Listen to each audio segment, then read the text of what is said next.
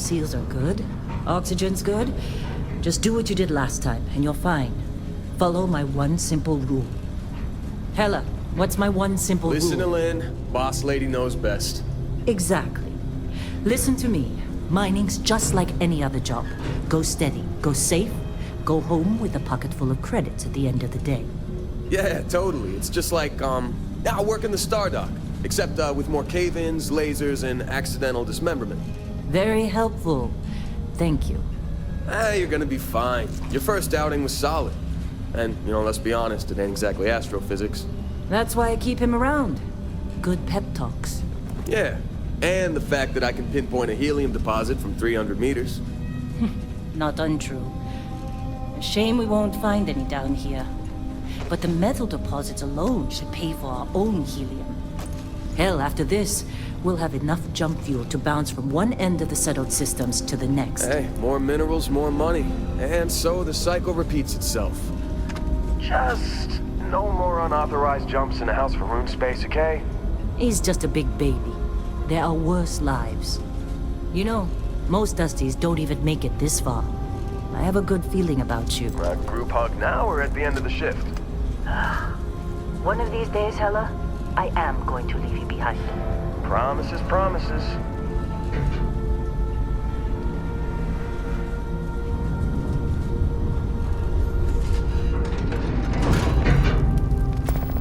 Okay, let's see what we've got. How are we on time? A little longer. Grab some samples? Always. But not you. Check on Isabel. Make sure she eases up on the breach. I don't feel like getting buried alive today. Roger that. Remember, Dusty, keep your breathing steady. And never take that helmet off down here. Oxygen processes don't extend this far. Yeah, because God forbid we drill on a rock with a breathable atmosphere. Know what I love about working in FREESTAR collective space? Fewer regs. A job like this in the United Colonies? Huh. So red tape. Look at this one over here. Calvert! No! No. It's a laser, not a sledgehammer. Ease up! Benning, if you got paid per break, you'd be a millionaire. Let's go! Yeah, okay. What do we say, Dusty? You make your cut, you get your cut. No exceptions. Come on, pick it up. Troy, what's the yield? Minimal at this point. Occasional glimmer, but it's weak. What do you think? Stay the course? No, ma'am. Juice ain't worth the squeeze. Well, okay then. Let's call this one tapped. Why don't you move over to that big vein we looked at? Yes, ma'am.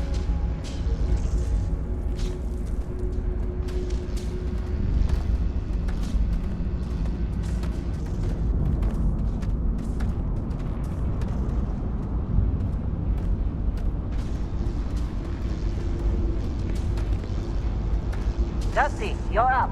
Grab a cutter and mine what you can. Metal deposits are in that cavern. I'll shout out when I need you.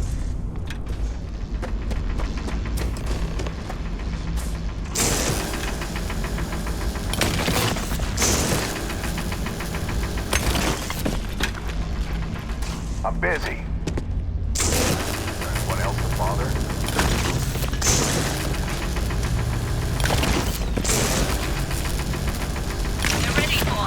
Get back up here! Come on. It's time. You're with me.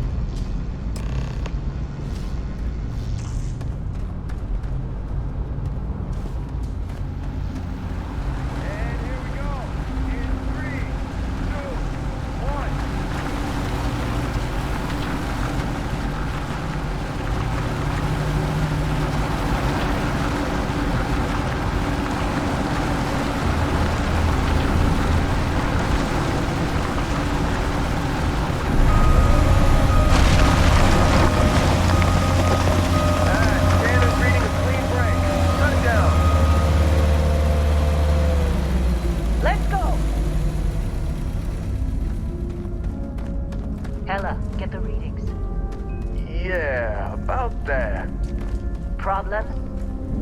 Not if you consider a spike in gravity readings a problem.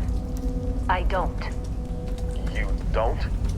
What we're after, it'll read as an anomaly. That's what I was told anyway. Okay, now you're starting to freak me out. Relax. It's just another job. Come on.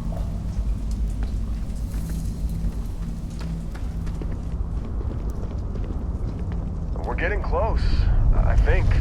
Yeah, everything is just... Lynn, seriously, there's something really effed up about this. Where is it, Hella?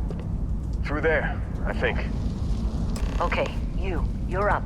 Something goes wrong in there, we'll come get you. Why would anything go wrong? Would you shut up? Both of you do your jobs. Client is on his way.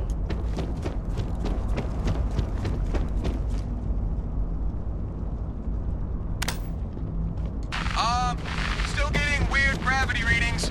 I guess that's a good thing. Just keep going. Do you see anything?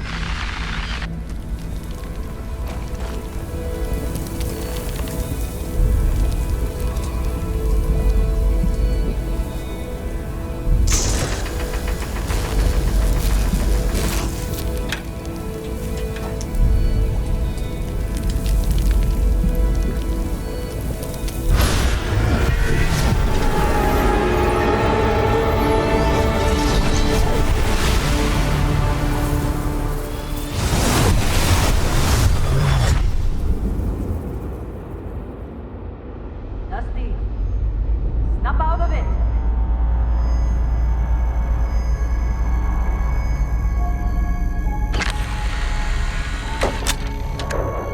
Hey, come on.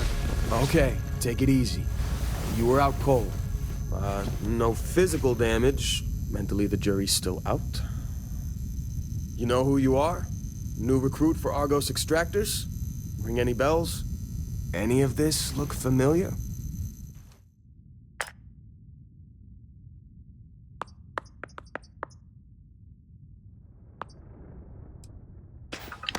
You were a good find when we hired you. Former military always knows how to get the job done. Well, you got the sample. Client's on his way, then we all get paid. You remember anything that happened? Easy there, high flyer. Probably just the endorphins kicking in when you passed out. Don't go having an experience on me. You'll walk it off.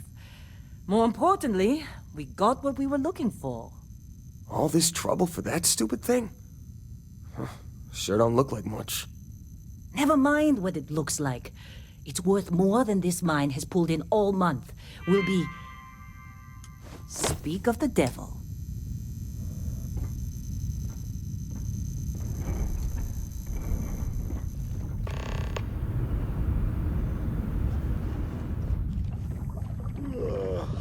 Our constellation contact is on approach. Wait, the Explorers group? I thought they were kind of a joke. Not a joke. You're just too young to know better. Hey, I'm just saying they got a reputation. Hell, I bet half the crew here doesn't even believe they really exist. Half the crew doesn't believe Earth exists, but it's still there. Same with Constellation. Yeah, but come on. Exploring space? Who does that anymore? Whoa, Ain't the space we've you already don't got look- complicated enough? Not to them, apparently. All right, Dusty. Airlock. Put your...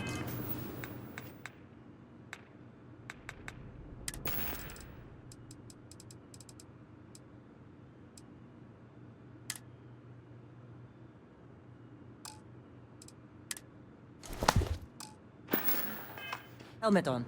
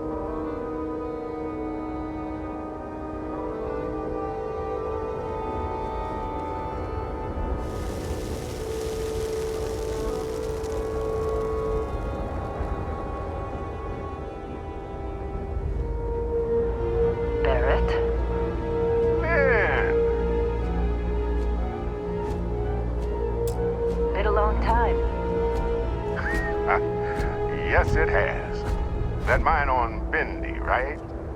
Kazal, hellhole, like this place. Rare mineral contract. Your tastes are a bit more sophisticated now, huh? So, you found something? Right here. The new guy found it. That right. And everything went cool? Just like grabbing those minerals on Bendy? Kazal, and no Barrett, not cool. He passed out after the extraction. Woke up saying all kinds of nonsense. Is that right, cowboy?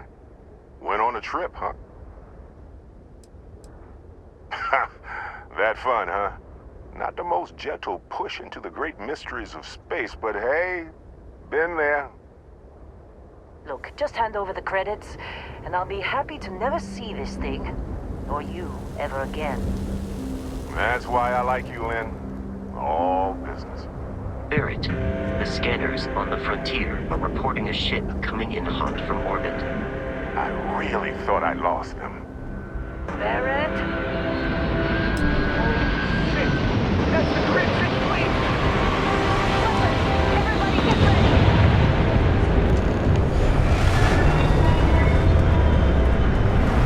Just like the emergency drill! Go!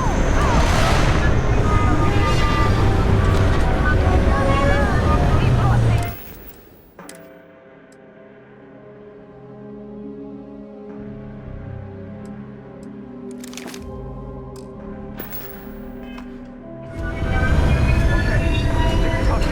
Stick to cover!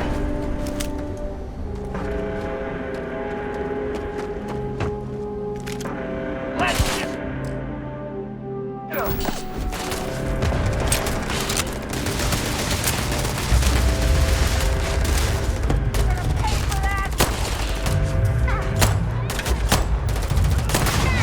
Take this guy down! I can't see!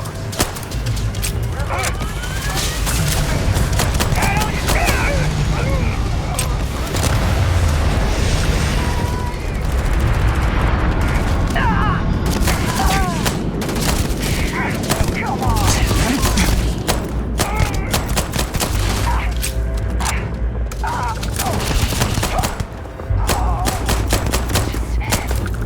Get in over me! I'm in over my head!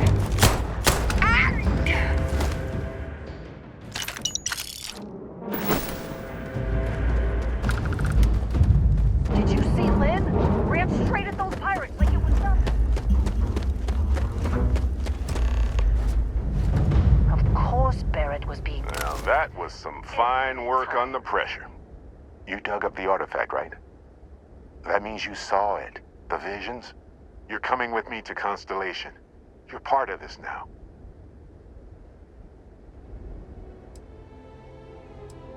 Marvelous. Oh no, Barrett. No. You think you're just going to take off after the mess you caused? All right. I guess I did just put you all on the Crimson Fleet hit list. How about I stay and I send your Dusty here in my place? I know, but he's not some miner anymore, Lynn. Soon as he touched that rock, something changed. Don't tell me you can't feel it. Fine. It's a deal. Get out of here, Dusty. You're on to bigger things.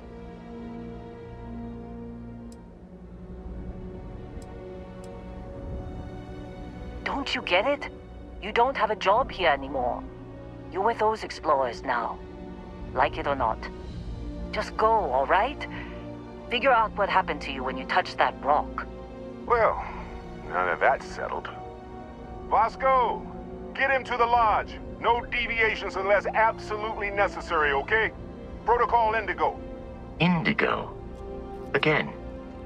Very well. Oh, and hey, take this. You'll find it very useful out there. And it even tells the time.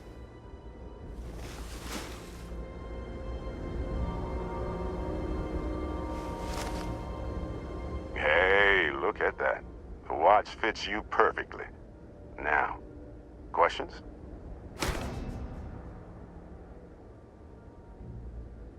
Come on.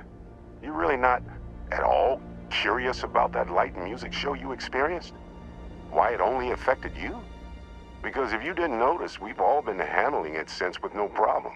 The way I see it, Constellation needs that artifact, but they also need you. This mystery is only getting bigger each step we take, and you're part of it now. And Vasco, don't let him break my ship.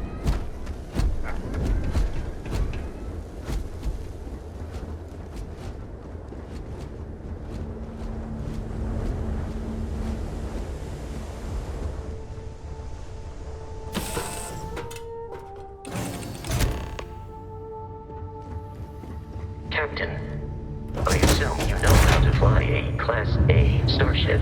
As Barrett likes to say, it's as easy as learning to ride a bike. I will attempt to boost the shields, just in case there are any difficulties.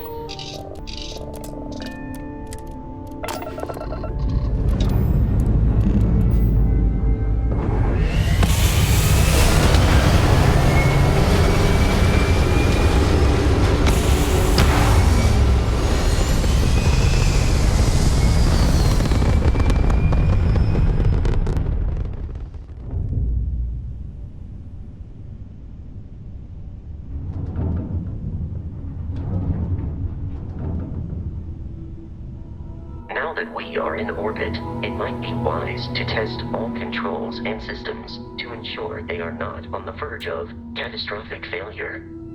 I can step you through the entire process, or if you're already an experienced pilot, just power up all the systems and we'll be on our way.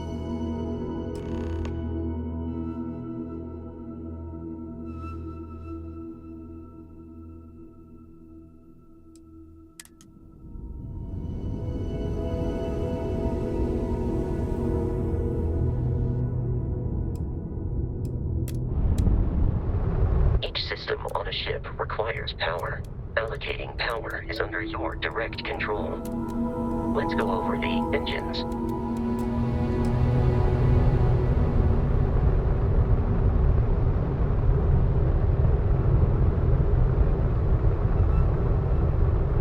You've proven an adequate pilot.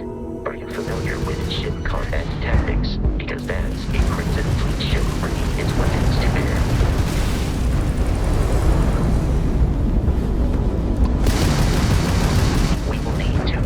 Their shields. Laser-based weaponry is particularly effective.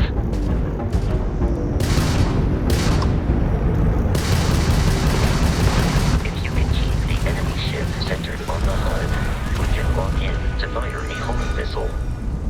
The enemy shields are down, Captain. Ballistic weaponry excels at damaging the hull once shields are offline.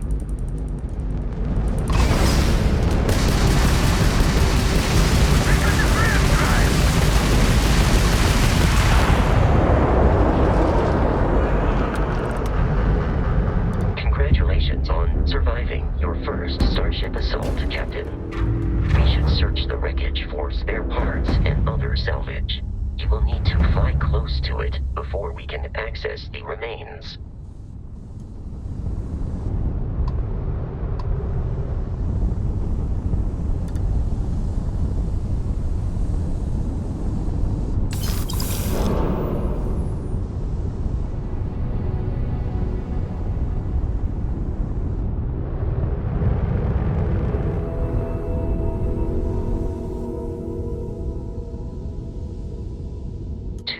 Crimson Fleet ships are jumping into our location, Captain.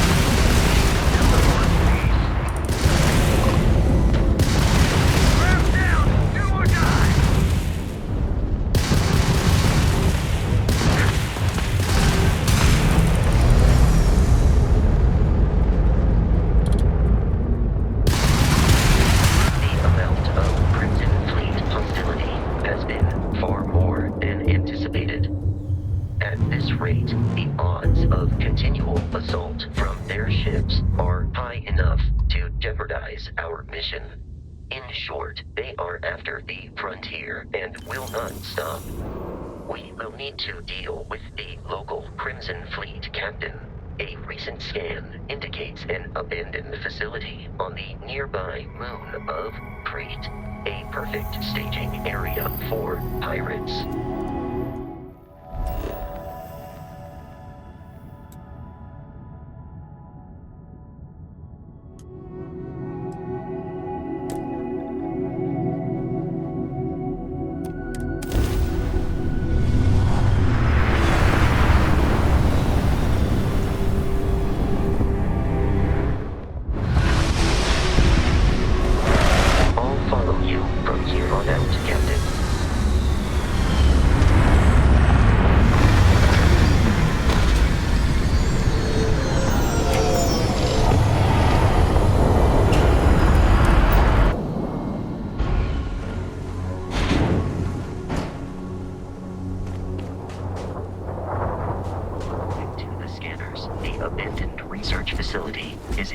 Direction.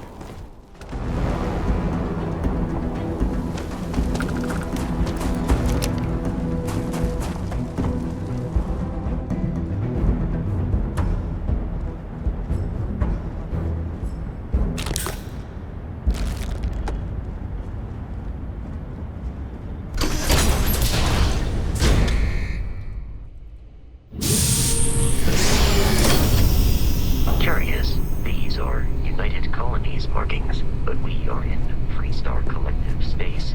It then stands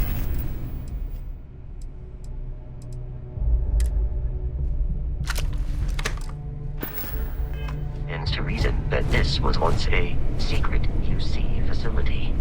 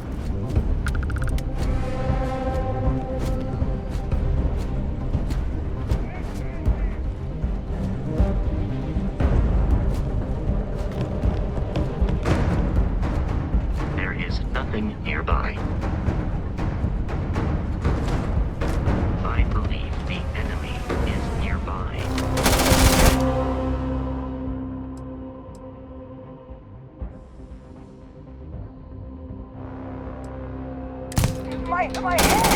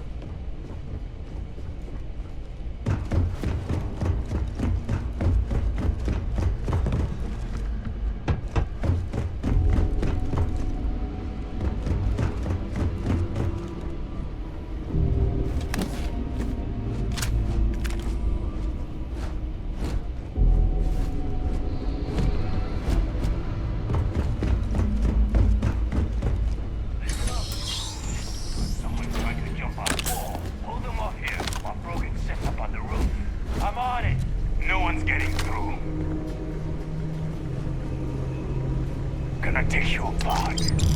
Cover me!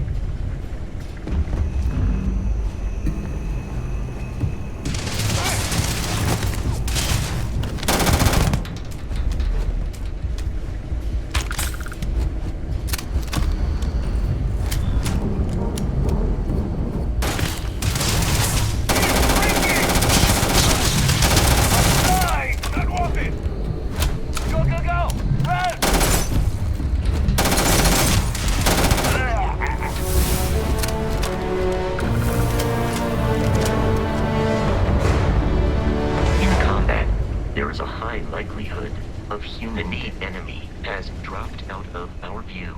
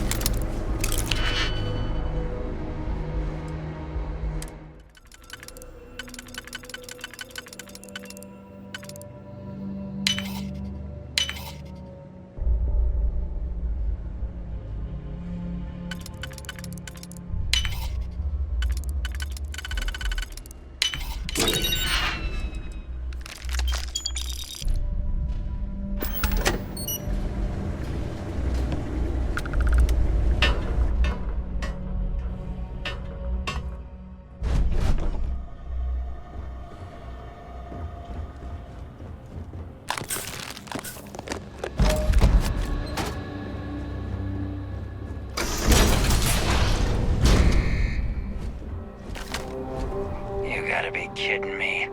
The Frontier has a new captain? You working with Barrett, or did you pry the ship keys out of his cold, dead hands?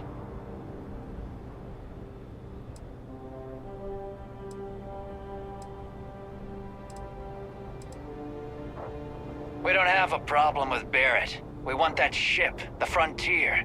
If you're the captain of it now, that means we're after you.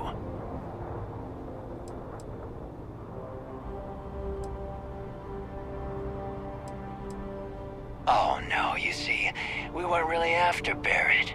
We're after that ship. Every Crimson Fleet rook hears about the Frontier.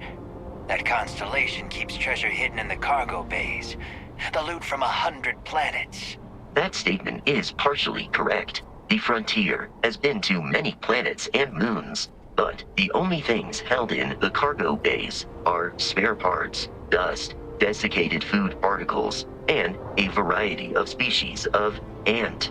I don't care what kind of lies Barrett programmed that robot to say. We're taking that ship.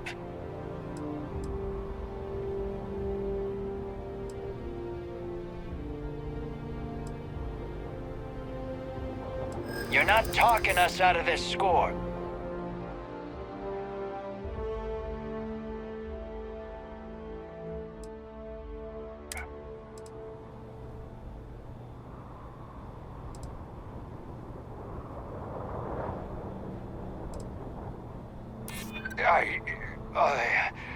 Don't move.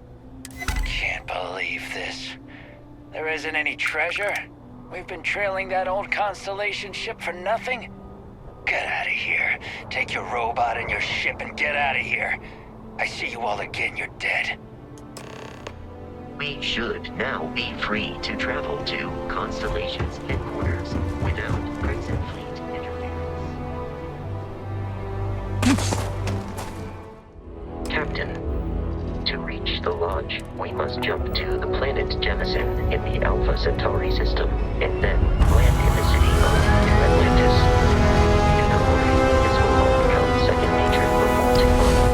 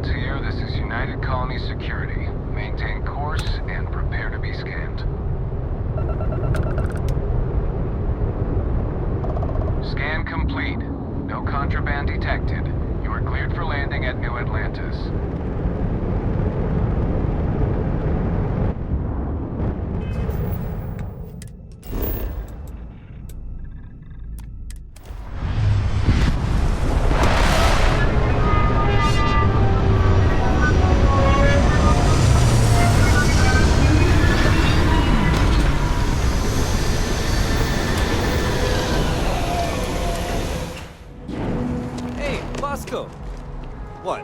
No Barrett? Let me guess. Indigo again? And here's your new captain. My crew can take a look at your ship. And you can stop by the Trade Authority kiosk if you need to offload some cargo. Nothing for us to do. You're in good flying condition. Everything looks good here. I'll be at my booth if you need me. I can assure you this unprovoked attack on a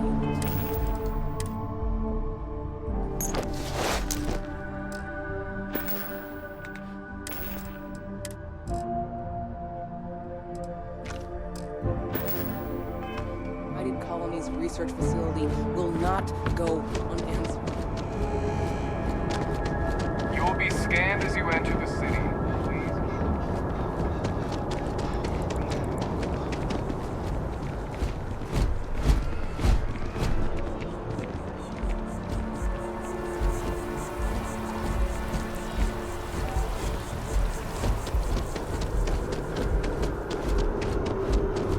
This is New Atlantis Transit, or the NAT. It provides free transportation throughout the city. We can take it directly to the Mast District.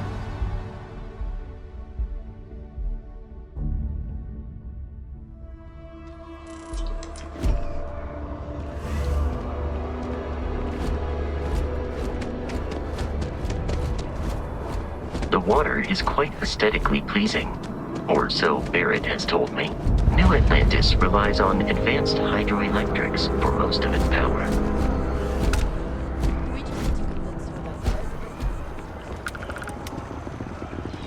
Sergeant Yumi's looking for reliable people to help the guard. Contact him if you're interested. We'd all appreciate it.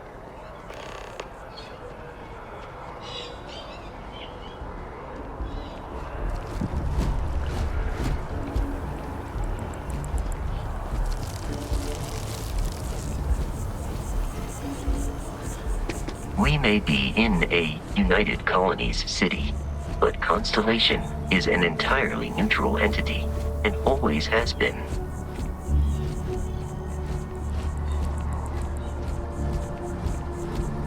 Here we are, the Lodge. the front door should unlock if you hold up the watch that Barrett gave you. I have messaged the other members of Constellation. They will be waiting for us inside.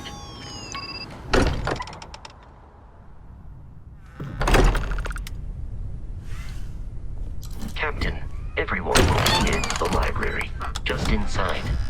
We appear to have a visitor. Welcome to Constellation. We have a lot to talk about.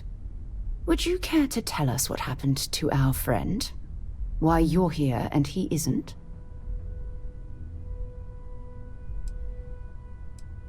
I see. Vasco, verify. All statements made have been factual. This is just typical. Barrett hands over our ship and our robot to some random employee of that discount mining outfit he uses. Walter. And if we hadn't insisted on installing those emergency protocols, I guarantee you this rock breaker here would be halfway to Neon.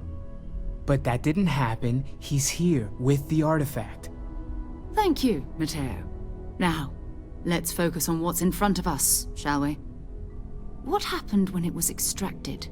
Did anyone see anything? Hear anything?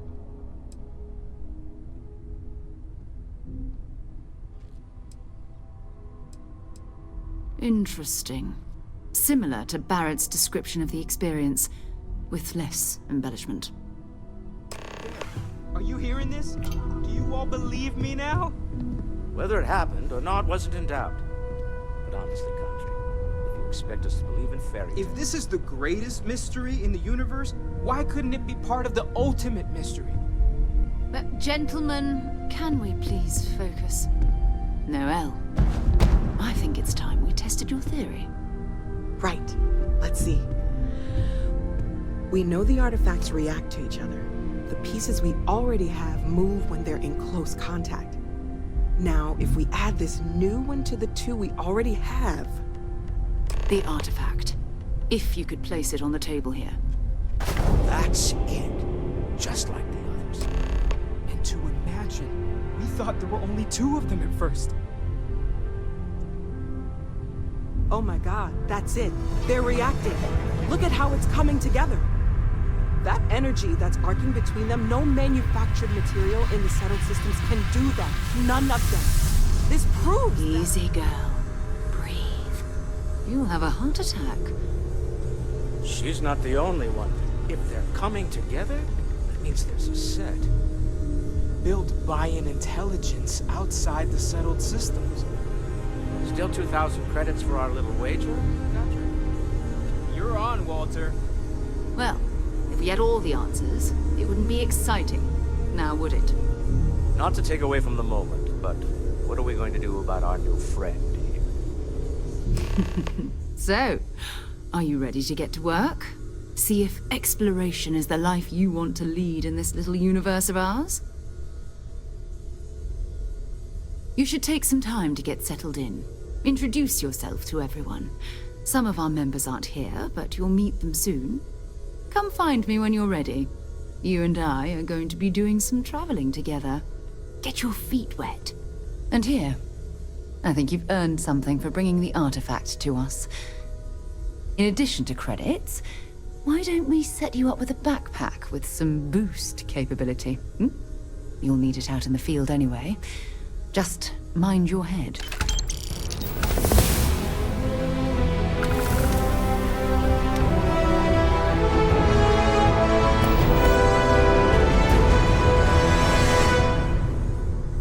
Ever since I got here, this has felt like home.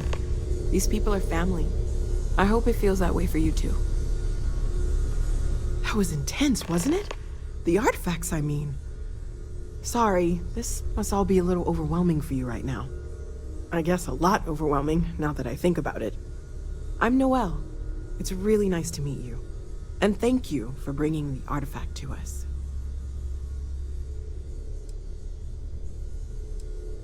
Planning on sticking around then? Good. I think we can find a spot for you. And along the way, I can give you the very abbreviated tour. Right. So you've seen the library, obviously. Walter is quite proud of the collection, but Matteo has made more than a few contributions. Gardens are out the doors there, if you need a moment of quiet contemplation. Emphasis on the quiet part, at least usually. Let's head upstairs. Sebastian Banks, Constellation's founder, had this place built decades ago. It was a big to-do at the time, but most people in the city have forgotten we're here.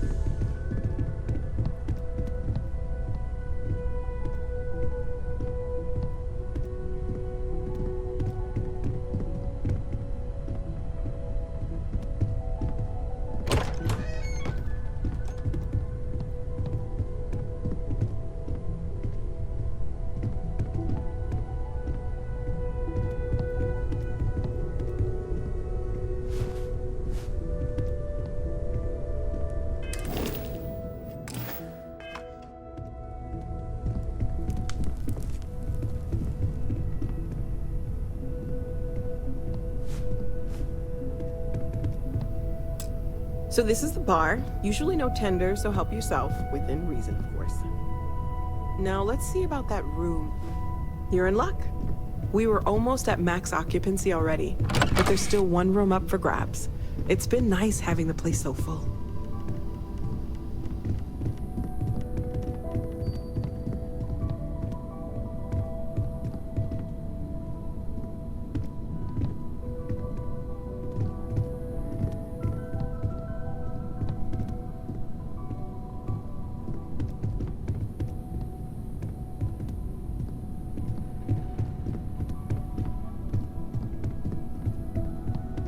Okay, this'll be you. Common room on one side, so that'll be quiet, and Mateo on the other side, so maybe a little less quiet. I'm sure Sarah has something planned for each of us, so I'd better get back to it. Don't want to keep her waiting too long. Enjoy!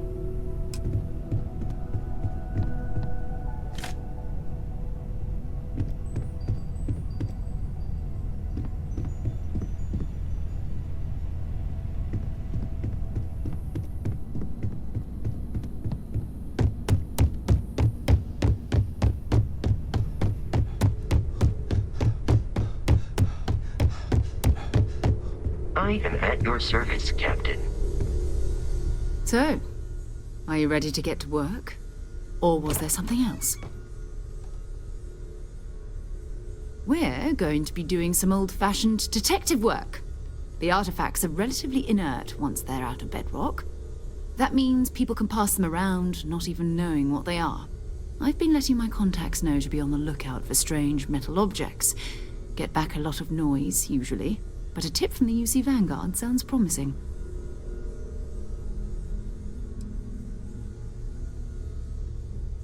Jumping to anthropology on me already? Oh, well, good. We all need our own reasons to be out there.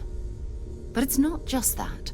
I want to take this opportunity to see how you handle yourself, and for you to learn more about us.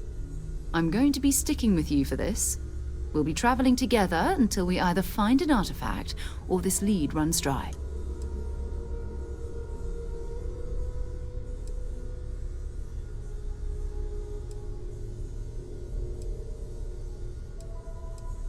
We'll need to head to Mast. Check in with the Vanguard recruiting office where my contact works. And listen, whatever you were before or whatever you do once you're out there, I don't care. So long as you don't bring UC security to our doorstep. Every member of Constellation is their own conscience. Understood? Good. Let's take a little stroll through New Atlantis, shall we?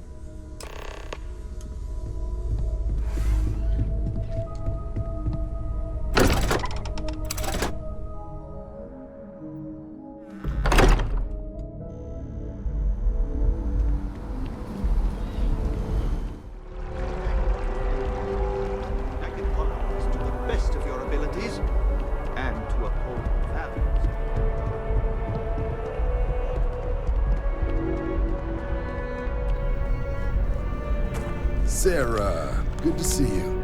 Who's your friend? Another space explorer. Hey, you ever think of joining up with the Vanguard? Help the United Colonies, earn some credits, even get your UC citizenship? All right. Can't blame me for trying, right? I mean, I still haven't given up on getting Sarah to re-enlist. It's a game we play. He asks. I say no. Here's what I got for you two. Vanguard volunteer by the name of Moera. Helps patrol the old neighborhood. Sol, Mars, Neptune, you know. The Sol system? Which admiral did he upset to get that posting? He's Martian, born and raised. Not like I can get anyone else to care. Word is he's got some fancy metal ornament he's been showing off to the old grounders.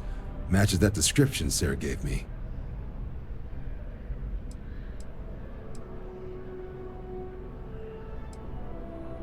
Sol system is a lot of planets, but a vet like Moera will be checking in at Sidonia on the regular. You mean hitting the bars, don't you, John? Hey, nothing wrong with a little refresh between patrols.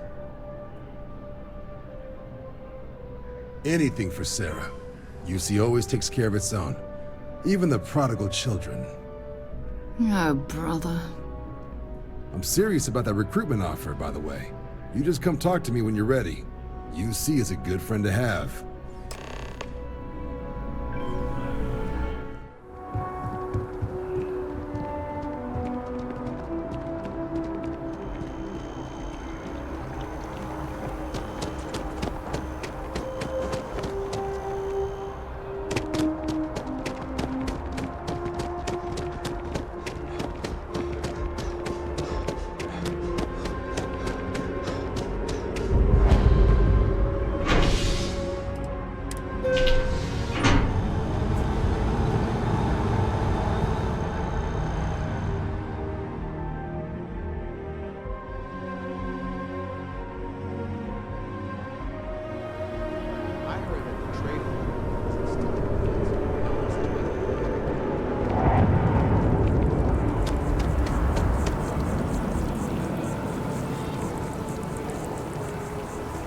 I've always liked that statue. It's beautiful, isn't it? I wonder what the artist was trying to represent.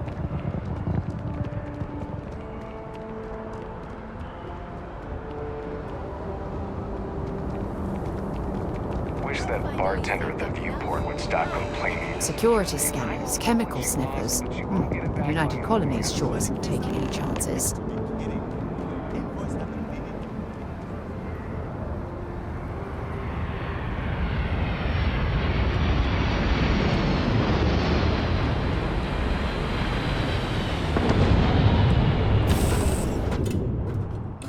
Head to my crew position.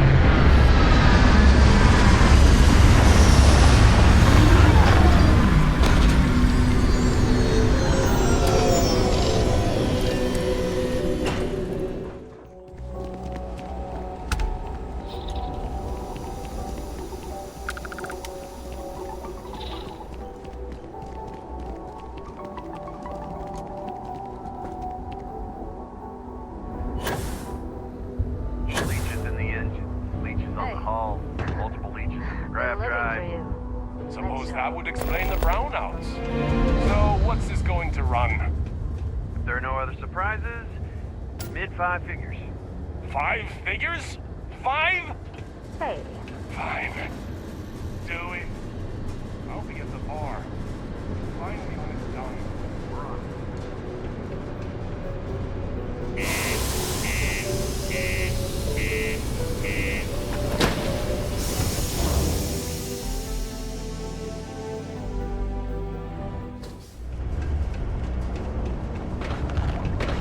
Careful near the railings on the upper levels. What do you mean there's no work?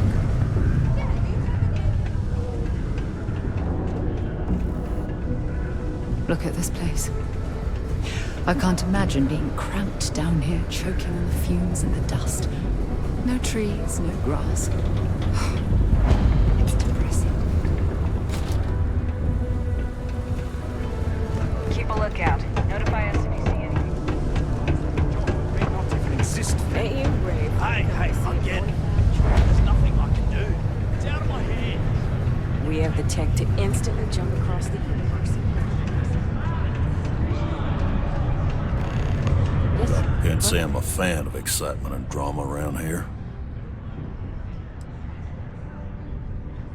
He ain't been around.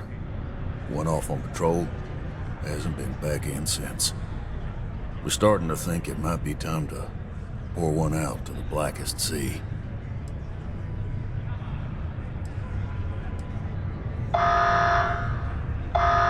You in the service? I know the feeling, but, you just get so used to losing people. Look, nothing more I'd love than to help out a fellow Martian. Especially one that's missing. But, He has a tab, and you don't know if he's coming back. it's a lot of credits, okay? I let it slide for a long time because he's a regular, but if I'm out all that money, I got problems. What do you say?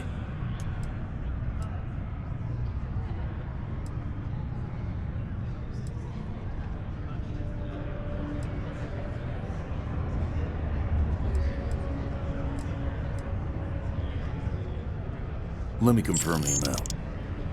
Okay, let's talk. Last time he was here, Moira kept yelling about the Lady of Love, singing songs, all that kind of thing. Venus? That's only one planet. Hardly an entire patrol route. I got what I got, okay? Fine.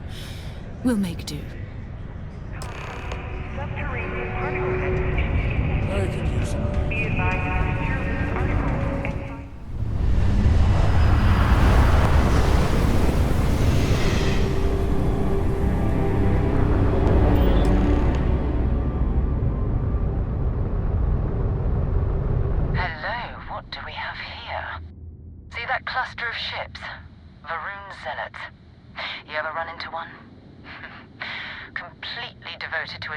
They call the Great Serpent, the devourer of the unbelievers. I'll let you guess what happens if they spot us.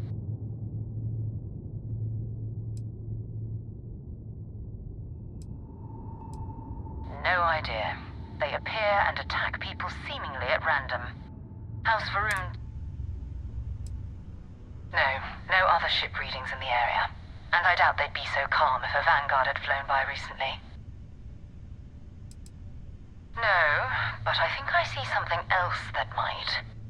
There's a UC satellite beacon hovering distressingly close to those Varun ships. If we can get close enough to it, we could download its logs and figure out where our Vanguard was heading to next. Exactly. Minimal ship power, go slow. We grab the data on that satellite and jump away.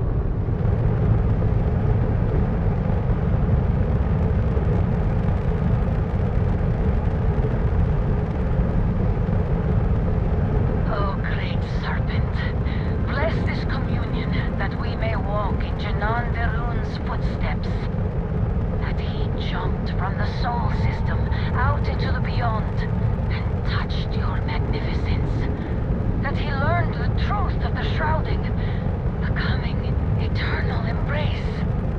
That you will reward the promised and cast the accursed into shadow.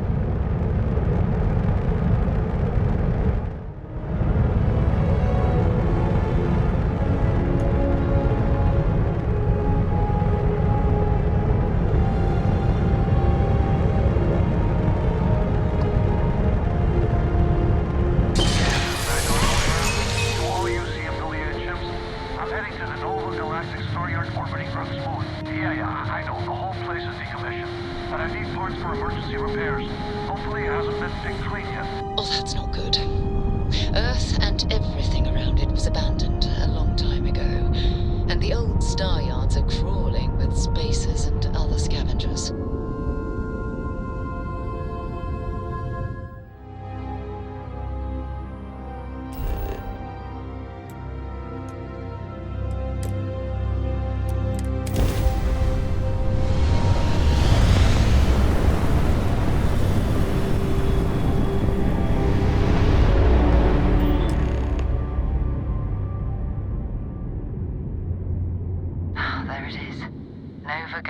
Star Yard, still orbiting Earth's moon.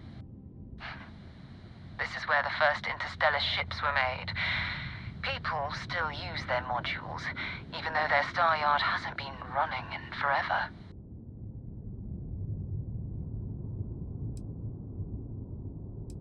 Keep your weapons ready. Never know who else might be scavenging there.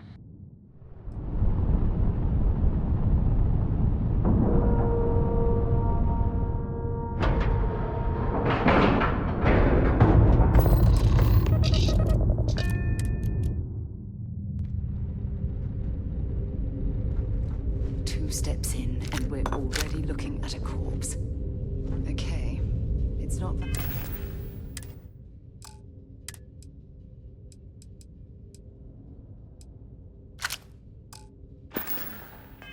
Vanguard Moara. Looks like spacers were walking around here and someone else came in and said hello. Oh, this won't be your last encounter with a spacer crew. They pillage abandoned facilities and shoot anyone who gets in their way. They're even less organized than the Crimson Fleet. Just count.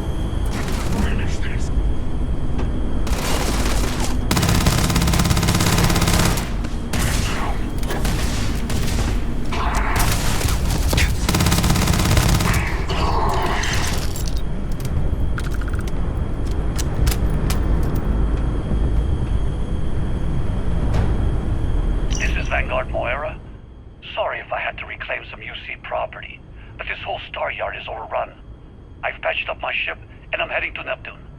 Going to put in another request to get the fleet out here to deal with these spacers. But until then, if any of you thugs are listening, I'm the damn ghost stealing your stuff in the night. Clear out while you have the chance.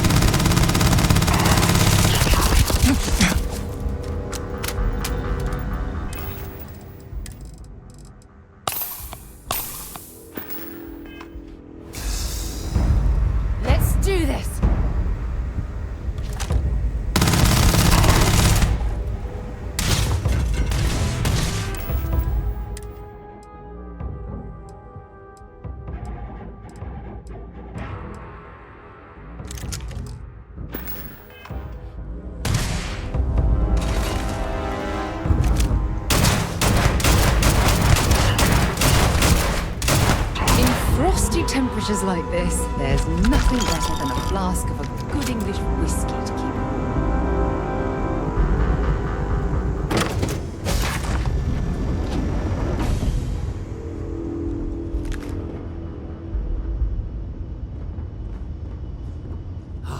Am I glad to meet whoever you two are. Looks like we're all in one piece. Any day you walk away from, right? What? You guys still exist? Man, I've only heard stories. We've heard stories too, about a strange object you found on patrol. So, you know what that thing is? I tried to hawk it in Sidonia, and the guy thought I was peddling phony titanium. It doesn't play nice with scanners. It'd be worthless to someone trying to flip rare minerals quickly. So you're saying I shouldn't be using it as a hood ornament? Hey, I'll trade some weird space rock for a rescue anytime. Hope you figure out whatever that thing is.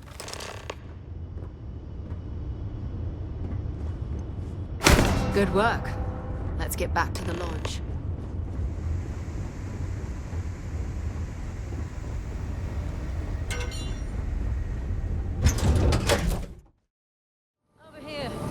There's something we need to discuss.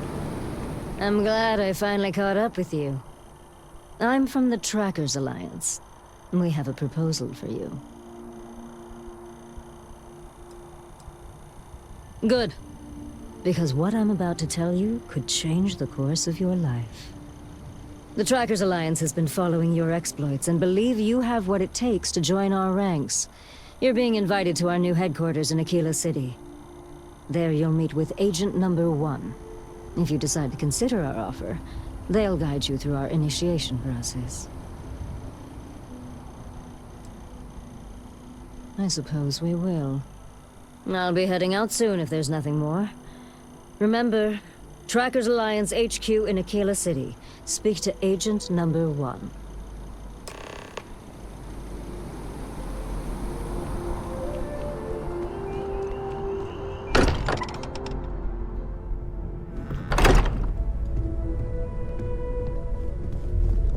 I hope you are satisfied with the quarters available to you.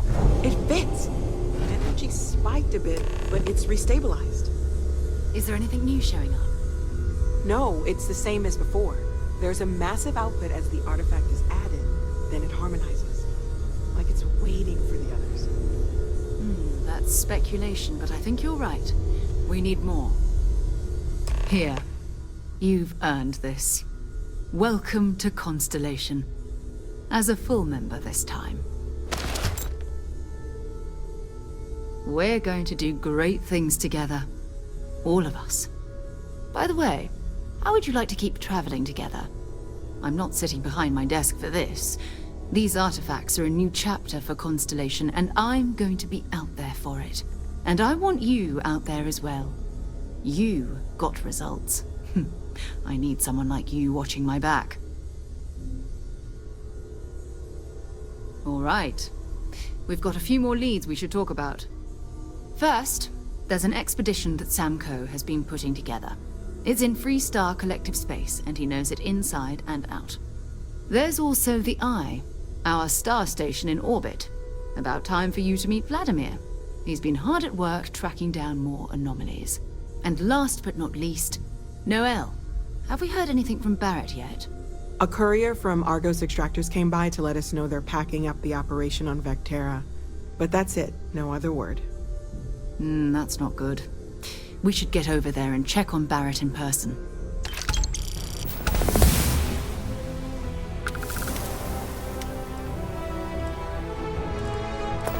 Time to go? I am at your service, Captain. Wondered who keeps the lodge so meticulously clean. It's been ages. And you must be the latest poor fool to get dragged into our dysfunctional little family. Whoa. I know a few dark sides of the Aquila Moons, but if you're looking for deep history lessons, well, I'm gonna fall asleep before you do. Trust me. Don't encourage him. Kuriko, by the way. Hi.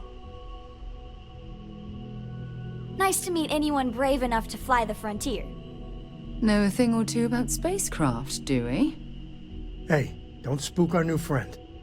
Frontier's a fine ship. Honest. Now, let's talk business.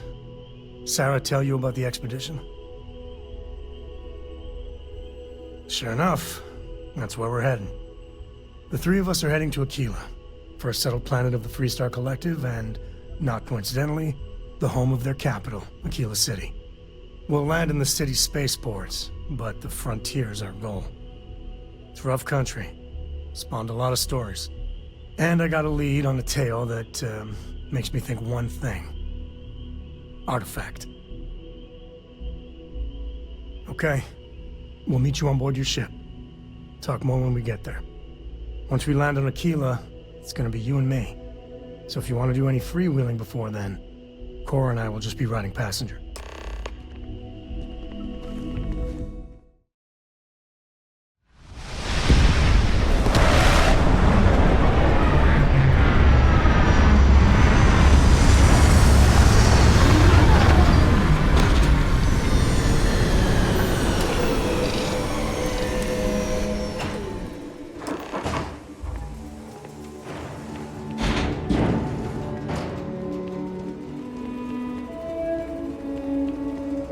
Alright, we're here. You ready? Because once we get started, I'm gonna be riding your tail till this is over. There's something you should know up front. I'm a Co. As in Solomon Co., first man on Aquila.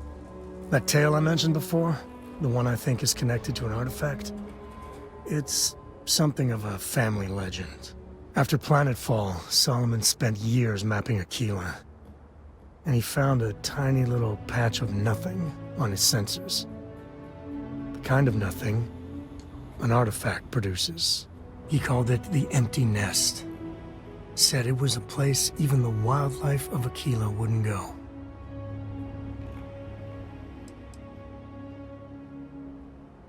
Solomon's maps are locked up tight in the local Gal Bank. We'll be heading there.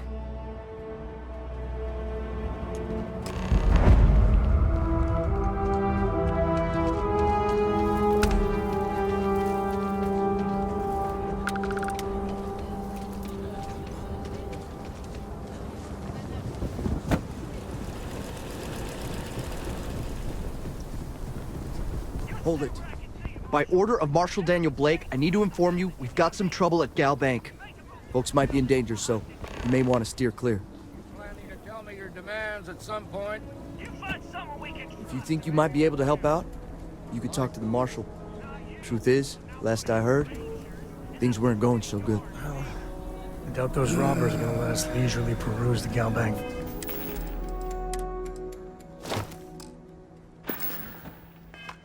Walt, we better see if we can help move the situation along. Security around here isn't. You need to stand back now.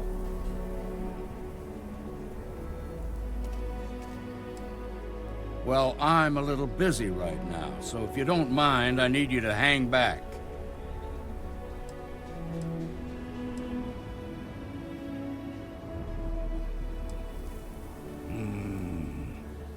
I wish I could say you were wrong, but I'm backed into a corner here. Some folks from the Shaw gang tried to rob the place, but they got spotted by a guard. They took everyone inside hostage, and now they're keeping a watch so we can't move against them. They're using the intercom to communicate. They won't talk to me. Say they don't trust the badge. They want a neutral negotiator. In other words, they didn't have a plan for this, so they're stalling while they come up with one. All right, I'm willing to allow that. But a few things first. Say what you have to, but whatever they ask for, there's no way in hell I'm giving it to them. Also, there are lives at stake, so don't get cavalier. Find out what they want, and then report back to me. Hey, you in the bank. I'm sending in a negotiator, so don't shoot. Hands where I can see him, and don't try nothing.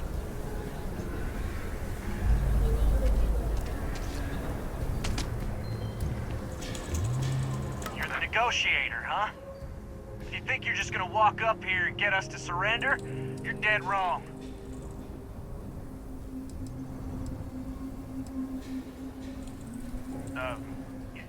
It's Jed. Jed Bullock. Well, ain't you polite? So tell me, stranger, how do I know you're gonna deal straight with us?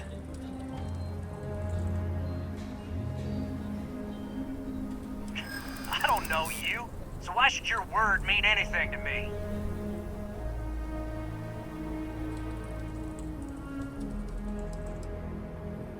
I'm so ready to get out of here.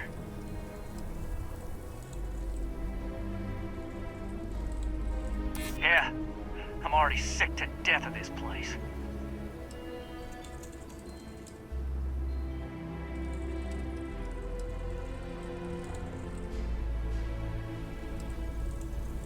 We've been in worse scrapes than this. We can handle being stuck in a bank. Nothing you say is gonna change my mind, so let's just move on.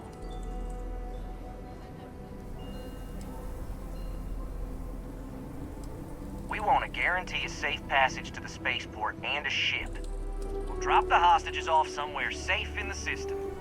After that, we'll radio back where they are, and the Marshal and his crew can come and get them. But if anybody follows us when we break orbit, we start shooting people. Got it?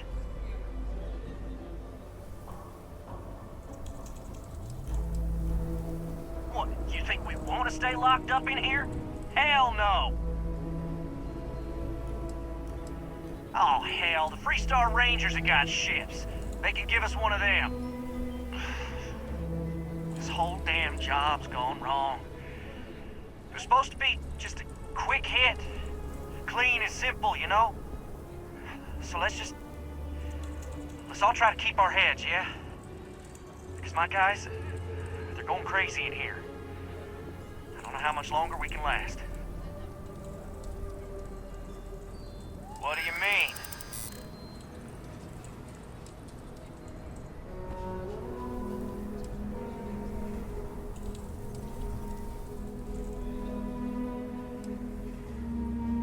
You have to believe me, we never meant to take hostages.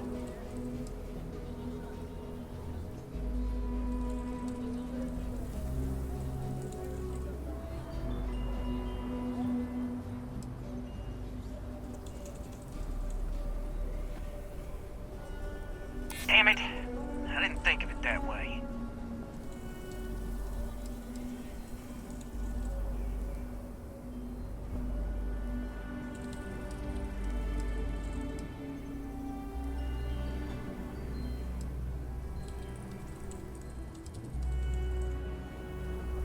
Marshal might take us down, but we'll take down some of his on the way. I promise you that.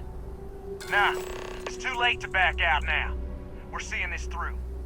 You go tell the Marshal to get that ship ready so we can all walk away from this thing without anybody getting hurt.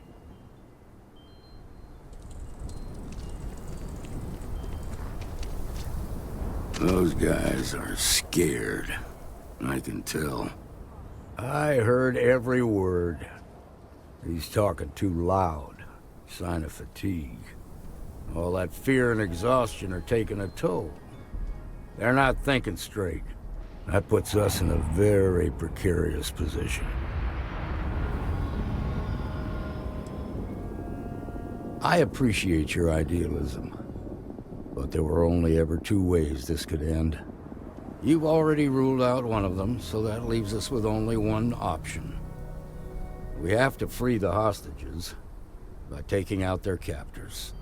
Problem is, they're keeping me and the guards in sight at all times. If we try to move against them, they'll see us coming. Done this kind of work before, huh? Good. I'll feel a lot better about sending in a professional. That sounded kind of cold-blooded. Now, I see two ways we can play this. You could ask to see the hostages. Once you're inside, you can make your move. If you're quick, I think you can take them out before they have a chance to respond. But you'll have to shoot to kill. There's also a back door.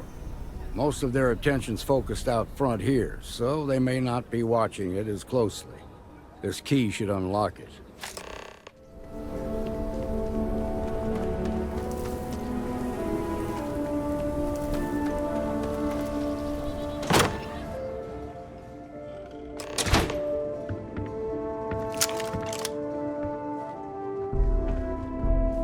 What the hell?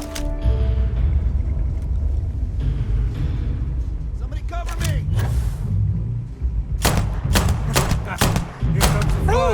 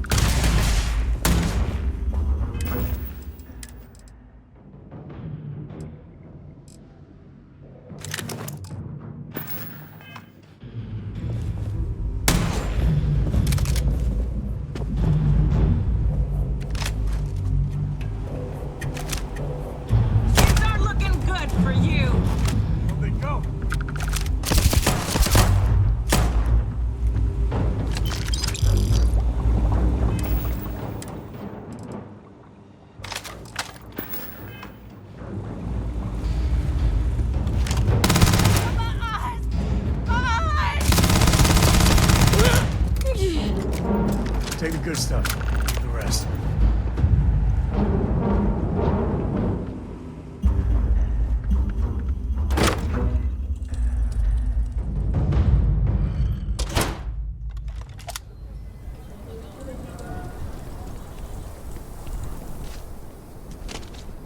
Nice work. I heard the fight. The hostages, are they safe? That's good to hear. Those people aren't just citizens of the FREESTAR Collective, they're like family. We all are. As for the Shaw gang, we'll grieve for them too. Here, you've more than earned this.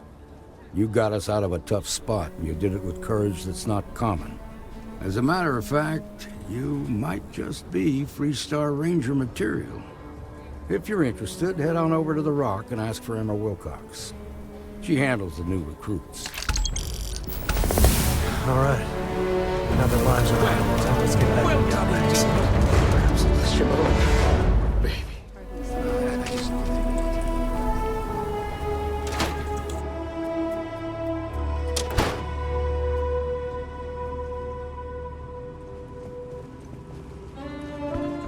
I suppose I'll have to write a report about all of this.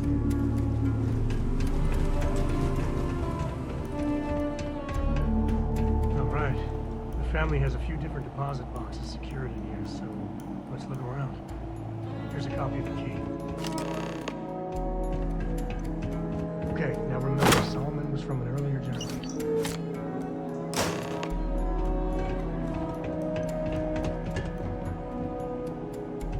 Oh, no. Jacob. Of course that old mule saw this coming. There we do. I was hoping to avoid the estate when we landed. Cora's gonna be so mad.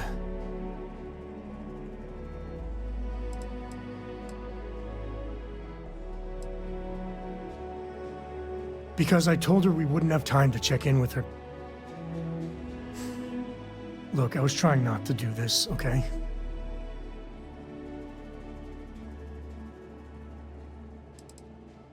We really gotta do this.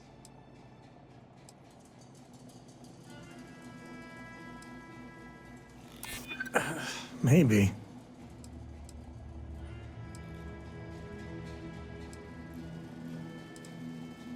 You're not wrong. All right, fine. He's my dad, okay? We're not exactly on friendly terms. He probably figured I'd come for the maps at some point. Got ahead of me. Family business just wasn't something I wanted to get into, you know? Yeah, well, sorry I'm such a pain about it. No forgiveness between me and my old man. It's, co-tradition. All right, shall we?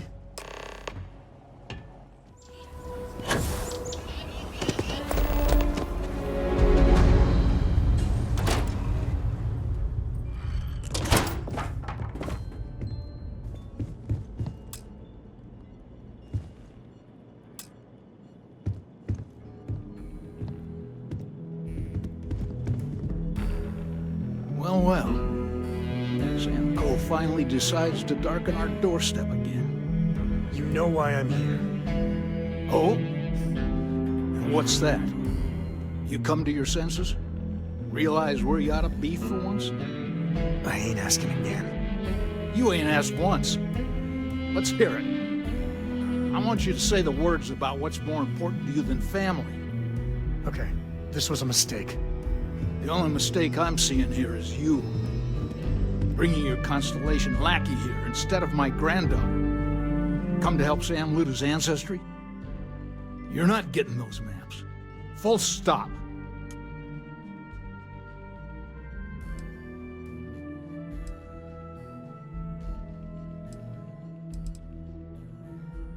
Nothing's more important than family. Nothing. If Sam had stuck around, he'd know that. You wouldn't be here. All right, that's enough. Come on, let's you and I talk. In private. Welcome home, Sam. Make your visit short, okay? It's what you do. You need something? Give me a sec. All right, let's talk options. You're flying in the face of my 30-plus years experience with the man, but all right. I hope you like arguing.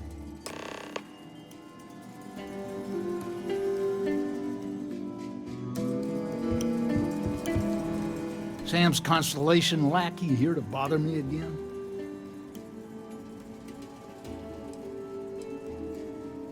Well, that's not your decision, is it?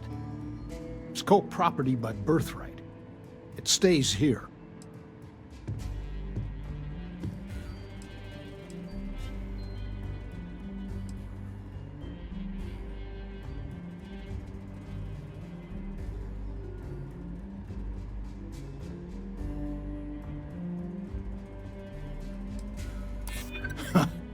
Maybe you're right.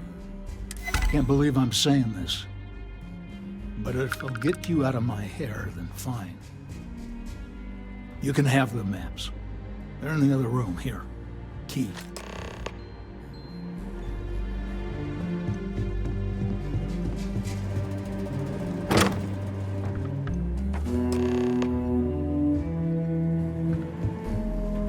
All right, let's see if we can find the empty nest.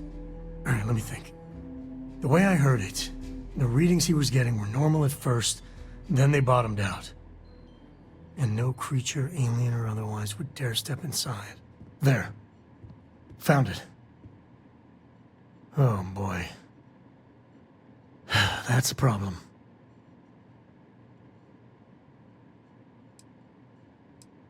Well, you ain't wrong. but let's take a look at what we're up against. First, it's in the middle of the frontier, which we already expected. No problems there, but the usual tussling with alien wildlife. But the empty nest is a cave right in the middle of Shaw Gang territory. Same outlaws who held up Galbank.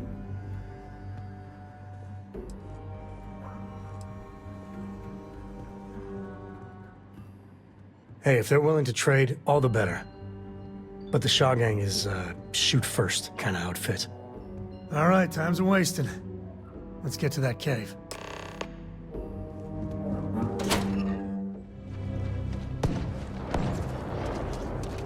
All right, this is Shaw Gang.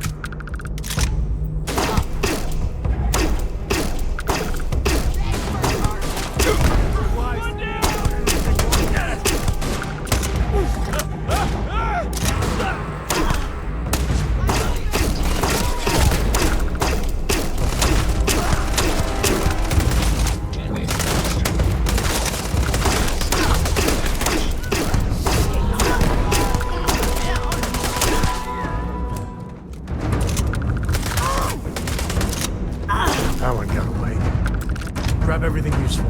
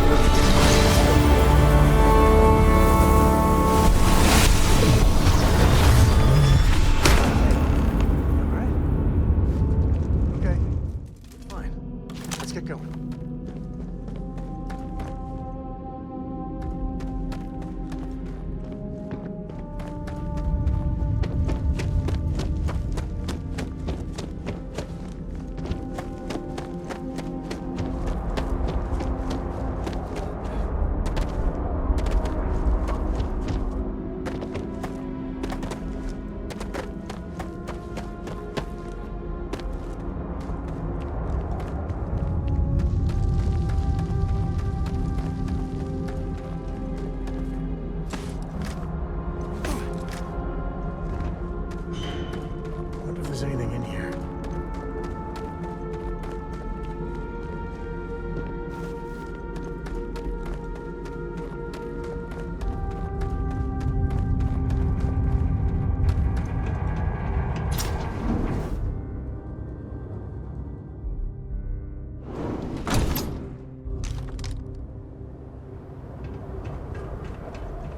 I think that's far enough.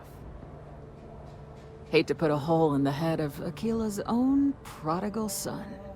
At least not before we've had a word. You must be Shaw. What I am is disappointed. Samco in the flesh, and he's peddling around the frontier with the has-beens of Constellation. Now you got past my crew, who I pay quite handsomely, I might add. Grabbed something from that weird cave. Probably whatever's been keeping the Ashta away. So, I'm down one hideout. Now, let's talk about what all that's worth to me. Your lives, your credits. One or the other, really.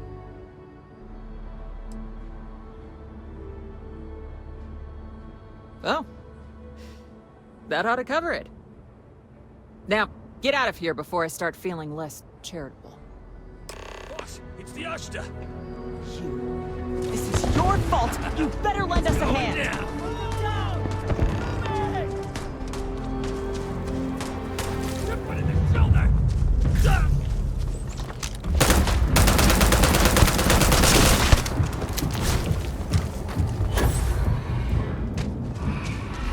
It's payday.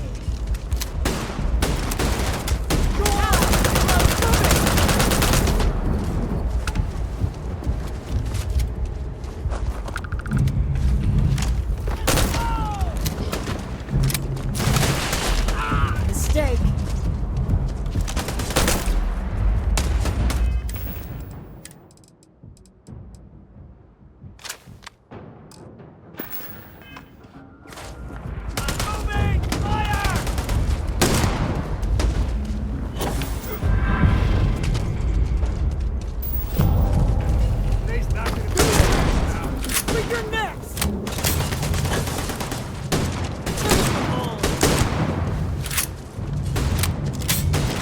Easy money.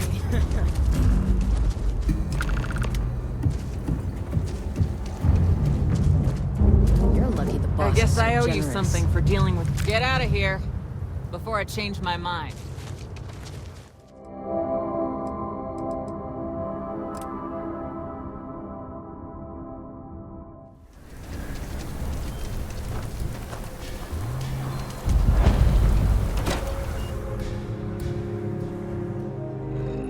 And you're breathing? Back to normal yet? Mostly. Still feels a little weird, though. Guess I'm not used to having your check out. I feel for the folk in the stretch. You got some business with me? Oh, well, if the Marshal sent you to me, that means he's looking to recruit you. Just so you know what you're getting into, I'll explain who we are and what we do. Well, the FREESTAR Rangers ensure the safety and security of the FREESTAR Collective and its people. We might hunt down a fugitive, break up a smuggling operation, investigate a starship theft, or put some would-be bank robbers behind bars. Whatever needs doing to keep the people safe, we do. Like most things that are worth doing, it ain't always easy. But do I think we make the FREESTAR Collective a little safer for everyone? Yeah, I do. I imagine you've got some questions. I'll answer anything I can.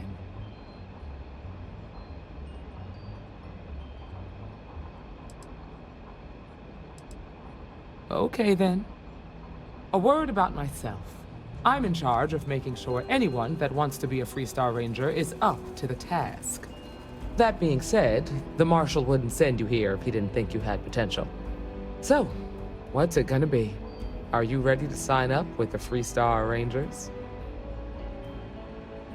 Might be a good fit for you. The Rangers can do a lot of good. Before I hand you a badge, I need to know you can handle the job. You helped out with the hostage situation, but sometimes people just get lucky. Tell you what, Use the mission terminal and take one of the listed jobs. Your choice. Come back alive, and we'll talk about you joining up. Then I suggest you get going. You should try Filbert's beer. It's...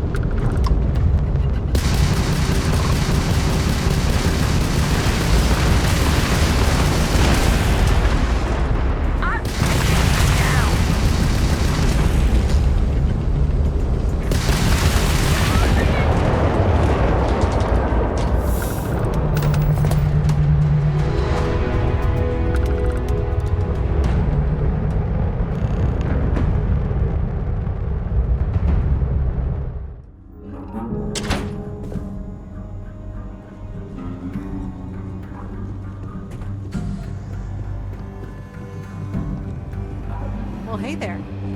You've got potential.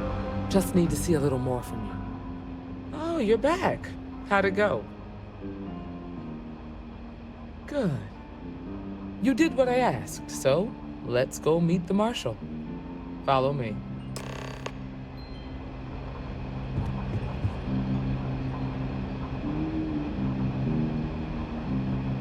Just let me drink in peace. We're headquartered in the upper floors of the Rock, but we also have remote stations throughout FREESTAR collective space. Helps us to identify and respond to threats more quickly. It's really There are not. less than a dozen Rangers in all, and we operate with limited resources. Thankfully, most people respect us and are willing to cooperate. In this job, your eyes, ears, and wits are every bit as important as your badge and your sidearm.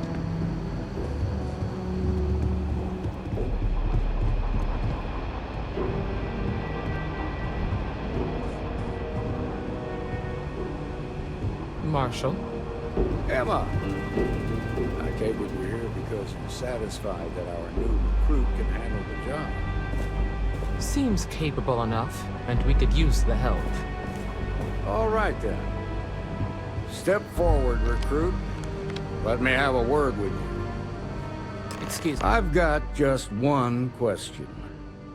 Do you pledge to defend the people of the FREESTAR Collective, even if it means risking your own life? Good. Here, take these.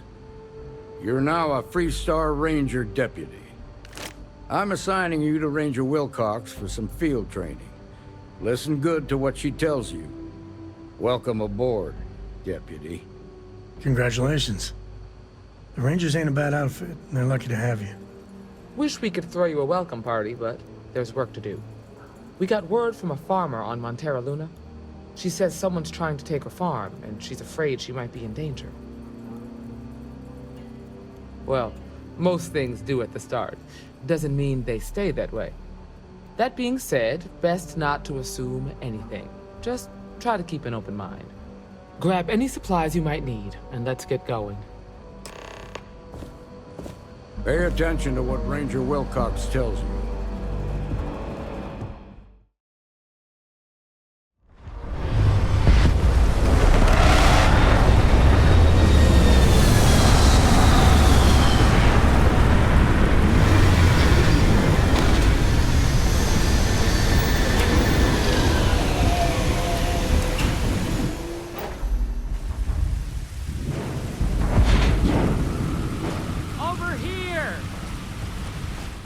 FREESTAR Rangers. You have no idea how happy I am to see you. I'm Ranger Emma Wilcox. My deputy and I are here to help. Now, tell us what happened. I was out planting in the fields when I saw some men approaching. They looked like soldiers with uniforms and weapons and such. They wanted to buy the farm. Didn't even ask if it was for sale. Their offer was so low, I told them right where they could stick it. They said they'd give me time to think about it, but If I didn't change my mind, I was gonna regret it. Then they left. Well, they sure as hell look like fighting men to me. Go see for yourself. They headed into the canyons back behind the house. That place is dangerous. Steep slopes, narrow trails, rock slides, and all manner of hostile creatures, too. If you're going after those men, be careful. Oh, there's one other thing. They said they were the first. First of what, I'm not sure. There must be more of them coming. Thank you, ma'am. That should be enough for us to find these men. All right, Deputy. Keep that weapon handy and your eyes sharp. Since these guys don't know we're after them, they're probably not.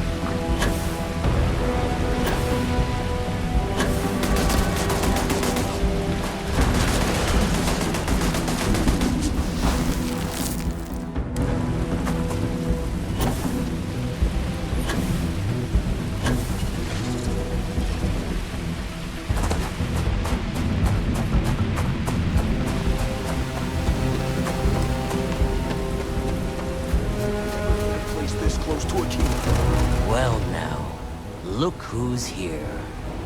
Ms. Wagner called in the cavalry. Except it ain't much of a cavalry.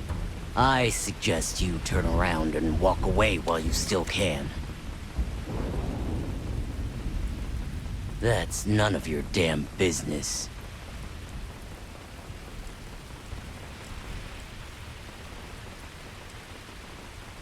Don't recognize the uniforms. Guess I shouldn't be surprised. It's like the Major said, everyone's conveniently forgotten. Forgotten our sacrifice. Forgotten how we were betrayed. We'll make them all remember soon enough. I promise you that. Oh, it ain't exactly the farm that's special, but that ain't none of your business.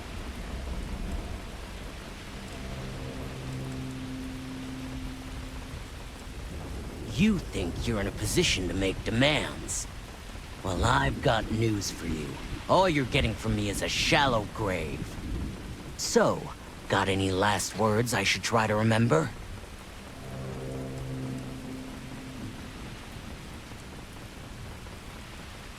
If you think I give a damn about the FREESTAR Rangers, then you've got no idea who you're dealing with. Matter of fact, that just makes it even more fun. Air 'em out, boys!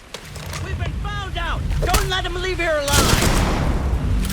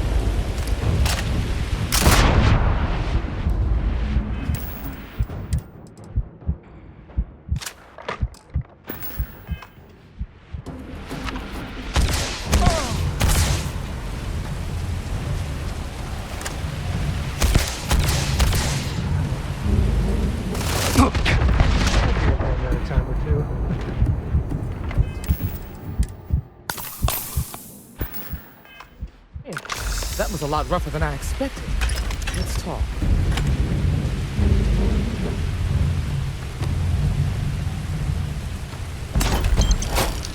If I may. Ka-ching.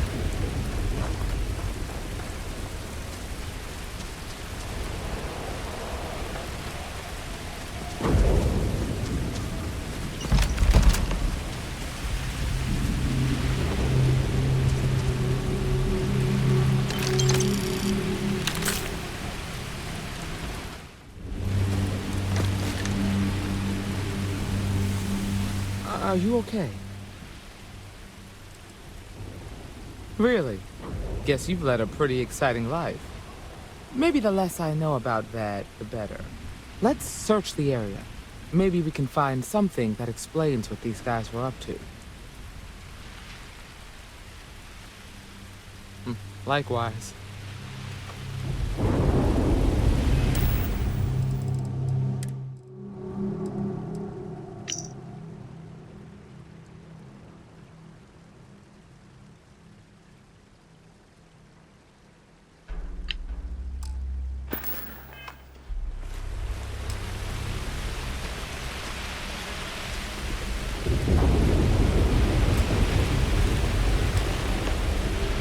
Find anything interesting? Let's see what we have here. Interesting. So, their ship was stolen from the Hope Tech factory. Whoever pulled that off must have been one hell of a shipjacker. Well, I guess someone really wants that farm bad. Speaking of which, let's get back there and let Miss Wagner know that she's safe. For now.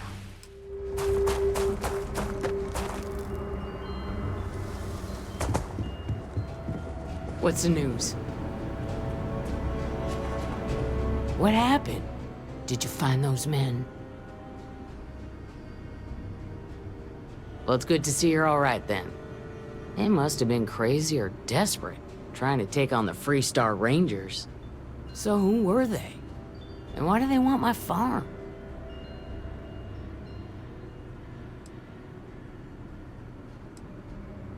Hope Tech? The cargo ship company? Sorry, I don't know anything about that. They say the Rangers always get their man, so to speak. I'm sure you'll figure it out. I can't thank you enough.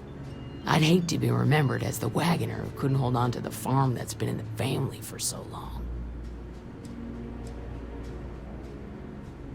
Of course. All the same, I'm grateful.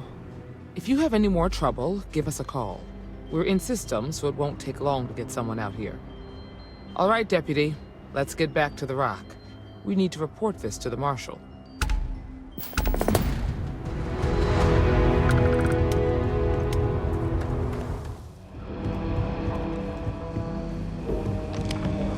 What's the story on Montero Luna? That call we got from Wagner Farm turned out to be a little more interesting than I was expecting. Some men were trying to run the Wagners off the land. They tried to buy it first, but when that didn't work, they turned to threats. We confronted them, and unfortunately, it came to violence. None of them survived. You helped someone in need and came back alive. That's a job well done. For the time being, yes, but you could still be in danger. That's why we need to fill in some blanks. What did you make of these men who were trying to take the farm? I had a feeling you were no stranger to combat. Good thing, too, given the turn of events. Spent some time in uniform, huh? Respect. Now, did you find anything that might give us a lead on why these men wanted the farm? Hope Tech ships ain't exactly cheap. That thief could probably tell us a lot about these men you ran into. There's something else. They were dressed in FREESTAR militia uniforms. The unit badge was yellow on black with the number 1. They also said something about being forgotten. They seemed bitter about it. Resentful. Didn't you fight in the Colony War, Marshal? Any of that sound familiar? The 1st Cavalry. I was in that unit for a while. but it was disbanded decades ago. After the Battle of Nera. What was left of it, anyway. Hell, it's our only lead. The Hope Tech factory is in Hope Town on Polvo. Nia Kalu's our ranger stationed out there. She can introduce you to Ron Hope, the president of Hope Tech. He might be able to help you find the thief. Just make sure you stay on his good side. He's on the Council of Governors, and they're the ones we answer to. Good. The last thing I need is the Council breathing down my neck. This is your assignment now, Deputy. Work with the other Rangers. Find out what you can about those men on Montera Luna. Meantime, I'll look into a possible connection with the 1st Cavalry. Good hunting. Mayday! Mayday! This is FREESTAR Ranger Nia Kalu. If anyone is hearing this, system's failing. Need help. I repeat, need help. Welcome to FREESTAR space. We're gonna do a quick scan for contraband. Be on your way. Alright, that's it. Welcome to Hopetown.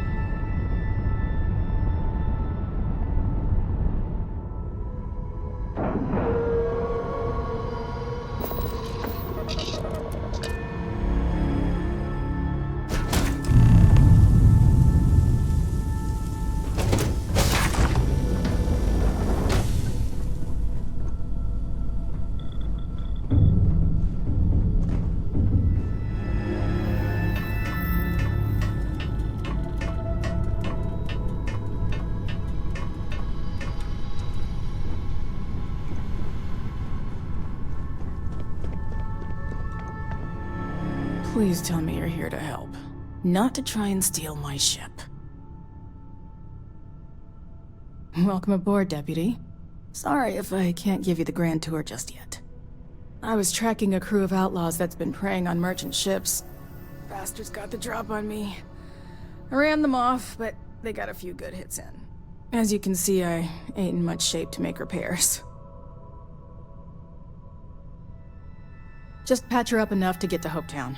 The rest can get fixed up there. Thanks. I owe you one. Rangers always got each other's back.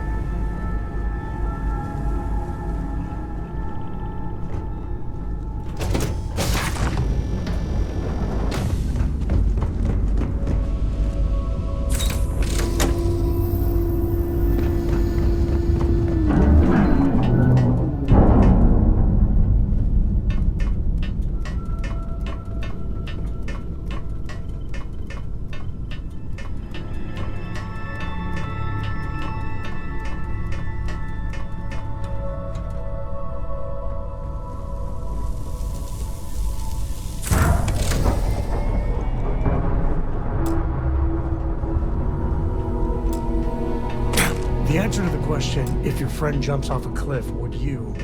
No. No, sir, I wouldn't.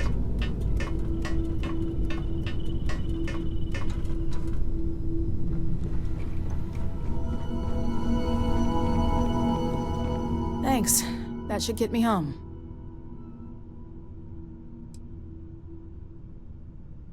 Good.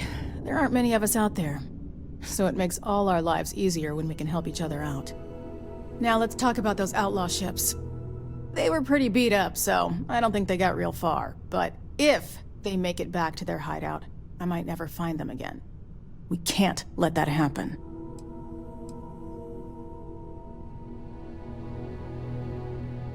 They look to be heading for Polvo's moon Miatha. Good hunting.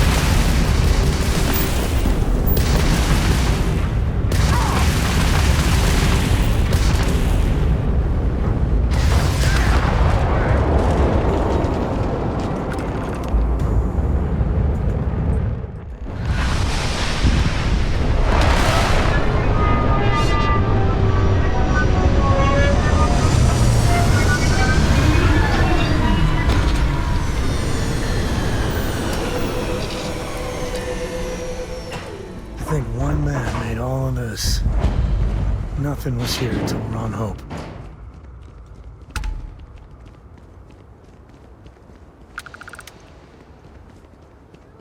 I don't want to hear any complaints. Hardly believe it. It's great to see you. Pardon. Excuse me. A little desperate here. This was literally nothing until Ron Hope came here.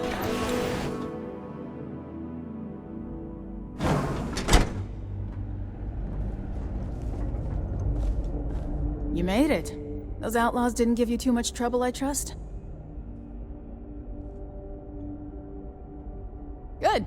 I'm sure it didn't hurt that I softened him up for you. You've got good timing. A courier just came in from Aquila. The Marshal sends his regards along with a briefing on your case. I was surprised as hell to learn about the starship theft. Nobody said a word to me about it. Anyway, Mr. Hope can see us whenever you're ready. If you need to take a little time first, feel free. His office is upstairs. He's in a meeting, but it should be wrapping up. Come on.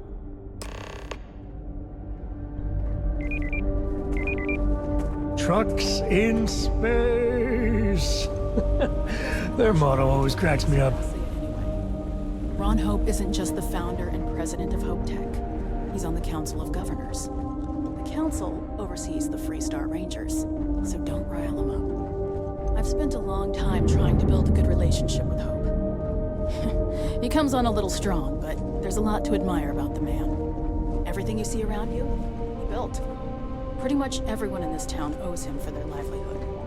Can't begin to imagine the kind of pressure that must put on someone. All I'm saying is, try to show a little respect.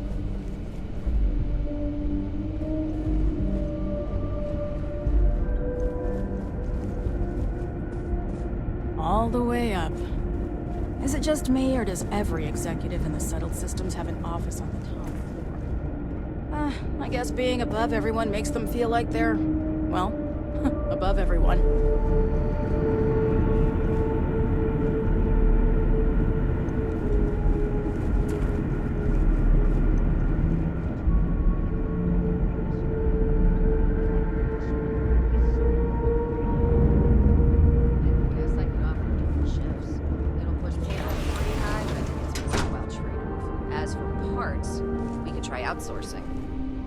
Contract with scavengers, maybe, but that's a decision that's got to be made upstairs. Talk to Elaine about the scavengers. It's not a bad idea, provided we get a good deal. And I don't mean a fair deal. I mean a good deal. Remember, it's not just our bottom line that matters. We're also responsible for the welfare of everyone in the factory. We look out for our people here, Burchett. That's a point of great personal pride. Excuse me, Mr. Hope? Well now, the FREESTAR Rangers. At last! Damn good to see you. I think we're done here, Burchett. Yes, sir. This is the deputy I told you about. Splendid. Splendid! It's a noble calling, being a FREESTAR Ranger. We certainly could use more of you.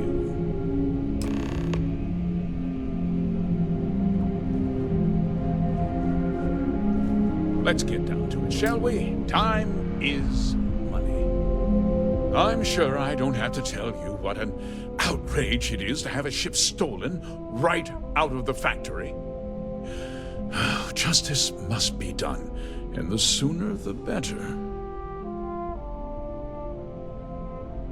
That's good news. I'll send my people over to bring it home.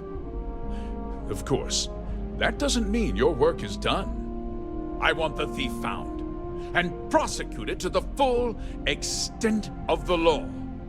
I'm sure I don't need to remind you of my position on the Council of Governors.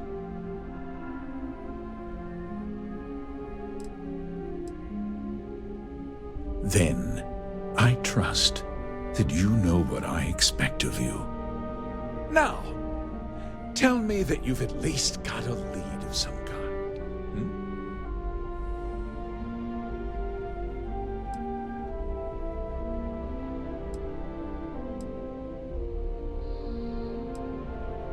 Though what happened after the ship was taken doesn't concern me.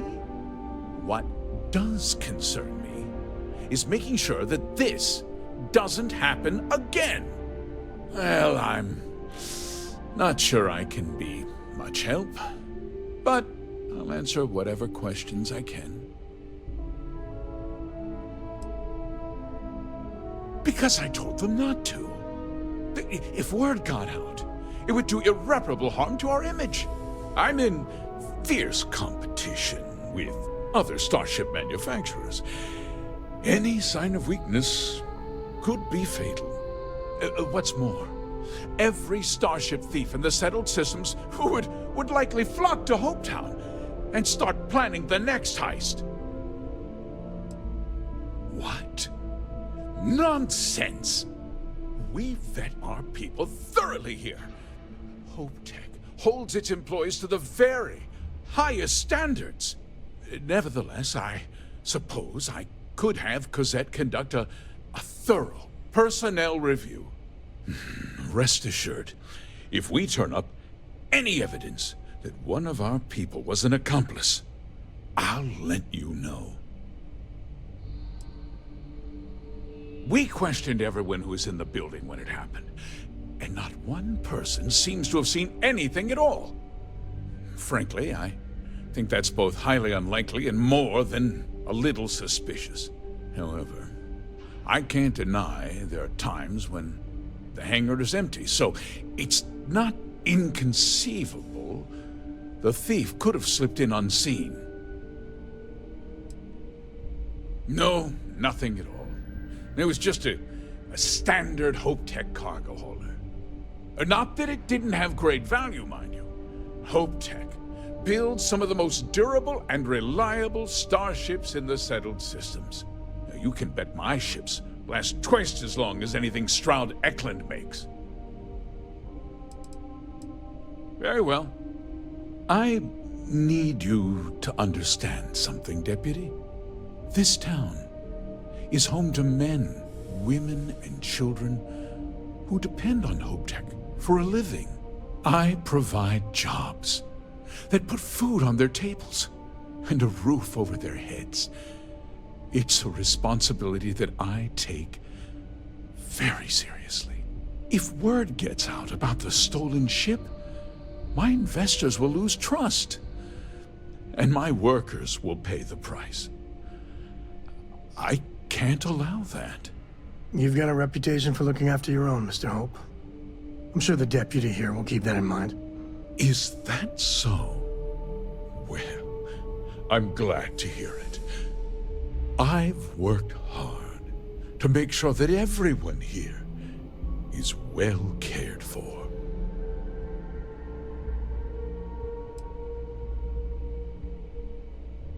I hope so. I'm sorry to interrupt, Mr. Hope, but there's been a development. Not now, Cosette. I'm in the middle of something. But sir, we have new information. I've just received a report that the stolen ship was seen landing at Neon just after the theft. A breakthrough at last. Well, Deputy, it sounds like you'll be heading to Neon, which means I can get back to work. Remember what we discussed. My people are depending on you. Hey, can I get a word?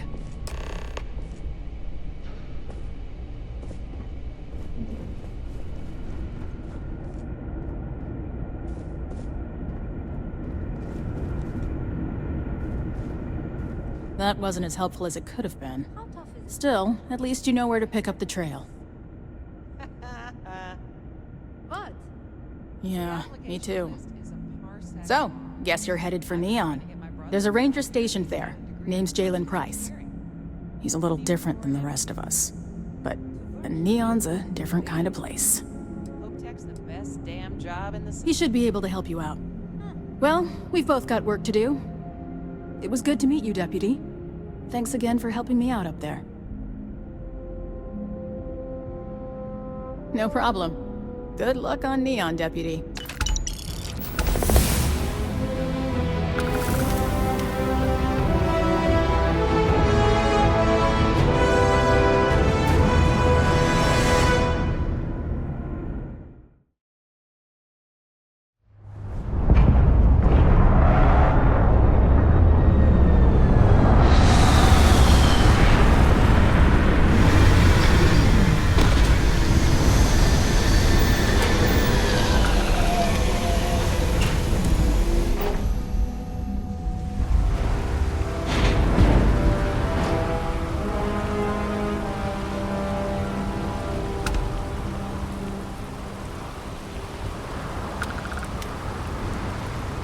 Nothing in the settled systems quite like Neon. Crazy, terrible, and never dull Neon.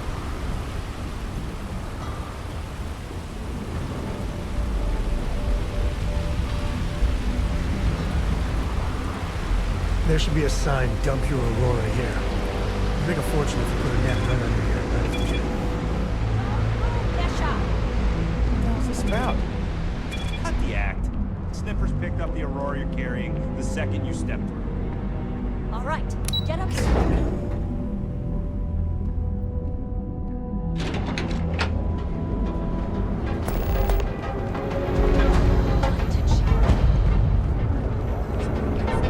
She's a lot of fun.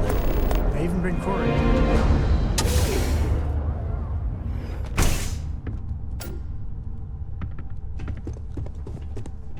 Hey, I don't care who you work for. You can't just...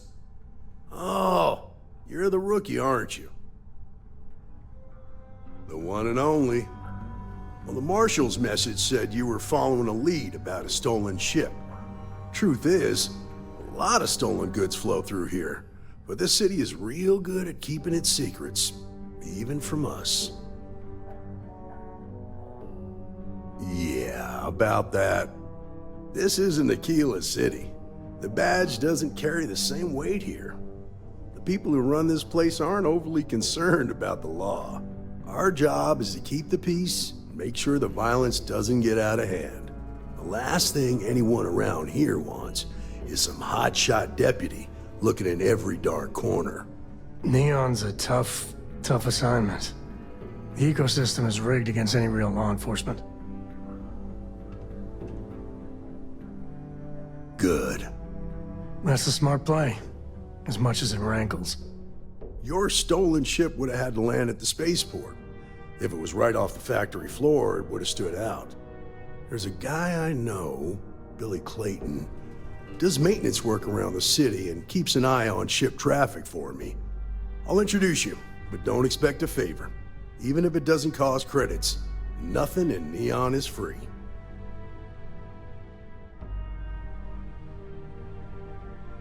Come on.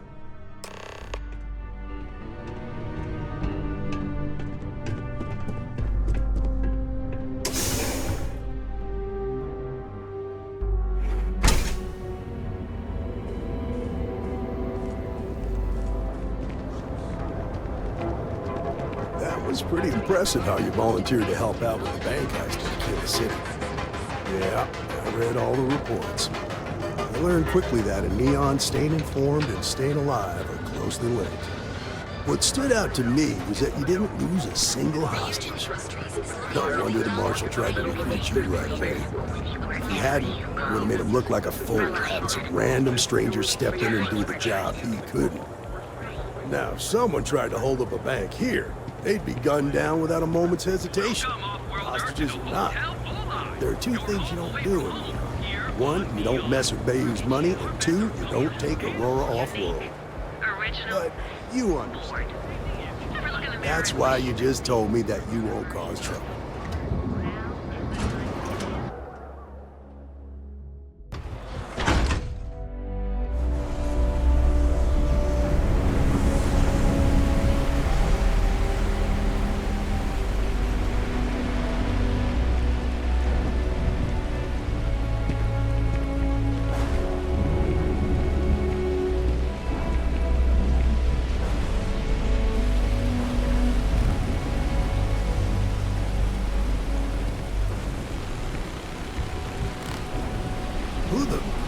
Hey, Billy.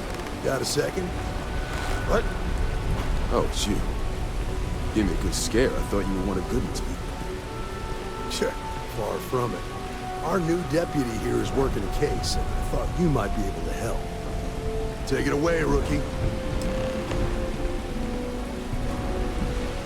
What do you need?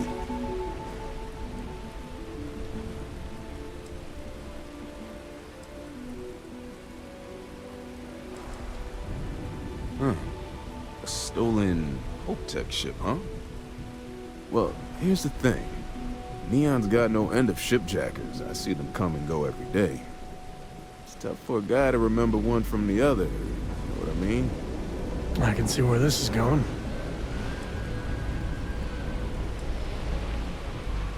Credits ain't really what I need. There is something you can do for me. Spilling credits is always better than spilling blood. I can help you, but right now my life is in danger, and I haven't even done anything wrong. FREESTAR Rangers are supposed to protect the innocent, right? Then you need to hear this. It's about my brother. He died while still in debt to a syndicate loan shark by the name of Emmett Goodman. Now, Goodman's coming after me to collect. He says if I don't pay up, I'm a dead man. This Emmett Goodman sounds like a real class act. Yeah, he's bad even by Neon standards. That's saying something.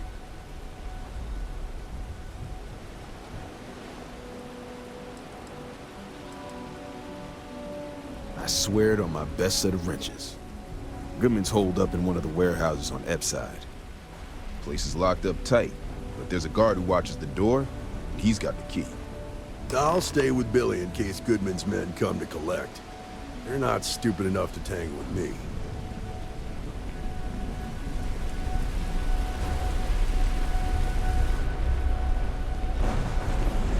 I have some sleep crate units available.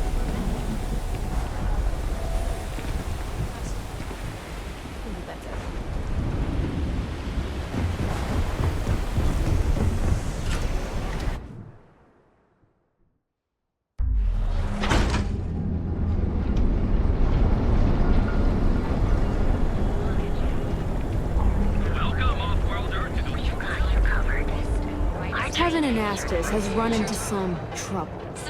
Word to the wise? Neon. Some people love it. I spent too much time trying to stop backing.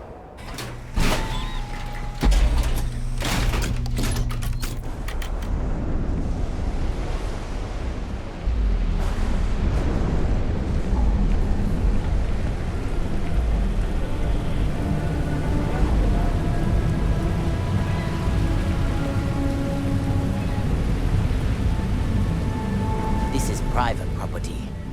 You'd better keep walking. This is private property.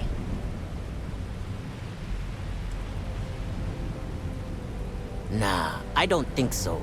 Neon's got a ranger, and you ain't him. As long as you behave yourself and don't overstay your welcome, I don't see the harm in a quick visit. Here, this will get you in.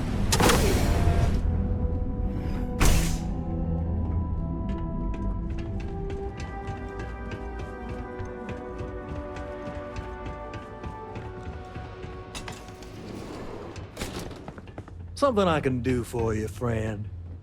Well now, always happy to have a visitor. Tell me, what brings you by, friend? Little light on credits, are you?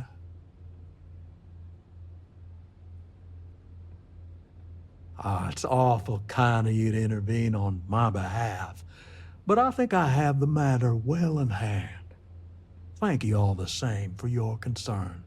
I can't tell if he's kidding or not.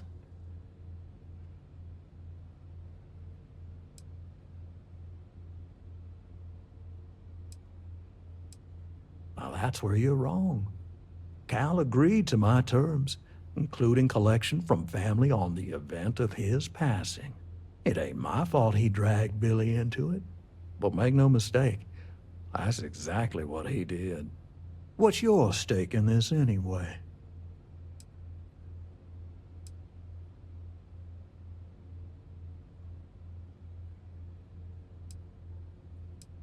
Well, I'm afraid that's just none of my concern.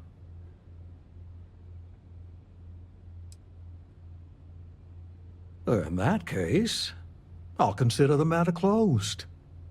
You can tell Mr. Clayton he'll have no further trouble from me. As for you, well, I'm aware the Rangers have a reputation for goodness and nobility, but I'm surprised all the same.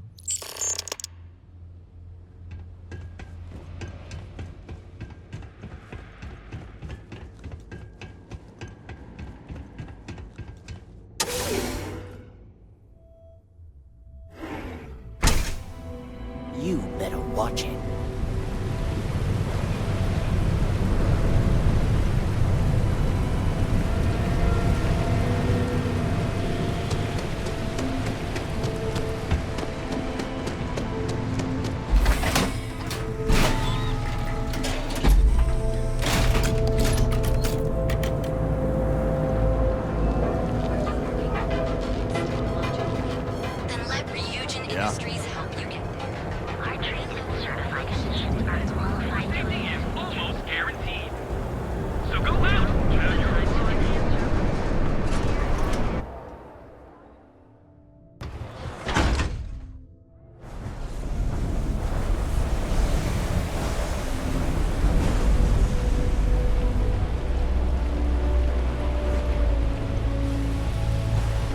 assumptions. Did you talk to Goodman?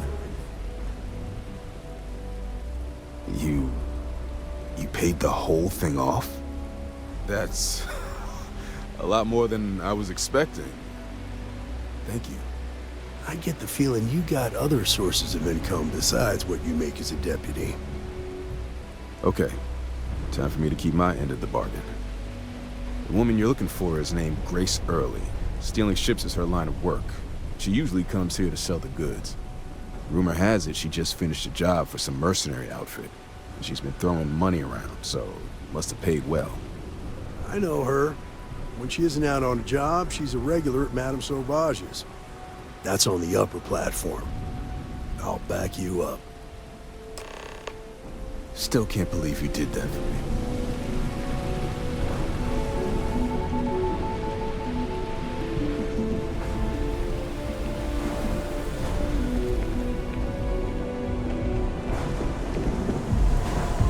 You know I went to chef school. They say the exact.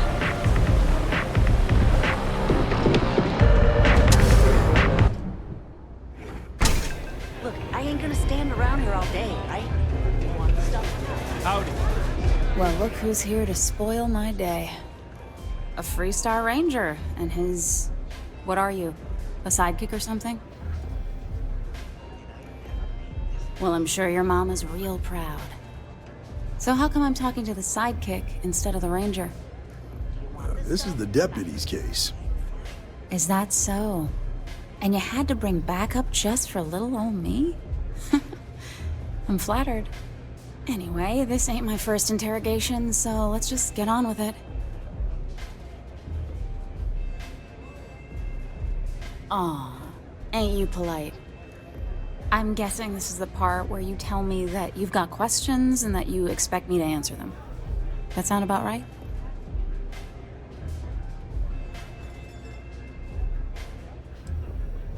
Fine, yes. I jacked the ship. But look, I was just a contractor. I didn't even keep the ship. I gave it to some men. It was just a quick, clean job. I made sure nobody got hurt.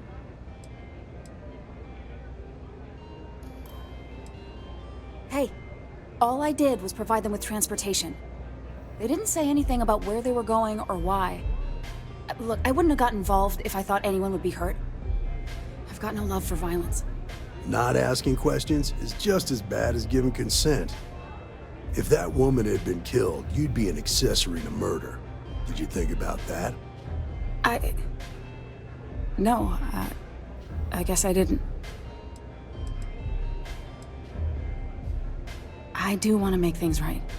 I was approached by a woman named Maya Cruz. Said she was a senior member of the First and that she had a job for me. She was working with someone inside HopeTech and pitched me on the idea of jacking a ship right out of the factory. We were deep into planning the job when she had some kind of medical emergency. She said she needed surgery and would be in recovery for a long time. That was a few weeks ago. Haven't heard from her since. No, but it sounded serious. She was upset. Seemed kind of shaken, you know? Didn't seem right I should pry, so I didn't. Not long after that, I got a message from a guy named Marco. He said he was the money man for the First, and he offered half up front. Never met him directly, though. It was always through intermediaries and using encrypted slates. Got the feeling he was paranoid as hell. Do you have one of those encrypted slates on you right now? Yeah. Here. Take it. I'm done with all this. Anything else you want to know?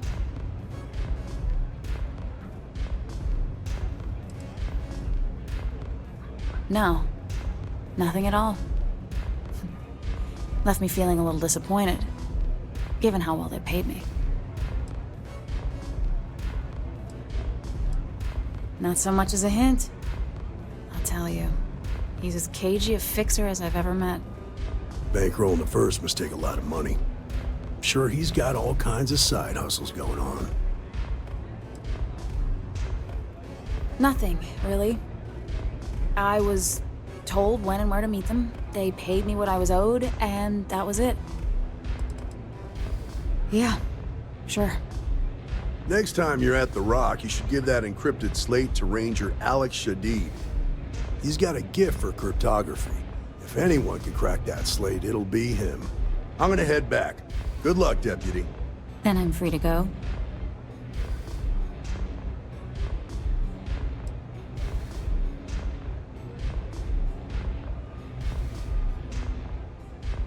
Suits me. I'm getting too old for this line of work. Besides, I'm going out on a high note. Ain't many can say they grabbed a ship right out of Hope Tech. Should make a good story for the kids one day. Not everyone gets to say they want you along. Hey, I wondered when you might come by. I'm Alex. Nia's report said you were heading for Neon? I've always wanted to go there. What did you think?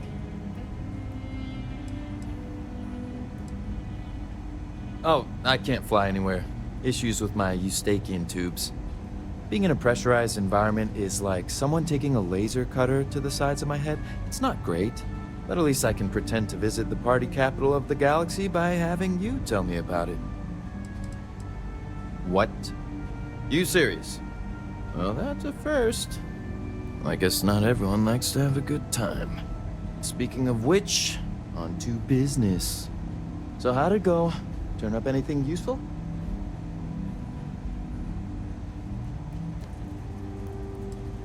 Did he now? Well, in that case, challenge accepted. It's only a matter of time before I know every dirty little secret stored in this thing. Now, if you get any more of these, bring them to me. It helps if I can compare different instances of the encryption they're using. Just look for me up here. I have no life, so I'm not usually hard to find. You're counting on me. You know I outrank you, right? Please and thank you go a long way when addressing your betters, rookie.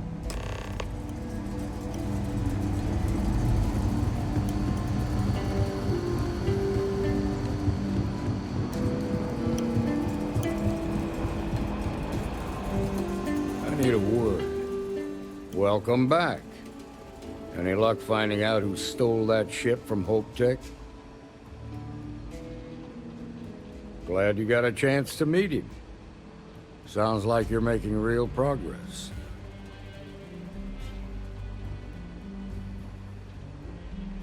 You're off to a good start, but that's all it is, a start. What did you learn from this starship thief?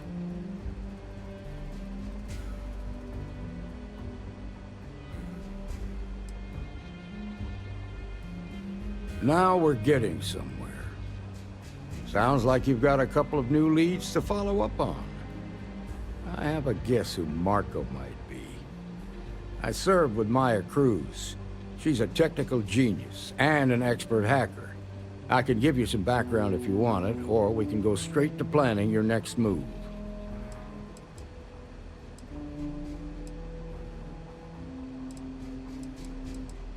Like what? Most likely place would be the clinic.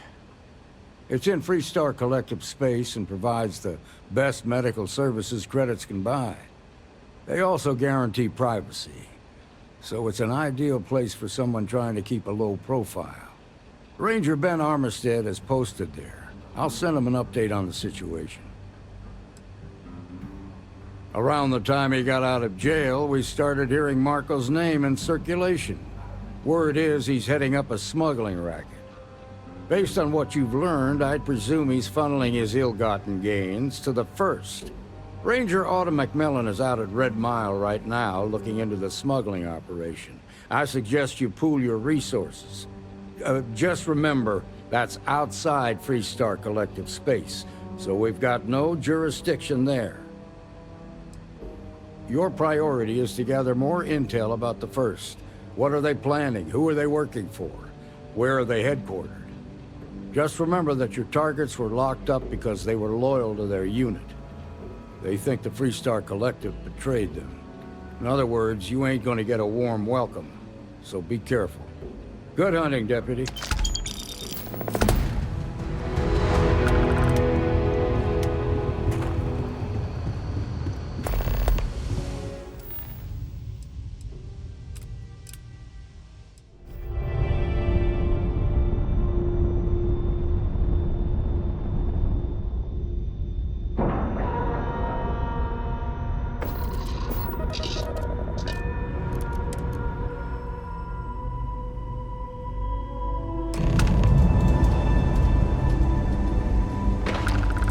I'm just a courier. I understand that. I'm not blaming you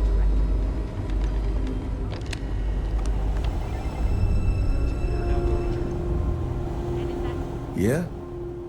Got some trouble? Oh, now hold on a minute. You're the new deputy, ain't you? You know, the marshal's been sending out reports, keeping us all in the loop in your investigation. Yep, I'm pretty well caught up on things. Ben Armistead, pleased to meet you. Well, I guess that's the long and short of it. You're the newest member of the Rangers, and I'm the oldest. How you doing, old man? Well, I'll be a dust wrangler's cousin, Sam Coe. Oh, it's been too damn long. Why, Cora must be what, 9, 10 years old by now? I wish. She's 12. Almost a teenager? My goodness. And here I thought I had enough gray hairs already. So, are you back? Oh, no, nothing like that. I'm just out here to watch the deputies back and see what kind of trouble we can get into. I see. Well, back to the matter at hand, then. So, is one of them first mercenaries here at the clinic? Well, every ranger knows it's important to trust your instincts. No better place in the settled systems to get medical treatment. You can bet it beats anything them UC piglets got. Ironic, given they're the ones who built it. I know just the man who can help you. Right this way, deputy. Just between you and me, I ain't entirely sure why someone felt the need to station a ranger out here. I'm not much more than a glorified bodyguard for Dr. Darvish. She's the one in charge around here. And she's also on the Council of Governors. Most of the staff don't seem fond of the idea of me being here, and I ain't fond of them right back. Bunch of stuffy eggheads, if you ask me. Except Ari, that is. He's about the only one I can have a conversation with. Hey there, Ari. Working hard or hardly working? Hey, Chief. A little more the former than the latter. What brings you by? Well, the deputy here could use some help. Came looking for someone who might be a patient. I'll see what I can do. Well, I'll leave you in Mr. Miller's capable hands. You need anything else, I'll be in my office. Have to keep an eye on these... I'll try to help you, but our computer systems have been having some issues. Huh. Well, we don't give the patients free access to our computer system, so I doubt that's related. Still, it's worth keeping in mind. So who's the suspect you're after?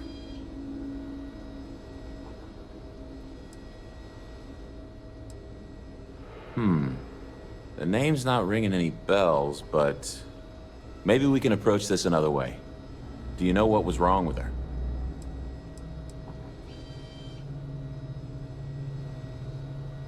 That should help narrow things down. I can access the patient records from my terminal, assuming the database cooperates. Come on.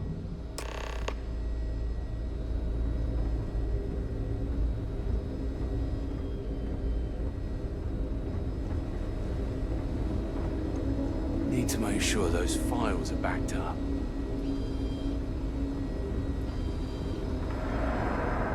Okay, give me just a minute here.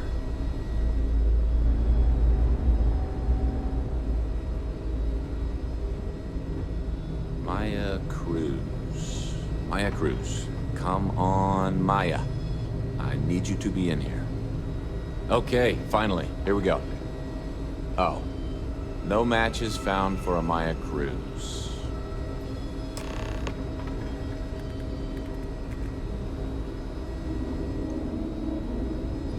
If Maya's here, then she's got to be using an alias.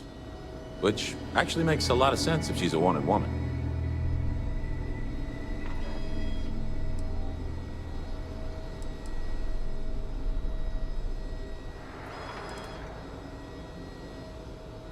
Yeah. Let me think for a second. All right, hang on. I know that we do have a few female patients staying with us. There's Candace... what's her last name? Doolin. Candace Doolin. And then there's the Nakamori woman. I think her name's Jane. I don't recall offhand what they're here for, but it's a start.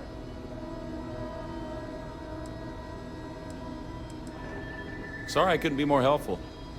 I'll keep looking, see if I can turn up anything else useful.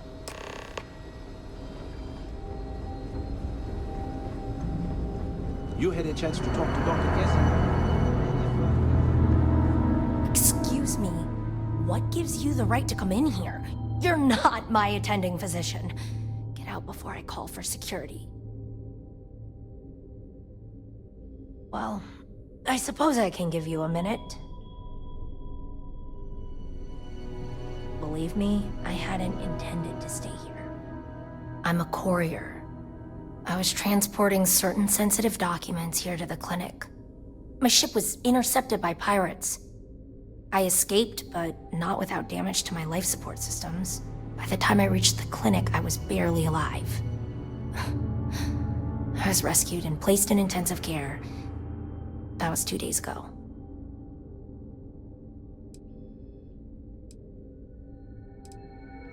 Well, the nature of my work requires a certain level of discretion, much as yours does. I've shared all that I'm willing to share with you, Deputy.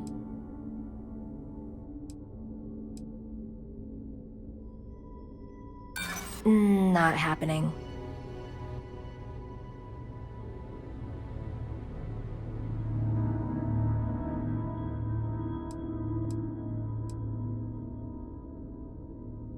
I'm glad you understand the position I'm in here.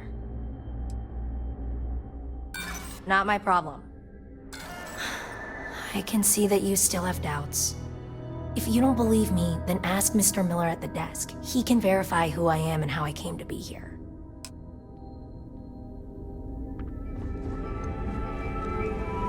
I'm no hypochondriac, but maybe we limit our time here. This place makes me feel... With all the sick people. Oh, I miss having my hands in the soil. Why, hello. Are you here to keep me company? I do hope so. I can't get any of these doctors or nurses to slow down and just chat for a while. They all claim they're too busy. Ranger business? Oh, I can't imagine what for. Unless you're here to track down that no-account husband of mine, that is. You'd think he could be bothered to pay me a visit once in a while, given I've been here as long as I have. But no. All I get is the occasional letter apologizing because he's too busy to run the farm all by himself. So hire some help, I tell him. And then all he wants to do is complain about how my medical bills ate up all our money. Ugh. Should we maybe, move things along here, ma'am?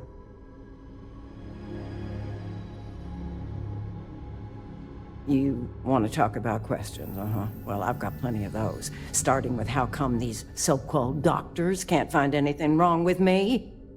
I've got no end of pains. Headaches, sore knees, a sore back, digestive problems, and all manner of other ailments. I keep telling them I must have caught some kind of alien virus, but these fool doctors can't figure it out. I'd had test after test for 3 months straight, and I'm damn near broke from the cost of staying here.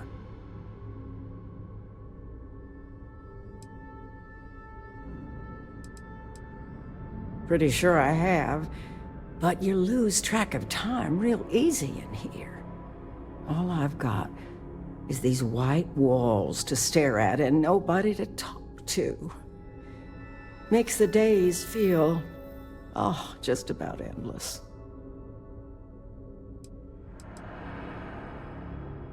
Well, no, I suppose not. At least not yet. But don't be surprised if I do. Once they figure out this alien, parasite, or virus, or whatever it is that's gotten into me. If you're looking for someone who's done something wrong, how about telling these doctors to work on their bedside manner? If I'm gonna be frank with you, it leaves a lot to be desired. I suppose that also means you don't want to talk to me anymore either? Well, go on then. Don't let me keep you. I thought the high and mighty FREESTAR Rangers were supposed to help others in need. Yes, me. I think that sterling reputation's getting a little tarnished lately. Well, go on then. Don't let the troubles of one poor citizen distract you from whatever higher calling you all answer to these days.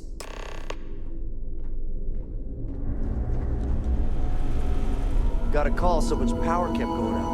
Know what it was? Hey, how'd it go? Did you have any luck? As a matter of fact, I do. I made some progress digging through the patient records, and I have one more lead for you. Her name's Catalina Rivera. She was rushed into surgery for some kind of emergency procedure. I probably shouldn't say this, but she was in real bad shape. The good news is, she seems to fit your suspect's profile. The bad news is that she's a guest in our VIP wing. That area is restricted to authorized clinic personnel. Even I can't go in there. Yeah, well, I don't think the doctors here care all that much about where the Rangers are supposed to go. Dr. Cassidy's in charge of the VIP wing. You need his permission to enter. Unfortunately, he's a real stickler for the rules, and the rules say no visitors without prior arrangement. You didn't hear this from me, but I happen to know that he keeps a spare access card somewhere in his office. Hope that helps you.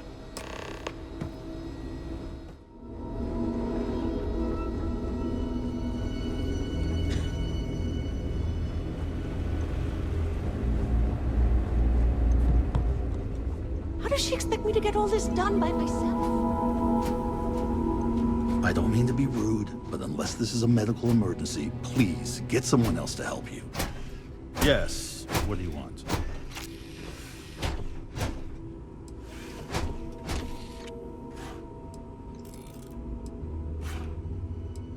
Yes, that's right. I'm afraid we don't take walk-ins. If you want a room in our VIP wing, you'll need to make arrangements in advance.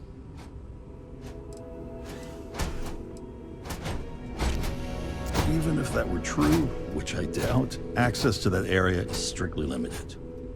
Who exactly are you?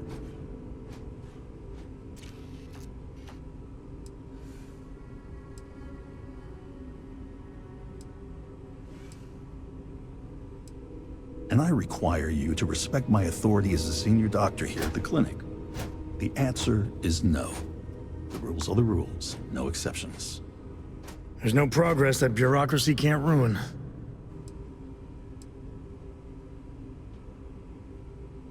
I'm a busy man, so make it quick.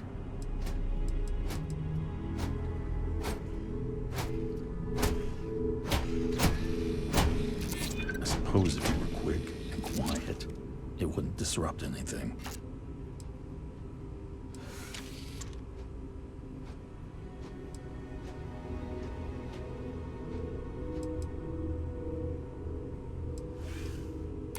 Maybe we can work something out.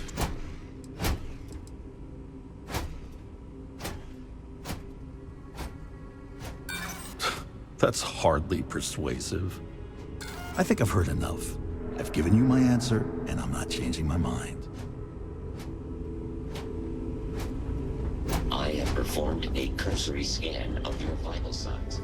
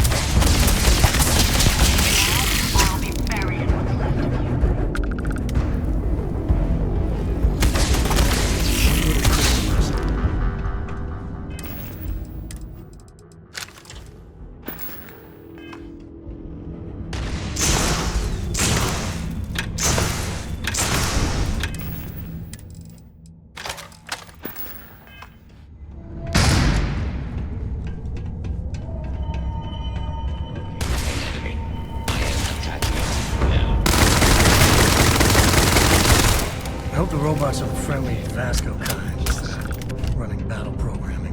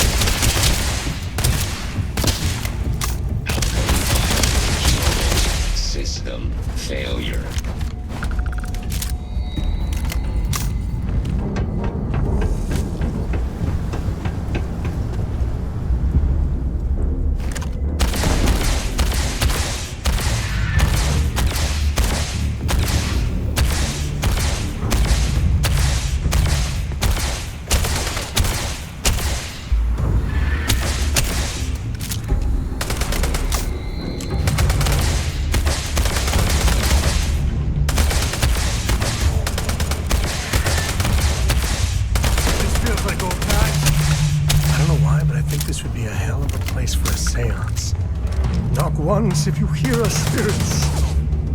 No?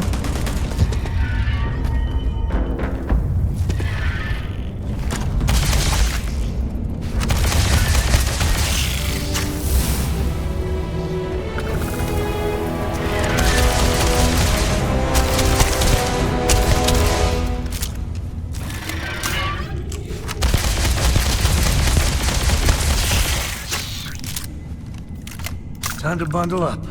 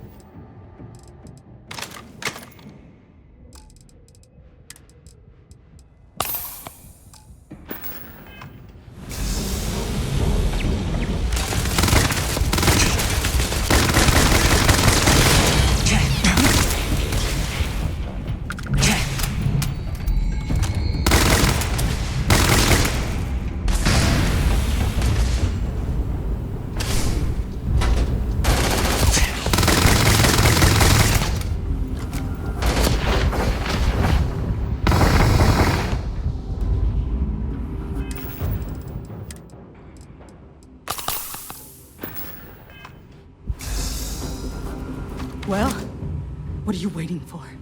Finish it.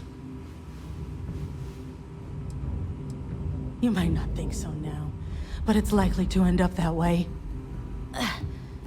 How about I make this real simple for us both? I've got maybe a few weeks to live, and I ain't spending them behind bars. You want to put an end to me here and now? Then fine. Get it over with. Life's kicked me around enough as it is. But if you want to let me die on my own terms, then leave me in peace.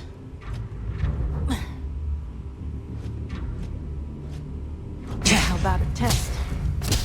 Rangers are known to be handy with a gun. But here's a problem you'll have to solve with your brain instead.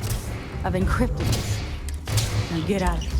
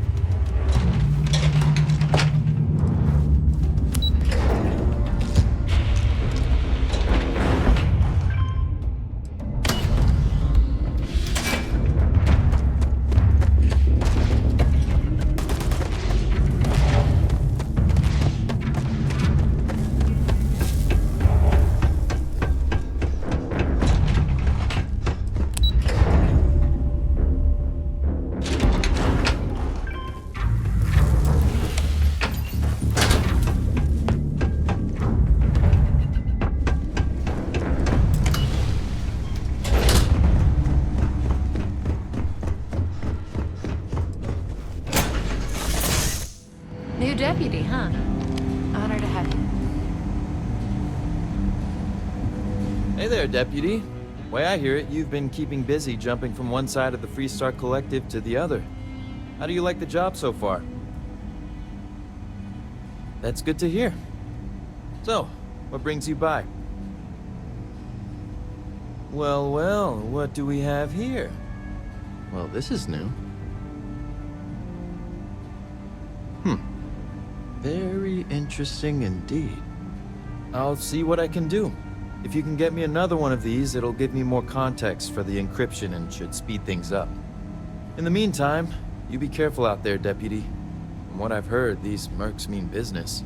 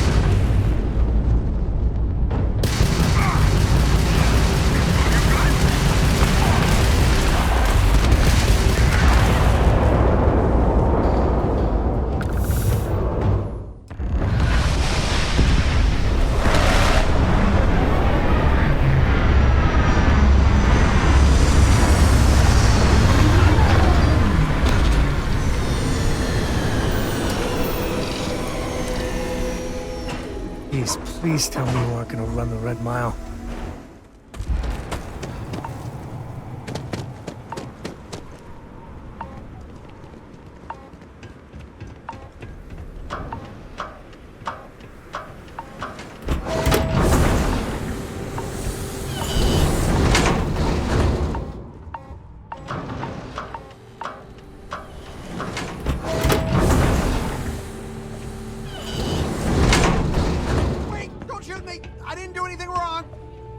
Bullshit. You didn't think we'd notice that you tried to slip away without paying your check? I was just going out for some fresh air. I even told the bartender. You can ask her yourself. Fresh air, huh? On a planet with no atmosphere. That's enough, Stalker. Lower your weapon. We don't shoot guests over a misunderstanding. Sir, please return to your table. It's bad practice to leave. Hi. Wait a minute. Judging by the wide-eyed and clueless look on your face, I'm guessing you're the new deputy. Wonderful. Well, your timing couldn't be worse. I've spent weeks trying to crack this smuggling ring, and I'm about to take a very important meeting. I wouldn't take that personally. Probably just having a bad day. Sam Coe. Never thought I'd see you again. Can't say I really want to, either. Not after you turned your back on the rest of us. I did what I had to do, and I'm at peace with it. If you're gonna hold a grudge, that's your problem, not mine. I wouldn't count on Sam here to have your back, Deputy. He's likely to disappear on you just when you need him the most. Anyway, like I was saying, I don't have the time to babysit a rookie.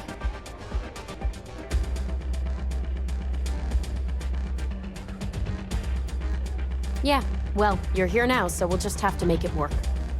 I don't have time to catch you up, so you're gonna have to follow my lead. I'm about to meet with a contact who might be able to give me vital information about the smuggling ring. If you play your cards right and don't do anything stupid, she might be able to help you find Marco. If you're ready, my contact is here and waiting. Follow me.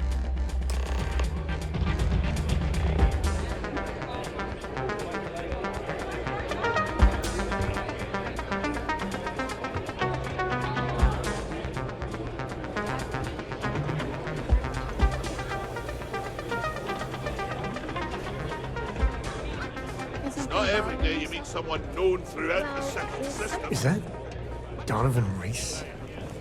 Damn, guy's a legend. He's run the mile more than anyone alive. Yeah, well, things changed. Take a seat. Well, that is so you're working with Autumn, huh? Who are you? If it happens again, tell them that on my authority. Is that so?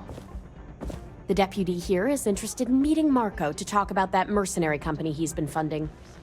Since part of that money is coming from his smuggling operation, we're working together. So you're investigating the first? Why? Earn their respect. A show of strength is required. Seems like a strange thing for a mercenary company to be doing. I guess an introduction is in order. Like Marco, Jade here is the head of a small smuggling cartel. Difference is her crew stays out of FREESTAR collective space, while Marco's group operates exclusively within it. Except now he's looking to expand his operation.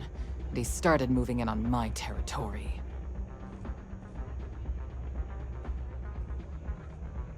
That's exactly what this meeting is about. Look, the bad news is, Marco's incredibly paranoid. He never stays in one place for long. The good news is, I know how to find him. But you're not going to tell us yet because you want something. I want the same thing you do. I want Marco out of the picture. But like I said, getting a meeting with him can be damn near impossible. One of the few people who can arrange such a meeting is right here at Red Mile. May divine. We've suspected for some time that Red Mile was a meeting place for smugglers. If she's in business with Marco, she won't give him up easily. My thinking exactly. I can tell you right now what she's gonna want, because it's the same thing she always wants. She wants runners. It's how she makes most of her money. Of course, people that hard-blooded aren't easy to find. Yeah, well, I'm not going out on the mile. That's a death sentence. There has to be another way. You've been a ranger long enough that too many people know your face and your name. Runners attract a lot of attention. If someone recognizes you and tips off May, this whole thing is shot. You, on the other hand, are just a deputy. It's pretty unlikely that a lot of people know you. You don't have to do this. We'll find another way to get to Marco. All right. It's your call to make. Planned this out real good, didn't you, Jade? The FREESTAR Rangers do the dirty work, you get rid of a rival. Don't forget the part where the FREESTAR Rangers get to bring down a big-time criminal while your deputy friend here gets intel on the first. Seems to me like we're all getting something we want, thanks to my good planning. If it's really as simple as asking May Divine for a meeting with Marco, then I guess that's all you need to do. We'll wait here for you. Try not to die. Will you? You're Really going to take on the mile, I'd stop for huh? a beat when you passed out. I'm glad you're still with us. It can get rowdy in here sometimes, but we try to keep things civil. All are welcome at the Red Mile. We don't ask too many questions. Ah, a new face. I wonder, is this the face of a brave runner here to challenge the Red Mile? Or simply one seeking a respite from the burdens of life? My name is May, and I'm the proprietor of this establishment, home of the famous Red Mile. I assume you're familiar. I assume you're over that whole death wish thing. Well, of course you are. How could you miss hearing about the settled system's most exciting sporting event? Why, even people from the most backwoods systems like Seoul have heard of the Red Mile. I'm happy to answer any other questions you might have. In the meantime, please enjoy our world's famous hospitality.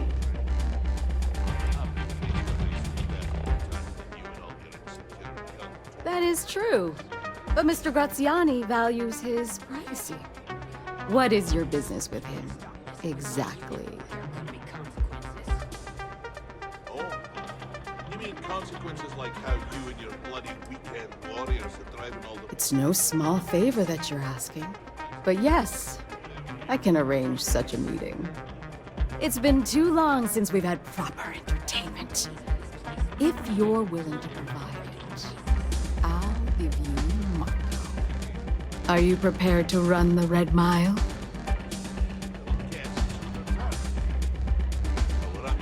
Good. Once you've begun, I'll collect bets from my patrons who will place wagers on your survival. Here's some real... That's what every runner says. I wish I shared your optimism. The mile's very real. Now that we're clear on what's expected, are you ready to begin? Good. Come with me and I'll introduce you. Let's get that artifact to the launch. What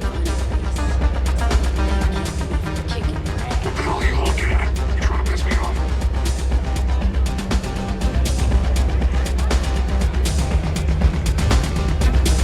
May runs so high. All the fun of Neon, plus betting on whether people are going to survive. Yeah, these people are total winners. Your attention, please. Valued patrons and honored guests. For one brave soul, the hour of fame is ahead. Yes, a runner has come to test the Red Mile. Now is your chance to get a good look at our fearless challenger as you contemplate your wages. Do you see the fire in those eyes? What is that if not steely determination?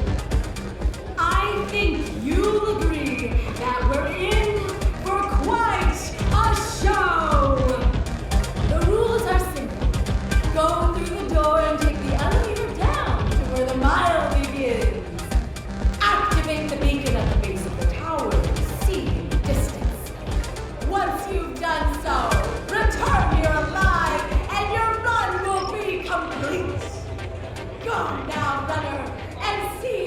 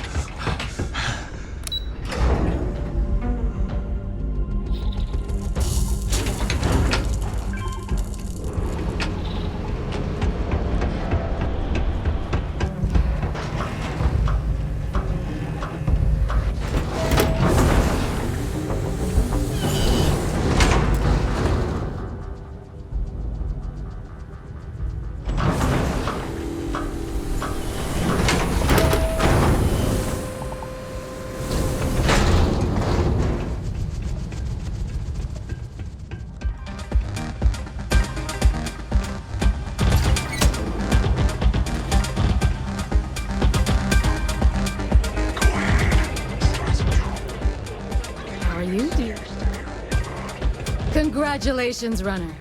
You have succeeded where most have failed. In fact, you seem none the worse for wear. Indeed you have, and in most impressive fashion. As promised, I'll set up your meeting with Marco. I'll dispatch a courier to let him know you're coming. Please take a moment to relax and enjoy our hospitality. I'll return shortly.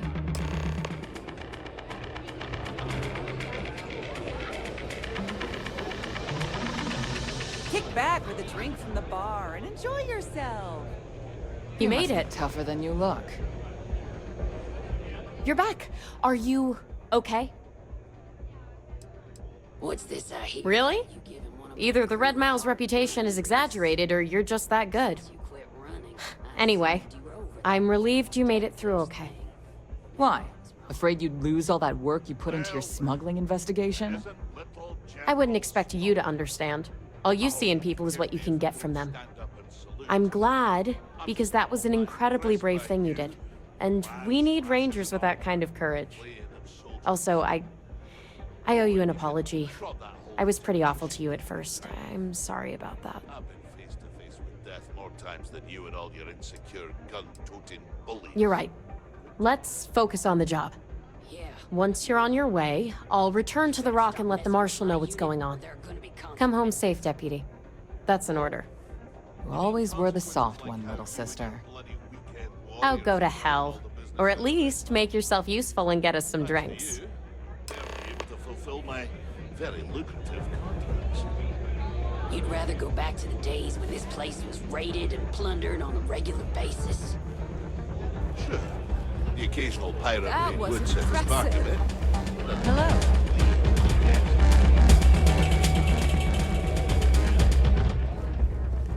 Time for me to keep my promise, runner? You can find Marco on Kodos aboard his ship. I'd advise you not to keep him waiting. He is not exactly patient. Good. Travel safely, runner. Should you ever crave the challenge of the mile again, it will be here, waiting for you.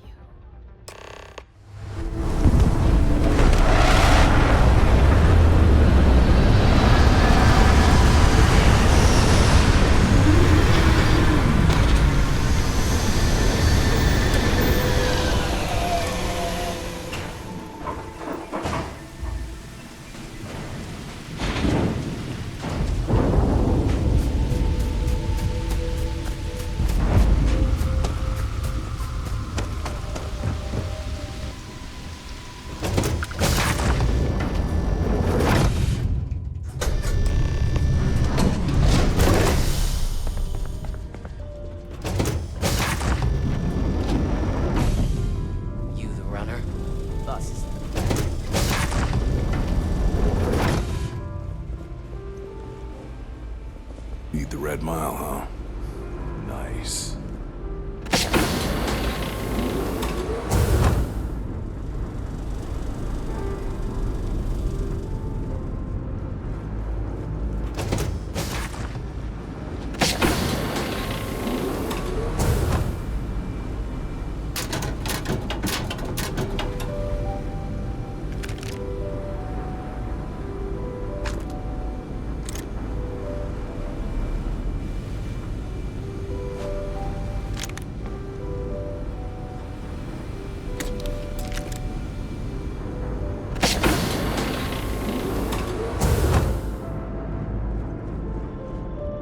Better behave while you're in here. You're lucky to get a meeting with Marco.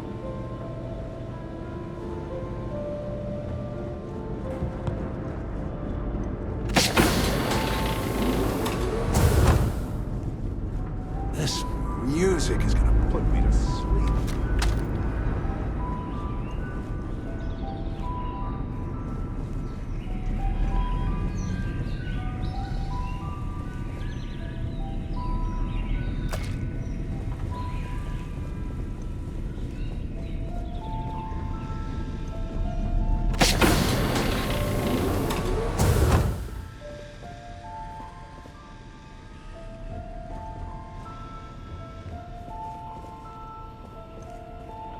Welcome. May's message didn't exactly make it clear why you wanted to meet with me. If you're looking for work, my organization is always in need of pilots and security personnel, willing to take risks.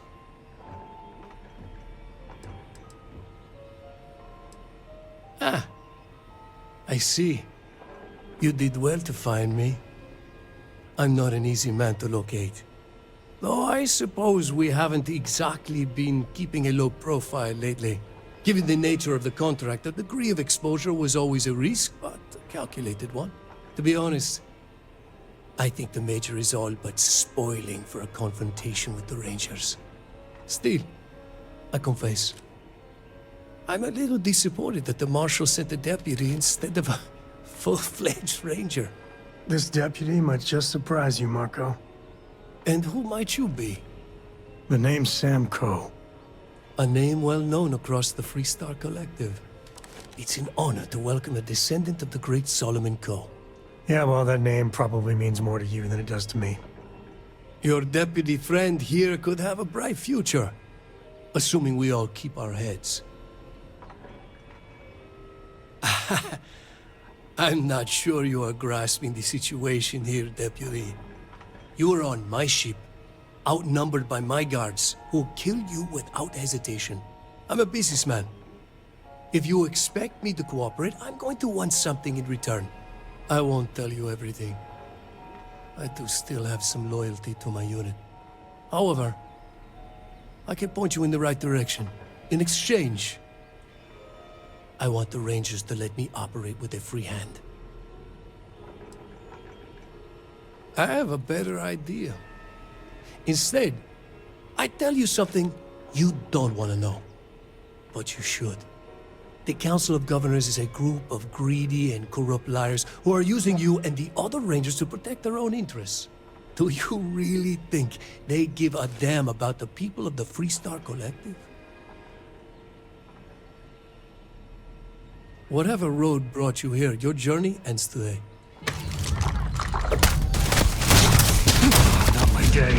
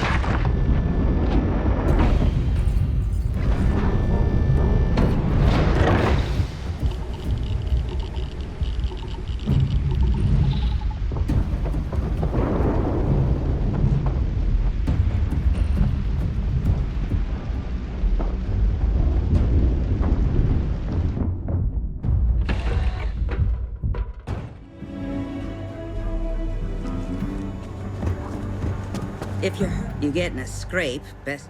Okay, let's see how bad it is. Damn, Deputy. You're lucky to be all in one piece. Hold still now. Okay, Ranger, that's about it. Go on now. The FREESTAR Collective ain't gonna protect itself. Helga says I spend too much time at my terminal. He's probably right. Hey there, Deputy. How goes the hunt for the first? Good, good. If you ask me, I don't think they stand a chance. You're like an Ashta creeping silently through the high grass, waiting for your chance to pounce, and then boom! Down they'll go. So, did you get any more of those encrypted slates? Because, let me tell you, I am so close. Oh, come to Daddy, you sweet little piece of technology. You go stalk your prey and leave the rest to me, Deputy. New deputy, huh? Honor to have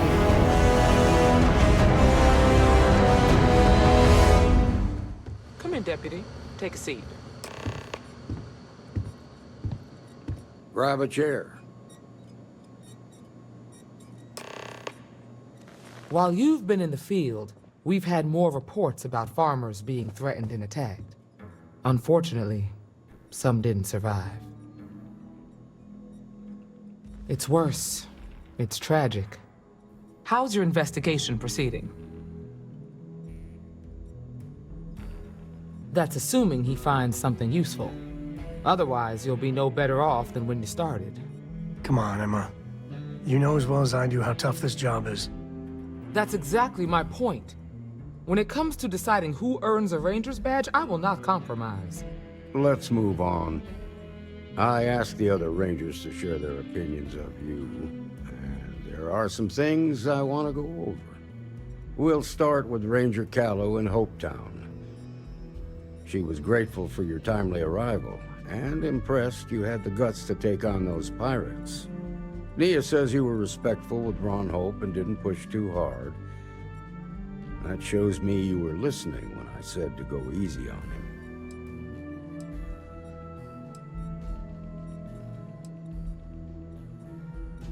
Exactly.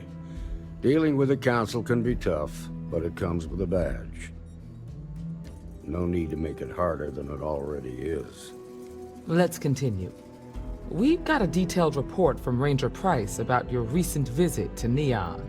He said you helped an informant by paying off a large debt.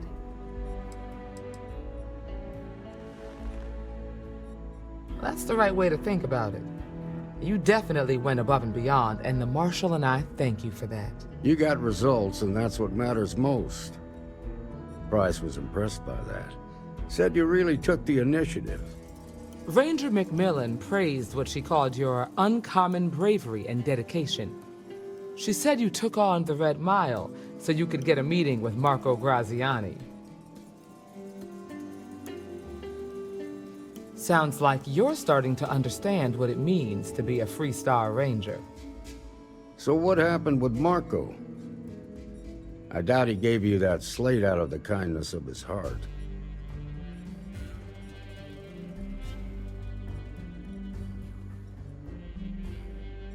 I suppose underestimating you was his last mistake.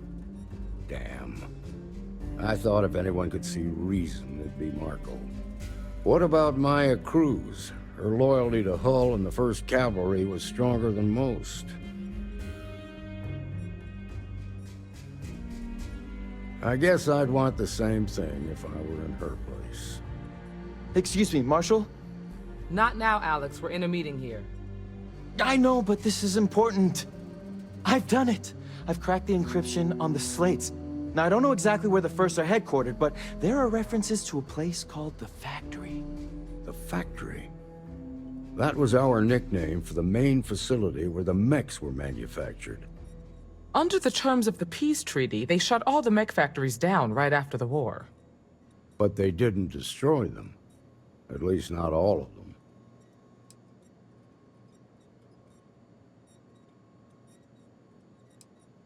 The facility was on Arcturus 2. It could be a dead end, but if it's not, then you'd better be ready for a fight. If I seem strict, it's because I'm protecting the integrity of the FREESTAR Rangers.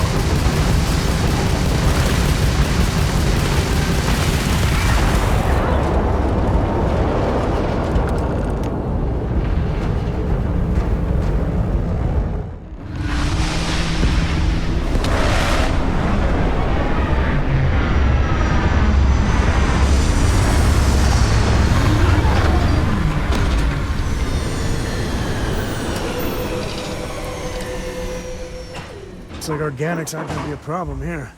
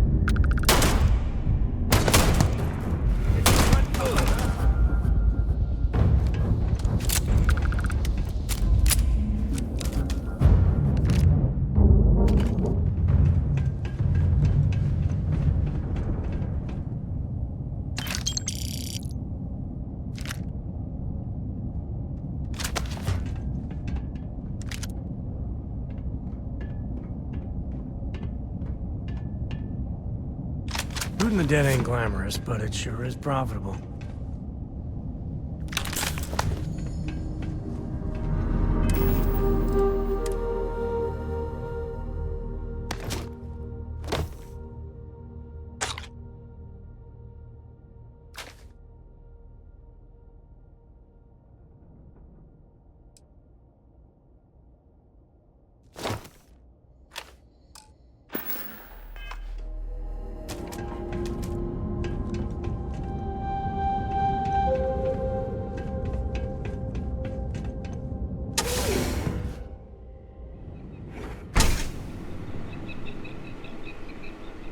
I'm a man of action. I've got no use for lies. So when I tell you that you're being manipulated, you know I'm telling the truth. You think the Council of Governors really cares about anything but themselves? They're greedy and corrupt. You're a tool in the hands of the unworthy, just like I once was. I was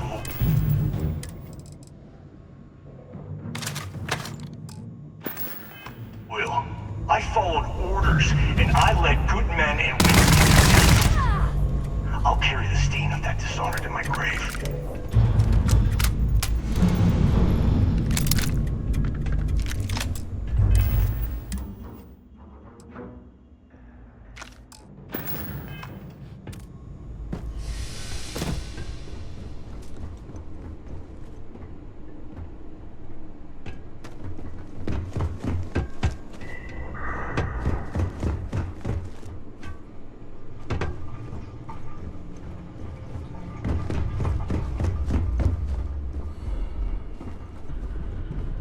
Big mistake!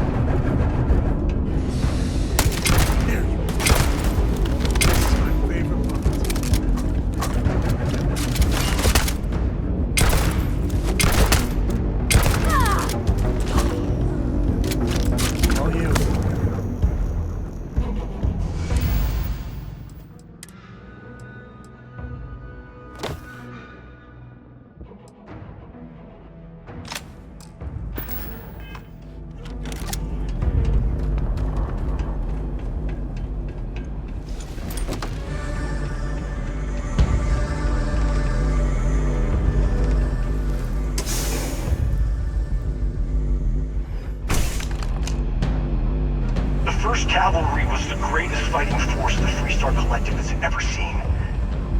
At the Battle of Nira, the first cavalry was destroyed. Why?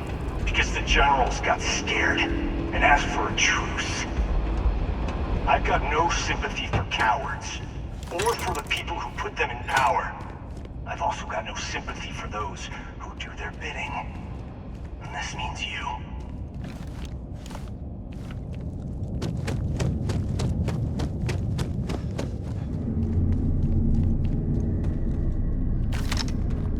The hell?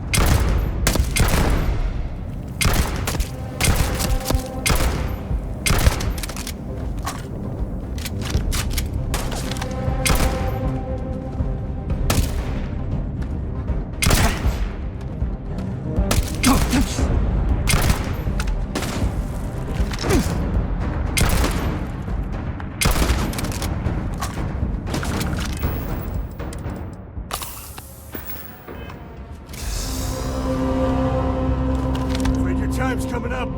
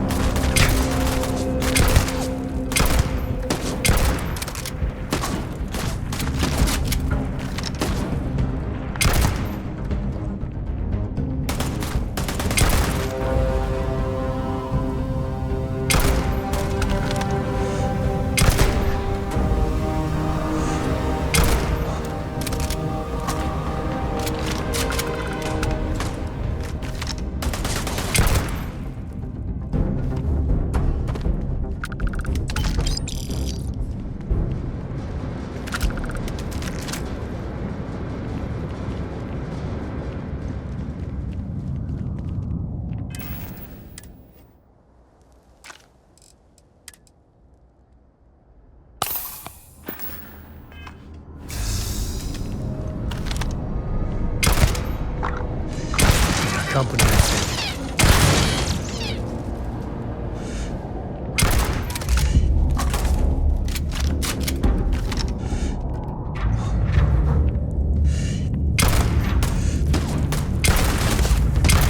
Blurry. Hit in the head.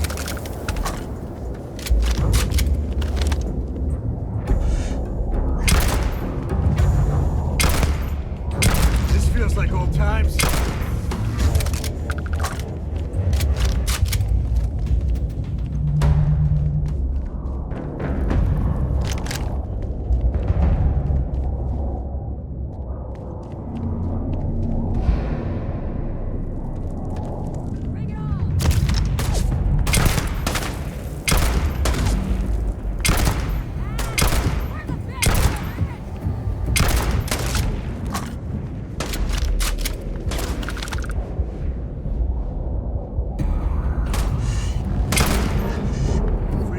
Coming up. Me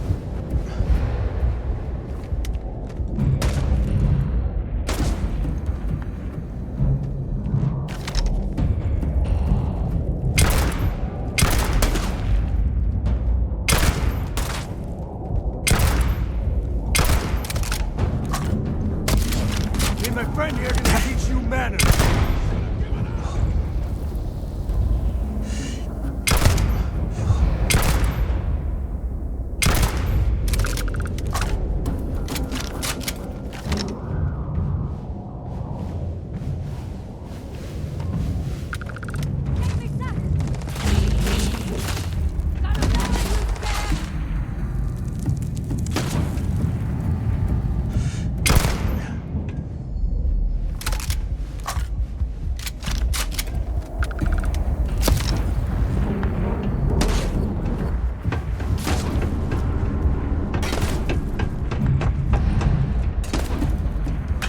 Stow some of that. Just a suggestion.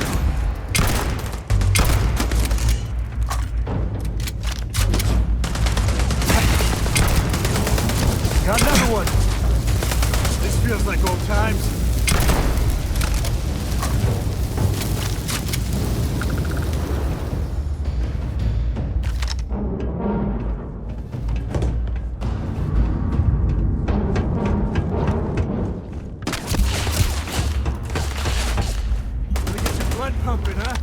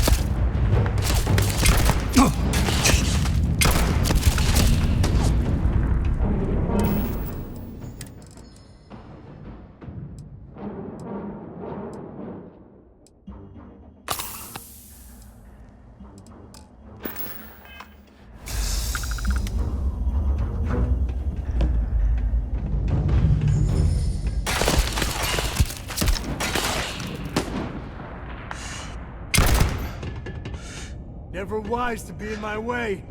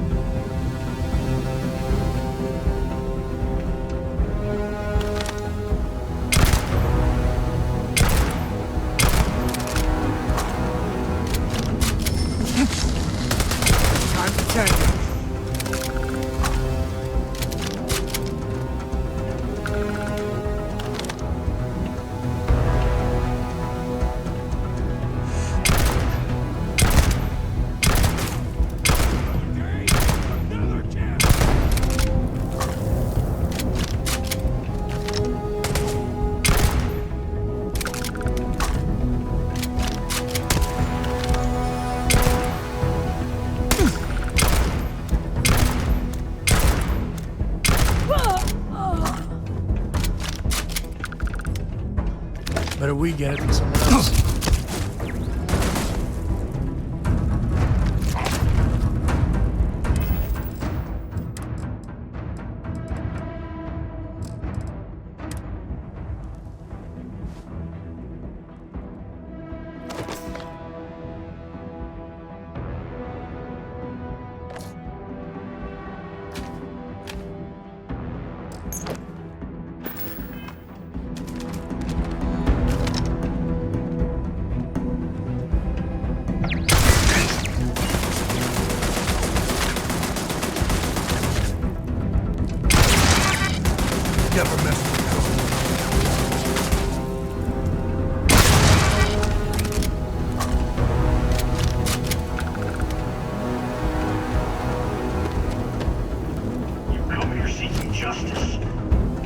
Justice for my soldiers. Minutes away. Minutes!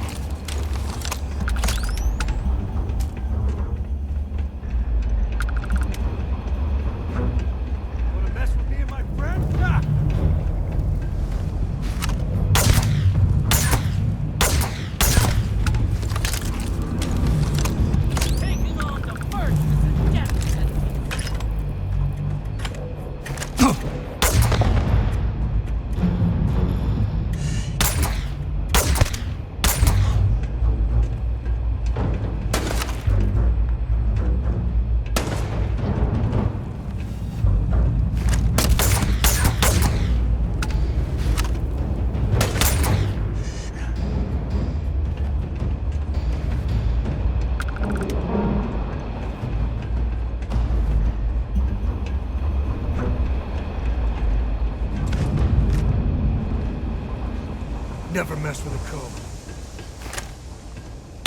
I'm gonna end you!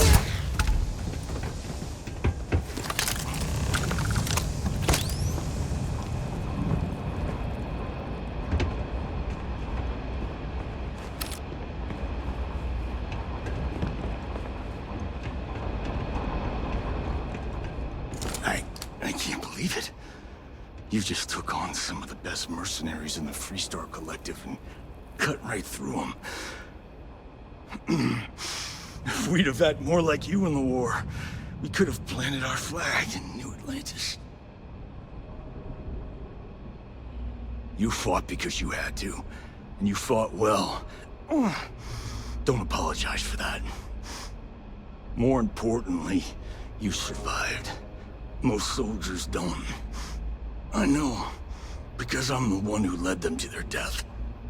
You don't know what it's like to look around and see the faces of warriors who trusted you to lead them as they die screaming. I watched brave men and women torn limb from limb by monsters. I saw mech pilots cooked alive in their cockpits as their machines burned. Those deaths didn't have to be meaningless, but spineless leaders gave up on us, even when victory was within our grasp. I've heard stories about the Battle of Nera. Can't imagine what it was like to see the horrors you've seen. You pity me? Is that it? You haven't earned the right to pity me. You really want to know? Because you might not like the answer. Last chance, Deputy. You can walk away right now and remain blissfully ignorant, thinking you fight for a noble cause. But if you still want the truth, I'll shatter that illusion for you right now.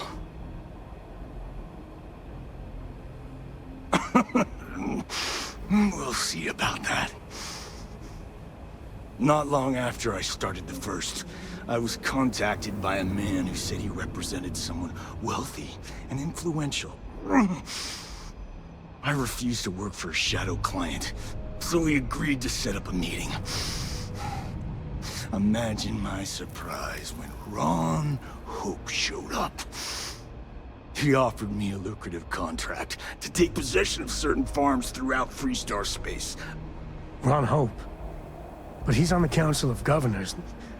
There's no chance he'd be capable of such a thing.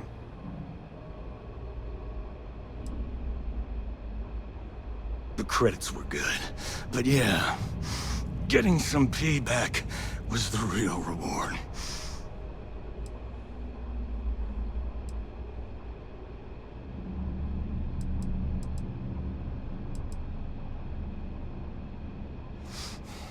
Don't bother. He should face justice, but I'm not sure he's gonna come quietly. I'm gonna make this easy for you, Deputy. I'm gonna die the way I lived. Weapon in hand, no compromise, no fear. But first, here, take this. Use it to cut out the weakness rotting at the heart of the FREESTAR Collective. When the next war comes, and it will come, the Collective needs to be strong. Now my unit's waiting for me, and I'm gonna report for duty one last time. Goodbye, Deputy.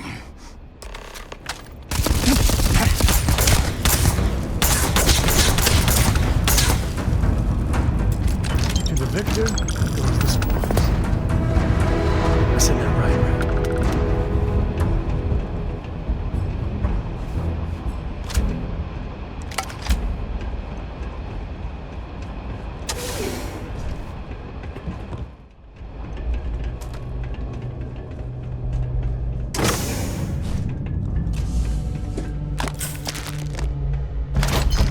Who doesn't like loot, am I right?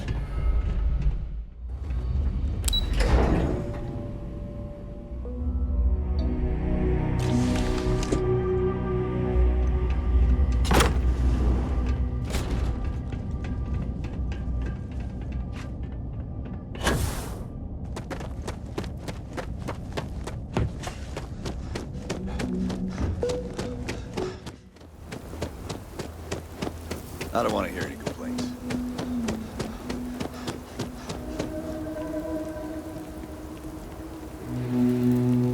Excuse me.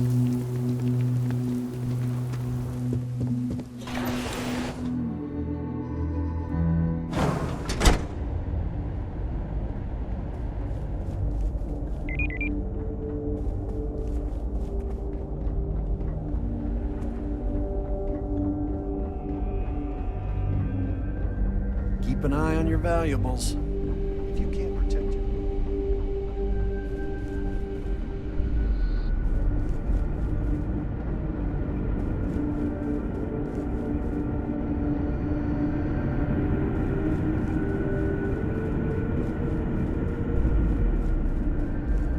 We'd be dust except for the factory.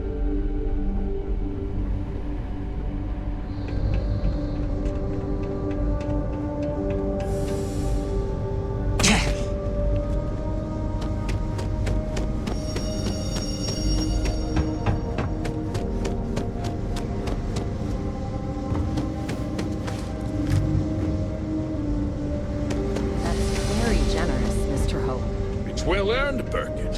Off-worlders. We set some ambitious quotes. Good to see you again. Well, I've just received a report from the Marshal about your progress. He said you had a promising lead on the mercenaries who stole my ship. I trust you're here with good news? Did you now? Well, don't keep me in suspense.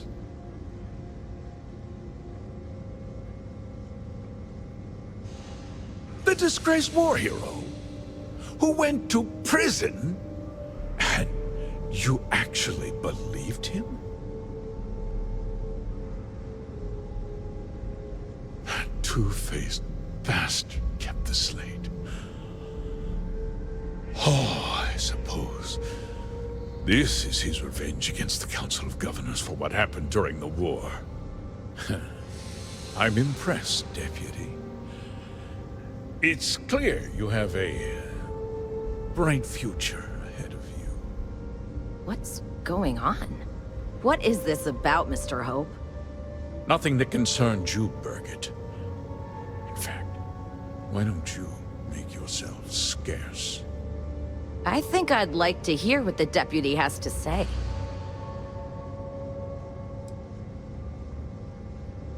Of course. Of course.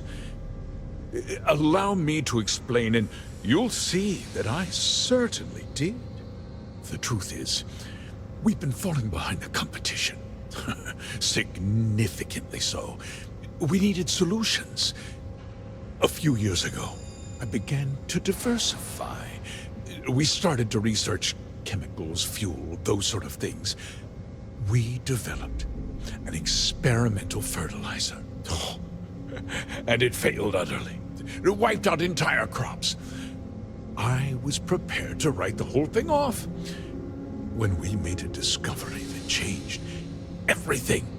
Turns out, our fertilizer was transforming the soil, bolstering its mineral content tenfold.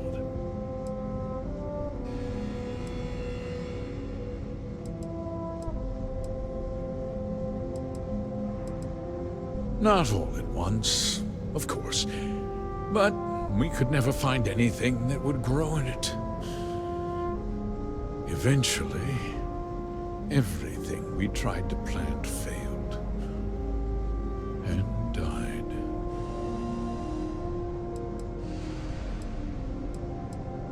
Mining is expensive, and so is the cost of raw materials. My mineral-enriching fertilizer solves several problems at once.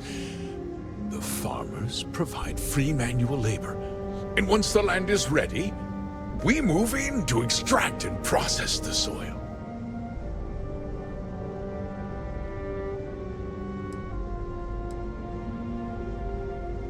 Look, I'll level with you. We're falling behind the competition. The hardworking people of this town depend on me for their livelihoods, and I won't let them down. Cutting my costs means saving their jobs. I can't believe what I'm hearing. How could you do something so awful to innocent people, to families? Not another word out of you, Birgit. I can take your job. And more. We'll discuss this later. In any case, I suppose the gig is up. I give you my word that I'll call off the operation and return the land to its rightful owners.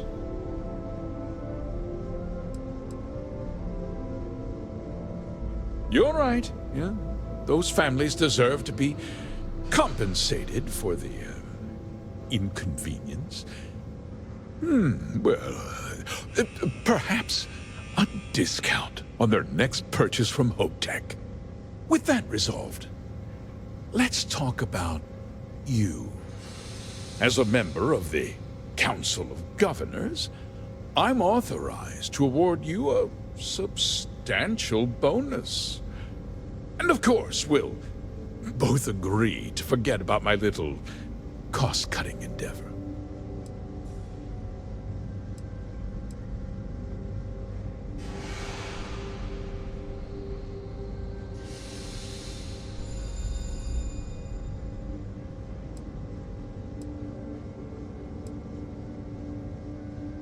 Of course you do. But first, take a moment to consider the big picture. I'll do what's necessary to protect my company and my employees. If you tell anyone about this, you're risking their livelihoods. Do you really want to put all these people out of work and make their families suffer?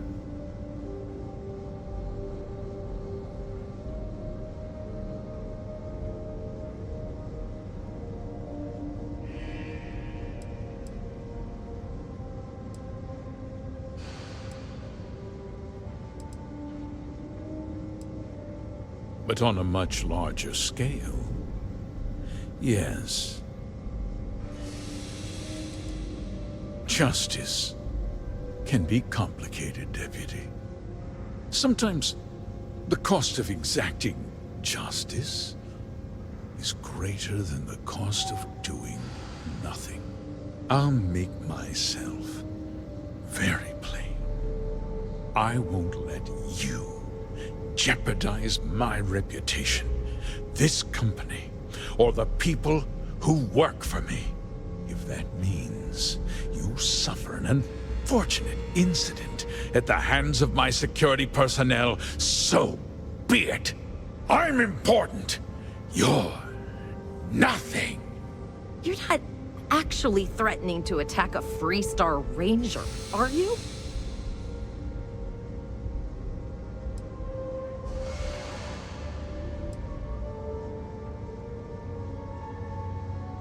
You just threatened a member of the Council of Governors. On my authority, you're stripped of rank, declared an outlaw. Guards! Dispose of this criminal!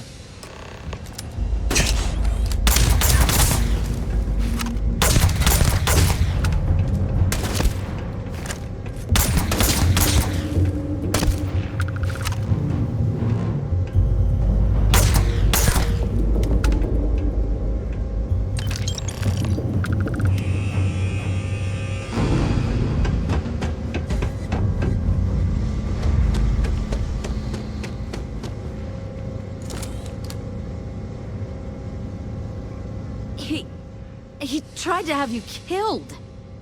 I don't understand. Mr. Hope always seemed like such a good person. But everything he said about the farmers and hiring those mercenaries, it was so awful.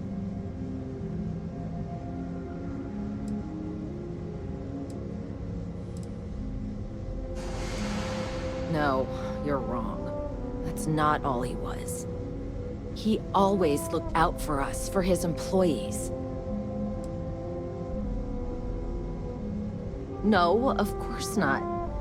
But there was more to him than that. He had a genuinely good side, a caring side. And now he's... You killed him.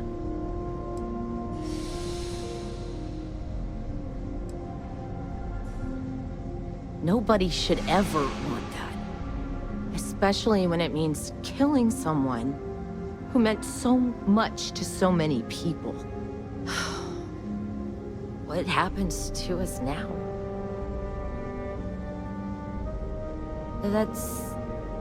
That would be Elana Nwankwo. She seems pretty capable. Maybe we'll be okay after all.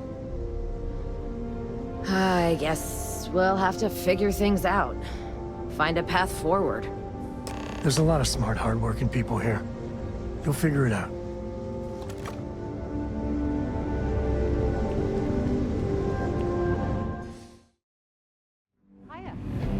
I feel for the folk in the stretch. Good to see you back safe, Deputy. What's the word on the mech factory? Were the mercenaries hiding out there? Damn, you've got guts of steel. Did you find out why the first was taking over farms? What? Ron Hope? That's one hell of an accusation, Deputy. Are you really that surprised? Hope's always had a reputation as a man who'd do anything to succeed. He's on the damn council, Emma. So he can make laws favorable to his business interests. Sure, he's known to look after his people, but do you really think he gives a damn about some farmers on Montara Luna? Did Hope explain his motives at all?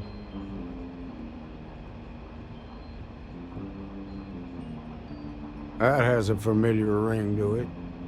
I recall hearing about some Hope Tech initiative to help farmers. At the time, I just figured it was a PR stunt. Seems a little more sinister now. Please, tell me you've got some evidence to back up these extraordinary claims. All right, let's see what you've got. Interesting. Yeah, this is pretty damning. Especially this last bit about destroying the slate. And you confronted Hope about this?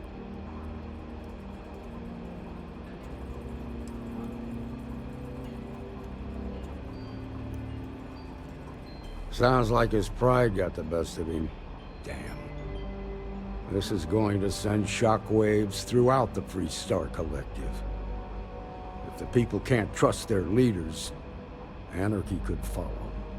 Have a little faith, Daniel. We're not the United Colonies. One bad apple won't spoil the whole damn barrel.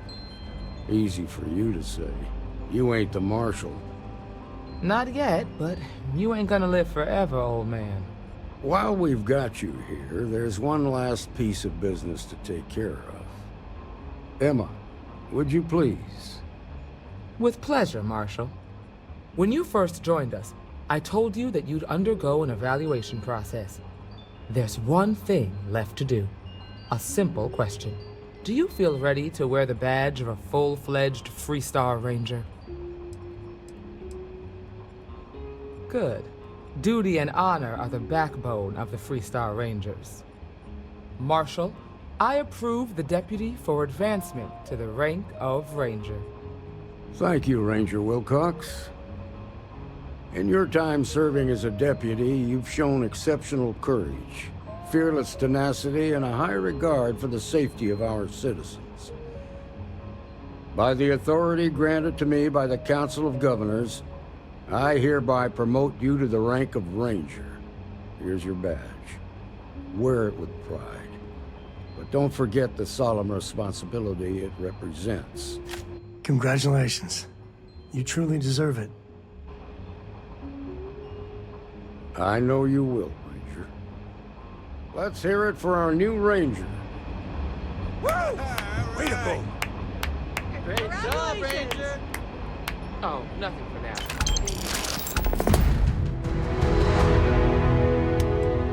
Walk, actually. Well, to apologize.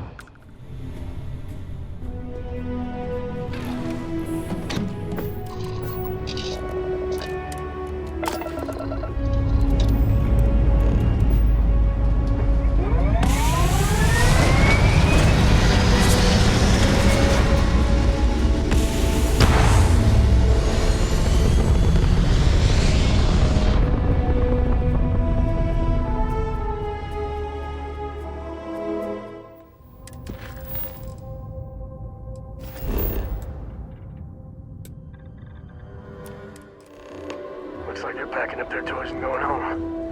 No Well, fun. you're back. Oh no, don't start. I've had enough Barrett for one lifetime. I don't need the sequel showing up on my doorstep. More pirates showed up when you were gone. We weren't as lucky this time. Calvert, Troy, some of the new Dusties, they didn't make it. Well, how could you have? You weren't here. Anyway, I was pinned down behind some crates with Barrett. Bullets and laser fire everywhere. No smile on that damn carefree face of his. Like he knew this was it. I started steeling myself to go out fighting. Then that idiot puts his hand on my shoulder and says, "Stay here, Lynn. I got you." Suicide. Nah. The guy's seriously tougher than he looks. Next thing I know, 2 of the pirates are dead, and he's got the 3rd one in a headlock. Drags him out into the open at gunpoint and demands to talk, or else I'm going to demonstrate Newton's 3rd law on this guy's temporal lobe. And that's when they brought out Hella.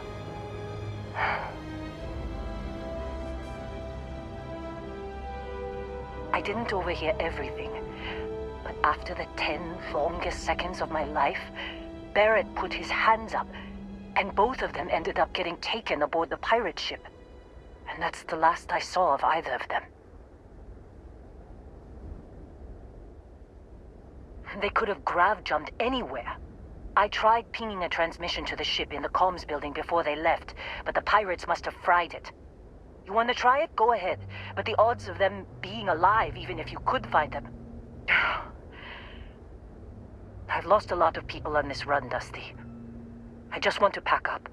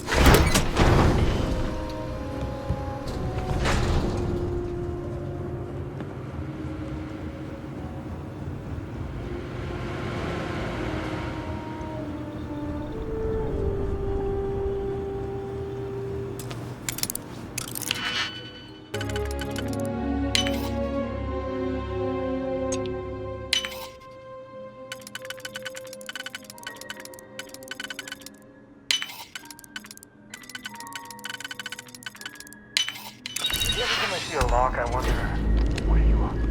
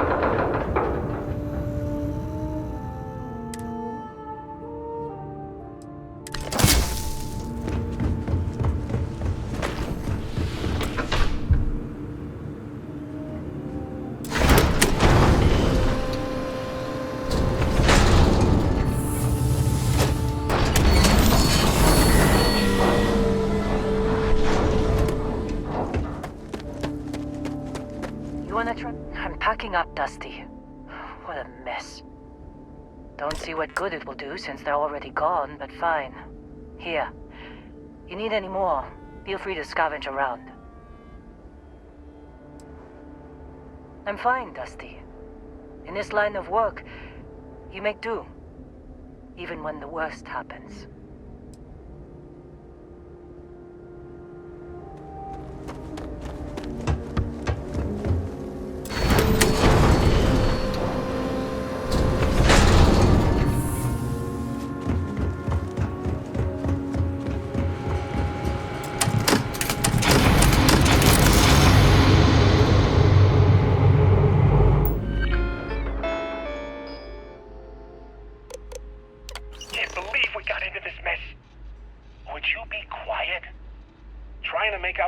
Jump calculations before we're out of range. Out of range of what?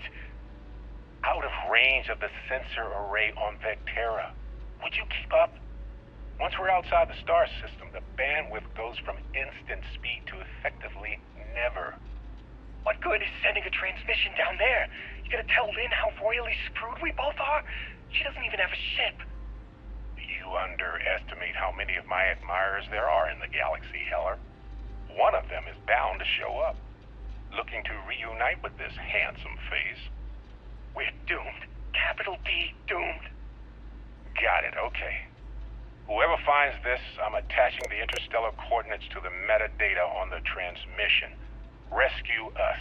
Repeat, rescue us.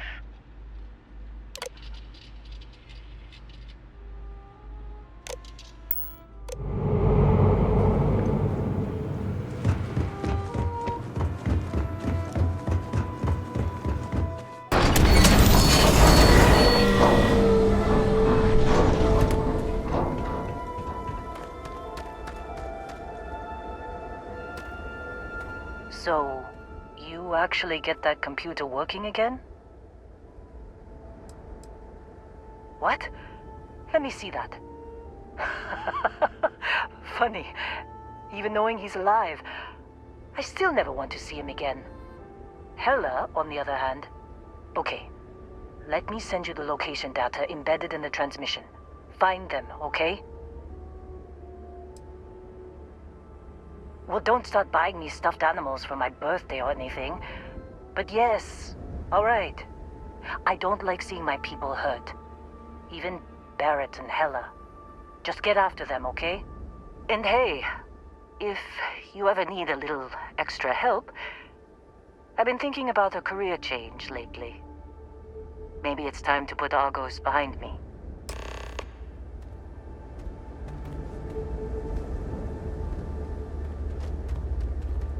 Seems like you've been keeping busy, Dusty. If, you find yourself in need of a capable traveling companion, we should talk. My contract's up with Argos, and I could use a change of scenery.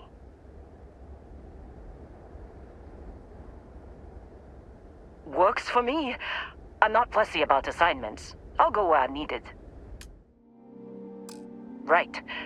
I'll get to work. Let's catch up later.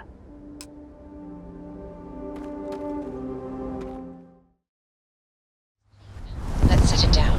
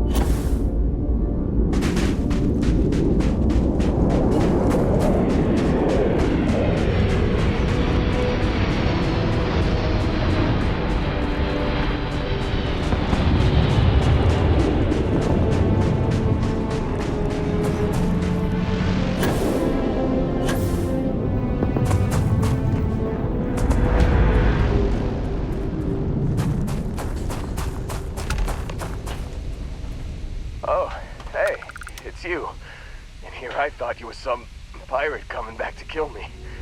Lucky me, right? Nah, I'll be alright. Just, you know, wasn't trying to move around too much with all the painkillers and nausea meds running through me. Man, I was so terrified when I got pulled on board that pirate ship. Barrett was all, "Sorry, brother, I'll get us out of this. Trust me." Oh, I'm getting to that. He tells me we need to start pretending to fight each other. Trick the pirates into thinking they need to come in before one of us gets killed. I just remember him shouting, "This kid is a killer. How am I supposed to defend myself against these pearly whites? He's gonna bite my face off." I mean, I didn't think it would work, but they came in. All of a sudden, we were wrestling with two of them. Barrett reached for one of their guns.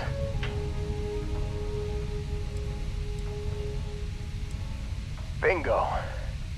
Blasted the pilot right in the back. Through to the flight console. And dropped orbit like a rock off a high rise. I blacked out.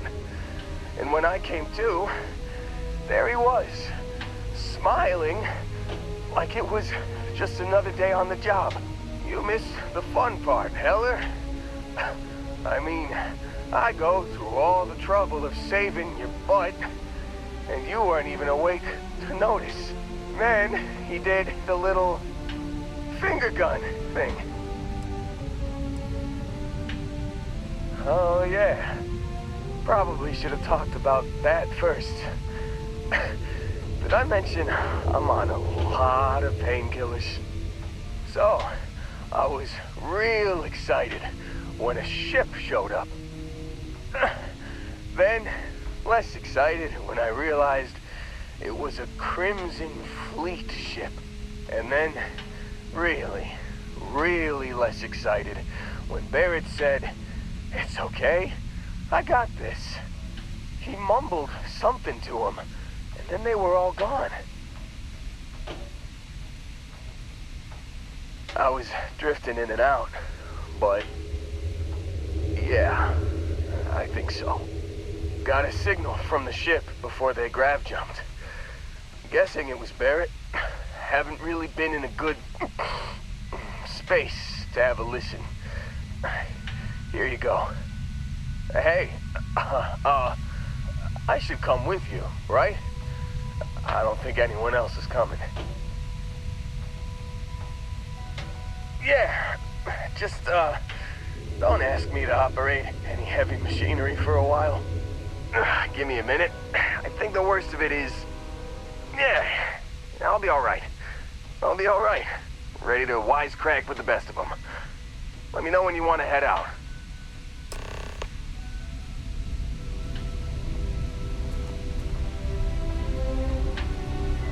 Still think there might be a spot for me on your ship? I gotta get off this rock. Whew, oh, I'm glad to hear you say that. For a second there, I thought you were gonna leave me behind. What's on the agenda today?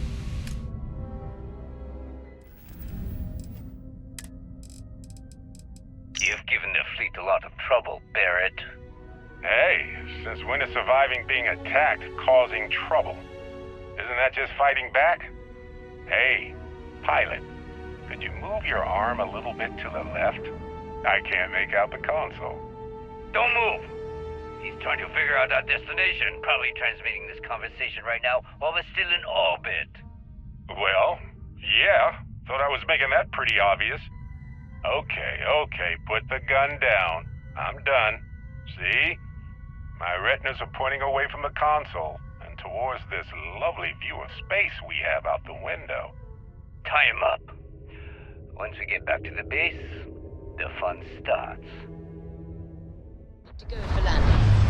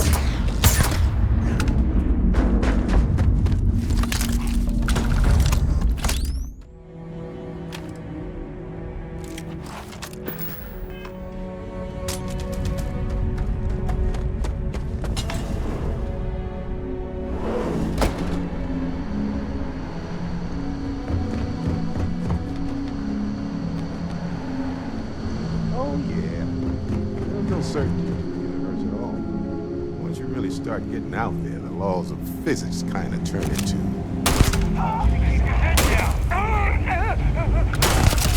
Yeah? Clear my skin. Simple. Love it. Well, I can't say I feel too bad about you killing someone who kidnapped me and probably murdered a lot of people. But... Matsura the Grim? Honestly, a pretty nice guy as far as pirates go. I think I butted heads with his mentor once years back. Had the same kind of surprisingly hospitable vibe.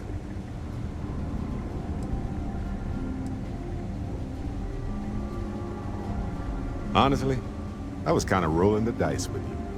But hey, sometimes a bet pays off. Hey, you're underselling my harrowing escape from certain doom here. A little charm goes a long way when the knives are out.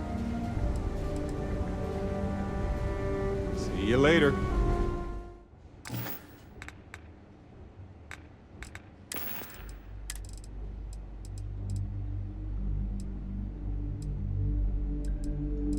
Crimson Fleet, this is Delgado. You have all been spreading far and wide across the settled systems, just like we talked about. Do not stop. FREESTAR Collective, United Colonies, they think the galaxy is theirs. They are wrong. It belongs to the free people of the Crimson Fleet. It always has. We are just reclaiming what is rightfully ours. And we will use their own selfishness and arrogance against them. Those of you old enough to grow hair remember the Colony War. Remember those morons fighting and dying over nothing. They built facilities all over. Facilities that are still there, intact and abandoned. Just waiting for someone to come in and set up shop. That someone is the Crimson Fleet. So go! Make yourselves at home and bring the fight right to their goddamn doorsteps!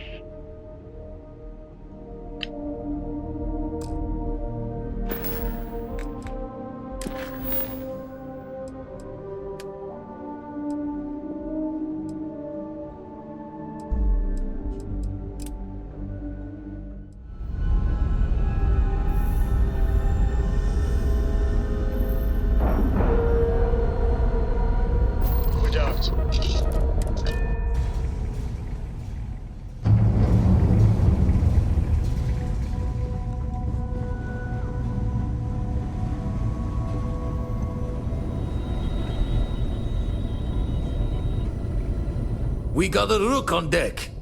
Good to see Constellation getting some fresh blood.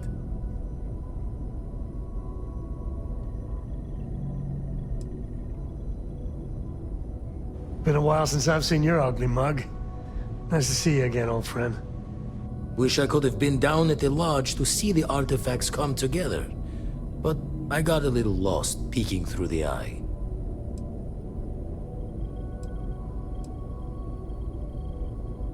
Always preferred working alone, even around people I like. But we're all working together on this one. No finer group in the stars to be unraveling this mystery.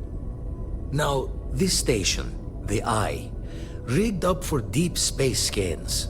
Barrett and Sarah teased out the signs of where our artifacts could be hiding after we caught our second one. But the data takes a slow ride along the Sea of Light. Years or decades between us and the fringes of space without a grav drive.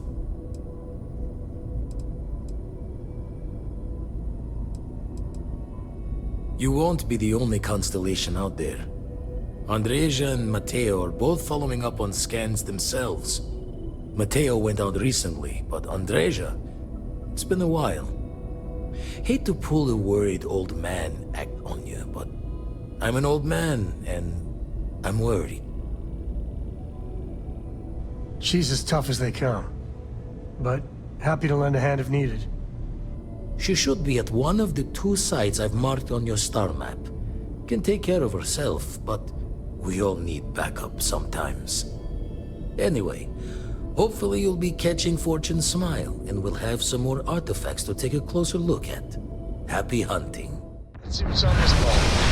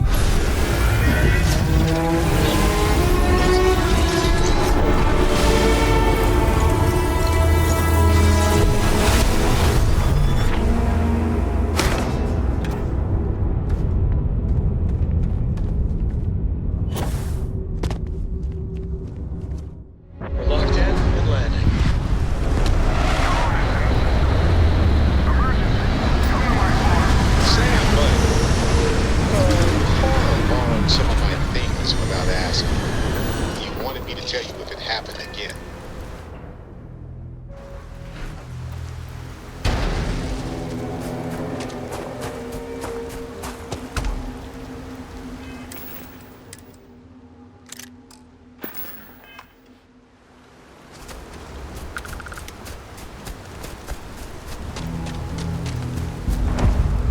Cora's not much into geology.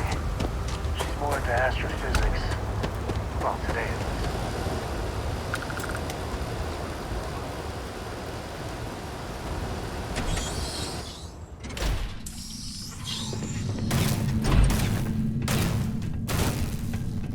Don't come any closer. Identify yourself. You are from Constellation. Vladimir said someone might be coming. Well, I guess making sure you were all right was a bit of an overreaction, judging by the dead body and all. You are the newest member, yes? Do they often send you to check up on other, more senior members?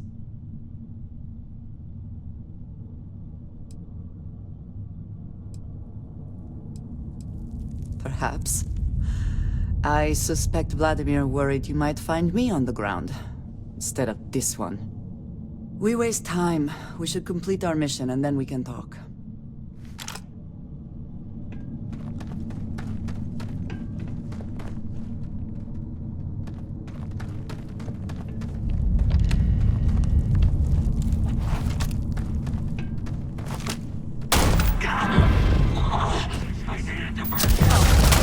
Me too.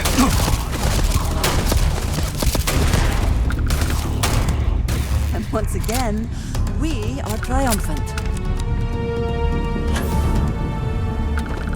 Always worth checking. Never know what you might find in their pockets.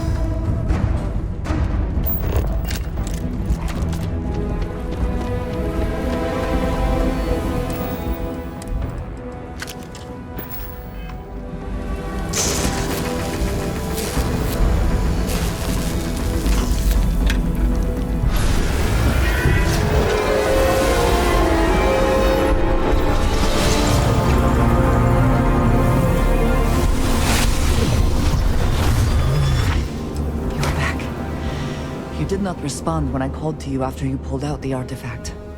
Does that mean Barrett's theory and experience were correct? The artifact grants the first person who touches it a vision? The fact that it has happened to both you and Barrett is already more than we had before. I think it is important that we discuss what you saw back there. That man. What I had done. It was, yes. I appreciate that you see it that way. A very practical outlook, not one I find is shared amongst members of Constellation. May I ask what your background is?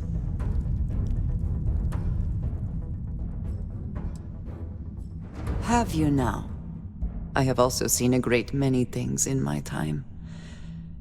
Some quite dangerous. We both seem to be unusual additions to Constellation. Please, I would ask that you not mention to Vladimir the circumstances in which you found me. This is not the first time that Va'ruun zealots have attempted to corner me. If it is known that this has happened again, well, it has been a while since I was given an assignment on my own. I would not want it to be even longer in the future. Do you understand? Mom, this means we are in agreement. Thank you. That is good to know. I will finish here and return to New Atlantis when I can. You should go now, as they will be expecting us.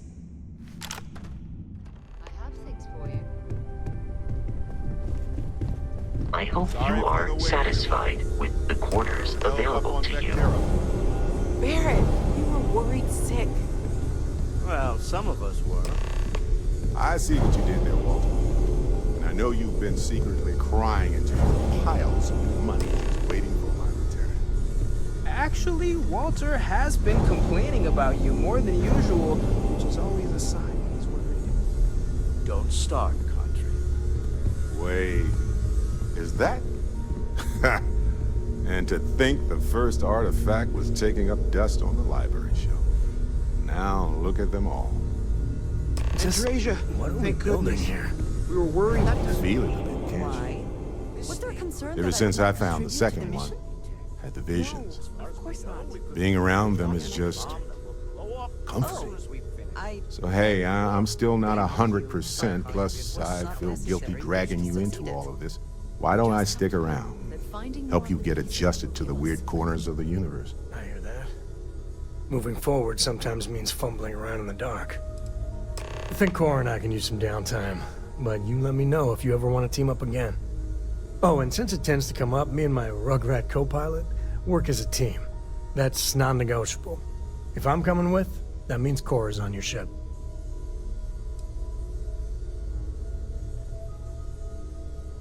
Likewise. You know where to find us.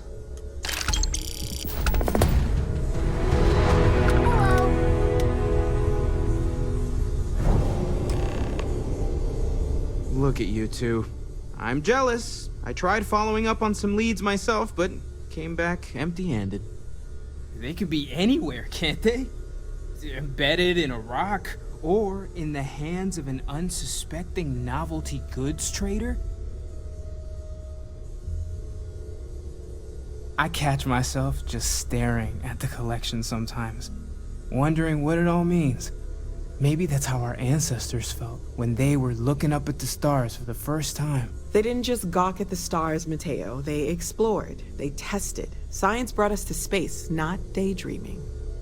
I disagree. What's the point of science if not to enable humanity's dreams? And where do those dreams come from? Not every dream is a pleasant one. I agree with Noel. The work is what moves us forward. You're with me, right? Science or dreams? Which one is the true muse of space exploration?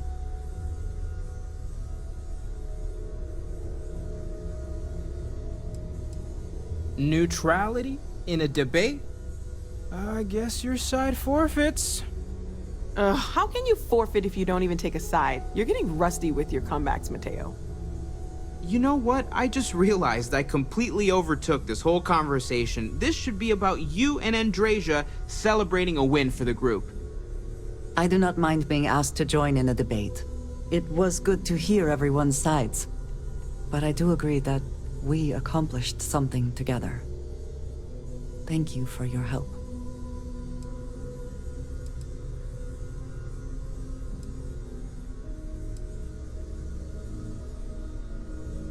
Yes. So am I. Let me know if you need me. Noel, pulling some interesting data from those new artifacts. Tell the Rook to meet me back on board the station. I like going on adventures with Dad. He's on his way. Ron Hope was a real piece of work, wasn't he?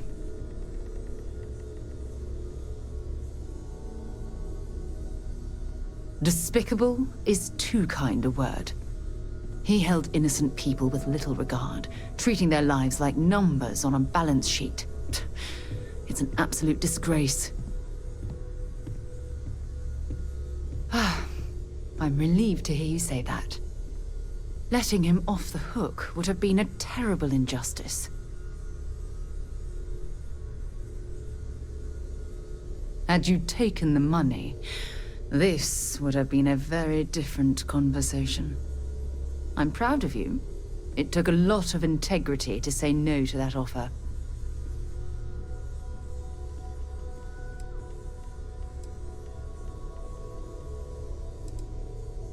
No, it certainly isn't.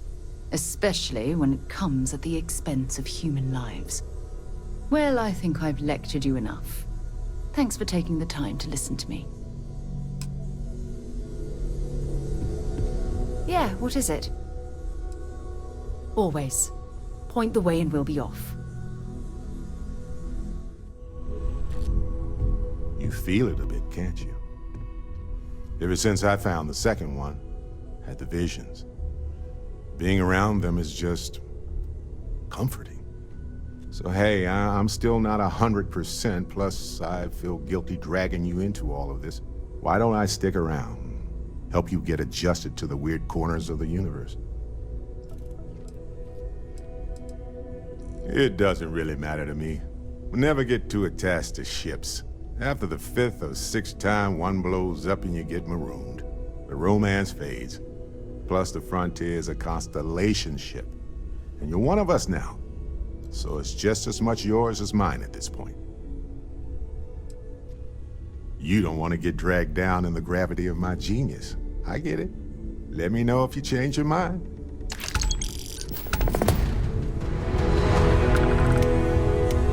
Yeah, the way you handle things, not bad.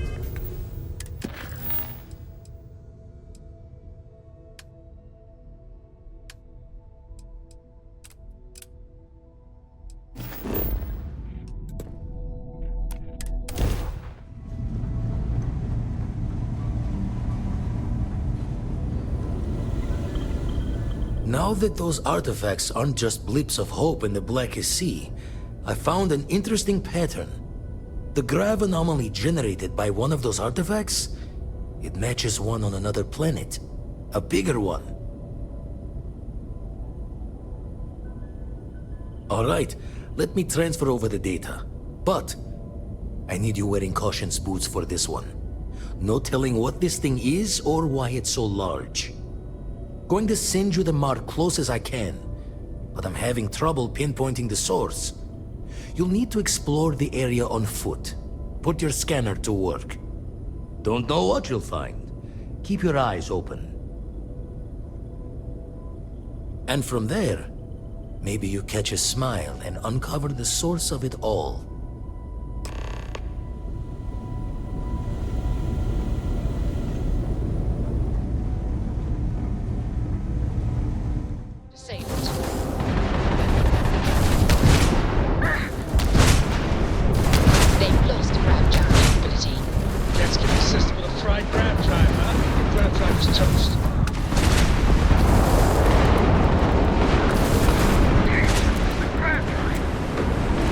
You can't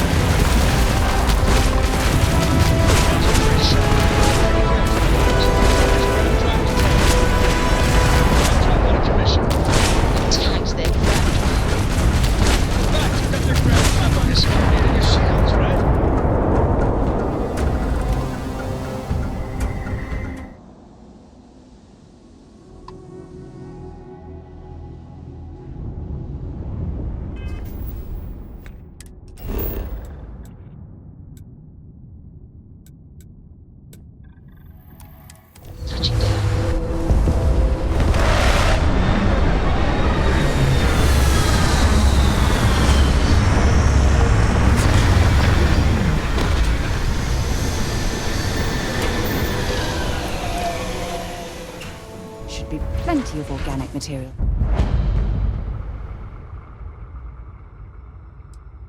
To harvest from this one.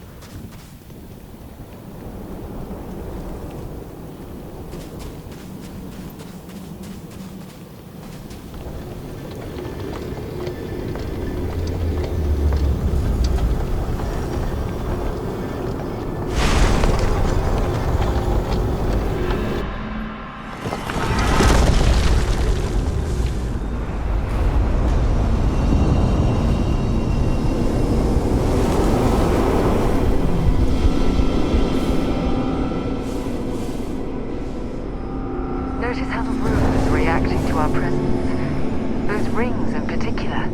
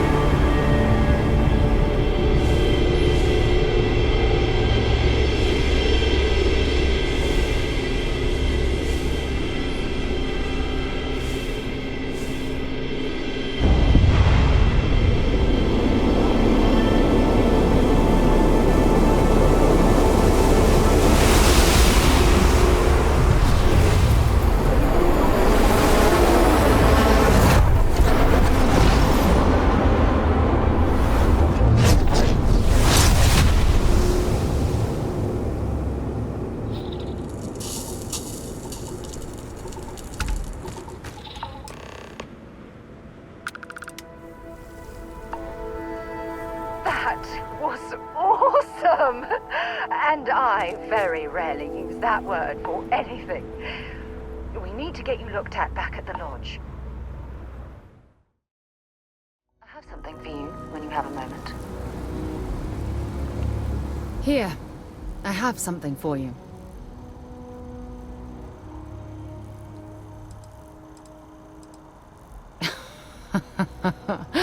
Oh, you're incorrigible. I picked it up on one of our latest planetary expeditions. I'm more than just an extra gun, you know.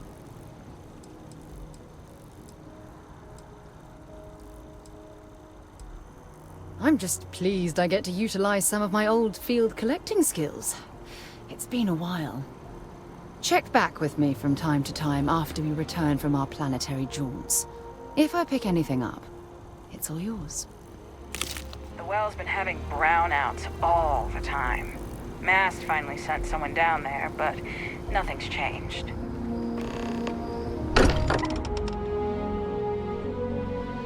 Every time I return here, I'm reminded of the importance of Constellation's contributions to exploration. Crix's bones. Look at you. If you don't mind, I'm gonna start doing some scans. Like, right now. We were right about the anomaly, weren't we? Tip our ears on the tail.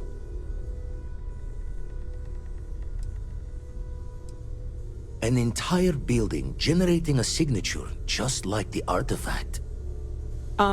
Vladimir, look at these readings. Cardiovascular and neurological levels aren't in the normal range. I think we're going to need a little demonstration. Mind putting the paces to it?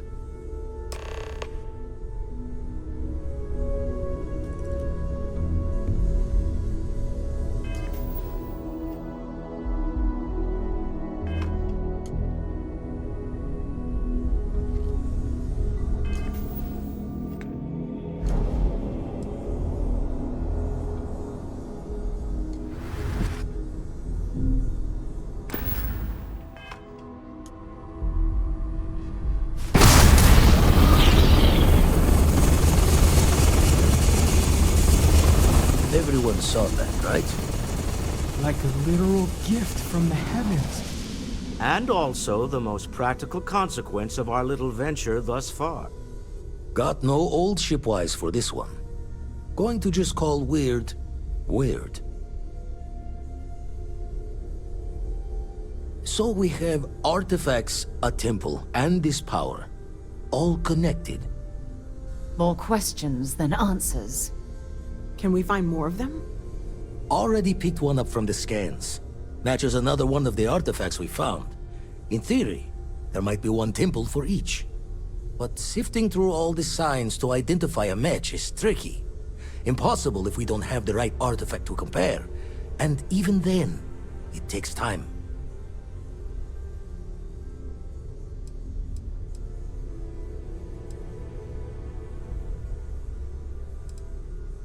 Don't think it's just fortune's left that this temple responded to you.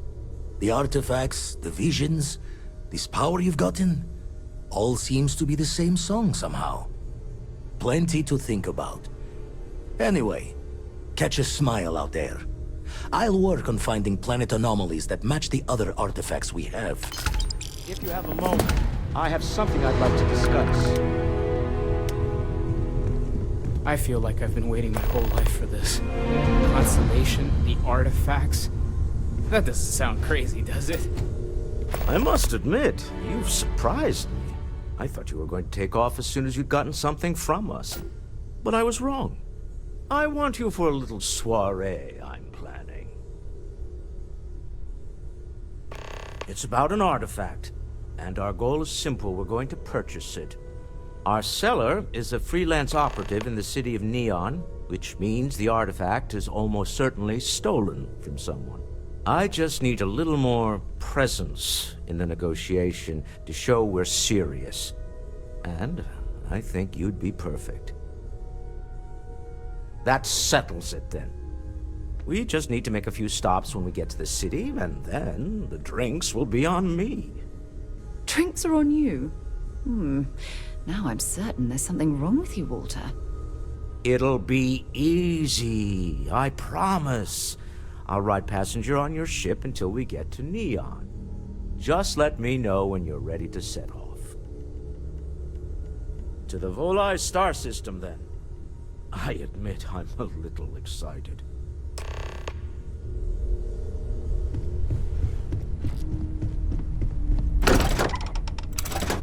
While we're here, you might want to stay away from the edge of the upper platform. It's a long way down.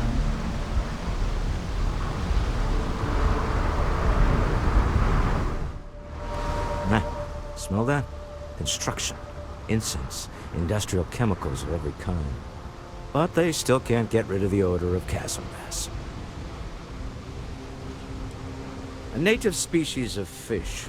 I often wonder what would have happened if they'd never found out about the psychotropic effects. I mean, on paper, a rich protein source is far more practical value than a recreational drug. But theory loses out once again to practice. Something to do with chasm bass's natural oils, apparently. If you're curious, the name is Aurora. We need to stop by the Stroud-Eklund offices. There are certain authorization procedures when large funds are being transferred, even for something like this.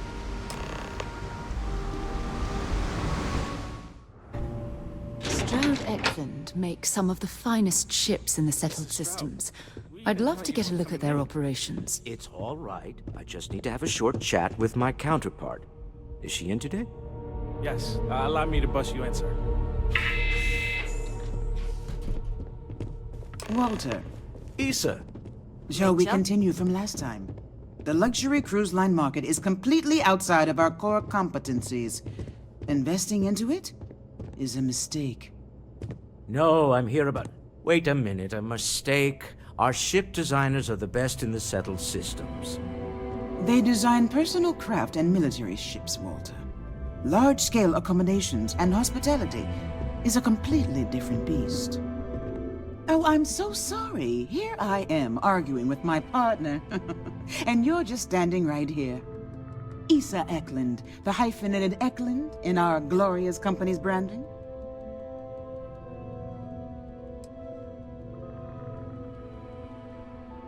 Oh, aren't you lovely?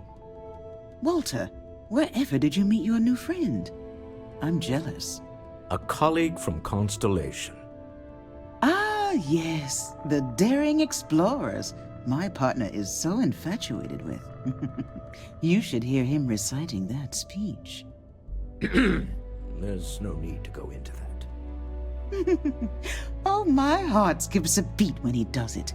Really, it does. Such passion. If he talked to the board that way, I wouldn't need to placate them so much.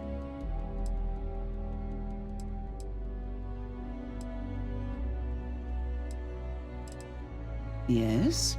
Why are you here, Walter? The board meeting isn't for a while. Our vacations aren't coming up either. It's the discretionary fund, Issa. I need all of it. Ugh. This wouldn't have anything to do with that meeting you've set up at the Astro Lounge, would it? I never said that.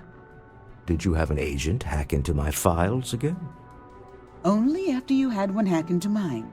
Tell me, can mutual distrust lead to a point where it's actually the same as mutual trust?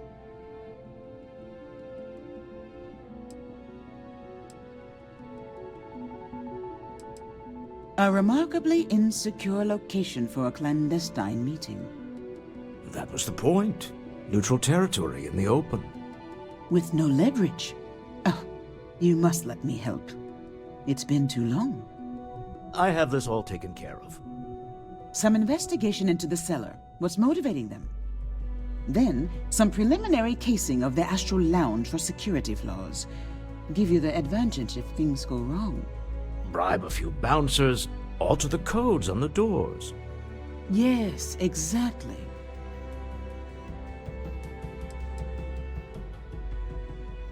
I hate being selfish, but I would like some time with my husband. We need to go through the fund authorizations anyway. James Newell is the broker who knows our cellar. He'll be able to help you find out more about them. And it shouldn't be hard to find the Astral Lounge. Here, let me at least give you some operation funds since I won't be joining you. Meet me back here. I'm going to be present for the negotiation. I'm not leaving you to the Neon Sharks, I promise.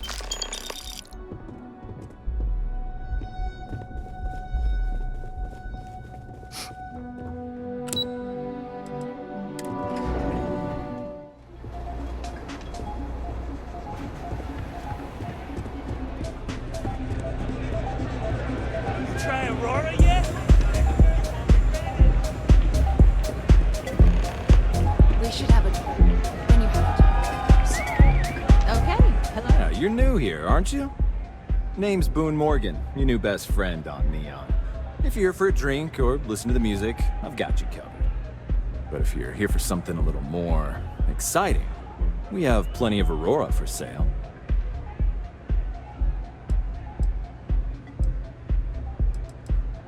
Oh, no. Drugs are for street gangs and junkies. Aurora is on an entirely different level. I like to call it an exquisitely crafted, transcendent experience. Only problem is that won't fit on the package. Here, take a look at the menu. Now, I'm not going to lie. The Aurora is a bit expensive, but let's face it. Can you really put a price on pleasure? The Astral Lounge is one of the safest places in all of Neon. Security is hand-picked from the finest officers in the city. Then I would say you'd be interested in the Astral Lounge VIP package. For a reasonable fee, our security can be your security. Excellent. We do hope your meeting goes to your satisfaction. Hope to see you again.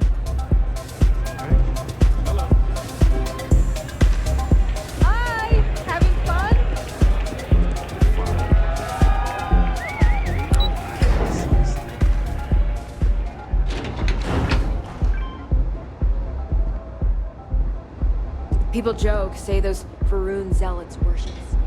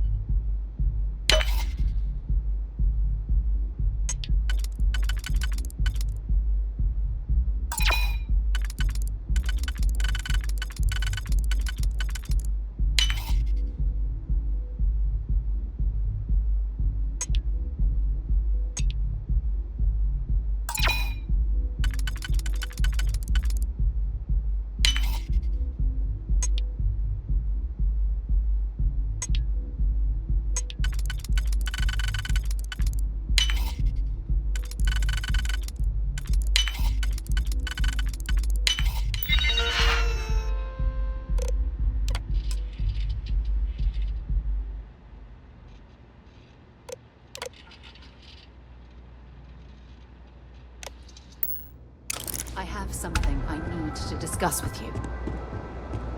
Thanks for taking the time to talk. I wanted to ask you about the artifact you found on Bethesda. When you pulled it from the rock, held it in your hands for the first time, how did you feel? No, I don't think you understand. I know about the visions, the light, and the music. How did you feel inside? What were your thoughts?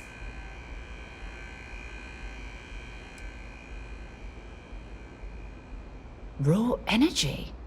I've never heard that one before. I shouldn't be surprised. The artifacts aren't exactly what you'd call normal. True. But hey, how else would you describe it? The artifacts are so different, so alien. And I'm certain one of them reached out and spoke to you. Quite the mystery. Is there? After spending years gathering data about the artifacts, you'd think I'd have all the answers.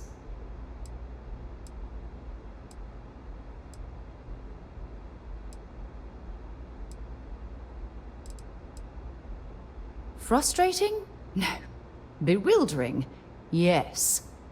It would be, oh, well, an explorer's dream to solve a mystery like this. I knew I picked the right person for the job.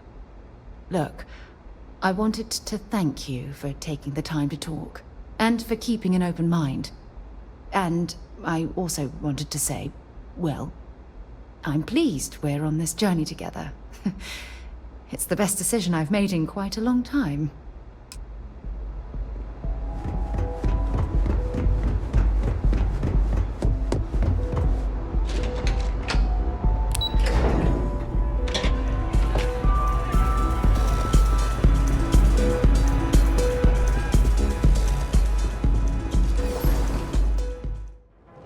Interesting.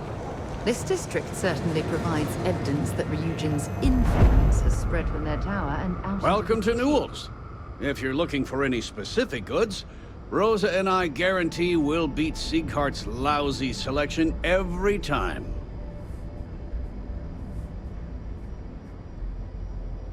Oh, I don't have a problem with this place. My problem is Siegert himself.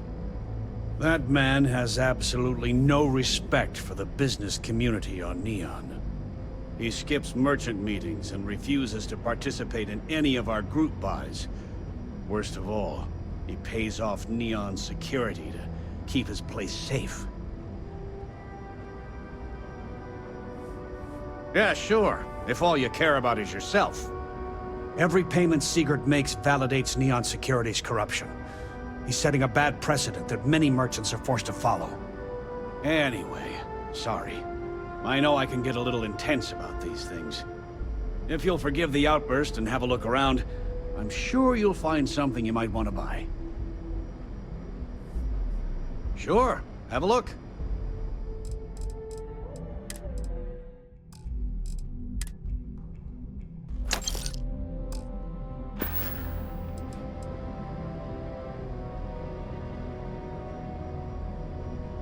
Maybe I did, maybe I didn't.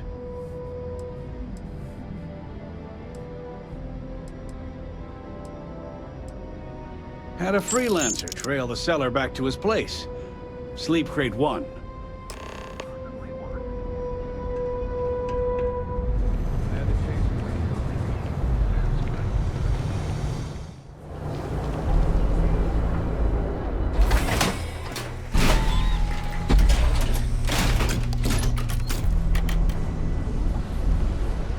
When's the report due?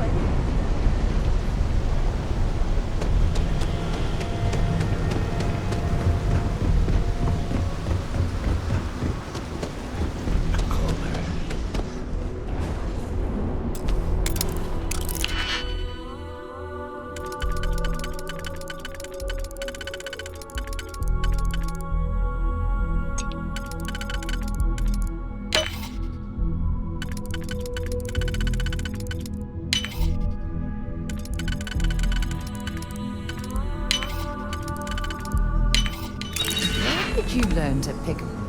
You know what? On second thought, I don't.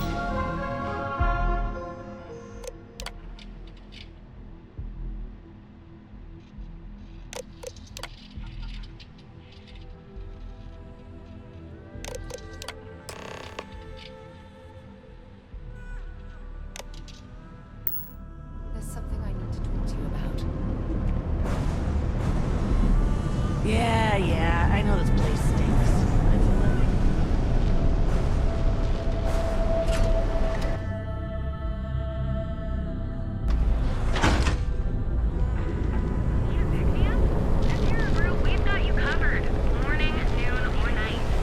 Catherine Luzion keeps demanding we look into her husband's murder. Murder, yeah, right.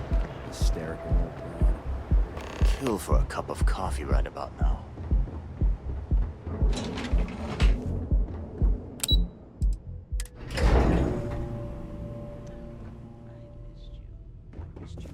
You're still so tense. Normally, once we're alone, your shoulders relax. They're taut. We're on to something remarkable.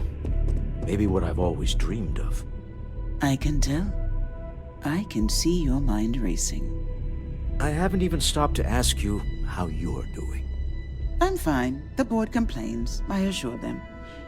There's the occasional assassination attempt. So, you don't need anything from me then? I don't. Am I just some useless stargazer?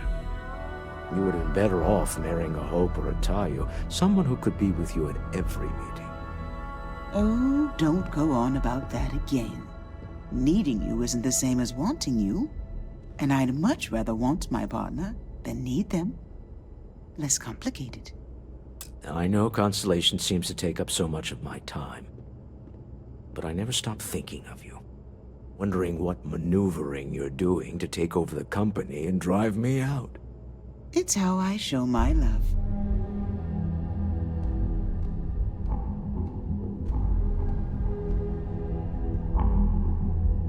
How are the preparations coming?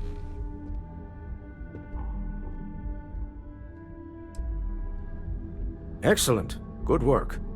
Let's head to the Astral Lounge. Goodbye, my dear. See you at the next board meeting? Oh, I'll be keeping an eye on this little operation, just in case. Good luck, all of you.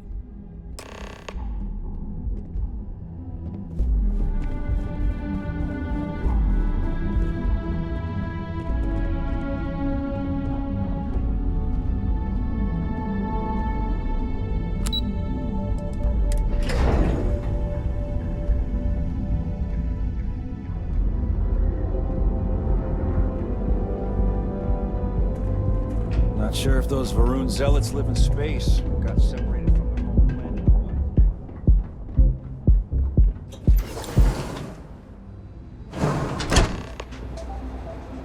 When you have a few moments, there's something I want to discuss. All right, we're here. Now, I don't know what the cellar looks like, but they'll have a security briefcase with them. Larger than normal. Big enough to hold the artifact. We should split up. The code phrase to identify yourself as the buyer is Ramsey and Travers. Code phrases? My goodness, Walter, I think you're taking this espionage business a little too seriously. Remember, Ramsey and Travers. We'll meet back near the elevator.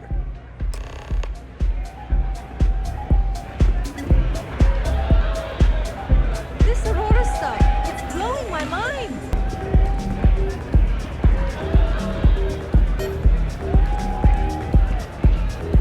What is it? Can't you see I'm busy drinking? Oh, really? I heard you all have a meeting in a few minutes, don't you? In one of those fancy VIP lounges? Speaking of which, I gotta get going myself. Excuse me.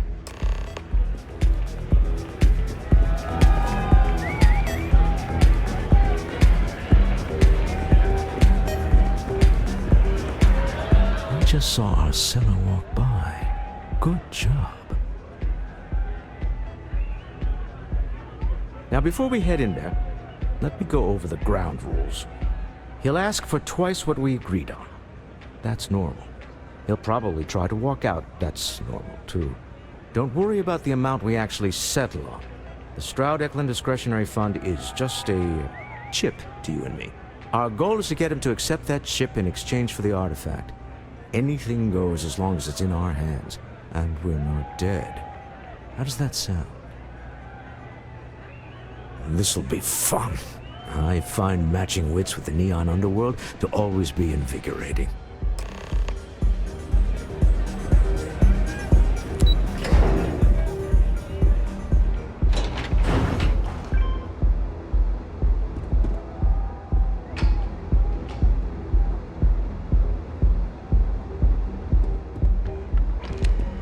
So you're Stroud. You look different in person.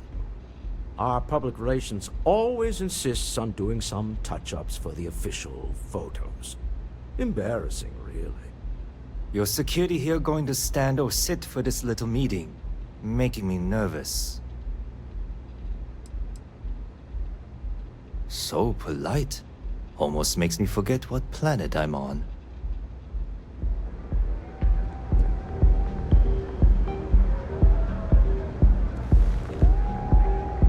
Am I to assume that briefcase has our item of interest?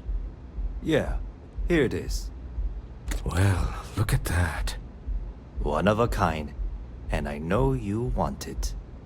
I have the amount we agreed on. Things have changed. I want double. Now how am I supposed to do that? I don't know, but your security here seems to have some fancy gear. Why don't they chip in?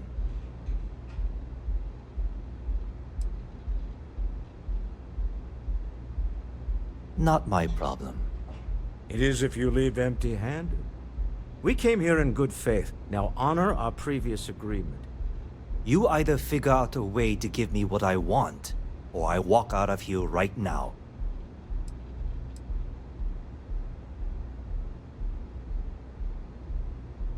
I leave now, I can get a jump start on the people after me, instead of you all wasting my time.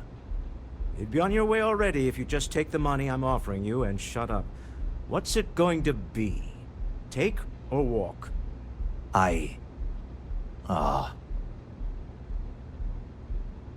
All right, you win.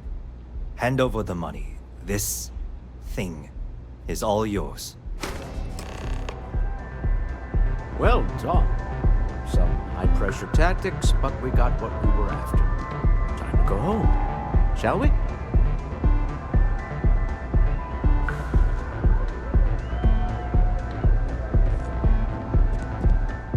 Stop right there. You're in possession of Slayton Aerospace property. Ah. Slayton must have been the original owner. We don't need to do this. All's fair on Neon. Am I right? Hand over Mr. Slayton's property. Now.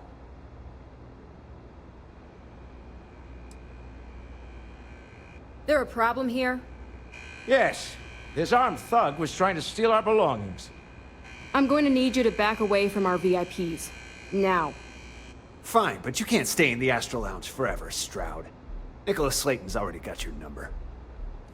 Sending armed men into the Astral Lounge. Slayton must be serious about getting the artifact back. We'd better get off the planet quickly.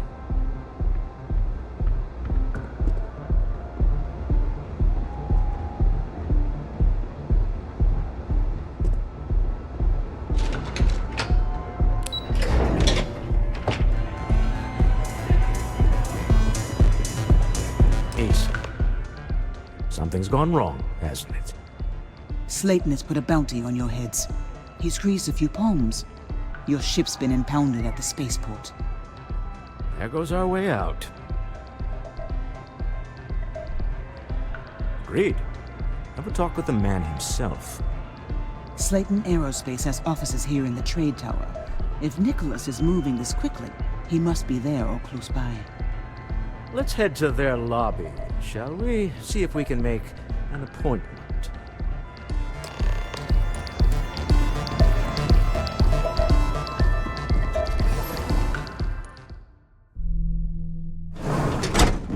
There's something I need to talk to you about.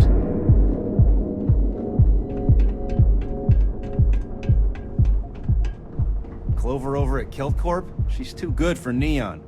Sounds like she's trying to help someone or something. Honestly... When you have a few moments, there's something I'd like to discuss.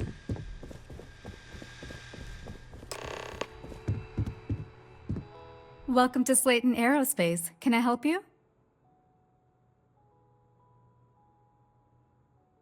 I'm afraid Mr. Slayton is a very busy man.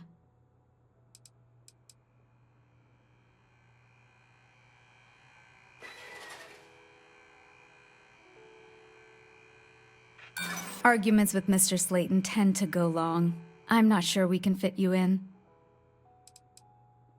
That doesn't sound like something Slayton Aerospace would have the legal authority to do, does it?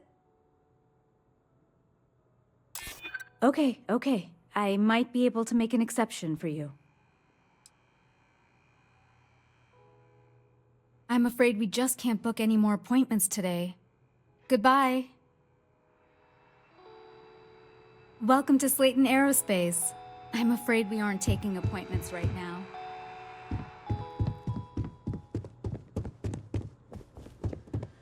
You have a question? You can chat with the receptionist all you want.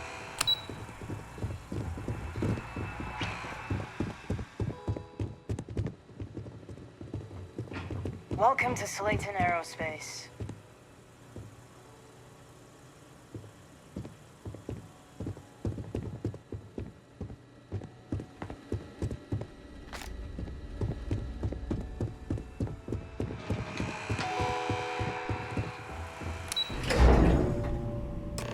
Wait. This clearly isn't the executive level. He's on to us. Walter. Taking what's mine and then breaking into my office.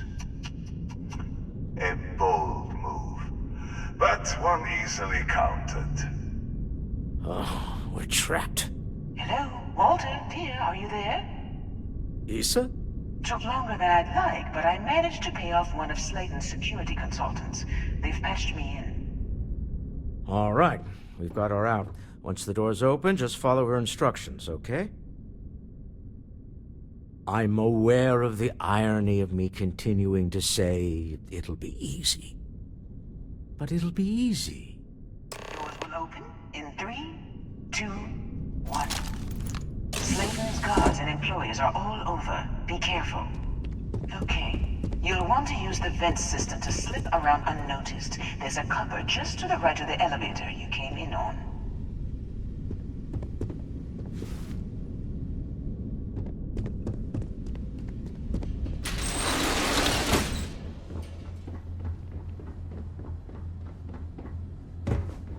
That's the elevator you came in on.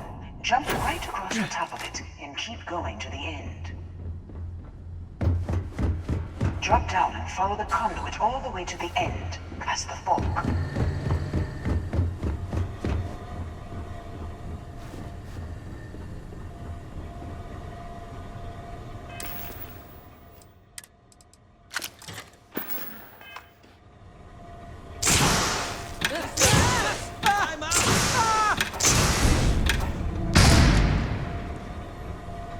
There's a vent above you. Just climb up.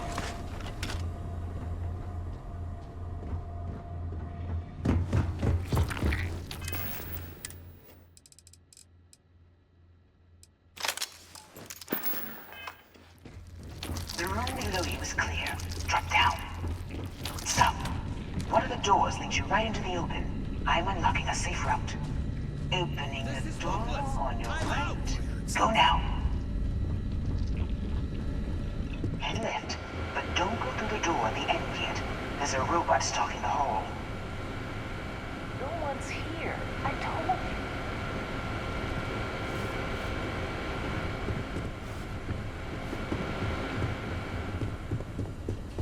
you. Wait. It's walking down the hall. Go now, straight across to the door.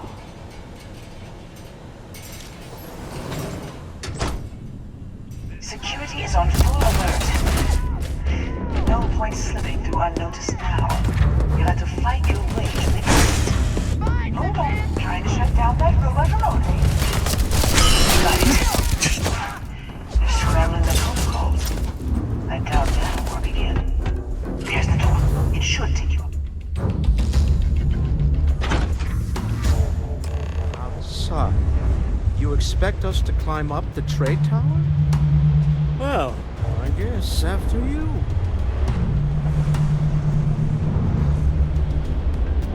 Hey.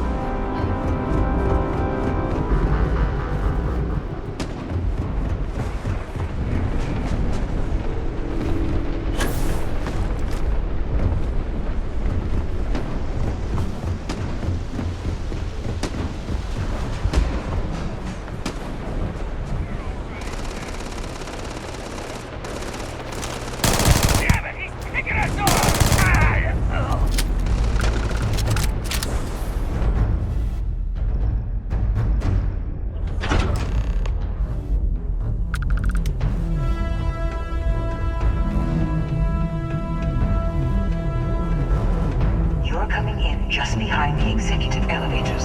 I'll call the one on the far end, and you can walk right over the top. You know, it's moments like this that really makes Neon the best place to do business. You steal what's mine. I trap you in the city. You infiltrate my office. I lock it down. Where else can you match wits for the highest stakes but here? You have what's mine. I, indirectly, have what's yours. We are at a stalemate. Although, I do count a few more guns on my side. I do admit, having the co-CEO of Stroud Eklund in my office is quite the opportunity. How are your quarterlies looking, Nicholas? Perhaps we can add Slayton Aerospace to our supply chain, provided this unpleasantness was behind us. Yes, I think that could be a most beneficial exchange. There is just the small matter of paying for the humiliation. Mr. Musgrove, my former employee, and the thief responsible for our serendipitous meeting, was caught prior to your arrival. I think it would cement our new partnership if you were to decide on his sentence yourselves.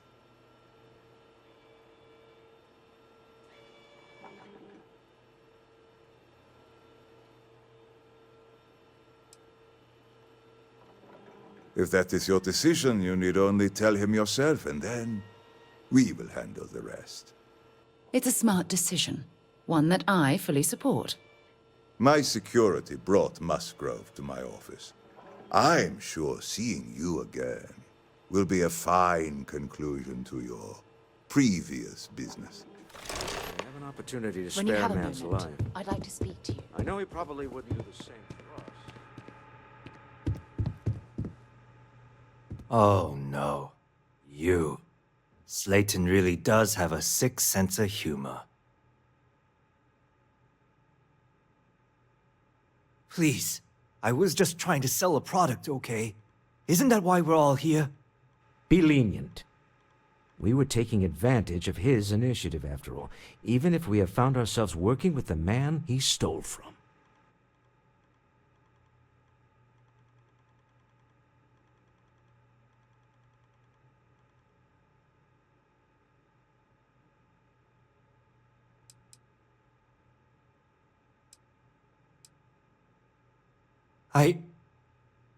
Thank you. You have no idea how lucky you are, Musgrove. If it was up to me, I'd have fed you to the wolves. A rare moment of compassion for this city. Very well. I'll clear things up with the authorities.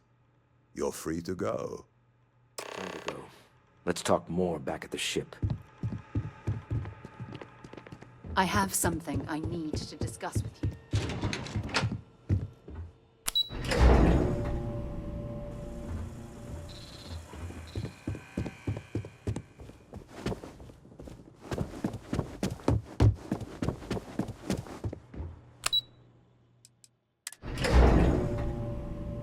See that shroud covering me on? Leave it.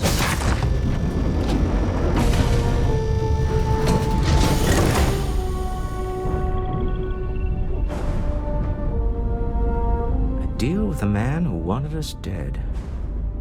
I guess we can call that a win. What do you think? I agree. This life suits both of us, don't you think? All in all, a great success. Thank you for allowing me to tag along with Constellation's newest star. Yes, I used a pun. Forgive me.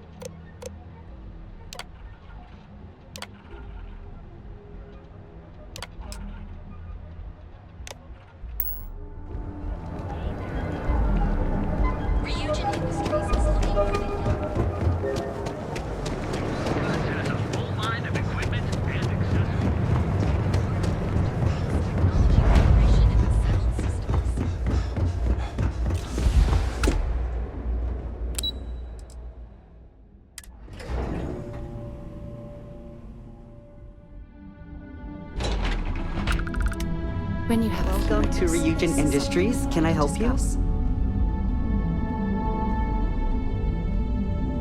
You must be one of the candidates that Imogen Salzo is interviewing today. Her office is down the hallway to my left. Take another left at the conference room, follow it around to the right and up a small flight of stairs. Then take a left and keep heading that way until you see her office. Sounds like a maze, right? So if you want me to walk you back there or have any questions, just let me know.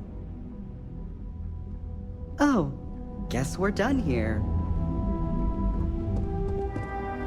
Back, I see. Something I can help with? Of course, follow me.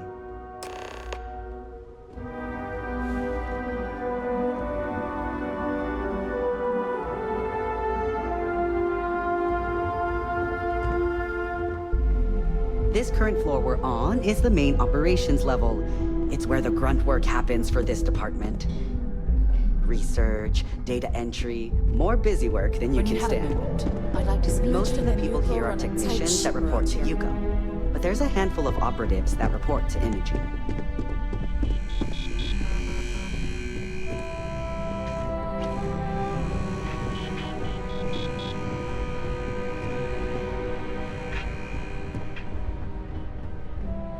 Don't wander into any restricted areas.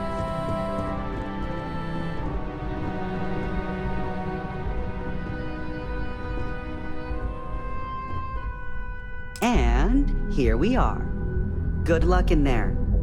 I'll probably see you on your way out. I hope you're more prepared than the last one. Have a seat. And your friend can wait outside. I'm sure they understand. When they ask for your greatest strength, tell them you lack. All right, just to get a few things straight here. I'm Imogen Salzo, Senior Operations Specialist here at RYUJIN Industries. I don't normally do this, but my counterpart Yuko is indisposed at the moment, so here I am. We're looking for someone to fill an entry-level administrative position. Apparently, our algorithm has failed us and believes you to be a decent match, which I'll take up with our technicians later. So, let's get this over with. Why do you want to work for RYUJIN Industries? An excellent question, but enthusiasm can only take you so far. We don't operate on passion alone here, we look for skill. Which brings me to my next question. This next one should be interesting, considering you marked having 0 experience and no education. Why do you consider yourself qualified for a job like this?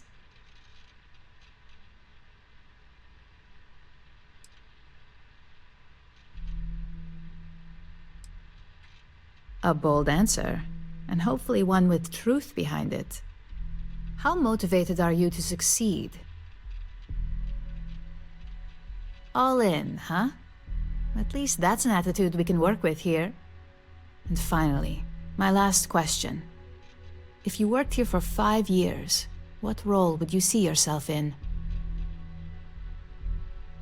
That's a lofty goal, and one I'd love to see you accomplish, but we'll soon be the judge of that.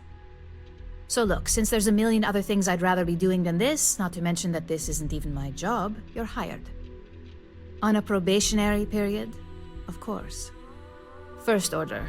There's a meeting starting soon, and I need you to pick up the coffee order at Terra Brew. Fairly easy, so you shouldn't be able to screw it up. If there's a line, skip it. Tell them you're here for Imogen Salzo, and you should get served right away.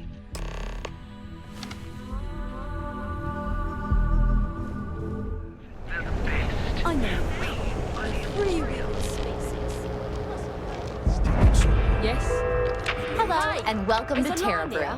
Oh, the RYUJIN order. You must be new. What happened to Tomo? Did he finally get that promotion? I got fired is what happened. And this is the soulless suit they got to replace me. Tomo, I'm sorry. I know how hard you were working for that promotion. 4 years behind a desk, getting coffee, kissing up to that high and mighty Ularu Chen, just to get replaced by this nobody?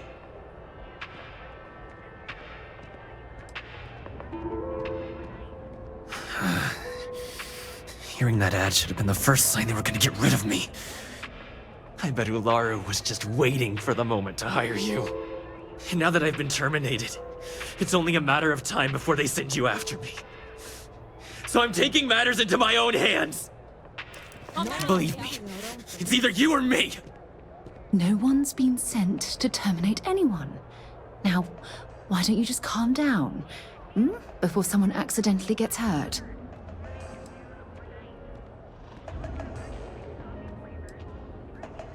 You want to talk? I'll tell you what. You get one chance to prove you deserve this job. Change my mind, and I'll walk away. Fail, and I think you know where this is headed.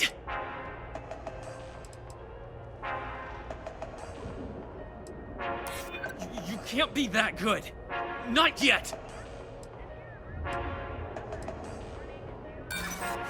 You act like you're better than me. You're not. If you don't start anything, and I don't start anything, look, at some point, Ularu really will send you after me. Just promise me you'll remember this, that when I came after you, I gave you the chance to talk me down.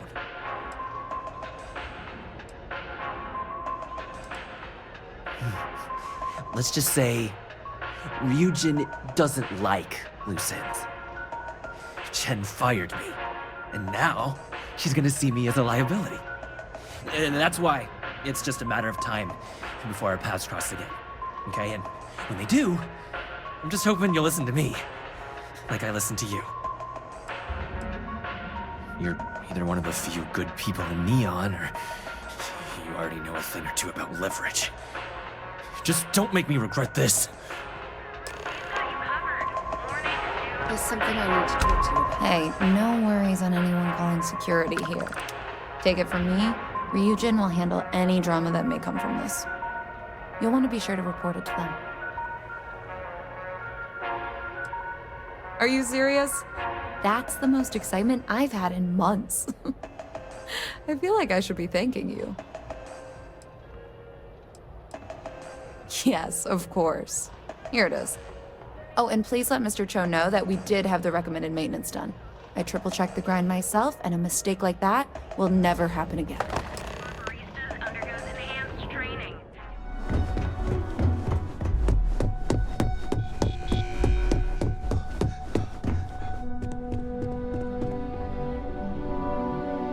I hope that coffee is still hot considering the time it took you to get it. You either need to learn this city or how to deal with distractions. So, what was the holdup?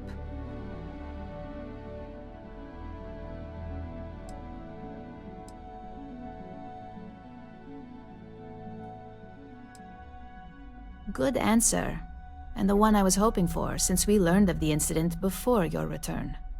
Your handling of the Tomo situation has caught some attention, and we'd like to try you out in a different role at the company. And since Yuko isn't here to object, your new position starts right now. So, congratulations, you've been promoted. Not bad for your first day, right? Talking through it was the right way to handle the situation. I'm proud of you. You say that now, but let's move on to the details. I'm promoting you to junior operative. The position is a bit more complicated and completely confidential. Your main duty is to add influence when necessary to ensure success of the business. Any questions so far? Really? Well, this transition may be easier than I thought. Now, let's get that coffee delivered. I'll gladly take mine. And since Yuko's still a no-show, feel free to keep hers. The other recipients are eagerly waiting for you in the conference room.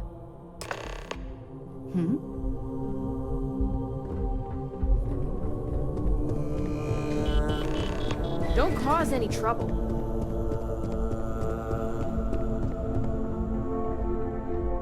Keep out of my way and I'll keep out of yours.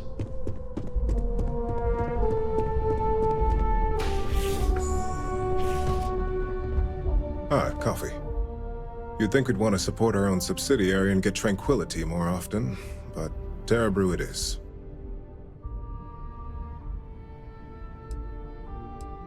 Terabrew would be a substantial purchase, but we fully intend to develop the Tranquility brand.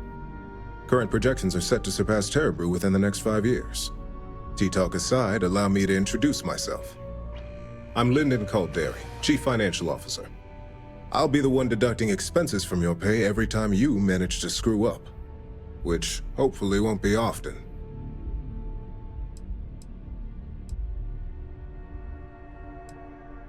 Good. Then it appears we have nothing left to discuss. This introduction was not annoying. I hope our future encounters are as productive. Just what I needed. Imogene said she hired someone new. I'm Genevieve, Head of Marketing and Public Relations. Likewise. Anyway, it's good to put a face to the new operative. The only question now is how much work are you going to be?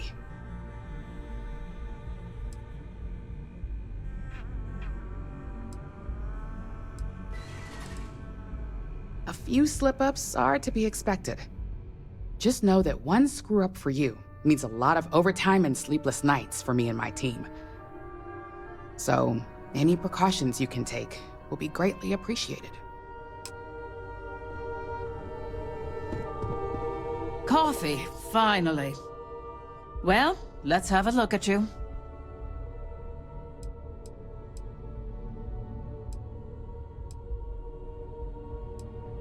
The only thing creepy here is your misinterpretation. I'm Alexis Price, head of the legal department here, and I'll be direct.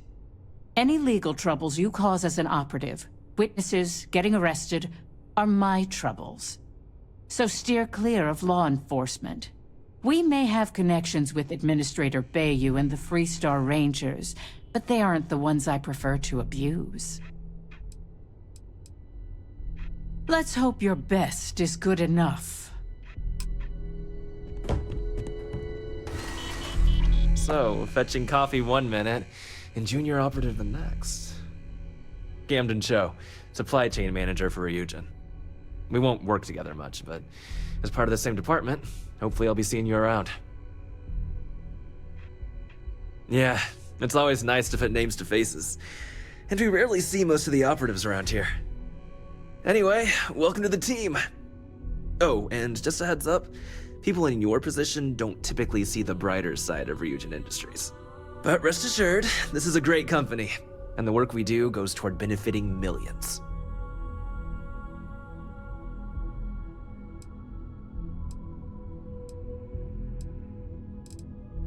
Please do. It's easy to get wrapped up in the bad if that's all you see. Of course, you'll be forming your own opinions as you go. Just keep an open mind. Oh, and thanks for the coffee.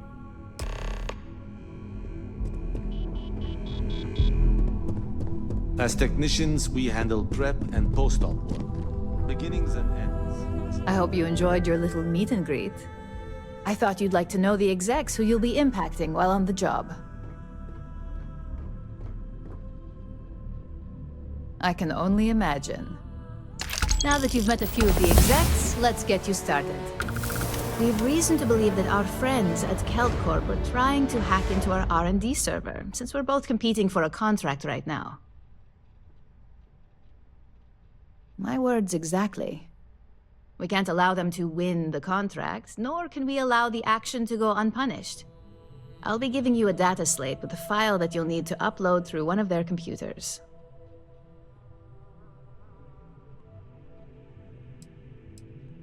Remember, this is confidential. We can't have anyone at KeltCorp getting suspicious. When all is said and done, it should be as if you were never there. Here's the data slate. Good luck.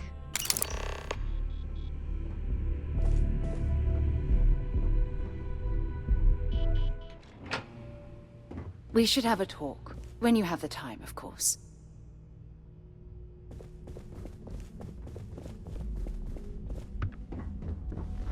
Are you supposed to be here? I don't know, but I gotta get out of here. It's been non-stop interruptions since this morning, and I'm not spinning.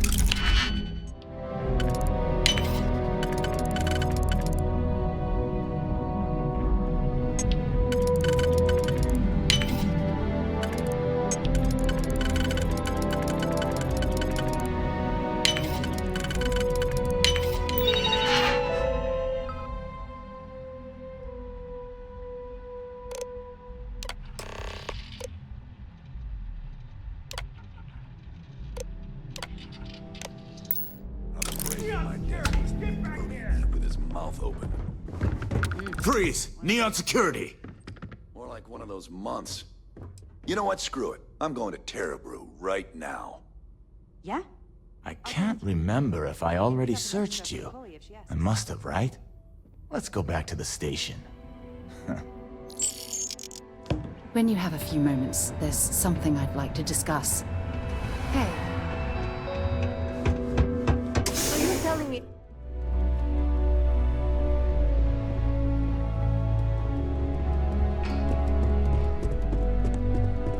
This report isn't bad, but you're going to need more supporting evidence.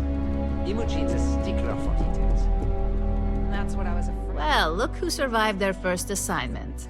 How'd it go? Anything to report? I know what you mean, but that you're missing... I heard you made quite the scene in the trade tower. Something I explicitly told you we wanted to avoid. If you recall, setbacks mean a lot of things for a lot of people. Payoffs, cover stories, cleanup crews. You get my drift. The cleaner your work, the more intact your payments stay. I'm sure you understand. Lucky for you, there'll be no docks in pay today. Just try to be more careful in the future. Exactly. In the meantime, I'll make sure that slate is properly disposed of. So, now that we know you're capable of handling some light cyber mischief, let's try your hand at a little framing. One of our subsidiaries, Arboron, is currently competing for a contract against Laredo. Now, the buyer likes to keep their associations clean, and will be sending a representative to Laredo in Aquila City for an evaluation. We just need you to visit their office first and accidentally leave behind some incriminating evidence against their company. Good. This one should be easy to pull off. Laredo has their own building, unlike Keltcorp, so at least there's only a single layer of security to deal with. Here's the slate we need you to plant. It holds confidential files that'll cast the perfect negative light on our friends at Laredo. Now, get going. Thrust is firing.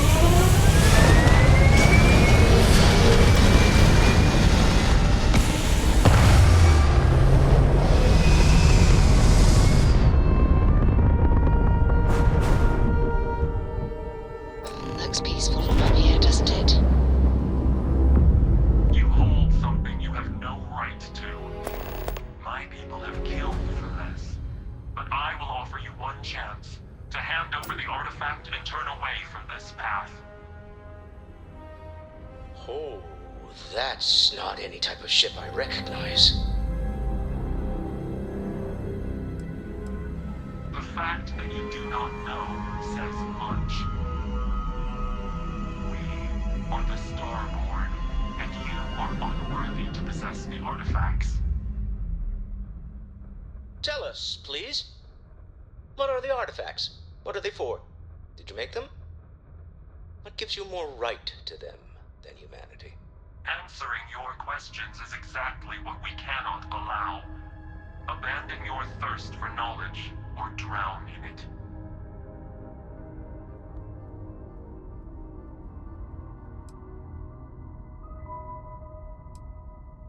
We are growing impatient.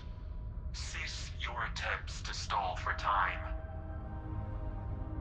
But you speak our language. We know everything about you. That is why your kind cannot have the artifact.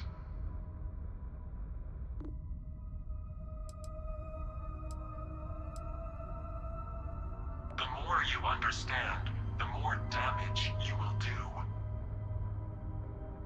How could just knowing what you are be dangerous? Our distance from you is the whole point. We interfere now because we must. I'm not liking what I'm seeing on the scans. Energy output from that ship is far above the normal range. If we spin up the grav drive now, we have a chance.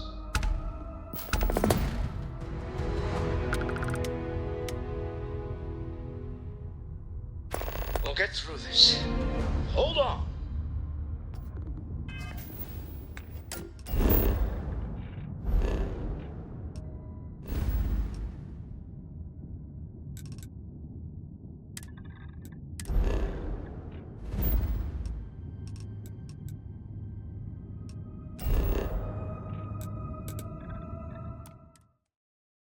Pardon, there's something I need to talk to you about.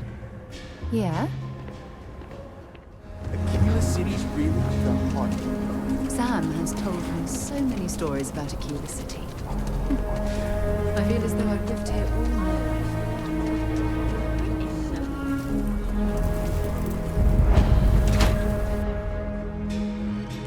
There's not enough to do around here.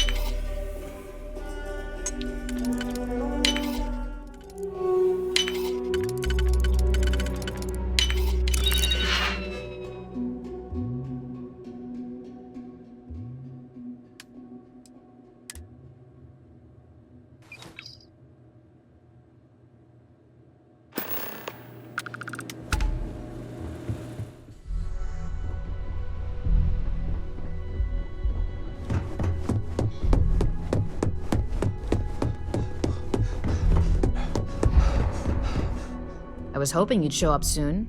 Is it done? Excellent. I'll let Ularu know that we can start moving forward with our negotiations. Now, I think it's time to examine a different set of skills. Nice to see I haven't worn you out yet. Your next assignment is to find the security chief and use some creative thinking to obtain their security keycard. And when I say creative, I don't mean with a weapon. Either look the part and be persuasive, or be quick with your hands. Good luck. I'm sure you'll be able to get that keycard without incident. Just remember, if anything does happen, it's up to you to bail yourself out.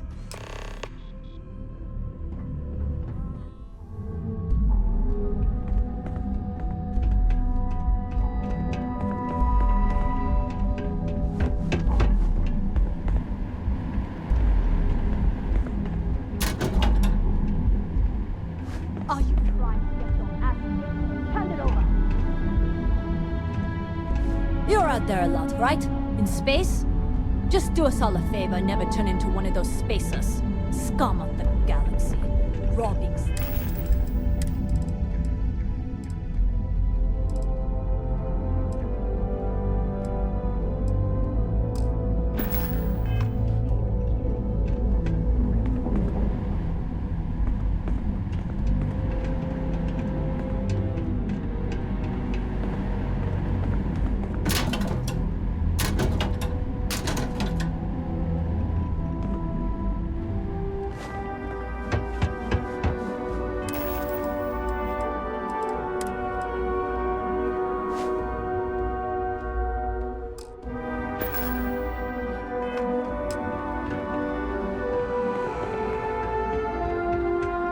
No loitering. Now move it. I don't think there's a shift change going on right now. You looking for something?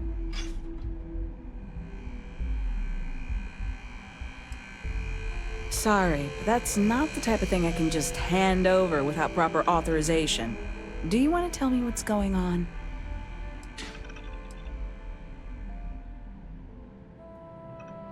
In that case, it sounds like your supervisor should be the one asking me. I thought I made myself clear. I'm not giving you my card.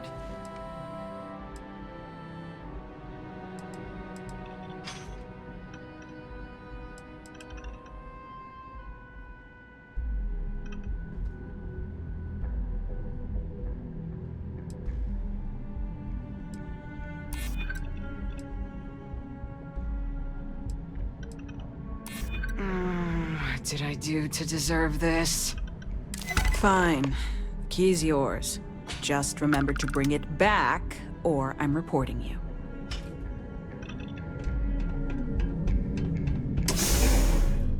I have a deadline. Hey there. Got that key card for me? Now we're talking. Not bad for a novice.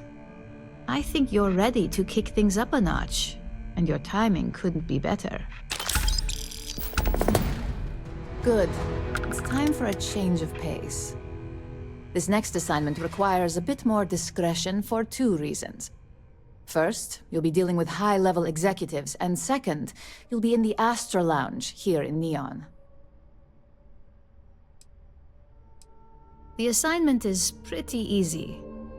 Our techs failed to uncover a potential deal between Infinity Ltd. And Quantum Synergies. Your job is to make sure that deal fails.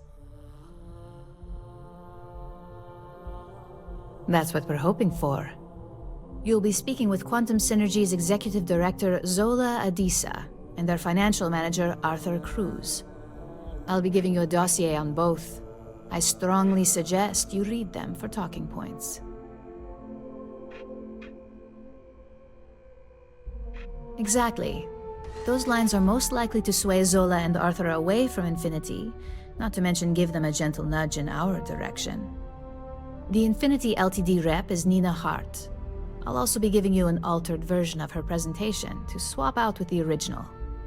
We've changed several figures, just enough to cause sufficient confusion throughout their meeting. Whenever executives are faced with numbers that don't properly match up, any faith they may have had will falter. Finally, I recommend dressing appropriately, so I've taken the liberty of having a suit made for you.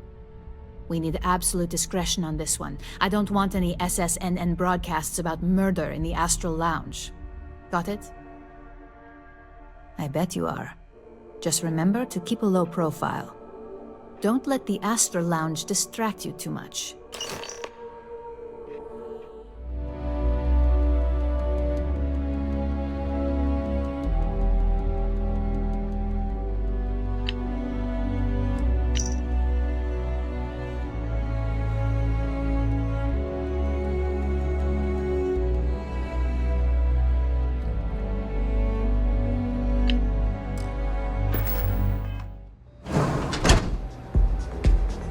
We should have a talk when you have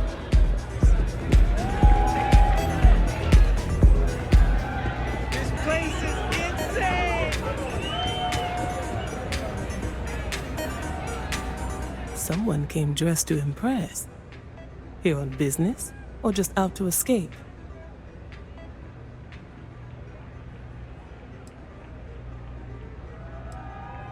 Ah, same here.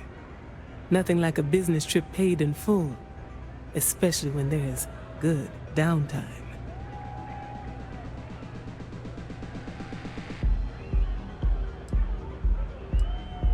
RYUJIN Industries. A good guess since we are here in Neon, but no. Infinity Ltd.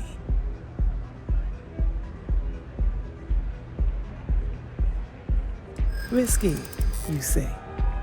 By all means, enlighten me. Cheap is a word Quantum Synergy should never be associated with. I believed our team had thoroughly researched Infinity. But your comment gives me pause. A surprising conversation, and one I would never expect from someone such as yourself. I suppose the old saying, never judge a book by its cover, is appropriate here. It seems I have quite a bit to reconsider now. So it looks like the pleasure aspect of my trip needs to be postponed. Thank you for the insight.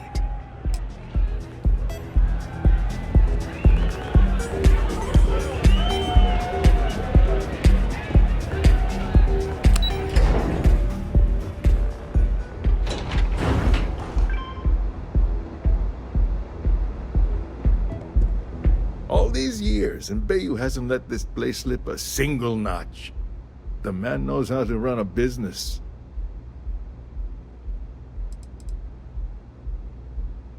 Well, I take that as a compliment, coming from someone as well-dressed as yourself.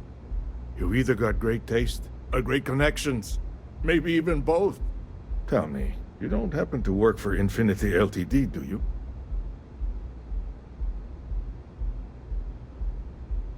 Got something against Infinity, I take it. I'd love to hear your reasons why.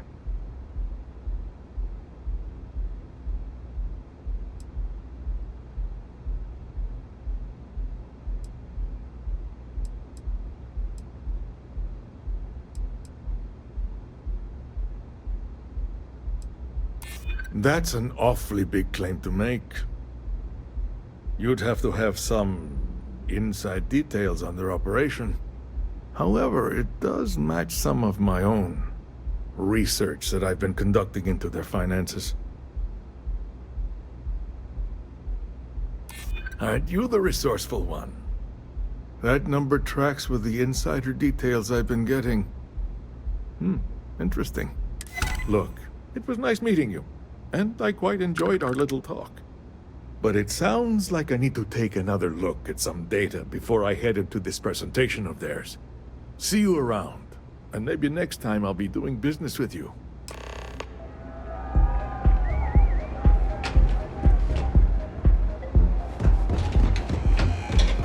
Hey, keep your nose clean. Last thing I want is to charge you.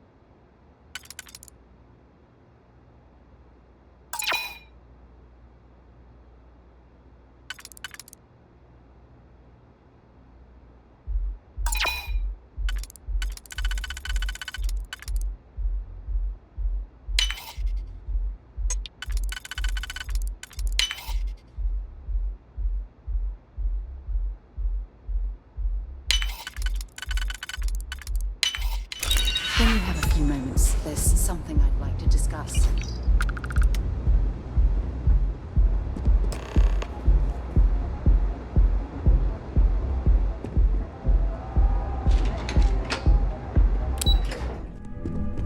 There's always work to be done. Well, that wasn't too bad, was it?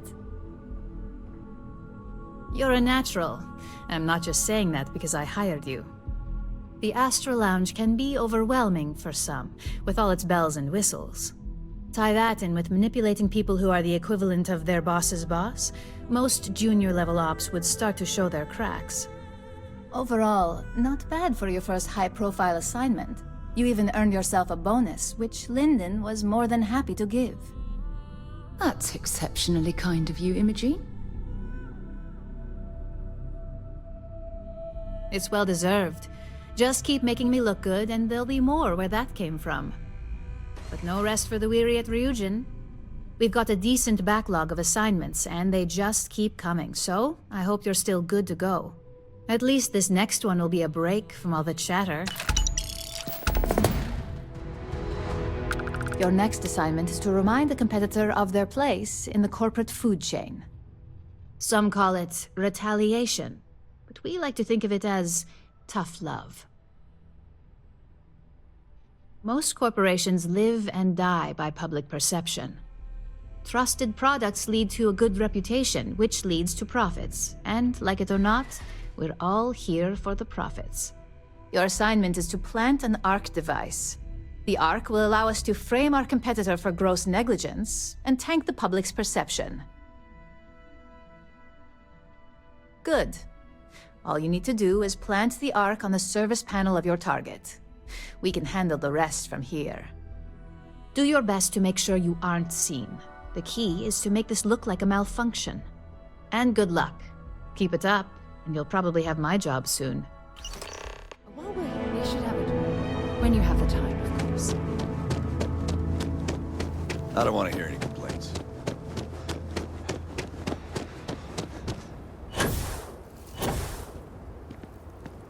Keep an eye on your valuables. I remember meeting.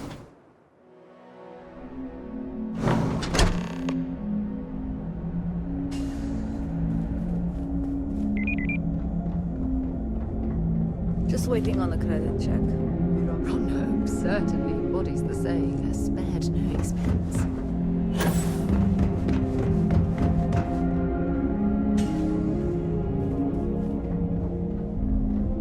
We'd be dust except for the fact.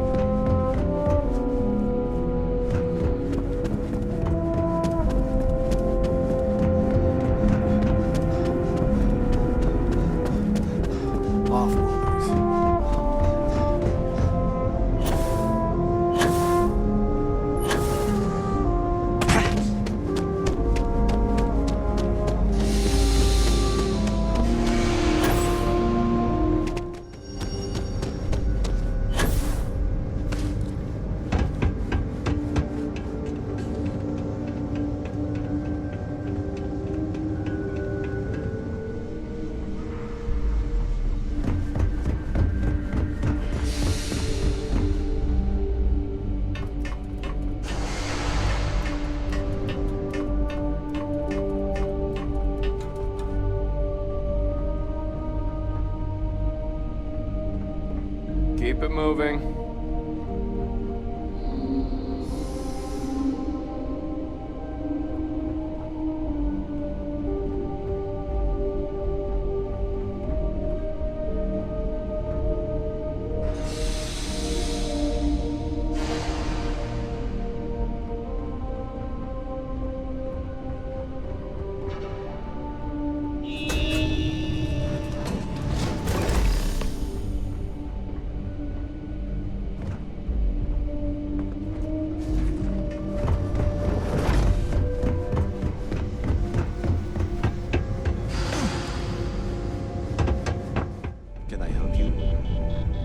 Hey there.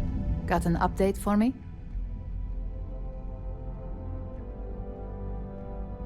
Good work. Now I can let Masako know how much she'll enjoy watching the news tonight.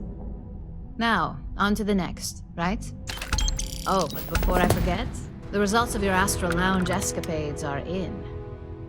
I'm happy to say that the deal was officially called off. Masako was very pleased with the outcome, so she arranged a bonus through Linden. Apparently you said all the right things when it came to Arthur.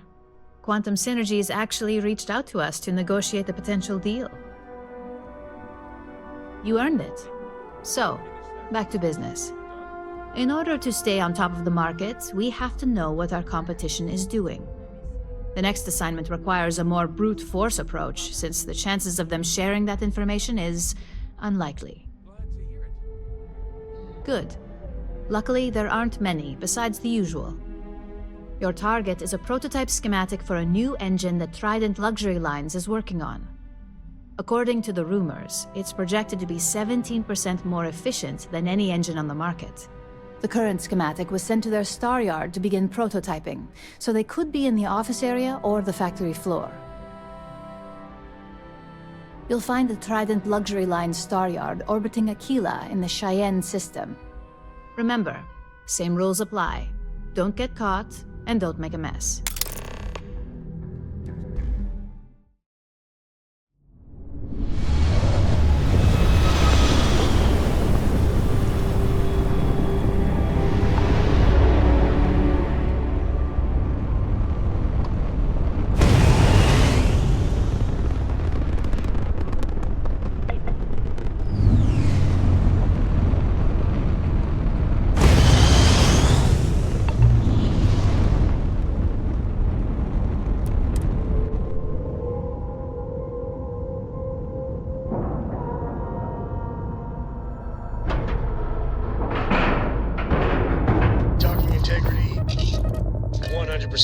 Good to go, Cap.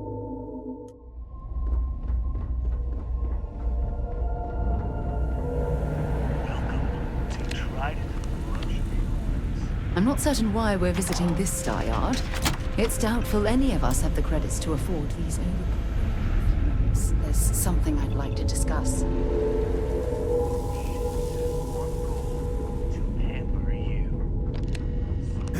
No offense, but, you belong here? The galaxy must see my latest masterpiece. What are you doing here?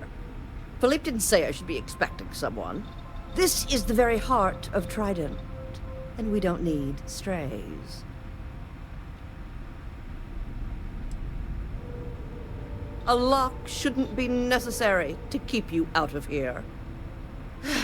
Well, I suppose since you're here, enjoy being in the presence of greatness. It's here that we create the next generation of Trident starships.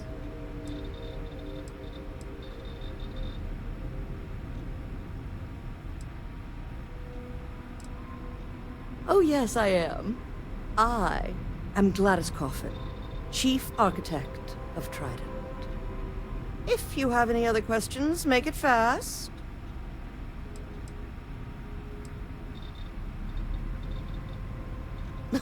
Oh my, that's just priceless. Balancing elegance with the strict engineering requirements of spaceship travel. That's not science, it's art. An art I'm particularly skilled at. Am I famous? Well, my many, many awards and achievements should give you some idea. Oh, why, thank you. Yes, I've recently won my second Grand Nova Award for excellence. It's a great honor, but after receiving so very many awards and distinctions, they all start to blend together.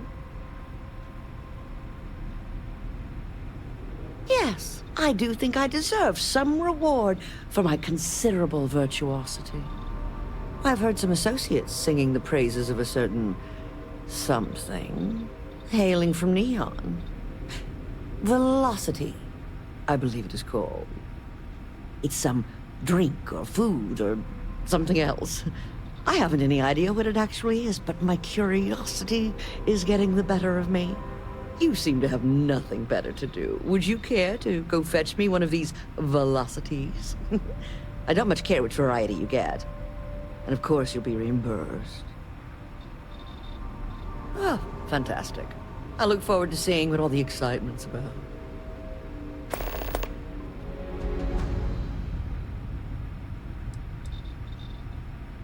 In my line of work, one cannot be small-minded. As Trident's chief architect, no. As their premier artiste, I must find inspiration in everything. What?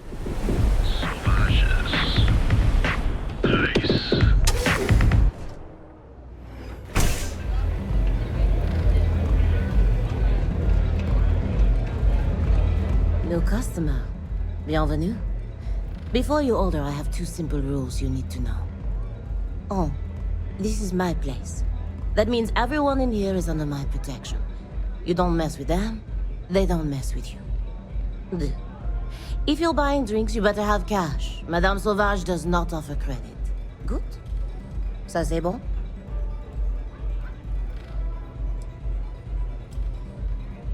Finally, someone who listens and does what they're told. A rare commodity in Epside. I like you already. I can personally vouch for my colleague here and make sure that he behaves. So, what can Madame Sauvage get you? Have you come to try velocity, perhaps? Or do you prefer something with a little less kick? Of course, of course. Anything for my special new customer.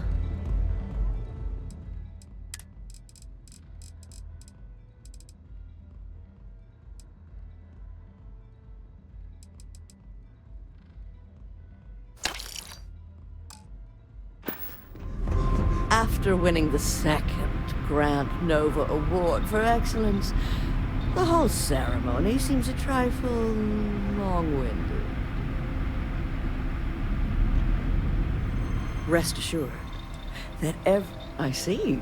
Hand it over, please. Huh. So this is the velocity I've heard so much about. I must say, I'm cautiously looking forward to partaking in it. I shall see if it lives up to its great expectations. Well, it seems you've done what I asked of you. I promised you reimbursement, so here it is. I'm sure having the privilege to run this errand for me was payment enough for you, but I am a woman of my word. Now, run along, please. I have much work to do. The future of space travel will not craft itself. Yes, goodbye.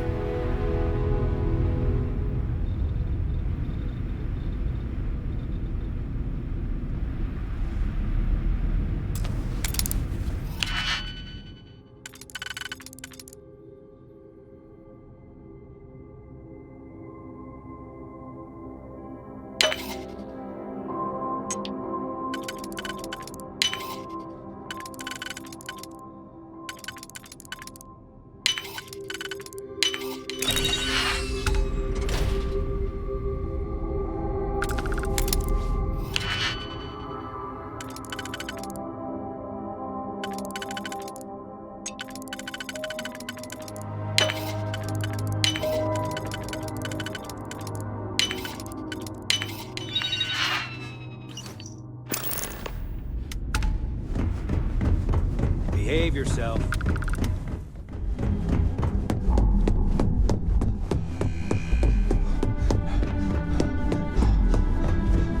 Just the person I wanted to see. You got that schematic? Good work. R&D's been looking forward to this one. I need to deliver this to Vina so she can start the reverse engineering process, but first, Ularu wants to see you. I've upgraded your security level so you can access the executive floor, where her office is. Tell her assistant Maeve you have an appointment. I won't be far behind, in case you get lost. Just waiting for more info. As usual.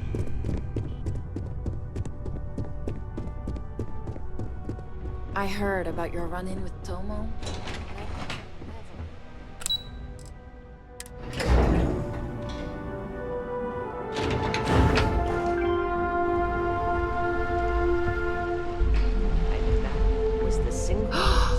That is an absolutely gorgeous statue.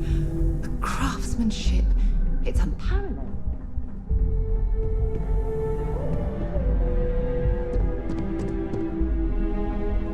Can I help you? Name an appointment. Confirmed. Ularu is wrapping up a meeting with Genevieve. You can wait here or in the lobby area. I'll let you know when she's ready to see you.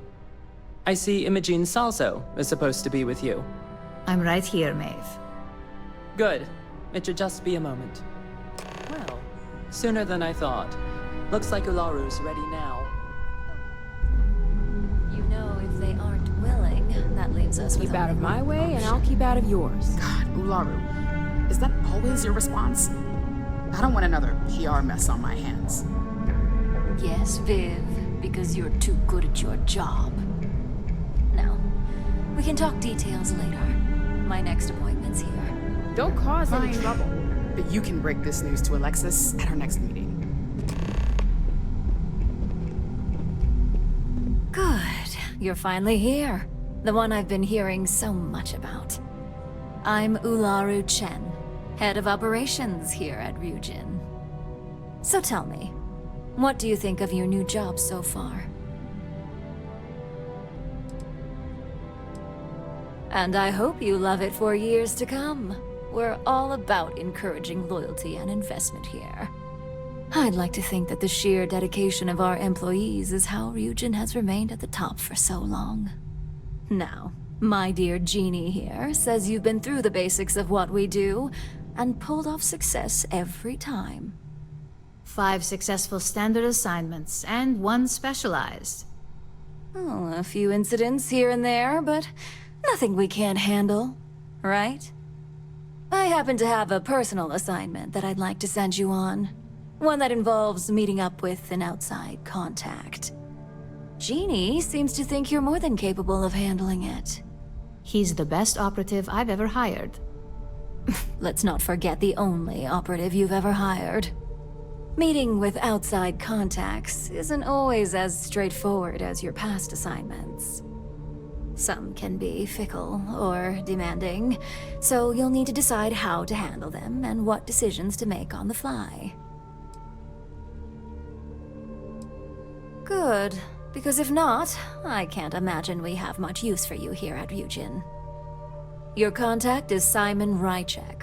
He claims to have information on a new project that Infinity Ltd is working on.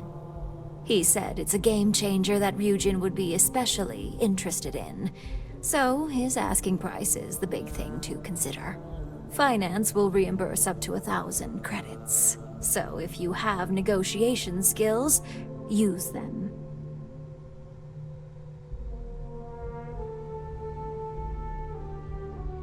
Oh, you'll get the information if you want to hang on to your job. Now, in order to confirm your identity, Simon prefers code phrases. I'll let Jeannie give you the details on this one because the concept is just beneath me. Simon is into sports, so he enjoys any opportunity to talk about them. At some point, he'll casually say, "Looks like the Galactic Raiders are the #1 pick for the Universal Championship this year." You get to respond with, "Razor Derby is the only real sport." Got it? Oh my god, you corporate types never cease to amuse me. Now I feel like I'm trapped in some kind of spy thriller B-movie. You'll find him in Sidonia, so I hope your ship's fueled. Just look for him above the Lux condos in the plaza. You spoke very highly of this one, Jeannie. Let's hope he doesn't make a liar out of you. Now, if you'll excuse me, I have some things to take care of. Thanks for the vote of confidence.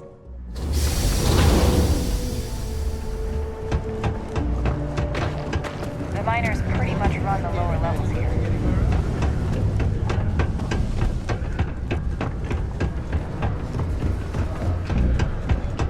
My buddy Mitch keeps asking if I can help him out. I need to find a real bar. You lost? Or just come to ask an out-of-work miner how his day's going?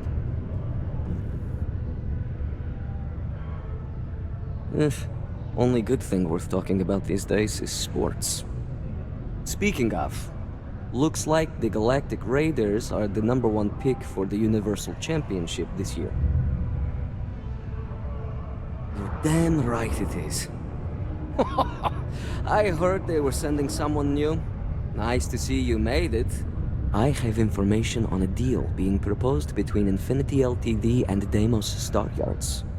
It's my belief that your employers would be highly interested in the details. So I'm upping my price. It's steep, yes. But that is why I'm also offering a little side job if you can't pay up. Well, that's a bit of a steep price for the information. I think you're overreaching.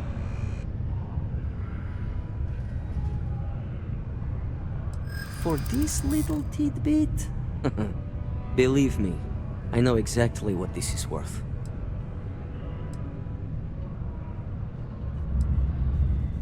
You don't know what you're talking about.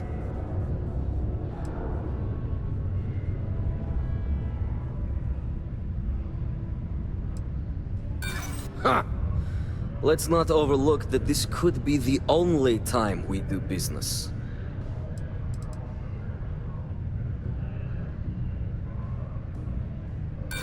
Sorry, but I can't. So, you ready to pay up?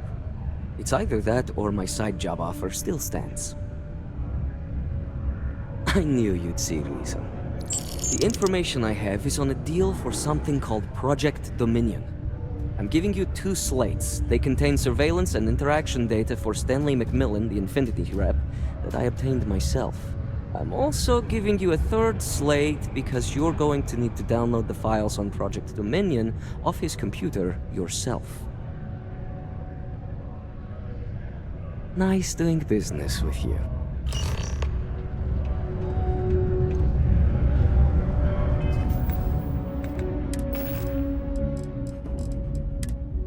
What the hell are you doing in this dump of a city anyway? You draw the short stick at work or what? Infinity sent me to get Deimos to bite on a deal. He's even got a catchy code name. Project Dominion. Sounds like world domination to me, buddy. I'd buy into that in a heartbeat. Right? I'm telling you, this Project Dominion is the real deal. We ought to be selling this to Inception or Quantum. Hell, you should be in the Astro Lounge making RYUJIN Industries beg for that tech. Ha! That'd be the greatest irony of them all, but not this baby. Dominion is finally gonna put Infinity first. We'll beat RYUJIN at their own game.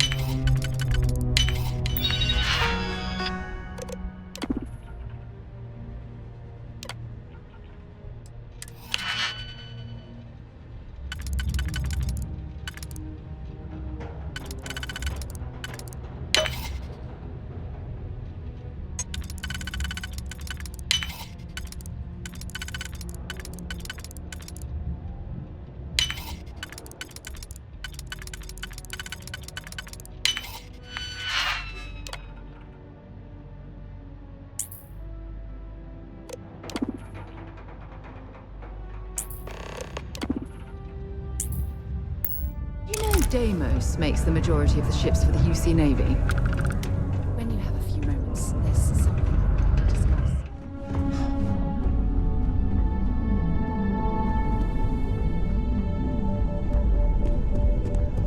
My company's future might be riding on this deal.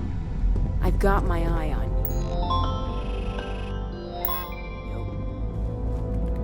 you. Well, that took longer than expected. I hope whatever information Simon had was worth it. Good. Now let's see what Simon thinks is so important. Give me a moment to run a decryption. Let's see. Got the key, deciphering, and done. Well, well, well. Looks like our friend Simon wasn't joking. This is a sales initiative for Project Dominion. It's not an Infinity Ltd design. It's one of ours. They didn't even bother to scrub the name, meaning someone never thought they'd get caught. Come with me. Masako needs to hear about this.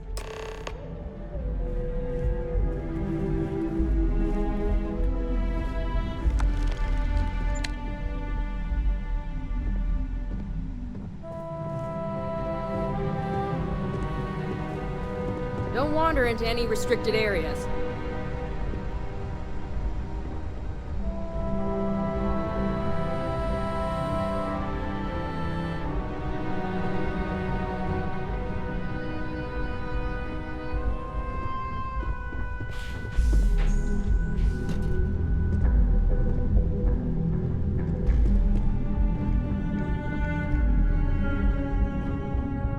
Hey, Ularu? What is this about? Who is this? This is our latest junior operative. I sent him on an assignment to rendezvous with an informant. But here's the real news. Infinity Ltd. has gotten their hands on Project Dominion. Impossible. Not only that, they're trying to sell it under their own name. Of course they are. We need fines to investigate this immediately. Since you found this information, I am trusting you to help investigate. You see, Project Dominion is confidential. It requires a high security clearance to even know it exists. If Infinity Ltd. has obtained any information on it, that means we have a very well-connected mole within our corporation. Exactly. I want you to go see Dalton Fines, our Chief Security Officer. I'll send him the details. You've brought an enormous security violation to our attention, so I trust your help in any way possible. And thank you. Some operatives may have seized this as an opportunity for extortion. It's good to know your loyalty lies with us.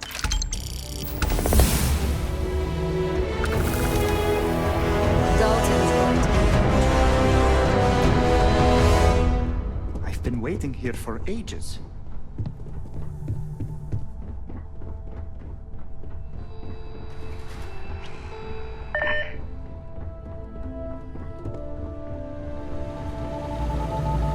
Good, you're here. So, thanks to your work in Sidonia, I'm told someone here has leaked information on Project Dominion to our adversaries at Infinity Ltd. A mole within the company means a failing in my department. We're initiating Security Directive Theta, which means a full sweep of every employee in this building, Masako and myself included.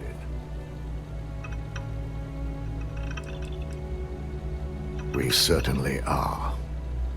Directive Theta has one unique case, and that's Ularu Chen. The directive calls for a specialized programmer known as Nix to investigate her, but he'll need your assistance for an unusual assignment. We don't deal in trust here. Think more in terms of mutual benefit and leverage. And in this case, it's mutual benefit. Nix will be giving you a program to run on Ularu's computer that will pull any data needed to prove her guilty or innocent. Your job is to infiltrate RYUJIN Tower as an anonymous outsider in order to run this program completely off the books. This means your keycard will be turned off, and the security guards in the building will consider you to be trespassing.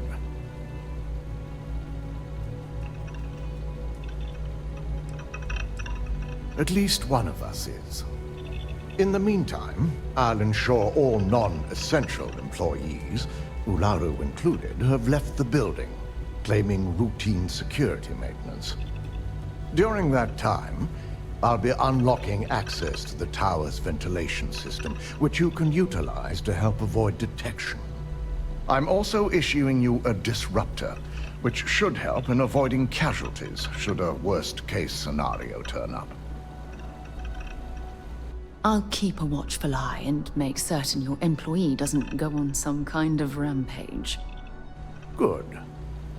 No one can know about this, not even our own guards. So stealth will be of utmost importance. In fact, as much as I appreciate the words of your associate here, you may be better off heading in alone. Any precautions to mitigate risk should be taken. You'll meet Nix at Madame Sauvage's place. He knows Directive Theta has been enacted. When you have a few moments, there's something I'd like to discuss.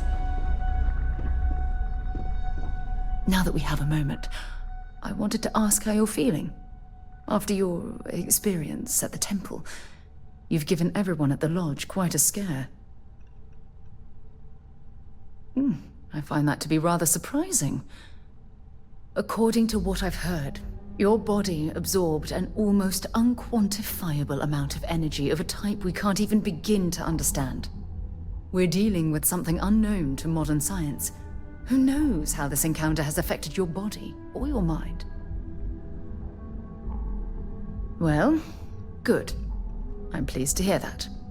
That temple proves we're dealing with entities of unknown origin. The problem is that we can't even begin to guess what their intention was towards us and where they've gone.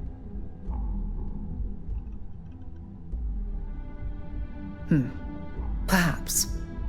It's just that... Oh, I'm afraid that we're flying almost completely blind here. All we know for certain at this point is that whoever created the artifacts are the same beings that built the temple. Anything else is just guesswork. I might as well put on a blindfold and toss darts at theories written on the wall.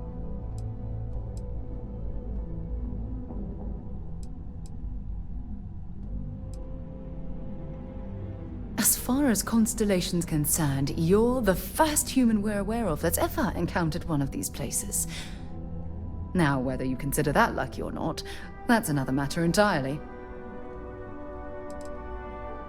Oh, believe me, this is positively exhilarating. Think about the significance of this research. The questions it raises alone are mind-boggling. Who was this wondrous structure built to accommodate? How long ago did these entities inhabit our universe? Are they still out there, somewhere? Perhaps. We'll need more data to be sure. It's funny. I used to think the artifacts were the end-all be-all of scientific discovery, the pinnacle mystery of our time. Never in my wildest dreams did I imagine it would lead to something of this magnitude. I just hope that you'll come through this, whatever it is, unharmed.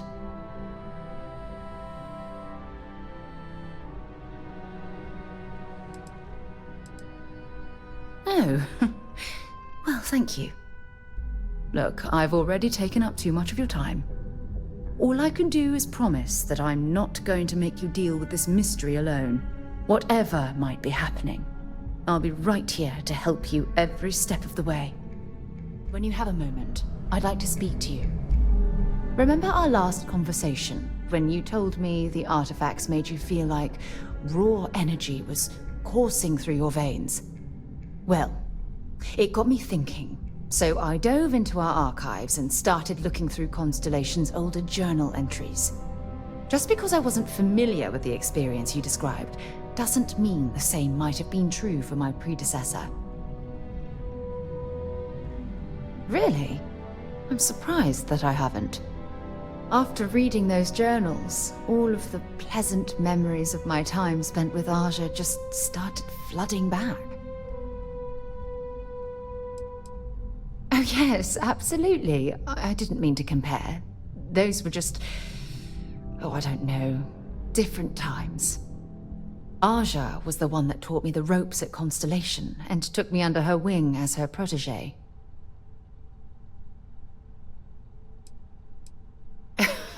Now that you mention it, you're probably right. Either way, we logged quite a few interesting discoveries together. Honestly, it wasn't so much what Aja and I discovered in our travels. It was the journey that was memorable. Exactly. For me, it was all about the quieter moments. There was nothing quite like sitting back and watching space bend while listening to Aja spin vivid stories to fill the time. Oh, I find that sort of cozy isolation the best way to really get to know someone.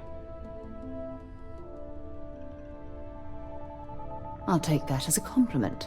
Thank you. You know, all this talk about Aja reminds me that my time with her was a gift. I miss her dearly.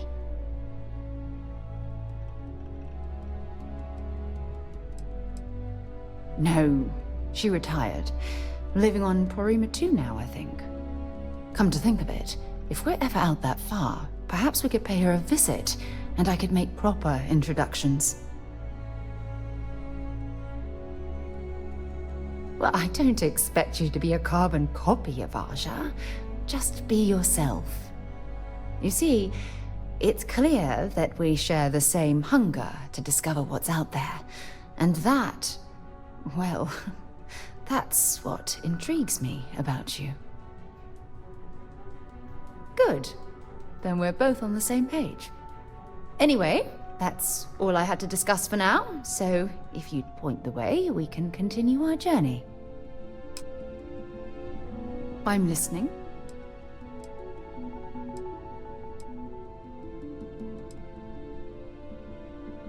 All right, but be careful.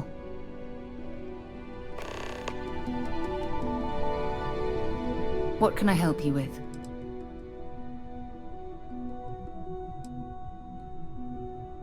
Excellent.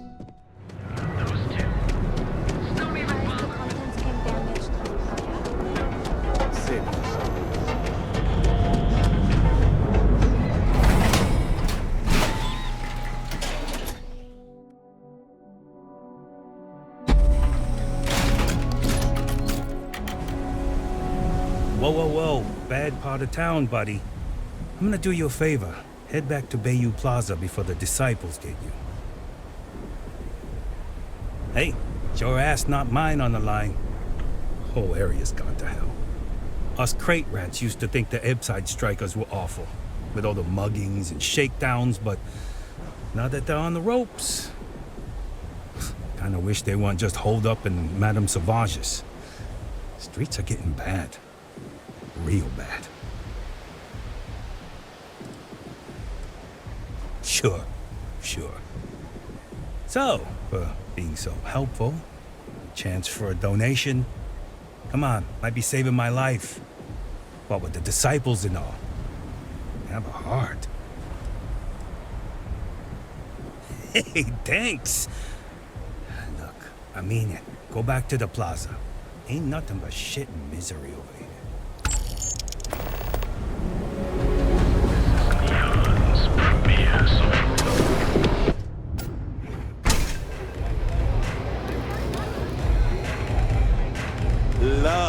You got an appointment? Because if not, consider this area reserved. Oh yeah, Dalton's little errand runner.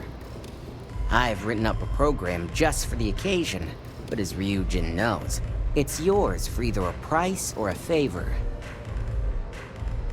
A pleasure, as always. Your job is simple. Just run this little beauty on Ularu Chen's computer, and the program will take care of the rest. Once you're done, bring the slate back to me at my place. Whatever encryption Ularu has is bound to take some real work. More than my little setup here can handle. Here's the slate. I'll be waiting. Madame Sauvage always gives me help.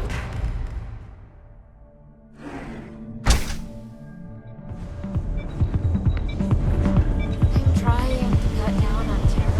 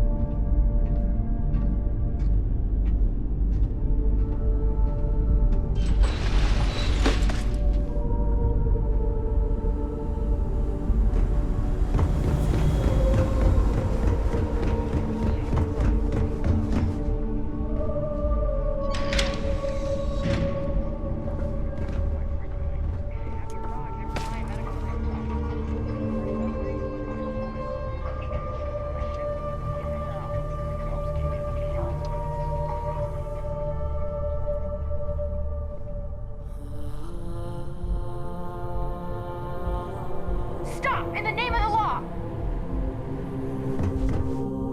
Stop running if you know what's good for you!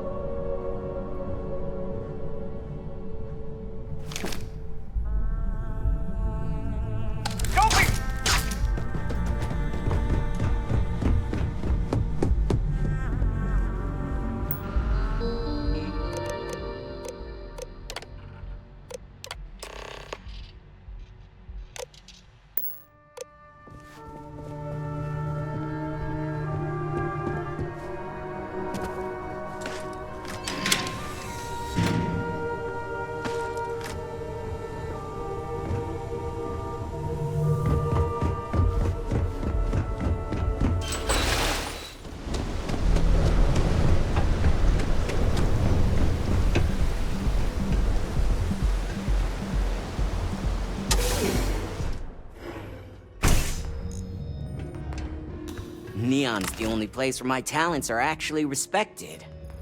So, you made it. Guess RYUJIN's security really is slipping.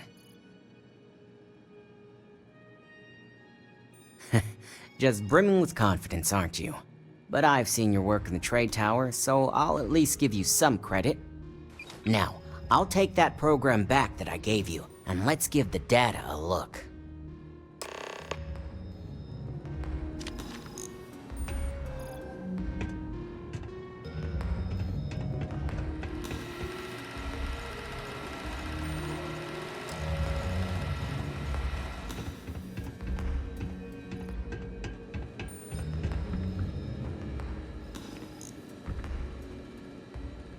The program I gave you to run on Ularu's computer basically opens an all-access backdoor for me.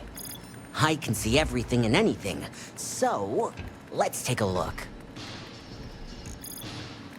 Ularu has some impressive encryption on her files. Not that I can't crack it, of course. Circumventing protections, running decryption. This should just take a moment now. Damn, I'm good. That went faster than I thought.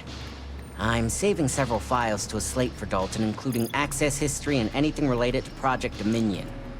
Adding in new encryption for him as well, so he's the only one that can view these. And done. You're all set.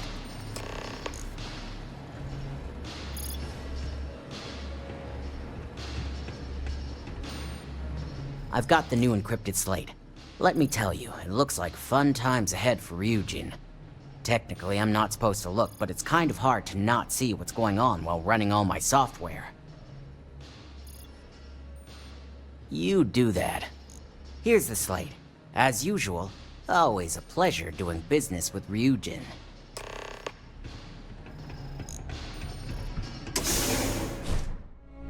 This could be the most important thing. I assume you were successful. I didn't get any incident reports last night, so I applaud your work. I expected as much. Now, let's see what we have here.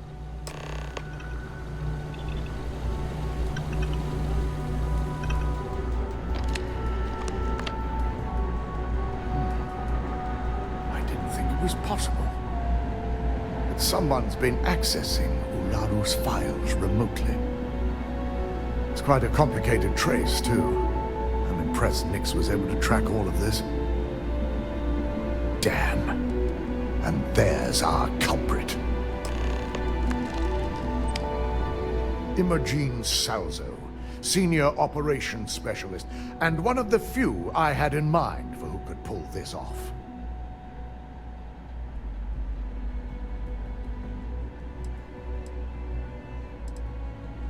Well, she has the means and access, but things are rarely so cut and dry. Well, before we make any harsh decisions, I'll need to question her myself. I want you to head to her office and escort her here. You have to make sure she doesn't try anything before I have a chance to speak with her.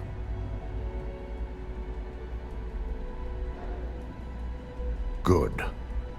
When you're dealing with corporate workers, discerning the truth from the lies is the hardest part.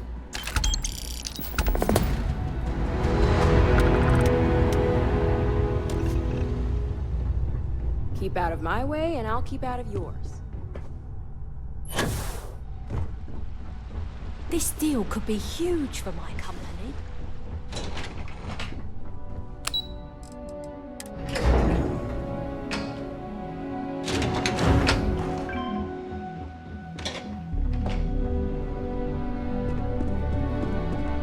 Supply chain disruptions in the Cheyenne system? Try not to harass my techs too much. They have work to do. Let me guess. Looking for Imogen? I'm sure you can tell by now. She isn't here. Which is a shame, since I have several documents I need her to sign off on. She's always been the master of avoiding desk work. Finish that research you needed done. I'm not even sure that's any business of yours. But I do enjoy keeping close tabs on my counterpart. Dare I ask why you need to know? Glad to hear it. Yeah, no thanks. Getting information out of Dalton is like talking to a wall. Besides, speculation is far more fun. I have Imogen's last location at Frankie's Grab and Go, which we all know is a front for the Sioka Syndicate. You'll want to get executive sign-off if you plan on chasing after her. I'd say Dalton is your best bet. Good. I'd hate to see what sort of drama might get stirred up if you went around him. Or maybe I'd love it. Keep the workplace interesting, right? Good luck finding Imogen. Oh, and if you do catch up with her, be sure to let her know I had everything to do with it.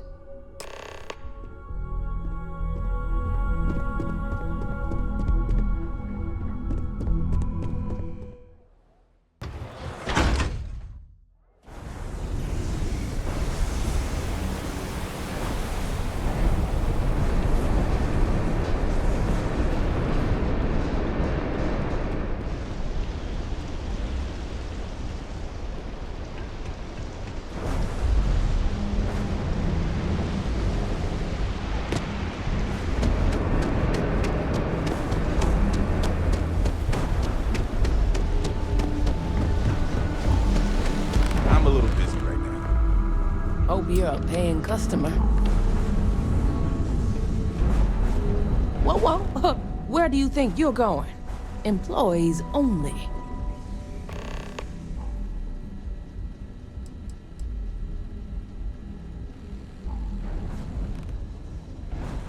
In my back room? I don't think so. Now why don't you tell me what you really want before I blow your brains out?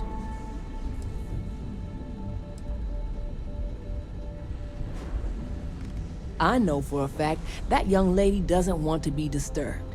So why don't you take a hike?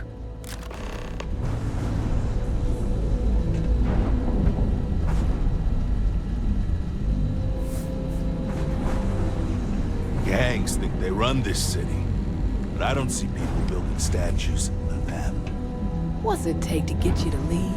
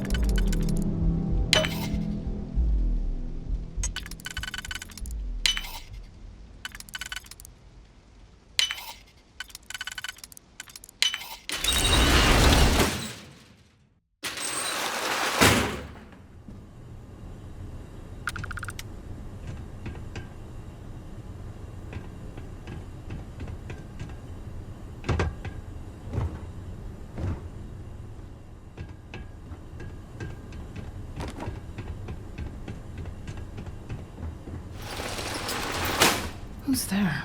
Hey, cover!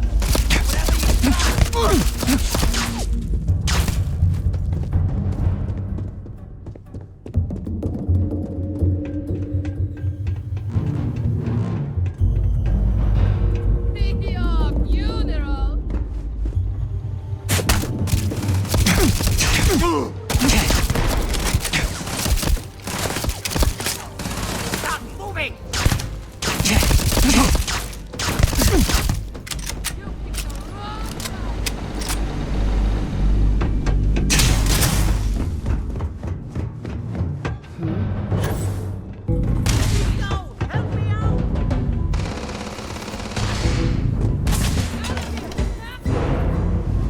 Hold it right there, I need you to back down. Give me a chance to explain. I had a feeling you'd be the one to come after me. I know this doesn't look good, but I had no choice. Ularu set me up. Yes, I've been acting as a double agent, but because she ordered me to. The assignment was meant to deceive, not benefit. And Project Dominion is way above my pay grade. It'd be impossible for me to deliver it. At least, intentionally.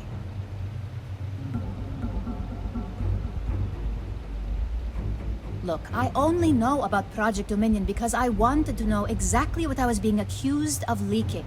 But that tech is dangerous. An internal neuroamp that can theoretically control other people? If the evidence points to me, it's because Ularu used it to set me up. What better way to frame someone than to take control of their mind and have them actually perform the actions? It's the only scenario that makes sense. Besides, what's my motive? My career is solid at RYUJIN. Infinity can't possibly beat my current benefits. Believe me, after having to play double agent, I've learned all of this firsthand. That's exactly what I've been doing here. Ularu has the skill to pull this off, but she's also been behind the desk for years now. I knew she'd miss something. This slate holds all the evidence against her. I just need you to deliver it to Dalton. It's the only way I can prove I'm innocent. I was hoping you would. I'm still going to lay low until I hear the coast is clear. As long as Ularu still thinks I'm on the run, she'll remain confident that her plan is working. And I know you don't hear it much around the office, but thanks.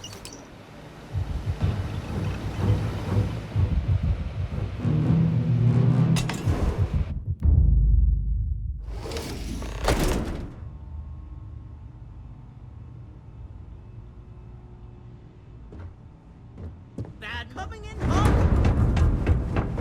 Now you see why.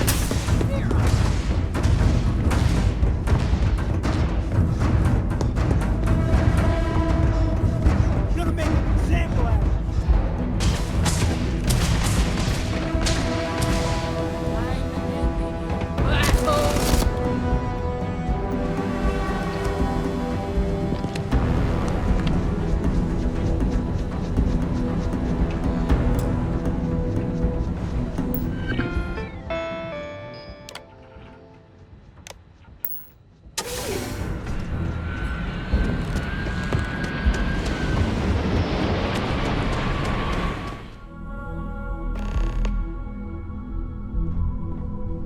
Well, look who's back.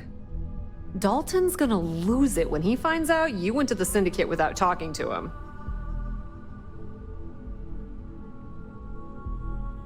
Middleman? I would pay to see the look on Dalton's face to hear you say that. And you didn't even have the sense to speak to Bayou. Apparently not. But that doesn't mean you won't see any consequences. So tell me, what did you find out?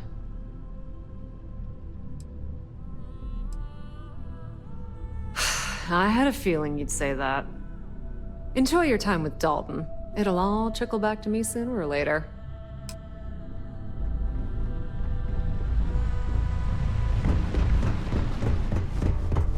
Don't cause any trouble.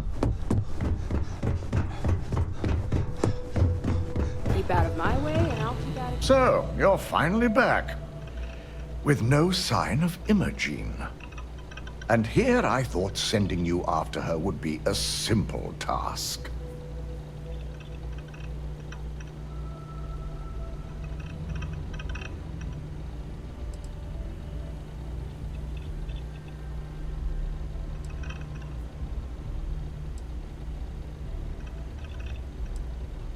Our trust in Imogen is certainly compromised. It would take a lot to bring her back into the fold. But now you're saying Ularu may be involved? Well, this complicates matters.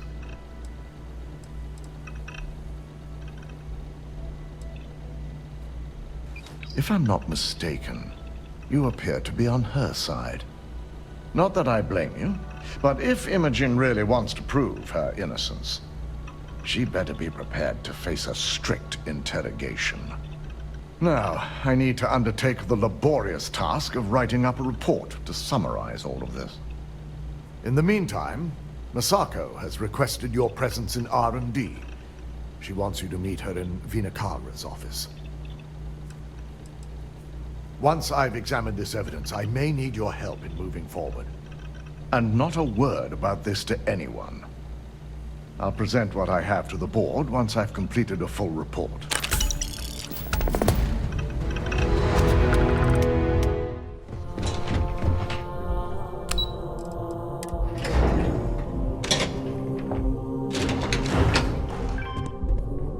Don't wander into any restricted areas. I need that Rothosite if we want to complete the neuro... Good, you're here. It's time to put a plan in motion to take full control of this situation with Infinity Ltd.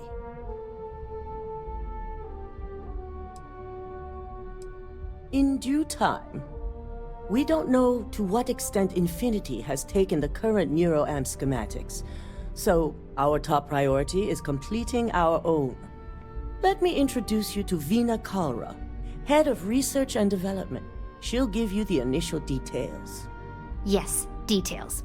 You see, the internal neuroamp is supposed to consist of two parts. The first part, the part Infinity stole, handles the manipulative effects. The second part is a shielding modification designed to protect the user against other neuroamp users. Oh yeah, marketing and finance wouldn't have it any other way. No one wants their greatest asset used against them. Once Vina can complete the internal neuroamp and shielding mod, the plan is to outfit you with both and have you infiltrate Infinity Ltd. We can't risk the assignment until we know your mind has the necessary protection. Good. I'm glad you see this as an opportunity. And I love a willing subject. Now it's just a matter of getting the key ingredient.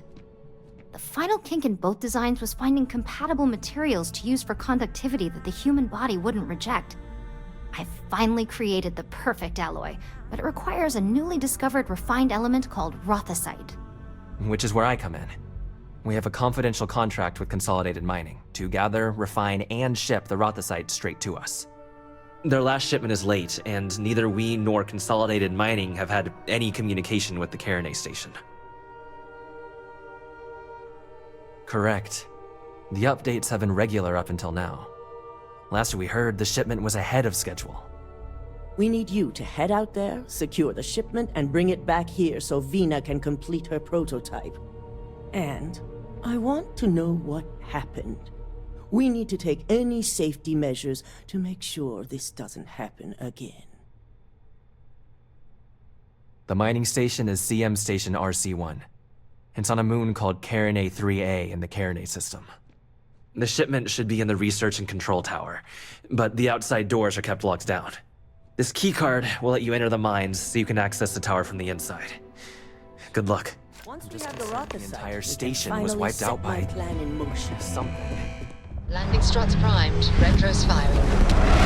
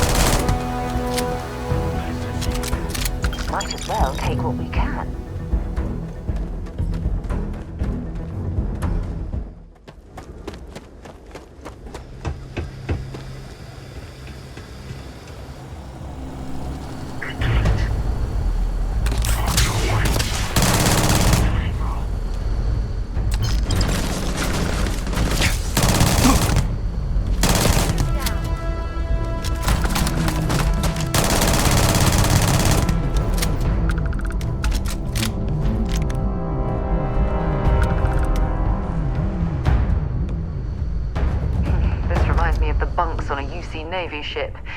Everyone crammed into the smallest area possible to maximize space.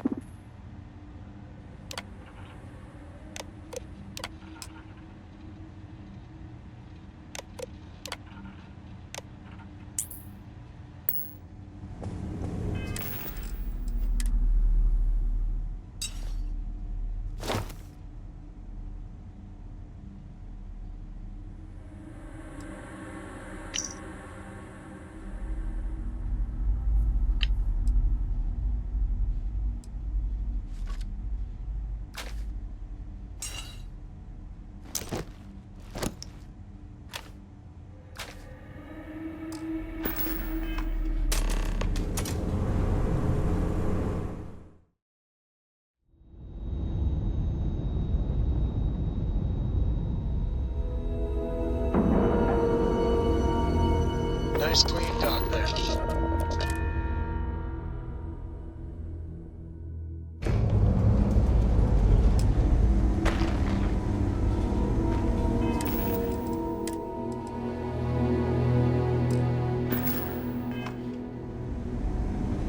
If people would stop poking their noses into every unexploded mine.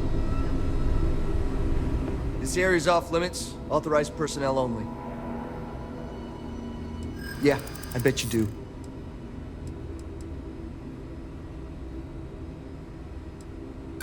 You're not getting through. Yeah, I hope so.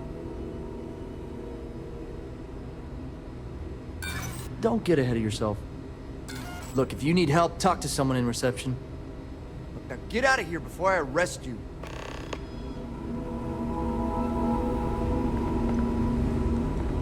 I'm just a computer guy. You need medical help, you'd better talk to someone else. Something else I can help you with? Oh, sorry. No one gets into the secure wing. That area isn't even open to standard clinic personnel. All I know is whoever we contracted it out to has it guarded at all times.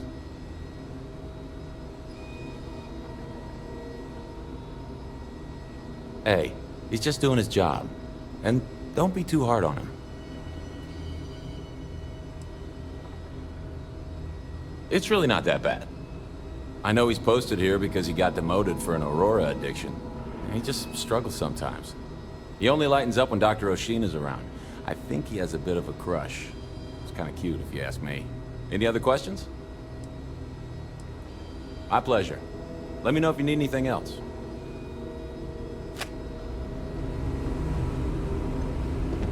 Cool spacesuit. Fine, I'll issue you an access card. Infinity better get it together. Stopping at the clinic to do a bit of xeno research, eh? Count me in. Sean, I don't want to go over this again. I'm tired, all right? Hey, who let you in here? This is a restricted area. In that case, you'll want to speak to Dr. Lane. I'm not ruining my career over this.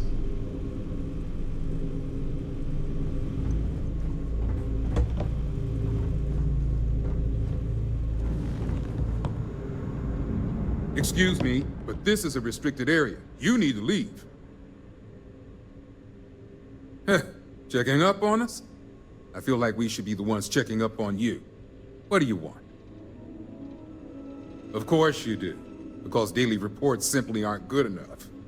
The third group, like the others, failed to take the internal neuroamp, all resulting in death, with the exception of one, currently comatose.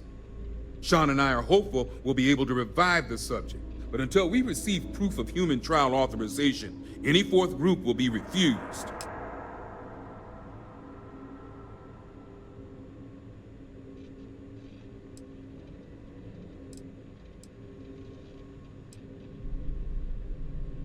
Don't act so surprised. Infinity is well aware.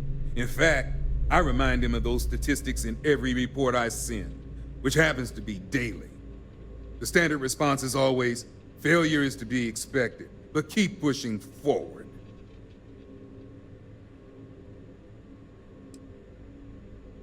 Yes, and if they can't handle that answer, I wish them good luck in finding someone else willing to do the work under these circumstances. Now, anything else I can help you with?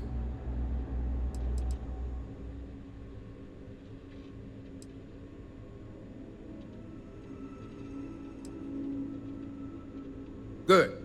I specialize in neurosurgery, not chemistry. It's absurd you'd expect us to handle something like this in a medical lab. It's on the table.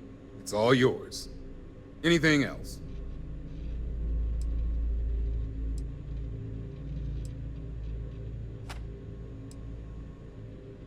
Let's just say I was blinded by my own determination to restart my career. I'm pretty sure my feelings in the past are why Infinity hired me in the first place. They knew I'd be desperate to regain the respect of my peers, and failure would mean utter ruin. Now that's a naive question. The clinic is either being paid to turn a blind eye, or Infinity is doing all they can to prevent them from knowing. Then we're all in a lot of trouble. This means everything we've done here at the clinic has been illegal, and we'll all be tried for murder. Good. Now if you'll excuse me, work to do.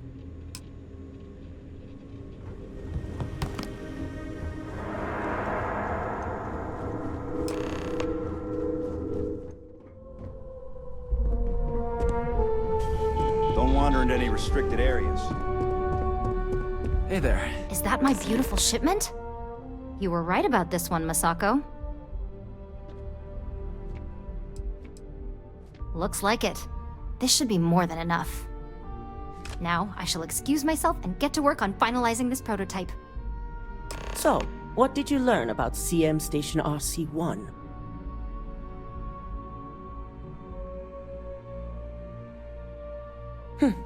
Lucas must be desperate if he hired them to collect the Rothicite. Were there any survivors?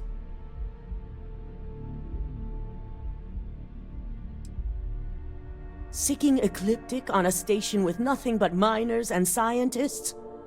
Corporations can sink low, but this is a new level. Now, I also had a report that you were spotted at the clinic. I take it you traced the shipment there? I figured it was related. And were you able to determine the purpose of this secure wing? So, it sounds like Lucas has reached a new level of desperation to ensure his future as CEO. To hell with corporations and CEOs and profit margins. People have died, and you aren't showing the least bit of remorse. Ugh. I'll make sure Yuko's team extracts every bit of information they can from the clinic's database on this. Between hiring Ecliptic and unauthorized human trials, we have enough to take Lucas down for good. And with the Rothicite secure, it's almost time for us to make our move. If only. I'm sure you remember your actions during Directive Theta, especially in regards to Administrator Bayu. Thanks to your inability to follow protocol, we now owe him a debt. One that you get to pay. I knew it. I knew that man would find a way to make us do his bidding. His reach is terrifying.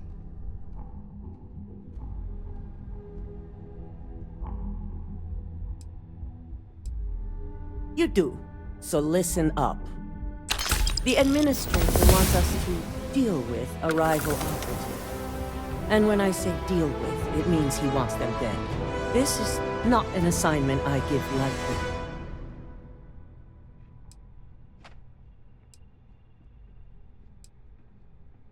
Our business relationship with Bayu must be maintained at all costs.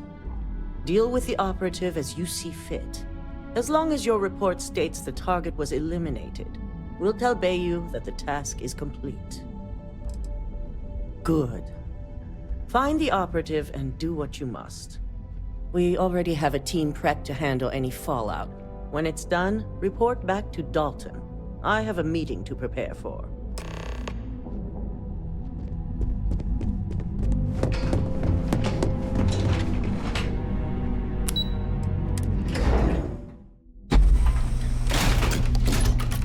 Inside's a bad place for tourists these days.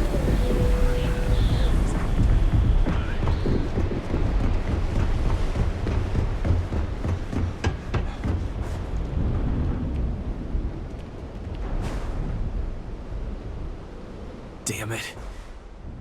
Please tell me that seeing you here is just a coincidence.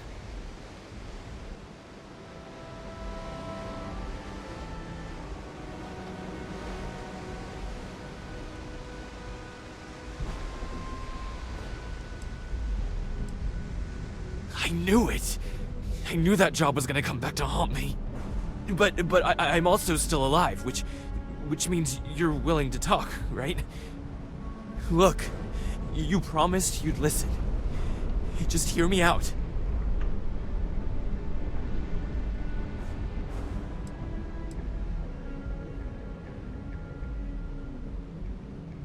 And I am so grateful you remembered, because I do very much enjoy living. Working at RYUJIN taught me I always needed a backup plan. I have a place. It's not in the settled systems, so it'd be almost impossible to track me. Just let me go there, and no one will ever hear or see me again.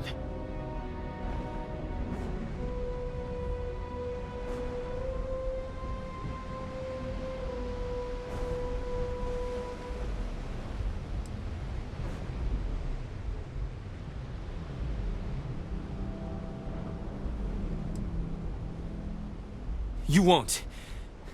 I've had my fair share of reminders lately about how much I value my life.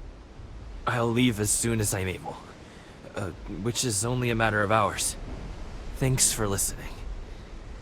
I guess now we both know I never got that damn promotion.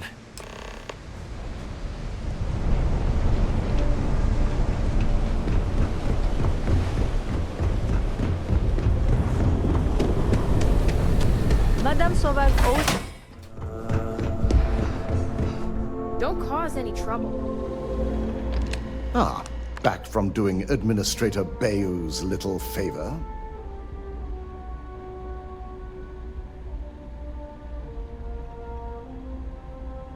Good. I'll send word to Bayou that amends have been made. Now we can get back to more important matters. I re-evaluated all the evidence. It took every resource I had, but the final answer is clear. Ularu is the mole. I had a feeling Imogene wasn't responsible.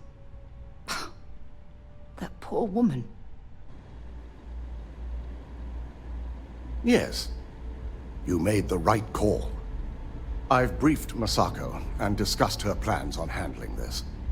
While we both agree Ularu is guilty, we need irrefutable evidence before presenting this to the board. For now, we lead everyone to believe that Imogene was the mole, and the situation was dealt with. Must that poor woman's name be continuously dragged through the mud? These nonsensical decisions need to stop.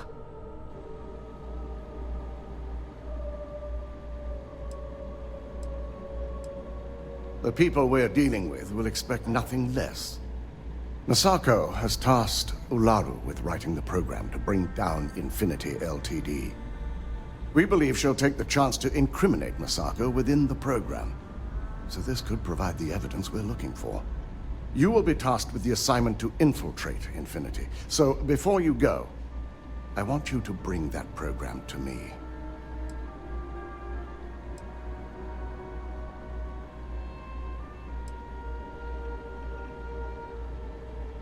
I can't imagine a more satisfying ending.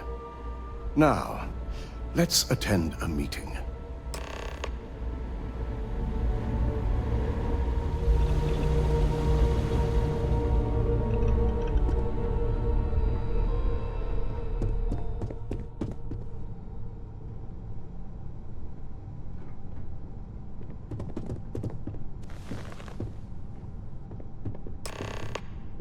I have something I need to discuss with you. Yes? We called you all together to discuss a recent security breach. We discovered a mole within the company who leaked vital information about Project Dominion to Infinity Ltd. You've got to be kidding me. Just don't tell me it's Vina. I think we've all noticed she's not here. Before you speculate any further, no, it's not Vina. The guilty party is Imogene Salzo, much to my disappointment. Our operative here obtained the evidence to confirm it.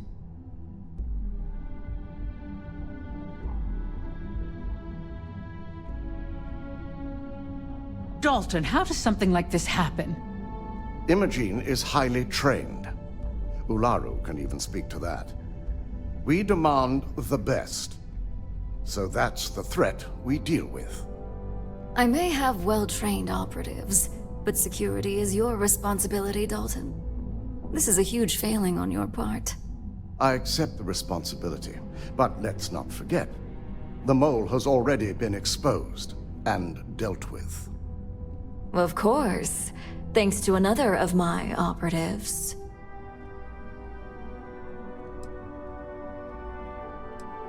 Watch me. Imogene's been dealt with, so bickering is pointless.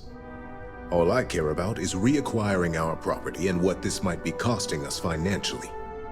Vina is completing the internal neuroamp prototype as we speak. Our operative will receive the implant, infiltrate Infinity Ltd, and obtain any and all research. I have it on good authority. The experimentations they've done to replicate the missing pieces of our work have resulted in fatalities.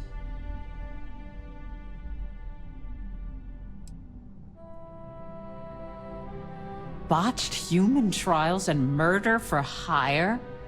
You don't bounce back from that. At least not with Infinity's legal team. If I may make a suggestion, we should give this evidence to David at SSNN. It's the best neutral method of releasing this information to the general public. That'd make my job easier. David it is, then. Misako, the internal neuroamp is ready if you want to send out the candidate. I hope you're ready for this. And that's precisely why I know we can count on you. Vina will be waiting for you in the neuroamp division in R&D. Once you're done, meet me in my office. Be ready to discuss the details of your next assignment. Jealous of RYUJIN's gorgeous design aesthetic. Or perhaps I should have their architects renovate the launch. Ah, here's my lucky candidate. I hope you're ready to embark on one amazing journey. Yes, I always love a willing subject. Now, just a few details before we begin. Obviously, we'll be putting you under. I'll be making a small incision in the back of your skull where the internal neuroamp will be fitted. The whole procedure should only take 3 to 4 hours with little to no downtime afterwards, provided DeMarcus got everything entered correctly. Did I not just say I quadruple-checked the numbers? You know I'm just giving you a hard time. Besides, I've got to make sure my patient is reassured.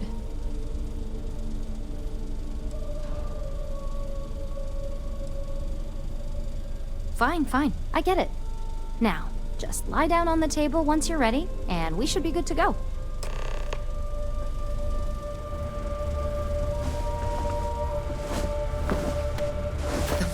That the neuroamp can control and manipulate people against their will is disgusting. When you have the time, of course.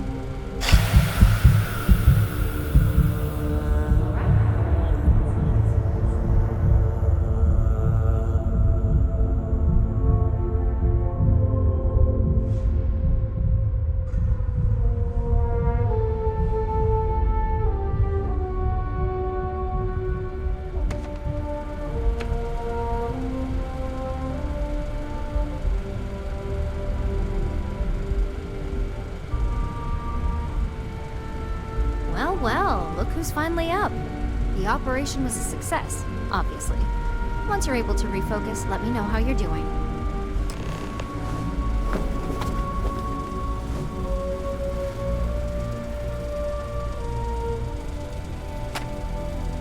So, how are you feeling? You look good? That's exactly what we want. Just a couple quick notes before using the internal neuroamp. First, you can only influence one person at a time. And second, the effect is temporary, so be prepared if you use it in a combat situation. Great. Now let's test this sucker out. DeMarcus has graciously volunteered for science, he says. That's the spirit. DeMarcus loves being hands-on and experiencing things on his own. It's probably why he's the second most published scientist here. After me.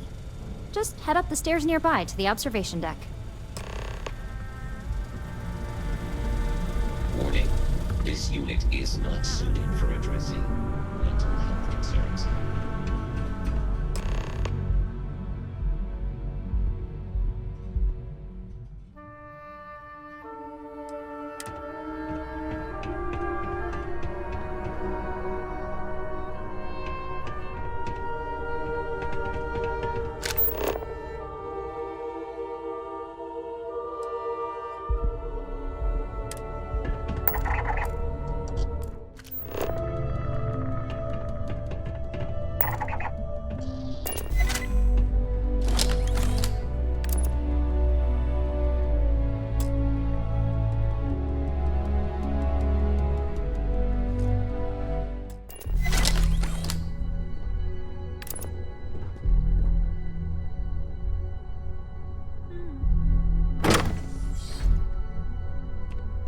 On the one hand, I'm fascinated by the incredible technology. On the other, I'm terrified what could happen should this fall into the wrong hands. I've never been so divided about something in all my life.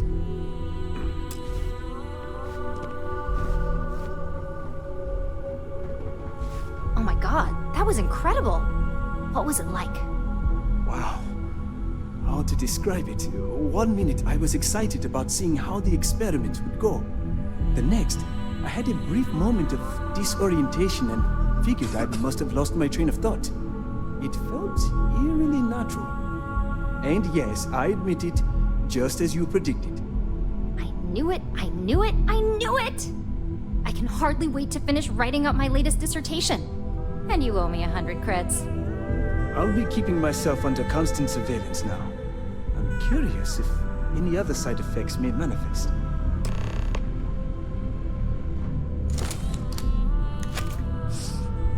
So, tell me all about it. How did it feel? Any side effects? Yes! Good. Hear that, DeMarcus? That's 2 for 2 now. I heard. It really was fascinating how all I experienced was a moment of disorientation. It's truly remarkable tech. When it comes to your job, you bet it does. Besides, the NeuroAmp isn't total control. If a subject's morals or beliefs in something are strong enough, we still see points of failure. That being said, it's been interesting to discover the actions our subjects sanction in their own minds. Okay. As much as I'd love to go over the details and potential of this amazing piece of technology I created, Masako wants to see you. It sounds like you have an assignment to complete, and DeMarcus and I have a lot of notes to record.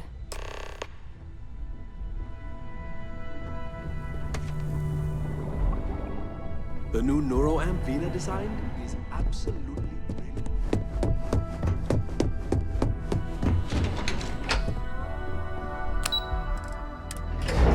Company's future might be riding on this deal. Good, you're here. Now that you've been outfitted with the internal NeuroAmp, it's time to put that tech to work. We're sending you into Infinity Ltd. Lucas Drexler is about to learn exactly why you don't steal from RYUJIN Industries. And wish he shall, every day, while he rots away in prison. All right, Yuko has provided a layout of Infinity Ltd. You have 2 options for this assignment. We'll be providing you with the means for both. Option A, you gain entry through their maintenance access on the roof. Option B, we give you an assigned identity and arrange a meeting for you. Yes, the less people you need to interact with, the better. Ideally, none at all. Now, depending on your preference, you'll either find yourself in the maintenance hallway or the marketing department. From there, you have 3 targets. First, you have Lucas Drexler's computer, located in his office on the executive floor. Second is Faye Sengsavan's computer, in research and development. And third, you need to obtain the prototype they are working on, also in R&D. As you can see, you've several floors to traverse, so I hope you're prepared for an adventure. That's what we're counting on. Now, I had Ularu create a program that you need to run on both Lucas and Faye's computers. I'll let her explain the details. You see, once we expose Infinity Ltd., all of their data is going to come under intense scrutiny. We only want the public to know about their mercenary hires and unauthorized human trials, but Project Dominion needs to remain confidential. I've created an overseer program that will gather all the evidence we need, and at the same time delete anything relating to RYUJIN and the internal NeuroAmp.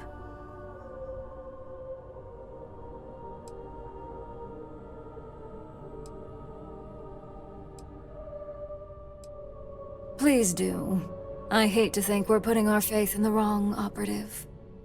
With tech like that, I can see why you'd want to maintain control of the narrative, though I strongly object to the methods. If the media were to draw their own conclusions, I'm certain they'd just create a panic among people. Controlling the narrative is of the utmost importance. Oh, let's just hope this program is as thorough as you say then, and as safe. No, we don't want to mess on this one. A body count will only distract from what we're trying to accomplish here. In fact, unless they're a master at being one with the shadows, I'd suggest you leave your friend behind. Lower the risk. Simon Rychek provided some useful info on how to evacuate civilians from the building. I'm sure you remember him from Sidonia. Infinity's maintenance crew is understaffed. It's only a matter of time before pressure gauges go unchecked and they have a massive issue on their hands. Once that pressure becomes too much, every floor in the building is going to suffer from gas leaks, setting off an automated alarm to evacuate the building. Simon was able to get a passcode for you to access their system's computer, so you can force the heating system to fail. My thoughts exactly. We're also issuing you an operative suit.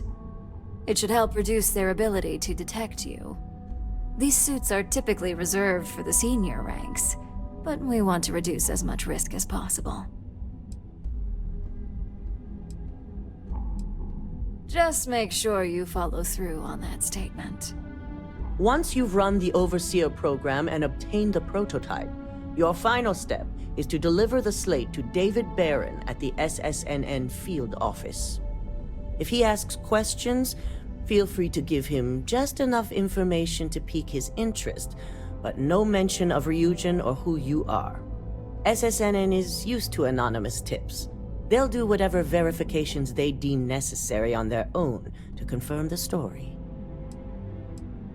It certainly will, and we'll have front row seats.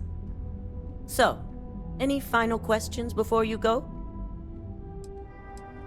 Good luck, and be sure to report directly back to me when you return. Here's Simon's passcode, your operative suit, the Overseer program, and your cover identity. Your cover ID card is encoded with roof entry and elevator access, so that's your ticket in, either way. Don't screw this up, Skylar Lumen. They know how to make a client. Do you have the program? With pleasure. So, let's take a look.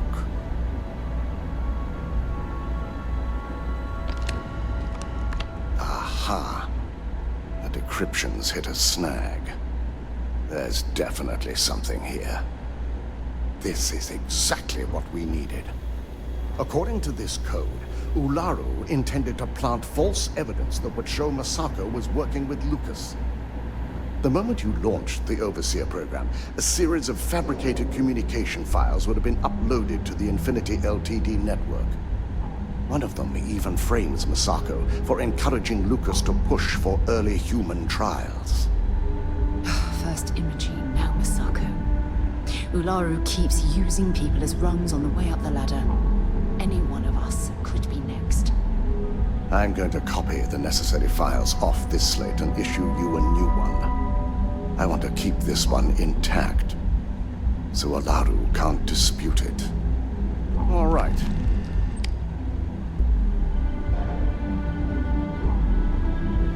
Now, we finally have the evidence we need to prove Ularu's guilt. Good. Then let's nail Ularu right to the wall. She deserves everything that's coming her way. Yes. And had you not brought this program to me in the first place, you would have been the one planting the false evidence. Without that falsified evidence, Ularu is in for a big surprise. I fully expect she'll be eagerly awaiting SSNN's broadcast, anticipating Masako to be accused alongside Lucas Drexler. Here's the new slate with the revised Overseer program. Let's get this assignment finished the right way.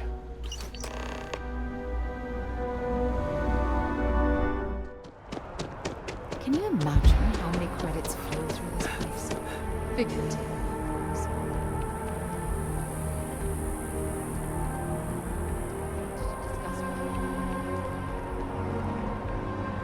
Thanks for taking time to chat. I really need a friendly ear right about now. I received a message from Constellation, and it's given me a lot to think about. Not at all. It's just a list of requests, but when you read between the lines, it's obvious my absence is causing issues. Something like that. It's difficult to explain. Before I joined Constellation, I served for 8 years as the head of the Navigator Corps, until the UC decided to axe the department. Yeah, sure. Some more than others. You see, the top brass demanded press-worthy discoveries to justify the spending, and money was tight after the war. Shutdown was inevitable. At the end of the day, I was in charge, so the blame obviously fell on my shoulders. Oh, like hell I can't. You once told me that you favored the journey over the destination. So I'm hoping you'll understand what I'm trying to say. I failed because I was more concerned about exploring the stars than pushing a pencil. If I had fought harder, I'm convinced our division may have had a chance to prove its value. That's just it, though. Did I push too hard? Did they shut us down because I wasn't quietly sitting at my desk approving meaningless memos? We'll never know. Well, that brings us to this message now, doesn't it? Call it whatever you want. My drive, my initiative, my optimism. It's been my greatest strength and my worst nightmare. It elevates me to these positions of authority, but all I want to do is explore, not sit and make sure the accounts are balanced. Yes, exactly. If it's obvious to you, imagine how obvious it is to someone like Barrett or Mateo. Oh, they must be itching to replace me by now. God damn it. Oh my God. I'm so sorry. Oh, here you are trying to help me and I'm yelling at you. You have to understand. Once Aja retired, I lost the only person that gave a damn. Of course you do. I'm just not thinking straight right now. Phew, this has taken a lot out of me, so maybe we should just leave things right here. But thank you for being there and listening. It helped. It really did. You've got something for me? No problem.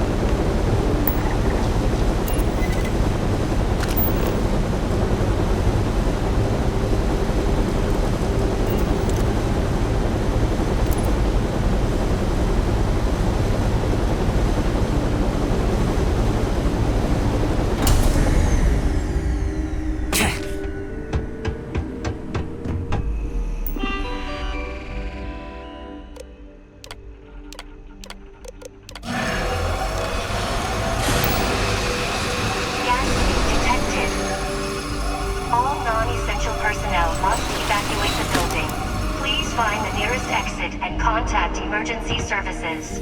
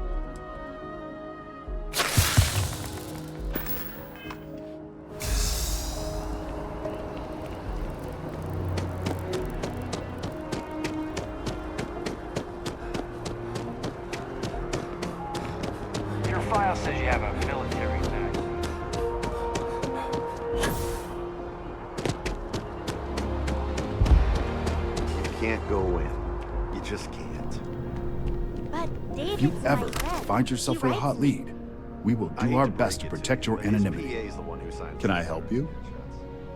Mr. Barron's a very busy and important man. Well, I'll be the judge of that. What's this so-called story about? I might be able to hook you up with some merch. Corporate greed claims victims once more. And you have evidence to support this claim. Best! Good. The less investigation we need to put into this, the faster I can prepare the broadcast. I don't suppose you want to tell me how you got this evidence. I figured as much. Is there at least a name I can cite as my source?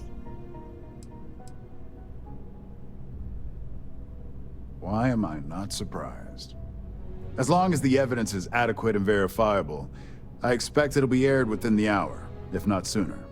Now, if you'll excuse me, I obviously have some work to do.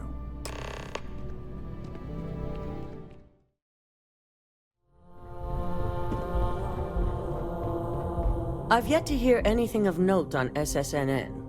Let's hear your report.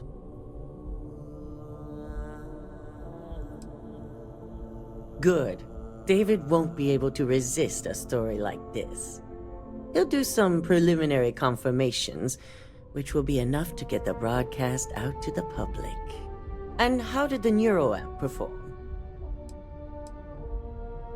I thought it would be. So now it's just a waiting game for SSNN to break the news. Once the story airs, we have another board meeting scheduled to decide how to handle Infinity. Go ahead, Maeve. The SSNN broadcast has started. Shall I patch it through? Yes, thank you. Infinity Ltd. and Lucas Drexler are currently under investigation for a number of violations, including murder for hire, unauthorized human trials, and corporate theft. Authorities representing the UC and the FREESTAR Collective have been dispatched to a consolidated mining station and the clinic. Both locations are believed to hold numerous victims. Drexler's motivation appears to be an attempt to launch a new product based off stolen information from a competitor. The details on the project itself and the competitor have yet to be confirmed. This has been David Barrett for SSNN. Perfect. This exposure puts Infinity right where we want them. The meeting will begin momentarily, but I want you to discuss the options we have with the other members. Infinity's net worth is about to hit rock bottom, so this gives us the opportunity to win a little more public faith. Quite right. The truth is, we'll be making evaluations. We'll shed any employees who don't make the cut, slowly but surely. By incorporating Infinity, we eliminate a competitor, get their best employees and contracts, and all while boosting our public perception. I'm glad we're on the same page. Which is why I'd like you to talk to the board to convince them this is the right move. There are several who might disagree, and you have the perfect tool to help sway them. Good. You'll find most of the board members in their offices preparing. Vina is also here, waiting for the meeting to start. We'll need at least 50% of the vote to go our way. In the event of a tie, I will make the final decision. I trust you'll get it done.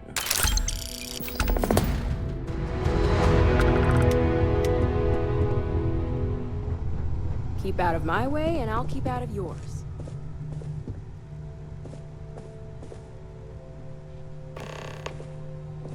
Did Masako send you to try and convince me to acquire Infinity Ltd?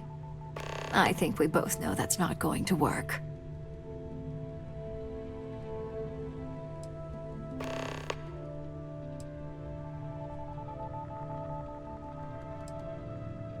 You can make light of the situation, but my stance won't change. The internal NeuroAmp gives us the power to crush our competitors, not take them under our wing. This is exactly why Masako's time as CEO is finished.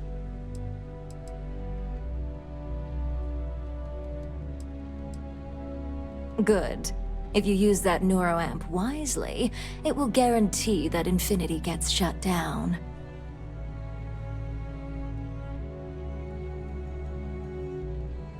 Well, it does make RYUJIN look good, and we do gain a wider customer base, which means higher profits. You're oddly right about this one, Op. I guess you are worth keeping around. As long as everyone has RYUJIN's best interests in mind, this should make for an interesting meeting.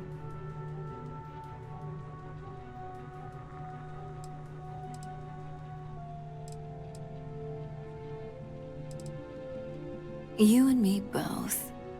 Now, if you'll excuse me, I still have a lot of preparations to make.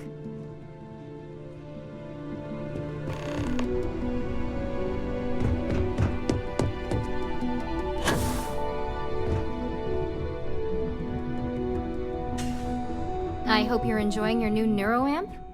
And how's my favorite patient doing? Not seeing any temporal memory flashes or losing time, I hope. That's great. I'd say Project Dominion is ready for legitimate human trials in that case. One step closer to seeing market approval. Genevieve is going to be so excited. So, tell me what you think of the neuroamp. I'd be the next Ray DeCaris, my childhood hero and mentor. How amazing would that be? DeMarcus, eat your heart out. Don't tell him I said that. He knows I love and respect him. So the next question is, what will the fate of Infinity Ltd be? Exactly. Not that I want to gloat over it. Maybe just a little. Okay, so DeMarcus and I have really been looking forward to it, so fingers crossed this deal goes through. Well, this has certainly been the most interesting conversation of my day. All we can do now is look forward to the meeting, right? See you in there. You're looking interesting today. Just the person I wanted to see. I want to get all the details locked down for this meeting, and I believe you to be one of the best sources available. Good. I prefer first-hand feedback when available. You've had the chance to encounter members of Infinity Ltd throughout your assignments here. Do you think they're worth redemption? And why?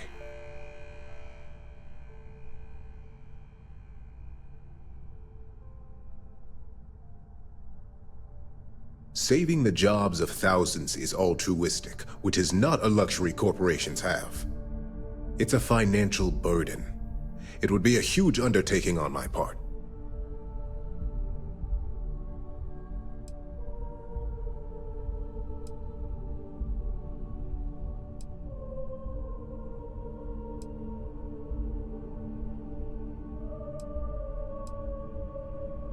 This is true.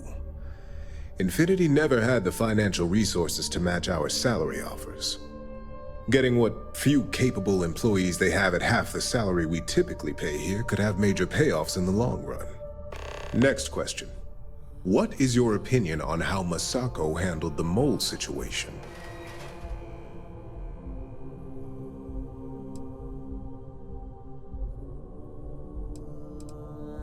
And why do you feel it was well handled? Please note I'm not disagreeing. I just want to know the why behind your statement.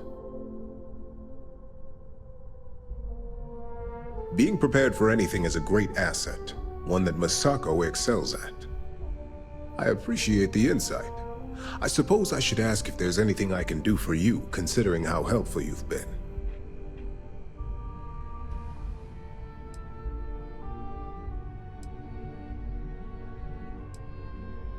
This has been rather enlightening for me. I appreciate the time.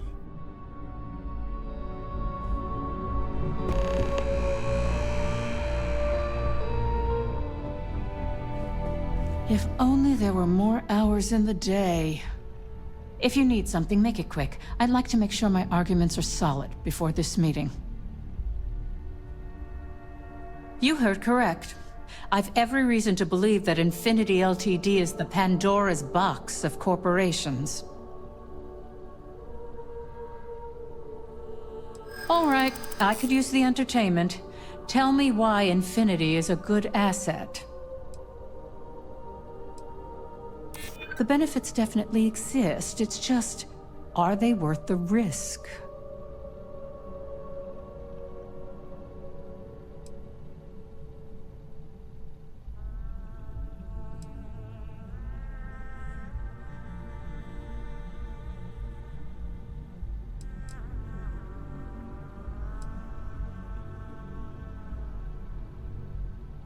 Maybe I am letting my distaste for surprises get in the way of this. Huh. Well, what do you know? I think you just convinced me. Talent like yours belongs in the courtroom.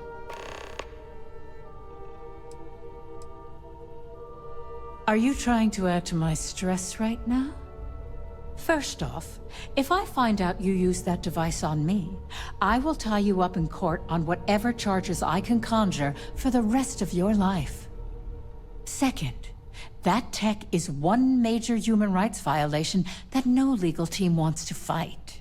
I'll do whatever I can to make sure it's either severely delayed or collects dust in storage.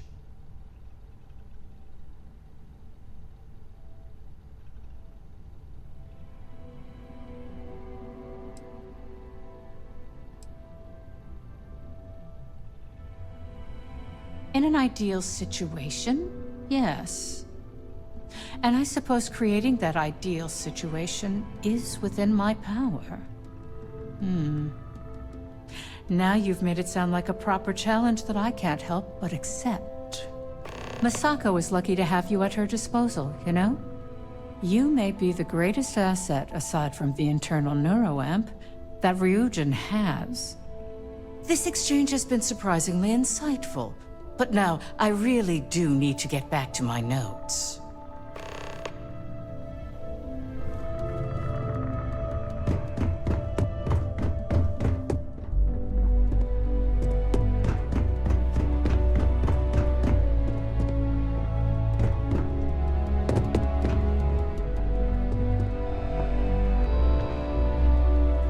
Is Masako checking up on me to make sure I'm on her side? Well, you can let Masako know to rest easy. It just so happens that her agenda lines up with mine. We just need to grab Infinity Ltd. While it's got the public's full attention. I'm all about free PR, especially when it's painting us in a good light. You know, you're right. There's really too much we don't know about their financial and legal records. If any of those ghosts come to haunt, all that good PR would disappear.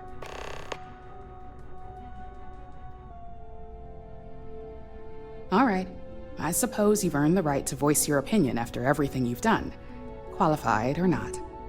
So let's hear it.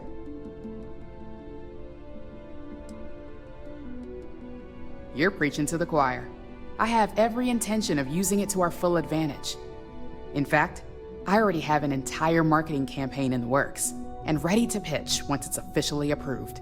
Well, it seems your talents really do stretch beyond just being an operative. Good talk. Maybe I'll even consult you on future endeavors.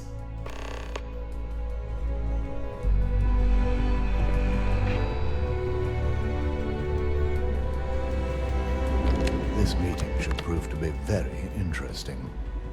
I assume Masako briefed you on her preferred outcome.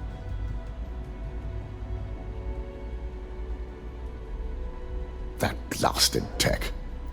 If it were up to me, I'd have shut down Project Dominion a long time ago. I knew it was a grave security risk, and look what happened.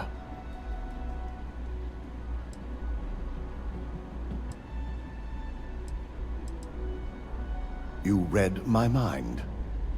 Let's just hope Masako and the others see it that way. Plus, if we vote to acquire Infinity Ltd., we're about to add a significant workload onto my team. The last thing I want to deal with are any more incidents this new neuroamp might cause.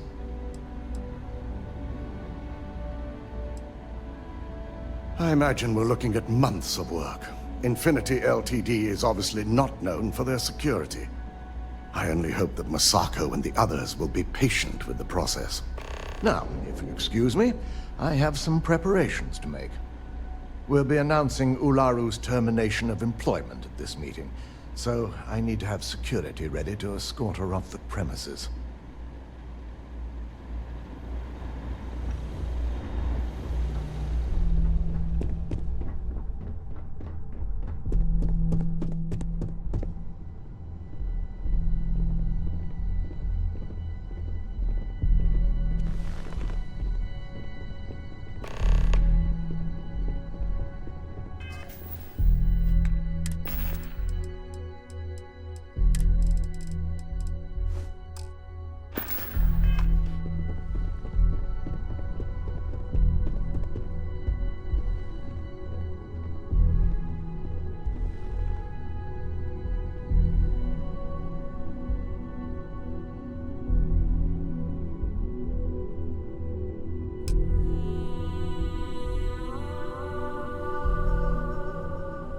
All right, everyone.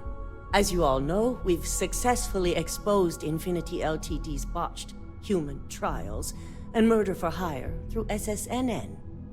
The public is demanding their leadership, namely Lucas Drexler, face trial, and he's probably writing his resignation as we speak. RYUJIN will be launching a statement, but I believe now is the perfect time to acquire Infinity Ltd. Believe it or not, I agree. The acquisition has risks, and it's going to create a lot of work for all of us. But the overall payoff will be worth it. That and Infinity Ltd's current situation makes them more affordable than ever. Arguments? Acquiring Infinity Ltd now is not a good look, especially if the public believes Masako was involved. I think what we're all overlooking is what led us to this situation to begin with. Yes, our security was compromised. But considering Dalton was hired by Masako, the issue obviously starts at the top. In fact, I propose that Masako be removed from CEO altogether. Ularu, this isn't a line you want to cross. And considering you're the mole, if anyone's going to be removed from power, it's going to be you. Hold up. Are you saying you lied to us? Dalton, the last meeting we had, you distinctly said Imogene was the mole, and she'd been dealt with. Do you even have any proof to back up this outrageous claim? Of course we do. The malicious code you hid on this slate to upload incriminating evidence against Masako onto Lucas Drexler's computer. To put it bluntly, Ularu, you're fired. Security will hold you in your office until a proper exit interview can be done. This isn't right. I should at least have the opportunity to resign. And allow you to still be marketable to a competitor? I don't think so.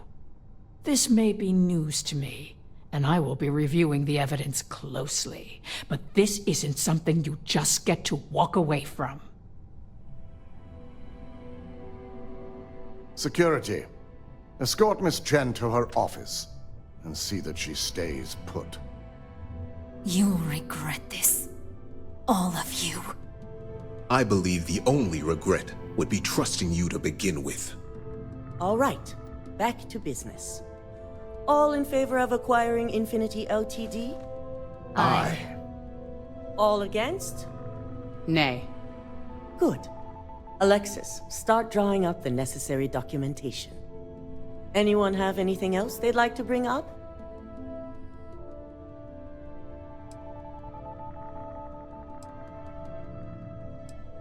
Any other matters to bring forth? None? This concludes our order of business for today. So much work to do.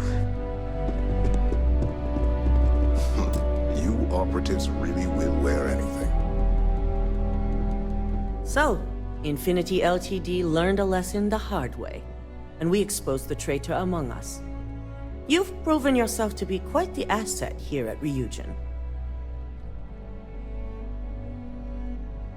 I suppose it is. Gratitude isn't something you typically hear these days in the corporate world. I truly appreciate the work you put into exposing Ularu. No operative has ever had to investigate our own to the extent that you did. I can imagine it may have been a lot of pressure, considering you were fairly new at the time. Imogene's instincts were right about you. Now, as promised, I have your bonus. I hope you'll find it appropriate for all you've done. And I'm promoting you to senior operative. You've more than earned it. It's well-deserved. As for the details, I think someone back on the operations floor would prefer to explain those to you.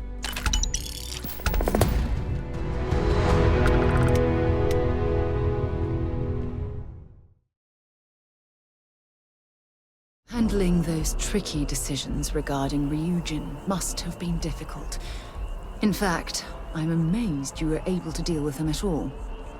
Those types of corporations remind me why I never ventured into business. I can't stand that way of life.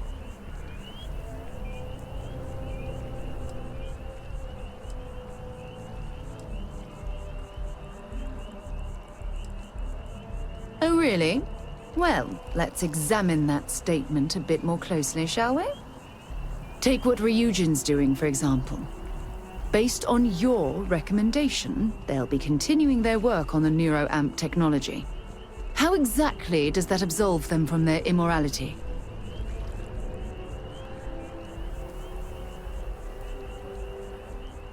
When used properly, yes. But imagine that technology in the wrong hands. Imagine the awful things you could force people to do.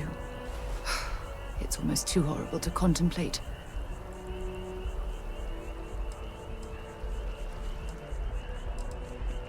Unbelievable. I'm disappointed that we don't share the same view on this. But your life is your own to lead. Just don't expect me to condone what you've done. Yeah? Lead the way.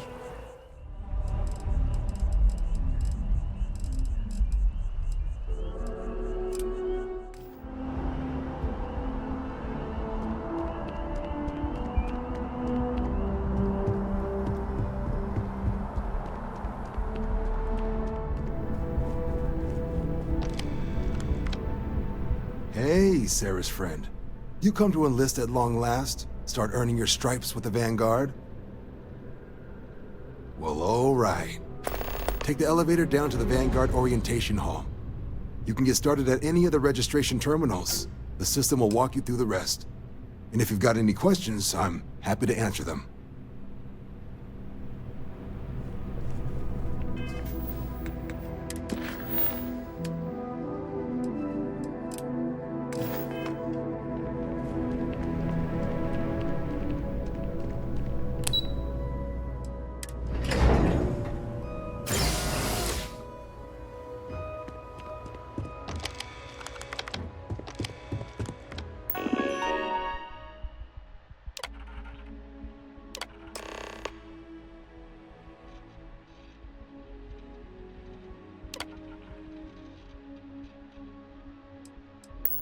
Registration accepted.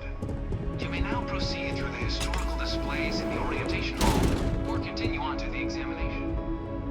In 2150, humanity learned the Earth's magnetosphere would collapse sometime in the next half-century, eliminating all life on the planet. Decisive action was required, but the secure transport of an entire civilization would demand a new kind of cooperation, a new kind of courage, and a new kind of union.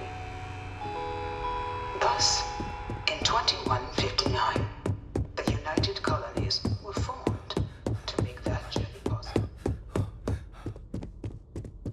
This thing's like an artist's rendition, right? No animal can be this ugly in real life.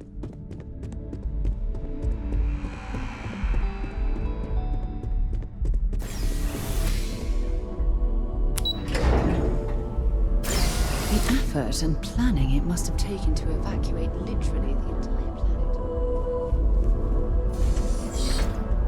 Welcome, applicant, to the piloting simulation chamber. Please enter the designated simulation pod to initiate... I've spent a fair bit of time in simulators just like these. This is the Mark 18 flight simulation chamber, applicant. Currently in orbit around a high-detail recreation of a remote world. When you're ready to begin, please take a seat in the pilot's chair. Your exam is simple. Defeat as many tiers of opponents as you can before your ship is disabled. You must defeat at least 3 tiers of opponents to pass the exam. Good hunting, applicant.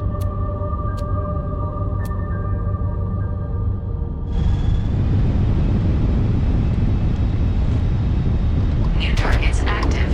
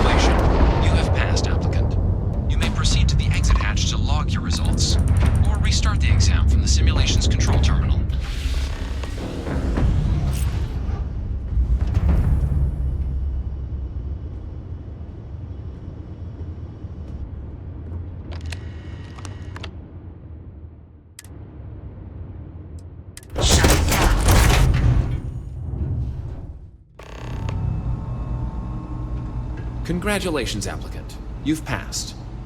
You can head up to Commander Tuwala to receive your final results and your probationary assignment. Or you're welcome to take another run at the simulation if you'd like to try and earn a better score. We'll only keep your best ride.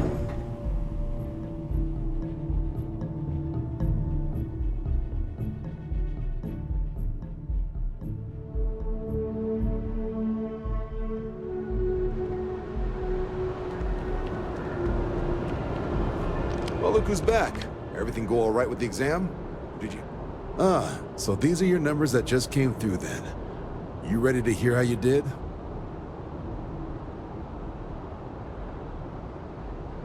I'll let the techs know you think so highly of their work, and make a note you've got prior combat experience. So, looking at the data? Checked out a few of the murals. Good. Inquisitive folks tend to do well around here. Your physiological results are eerily calm. Not a vital spike to be seen. You really know how to keep your cool. Exactly what the Navy's looking for in our recruits. Now, how'd you do against your foes? Clear tier 5, huh? Damn impressive. I swear they start cheating at that level, but the techs claim it's fair. Either way, you've got the skills the Navy needs. Hell of a job. I might even let you fly me around sometime. So then, looking at your results as a whole, and presuming you're successful in completing your probationary mission, you could have your UC citizenship after only 5 years. You showed real potential in there. We want to make sure you're fighting on our side.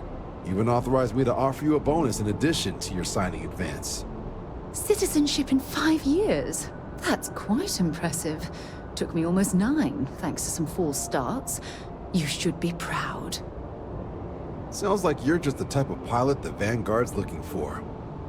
If you're interested, we could bring you on as a provisional member today. Get you the credits you've earned, then send you out on your probationary mission. First, though, all UC service people, provisional or otherwise, are required to swear an oath. So, you want to make this official? Commit yourself to the cause of the colonies? It's a big decision. John, you're not about to have my compatriot here sign some kind of contract that sells you their grandmother 5 years down the line, are you? Officer's honor, Sarah. This is honest work for honest credits. So, you ready to do the deed? Fantastic. Then just follow me.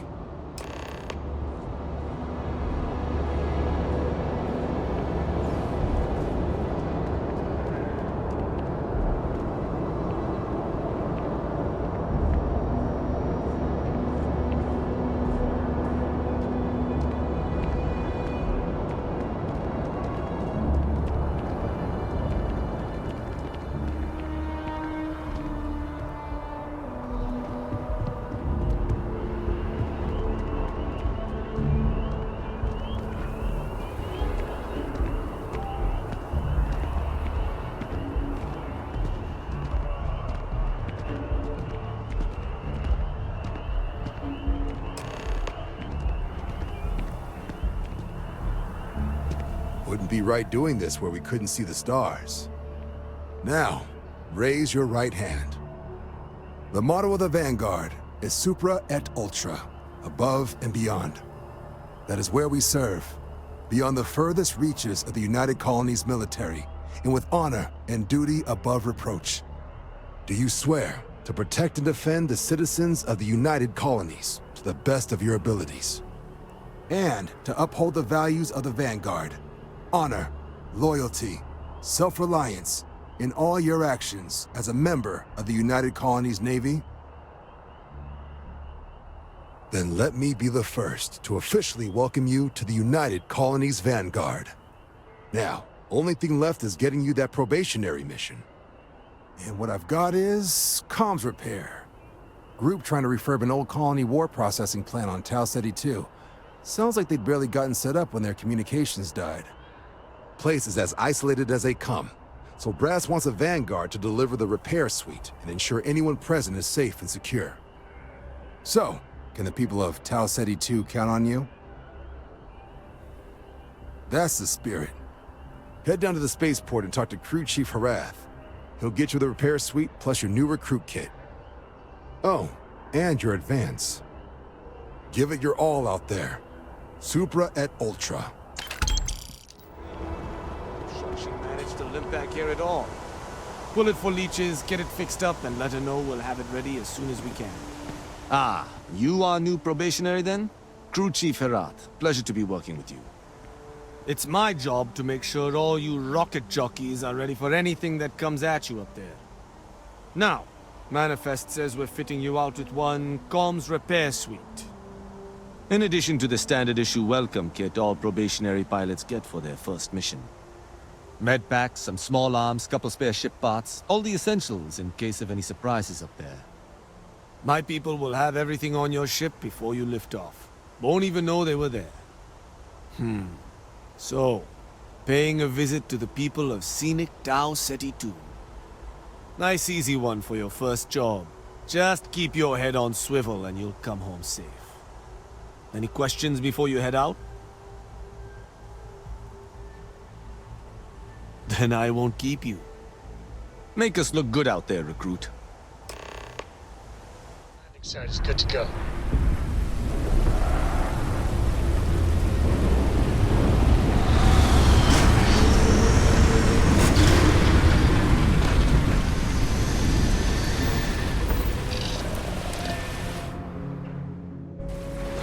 An abandoned meat packing facility built on the fringes of the settled system.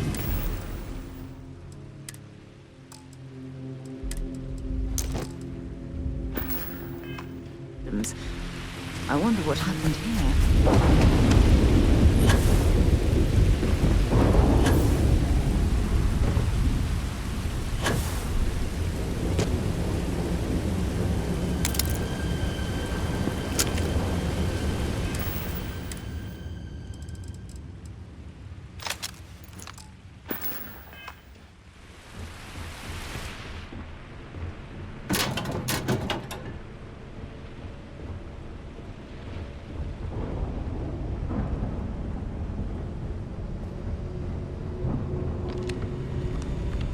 Something's been through here recently, but left everything in place.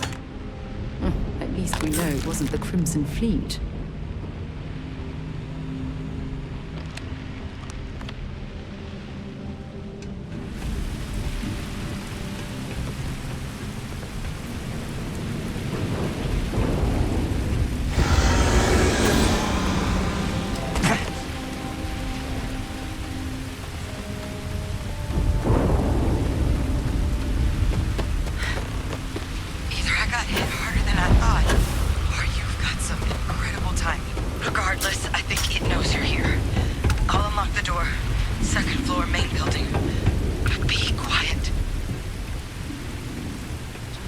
She has our best interests in mind. We should do what she suggests.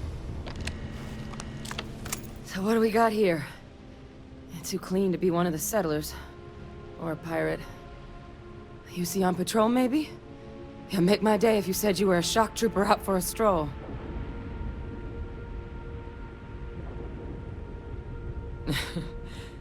Haven't brought the joke to your homeworld just yet, huh? But you see Vanguard's a hell of a lot better than what I've got. I'm Hadrian. I was a researcher with the UC. I came here on a rumor of a... Well, I expect you saw the results on your way in. What's left of the settlers? The work of Auxisio Machina. A terramorph. One of the nastiest aliens humanity's ever crossed paths with. And this one, well... it's something of an anomaly. Possibly a worrying one. I can't believe that a terramorph did all this damage. I mean, I've heard the stories, but to see the decimation firsthand... I sure could.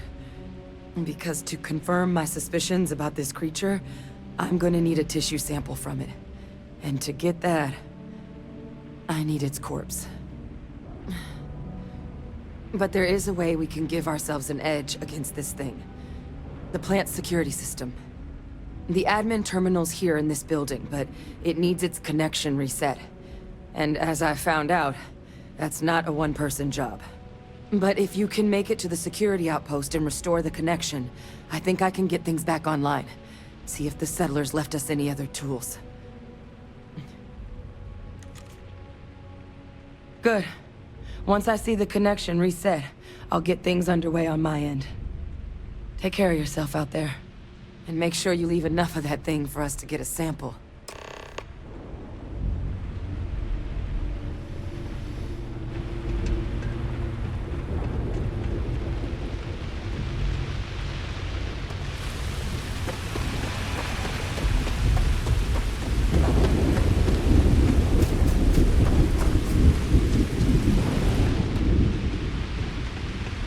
Seeing a meat packing facility from the inside is starting to make me feel like I should switch to becoming a vegetarian.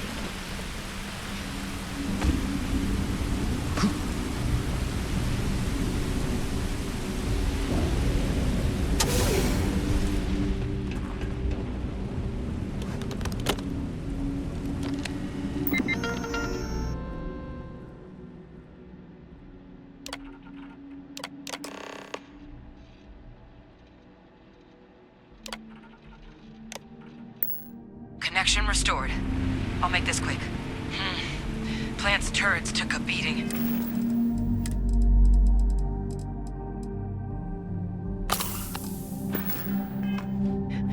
But I should be able to get you a couple of kill lanes. Just get the thing to chase you down the alleys between the buildings, and you'll lead it right into a crossfire. Well, I suppose they're not going to need it anymore. Wish I'd found this earlier. You notice those sensors around the facility? Part of a livestock tracking system. Should let you keep tabs on how close the terramorph is. But it's not connected to this network. There should be a terminal in the adjoining room. Tune it to 183.5.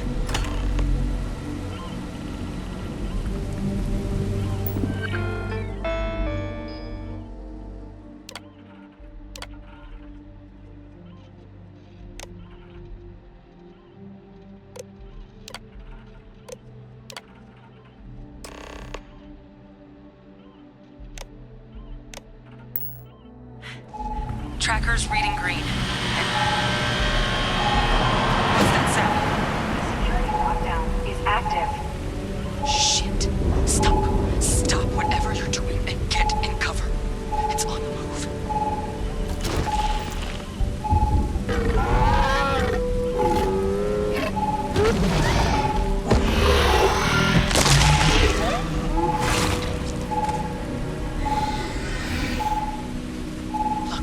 On the move. My advice, avoid direct engagement. The kill lanes, they're set up but need power. There's breakers on each of the buildings you can throw to get them live. Once they're online, lead the terramorph towards the lights and watch the fireworks. Give it hell, Vanguard.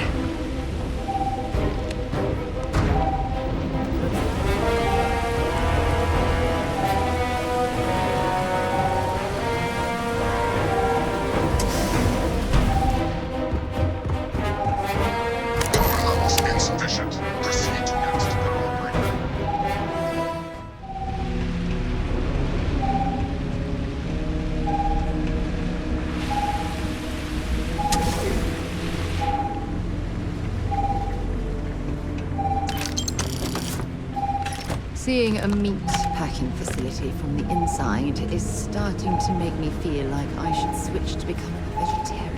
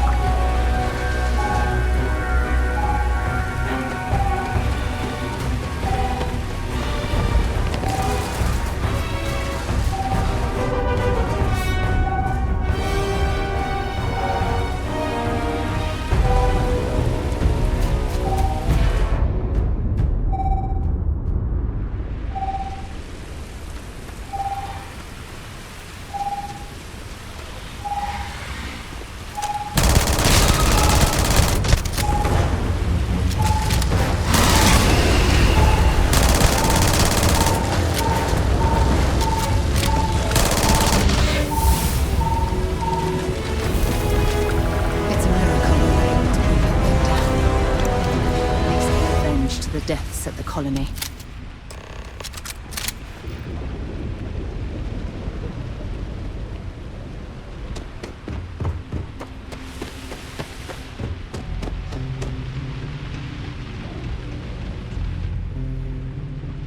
Tracker's gone quiet. I suspect it's either hiding or... Wait. You did it, didn't you? Heavens above! You just flatlined a terrormorph! Oh yeah, taken care of. No big deal. You didn't happen to grab me a tissue sample, did you? All right. I spotted a microscope downstairs. Let's see if we can't get to the bottom of this.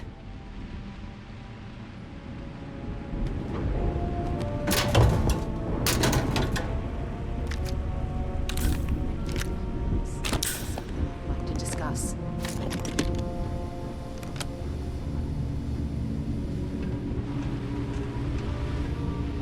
I have an important personal decision to make. But I need to discuss something with you first. Phew, thank you. So, where to start? Before I was with the Navigator Corps, I was career military, part of the United Colonies Navy. When the Colony War broke out, I was posted as the chief navigator on a warship, the Dauntless. Plenty. And that's what's weighing on my mind. There was a particularly bloody battle. We were fighting over a world in the Eta Cassiopeia system. Worst fighting I'd ever seen. We lost 12 ships that day. 12. Including my own. No. This is important.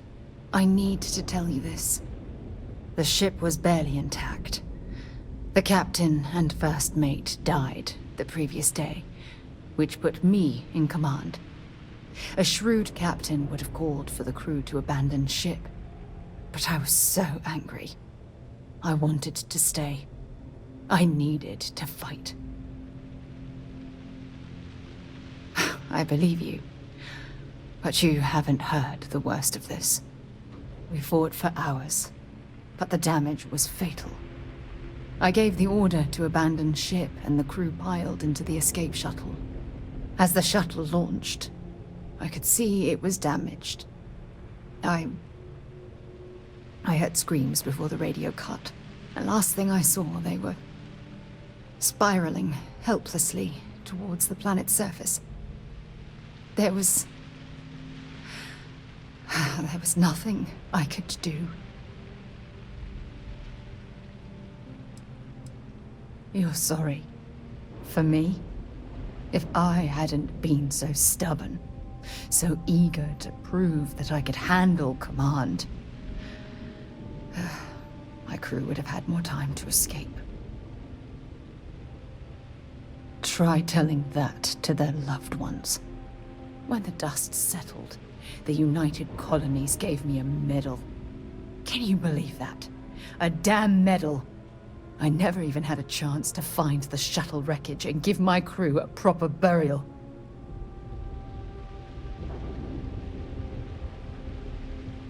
Bad luck. That sounds familiar. Remember when you said no one but me would have pushed harder to keep the Navigator Corps going? Well, this time, pushing too hard cost lives. Don't you get it? Everything I do, everything I touch, somehow falls apart. That's why I'm worried about us. After everything you've heard, all my stories, you still have faith. No one's ever cared about me this much. Not even Aja. I'm counting on that. Look, I think I've said all I can handle for now. Thank you for being there, for listening to me when I needed it the most. I'll never forget this. I promise.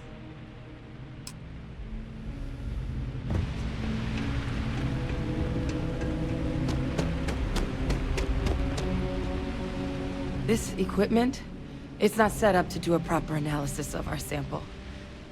But this terramorph being here, of all places, it doesn't make sense.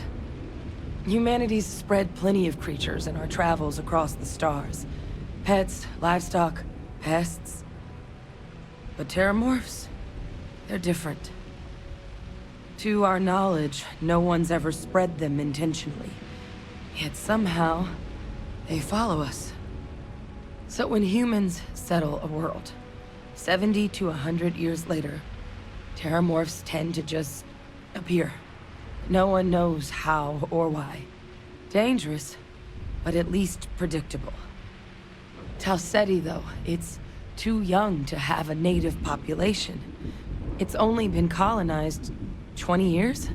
But then the other option, that someone captured one of the deadliest predators in the galaxy just to wipe out some settlers minding their own business? That seems awfully implausible. Which means we're either looking at a truly strange murder or a faster type of terramorph growth, the results of which could be catastrophic. Terramorph outbreaks have taken down far bigger colonies than this one.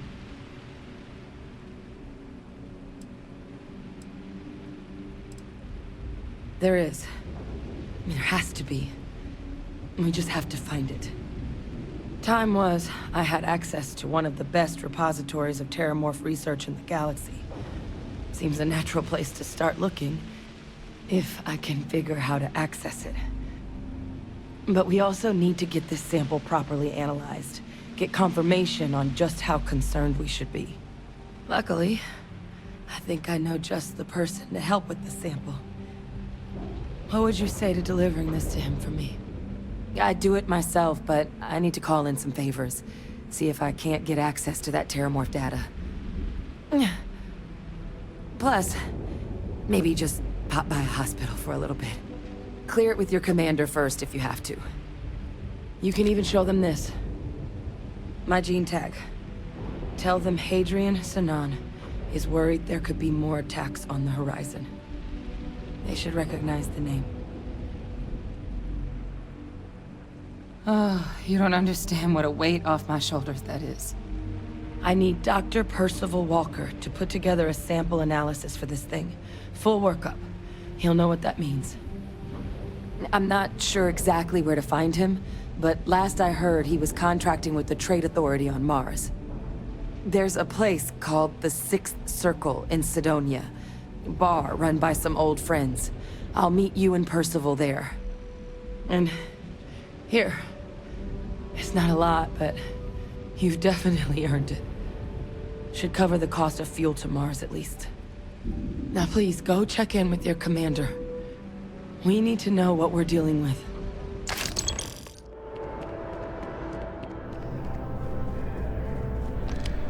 Look who's back. All set with that probationary mission?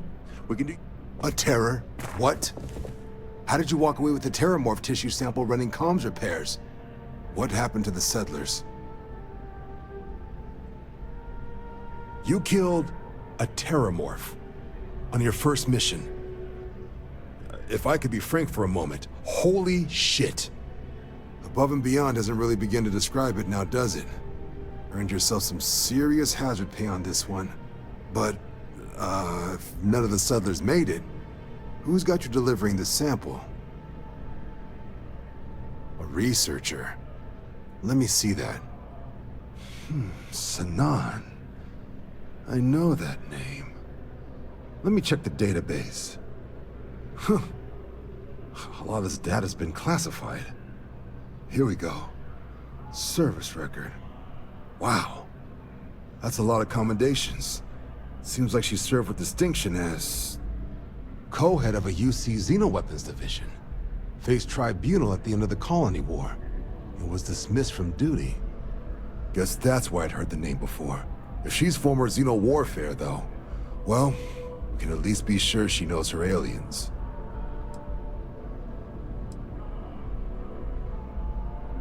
Certainly seems that way.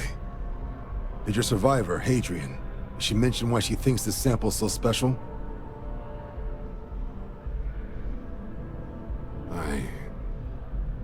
see.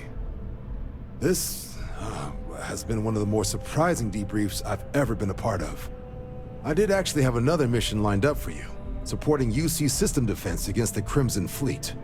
But now I guess you have two options on how to proceed. Head to the UC Vigilance and help out SysDef, or deliver that sample. I'll make sure you've got the proper clearances for either path. Consider these your first official orders. And here, so everyone knows you're working with the Vanguard. Welcome to the Navy, Captain. Vanguard's also got some custom ship modifications. You'll be cleared for access to them next time you're down at the spaceport. Talk to ship services.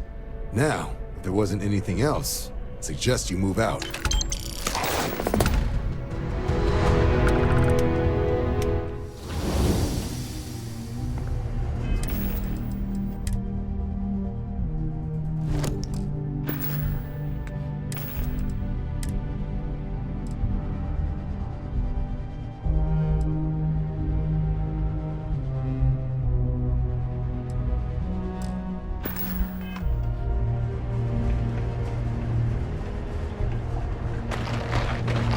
Think I was Vanguard material.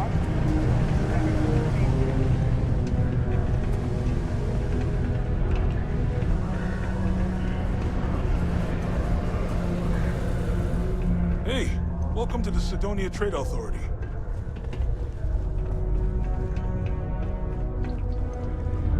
Invoices can be collected from the... Oh. Not here for a delivery, are you?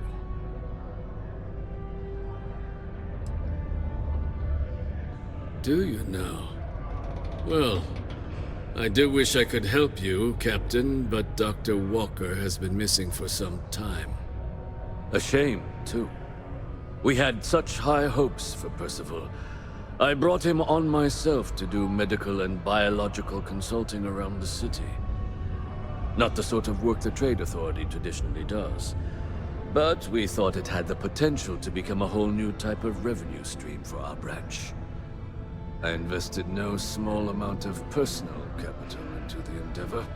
But then he decided to run off after a discipline issue. I presume the miners have him hidden somewhere. Plenty of cracks on this old rock. But at this point, it's probably for the best. That won't be necessary. The Trade Authority isn't interested in employing someone. But we would like the money he owes us. If you can convince him to pay his debts, we'd be most grateful. Oh, I loathe the Trade Authority. Is it absolutely necessary that we have to help them? I couldn't have put that better myself. Pity. Perhaps a little advance on my part might pique your interest. Visit the Sixth Circle. A bar on the lowest level of the city. If someone in Cydonia knows where Percival is, you'll find them there.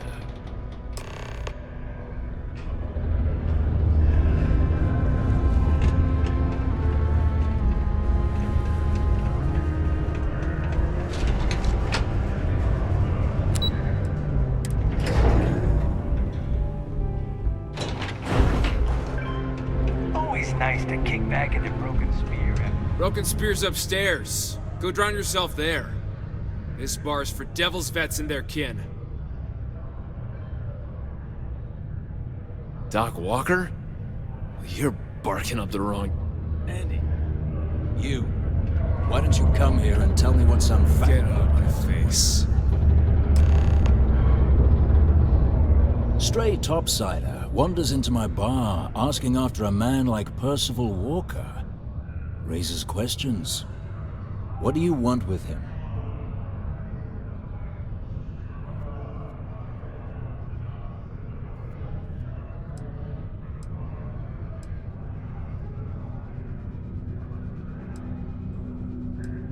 Hadrian? A woman named Hadrian sent you, a member of the Vanguard, to find Percival? Now, if that tag's a forgery, it's a damn good one. All right, Captain. If you are who you say, supra et ultra. Vanguard motto. What's it mean? Should have gotten that during your oath.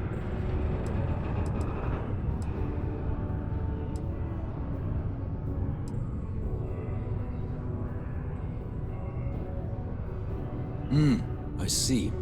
And tell me, what grade was it you got on your entrance exam? A? C? D+?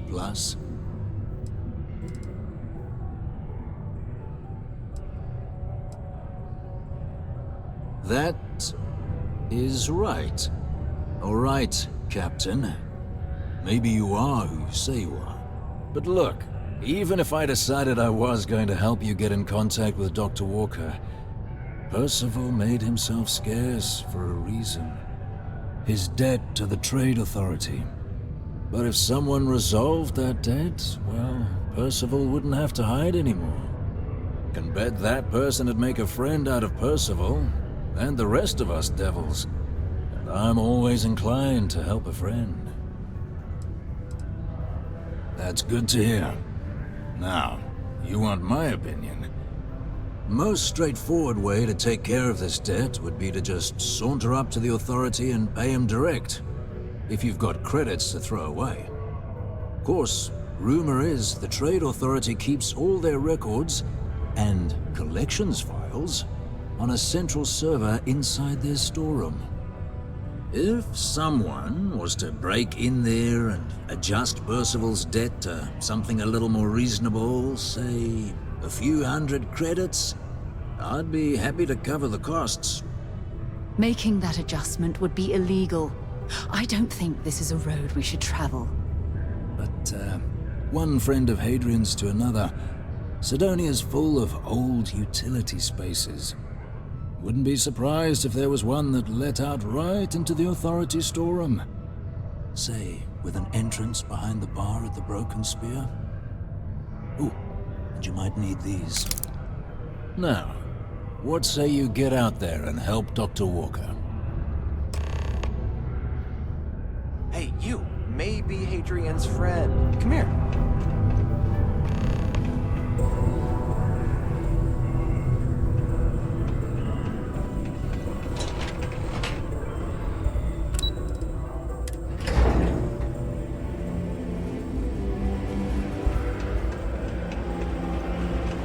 Mars isn't forever.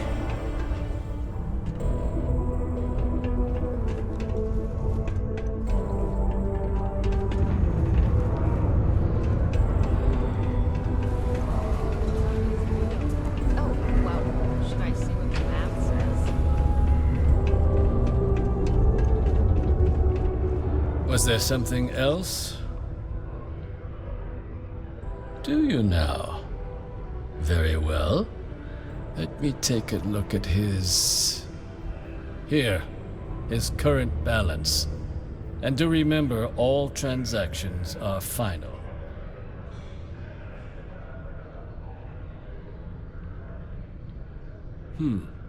It cleared. Wonderful. Dr. Walker's debt is officially no longer our problem. You have my thanks. Oh, and if you do find him, please let Percival know I'm eagerly looking forward to never working with him again.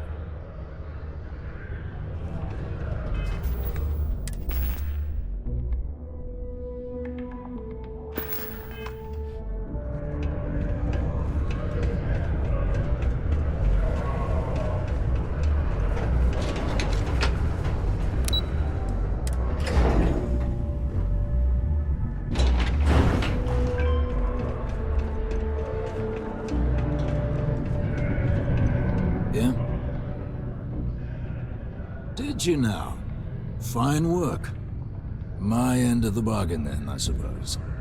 He's holed up in the old Red Devil's HQ. Place was sealed up tight after the UC shuttered our unit, but we snuck him in the back entrance through the deep mines. Good you're going in there, actually. Bunch of spacers moved in, not long after we got Percival set up. Don't expect he'd run out before they got taken care of, but I'm sure he'll appreciate not having to find out if I left him with enough rations. Here, the passkey. And I'll let him know there's someone he owes one hell of a thank you on their way down.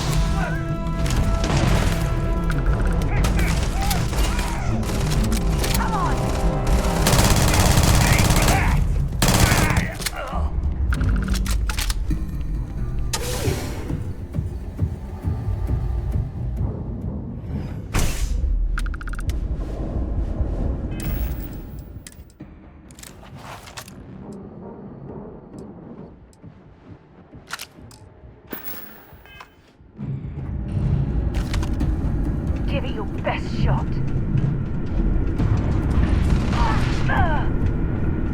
Show me what you've got. Nice bit of work there.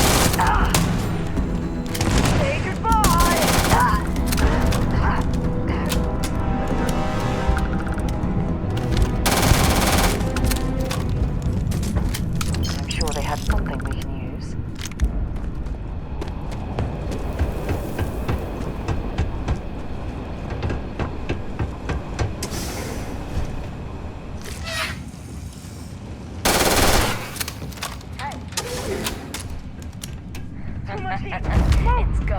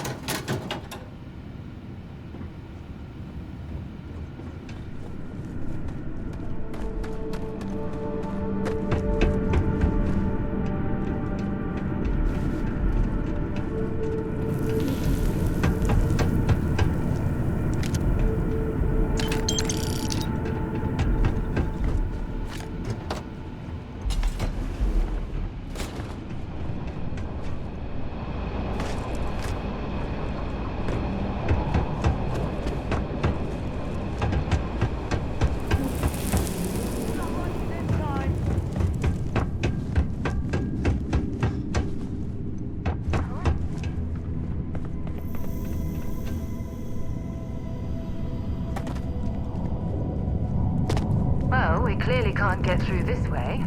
Perhaps we should try making our way down to this cave at the back of the area.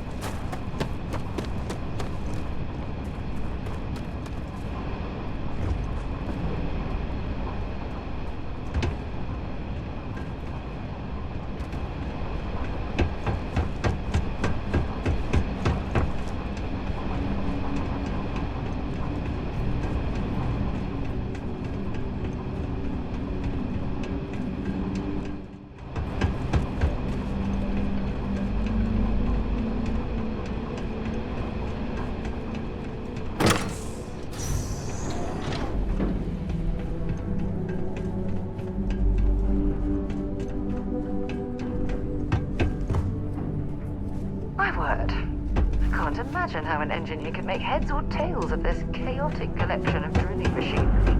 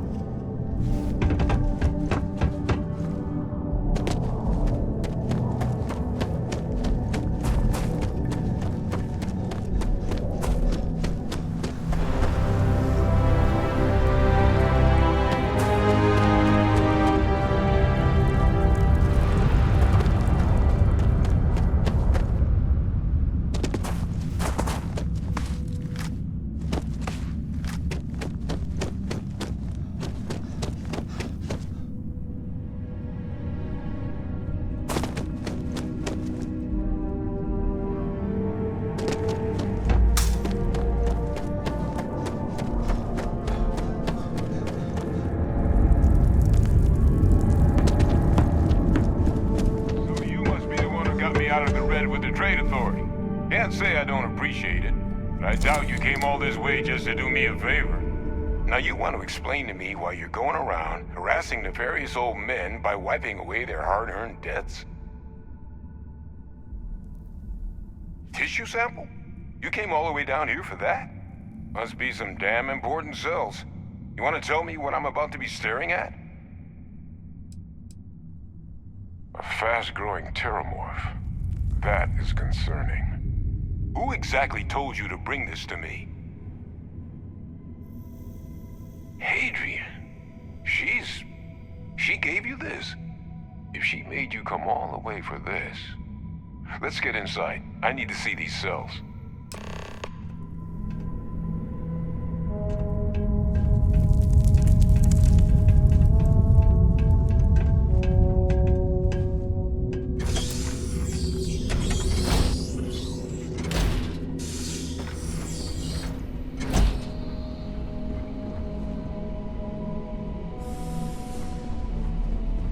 Gonna ask you to not touch anything. Got some projects in the works down here. I wasn't expecting guests. Oh, and Lou mentioned how you took care of the debt. Just paid the whole thing off, huh? Hope it's obvious from my current circumstances that that's gonna be a gift, not a loan.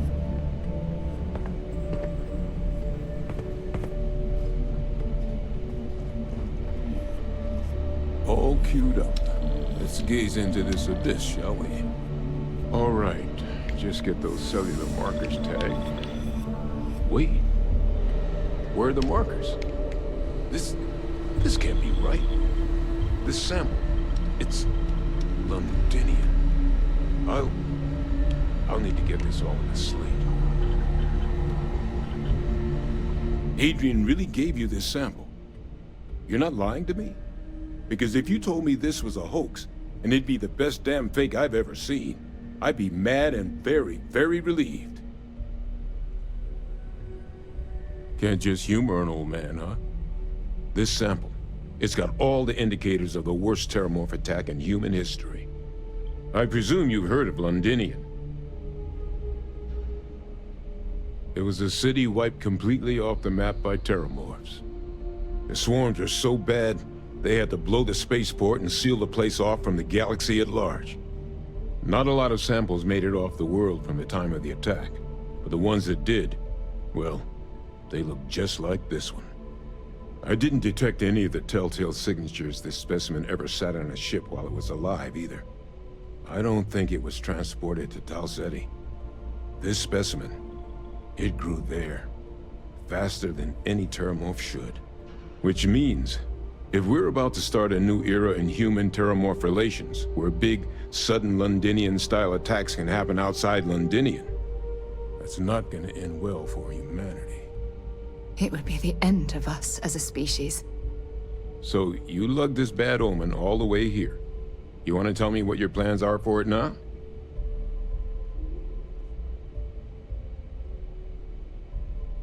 The circle, huh? Could use a drink about now. Here, faster we take the lift to the surface. Not supposed to use it, but given the circumstances, I'm inclined to just ask forgiveness.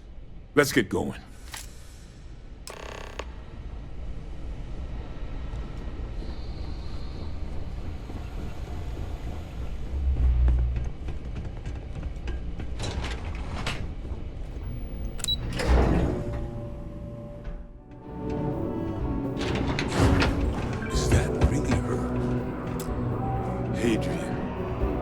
Percival. My God, look at you. You're an old man now.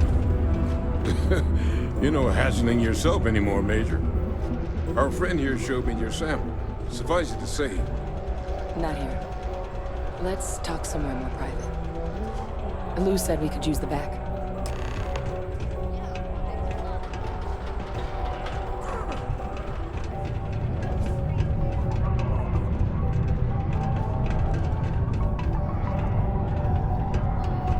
The Red Devils aren't exactly your average bar crowd. You can see it in their eyes. We don't belong here. Lou gave me the abridged version of what went down. Yeah, I can't thank you enough for taking care of all that. Makes two of us. I hope it ultimately didn't end up being too much trouble. You almost had me there. Nice job. That's certainly not what I was expecting you'd have to go through. But thank you. I'm just glad you both came through intact. So, were you two able to get that workup together? Got it right here. That sample? It's an exact match for the ones from Londinian. Londinian. That's exactly what I was afraid of. Not thrilled to be the bearer of that kind of news. That's for damn sure. So tell me you've got some kind of plan for that workup. Well, right now, we've got more questions than answers. So I've been trying to figure out what it's gonna take to access our old Terramorph data. Good place to start. What'd you find? It's in the archives. The Armistice Archives? Doesn't that mean we'd be dealing with the Cabinet? And the FREESTAR Collective? And House Varun somehow? Guess we can kiss that approach goodbye. I didn't think the Cabinet would be willing to hear us out either. But I called in some favors. They've agreed to hear us out on 2 conditions. 1, they want to see this analysis you two have procured. And 2, they want to discuss what happened on Tau Ceti. With both of us.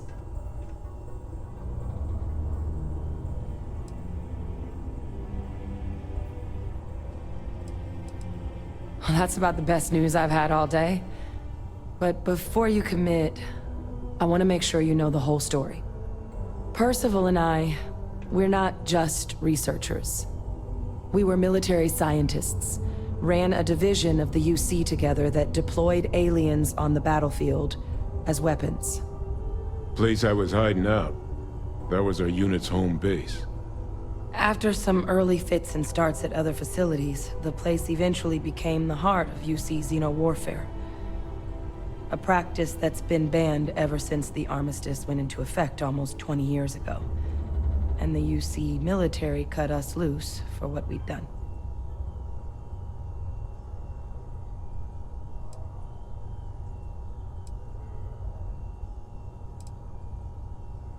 Oh, well, that means a lot.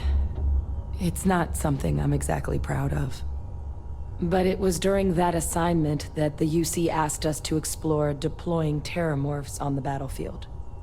The project never got off the ground, but the data our team gathered is now sitting in the archives, along with all the other information banned after the Colony War. Under the watchful eye of monitors from all the galactic factions still participating in regular politics. But if we can convince the Cabinet to help us access that data, it'll give us the tools we need to decipher what exactly this sample might mean. And hopefully, how to prevent more attacks like the one that spawned it. All right. I'm gonna go get this work up into the Cabinet's hands. I'll meet you out front of Mast in New Atlantis. Good luck. You two are gonna need it.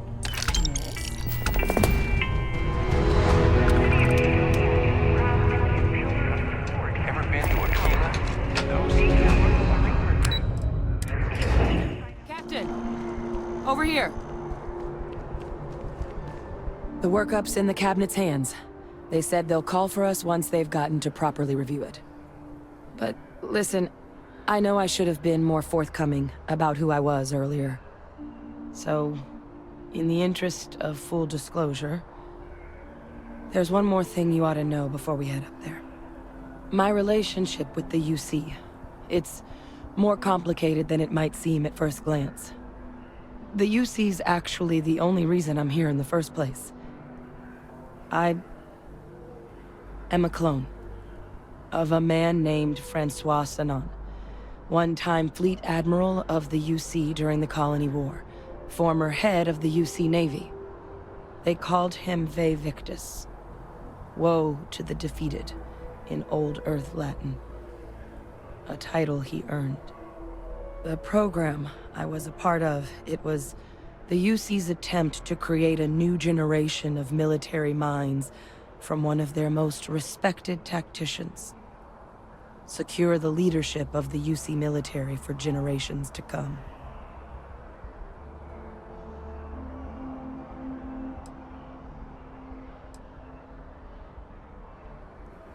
He would have happily told you he was one of the greats. Ultimately, though, it didn't matter. The man I was cloned from, my father, was executed for acts he committed during the war. The man caused a lot of death, on both sides.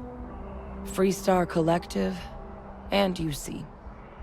Military, and civilians. And the things he did, well, they're a part of the reason the UC and FREESTAR Collective aren't really on great terms to this day. So my involvement, it could be another obstacle they throw at us up there. I just wanted you to be forewarned. I really appreciate you saying that. I just thought you deserved to know, considering how much you've done already. You know, while we've got a second, was there anything else we needed to discuss? I know you got dropped into the middle of this pretty fast. Or, if you've got any last-minute business to attend to, now might be a good time. No telling how long the cabinet's gonna keep us waiting out here. Then I guess it's just a matter of... The cabinet meeting is about to begin. All parties, please proceed to the cabinet chambers. Sounds like our cue.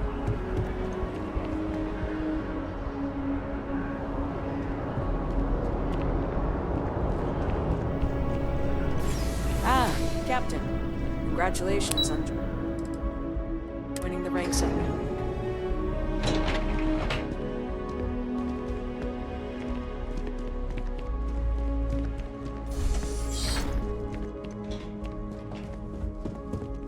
Ah, welcome.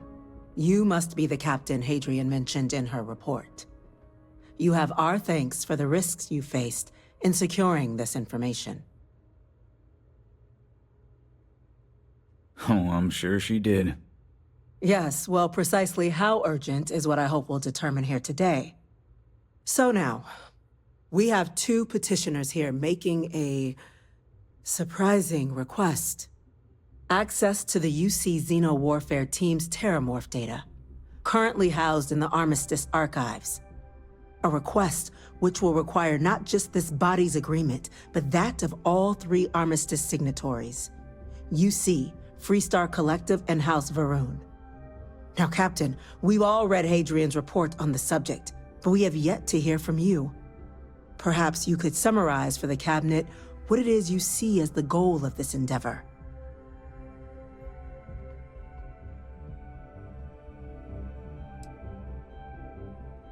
That's quite the leap, Captain. Madam President, I object to the very premise of this meeting. While no one would argue that what happened on Tau Ceti was anything less than a tragedy, terramorph attacks are not some sudden new threat on the horizon. They've been happening for generations. To demand we hand over banned archival knowledge and possibly upset the balance of galactic diplomacy because of a single attack seems at best panic. And at worst, a power grab by the daughter of a bloodthirsty warmonger and her associates. I would remind the chief diplomat who he's speaking to. If it's my father you're looking to address, you're welcome to consult a medium. I would also ask how many deaths the Cabinet requires to act. 50? 50,000? Because if tragedies like Tau Ceti are just prelude to more attacks, I have no doubt you'll get the body count you require. Let's keep this civil, shall we? And while there should be no doubt the preservation of life stands paramount among this body's duties, Chief Yassine has a point. Will a single attack, however troubling, be sufficient to convince the other factions to grant us access to what they no doubt consider weapon data? I don't think it's enough. Perhaps you can help, Captain. As the one who actually collected the sample in question, did this terramorph seem at all alarming to you?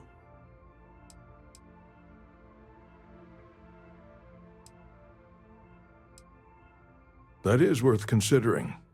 This attack took place on an almost completely uninhabited world. The casualties were minimal as a result. But if there's another attack, will we be so lucky? Yes, a fine point, Admiral. So then, Captain, given the discussion now and the information you've been privy to thus far, if you were in our position, would you grant the request made to open the archives?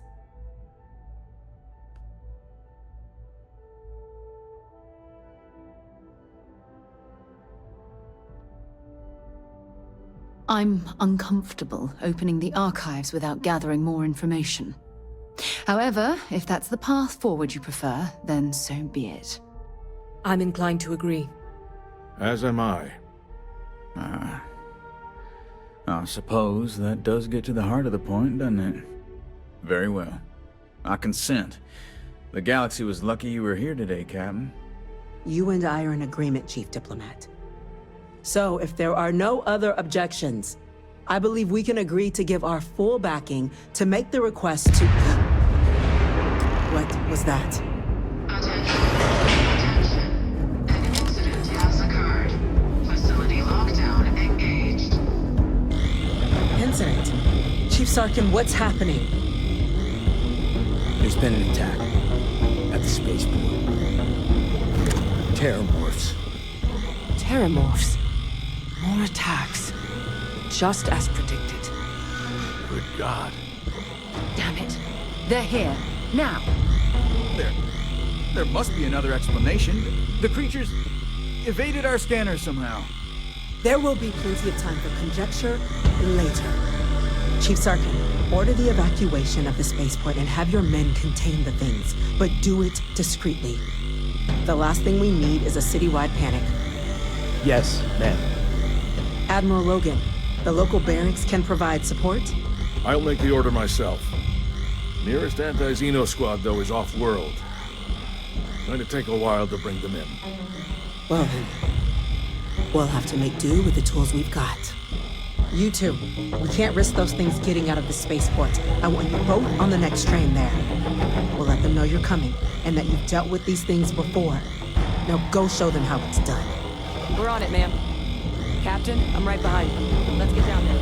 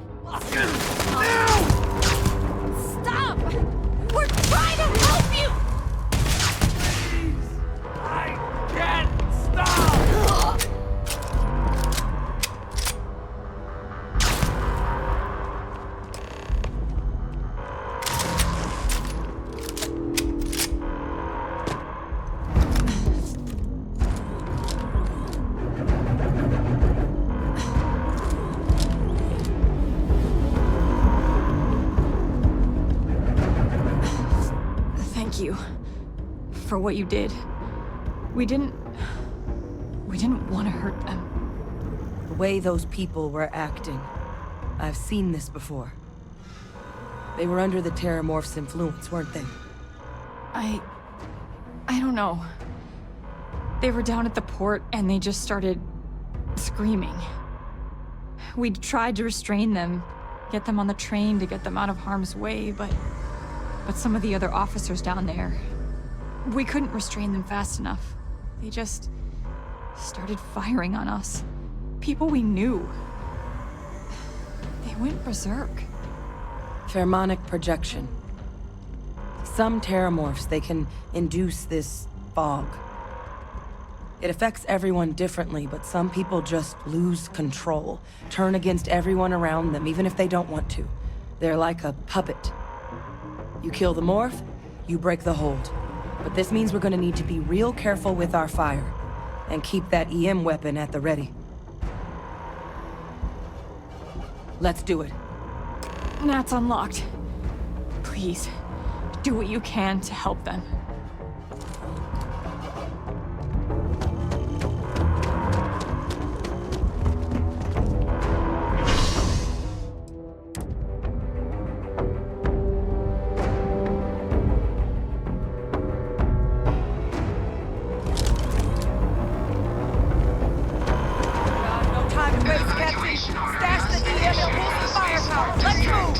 All citizens are required to proceed to the nearest shelter.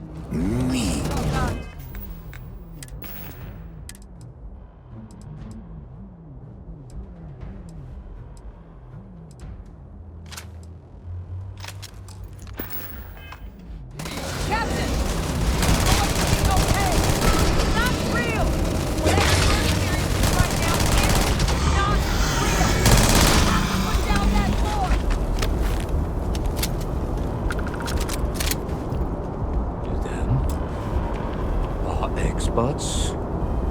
We've got the remaining creatures locked down on the landing pad, but we're barely holding our perimeter.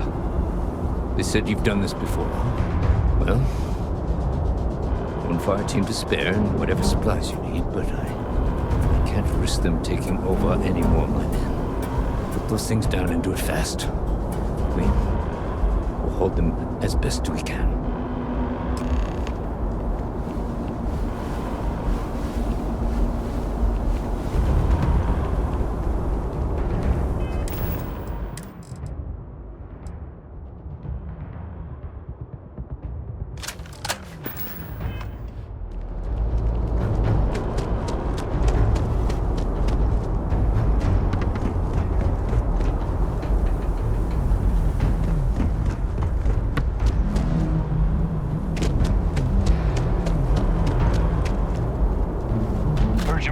For some backup. You say the word, we're out there on your 6. You two have any experience with terramorphs before? Only the brief they just gave on the way here, but we know how to handle pressure. Surviving a full-on mental assault isn't the same as keeping your cool in a firefight. Might make you more liability than asset. We're not UC security. You don't need to worry about us. Your call. We're on the line.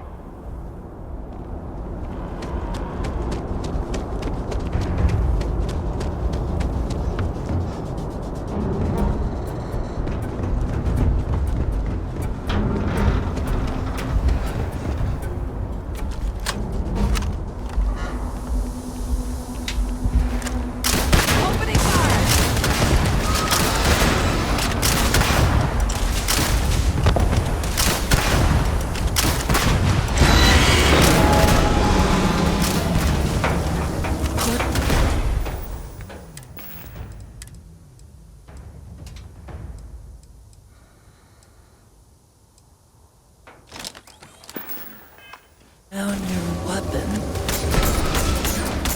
We just want to be friends.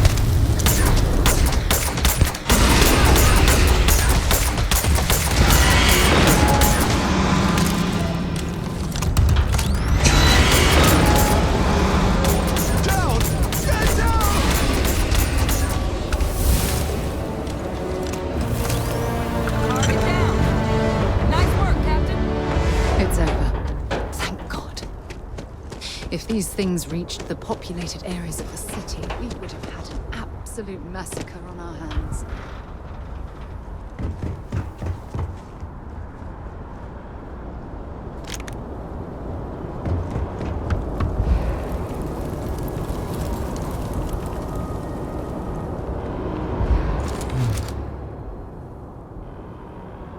Guess they weren't kidding about you two. Universe put the right people in the right place.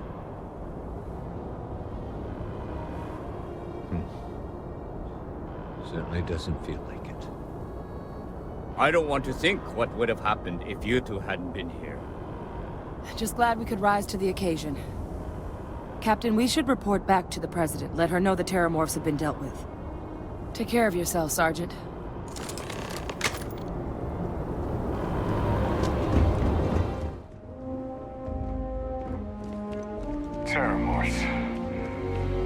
That's a relief to hear. Captain? Hadrian? It would appear that the Cabinet owes you our thanks for what you did for the city today. As well as an apology. Your concerns about the Terramorphs, well, consider them validated. Thank you, ma'am. Of course. I only wish we could have acted sooner. Now, today's events have only clarified our path forward in the eyes of the Cabinet. You will have our full support in collecting the Terramorph data from the archives, as well as a subsequent investigation into the nature of these attacks. But to accomplish those goals, we're going to need the right people in the right places. As such, the Cabinet has authorized me to reinstate you, Hadrian, effective immediately, to your former rank of Major. As soon as we've got the data in hand, we want you investigating these attacks and how to stop them. Will you do this? Yes. Yes, ma'am. I'd be honored. Excellent. But as you've both made clear, for such an investigation to succeed first, we're going to need someone to convince the FREESTAR Collective and House Va'ruun to play ball. Someone who knows precisely the sorts of dangers the colonies and all the galaxy are facing right now. The Cabinet wants you, Captain, to be that representative. We do. In exchange, we're willing to fast-track your citizenship upon collection of the data. So, will you help us? I'm glad to hear it. Now, we, of course, won't be sending you in without the proper support. Deputy McIntyre in the Office of Interstellar Affairs will be your guide on gaining access to the archives. You should be able to find her in her office across the hall. And on behalf of the whole of the United Colonies, you have our thanks. You're dismissed. Damage to the spacecraft. The costs I'm gonna go check in. The things we do here, the tech we develop. You've seen these orders. A Vanguard captain. Yes, sir. I'll make sure they get what they require.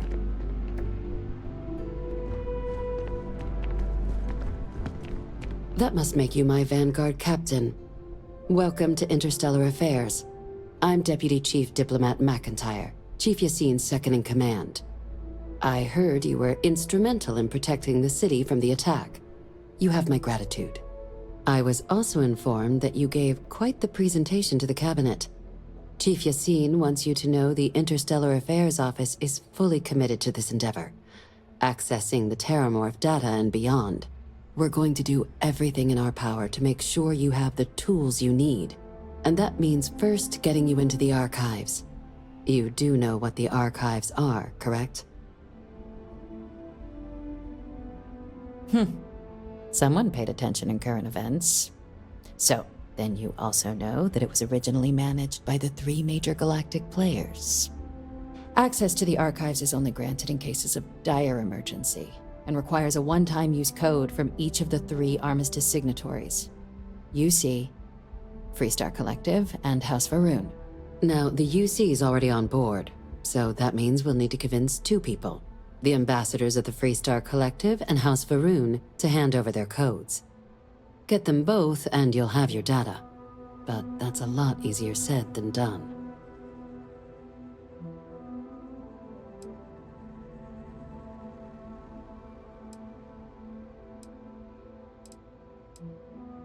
I couldn't agree more. However, both ambassadors have reasons they won't, or can't, work with us. Now, I'll provide guidance on how we believe you can acquire each code, but ultimately, it'll be up to you to get them both to cooperate. And I do mean cooperate. Threats and violence are off the table here. Though that doesn't mean we can't get creative. But it does mean we need to get you up to speed on who you're dealing with. Who do you want to start with? Ambassador Radcliffe of FREESTAR, or Ambassador Balmore of House Va'ruun? The good Ambassador Radcliffe. She's a veteran of the Colony War, and her only goal in life is to make ours miserable.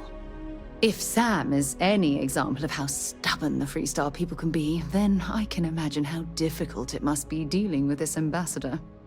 Now, officially, our office is suggesting you try and negotiate with her. Use your experiences as a member of the military and with the threat we're facing to convince her to lend her support. And who knows? Maybe that'll work. Stranger things have happened. But my suspicion is we're going to have to rely on other tools to get her code. Certainly. See, good diplomacy is all about the careful application of pressure. We just need to find the squeeze. UC Intelligence has a recording device planted in the ambassador's living quarters, which we suspect you can use to your advantage.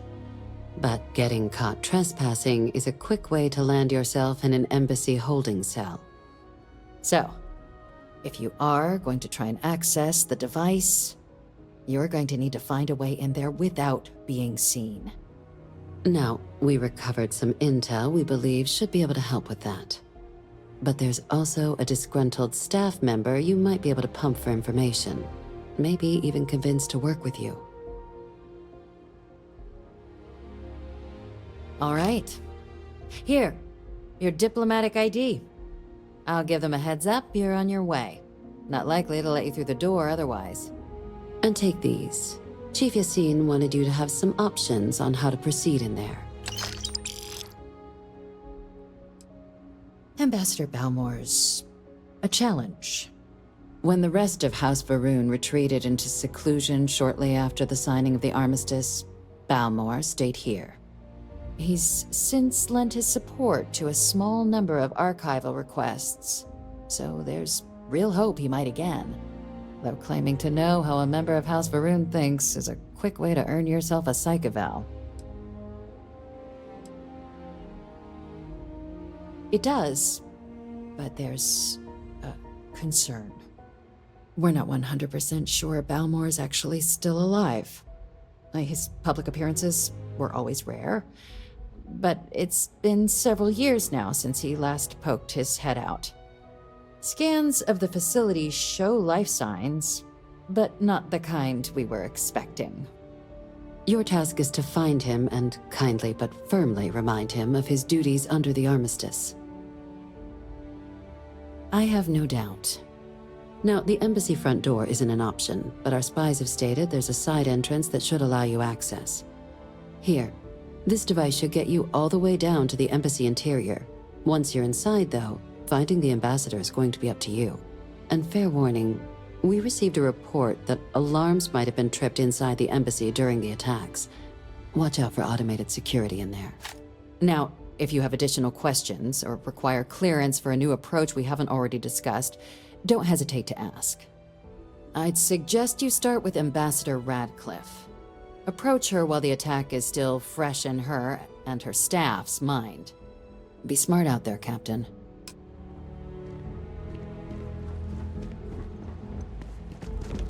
Excuse me? Howdy.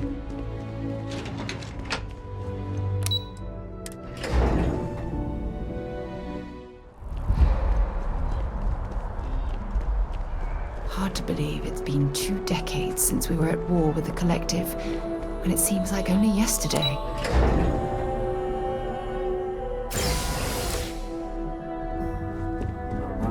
Visitors are only allowed in the lobby. I'm going to be upfront with you.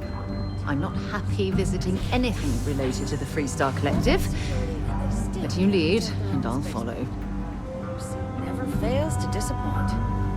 I just wish I hadn't received the news from an SSNN broadcast. We have a strategic advantage to maintain, Mr. Long.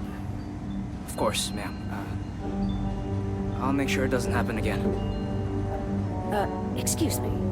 Are you supposed to be in here? Sounds like it was a real mess down at the spaceport. I'm sorry. Do you have an appointment?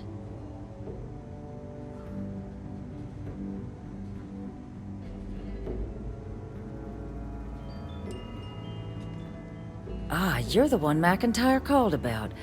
The eyewitness. She said you were at the spaceport. You have my thanks for what you did down there, truly. Saved many lives. Now, she also mentioned that, and maybe it was just a bad connection.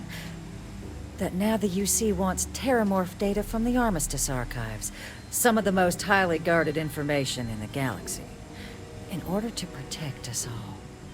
I can only presume you're here to tell me I misheard her and that they didn't send you, local hero, to futilely beg on their behalf. Tell me I've got that right.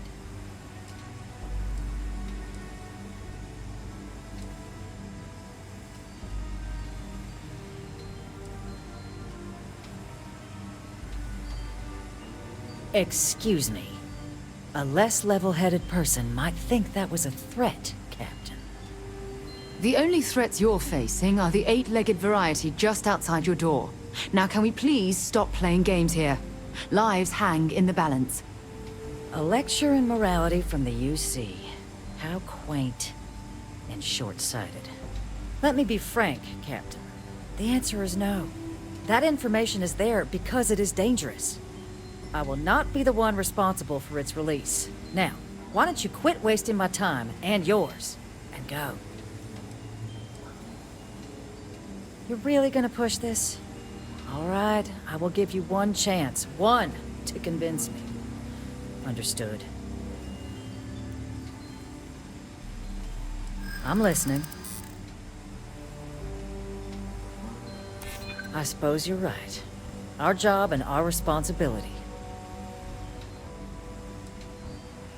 And those lives are in my hands.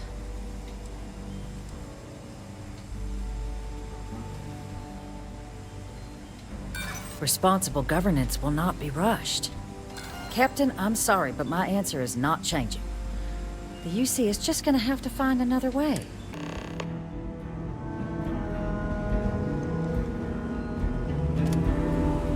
That woman is an absolute... Oh, sorry. Oh, what? You're the Vanguard captain, right? You know, I was about to board the Nat to the spaceport when the alarm triggered.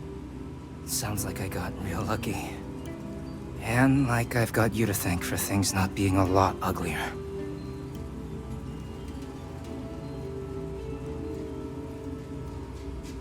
Well, then you have my earnest thanks. But look, they said you were coming here on official business. The ambassador likes to handle all that personally, even if she does have trained diplomats here to help her. And I don't want to get shipped back to Aquila City, so you should probably go speak to her.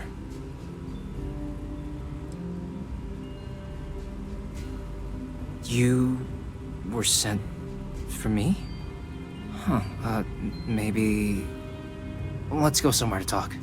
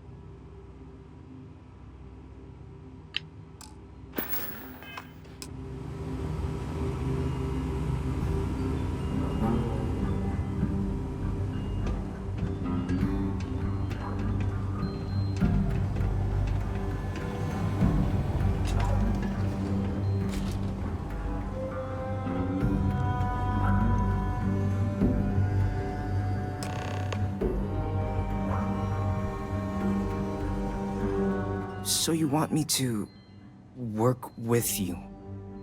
But why now? Why me?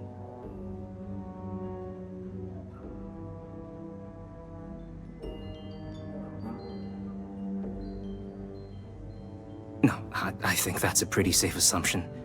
And no other city should have to go through what happened here. So then, what would you need from me?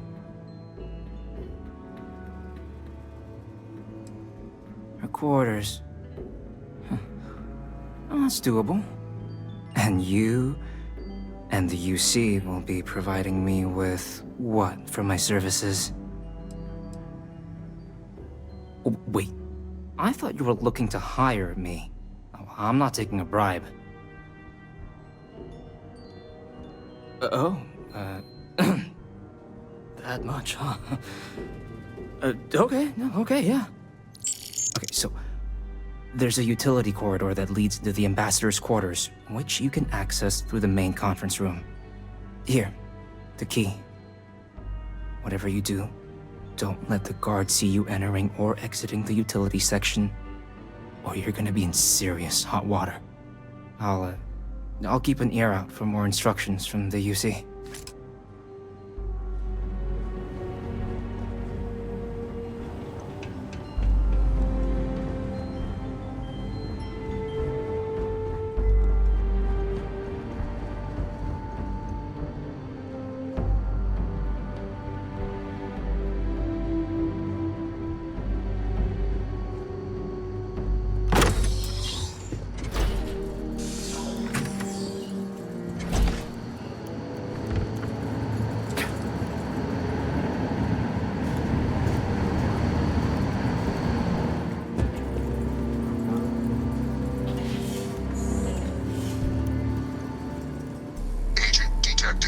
Patching in playback.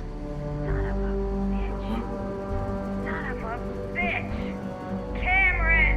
Are you alright, Ambassador? It seems the Council of Governors has rejected my appeal to join. Again, which means you and I are stuck in this colonial rat cage until we die. But I think we might need to. We should expedite the process.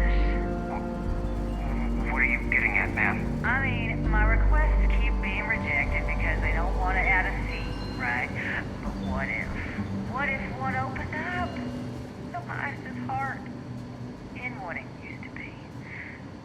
It's not like anyone would miss him. Eva, I think it's time to get some sleep. Just think about it. Maybe we can reach out to some experts at that sort of thing, huh? Good night, Eva.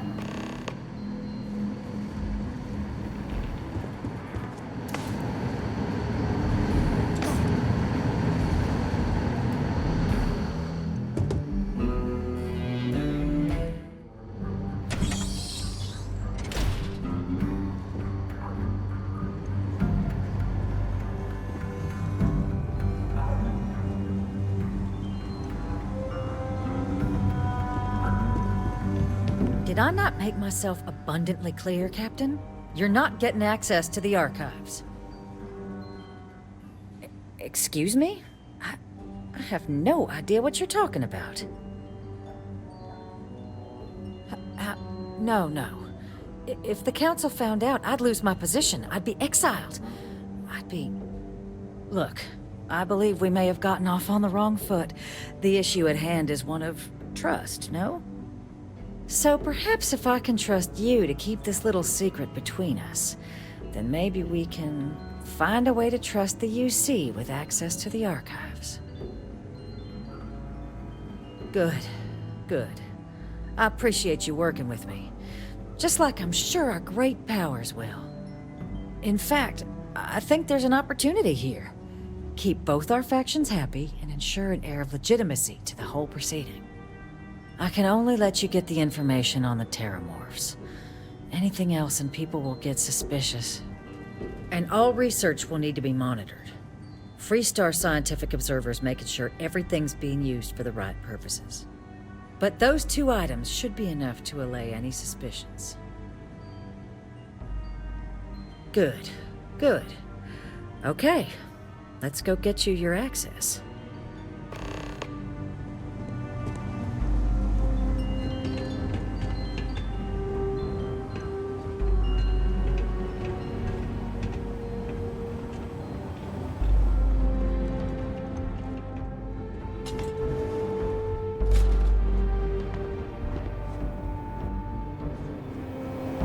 They tell me it should only take a moment.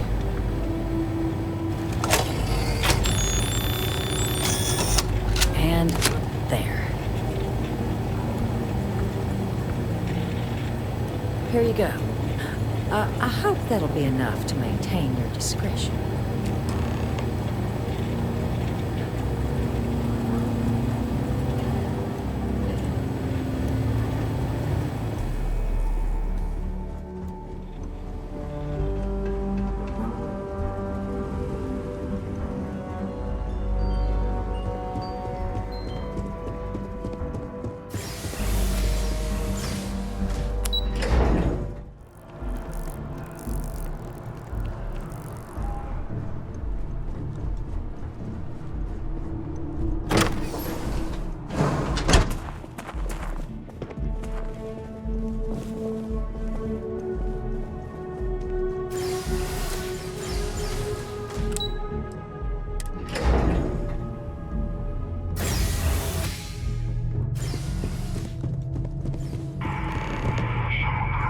isn't what I expected at all.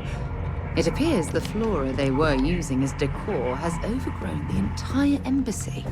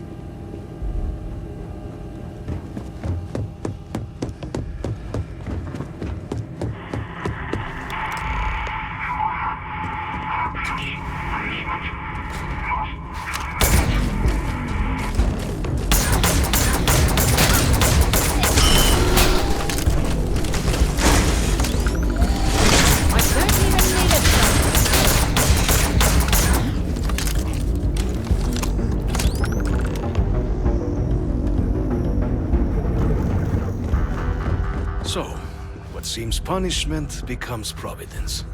A reminder we can never truly know the Great Serpent's designs for us. You have my thanks, and my apologies for the ordeal you just endured. Come, let us discuss.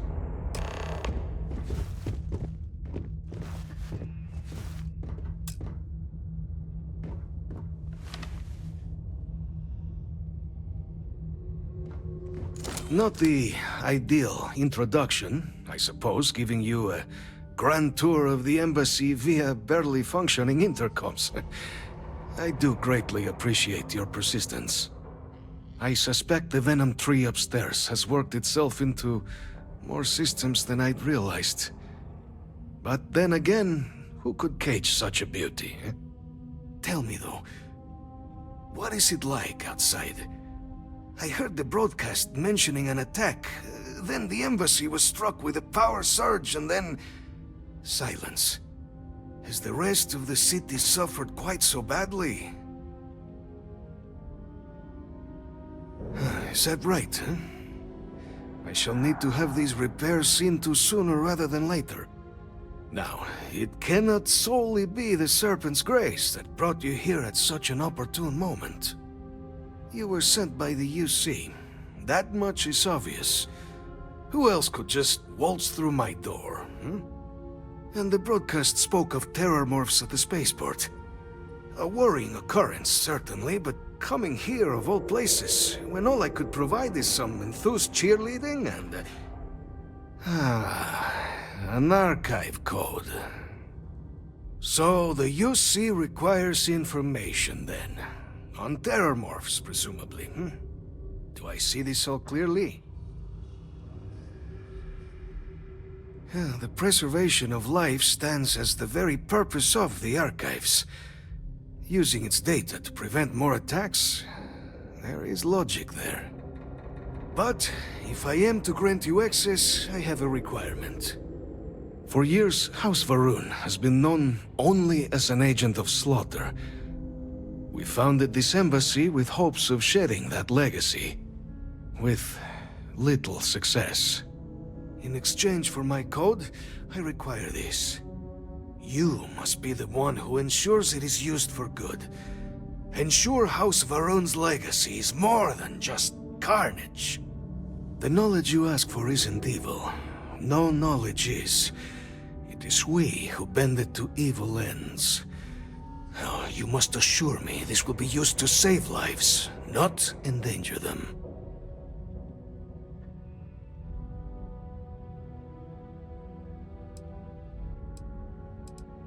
We'll do everything we can to make certain that happens. Well, then I shall not fear. Please, follow me.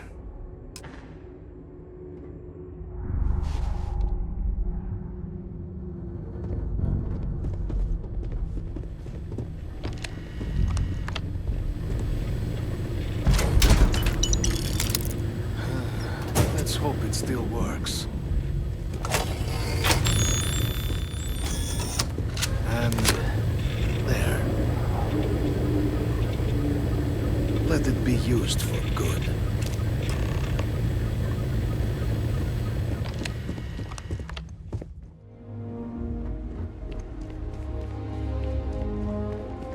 Yes? What?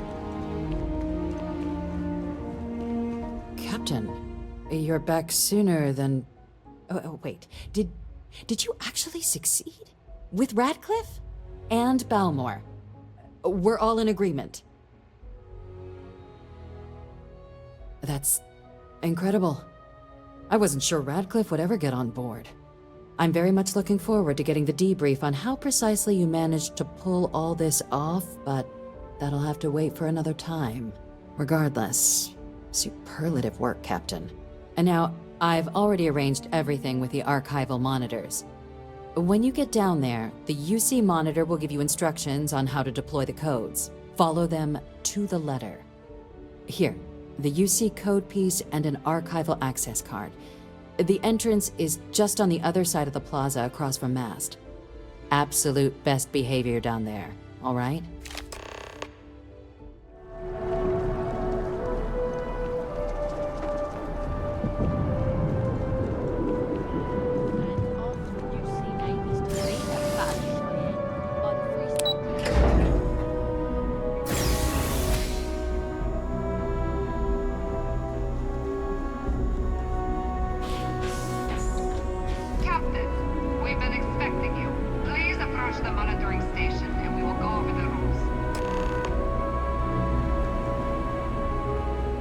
Captain to the archives. To proceed, you will need to deposit your codes into the 3 corresponding receptacles. Once they are verified, I will open the door. Your data resides in Unit 18. You will not be able to access any of the other units. Once you've collected your data, return to the entrance. You may insert the first of the archival codes when you're ready to begin.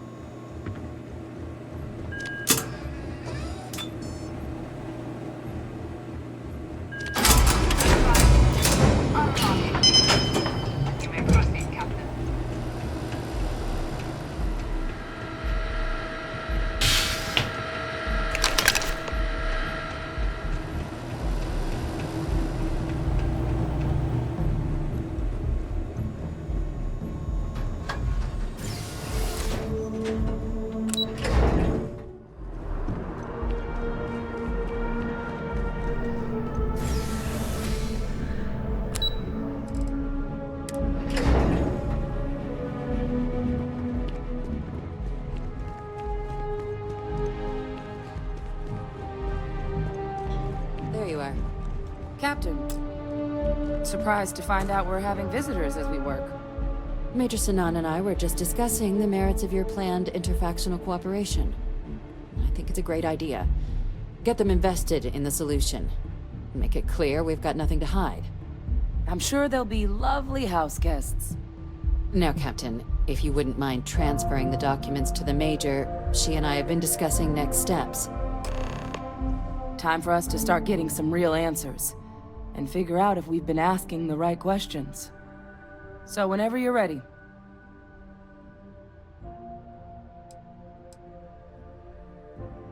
Acknowledged and accepted, Captain.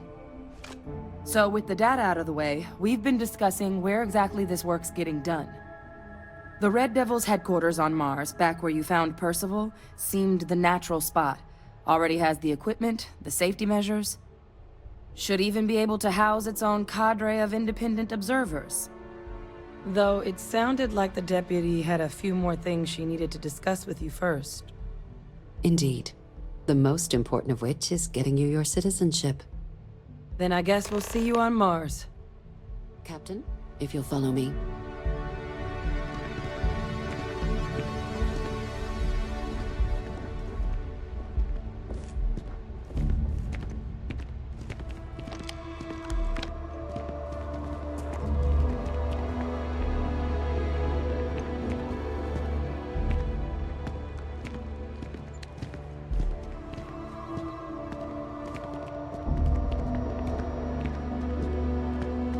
Hello.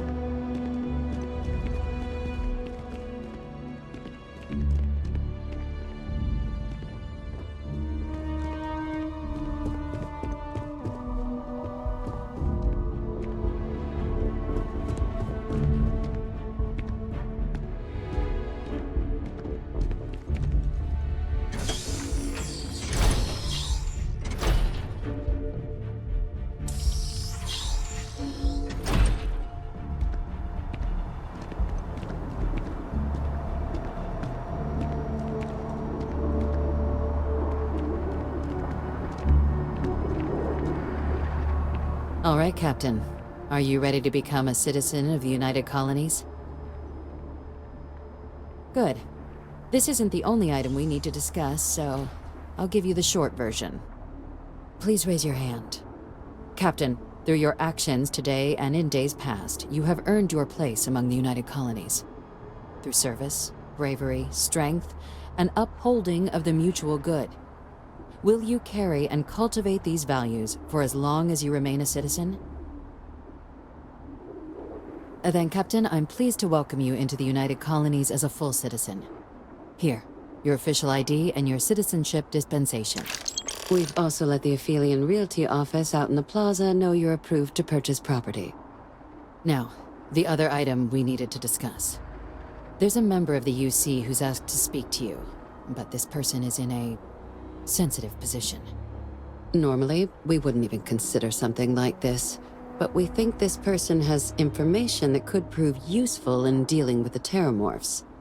And they've stated they'll only share it with you. They asked for you by name. So I need your agreement that everything you're about to see is kept in the strictest confidence. You can tell no one. Can you agree to these terms? Let's hope it never comes to that. Head to the elevator. You're going to subsection 7. I'll make sure you're cleared for access by the time you get there.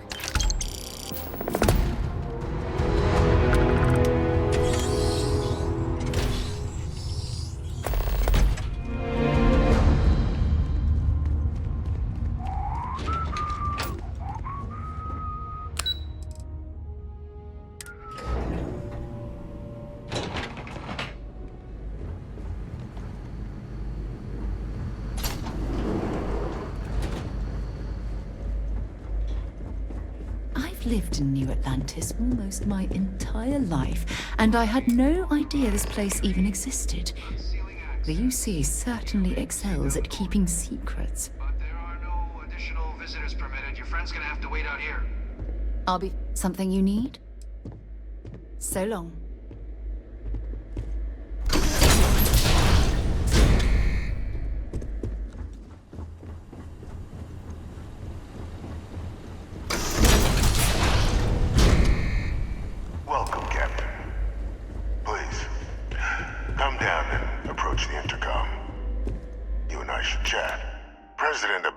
was kind enough to give me a few files to peruse. Quite the series of accomplishments you've managed. But now you face a foe unlike any other. An invisible enemy, lurking in the shadows. You're going to need all the help you can get, which is why I hoped we could speak. Do you know who I am?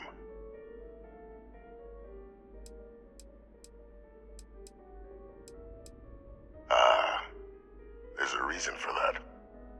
Introductions first, though. I'm Francois Sanon, but most know me as Victus. I was an admiral during the Colony War. One of its great villains, if you believe the slates. I was to be executed for my crimes, but the previous regime deemed me too valuable to simply discard. So they put me here, a sacrifice on the altar of peace. Even my death served the colonies.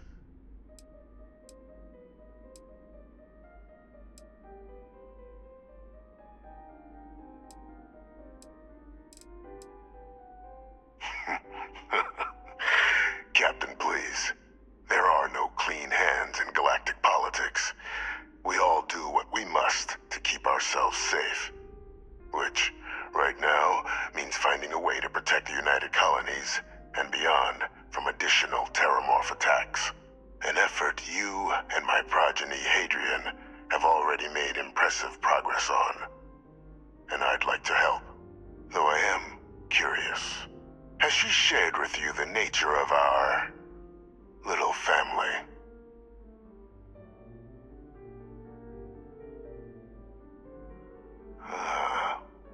Did she?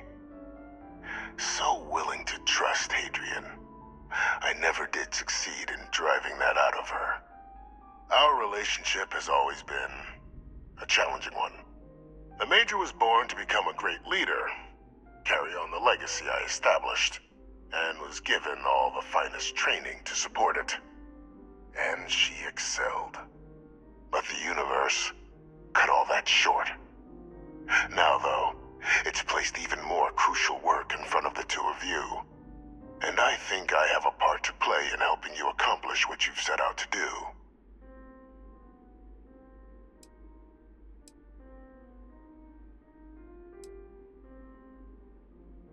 It was an attempt by the United Colonies to solidify its own legacy, forging a new generation of great leaders. They were raised by adoptive families made up of scholars and tacticians, trained at the United Colonies' greatest scientific and military academies, displayed incredible promise. But by the time the Colony War came to a close, there was only Hadrian. But that's ancient history now. You have much more pressing matters at hand, with which I can help. After some long years earning the trust of this current regime, the UC has been permitting me to work alongside one of their recovery teams, helping them gather intelligence on, locate, and organize scenarios to lure in some of the criminals that evaded justice after the Colony War. With quite a few successes, I might add. But in the process, I managed to find something else. The names and locations of Hadrian and Percival's old research team. Valuable manpower for the effort you're about to embark on. I'll tell you where they are, but in exchange, I need something dealt with.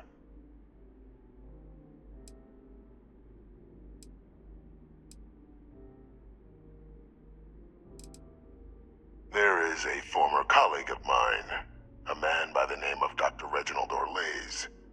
Like myself and Hadrian, he was involved in some of the United Colonies' more problematic lines of research. Mech weapons were his specialty. If it dealt death, he could make a deal more. When the Colony War ended, he fled, refusing to face tribunal, and has continued to peddle his skills to the highest bidder to this day. But I finally found him. I want you to track him down and deal with him, however you're able. I'm not expecting he'll come quietly. Bring me evidence that the job's done, and I'll tell you what I know. You can certainly try, but the man's been out there 20 years. He's likely gone feral by now. Easier for all if you simply blow up his ship and be done with it.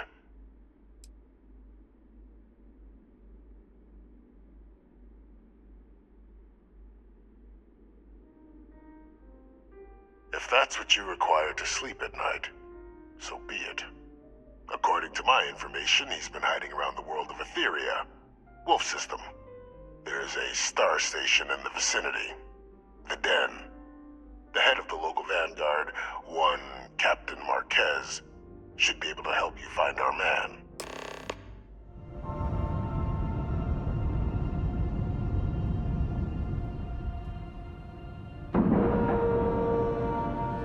Seals are good, air pressure good, and we're docked.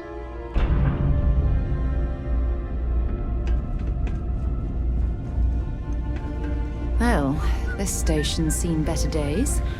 I wonder if the UC Looking to will lodge a ever fully complaint? restore Then it you to want its UC former security, glory. not the Vanguard. I need to talk to you about. Oh, so you are.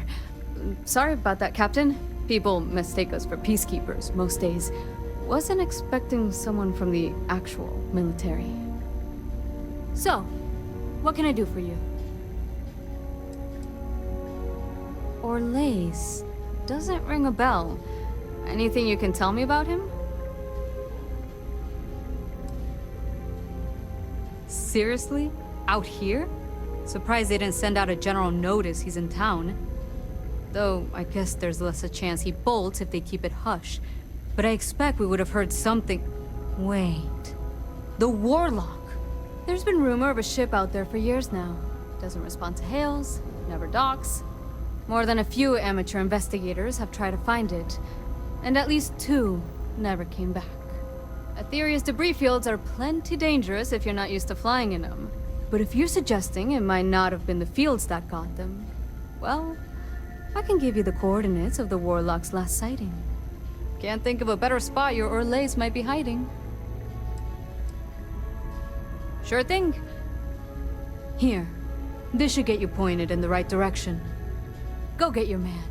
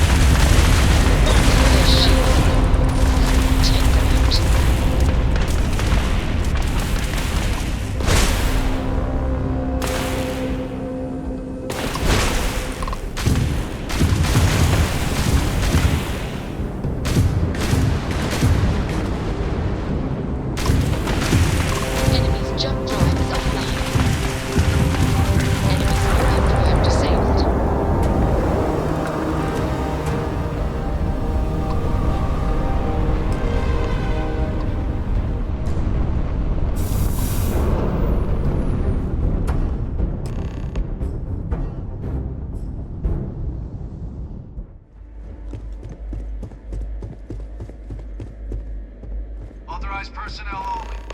Your friend has to stay here.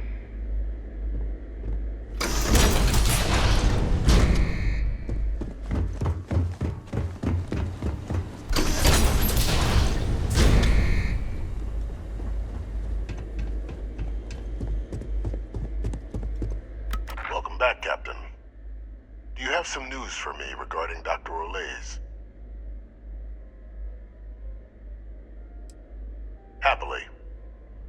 But first, I believe you owe me something. Your evidence?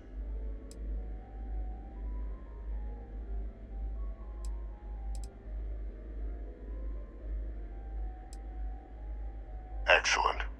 Please, deposit it in the transfer system. Transfer accepted. Would you look at that? Kept it all these years. Some simply couldn't let go of that old world.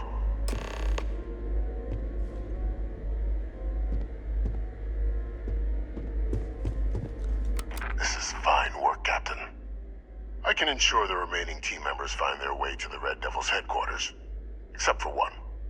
That one you'll need to collect yourself. His name is Kaiser. You can find him on the FREESTAR world of Nira, wandering the battlefield there. The area was ground zero for xeno-weapon deployments during the war, so I would arm yourself appropriately. And I think you'll want to check in with Hadrian and Dr. Walker before paying it a visit. Kaiser will likely have security protocols you'll need their help to overcome. Of course, we're protecting the galaxy, Captain. We'll need every tool at our disposal.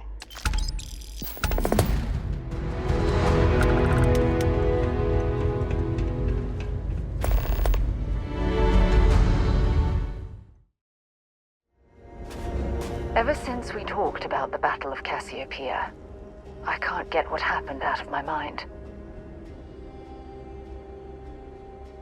Was it that obvious?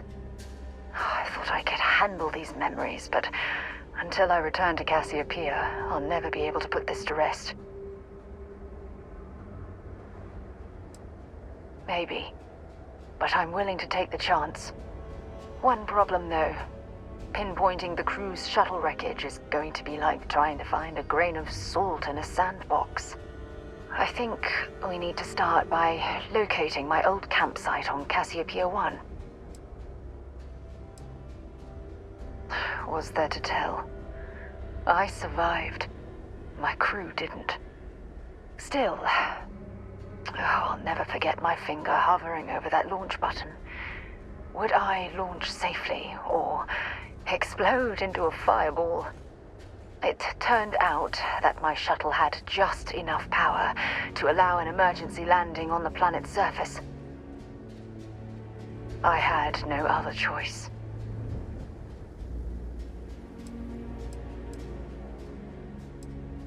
Hold on. I don't know the exact location of my survival campsite.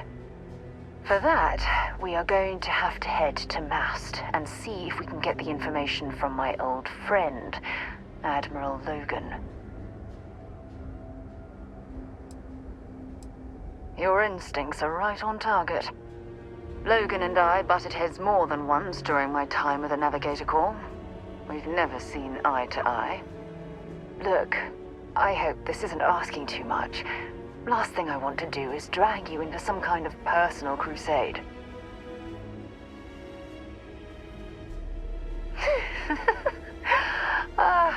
Thanks. I really needed a laugh. Truth is, I'm scared. When I set foot on Cassiopeia, I don't know if I'll be able to handle what I find. If I begin to fall apart, I'm going to need someone who can keep my spirits up. I know you will. You've always been there when I've needed your help. Why you continue to support me, I'll never understand. I feel the same way about you. Oh, I've been so busy searching the stars for answers, I've overlooked what's been in front of me all this time. True friendship. Something I've denied myself for far too long. Yes. Yes, you're absolutely right. Hey, anyway, I've taken up enough of your time. I know you have a lot to do. I really appreciate your offer to visit Cassiopeia. Hopefully, it'll bring me the closure that I've needed for far too long.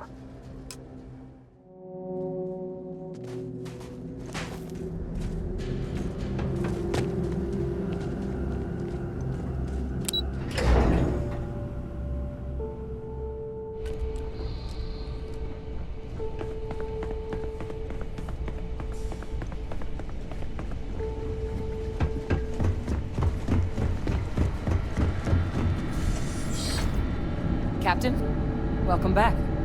Was afraid you might have gotten reassigned. You've been gone so long. So how's it feel to be a citizen? It should. You risked life and limb to earn it.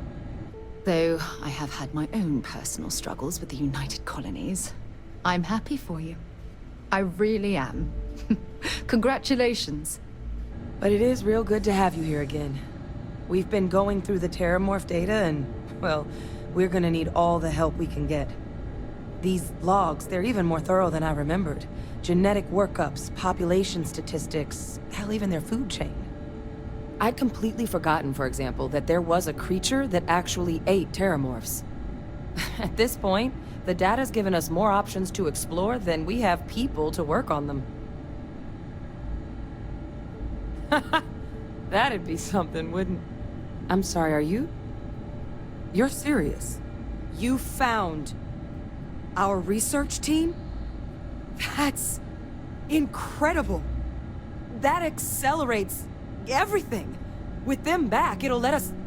Wait. Kaiser. Did you find Kaiser?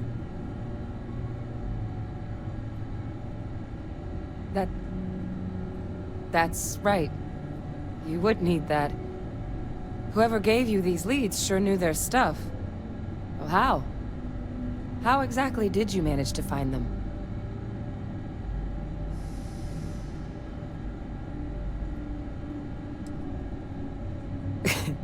You can't be... Oh, you are serious. Okay. No more questions. But still, getting Kaiser back, that gives us more than a few new paths forward on dealing with the Terramorphs. But if he's been out there on his own all this time, you're gonna need something. Come on. We've already made a lot of progress getting this place back online. Some of the containment chambers were a bit on the unpleasant side, but the facility staff made short work of that.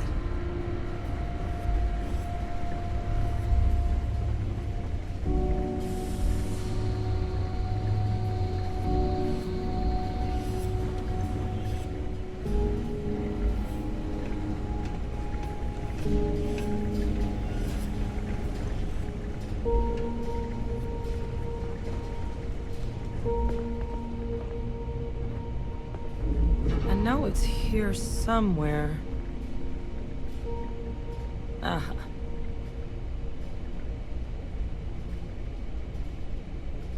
Here, Kaiser schematics. Actuators, weapons, batteries. That old robot's been MIA for a while, so chances are he's gonna need some repairs. He's also got a lock on his voice controls. You can give yourself authorization with the phrase, Nos belli machinis. Now, where exactly is the old machine?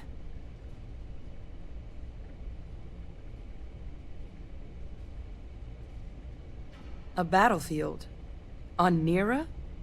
Ugh, sheesh. No wonder no one's found him. That sector of Nira was destination #1 for xenoweapons during the war.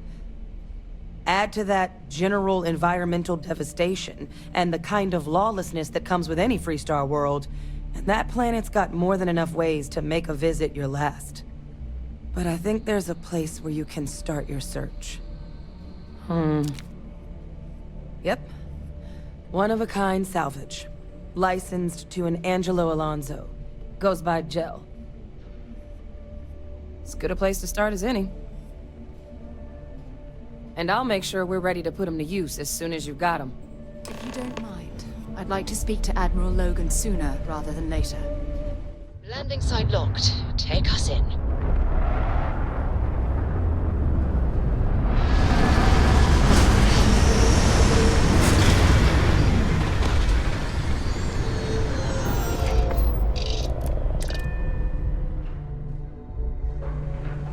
This is the result of humankind laying waste to a planet in the name of war.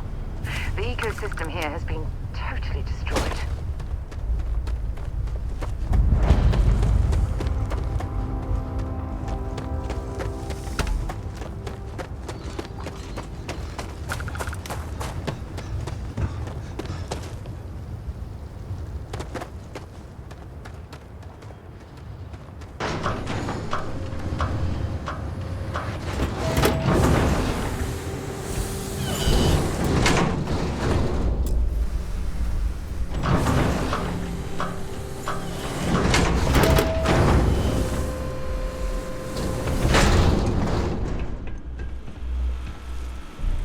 I'm pleased to see scrappers disassembling these mechs.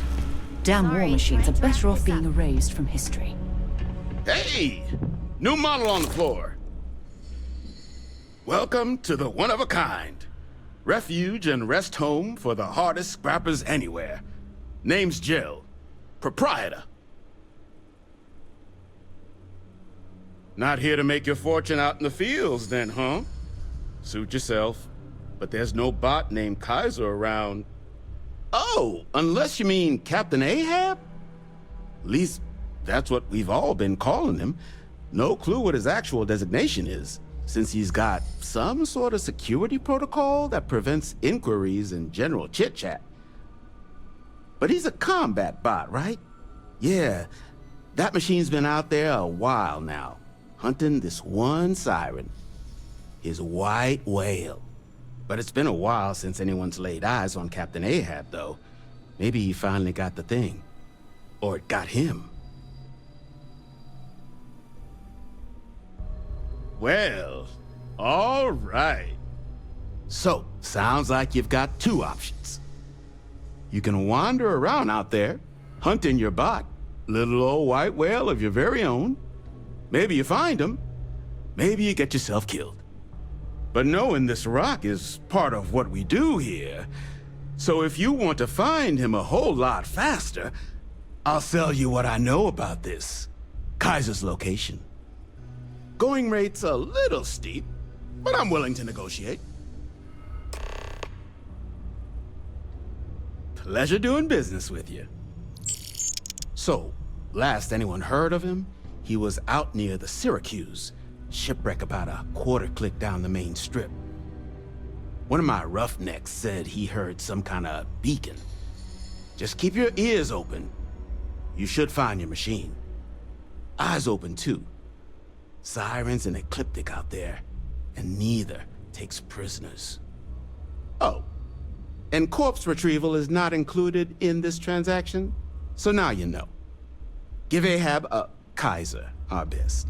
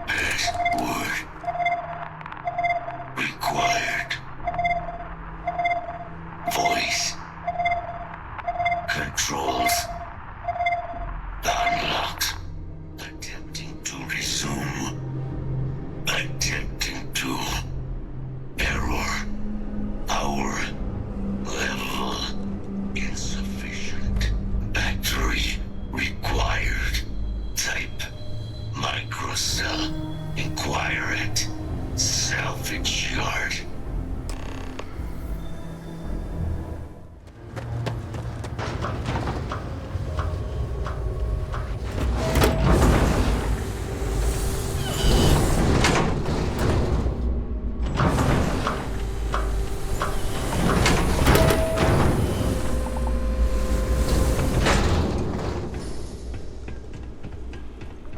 Get you something?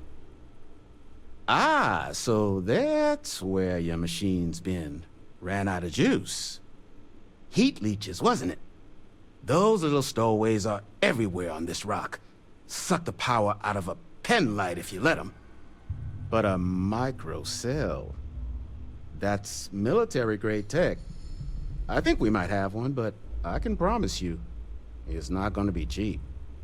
You could probably Frankenstein one together using our fabrication system here, but only if you had some quality schematics. So, I just brace for a little sticker shock.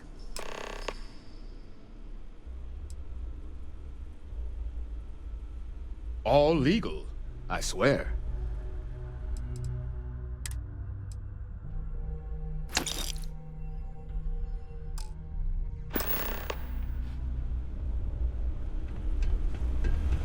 Gel claims him and his pops bought this place for next to nothing.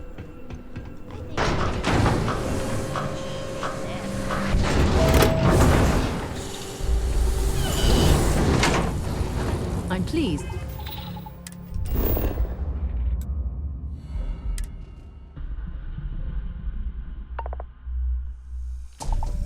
Let's do this. Let's go!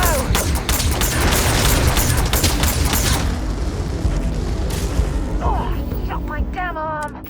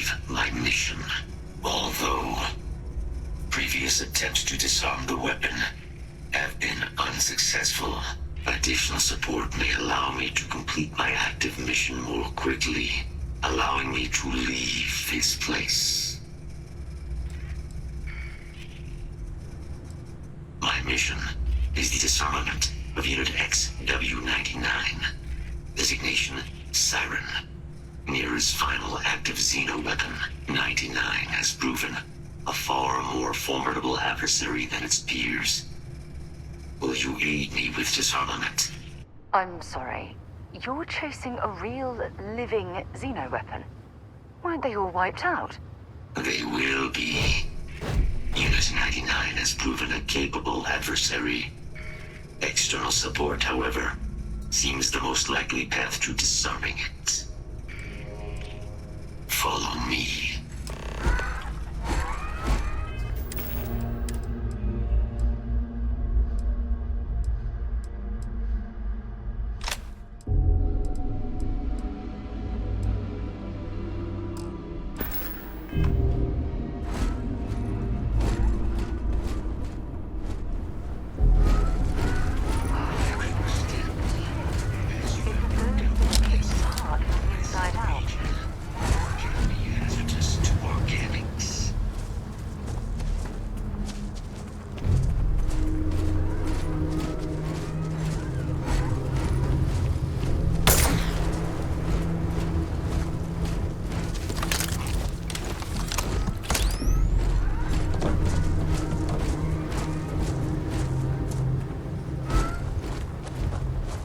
Ecliptic must be getting desperate if they've resorted to searching piles of scrap for mech parts.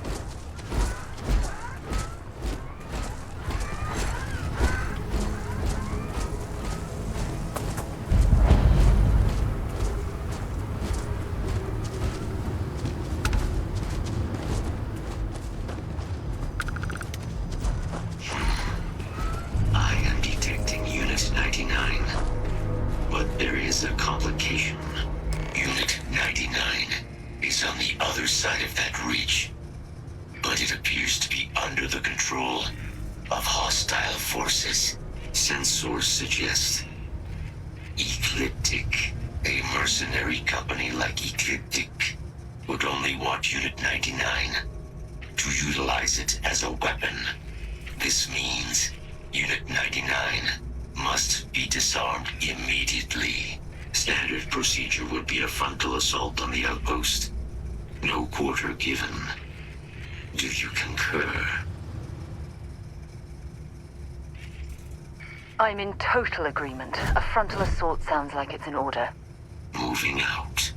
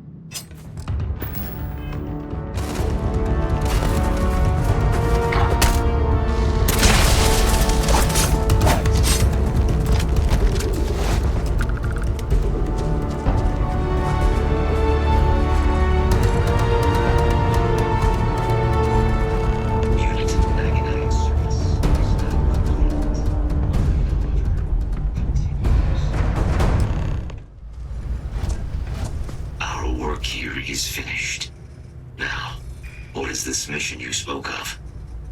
Major Sinan is involved? A plague of terramorph attacks. That is, Disconcerting. You are docked at one of a kind.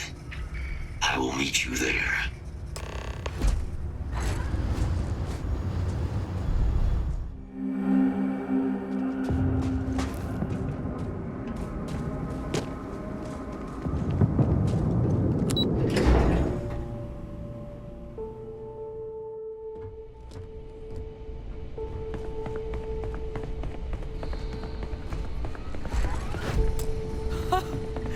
I can't believe it.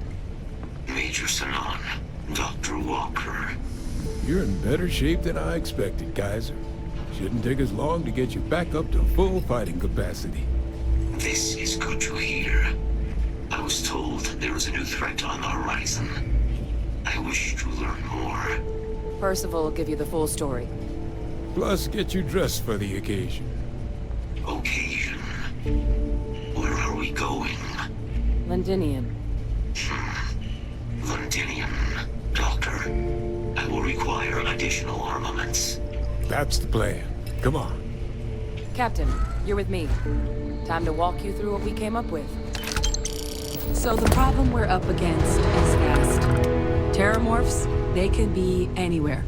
Meaning us finding and disposing of them ourselves isn't an option. But what if we could let something else do the work for us? Come on, I'll walk you through what we're thinking.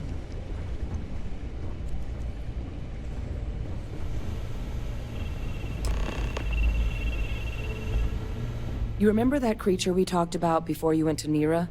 The thing that eats terramorphs, the Asyles? Apparently, they were bloodhounds for terramorphs. But when the UC ran low on synthetic foods during the Colony War, the Asyles were chosen to fill in the gaps. We thought they were harvested to extinction. But in the data, the research team found the location of a few remaining specimens. As you can see, what we're proposing is bringing them back. We'd breed populations of them, distribute them to human worlds, and then let nature take its course, using a method that thousands of years of adaptation have already perfected. We could speed up their breeding process using some of the same technologies that were used to create me. We even think that with some time and investigation, we could use the Asyles' hunting skills to track down the terramorph transmission method at long last. Find out how humanity spread them and put an end to the terramorph problem definitively.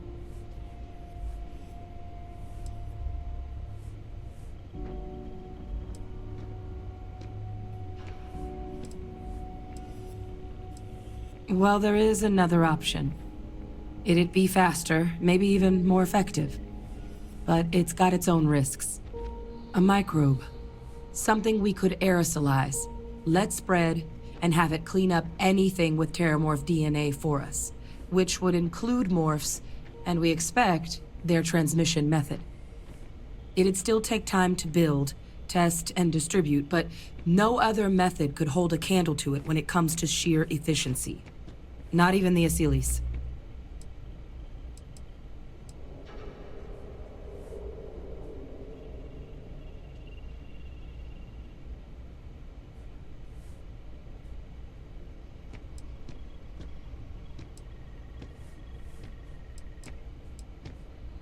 Percival assures me that they're minimal.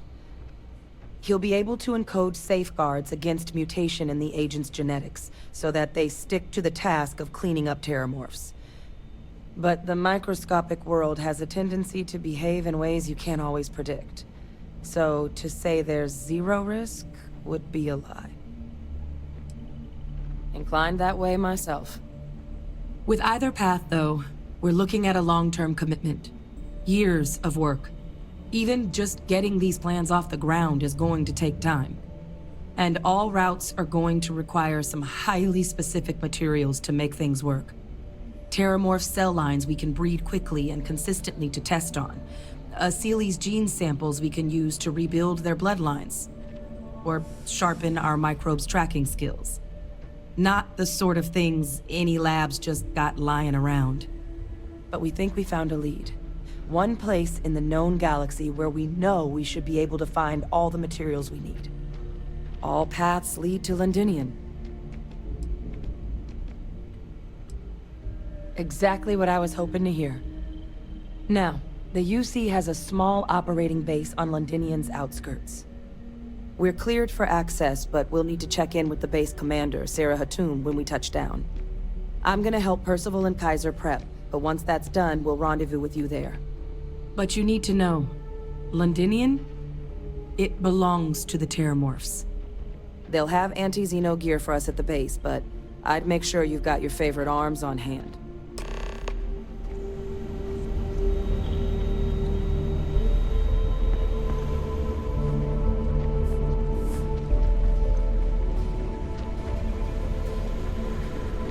This is quite an impressive research facility. When it comes to the study of the Terramorph, it's a damn shame that it was necessary to reopen this facility. You romanticize a place when you're away from it for long enough. I forgot what a dust-crusted pit Mars can be.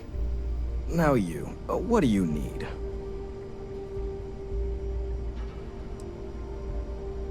Oh, that's you then. I was informed we might be working together. Don't much care for Vanguard. But sounds like you two really got into the thick of it back in New Atlantis. My sister's kids live in the city, so, thank you for what you did there. Of course. Consider yourself verified. Here's what I've got in stock.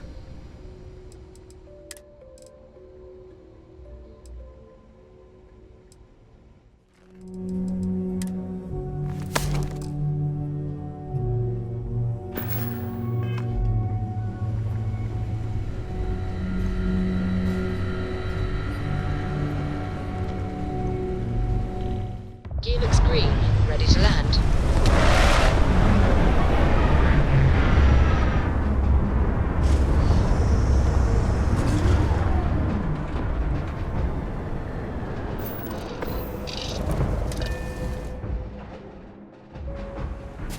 So this is Londinium. I've heard the stories, but I've never seen it with my own eyes.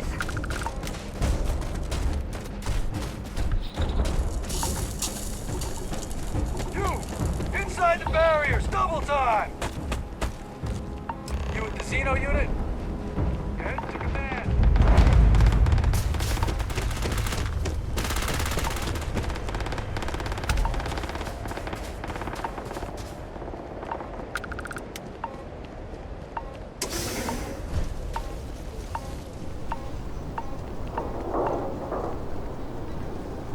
I pride myself on knowing every person that steps foot on this planet. But I don't know you. Are you with this collection team they informed us we're hosting? Either that, or you're one deeply unlucky trespasser. Vanguard, eh? Brief said you were an eclectic group. You must have really shined out on the fringe to get assigned a task like this. Ah, then this must be the rest of your outfit. Commander Hatum, I've no need for introductions, Major Simon. Dr. Walker, your reputations precede you, as does the urgency of your mission, so I'll get to it. Now, Londinium is one of the most dangerous places in the Milky Way. It's with good reason my soldiers and I do everything we can to avoid entering the city. Terramorphs are omnipresent, and the structural damage left behind when Major Sinon's father bombed its spaceport has turned large swathes of the metropolis into a decaying labyrinth. As such, we'll be providing you all with gear, information, and uploading municipal unlock codes to your robot. Every tool you could need to succeed out there. Except one. Once you're on the other side of those barriers, you will be on your own. If you get into trouble, my people will not be coming. Do we understand each other? Precisely. I'll leave you to your preparations then. You can find your equipment in our armory, base of the tower just outside. And I do believe there's someone waiting for you there, Captain. Now, once you're outside the base, it's my personal suggestion you make a beeline to the nearby Aceles plant. It contains one of our field caches. Though I can't guarantee it won't contain anything else. I hope you all find what you're looking for out there. Robot, you're coming with me. Yes, ma'am. Thank you, Commander. Percival, you all set to hook into their comms tower? Should only take a few minutes. Let's get this done and get the hell out of here. Percival will be scanning the city for our samples from here. When he finds one, he'll transmit the coordinates to us out in the field. All right. Head over to the armory and gear up. Once you're done, we'll meet by the entrance to the city.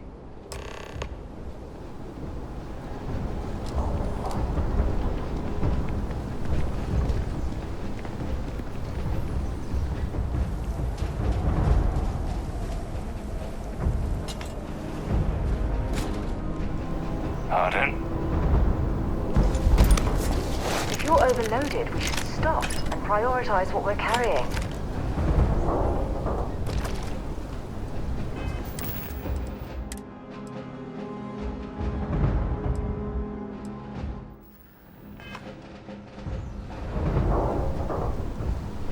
You match our description. The Vanguard captain? The cabinet wanted you to have something. Make sure you had the best tools for the task at hand. Now, if you'll excuse me.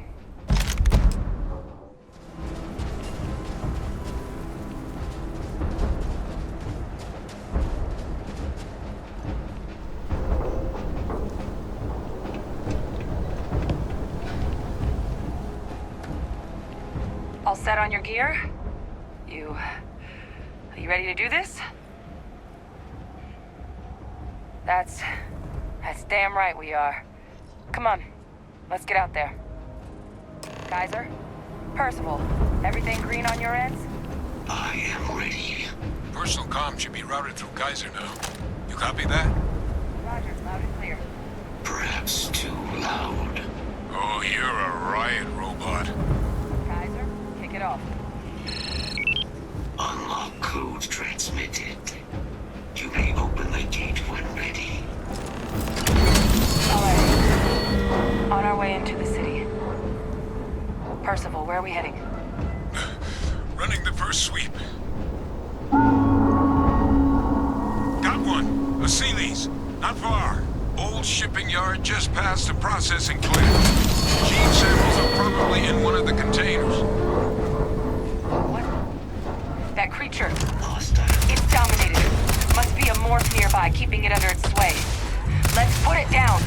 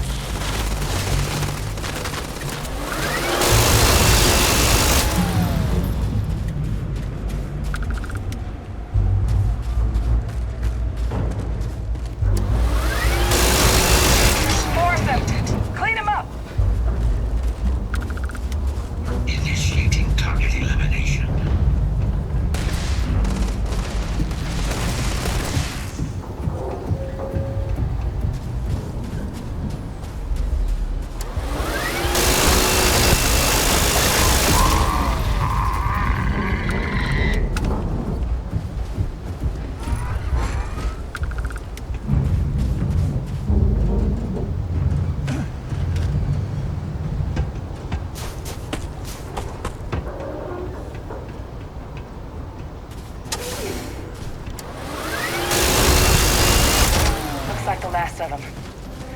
No sign of the morph, though. Your shipping yard's just beyond the processing plant. Cache with some goodies is towards the rear of the facility. Kaiser, close enough for you to dial in the location of those samples from here?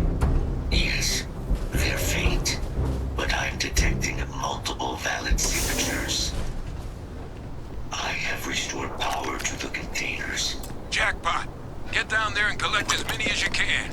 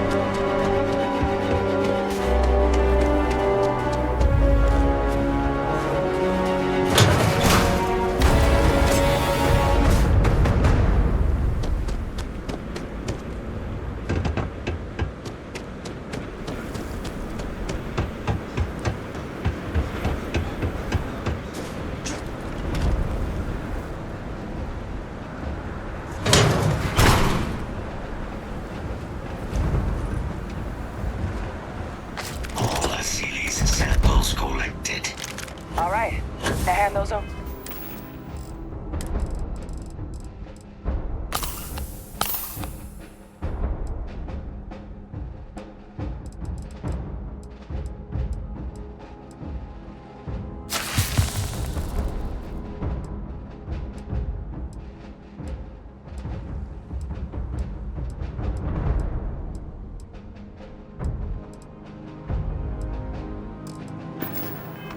Kaiser, and let's get out of here.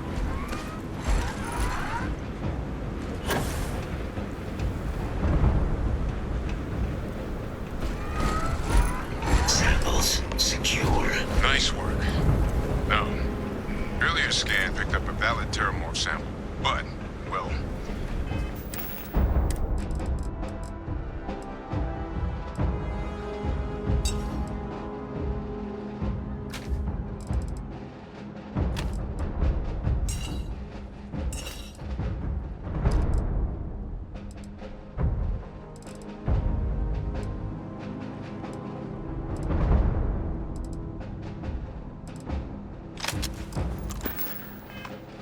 It's in the space. Sure you want to get rid of that? The quick route there looks like it got blasted when the port did. There are steam tunnels under the city, which will allow us to access the spaceport. What do you... That's right. Kaiser, how did you know that? I'm not sure. Percival, you see any better option? Not from where I'm standing. Got our answer. Access unlocked. We may proceed.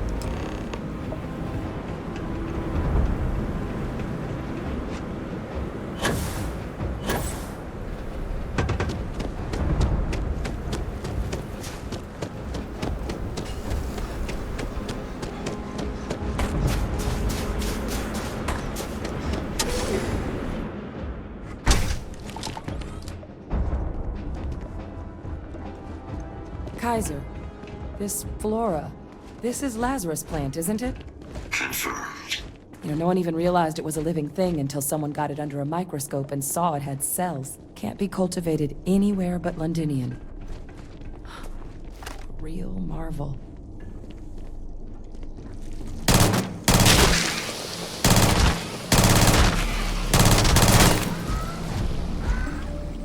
Holy leeches. What's keeping you things warm?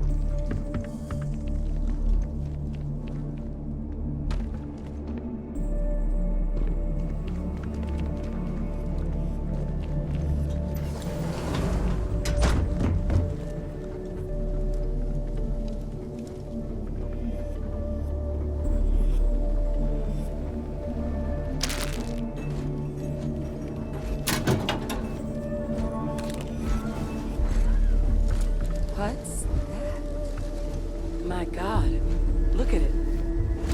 A Lazarus in bloom.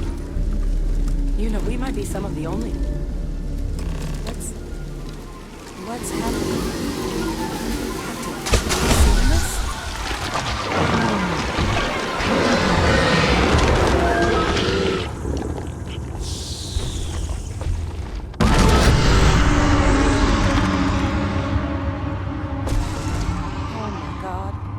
Heat leeches are terramorphs. What? No. It can't be true. Heat leeches are everywhere. They live everywhere. That means terramorphs... Oh my god. You just saw that, right? You would tell me if I was losing my mind. That heat leech became a terramorph. The pests that have snuck onto every planet are baby terramorphs. Heat leeches hide out in ships, sneak away after landing, and then, with time, they transform.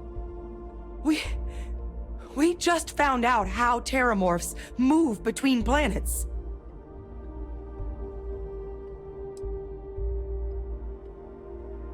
I am sincerely inclined to agree, but current evidence suggests nature manages it just fine. The Lazarus plant. It's clearly an accelerant for the terramorph, a heat leech transformation process. Make one into the other in an instant. But that means if anyone knew about this, they could trigger a terramorph spawning. You could sneak a leech into a city, or even multiple leeches, into a place like New Atlantis. Good God. The attack on New Atlantis, does this... Could someone have set that up?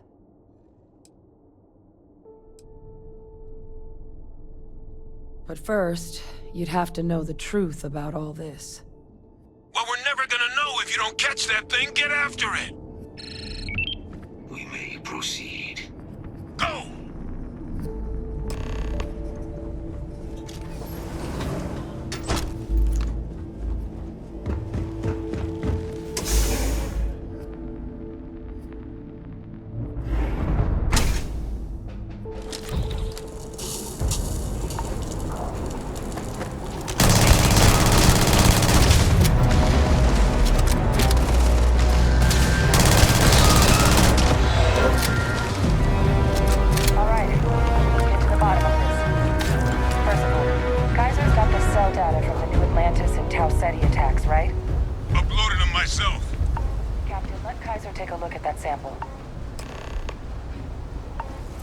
Beginning analysis.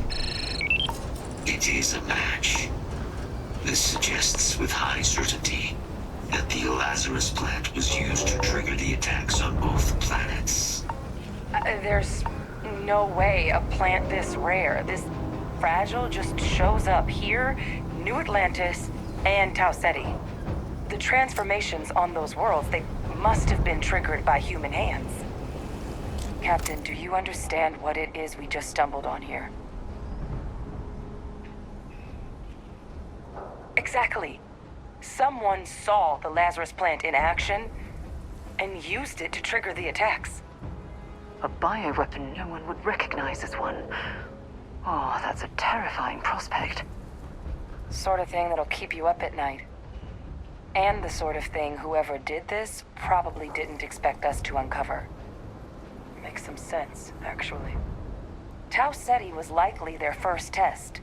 Someplace remote where no one would question a few settlers going missing. Ensure the big show, the attack on New Atlantis, would be a success.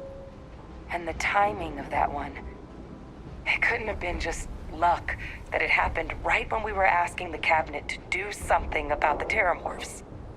These attacks, I think someone planned them to set all this in motion.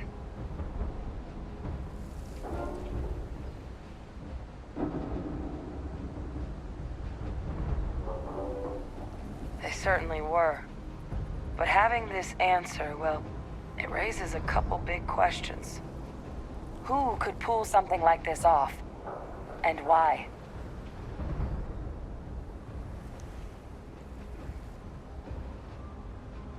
The colonies have a bloody past, certainly. But killing their own citizens, even they wouldn't stoop that low. Agreed.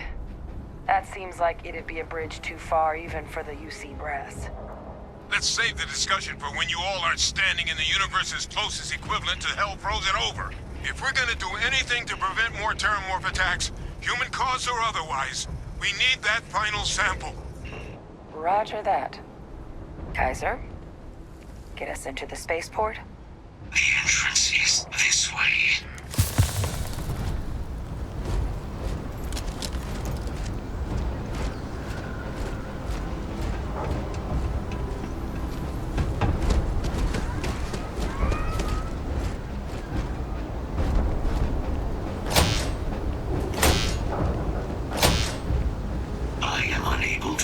Sufficient power to the lock mechanism. Anyone got ideas where we could get some extra juice? Local power looks like it was controlled in the security office. Upper floor. Captain and I can scout it out.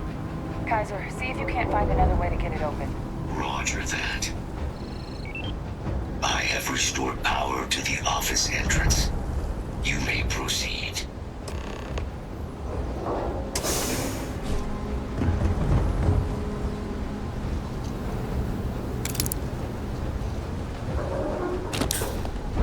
Control panel.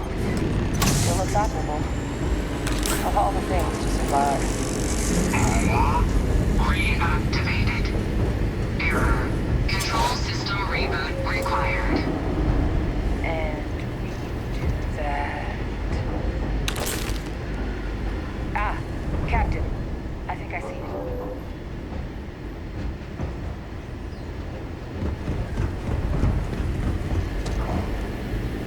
Reboot engaged. Running diagnostic. Diagnostic complete. Multiple systems unavailable. Warning. Priority safety concern detected. Exterior hatch power restored. Back in business. Warning. Emergency recorder message detected. Transcription process engaged. Playback initiated. Admiral Senna, we need to make the evacuation request. That's my father he's addressing. He was here? Didn't think he'd have the guts to look those soldiers in the eye before blowing this place to pieces. Admiral! It just transformed. An invisible weapon. No planet would be safe. Colonel, the troops that closed off the sewers after my evaluation, they're all in this facility. Other than our casualties, yes, sir. Good. Get them into defensive positions around the spaceport. No one leaves. I'll send ships as soon as possible. Thank God. None of us wanted to go down swarmed by those things. That won't be your fate, Colonel. You have my word. Transcription complete. Physical copy available. An invisible weapon.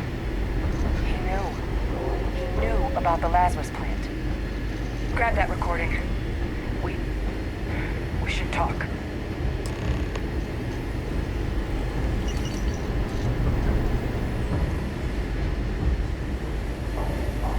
Hey, Victus. He destroyed this place. Killed these people to keep what he knew about the Lazarus plant and the terramorphs and all this a secret. Didn't he?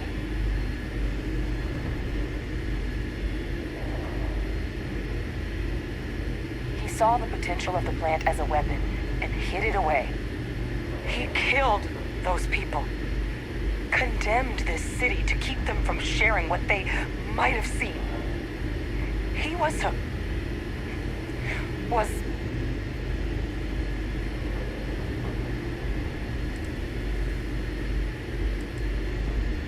yes.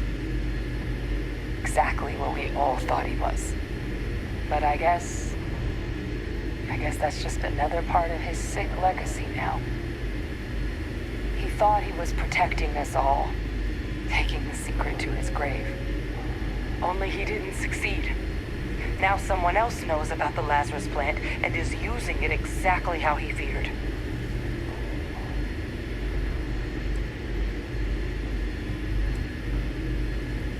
Now's not the time to joke like that, all right?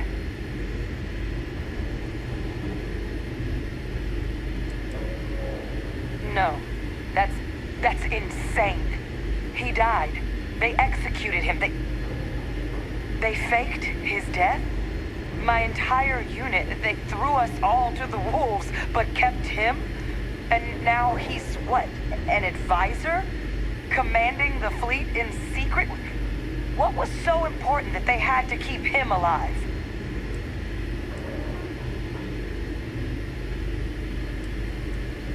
I'm sure they did. They invested so much in him over the years. Even grew him an entire family he didn't want. He's alive.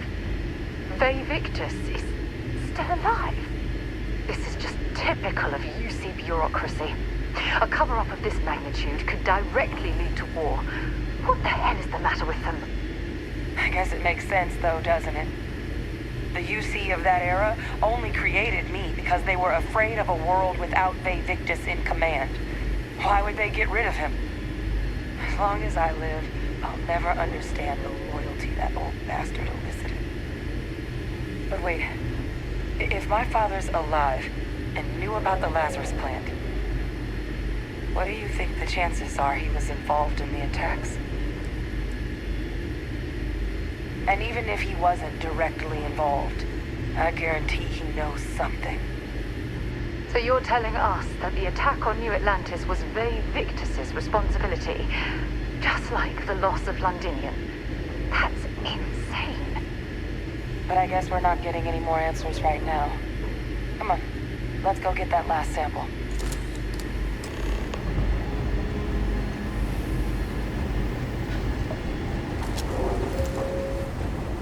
Kaiser, try it now.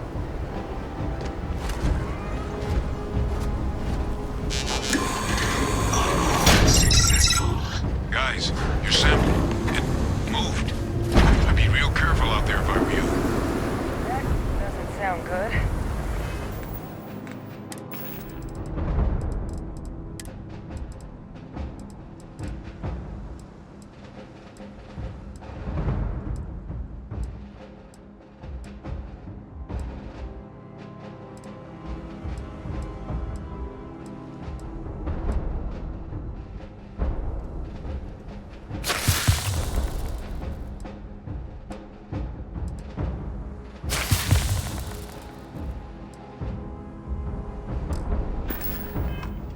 Eyes peeled.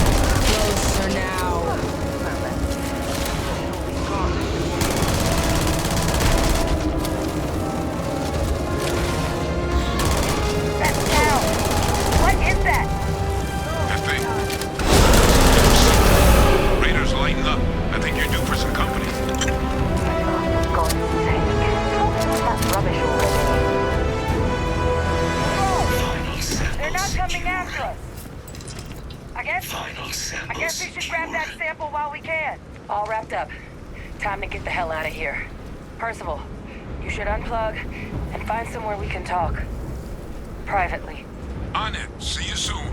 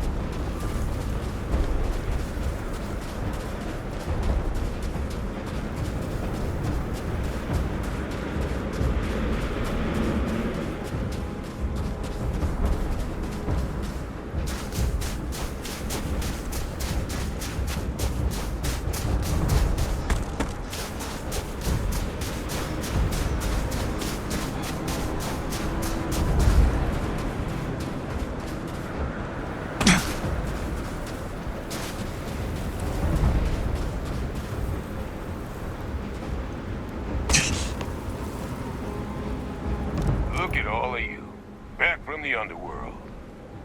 Got pretty frantic on the comms towards the end there, but it sounded like this was a success. Got everything we need to put this plan in motion. Best place for them. Now, my connection might have gotten a bit fuzzy there, but do I have it right that Vay Victus knew about this damn plan? That's what it sounded like. Guess the old Admiral must have told someone what he learned. Even he's not clever enough to pull off an attack like that from the great beyond. It's a bit more complicated than that.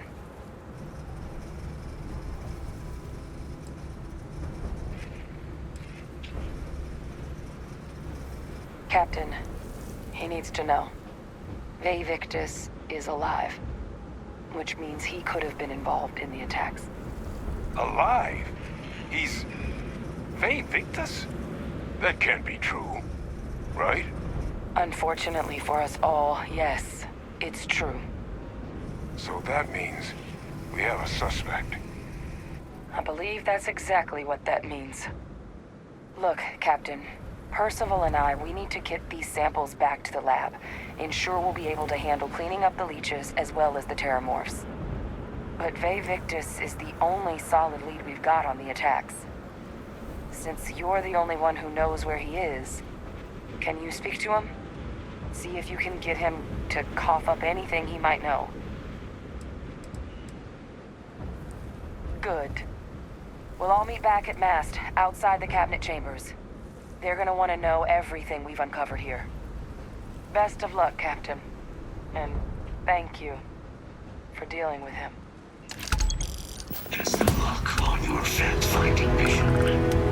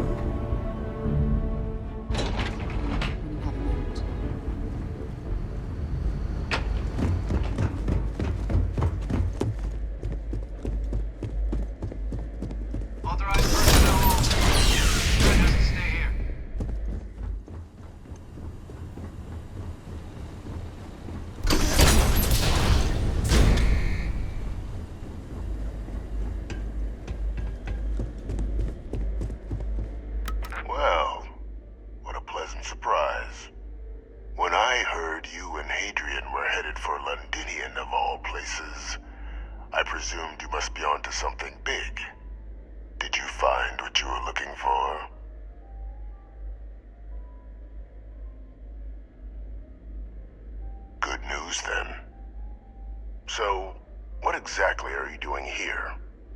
Plenty still to be done in defeating the terramorphs, no?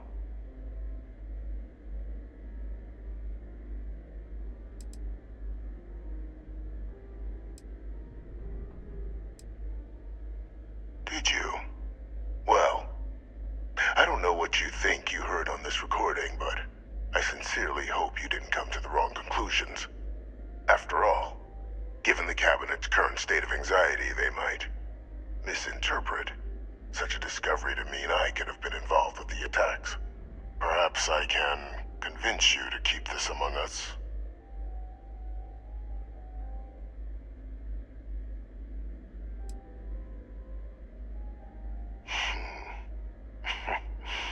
You know, you're far more clever than I expected. You want to hear the words, then? I did it. The terramorph attacks on Tau Ceti, New Atlantis, my doing. Years of coordination between my associate and I, figuring out how to deploy the Lazarus plant's pollen outside of Londinian, learning to synthesize it, use it as a weapon. Now, being as clever as you are, I'm sure you have thoughts on why I might do such a thing.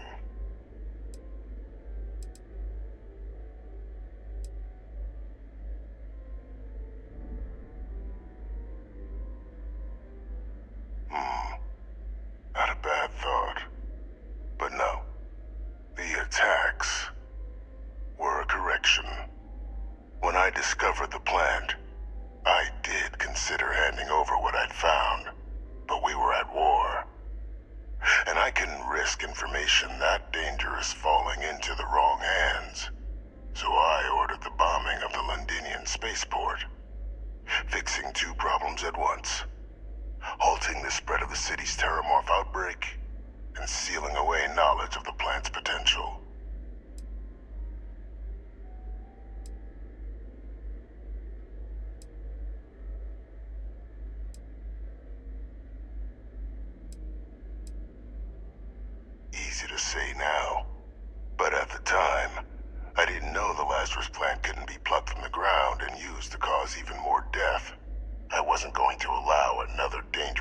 variable to be added to an already catastrophic war. But then, as the war ended, my trial, my execution, I made a decision. After all, I'd given everything for the colonies. My life as I knew it included. And what did I get in return? Was there any effort by the UC to protect my legacy? My daughter's legacy? No. We were sacrificed when all we did was serve. So I kept what I'd learned and arranged the attacks to set things right again. My daughter, she becomes a hero. I become a trusted advisor, having found Kaiser, the research team, and cement my new position of influence when I hand them the name of the person responsible for the attack on New Atlantis. The dear departed Dr. Reginald Orlays, the associate who aided me all these years, and whom I always slated to take the fall. What luck he was stopped dead before he could hurt anyone else. His decades on the run brought to an end by another unlikely hero. You.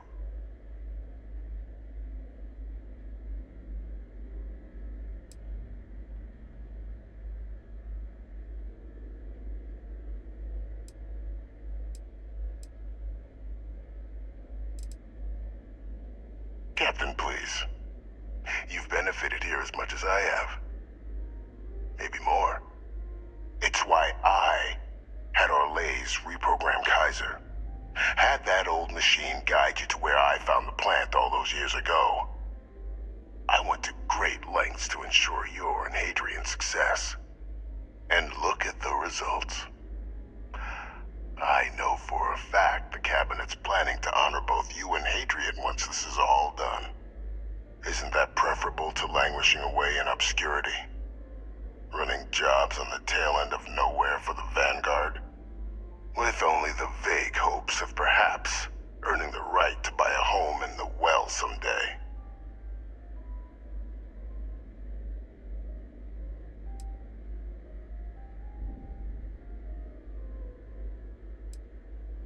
You're being honored only because I arranged the situations where it could happen. Be grateful. And let's not forget the importance of our actual endgame. Eliminating the terramorphs. Securing knowledge of the Lazarus plant. What we've set in motion is going to protect thousands, maybe millions of lives. I'm simply requesting one more life be protected. Mine. I've already sent along the evidence of Orlays' role in the attacks to the Cabinet, leaving out my own involvement. All I ask is that you confirm as much to the Cabinet. Tell them that it was Orlays and Orlays alone. After all, I do still have a long list of threats to the UC. This needn't be the end of our good works together.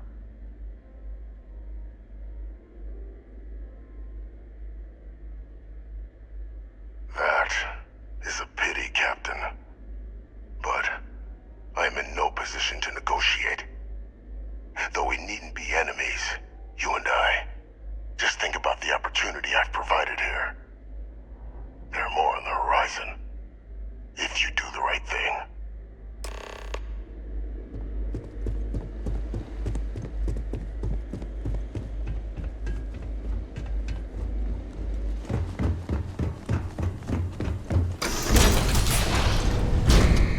Personnel only. Your friend has to stay here. If you don't mind, I'd like to speak to Admiral Logan's office. Shouldn't be terribly far. Let's go.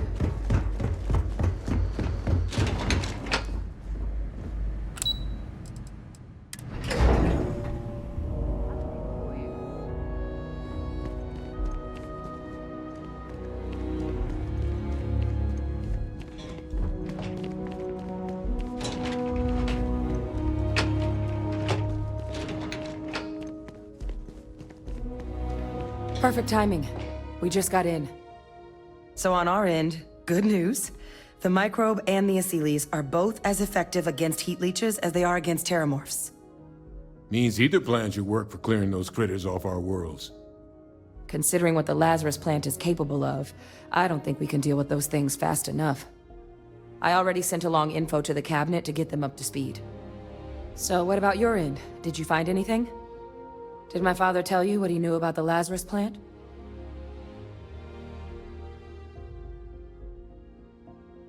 I knew it. The second I heard that recording, I knew. Why? Did he say why he did it?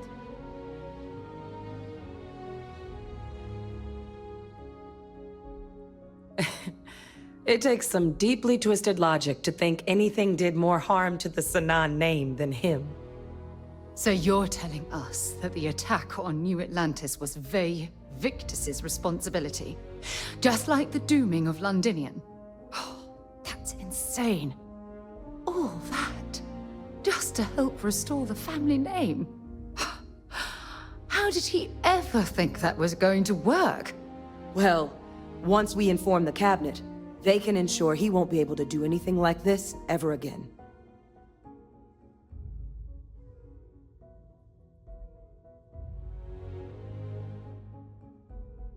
Exactly. Bring justice to everyone he's hurt. So I guess that gives us our final answer. Nothing left to do but head in and see what the cabinet thinks of it all. Unless there was more to discuss. This might be our last opportunity to talk things through before the cabinet weighs in on a decision regarding the Terramorphs. Then here we go.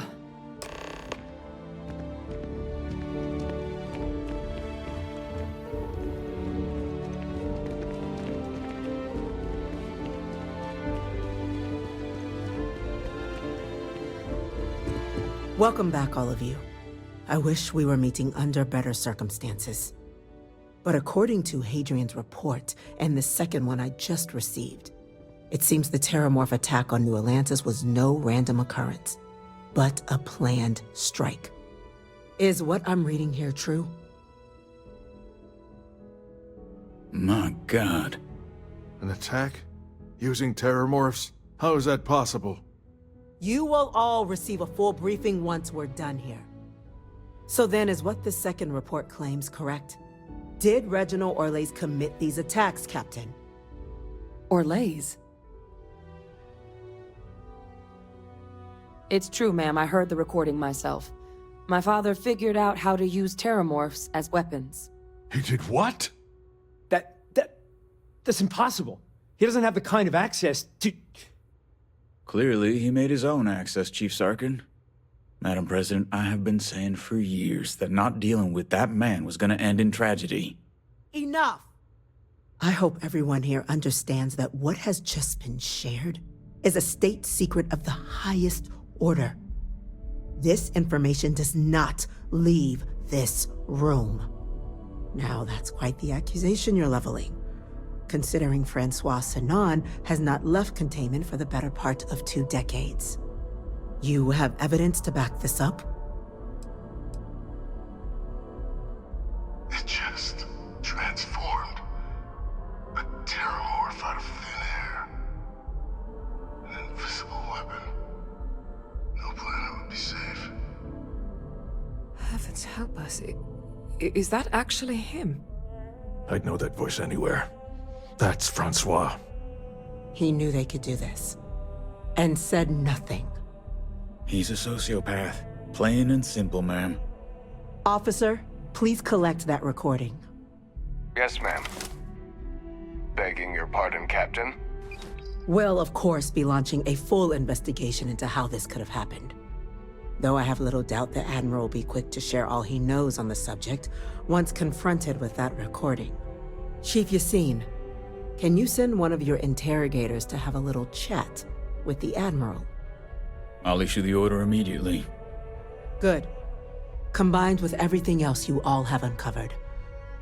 Well, I don't think the United Colonies can thank you enough. We failed the people of the colonies by not dealing with Victus sooner. I intend to rectify that mistake immediately.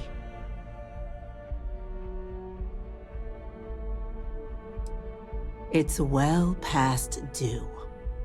Now, with our villain unmasked, we can attend to the other matters at hand.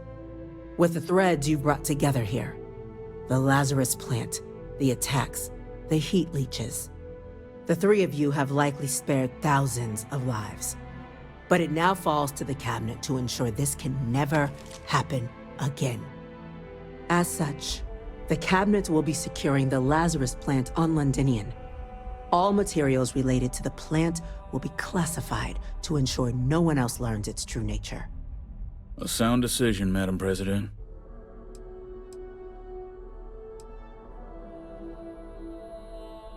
Tell the FREESTAR Collective. Wow. So they have another tool to utilize against us? I'm in agreement. I fail to see the value here.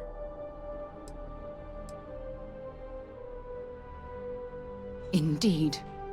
Open relations at this point would be critical towards maintaining peace. Oh, that is an interesting idea. A grand gesture to further display this cabinet doesn't think like those of the past. The observers on Mars have proven such a gesture can bear fruit. So, you want us to make nice with the Collective by sharing our state secrets? No, I want us to display plainly the UC's actual intentions, that the plant will never be used as a weapon again. That does sound worthwhile, Chief Kulkarni. Very well. We'll get the Collective involved in the management. Thank you for the suggestion, Captain. So then, to our final topic.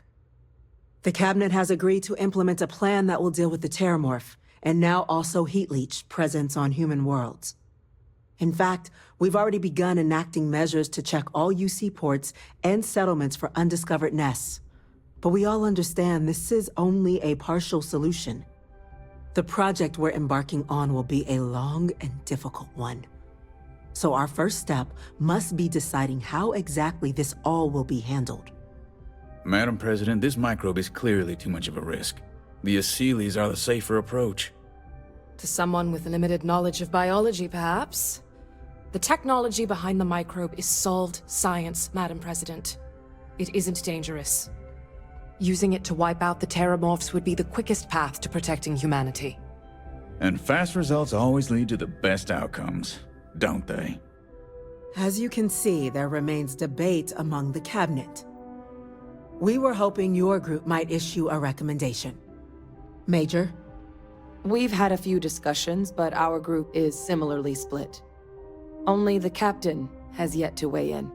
I see. Captain, I know this may not be your area of expertise, but we'd like to know your take on the matter.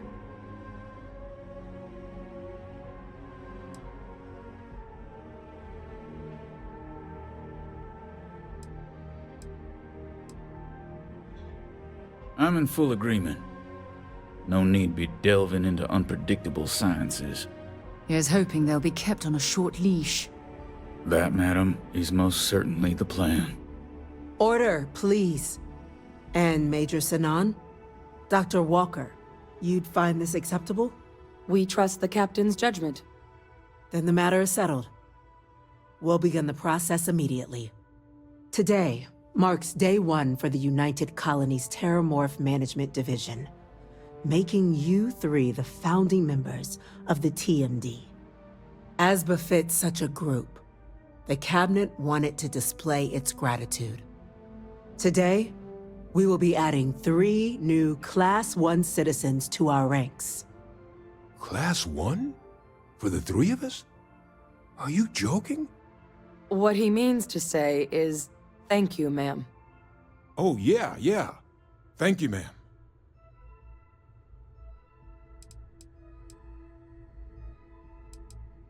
It's a status reserved only for those who've dedicated their lives to the United Colonies, or done great things for its cause.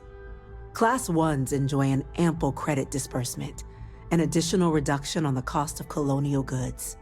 And I'm told the penthouse is rather impressive.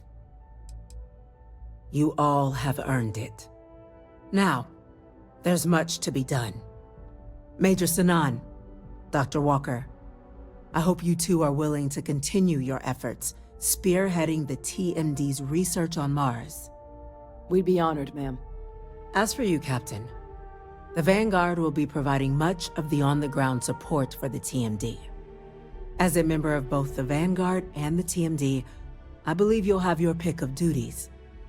Speak to your commander, to Allah, if I recall correctly.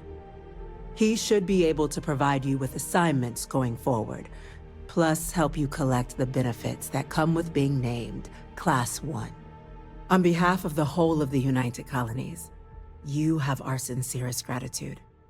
This meeting is adjourned.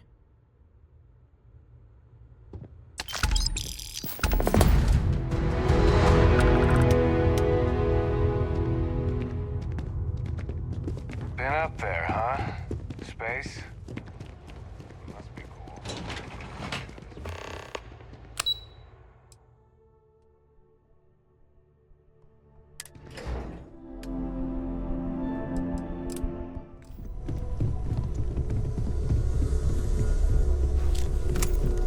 How is Neon? Are you okay? Okay. I'll start transferring the data over now. Let me just bring it up on here at the table.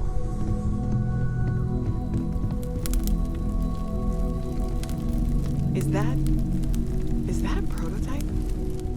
No, that material isn't anything we... What the... Everyone, come take a look at this.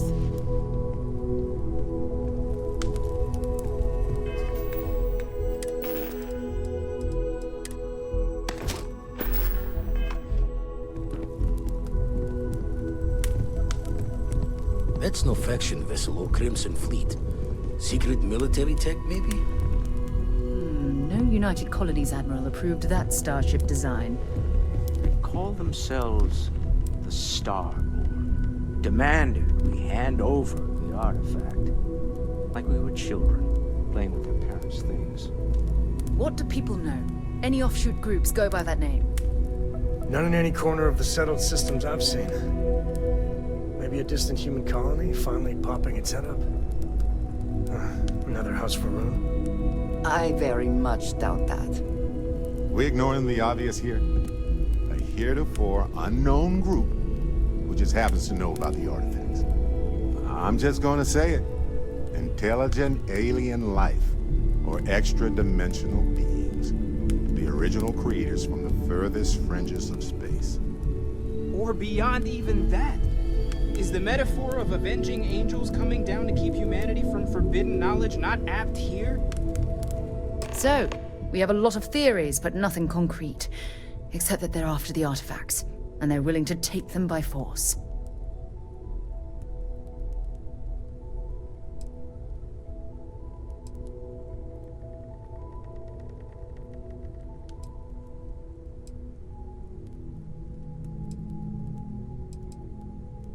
No settled systems lab made these things, and I doubt one of them made that ship either. So, we got some weird extra-dimensional beings that coincidentally decide to build their spacefaring vessels exactly like we do. Not so sure about that. Noel, start analyzing all the data from the ship sensors. The gravitational wave they caused, scans of their weapons, shields, everything. We're in the dark. We need to learn anything about them we can, including some way to fight them if necessary. Until then, we stay the course, collect the artifacts. It's even more important now that an intelligence we don't know or understand is looking for them. All we can do is be more cautious, but we are not stopping. This could end up being a race we don't want to lose. Vladimir, has the Eye picked up anything new? Some glints of shine in the dark. Ready to hand them out as soon as you please. All right. Good luck, everyone. And be careful out there.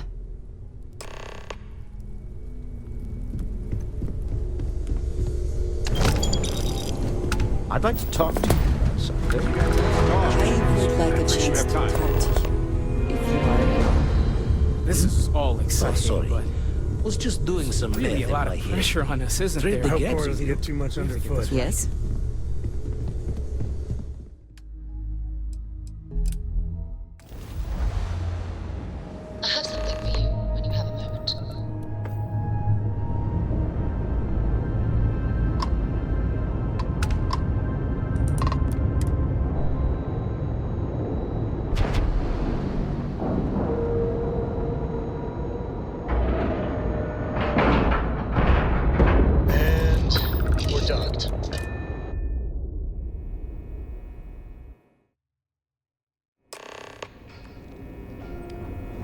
Welcome aboard the UC Vigilance.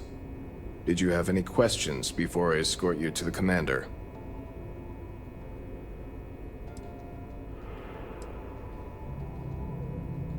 All right. This way, please. So, you're the vanguard that took down that terramorph on Tau City. You've made quite an impression around here. Everyone upstairs is talking about it. Damn. That must have been one hell of a firefight. I almost regret missing out on all the fun. Of course, we don't normally see that kind of action on the Vigilance, but we have our moments. All right, Vanguard. Take the lift up to Ops. Commander Akande should be waiting for you. Good luck.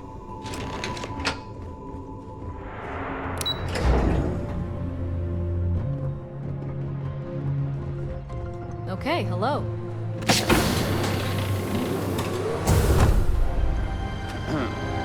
Excuse me. Ah, there you are. Commander Kibwe Kande, UC SysDev. Glad to have you aboard. I was beginning to think you were having second thoughts about Commander Tuala's offer.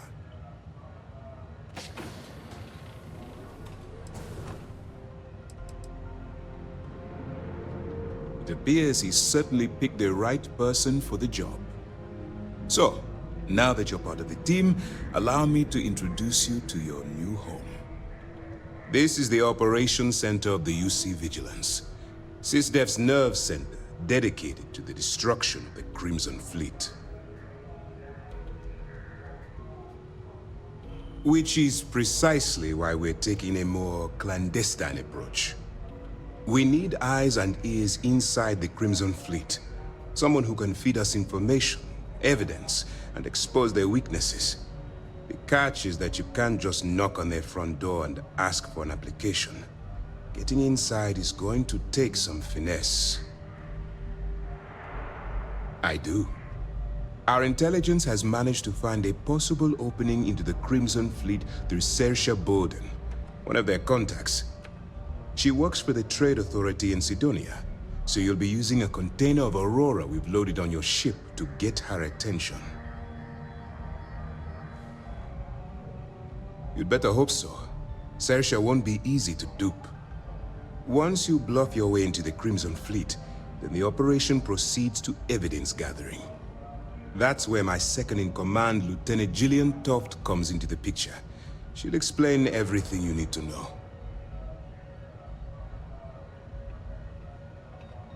Eager to get going? Good. Remember, this entire operation rests on your ability to infiltrate the Crimson Fleet and bring us the evidence we need to take them down. I wouldn't expect any less. Look, before you begin, I want to make something perfectly clear. As an undercover operative for UC SysDev, you'll be expected to follow our code of conduct and ethics. Allow yourself to stray too far off the path, and you stand a good chance of spiraling out of control. That's what I wanted to hear. Anyway, it's time to hand you over to Lieutenant Toft. She'll brief you about the details of the evidence-gathering portion of the operation. Now, get out of here, and good luck. That's easy to answer. You don't. We'll be monitoring your activities from the Vigilance and attempting to keep it within your vicinity. When you feel you've gathered enough evidence, and at the completion of your assignments, head back here for a debrief. Beyond that, you're completely on your own. As you were. Howdy. All right. We don't have a lot of time, so I need you to listen up. While you're working undercover, it's imperative that you gather as much evidence as possible. If you find any records that look suspicious or incriminating, you bring it to me. Is that understood? Well, you better. Commander Akande's entire operation is resting on your shoulders. I want data slates, computer downloads, handwritten notes. Hell, I'll take anything if it'll get those bastards thrown into the brig. You're damn right I do. That minor skirmish you had with them on Vectera was nothing compared to the death and destruction those pirates leave behind. If you've seen what I've seen, you'd understand why I'm pushing you so hard. Yes, of course. I'm sorry if I brought up any painful memories. Oh, one last thing. A bit of good news, actually. Commander Akande has authorized a credit disbursement for each piece of evidence that you return, as compensation for your efforts. It's not generous, it's motivational. Commander Akande's idea. All right, we've loaded a container of Aurora into your ship's cargo hold. We're also providing you with a sample you can use to tease the goods. We've cleared your ship for launch. Proceed to Sidonia. Make contact with Saoirse Bowden. And with any luck, she'll point you to the Crimson Fleet. That should do it. You're dismissed.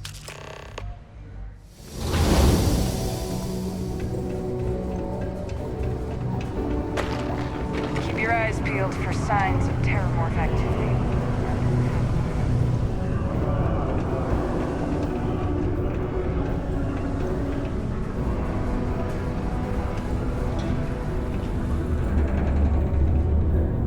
If you're here to buy or sell, you might want to talk to Octai. I'm busy.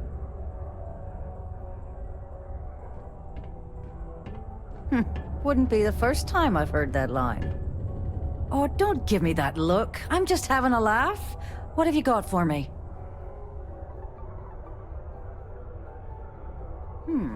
Aurora, huh? Nice. A little too hot to handle, though. What else you got? The Trade Authority turning away contraband. Now I've seen everything. All I'm going to point at is the ceiling, with my middle finger. Get that stuff out of here before UC security catches on. Of course, if there's a finder's fee you're offering, I might, well, bend the rules a little bit. You know, it's funny. Suddenly, I do remember someone who might be able to unload that stuff for you. Well, well.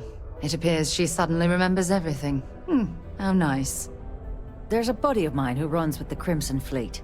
Goes by the name Adler Kemp. If he isn't passed out, you can find him killing the rest of his brain cells at the Broken Spear.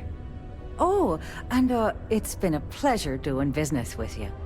If you don't mind, I'd like to speak to Admiral Logan sooner rather than later. When you have a moment, I'd like to speak to you.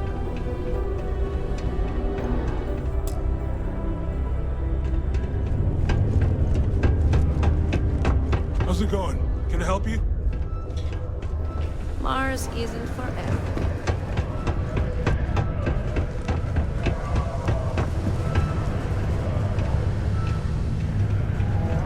This life ain't easy, but... Unless you're here to serve me another drink, you can turn around and walk away.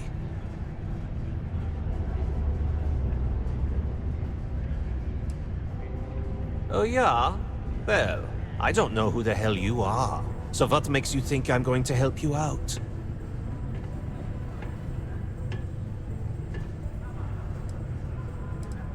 Hey, why don't you say that a little louder? I don't think every single UC guard in Sidonia heard you. Okay. Okay. Yeah, I think we can help you with this. If you've got a whole shipment of this stuff, you're going to need to move it fast. But you're going to have to do something for us first.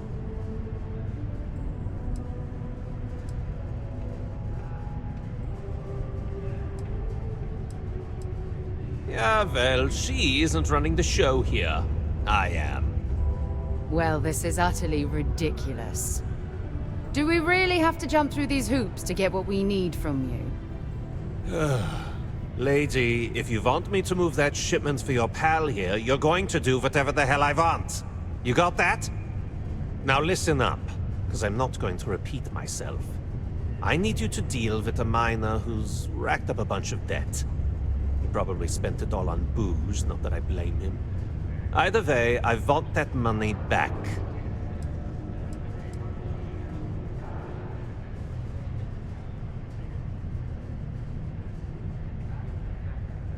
Feel free to throw as many credits in my face as you want, but that isn't the point. We need to make an example out of this guy. His name's Carl Fielding. I think you'll find him wandering around the Deimos miners' quarters. Don't worry, you can't miss him. just look for the most miserable-looking guy in the entire place. I have something I need to discuss with you.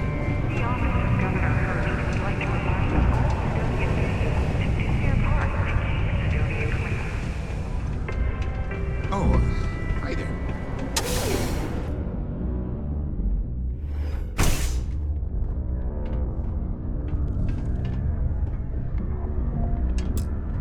Sorry to pull you aside like this, but I wanted to take a moment to congratulate you. Taking those steps to eradicate the Terramorph threat is essential to the safety of every living thing in the settled systems. You should be proud. Yes, exactly. I'm glad you treated the situation with the urgency it deserved. I only wish that the United Colonies chose to exterminate the Terramorphs with the experimental microbe, instead of choosing this ridiculous Asili solution.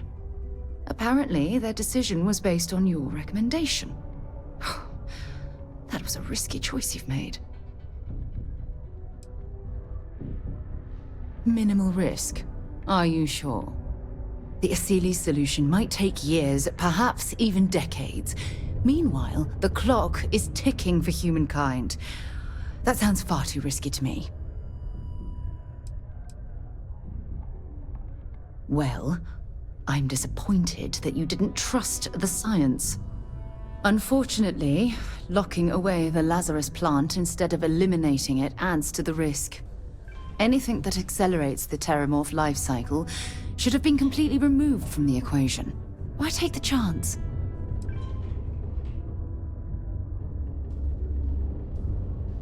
Of course. I wouldn't have it any other way. I appreciate the fact that you've taken the time to listen to my opinion on the matter.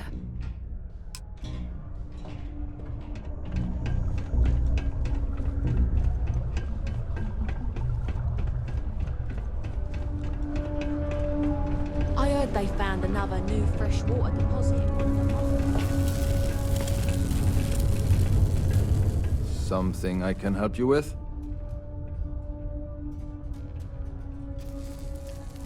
Adler Camp. Who the heck is that?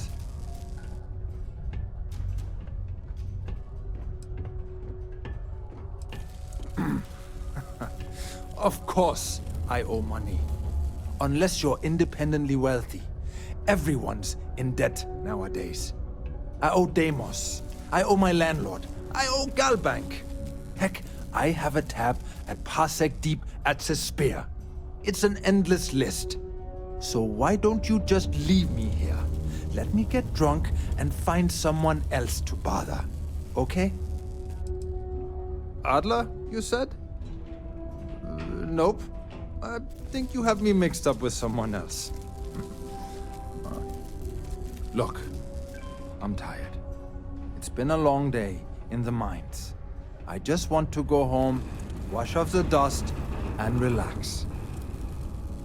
This has been fun, though. Whatever.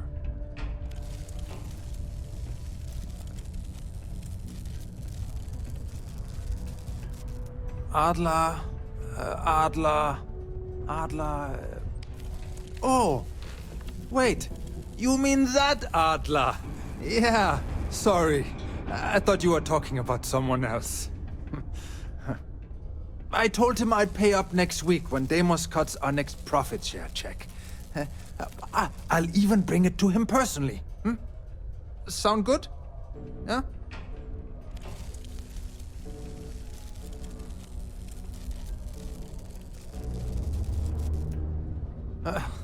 Well, I mean, he doesn't really have a choice. Look, I haven't got a single credit to spare right now, okay? You can't squeeze blood from a stone. You know? Right? Perhaps he's already been through enough.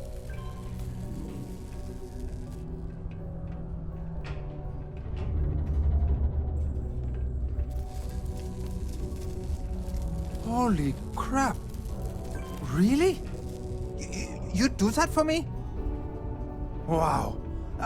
I don't even know what to say. Thank you. For everything. And don't worry. I'll never borrow anything from Adler again.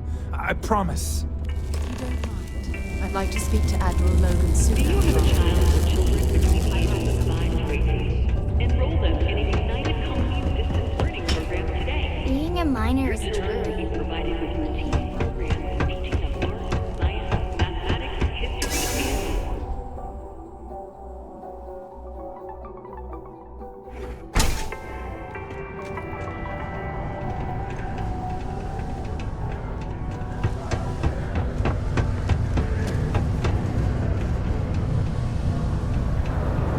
Mine takes all types. Have something for me? If you can lift. There, would you look at that? I knew that bum was holding out on me. He going to be a problem anymore? Or did he get the message? Nice, nice. You're kind of a natural at this. Leaning on deadbeats comes easy to you. I like that. You know, if you like this kind of work, I can get you more. A lot more. You think you can handle running with my, associates? That's what I'm talking about. I like your style. All right. I'll call ahead and get a hold of Nevamora. She's second to the big boss himself. Head out to Europa. You'll find her there. I suggest you listen to whatever she has to say. Oh, and I've taken care of that Aurora shipment for you too. Don't spend all that cash in one place. When you have it. Wow, look who finally had the guts to show up. Looks like so. Big shot. I hear Adler thinks you're good enough to join our crew.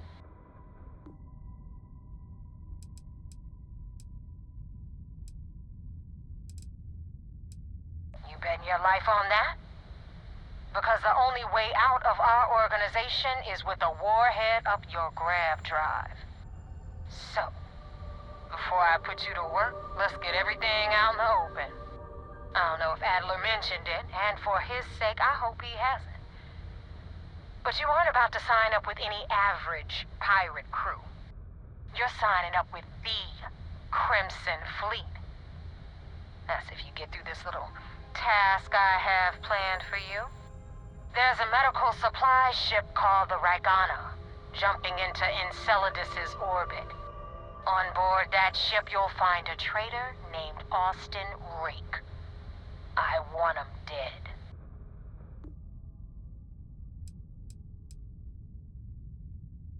Kill Rake? That's your only option? If you want my advice, there's only one way to guarantee he dies. Turn the Ragana into space junk. Only way to be sure. It's done when Rake stops breathing. Head back here when you're finished. And don't keep me waiting for long. So that's the notorious Nevamora. I have to say, if she's the finest that the Crimson Fleet has to offer, joining them might be a terrible mistake.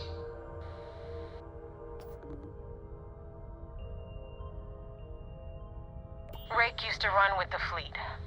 Hell, I'm the one who vouched for him in the first place. Back then he had a different name and a different identity. He was a damn good earner too, brought in a ton of creds.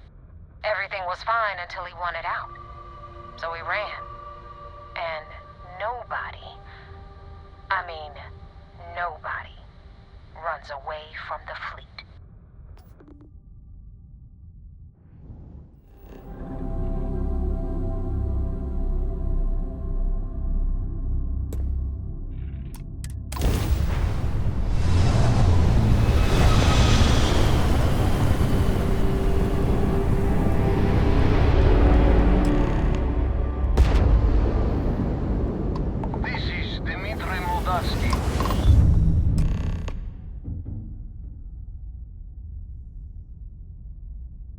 I do not understand. Please confirm your intentions.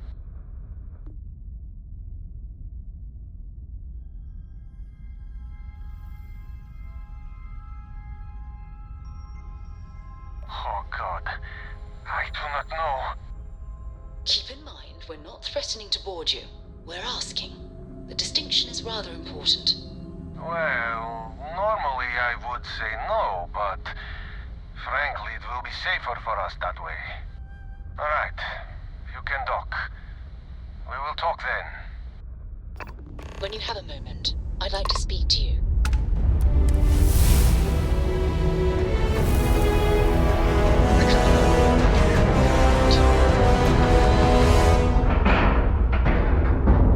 Docking site complete.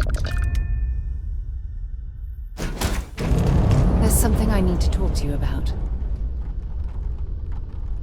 I wanted to talk to you, but honestly, I don't know where to begin. The Starborn's technology is simply astonishing.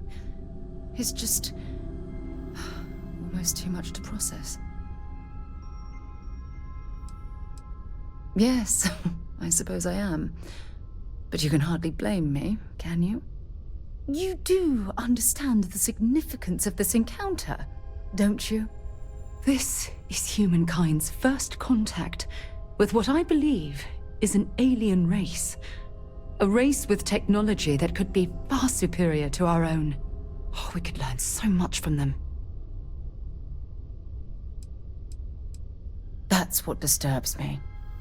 Can't be a coincidence that these Starborn suddenly appeared after your experience at that temple. We know they're here to lay claim to the artifacts, but what's their true motivation? What aren't they telling us? It's very disturbing, especially with all of that cutting-edge technology at their disposal. Damn. Oh, if only we knew more about the Starborn. What their species is like, where they're from, how they're able to speak our language. I feel like a cadet on my very first day aboard a spaceship. My mind is absolutely swimming with questions. Obviously, but there has to be more to these beings than simply originating from another world. Their name alone, Starborn. There's some type of hidden meaning there. Something that feels very old, perhaps even ancient. Whatever the case may be, I can assure you that Constellation intends to get to the bottom of this mystery. Exactly. We must use all of the tools at our disposal to learn more about the Starborn and their connection to the artifacts. Thank you. I really appreciate your support right now. You know, it's funny. When I was a little girl, I'd lay on the ground and stare up at the stars. I was absolutely convinced they held a secret. I'd remain there for hours in silence, eyes closed, listening, waiting for the secret to be whispered in my ear. This encounter with the Starborn is that moment to me. The stars are finally whispering, and I need to hear what they have to say. I knew I could count on your support. Well then, I've certainly wasted enough of your valuable time. Just do be careful if you cross paths with these Starborn in the future. I wouldn't want to lose one of the most valuable members of Constellation. I am not sure what to make of you being here. If you wanted to kill us, you could have done that from your ship. If you wanted our cargo, we could have jettisoned it. I guess I should just stop talking and let you say your piece.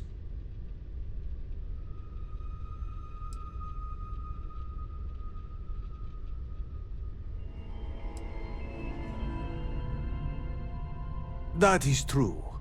Which means you don't want somebody to know what you are really up to. Now, do you mind telling us what this is all about?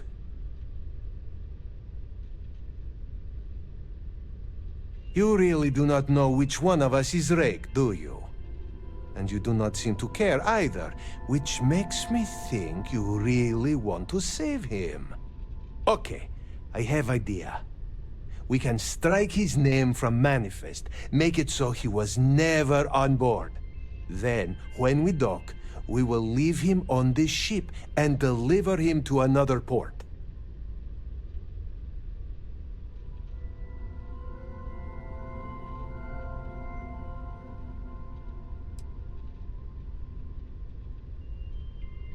That is fair. We do not want any part of the fleet. Is that all right with you, Austin? Do I have a choice? It does not appear you do. Well then, it is agreed. You go back to your ship and we will make sure Rake was never on ours. And in case any of your handlers get suspicious, here. We had an extra crate of supplies loaded, in case one got damaged. This should be proof you were not here to bargain. I thought we were dead. I can't believe it.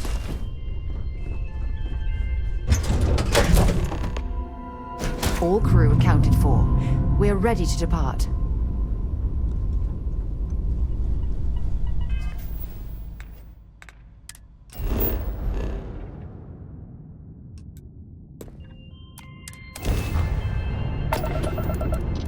Damn mercs just don't know how to take a hint. Hey, Rook, wanna help me with some target practice?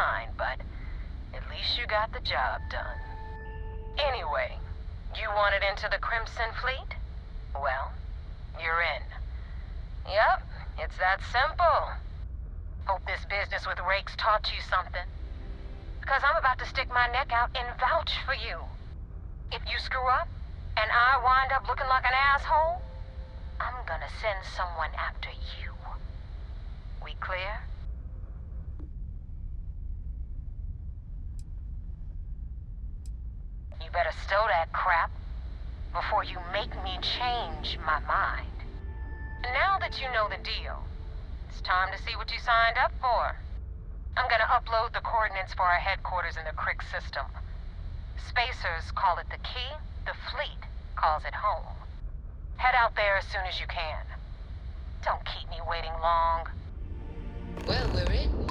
I hope you know what you're doing.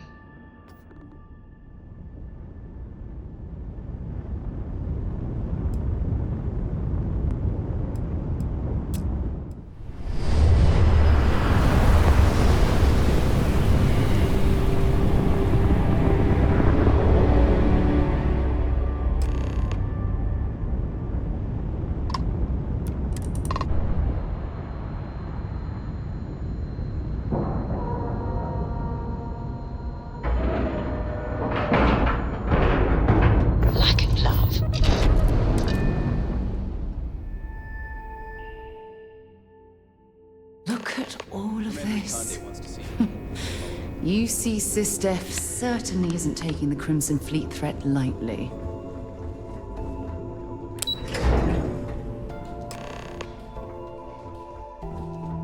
Lieutenant Toft is as organized as they come. We got the message from the Regana about Austin Rick.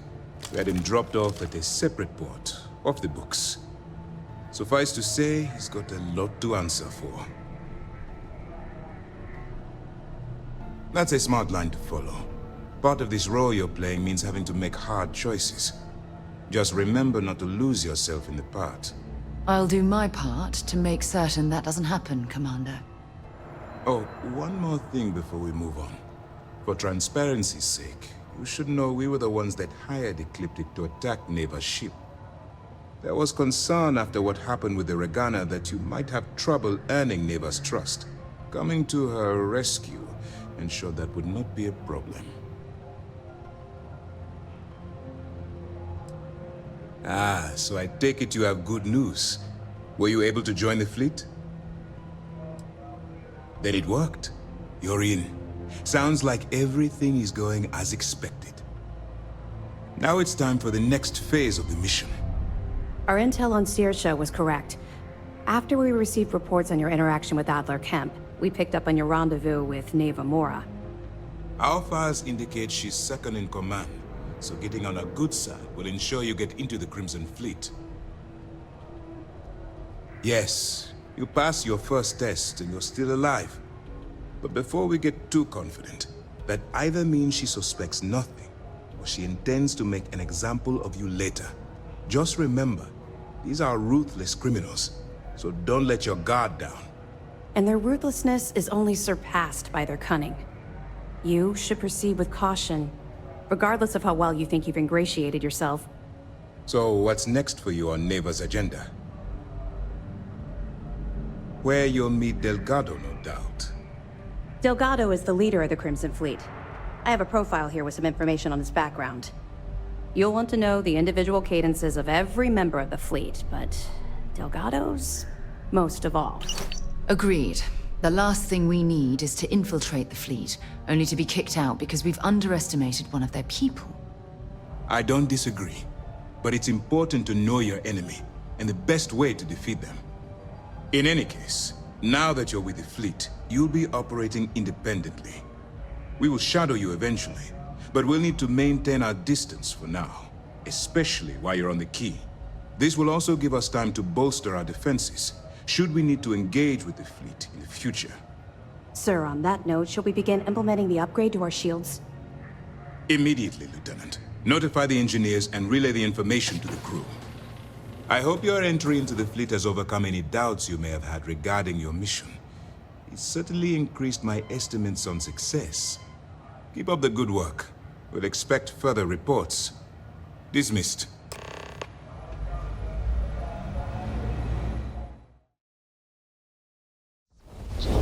Nice work.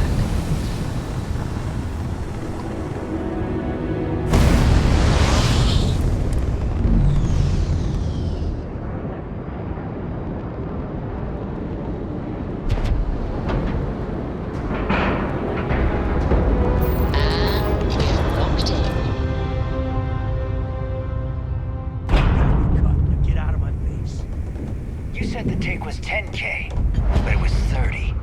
Big difference on 40% of 10 versus 30. You wanted 4K, you got 4K. Not my problem. If you're stealing from me, you bet your ass it's your problem. You kidding me? Damn shame. Way to make a mess in front of my new rook. Hey, steal from me and get caught. Better off dead. Sounds like you did the fleet a favor. Now toss this body out of an airlock before it turns into a damn air freshener.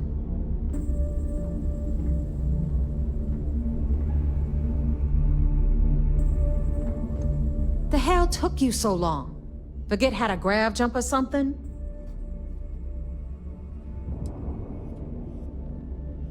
I don't care. Time is money and you've wasted both.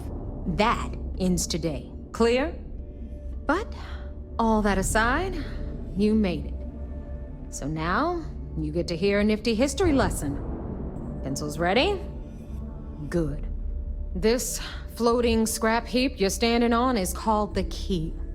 Used to be an old UC military star station, and now it's the fleet's base of operations.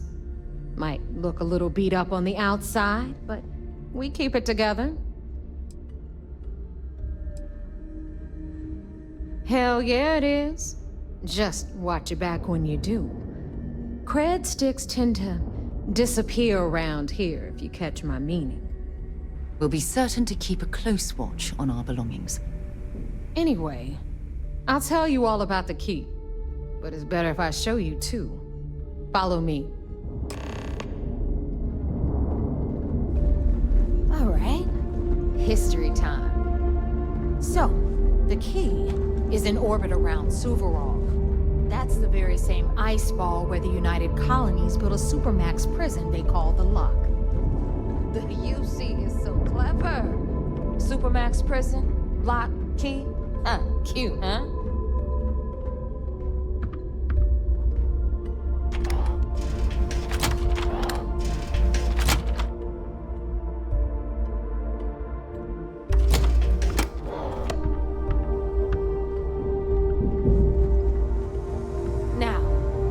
Everything the fleet needs right here. Of course, you gotta pay for it. Remember, on the key, credits are king. What the hell is this? All right, hang on, Nev. Before you get pissed, I've got my hands full. Jasmine, sweetie, I'm trying to give a tour here. So you want to tell me why those damn doors are sealed? It's called a malfunction. You know, that thing I spend most of my day dealing with. Believe me, my people are on it. Have a little faith for once. Aw. And you always, Angel. This here's Jasmine. You need anything for your ship, she's got you covered. We'll hit up the depot next since these doors have given out on us. So anyway, we were talking about the Lock. About 100 years ago, the prisoners down there rioted and took over the place. After stealing some ships, they were actually able to make it up here and took over the key. About time you brought us new blood, Neva. I was getting tired of trading with the same old faces. You're just ticked everyone's getting wise to your ridiculous prices, Aludra. Anyway, welcome to the depot, Rook, where you'll be lucky if these blood-sucking leeches don't bleed you completely dry. Whoa. It's not our fault that people don't appreciate how much it costs to get untraceable merchandise onto the key. Neva's just whining because she thinks she lost a ton of cash selling us a shipment of gear. She should have done her homework. Yeah, sure, laugh it up. I'll remember that next time I need something from you cheapskates. Let's move on. Back to my story. After the liberated prisoners grabbed the key, they established it as a base of operations and began pirating the spaceways. That was how the Crimson Fleet began. Of course, Jasper Cricks had a lot to do with all that, but we'll get to him later. Rook, meet Zuri, queen of the rare exports. If I don't have it, you don't need it. Neuroamps, blueprints. Hit her up and she'll take care of you. Speaking of which, you still owe me for that last purchase, Neva. It's like 5 figures. Don't make me collect it the hard way.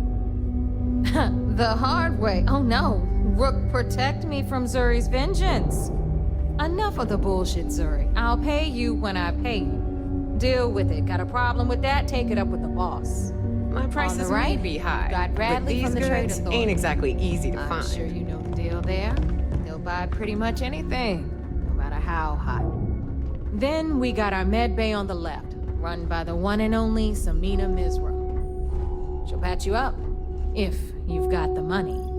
We don't run any free clinics up in here, you don't? Okay, this is our final stop. Over there, you've got the last Nova, where Bog serves watered-down drinks at ridiculously exorbitant prices.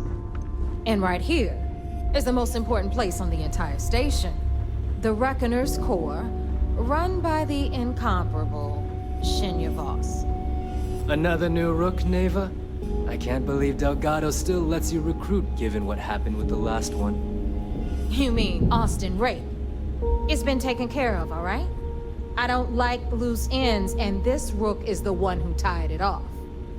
Perhaps next time you'll try to be a bit more discerning regarding your choices. It's far more cost-effective. Yeah, love you too, darling. Anyway, Shinya handles our lifeblood. The money. We call him our reckoner, but if you ask me, he's actually a pain in the ass. And Neva will slit your throat if she thinks you'll bleed creds. Go to hell, boss. Take care of our new friend here, or I'll find a way to pull the pin on that little party popper in your chest. Anyway, Shinya will get you set up in our system. I've got real work to do. Once you're done, head upstairs and I'll introduce you to the boss. Time for a proper introduction. I am Shinya Voss, the official reckoner for the Crimson Fleet. And since Neva so thoughtfully mentioned it, yes, this is a bomb embedded in my chest. And no, I'll never know the meaning of the word humble. In fact, I find Delgado's idea of a security measure to be quite empowering. Exactly the lengths we're willing to go to protect ourselves. Since I oversee the bulk of transactions and maintain all accounts for the fleet, I'm a prime target for information. Should our enemies capture me or I grew any semblance of a moral conscience, you might consider me the greatest threat we have. For Delgado, the bomb grants peace of mind and a certain degree of safety. It's been over 5 years since I've stepped off the key. Leaving this place puts far too much at risk. Now, let me get you set up. A moment while I convene with the core. Thanks to advanced modifications even RYUJIN would envy, I can interface directly with our mainframe and the Galbank network. This allows me to move and clean credits faster and more efficiently than any run-of-the-mill cyber runner. There, you're done. All you need now is Delgado's blessing, and you'll be one of us. The perfect segue into my final subject. Thanks to our relations with contacts across the galaxy, we always have a steady stream of jobs available. I've granted you all the necessary permissions to access these listings at any time, using the computers that surround the core.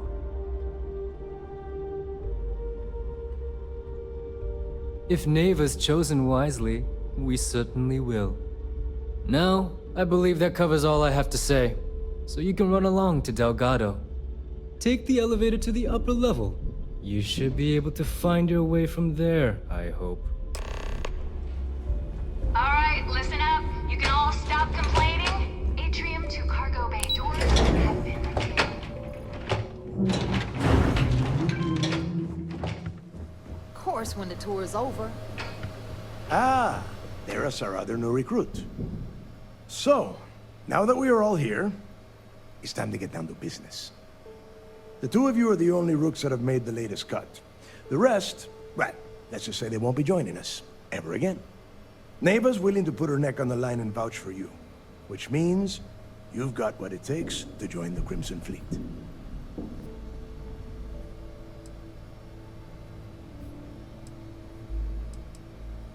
You'd better not disappoint, or you'll find yourself answering to me, personally.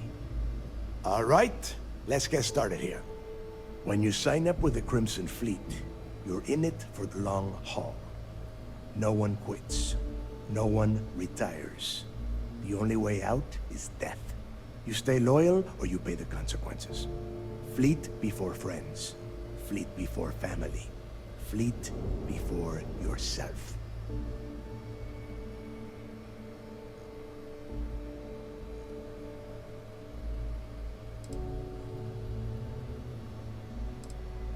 Boss. Good. You're getting it already. I like that. Can we get on with this? I want to get drunk at the last Nova. I'm impressed. That is the first intelligent thing you have said this entire time, Mathis. Since you two seem so eager to move forward, let's get to your next job. Pack your cold weather gear, Rooks. Where we are going, you're going to need it. Oh, God, don't tell me you're dragging him down to Suvarol for another one of your little initiation runs. 10 Johns to the surface, 12 dead Rooks. You'd think by now you would have given up on that goddamn campfire story.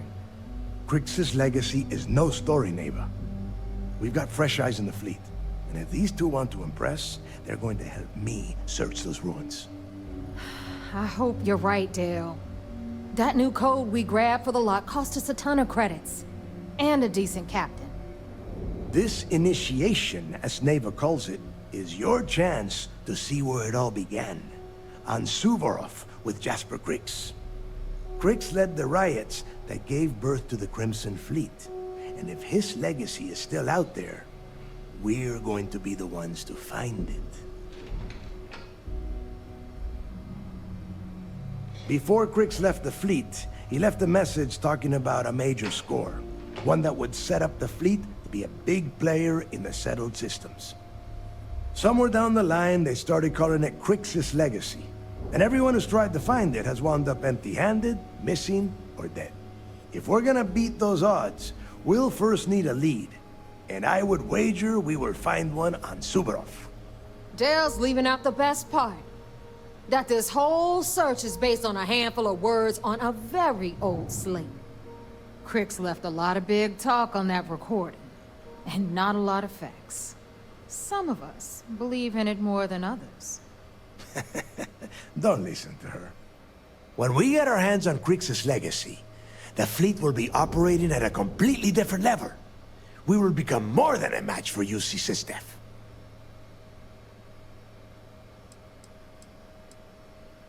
Sounds like someone wants to get down to business. Okay, enough discussion. We have got a lot of work to do. To that end, the next stop is the lock. I've had Jazz feed the coordinates into your ship's computer. Since Mathis doesn't have a ship, he's going to ride with me. I'll see you down there, Rook. Don't keep me waiting.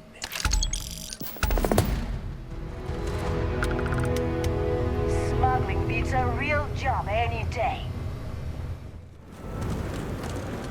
About time you got here. I told you you were wasting your time, Del. Yeah? We will see. And Mathis, I am running things around here, so keep your mouth shut. You got that? Fine. All right. Listen up, because I am only going to go through this once. We are here to dig up any info about Crix's legacy. We are not here to scrap for loot. Whatever you pick up, don't think, don't get creative, bring it straight to me. It's so simple, even a rook like you can't screw it up. Hold on, no scrapping? How the hell am I supposed to make money around here? All right, that's enough. If either of you want to fly with the Crimson Fleet, then you need to follow one simple rule. When you're on a job, you do exactly what I say. No questions asked. If that doesn't work for you, just say so, and I will leave you on this ice ball without a ship. You will be dead within hours. Yeah. Oh, and there's one more thing. Your little friend can tag along until we get to the outer doors of the prison, but I will be damned if I'm letting them inside. Oh, very nice. I'll just remain here and soak in the planet's lovely winter-like atmosphere until I go hypothermic. We have a lot of ground to cover between the landing area and the lock, so let's get moving.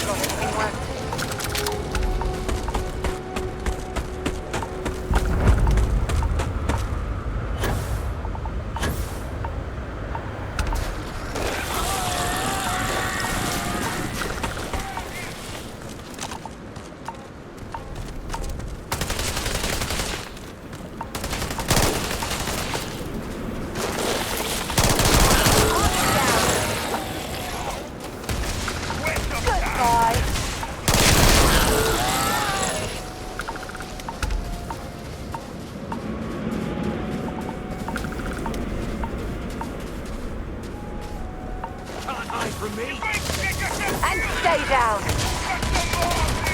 You got nothing. Damn it. That's how it's done. You're some kind of acrobat.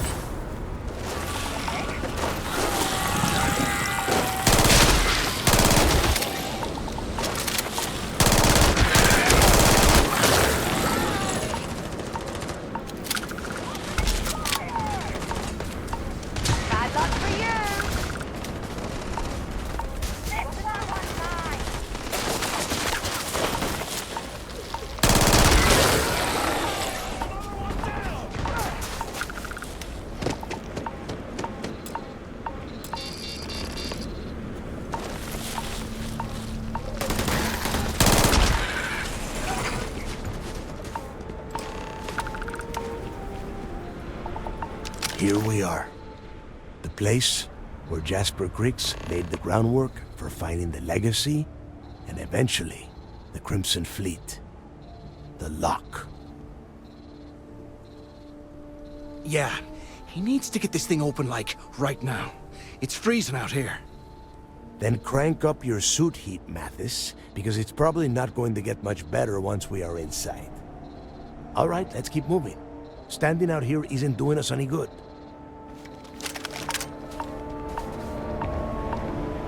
This ID card cost a small fortune. Let's hope it pays off. We are in. Let's go.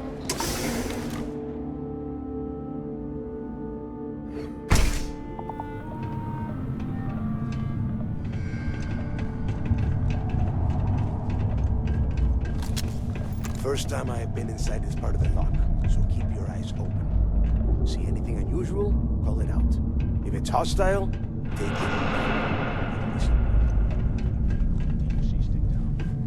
A couple of hundred at least. Might not look like much, but it was better than trying to survive on the surface. Much better. Even with the heating on, this place looks like a goddamn dump. Now you know why the prisoners got fed up and looked to Griggs to lead them out of here.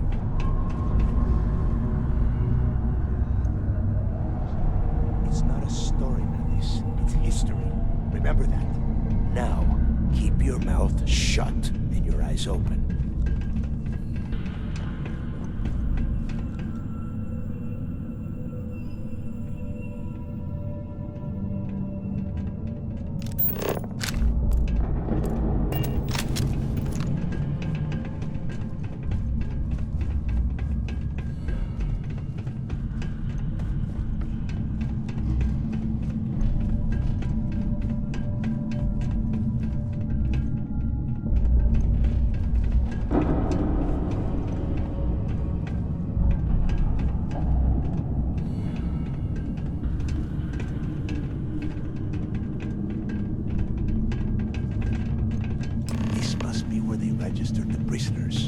Transferring them to a cell block. Could you imagine being stuck under a ton of ice like this for the rest of your life? Yeah, sure. Must have been awful. Better them than us, though, am I right? Wait, shut up a second. Did you hear that? Huh? I got it.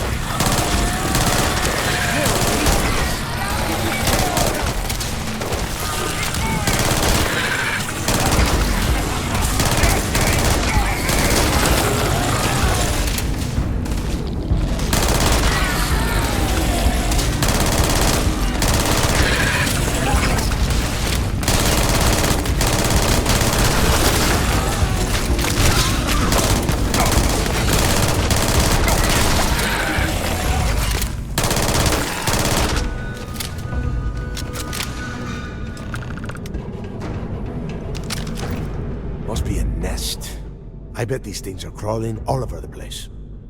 Yeah, and their buddies probably heard us firing from about 1 kilometer away. Hallelujah.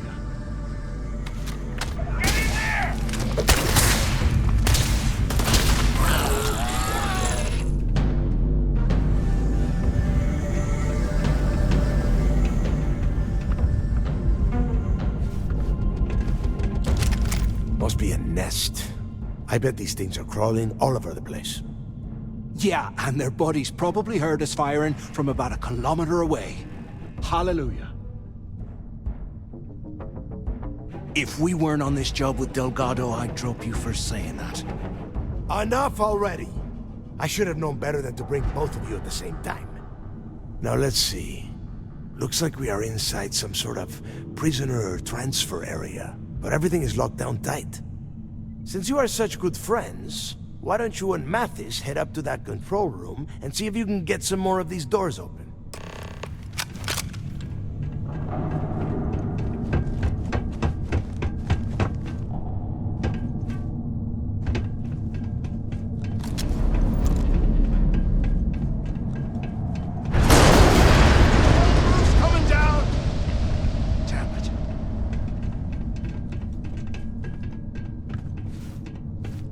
Ice and rock must be several meters thick. God damn it, we're cut off! Hey, Del! Can you hear me? Del! Shit. There's no way we're getting through here. Well, this is just great. The hell are we supposed to do now? The plan? Who gives a shit about the plan? Let's face it, we're on our own now.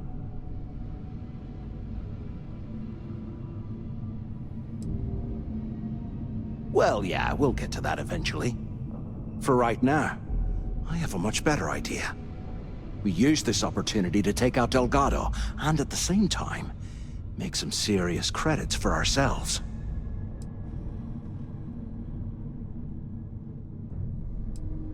Whoa, hang on. Give me a second to explain. Let's pretend for a second Delgado's correct, and there's information here about Crix's legacy. Once we get rid of him, we'll dig up the garbage ourselves and sell whatever we find to Neva. We'll be rolling in credits.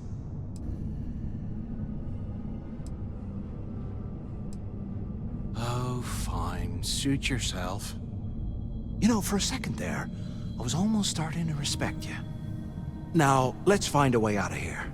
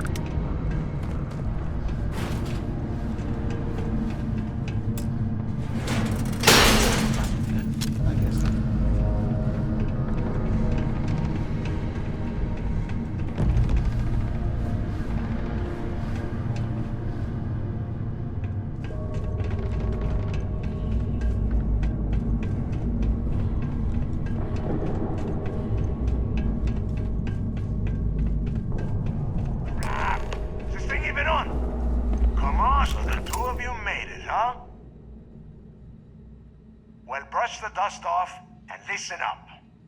We have obviously been cut off, so I need you to do two things. First, I want you to keep looking for a way to open the rest of the doors down here. Otherwise, I'm not going anywhere. And second, try and dig up whatever you can about Jasper Crix. You both got that? Yeah? You'd better. And tell Mathis not to get any bright ideas, or I will gut him myself.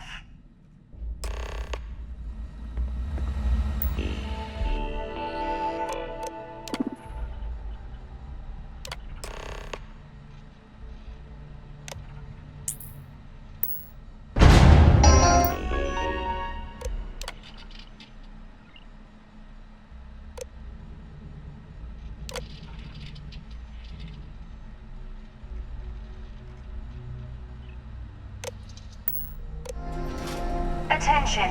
Lockdown mode has been rescinded.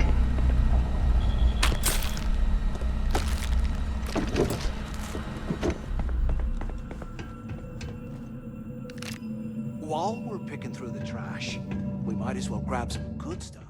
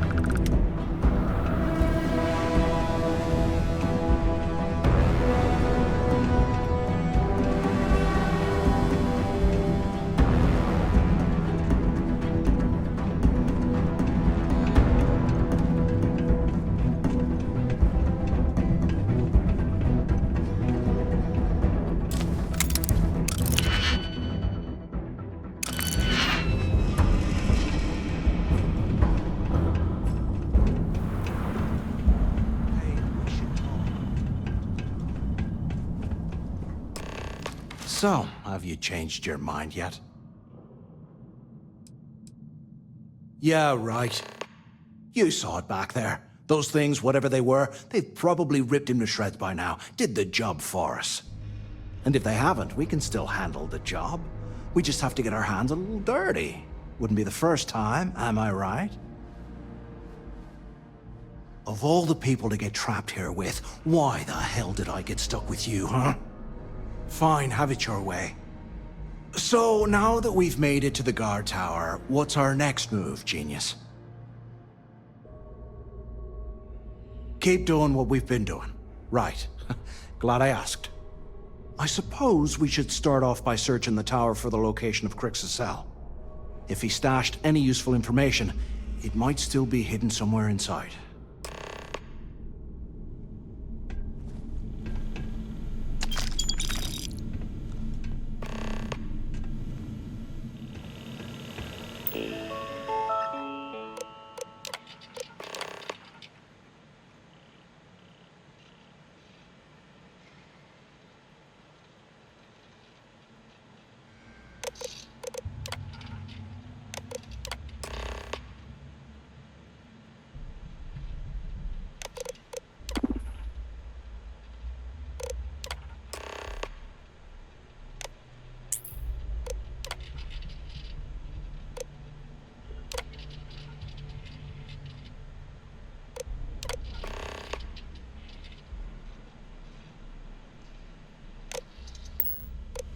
Cell 203-118. Okay.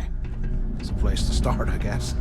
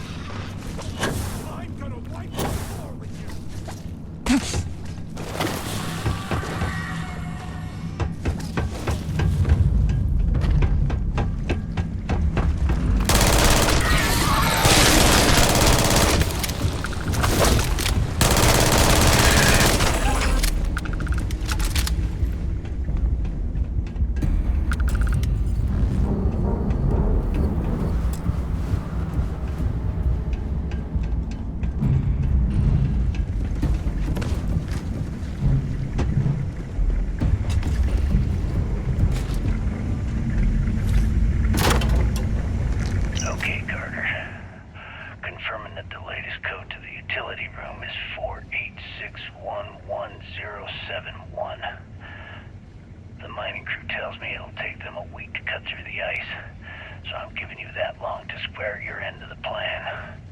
When the tunnel reaches the armory, I'll get my people to start a riot. When you hear the fireworks go off, get your ass to the shuttle bay. We get one shot at this. If we play our cards right, this gets us one step closer to that fortune that went down with the legacy. You report any of this to the guards, well, you know what'll happen.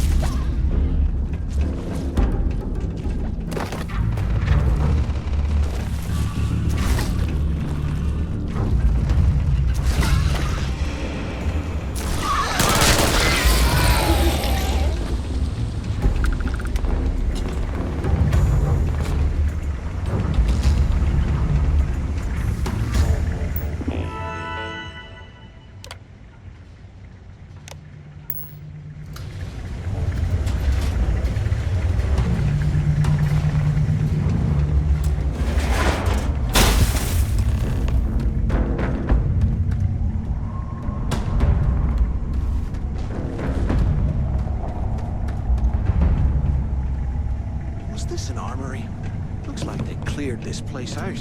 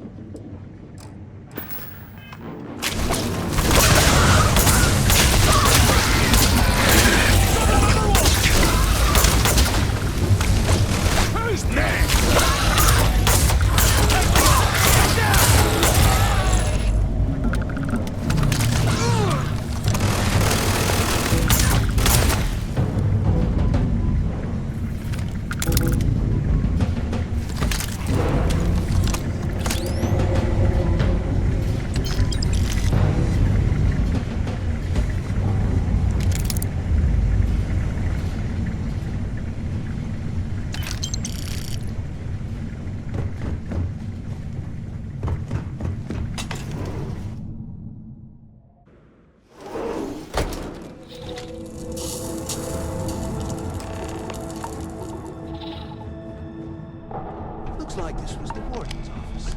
I hope you found something because I am getting sick and tired of this place.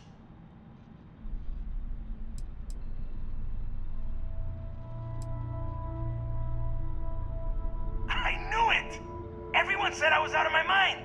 But something told me we'd find the answers down here. Looks like I picked the right people for the job. Yup, that's right. It was a team effort all the way. We had each other's backs the whole time, Del. Is that madness? Tell him to shut up so I can think. Yeah, sorry, Del. You go right ahead. Okay. Now all we have to do is find the way off of this planet. Let me see. Here we go. I'm looking at schematics for the lock, and I don't think there's a way to get you back to the surface from there. But I can open the outer doors to the shuttle bay and let you fly one of the shuttles down there directly up to the key.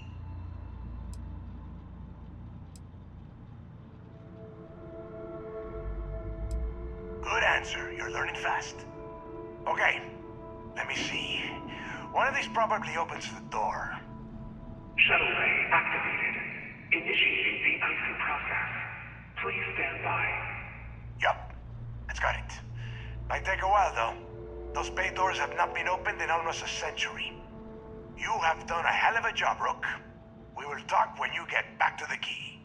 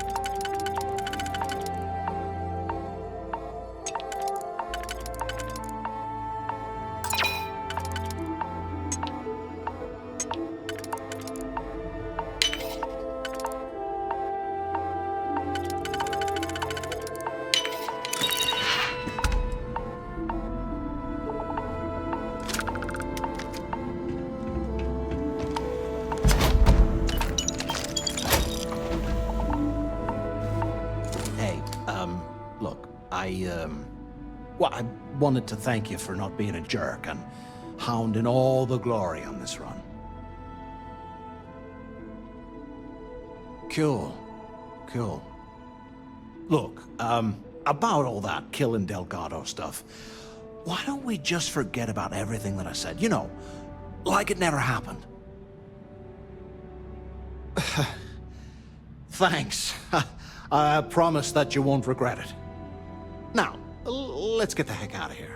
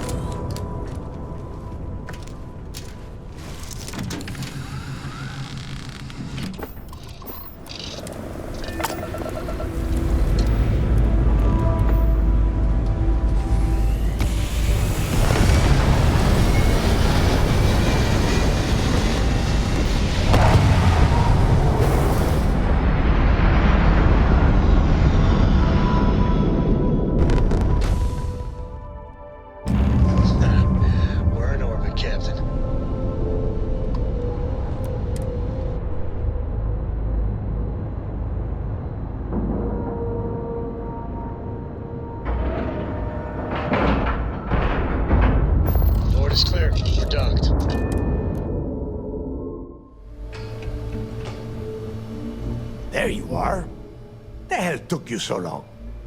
It's about time. I was about to fly down and loot your bodies.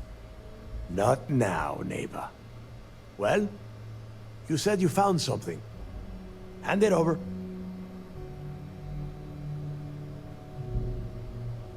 That's it? Just one slate? After losing so much of our crew, it better be a map with a big red X on it. Well, I'll be damned. Legacy wasn't referring to Crix's fortune. It's the name of an actual ship. A Galbank transport probably loaded with credits. Never heard any stories about a Gal Bank ship going down. And even if it had happened, it would have been picked clean years ago. No, neighbor. Think. If Galbank covered it up, and over time, the location was eventually forgotten, it wouldn't be on anyone's radar. Okay, this changes things. Now that we know what we are looking for, we have to narrow the search. Well, that is not necessarily true. Let us start with what we know. It was a Galbank ship, which means the company is going to have records of where it went down. Neighbor, weren't you working on a deal with Rokov? Something about a big-wig charity event on one of Trident's starliners? Are you serious? I've been working on that gig for 3 months. That's my score. Ay, Dios mío. Will you shut up about your score and think for a second? That starliner has a Galbank VIP suite aboard, which means... Come on, neighbor. This isn't hard. Which means a Gal Bank exec will be aboard. We grab their credentials and get ourselves into the Gal Bank archives in New Atlantis. Holy shit, that might actually work. I'll send a message to Rokov right away. Pack your bags, Rook. You're going on vacation. And since you've earned it, take this gun with you. Might come in handy when Rokov screws everything up as usual.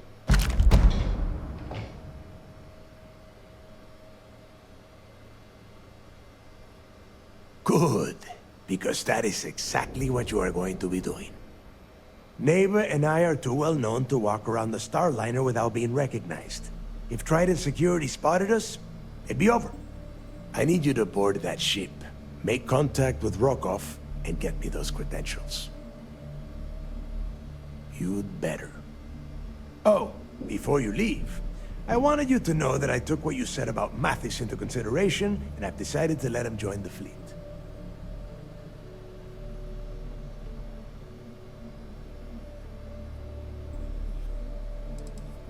Because you're the one that finished the job. You followed orders, and you put your neck on the block to get that data to the key. As far as Mathis goes, I'm sure you had to drag him through the lock and prevent him from doing something as stupid. We'll see.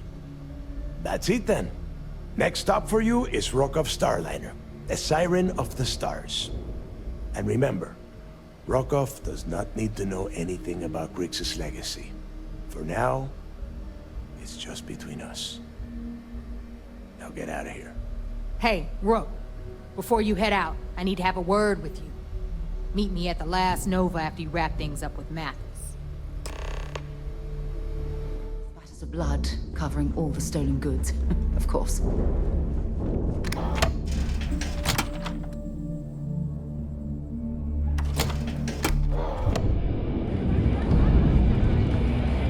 Hey, I wanted to thank you one last time for not ratting me out to Delgado. And telling him how much I pitched in. That was pretty damn cool. If he would have found out what I was planning, well, I don't even want to think about what could have happened. Oh yeah, sure. Anything you need, you just ask. And I'll be there to back you up. We're going to hold you to that promise, Mathis. You just, take care of yourself out there.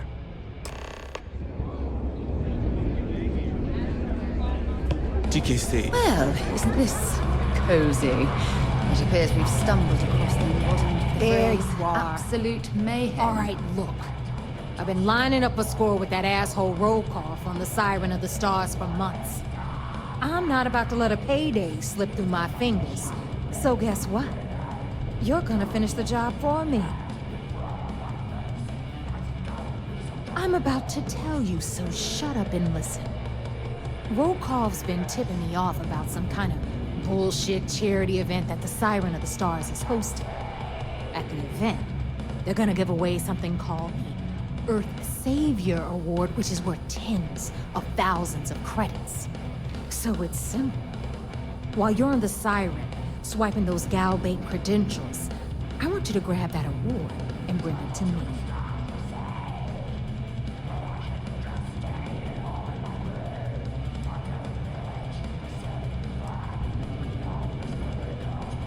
And I'd prefer to have the money that award's worth in my account.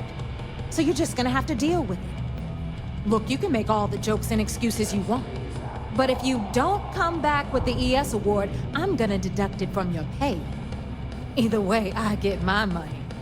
How much you walk away with is in your own hands. Got it? Unless you plan to walk away empty-handed, she really isn't giving us a choice. Then it's settled. Good. All right, Rook, we're done here. Now, get your ass to the Siren and bring me my goods. Because that's exactly what you are. A rookie, a newbie, fresh meat. Beneath all of that inexperience, I'm sure you have an actual name. But honestly, no one gives a damn. So get used to hearing that word. Until you earn your stripes, you're a rook to everyone in the fleet. We'll talk later. I've got balls in every system. Idiots will never catch me. Maybe. We haven't decided. Best of the best. I bet operations on the key are a clown show. You're back. So how did it go? Then things are moving forward. Perfect. Nice job, Rook. I was certain we'd fool Delgado, but never. She's a sharp one. Overcoming her scrutiny is no small matter. Did you discover anything worth reporting yet? Legacy. Why does that sound familiar? Wait a moment. Are you telling me Delgado may have actually located Crix's legacy? Excuse me, Commander. Did you say Crix's legacy? Please tell me you aren't seriously going to give that any credence. Everyone knows that's just I don't know, a myth. I'm holding tangible confirmation of the word legacy attached to Crix's name. That's too much of a coincidence to attribute to myth. I suppose it's possible, sir. Intelligence picked up a bit of chatter on that subject recently. We assumed it was some sort of tall tale or a story to attract recruits to their cause. Well, we can solve that little mystery in about 10 seconds. Let me see what we have here. Nope. There are no records of a GalBank transport named the Legacy in the database. I think Delgado's trying to manipulate you. What do you think, sir? I think there's no record because GalBank is hiding something. Delgado's no fool. If he risked his own neck to get that information, then he must be on to something. We have to take this seriously. What's your next move? Clever, Delgado. Very clever. If I were in your place, I'd be trying to do the exact same thing. We can't let Delgado get his hands on what could potentially turn out to be the largest haul of credits the Crimson Fleet's ever seen. Maybe I should head out to New Atlantis, sir. I could press the GalBank execs for information. Get ahead of everything. No. Let's allow this to run its course. We have our agent here feeding us information. I think that's good enough for now. There's more to this than just finding the location of the transport. Jasper Crix was clever. For some reason, he never got there. It's imperative that you do. If the Crimson Fleet gets its hands on a transport full of currency, it would be disastrous for the settled systems. I need you to do whatever you can to bring us more information. And for God's sake, don't kill anyone on that Starliner. You're both dismissed.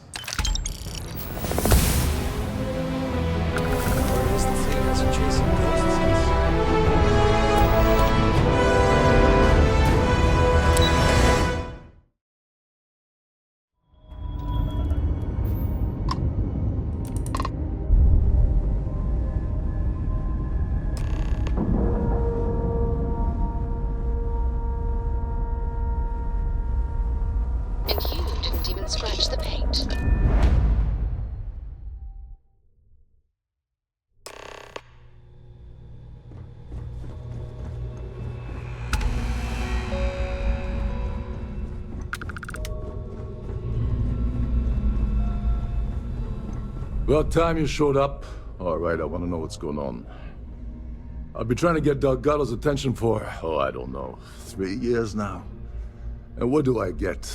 Nothing but radio silence.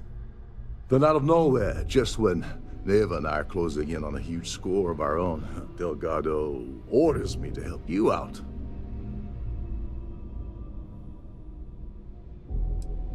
Happy?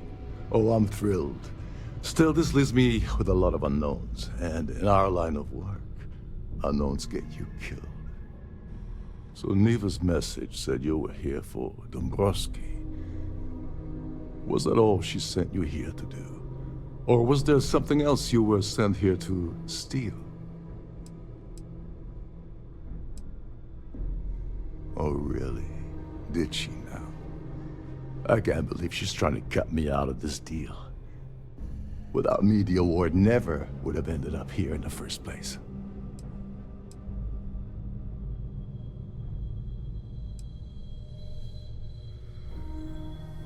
Yeah? Funny you're only bringing that up now. Fine, I'll help. But you're doing all the legwork, and I'm still taking my cut of the payout. Anyway, we'll get to that later. First, we have a much bigger fish to fry. So why are you targeting a Gall Bank exec anyway? Not exactly your average Crimson Fleet prey. Why the interest? Oh, I see. We're playing this game now. Fine, fine.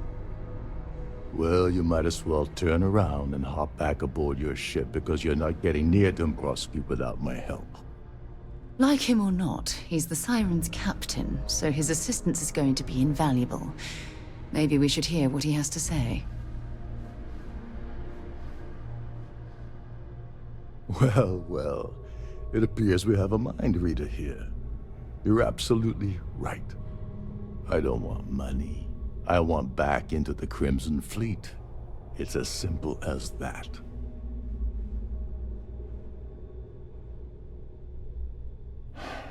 Fine. You want to play it that way, and suit yourself. Dombrowski's a full-timer aboard the Siren of the Stars. Probably spends more time cruising the space lanes than actually working. Fortunately, the Siren is hosting the Terran Preservation Society charity gala. Larry won't be able to resist showing off his VIP clout. To get what you need, you're gonna have to attend the gala, talk to his fellow philanthropists, and dig up some dirt. Oh god.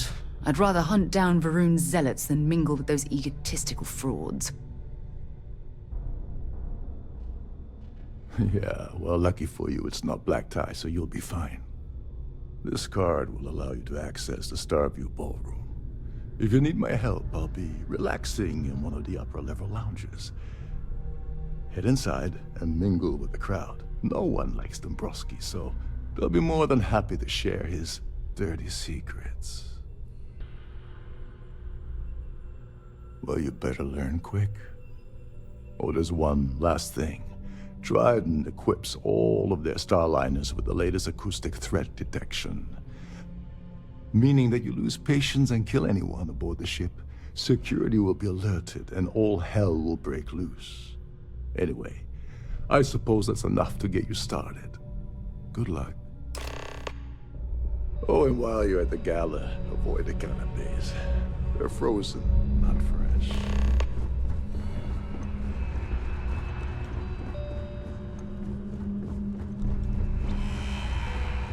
Captain Rokov said you're allowed in any of the crew-specific areas.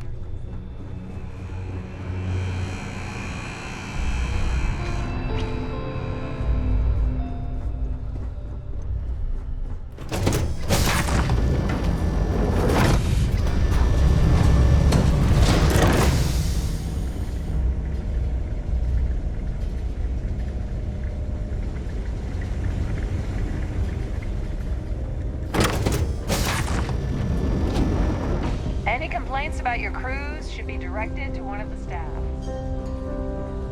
Have you tried the canopies? Horrid. Positively horrid.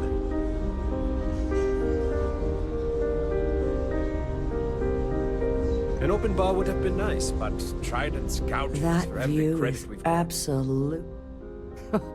I don't know why Larry's attending this event. He could care less about any planet, let alone the Earth.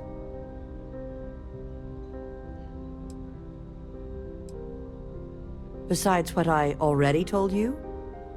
No. Even if I was offered the award, I wouldn't take it. Can you imagine the security nightmare I'd have to deal with? No, thank you. Don't forget to donate to the cause. Quite a lovely Starliner. Nothing but the best for the society, eh? So, what brings... Yes, he's some kind of top dog over at Galbank. I heard he replaced someone that was caught running a fake loan scam. All I know is that the award is given to whomever contributed the most to the preservation of Earth as a historic landmark. Well, that was boring. Here for business or pleasure? The society chair is Hello. really out. Are for you itself a this member time. of the society? I heard he uses Galbank's VIP suite on the Siren of the Stars almost monthly. Does the man ever do any real work? It's for the Society's high rollers. If you don't have more than 8 figures in your account, I wouldn't even bother going after the award. Enjoy the rest of the event. I certainly hope they decide to I'm hold moving all along. future I'm trying to enjoy the celebration. Starliner. Yeah, can we do this later? I'm busy. In the event of a lockdown, remember to return to your cabin. Pleased to make your acquaintance. The considerable amounts of cash that Dombrowski donates is the only reason we allow him to attend society functions. Sheila Holbrook is chair of the awards committee this year. The way she dotes over that glorified trophy, you'd think it was her own child.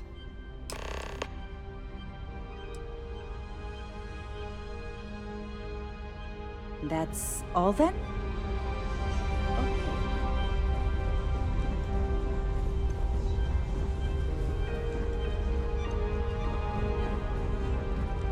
Is this important? I don't have a lot of time for idle nonsense. Yes, I'm extremely busy preparing for the award ceremony, so this better be important. Yes, I am. Actually, I've been entrusted with the transfer of the award for the last 7 of its 9 years. Why do you ask?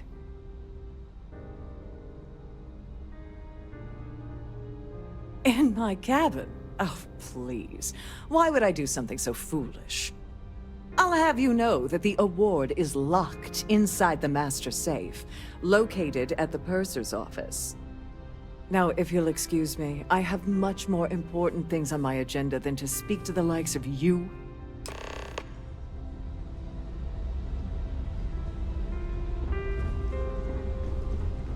The ship's purser can assist you in any matter.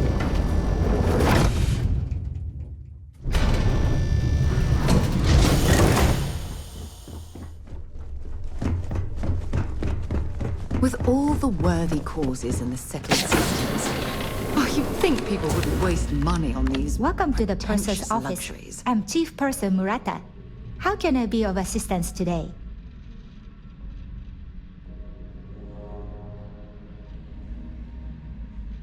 I've only seen it briefly myself, but I can assure you that it's quite lovely.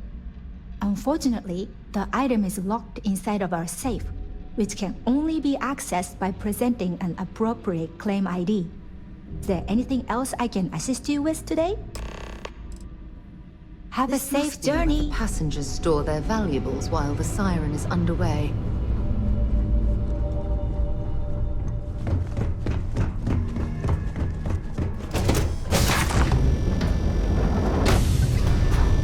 Please remember to obey all public safety and mustering instructions. Must you continue these unwelcome interruptions? I'm a very busy woman.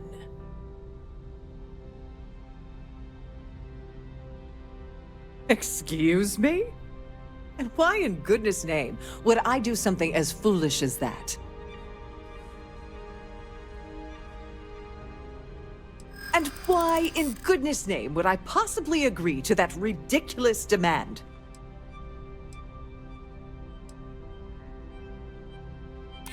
I think you may be right. I hear you. Oh, just take the damn thing already. Listen, maybe you can keep this between us. If the award goes missing, there's no need for the insurance company to get involved.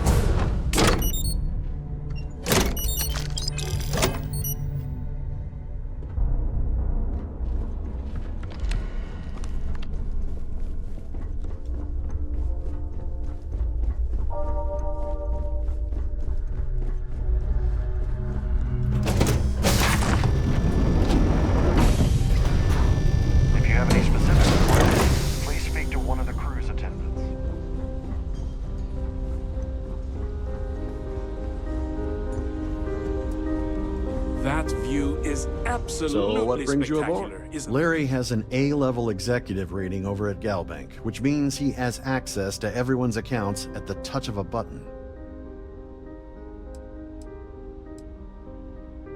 Nice to have met you.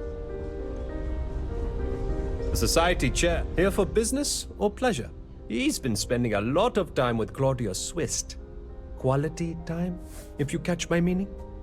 I'm certain his wife doesn't know a thing about it. Enjoy the rest of the event. I certainly hope they decide to hold all future society events.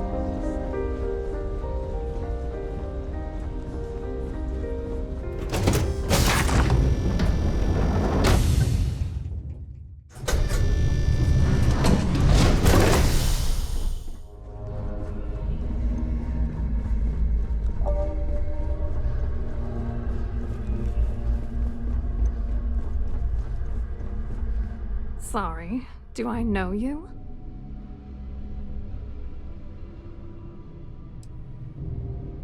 Okay, wait, are you seriously... are you trying to pick me up? Look, I appreciate the compliment, but I'm already seeing someone, and my partner doesn't like competition. He gets very jealous.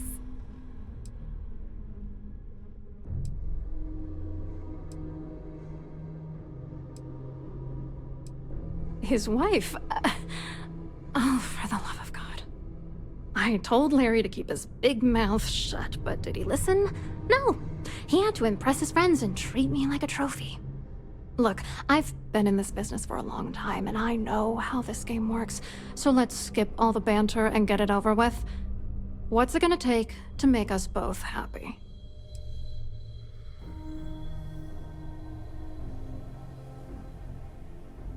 You're willing to pay me to give you dirt on Larry? Sorry, I thought I'd end up on the short end of the deal. You know, this whole thing really pisses me off. Larry and I had the perfect scheme worth thousands of credits all worked out, and then he goes and flushes the whole thing down the toilet. If you're angry at anybody, it should be yourself for getting mixed up in this ridiculous scheme in the first place. Judge me all you want, lady. At this point, if I'm going down, then all I'm focused on is dragging Larry down with me.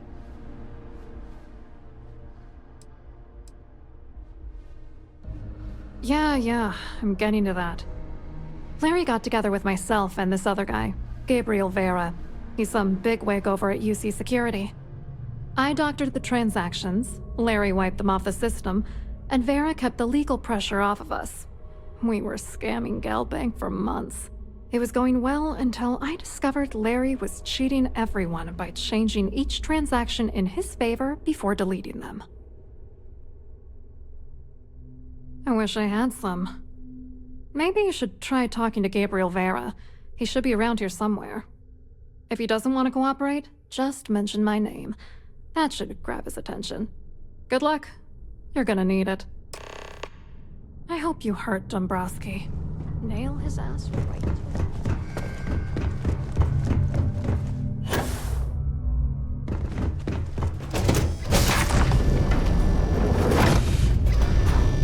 Don't forget to keep your Starfield pass handy at all times, or you won't have access to the ballroom.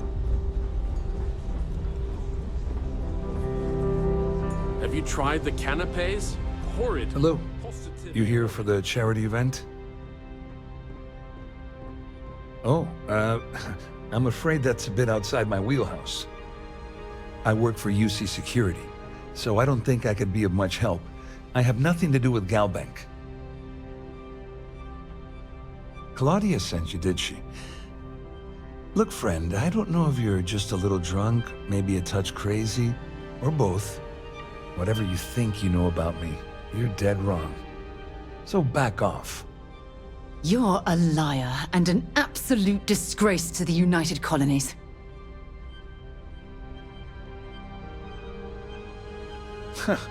Just in case you weren't aware, I am the authorities. Anything you try to report will boil down to your word against mine. And since I work for UC Security, who do you think people will believe?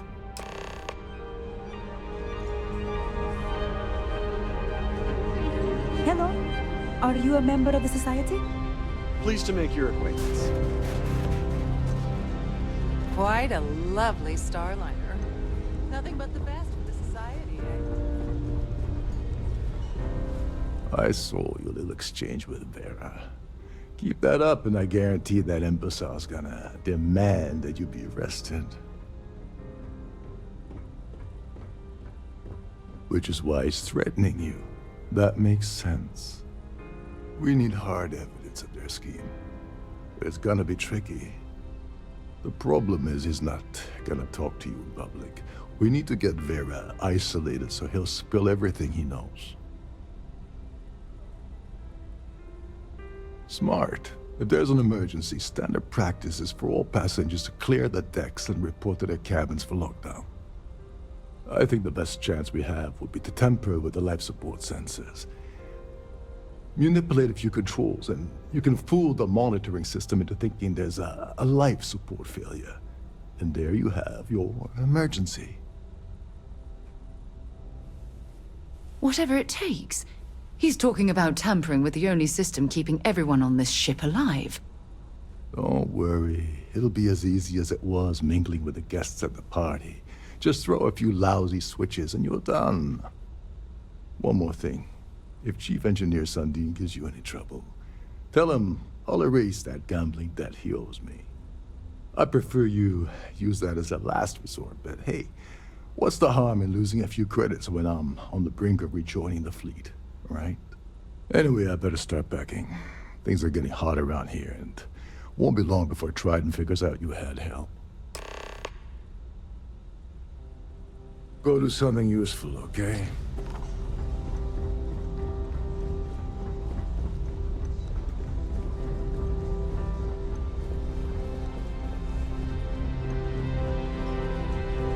An open bar would have been nice. The Trident's down.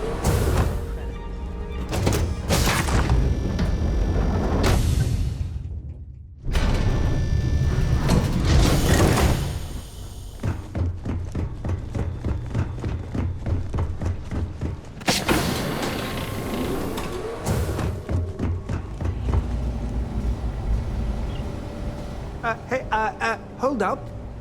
This area is off limits to passengers.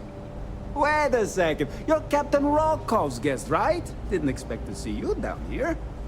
Sorry to give you trouble. What can I do for you? Oh, sorry. That area is off limits. No exceptions. Hey, if your heart's set on it, who am I to stop you from staring at a bunch of life support machinery? Tell you what. I'm just going to step out for a bit and stretch my legs. Maybe you can hold this for me while I'm away?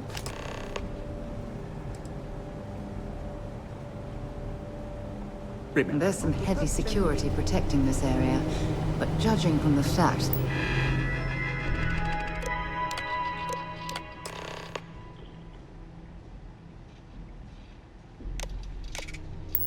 that this is the life support control. It certainly makes sense.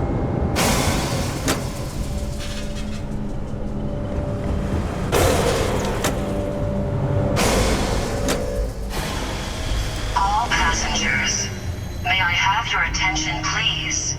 The captain has declared a ship-wide emergency. Please report to your cabins in an orderly fashion and remain there until you receive further instructions.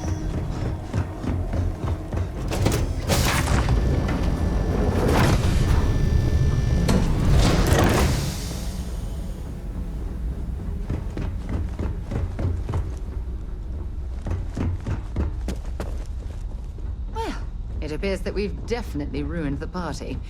Everyone's gone.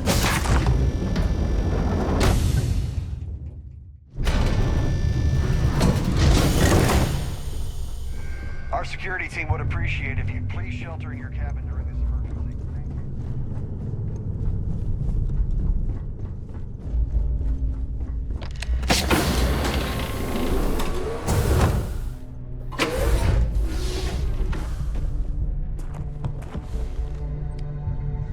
I was wondering if you were the cause of the ship-wide emergency. It's time you stop playing games and tell me why you're here.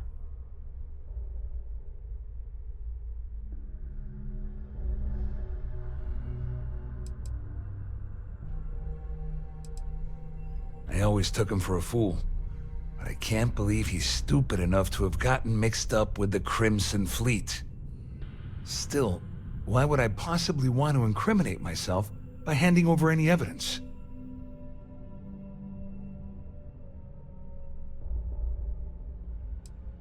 I don't know where you got that information from, but it lines up with all the troubles I've been having getting my cut from that asshole. That means my money's already gone, and Dombrowski's going to walk away with a fortune. I'm not gonna lie to you, I don't want to end up on the Crimson Fleet shit list. But if I give you that information, it falls into the wrong hands, I'll end up in jail. This is a lose-lose situation for me. At least I walk away with something. All right, you have yourself a deal. Here, with this slate and this recording to tie it all together, you'll be able to nail his ass to the wall. He'll do whatever you want. Just remember that you promised to leave me out of it. You better tell Dombrowski to run, because if you don't kill him, I will.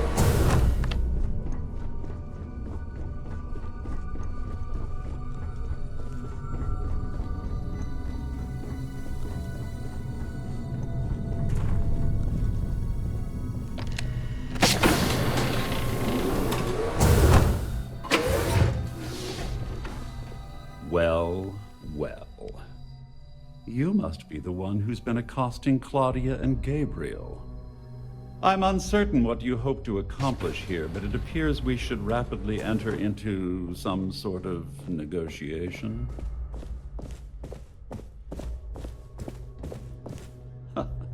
Au contraire, my misguided friend.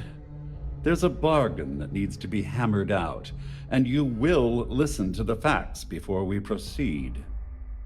First, it's clear that you've obtained insider knowledge of my arrangement to defraud Galbank. The means and the method, but not the motive. And second, I'm going to hypothesize that my compatriots are despondent regarding their share and have assisted you with this endeavor. Since we're speaking and I'm not at the reporting end of a bullet, this leads me to conclude that you desire something personal from me. I pride myself on having an intensely thorough education, though I'd hardly call myself a professor. Though I'm sure that your compliment also meant you were having trouble understanding what I've been saying. In blunt terms, You have compromising materials about me in your possession. The only thing I have to offer in return are my GalBank credentials. I assume that's what you've been angling for all along? Oh, do get on with this. There's only so long I can stand being in the presence of this pig. Oh, it was actually a rather easy deduction to make.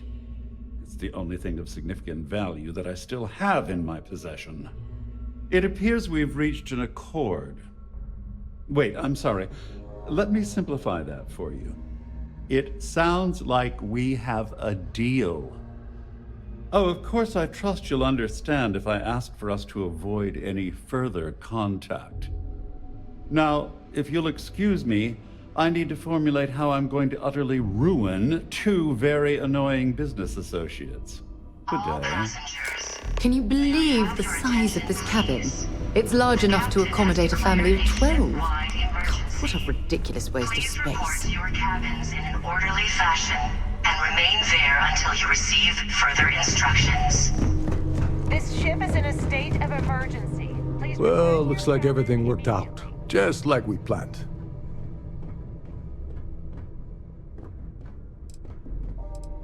I'm glad you feel that way. Just remember to tell Delgado how much I pitched in to help. You know, I'm still wondering exactly what you needed those credentials for. You feel like telling me, partner? Of course. I understand completely. Anyway, I suppose there's nothing stopping me from rejoining the fleet now. It's been a long time coming. I owe you one, Doberlich.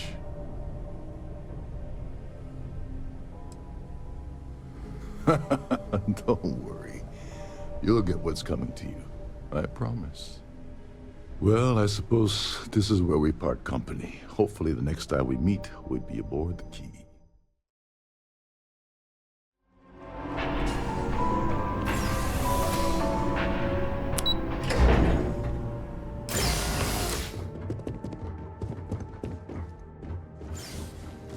Hello.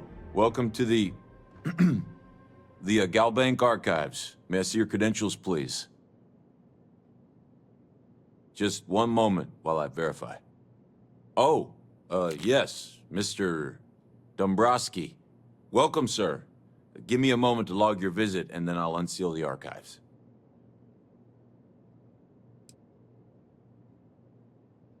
No, never. Not at all. I'm so sorry. Hey, look, please don't mention this to my supervisor, okay? She'll give me a low rating, and I'm gonna end up scrubbing floors.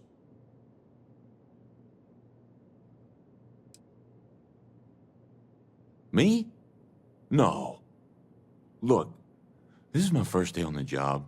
Just cut me some slack, okay? I can't afford to lose it. I got a wife and kids to feed. Everything checks out. Give me a moment to log your visit, and then I'll unseal the archives. There we go. Have a wonderful day.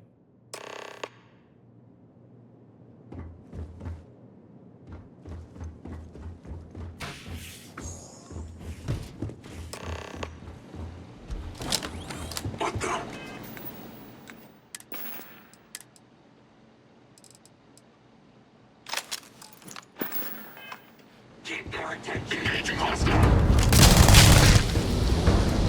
Target locked.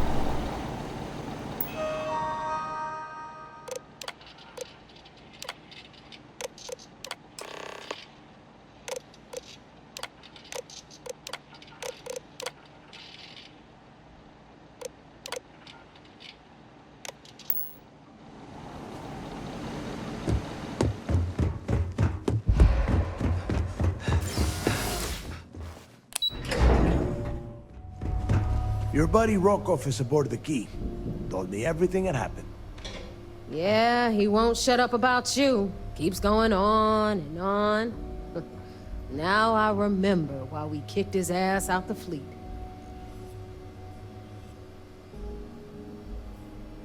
Yeah, that'd be a first. All right, neighbor, you've made your point. Well, since you're vouching for Rokov, I guess we can give him another chance. All right, now that is out of the way, we can move on to the matter at hand. Crix's legacy. Speaking of which, let me see that data you copied from the Galbank archives. Ah, so the Galbank transport went down over Bannock 4. Bannock. Why does that sound familiar? Neva? Yeah, keep your panties on. I'm looking it up. And I got it. Bannock 4. Let's see. Damn it. Bannock 4 is an EM-class gas giant. We can't even get a ship near the thing without frying every circuit aboard. EM class? Impossible. There isn't a ship in operation that can navigate that type of interference.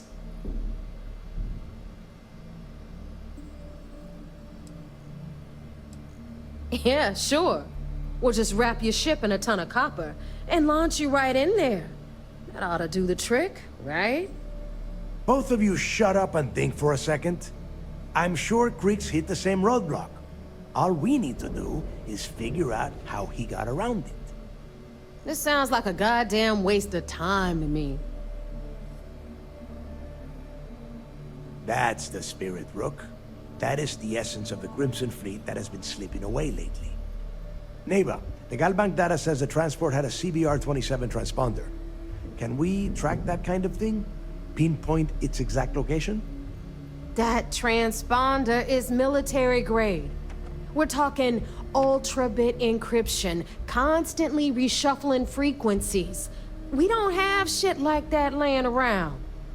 But before you get that pissy look on your face, I heard that the UC's been working on a ship signal decryption system called the ComSpike. We grab that little beauty, and we'll be able to track anything you want. All right, here is the plan, so shut up and listen. Rook, I want you and Neva to put your heads together and get us that ComSpike. I don't care if it's mounted at the top of mast. I want it. In the meantime, I'm going to find out more about this EM-class gas giant problem. And I think I know just who to ask. Give me a little time to crunch the numbers on the ComSpike with Jazz, and I'll point us in the right direction. I promise. You gonna write that in your diary, little girl? All right, that is enough. We are in arm's reach of Crix's legacy, and I don't have time to deal with this kind of bullshit. Now, both of you, get the hell out of here and get to work. All right, let's get this over with. Follow me.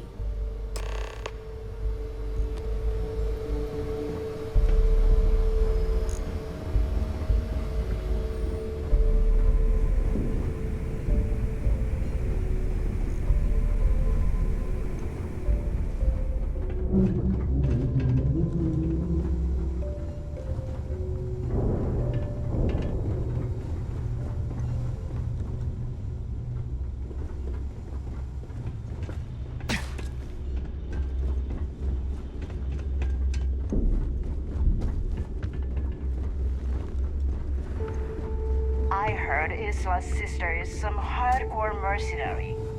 I wouldn't get on her bad side.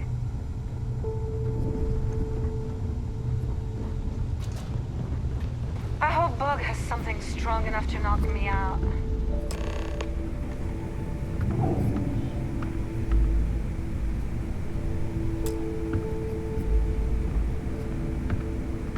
All right, let's get right to it.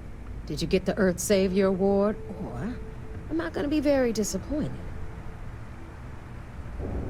Well, look at that. You followed my directions, and now you're gonna end up with some credits in your pocket. Of course, it would have been more money if you hadn't blabbed about the damn thing to roll call, but that's on you. Anyway, Here's your cash.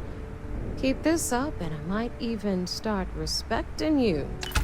All right, Fleet? We've all got work to do, so let's get to it.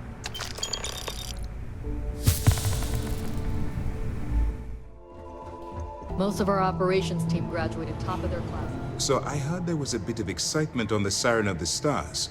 Your handiwork, I assume?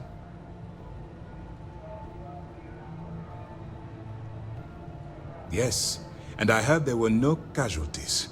Excellent work. Except for the eclectic hit squad that you took down at the archives. You're taking care of that mess, by the way. Speaking of which, I assume you copied the information from the Galbank's computers. Let me see what you got.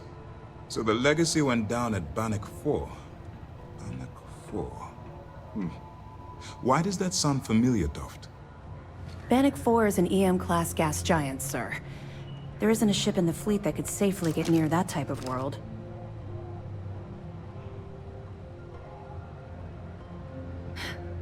It sounds like you admire that lunatic.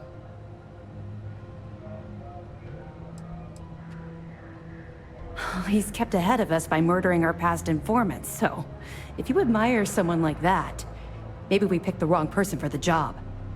That's enough, Lieutenant. Even if Delgado has an immediate solution to the EM problem, there's still the matter of tracing the Legacy's transponder signal.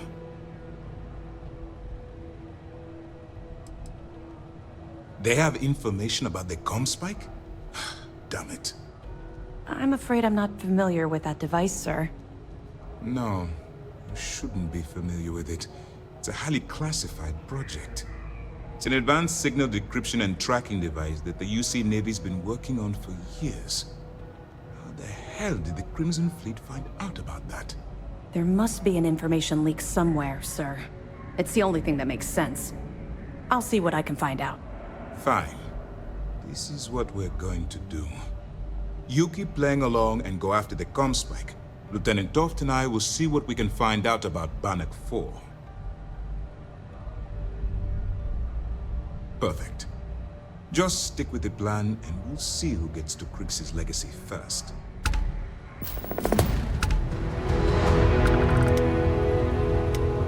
Early reports say your mission on the Siren.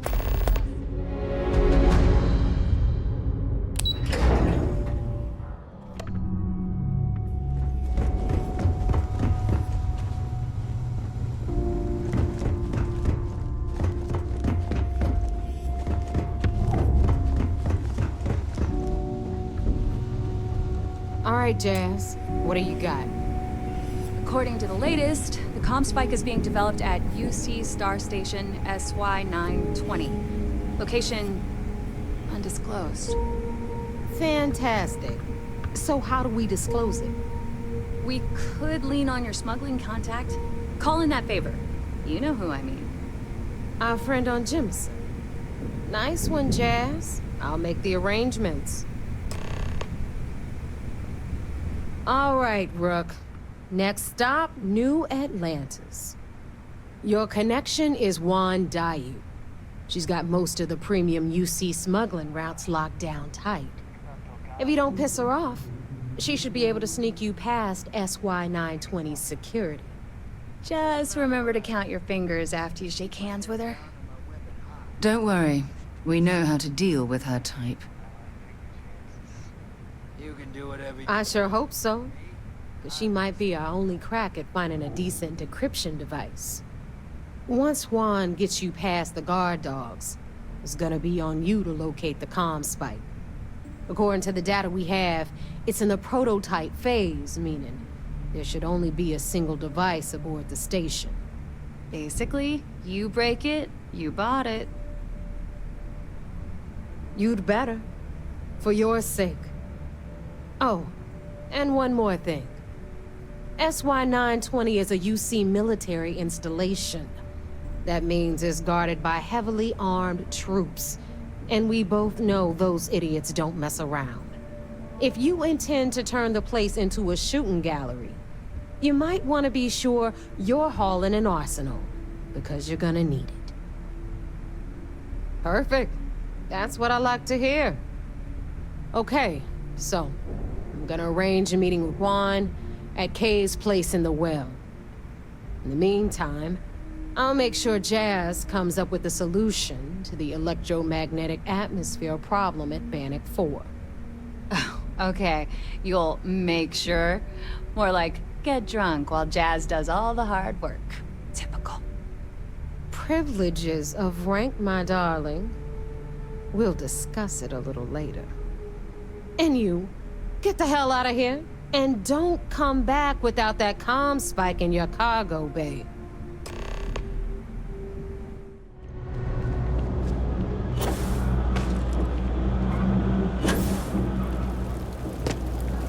I take it you're Neva's new recruit? Careful, the walls have ears. SY-920 is one of my regular stops, so I already have the necessary approvals. Neva says you're after a piece of UC tech. So to get it, we're going to need to get you on board. I can do that, but I have conditions. Good. If I can be candid, for this job to work, we'll have to do this my way. We take my ship, and you're a member of my crew. But make no mistake, once you board, the risk is entirely yours. This route is highly lucrative, and sacrificing it is not an option. Good, then we have a deal. In any case, when you're ready, meet me at my ship. It's the Jade Swan. And make sure you're prepared for the long haul. Once you're on board SY-920, you can't come and go as you please. We'll talk more on the ship.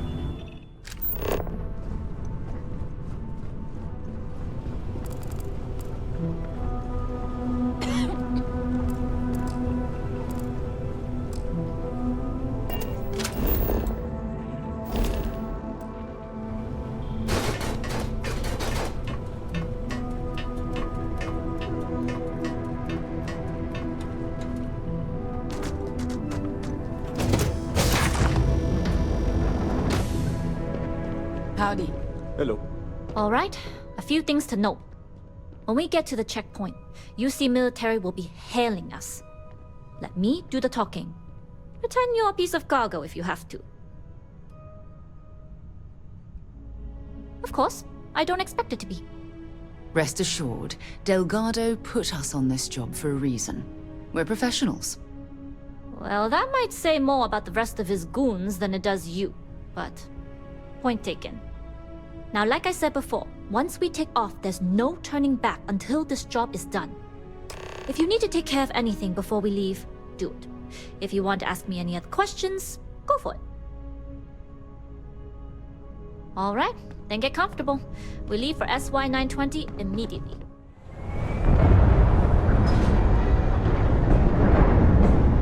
Routing power to engine and crab drive. All systems go.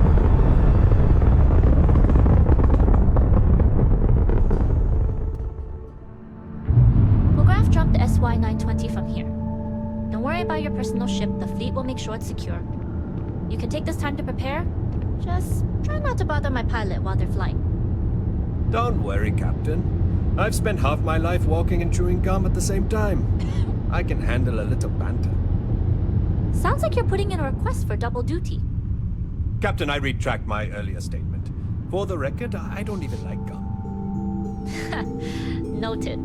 Just get us there safe. Roger that.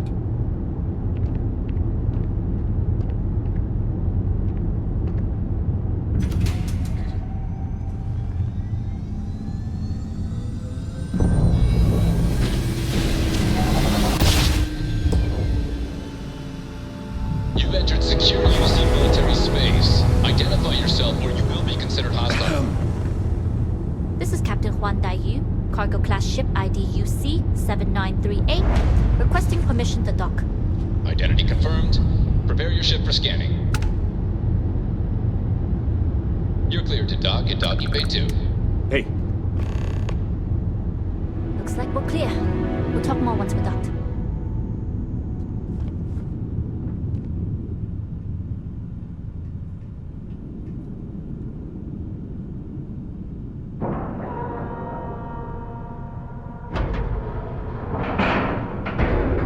Yes? What? Okay, we're in. First things first.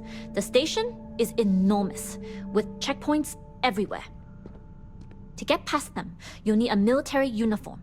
And to get a uniform, you'll need to get to the barracks. There should be a way through the vents. You can get to them via the maintenance store downstairs. There's an intercom there as well, where we can make contact. Once you get a uniform, it should be fairly easy to find an elevator to the command bay. But if at any point your cover's blown, I'm gone. I would hope not. But if they do, we'll cross that bridge when we get there. Either way, for now, get on that station and find that intercom. We'll talk more then. Yes? If you don't mind, I'd like to speak to Admiral Logan sooner rather than later. Excuse me.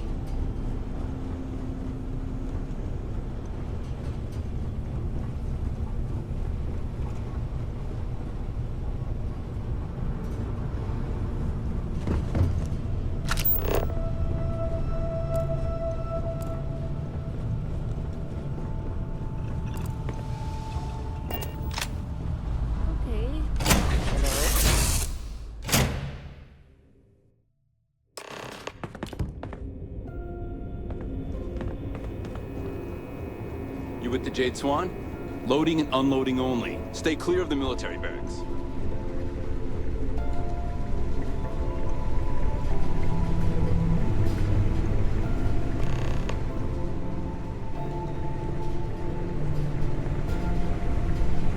Hold up. This area is for SY-920 military only.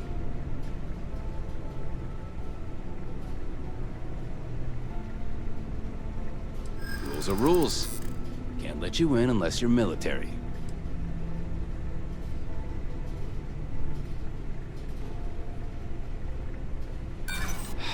That doesn't matter.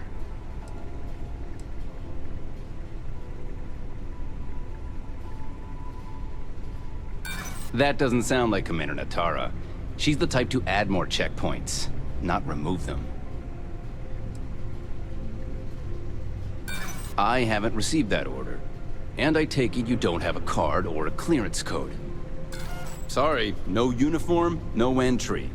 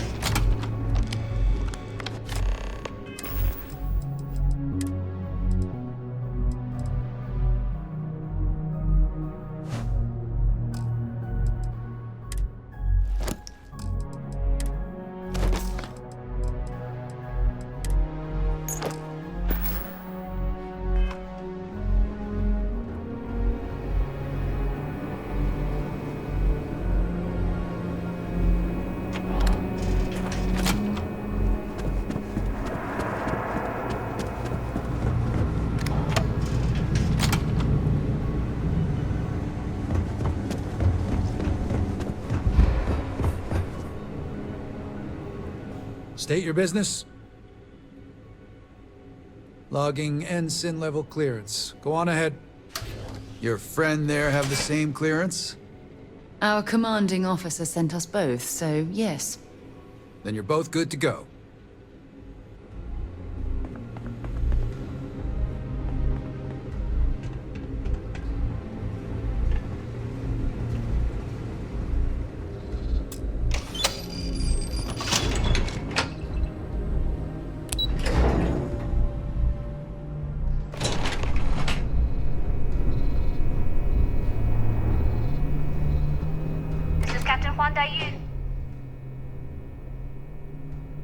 Good. And no alarms or warnings on the comms. Music to my ears. If you found a uniform, be sure to put it on. That'll provide some cover. Don't know what you're after, but I'm guessing there'll be another checkpoint. This far down, you might need a clearance code.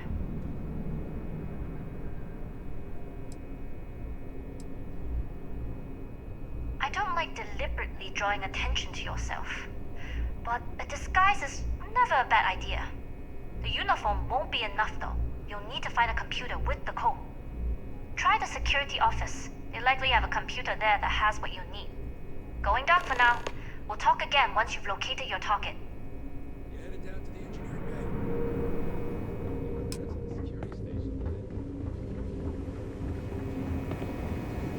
bay. Need your clearance code, Marine. It's been that way since Commander Natara took over.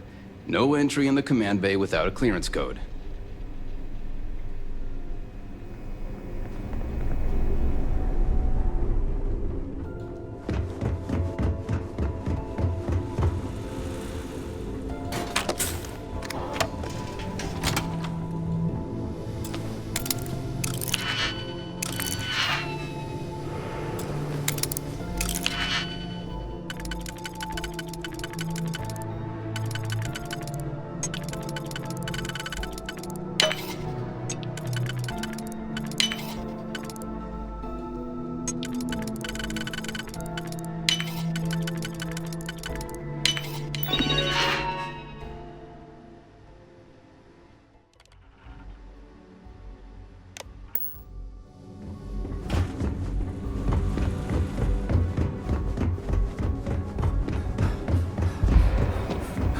Need your clearance code, Marine.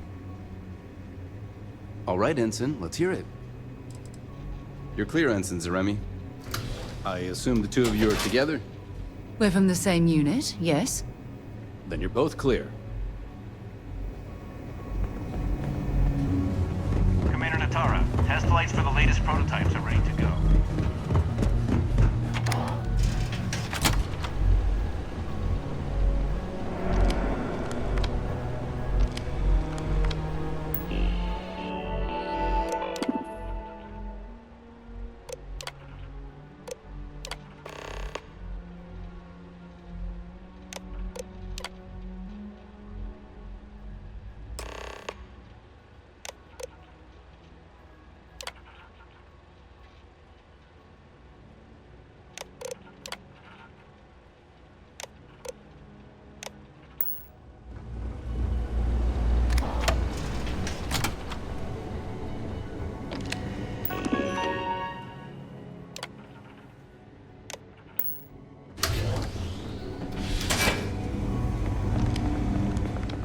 I don't recognize your faces. How are the tests for the comms back going? Request for more personnel. It seems there was an accident.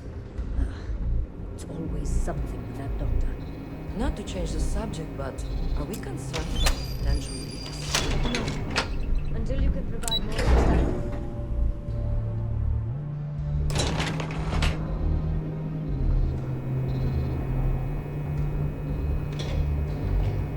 Aiyu here.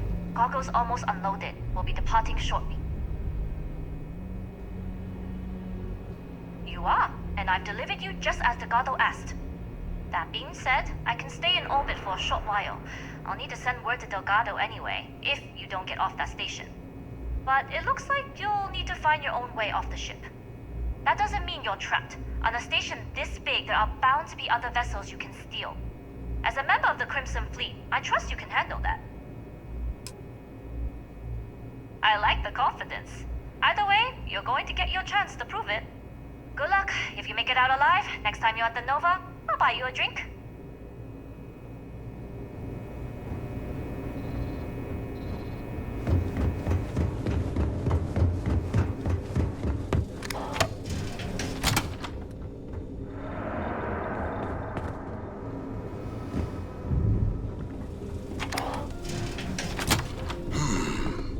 Intercepting transponder data in the Alpha system might be promising.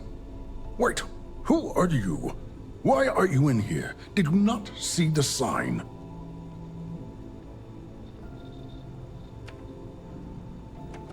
The comm spike. But I can't just hand it to you. It's a module for a ship.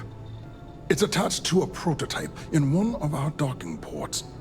We're still in the testing phase, running decryptions across a variety of signal types, but the results so far have been very promising. It can even interpolate signal data lost in the retrieval. It really is a wondrous technology. Yes, it's not quite cracking the Enigma code, but it will give us a significant tactical advantage. We'll be able to infer everything from battle plans to meal consumption. Not that we'd care about that sort of thing, outside of the effects of diet on combat readiness. And yes, there are certain kinks to be worked out, missing parts and the occasional traumatic injury here and there, but it's all part of the adventure. Oh, it's ready. We're long past the inference stage. Statistical models can only go so far. And now that we've corrected the prior mishaps, it's time for real flesh and blood pilots to stress test the systems. The kind unafraid to make the necessary sacrifices. In short, I've requested a full squadron of these brave and fearless Marines to be transferred to the station. They'll give the prototype a final run, and provided there are minimal casualties, we can present our findings to MAST.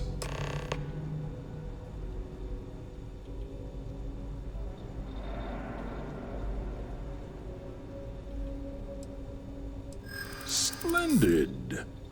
That was fast. I thought I put in the request this morning. Normally my requests aren't given this much attention, let alone haste. It seems a tad suspicious.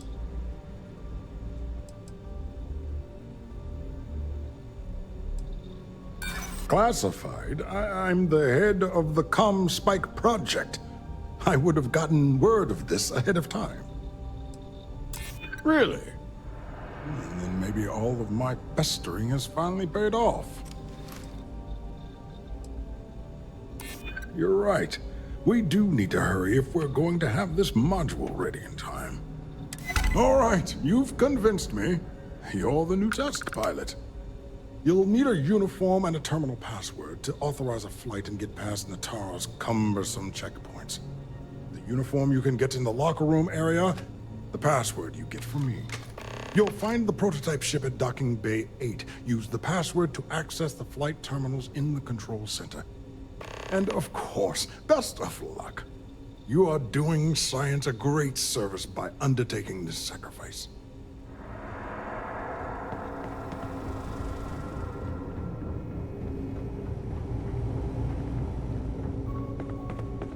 Stop right there, Ensign. Bothering to carry all that Suspicious junk. behavior from someone matching your description.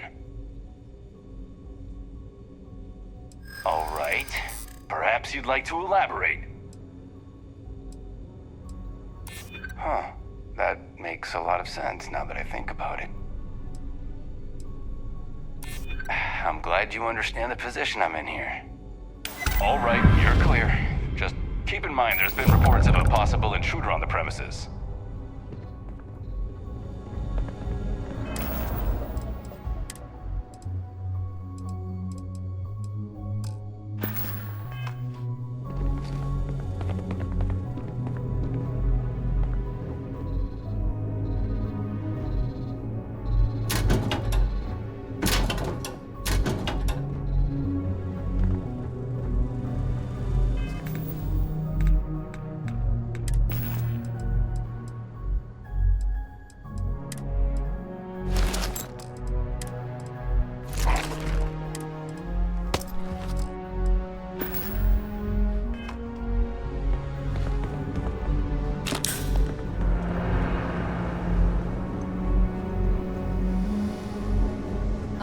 heard the team's looking for more test pilots?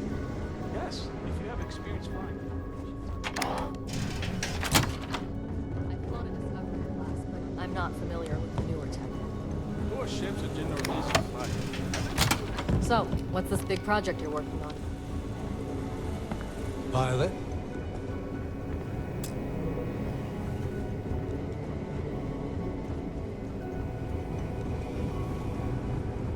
Reporting for duty, pilot? Access granted. Be sure to head to the control center and schedule the flight. And good luck.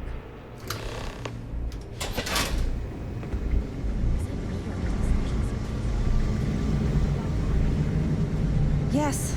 What?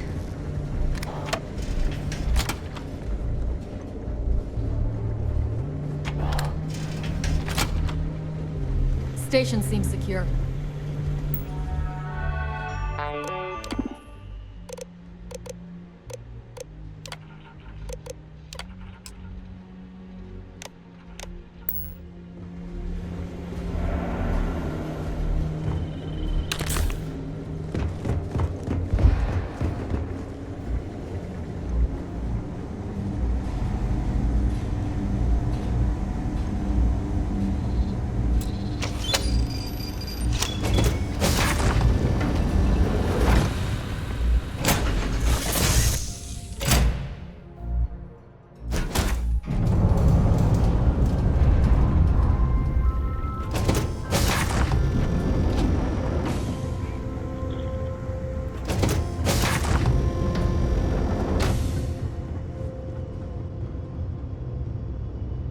Prototype ship, you are cleared for takeoff. We'll begin the test on your departure.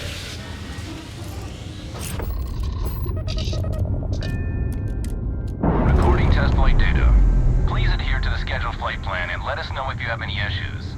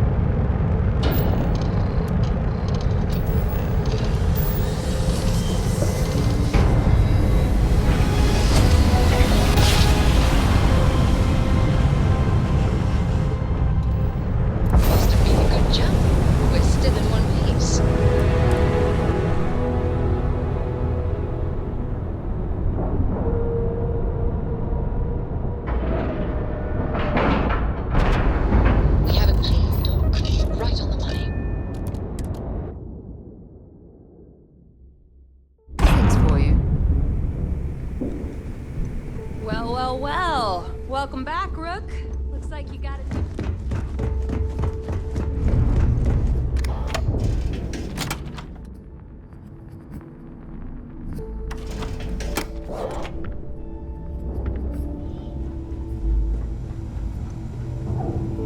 Got mixed feelings about my last job.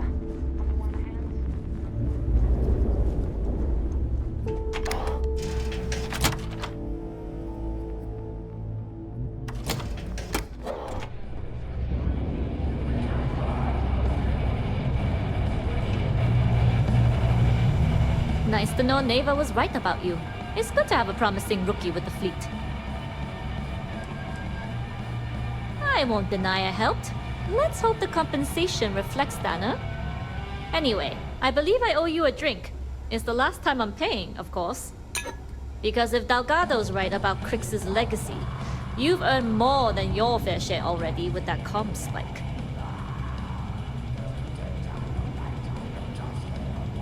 Sounds like you're on board as a true believer. I have to admit, the way things are going, I'm starting to believe myself. Anyway, I've kept you long enough. Now that you've had your drink and my debt is paid, it's time for you to give Delgado the good news.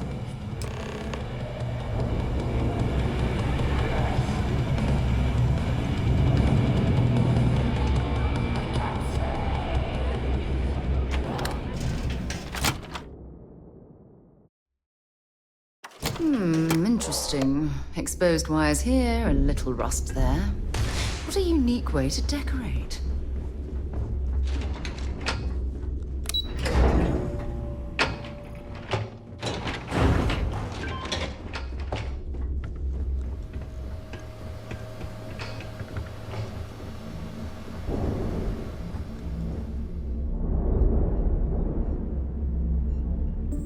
Jasmine tells me that you not only brought us the ComSpike, but an entire prototype UC ship. I'm impressed, Rook. Very impressed.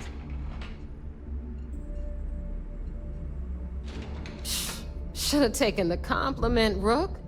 Dale doesn't give those out often. Juan gave us the full rundown of your little smash and grab operation.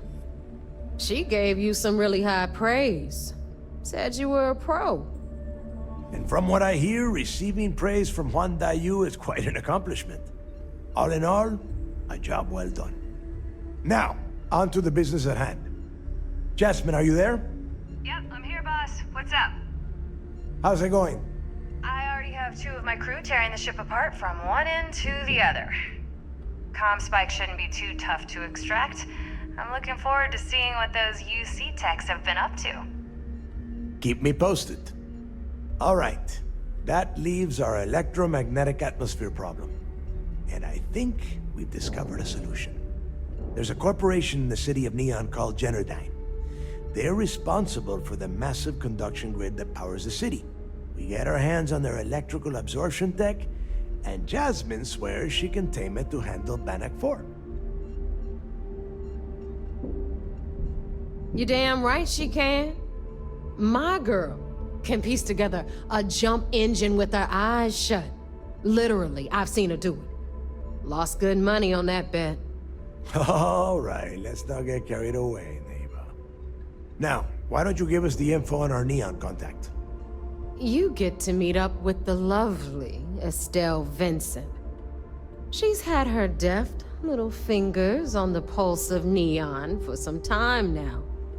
Whatever info you need, I guarantee she can get. Estelle is one of the most reliable captains we have in the fleet. If I want something done, there's none of the typical bullshit. It gets done, and afterward, we all split the cash. No. There is no getting along here. You are going to do everything she asks. Follow her instructions to the letter. She is valuable to the fleet. You piss her off and we lose her as a contact, you're going to be answering to me. Understood. We'll do our best to remain on her good side. Never mind her good side. You'd be better off appealing to her bank account. That is what drives her. Estelle will be waiting at Madame Sauvage's place. I'd say don't keep her waiting, but chances are she won't mind. Girl loves her liquor. And keep your eyes on the prize. Neon's one big distraction for people like us, so I want you focused. We are one step away from Crix's legacy, and we cannot afford any screw-ups.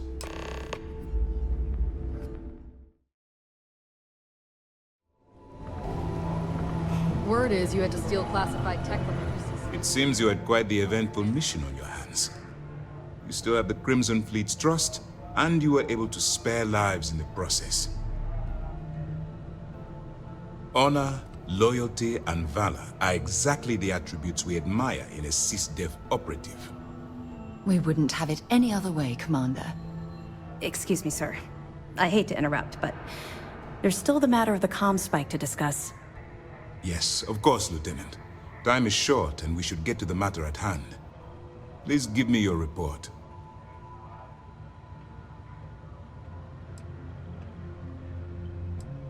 Then it's just a matter of time before she reverse engineers it to fit the fleet's purposes.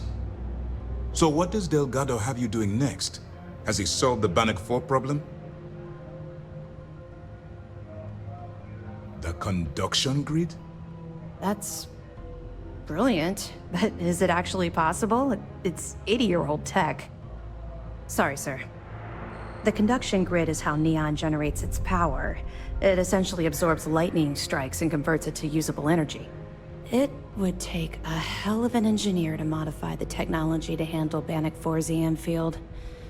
An engineer, like Jasmine Durand. If that's the case, inform our contacts on Neon that our operative will be touching down there in the near future. Absolutely, sir. And before you depart, I wanted you to know that your efforts are helping us gain interest among my superiors.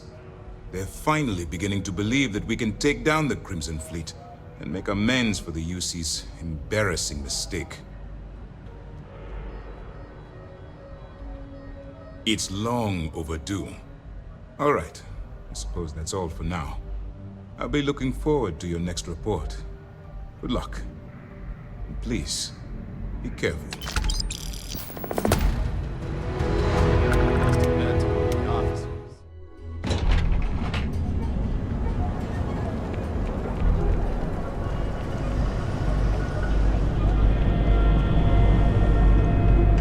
Maybe if I'm with you. Inside's a bad place for tourists these days. Madame. Sauvage. You have a moment.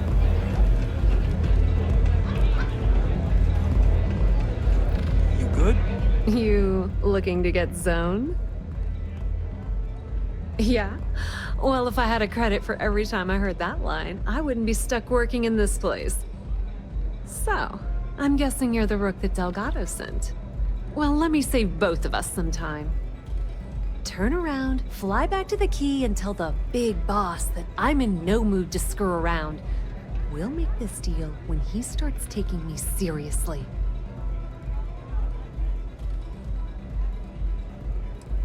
Are you serious? You're just gonna completely blow me off like that?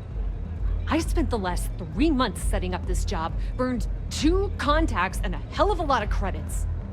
The whole time, I'm also keeping Bayou off our backs. That idiot even catches a whiff of money and he latches onto you like a damn leech. The few times I've dealt with Benjamin Bayou in the past have been rather unpleasant, to say the least.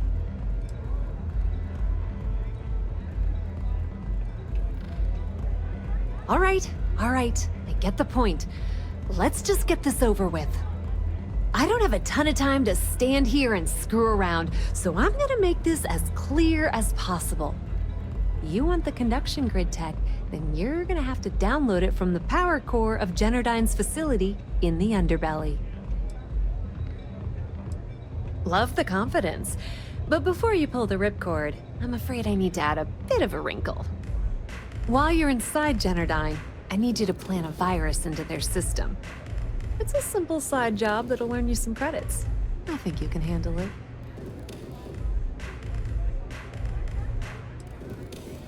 That's because you're planning it for me as a favor. Generdyne has all sorts of tasty, valuable snacks in their databanks, and I want access. Here, take this microdrive and access the computer in Brayson Bayou's office. It'll do the rest on its own. And I suppose you're gonna head down to Generdyne and kick down the door? Wow, it's so simple. I can't believe I didn't think of that myself. Generdyne's got their place locked down tight. But, as usual, the weak link comes from the people that work there. I recommend you start with Ayumi Komiko, an upper-level exec at Generdyne. Get your hands on her security pass, and you'll have the run of the place. RYUJIN Cloud doesn't mean shit at Generdyne. So you're gonna have to deal with Komiko and potentially her boyfriend, Benjamin Bayou. Anyway, you can find Komiko at Euphorica. Talk to the owner of the place, Micah. She'll point you in the right direction. As for dealing with Komiko herself, she's got an office in the trade tower if you're looking for something incriminating. The rest is up to you, Rook. When you're done, come meet me at the VIP booth in the Astro Lounge so we can celebrate. Watch your step. Benjamin Bayou has eyes everywhere.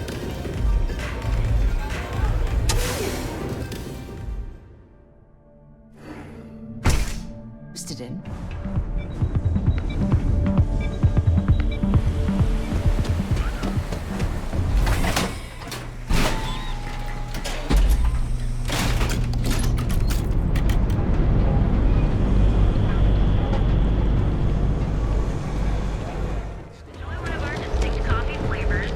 Trackers Alliance always finds them.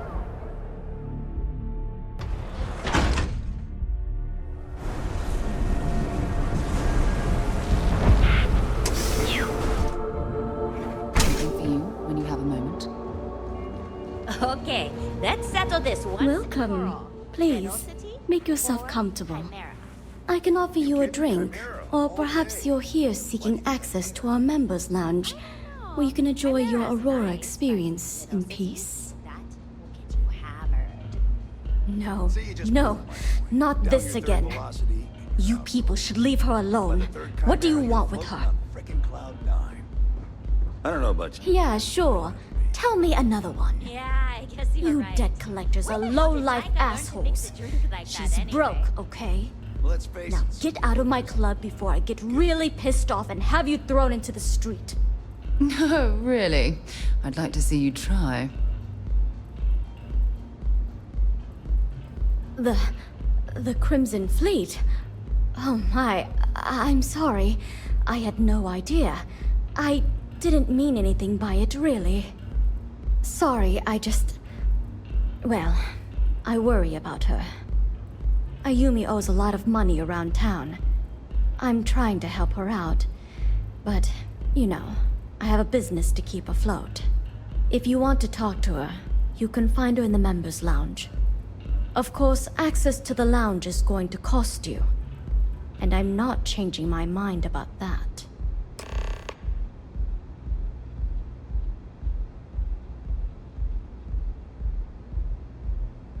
Excellent. Then here is your access key. Please let us know if anything in the lounge interferes with your comfort. Enjoy your stay. I like coming here. Lets me forget everything else for a bit.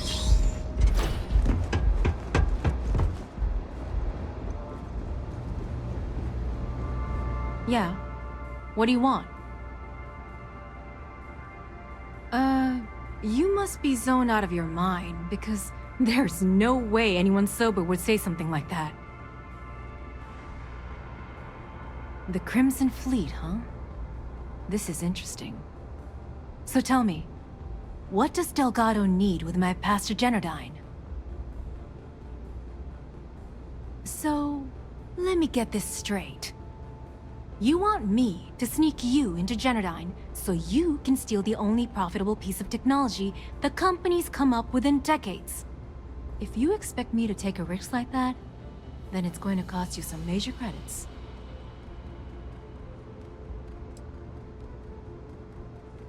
Do you have any idea what Benjamin Bayou would do to me if he found out we were even having this conversation? If I'm going to let you into Generdyne, I need a backup plan. Namely, money to get off-world, fast. You understand what I'm saying? Yes, you do. Short of taking it off my dead body, which would never happen thanks to my Syoga buddies here. You don't pay, you don't get the pass.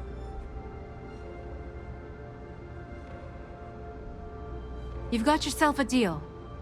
Here, take this pass. It should get you through the storage room entry to the facility. I'm warning you though, once you're inside, you're trespassing in a high security zone. That means they shoot on sight. Good luck. You're going to need it.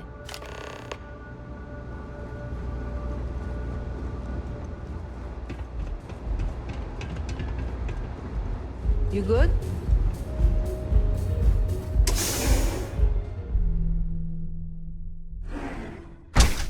Just it in. I'd be making a fortune.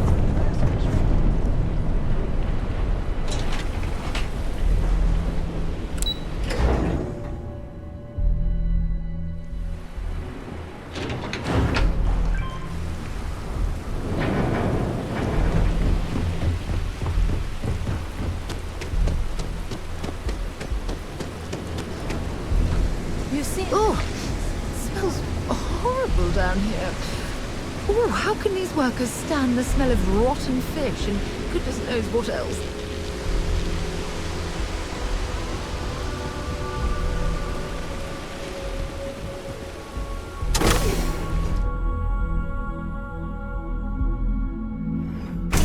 When you have a moment.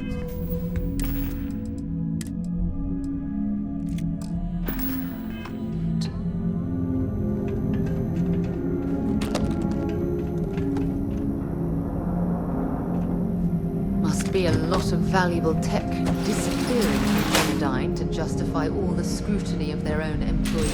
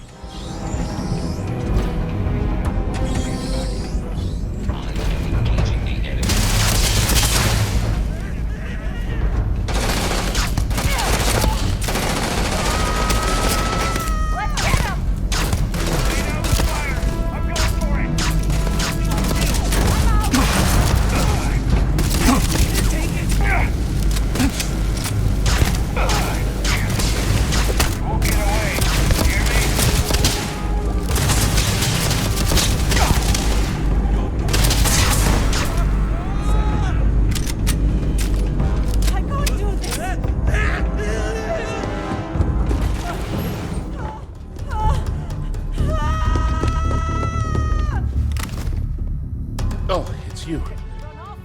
I was wondering how long it would take you to get down here. If you want the encryption cipher, you're welcome to it. I just don't want anyone getting hurt. Look, there's no need to be angry with me. I'm on your side. I'm not trying to trick you. You want the cipher? It's yours. At this point, I'd do anything to get back at my brother. He deserves everything he's got coming to him. I think you could safely say that most of Neon would agree. You know, I've spent my entire life living in Ben's shadow. Everything always works out for him, while I've been bouncing from one job to the next, barely keeping afloat. And all the while, he laughs at me behind my back. Thinks it's hilarious to make fun of his stupid brother. Like I wouldn't eventually find out. Yeah, that would be nice. You know what? I am sick to death of being pushed around. It's my turn to take control for once. The passcode for my terminal is GEN-41A18. That should give you access to the cipher and whatever else you need. I'm getting out of here while I still can. After you're done, I suggest you do the same. Do me a favor and don't tell my brother we talked.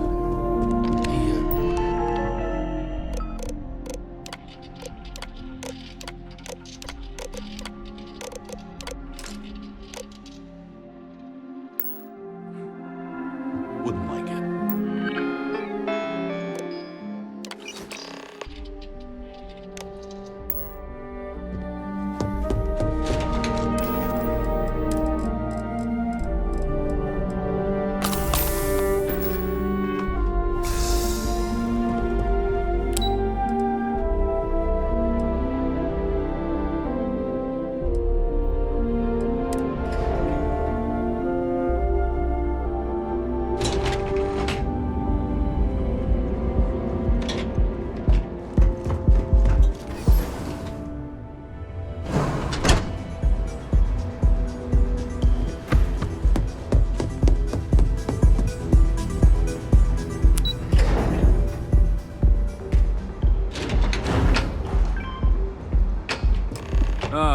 There you are. What kept you? I believe we have a lot to discuss. It's obvious you're here to meet someone. Fortunately for them, they rented this VIP room under a false name. I assume that same someone provided you with that clever little virus you installed into Genodyne's systems.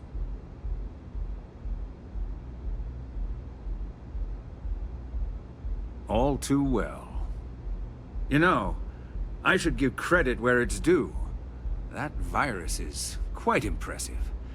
It will cost me tens of thousands of credits to remove. That's the last time I'll ever take the Crimson Fleet's capabilities for granted.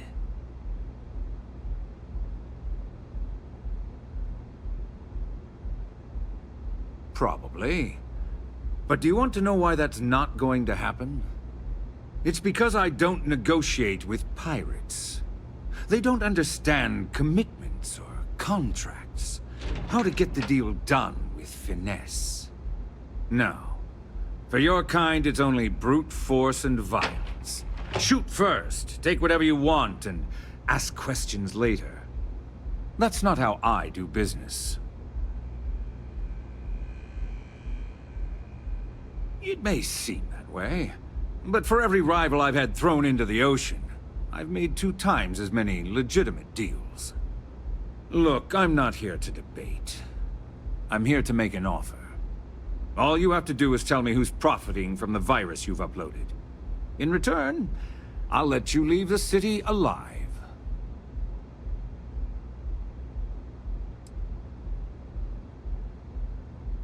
Brayson? Interesting.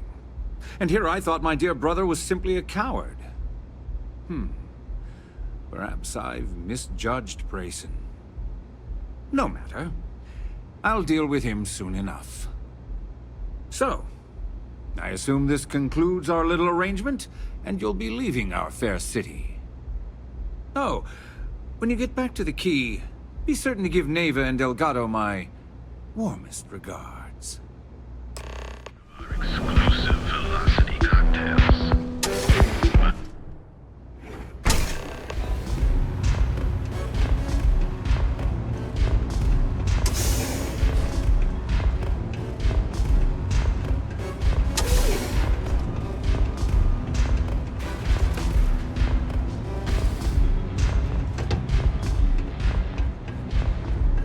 Glad you're back.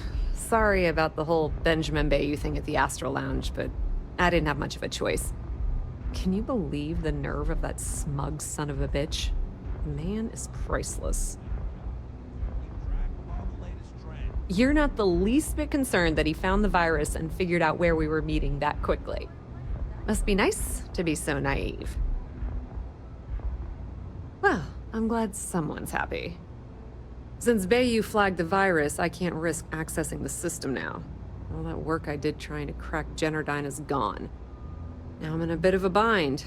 The prep work for this job put me in deep for a bunch of cash, and I have no way to pay it all back. I've been Fleet for the last 5 years.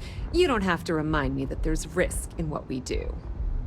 Look, I was hoping you'd pick up on what I was trying to ask, but the hell with it. I'll just ask. Can you cut me in for a little bit of cash you're making on this job? I mean, I did get you inside and practically hand you the data on the grid. I appreciate that, I really do. Having each other's back is what makes the Fleet stronger, you know?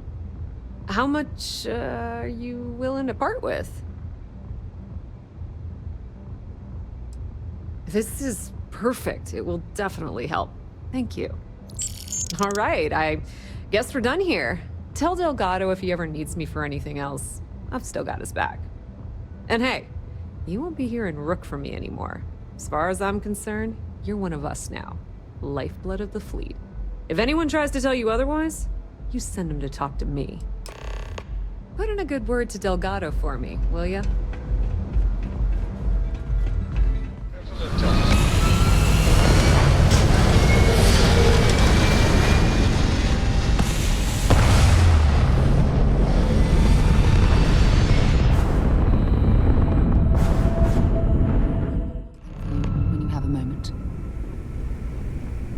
All hell's breaking loose, Rook. Delgado needs you in the repair bay with Jazz as soon as possible.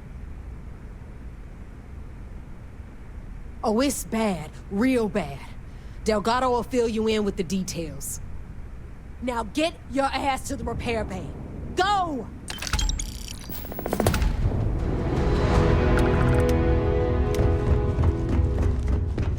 Need something?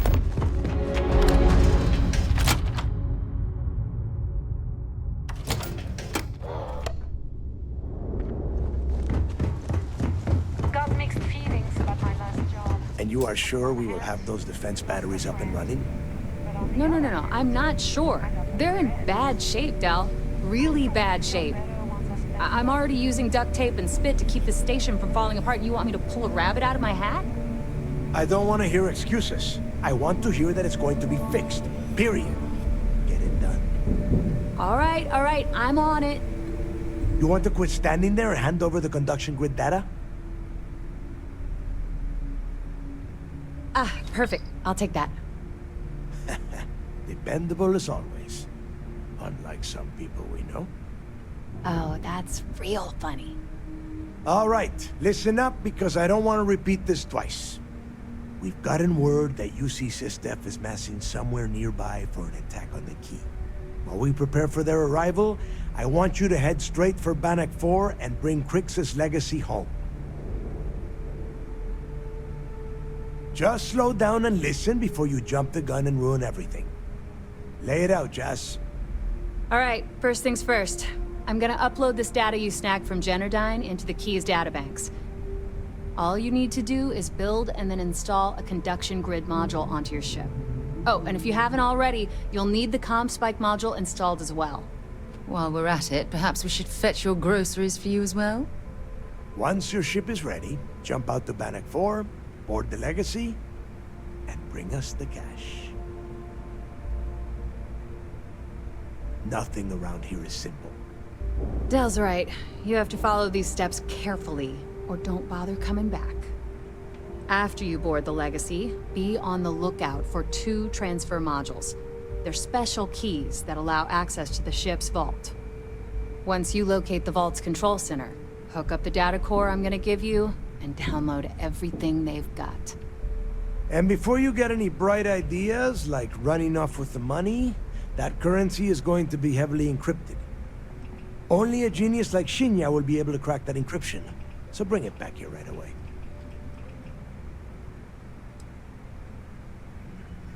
Are you kidding? Everyone around here is a traitor. Look, I'm gonna make this real simple for you. If that money ends up anywhere but the key, I will hunt you down and pry it out of your dead hands myself. Now get moving. Get moving before it's too late. I need to get those defensive batteries online, so make this fast. The comm spike traces and decrypts coded signals. As long as you have the transponder ID, you can track pretty much anything. That file you lifted from the Galbank archives contained the Legacy's transponder code, which I'll program into your nav system. All you have to do is get within the vicinity of Bannock 4, and the comm spike will automatically point you to the target. Cute toy, huh?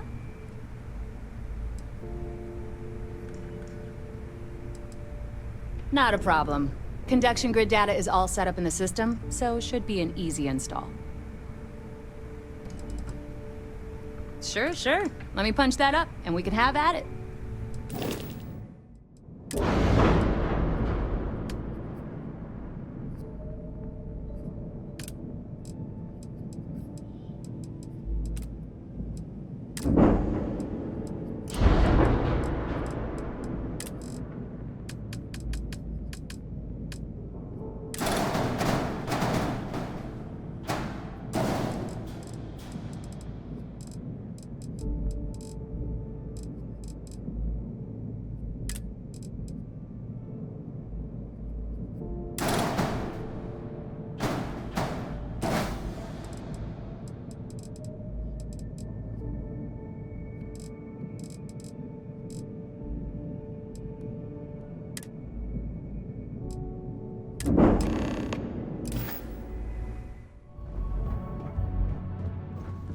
Yes? All support ships have arrived, Commander. Good. After we're done here, arrange it briefly. I want all of their SEALs over here as soon as possible. Yes, sir. Take their turn. There you are. Where have you been? You mean your latest excursion to Neon? I've received the reports about your little foray into Genodyne. Last piece of the puzzle before you go after Crix's legacy. Which means it's time to put all the cards on the table and prepare to attack the key. Thanks to your evidence, we are finally able to convince them to task us the necessary resources. Before you jump to Bannock 4, I need to make one thing abundantly clear. The credits from that Galbank transport cannot reach the fleet. You have to bring them here at all costs. If Delgado gains access to those resources, we might be touching off a battle we can't possibly win.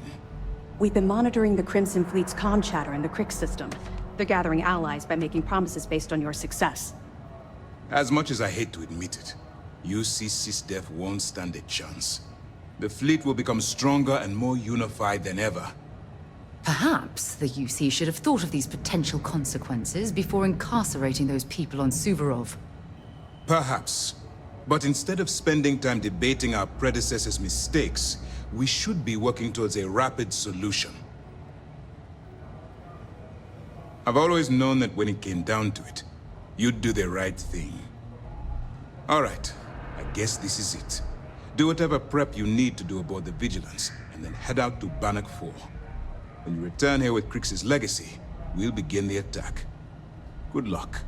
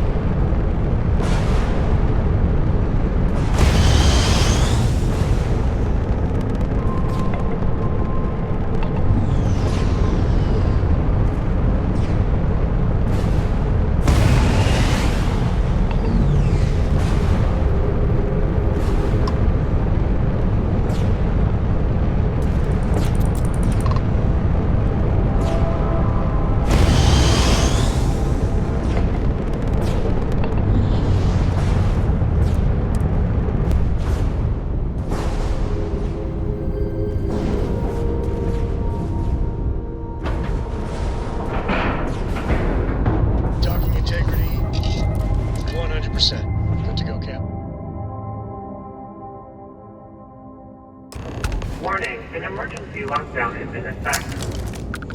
Look at the damage to these robots. We're not the first people to see what fix these systems.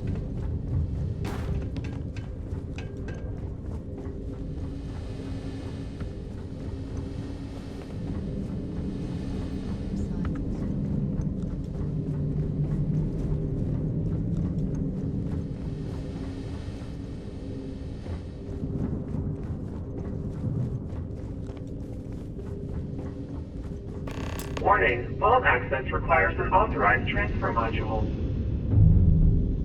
Warning, vault access requires an authorized transfer module. Vault access approved. Please stand clear of the door.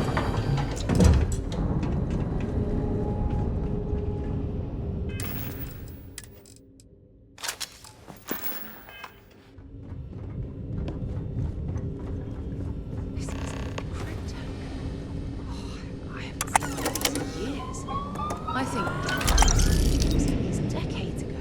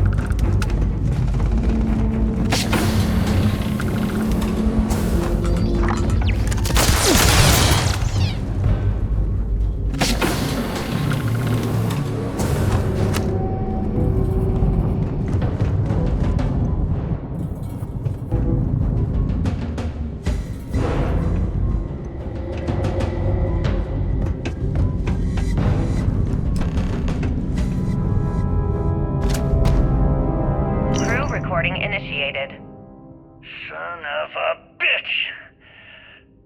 Nothing. Complete waste of time. I've tried everything I can possibly think of, and I end up right where I started. Oh, here I thought I was so clever. Thought I had it all figured out. First, fix my ship and get the prototype shielding back online. Second, shunt the power from the cred tank array back to the system to drain the credits. And then third, haul ass back to my ship before the EM field rips apart the legacy. 3 easy steps, right? Only problem is, I'm stuck at step 1. Every system on my ship is dead, and there's nothing aboard this ship to use for repairs. I can't believe I came all this way, just to end up stuck here like the poor bastards who ran this ship. Actually, wait a second. Issa will figure it out. I told her where I was going for a reason. She's smart. She'll know something's up when I miss the rendezvous. After all, we're supposed to split the loot. All I have to do is sit tight and wait until she figures out that something's gone wrong. Then she'll come here looking for me. In the meantime, I should start rationing my food. I could be waiting for a while. Crew recording terminated.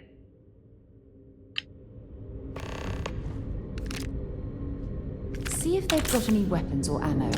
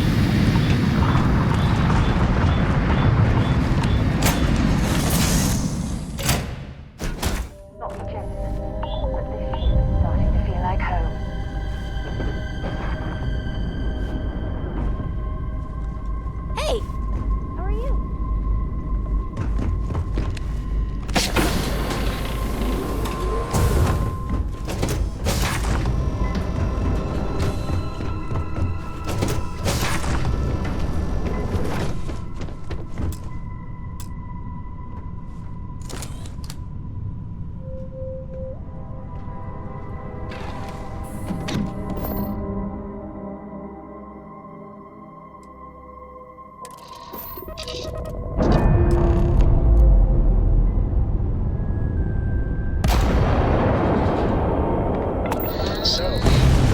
what's up for this photo, Cora? I have, Dad.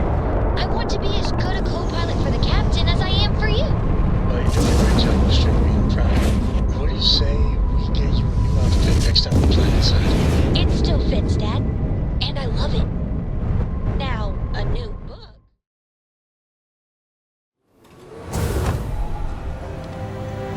It's good to have you. Good. Is that it? Is that Chris's legacy? Amazing. Ensign, take this and enter it into the data core analyzer. I'm on it, sir. You see, Lieutenant? I told you he wouldn't let us down. I have to admit, I'm impressed. Encrypted or not, it's quite a lot of money to be carrying around. The temptation must have been excruciating. Well, you came through. Now, on to other more pressing matters. We received confirmation that the fleet ships were scouts sent to probe our defenses. Unfortunately, one of them jumped away before you arrived. Which means that Delgado will have the Crimson Fleet prepping defenses of its own. If Delgado's aware of our attack fleet, then we're at a tactical disadvantage. We have little time to waste. That's the plan. Lieutenant, if you wouldn't mind explaining our strategy. Yes, sir. The Vigilance is equipped with the latest in hyper-resistant shielding, making it the only ship that can safely approach the key. The catch is that the key has access to 3 orbital defensive batteries that can fire electromagnetic energy. One hit, and we lose those fancy shields. Our mission is to take out those batteries. In fact, I'll be personally leading the assault on Battery Alpha. I need you to be my support. Sadly, we didn't get as much support for this mission as I would have liked. There just wasn't enough evidence gathered. We weren't able to convince MAS to lend us additional squadrons. They feel like they've committed too many resources already. That means we'll have to take out all 3 batteries ourselves. It's unfortunate, yes. But we wouldn't be here if I didn't believe you could do it. We've also given you a call sign, Renegade, to help coordinate our movements during the attack. Once those batteries are destroyed, you board the key and bring Delgado to justice. You won't come quietly. You do what you have to do. I knew we could count on your support. Well, this is it. After years of planning, it all comes down to this moment. All my hopes and my best wishes go with you. Good luck.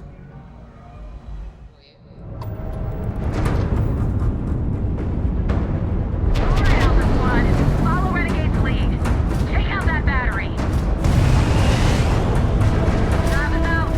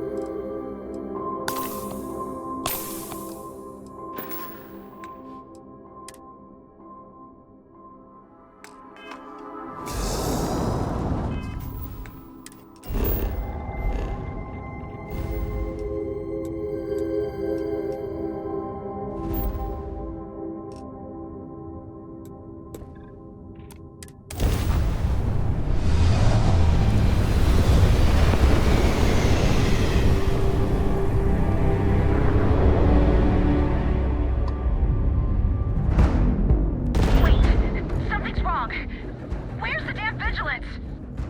Lose something, Toft? Ava's dealing with your flagship as we speak. I wouldn't expect backup anytime soon. Gives me plenty of time. All right, Fleet! Triple share to whoever takes the traitor down!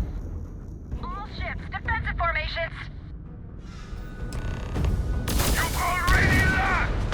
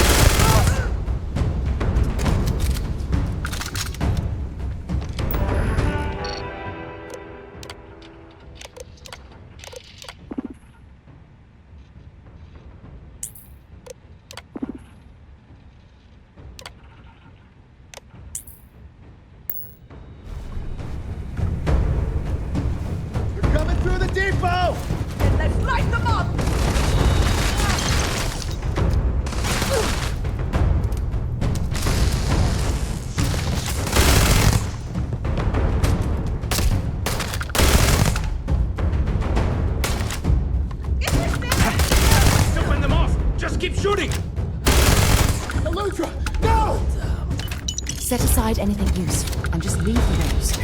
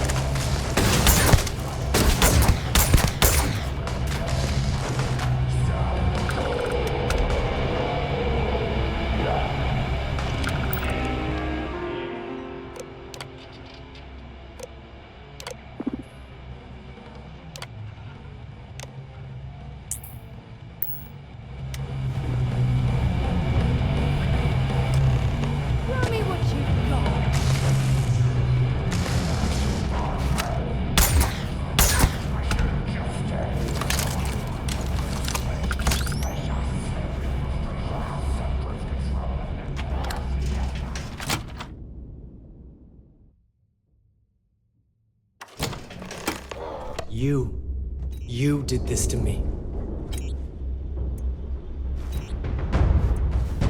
I can decrypt and re-encode thousands of credits in seconds, but something as simple as this, I didn't see it coming. Not in the slightest. And now because of you, my bomb's been activated. Which means I'm as good as dead.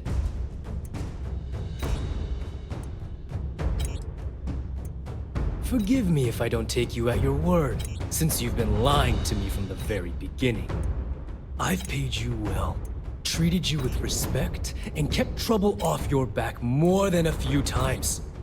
Look me in the eye and tell me why you've allowed this to happen to me. You owe me that much.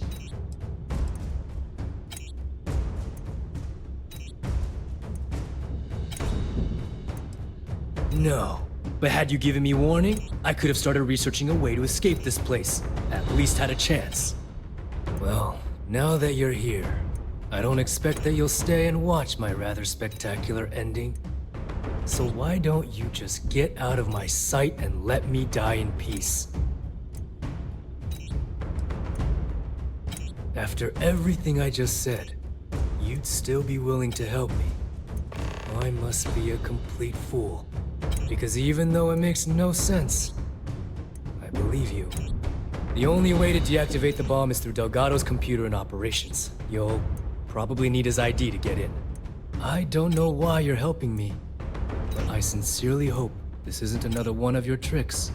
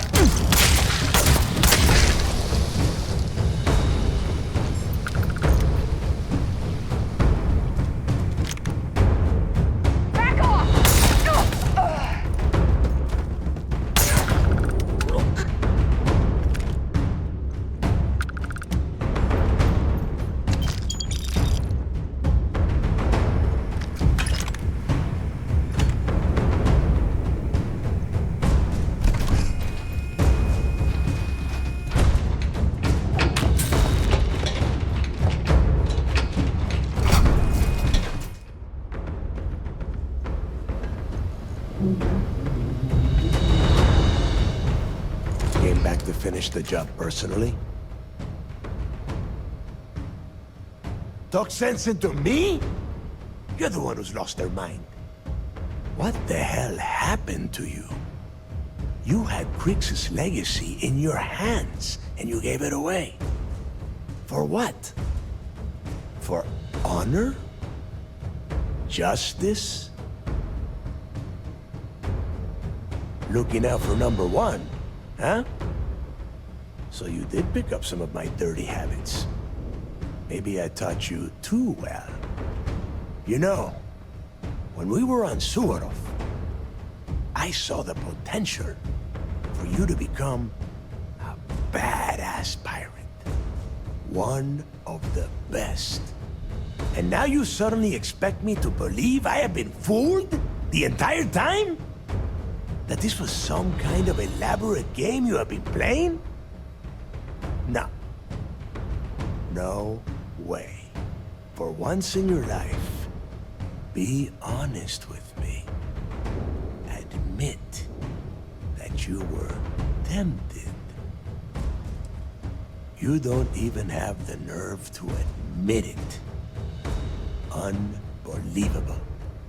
It is obvious that no matter what I say, you have no intention of honoring our pact. You clearly never did. I have already locked down the key and set its reactors to overload. Soon, you, me, and everyone near this station are going to be vaporized. Let's see how far that loyalty to Sistef takes you now. And spend the rest of my life in the brig without a credit to my name? Why would I do that?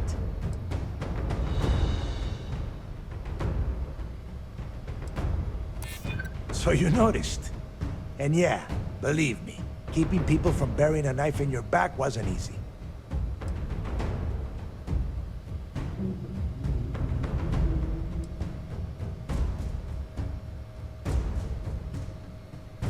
And I suppose you want me to think it ends outside a prison cell and not in.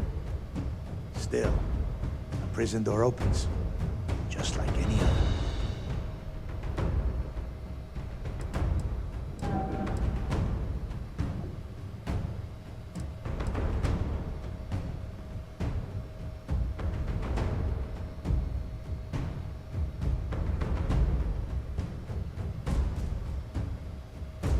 As is every member of the fleet. And if I give them all one more day, maybe we make it out of this. Fine. You win. Standing down the reactors. With the legacy gone, we're dead in the water anyway. But before you have Ikande lock me up, I'm gonna leave you with some parting words. Whether you know it or not, you're damn good at being a pirate. It's in your blood. One of these days, that's all gonna hit you. And I'll be waiting for you in my cell to tell you I told you so.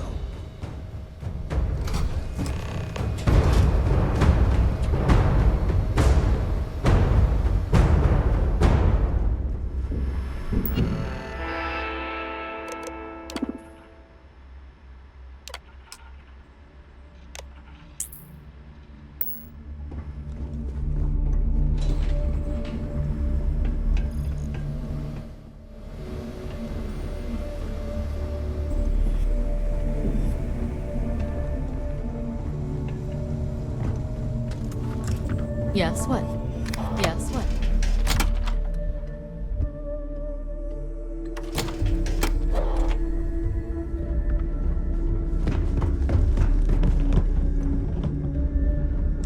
I don't stock up on junk.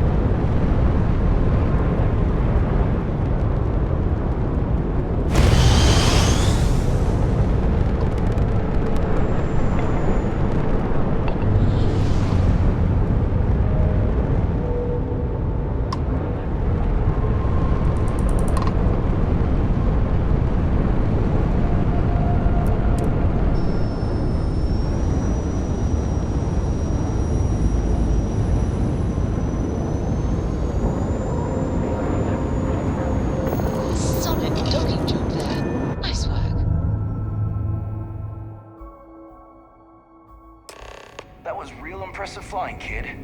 You earned your wings today. Thank you, sir. I was just trying to do my part.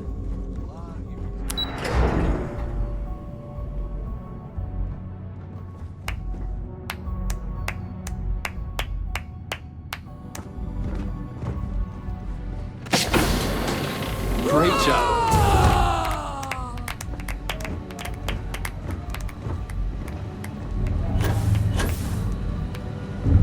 You have permission to speak freely. I believe congratulations are in order.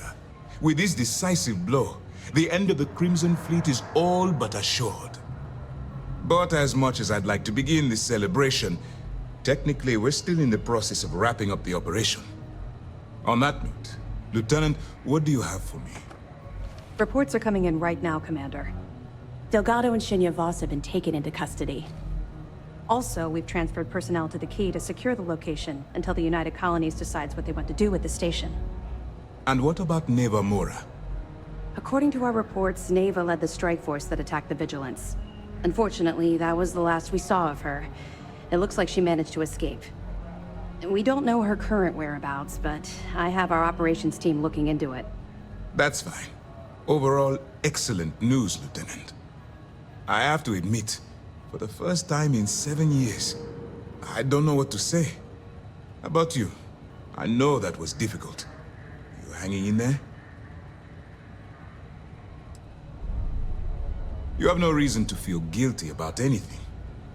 No matter how close you were to the fleet, you have to remember that they're terrible people that did terrible things, and don't deserve your guilt. I've twisted arms and cashed in some favors at Mast. I wanted to make sure you got a share of the money you recovered from the legacy. Call it a reward, a token of appreciation, whatever the hell you want. But you've absolutely earned every credit. While it was satisfying enough to watch the Crimson Fleet meet its end, having an account brimming with credits is a pleasant bonus.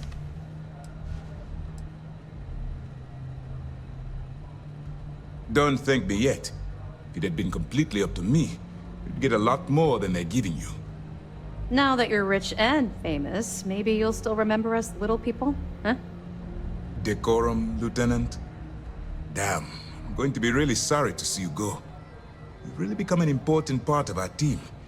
It won't be the same around here without you. Although, if you feel like staying aboard, I'm sure I could give you access to the SysDef mission board. That is, if you can stand spending another minute with us on Vigilance.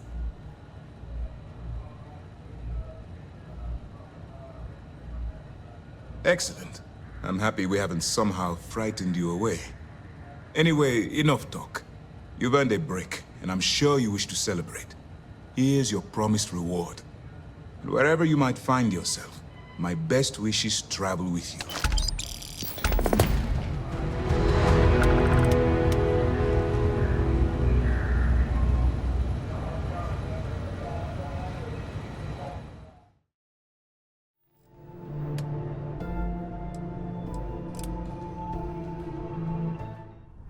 Now that we're here, perhaps we could spend a bit of time relaxing rather than planning.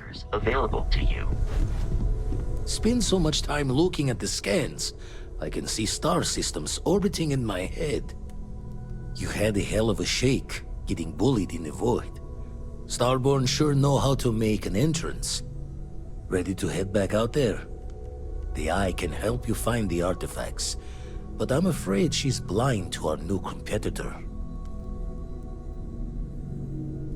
Double-check the safety and locks wherever you go, okay? Exploration's dangerous, even without some nefarious group trying to kill you.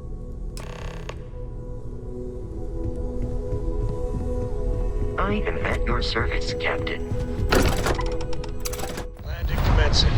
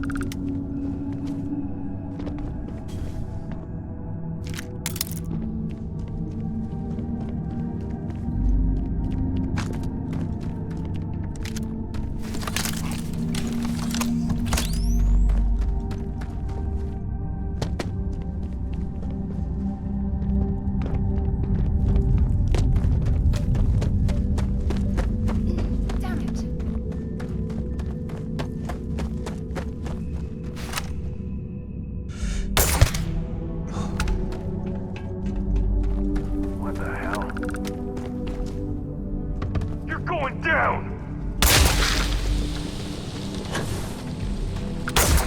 Oh! God.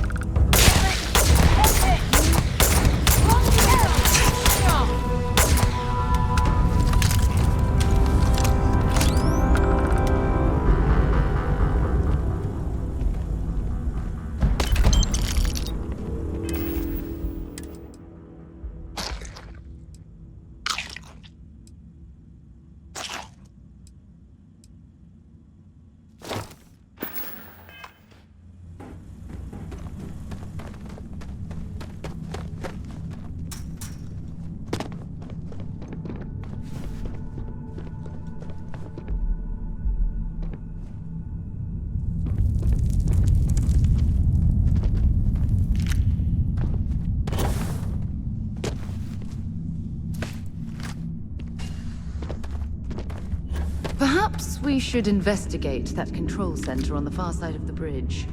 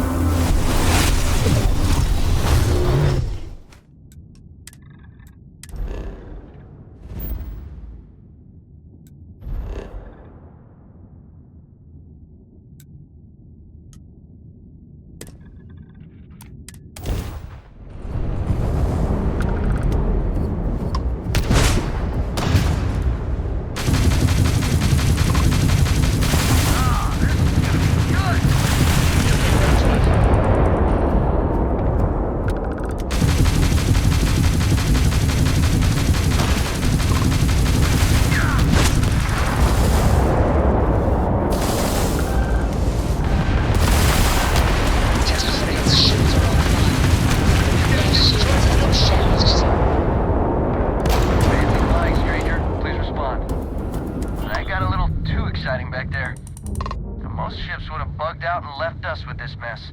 But you, total class act. Any way we can repay you?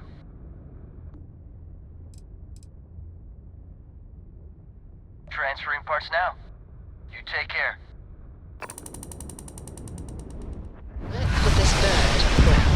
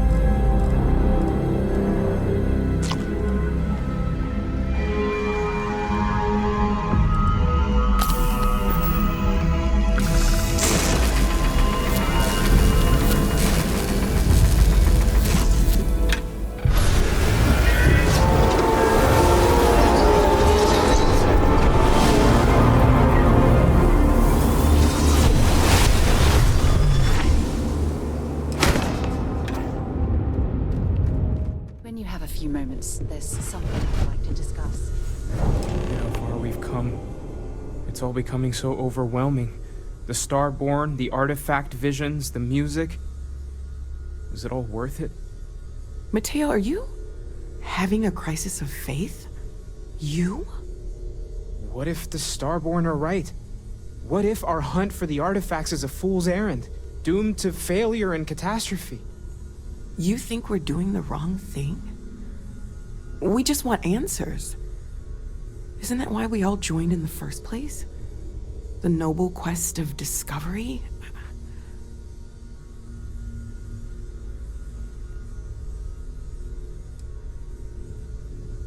Exactly. When the universe presents us with a threat, we can't afford to run away. We need to stay in the fight.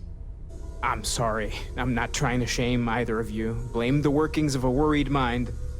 I just hope that this journey doesn't turn us into something that we wouldn't recognize from where we are now. Hate to interrupt, but I have a favor to ask. Lot of equipment on the Eye has reached the span's end. If we're going to find more artifacts further out, we need work done. Got the nods and signs from Sarah and Walter for the materials, but I need hands. Won't be going alone. Need more than just the you and I. Asked around. A few constellations are already on their way up.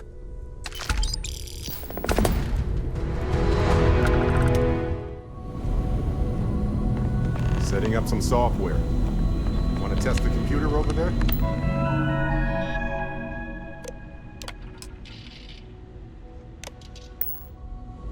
Now that is some fine teamwork. Perfect. Should really help whenever we send data back. Lend a hand? Grab a couple of wrenches and let's tighten this equipment down.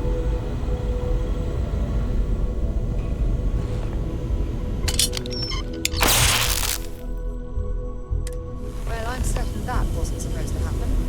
Check with Vladimir? Gave up my room in the lodge so Andreja had a place to call her own. Everyone needs space to let their thoughts run solo. You color the wrong wires. Station showing red. Nastier than I measured. Figured a few of the parts might be iffy, but this is going to take more than a span. Oh, I should have checked the compatibility when we made the order. I can stay with you until we get all this fixed. No need for the martyr's clothes, but I'm happy to have the help. As for you, while we're giving the eye the swords, need to tip your ear on another matter when you got the time.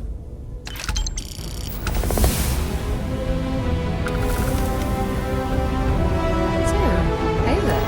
Glad to see you again. Damn. I'm starting to enjoy the conversation.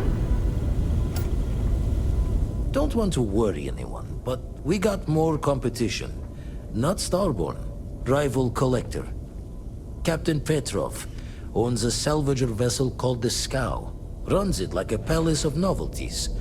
And he's got a new prize in his collection. Reached out through my hand-to-hands to see if we can do an honest swap. He says the rock ain't for sale for any price. Think we're gonna need a crowbar and bag for this one. Left the life of a jack-of-bones behind myself. I know what I'm asking. But I see a clutch prize not up for the prying any other way. Not sending you lone hook on the job. I want Sam with you on this one. You two will be foot to foot the whole way, so make sure you're ready. Catch a smile out there.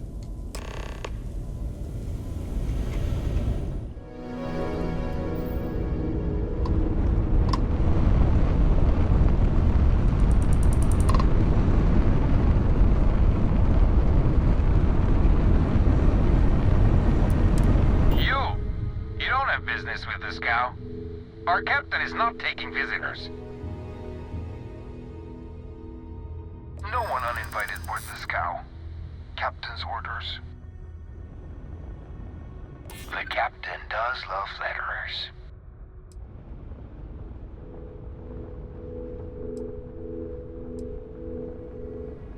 Yeah, sure they do.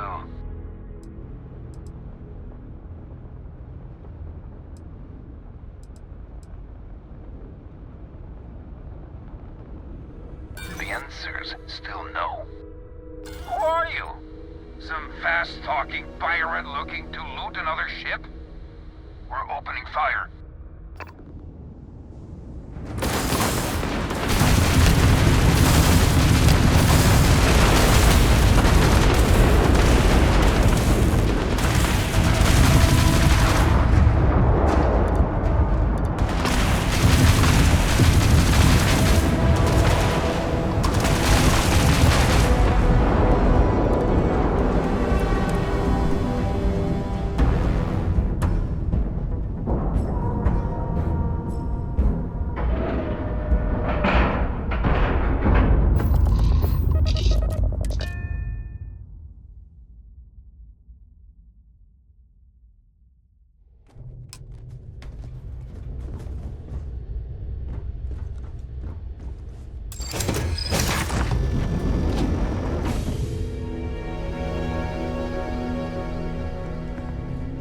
Not one step further. Awfully insistent, aren't you?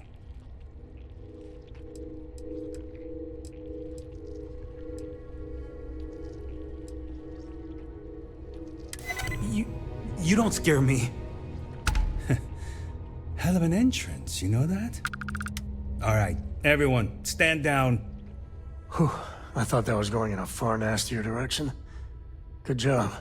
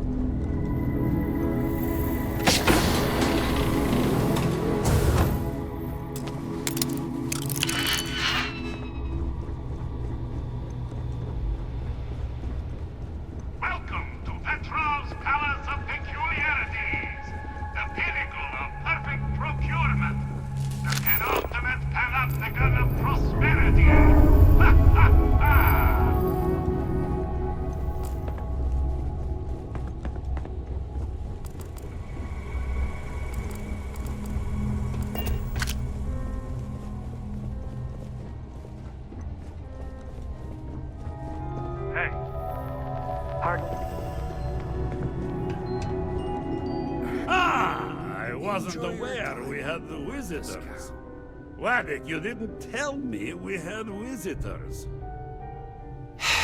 Yes, that was what all the shooting was all about. Excellent. Now that you've gone to all this trouble to get here, you should make yourself at home. Relax. Kick up your feet on the tables. I don't care, they have scorch marks on them anyway. Oh, flattery, huh? My favorite pastime, huh? Between you and me, I do have something very special in the vault. Ah, but my jealous heart knows no bounds. I want to keep it all to myself. Tempting. I do love showing off. But my security team will have a heart attack. It would be against all those protocols that I admittedly told them to make.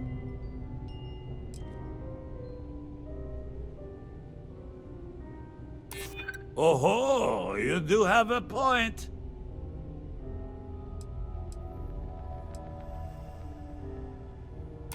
Now, no need to be insulting. Very well. What's a quick look going to hurt, huh? I know. People look at me and say, Petrov, your whole ship is a testament of splendor. We wouldn't Why do you need a ship we special haven't vault? vetted personally. Well, all I can say is that even the greatest collection needs its own private viewing area. Plus, between you and me, there are thieves everywhere. So I spared no expense. Every door between me and my treasures is painful. But that is the price of security, huh? Que sera? Just a bit further. This ship and I have been through some adventures, I'll tell you. I once collected salvage from a Deimos Celestial class while it was exploding. The crew was scraping scorch marks and bits of metal off the hull for me. And of course, there was the time I accidentally steered us into a UC Navy vessel after a particularly uproarious celebration of my latest acquisitions of fine art. But we were wedged perfectly between their two thrusters and were able to just kind of push them back into the Star Yard for repairs.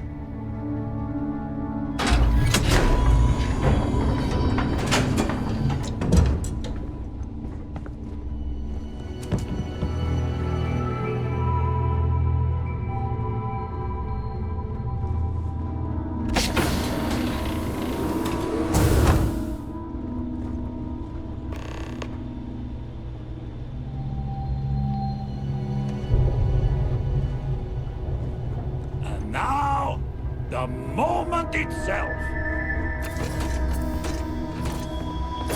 Ah, beautiful, isn't it? The man who sold me this told me that it spoke to him. That holding it for the first time was like drowning in your own soul. Alas, I've held it several times, and my soul is still breathing, devoid of any such enlightenment.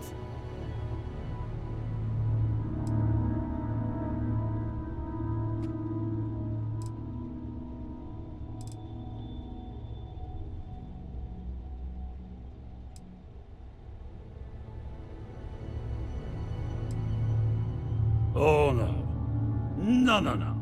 I can't. This one is mine. And it's only fair to warn you. Hands off! I would hate to sour our new friendship by becoming the victim of piracy. Hey, we're not pirates. Except, well, when we really need something, for really, really good reasons. Yeah, that does sound a little piratey, doesn't it?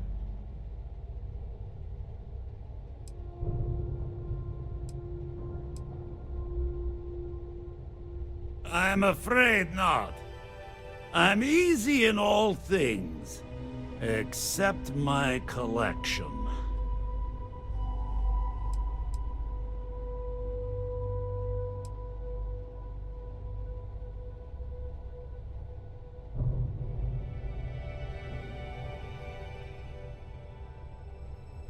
Then I suppose it's just a question whether my immeasurable love for my collection and my crew of hired cutthroats is enough to stop you. Go ahead. Make a move for the artifact. Let's see what happens. I don't see any moves we got left here.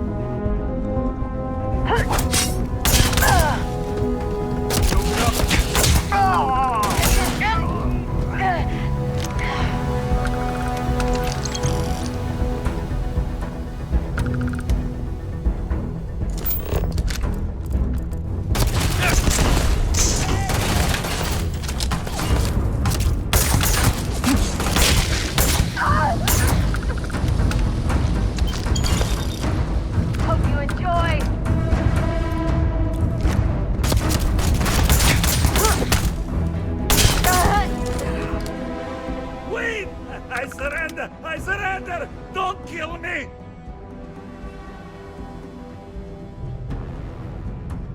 Done! Stand down, everyone. Let the nice pirate pass. You're lucky the captain's a coward. If it were me, I'd say we go a few more rounds.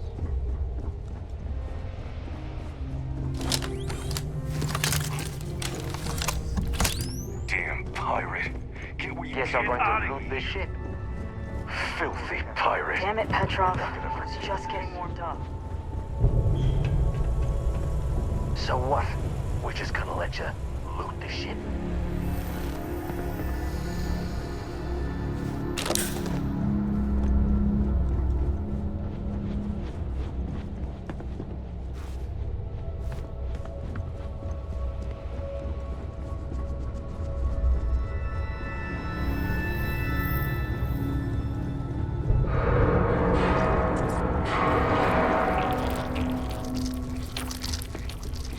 Lucky the captain's a coward. If it were me... Take what you want, then get lost.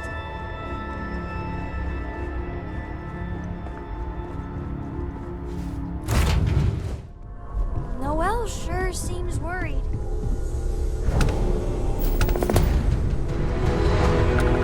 Vladimir!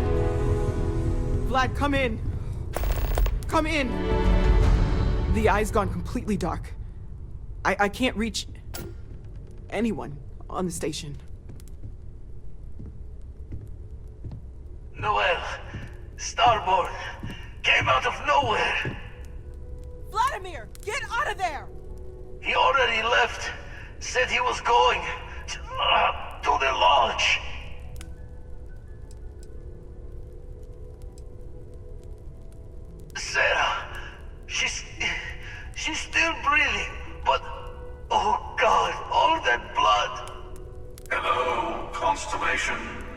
Are you there?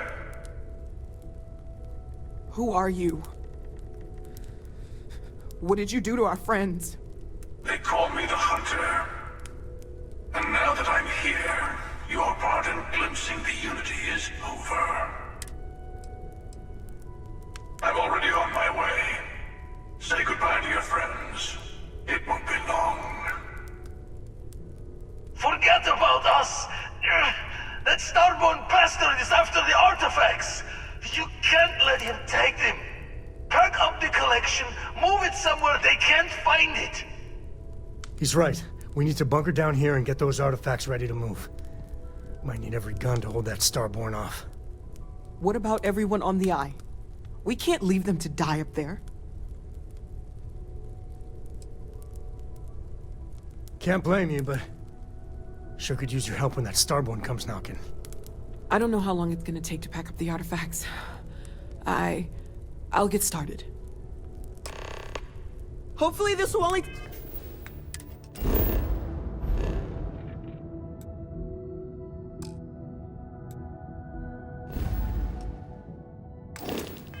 take a few minutes, if my hands can stop shaking! Everyone take cover, now. You leaving? Gotta barricade the door once you're out. We'll be able to let you back in. You too.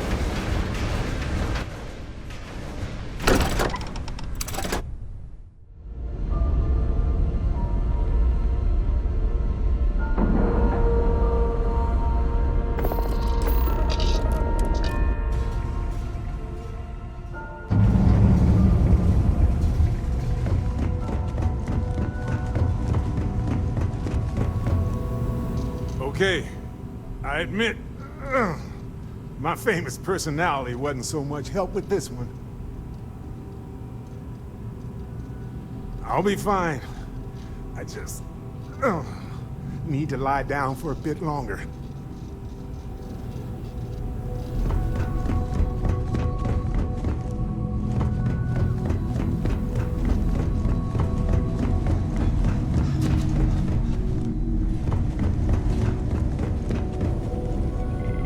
Oh, thank heavens. You're all right. No time to waste. Let's get going.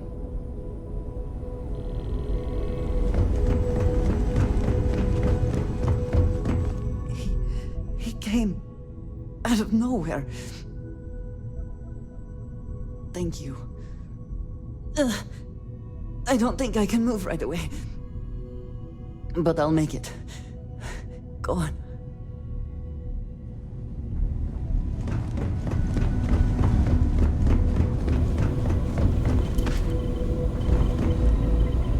You're alive. Krix's ghost can keep waiting. No tears for the old. Got the others to worry about.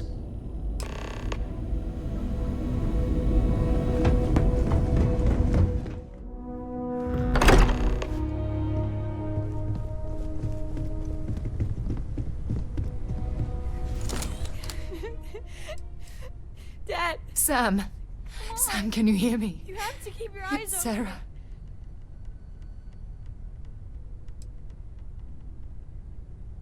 There's nothing you can do now. He's not going to make it. Sam. Cora will be fine, okay, Sam? We won't let anything happen to her. Dad! Dad, get up! Get up! Please?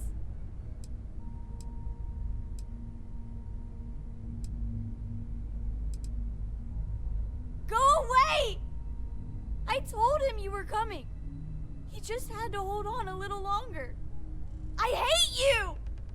Leave me alone!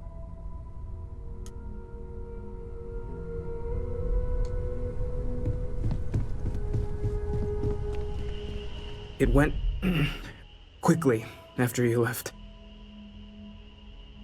We held him off while Noel escaped through the basement. There's a door that leads to the well district.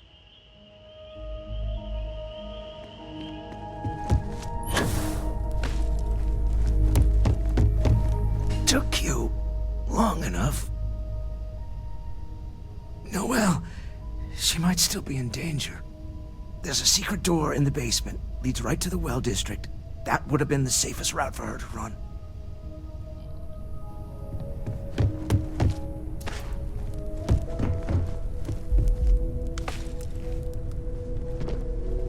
I'd appear to only be seriously damaged instead of critically damaged. Fortunate. That you are likewise relatively undamaged is also preferable to the alternative.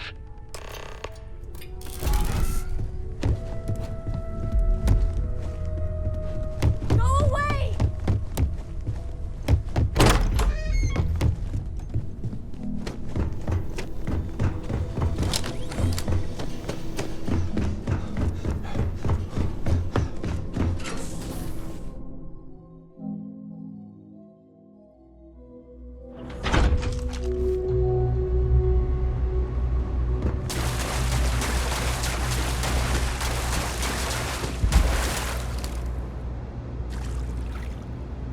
Stay back! Oh, thank God. Thank God, thank God, thank God. I still have the artifacts, but where do we take them? Oh, there you are. I wasn't expecting you to run to the eye. You're not getting the artifacts. Yes. Let's see if they can slip from my grasp this time, shall we?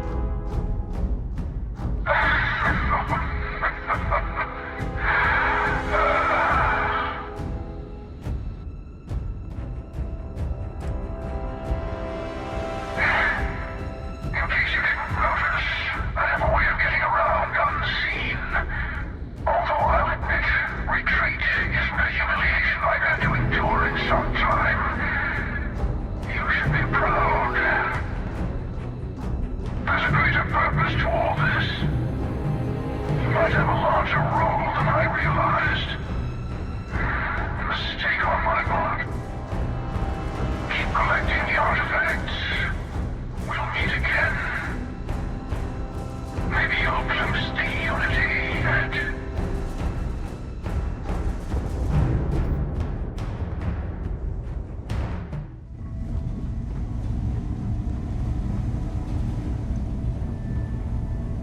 You're back. Thank the blackest sea that you and Noel are safe. And the artifacts? The lodge. So, we slipped from the Starborn's grasp, but not before taking a stab straight in the heart. We need to talk locks and bolts. Lodge and the Eye are not secure. Just means he's playing the waiting man's game. He'll be back once we've done all the work of collecting the other pieces. The hunter, he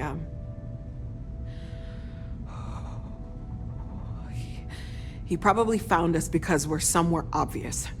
High-populated area, just like how the Starborn found you orbiting Neon the first time.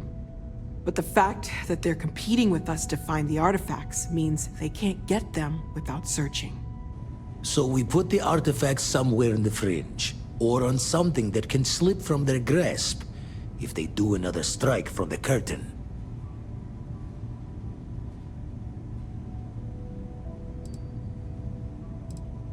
Fine idea. Starborn show up, you can burn helium in one spin of the grav drive to anywhere. Here, keep the artifacts safe. I guess we'll meet back at the lodge after.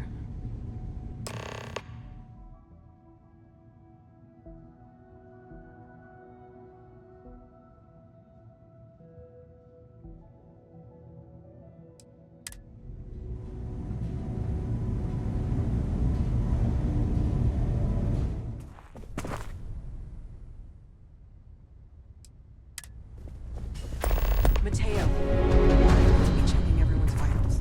Now really isn't the time. If I may, I know our encounter with the hunter is the last thing anyone wants to talk about right now, but he said something that I can't get out of my mind.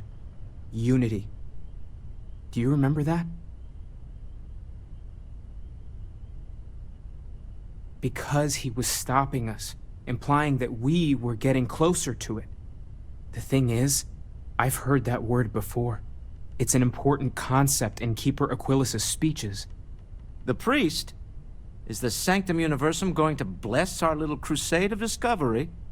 It can't be a coincidence. The Sanctum has always believed that answers are out there in the stars. Look, I know it's the longest of shots and the biggest leap of faith I could ever ask us all to take, but why not talk to him? There's no harm in gathering more information. A visit to the Sanctum might actually be quite enlightening. Thank you. I know it's not much to go on, but something about this feels right. I'll meet you over there. Thank you for helping me out with the artifacts.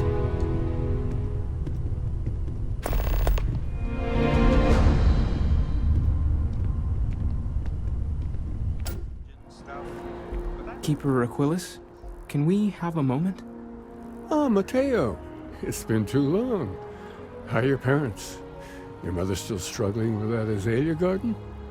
No, she figured that out a while ago. Had to adjust the pH levels in the soil. But, Keeper, I didn't come to catch up. Oh. Well, what's on both your minds? Oh. Yeah. How humanity comes together. How we are to love each other even as our universe becomes even more complex. That's not exactly what we mean. Keeper, when you talk about unity, well, does it mean anything else? Something secret?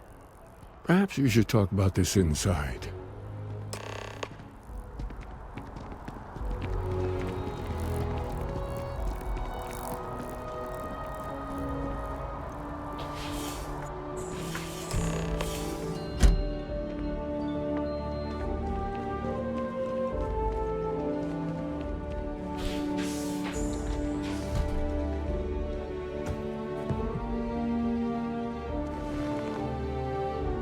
now that we have a little privacy, why don't you tell me exactly what it is that brought you two here?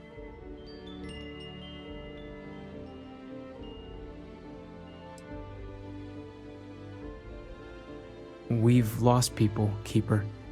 Oh, I'm so sorry to hear that.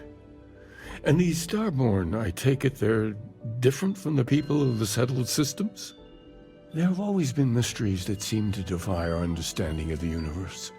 Beyond rational thought, we enter life as an act of someone else's faith in us. There's no way of knowing who we will become, and yet the risk is made anyway.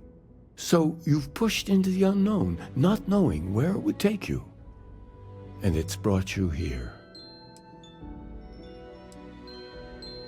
I think I can. If you're willing to find your way in the dark for a bit longer, I can give you a path of discovering its meaning.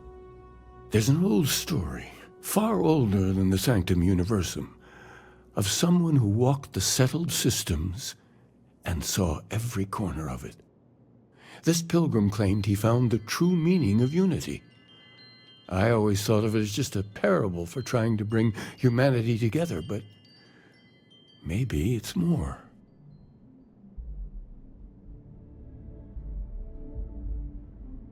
In my story, the pilgrim met the founders of the House of Enlightenment and the enigmatic cult of the Varun, and he gave them each a part of the truth. Then he goes to his final resting place to live out the rest of his days in contemplation of infinitum addendum, his addition or contribution to the infinite. But what if the story isn't a metaphor, but a code, a way of finding the pilgrim again, or at least his grave?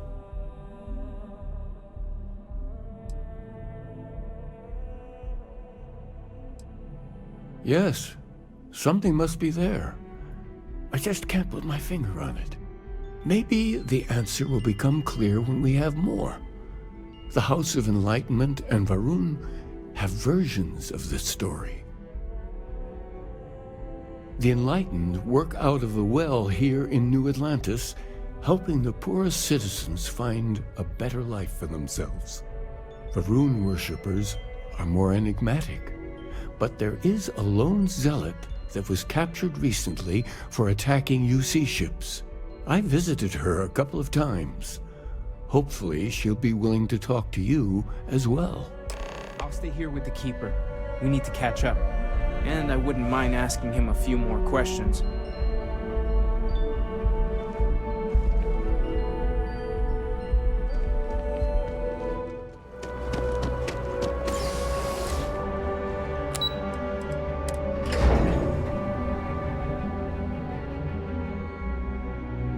Have things for you. You know, there's nothing wrong with breakfast for dinner, or lunch, or dessert. Let me know if I can help you.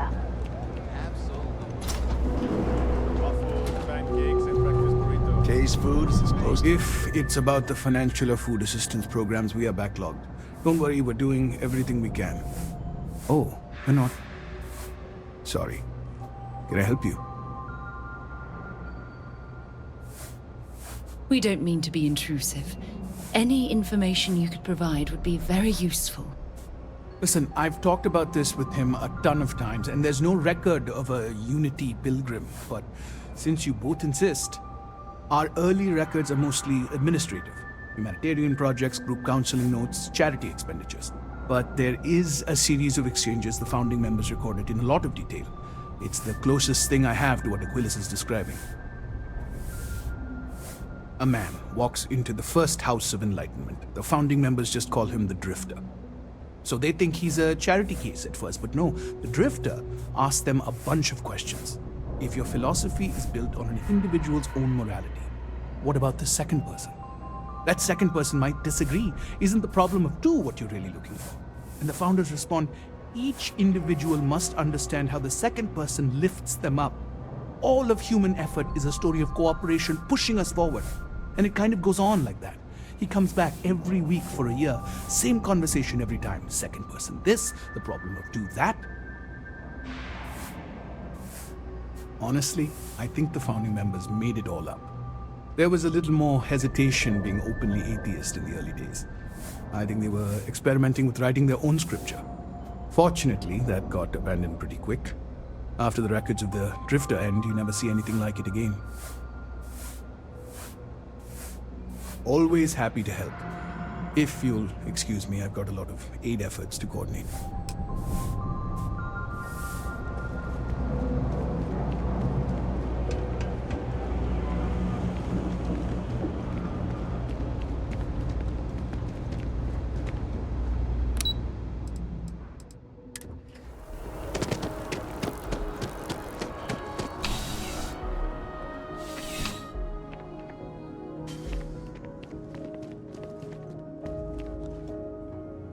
Wait. You're on the wanted list. Smart move. Now, come along with us. We'll take any contraband and stolen property, and you'll be free to go.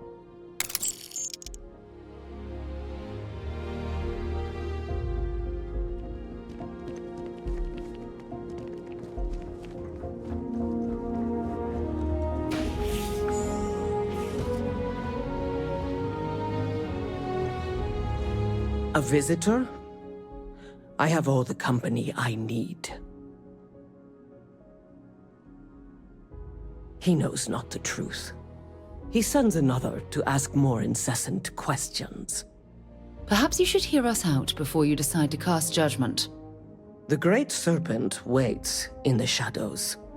He will entwine the universe, and all but the faithful will be made as dust.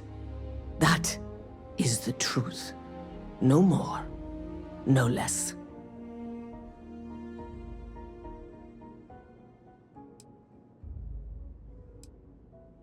Anything you could tell us would be tremendously helpful. Yes, I have spoken to your keeper about this. I will tell you what I told him, and then you will leave me. Jinan Varun meets the unbeliever.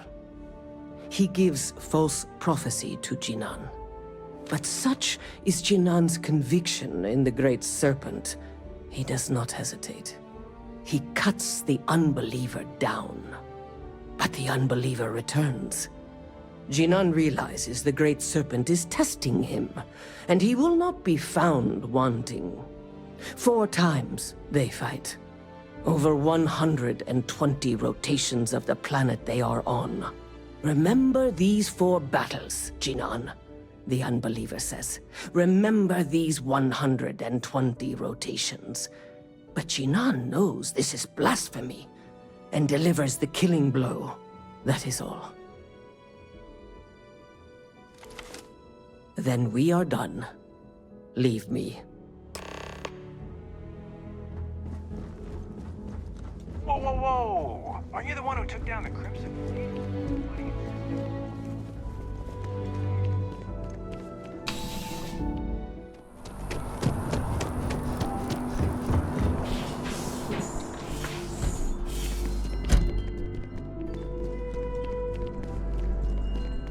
Well, you're back.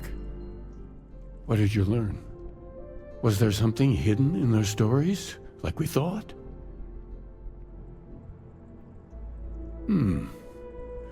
Planets are often named by number. That second might mean the second planet in the system. What else did you learn?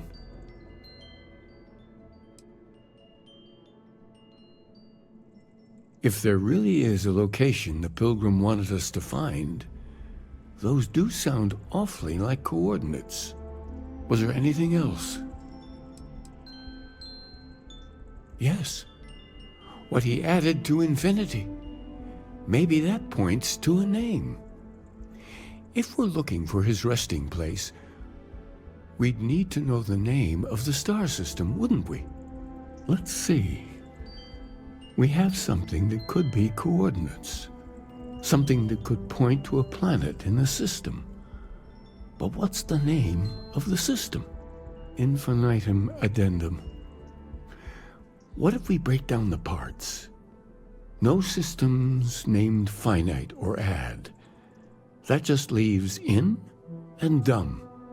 Well, that's certainly how I feel. Yes, that's it.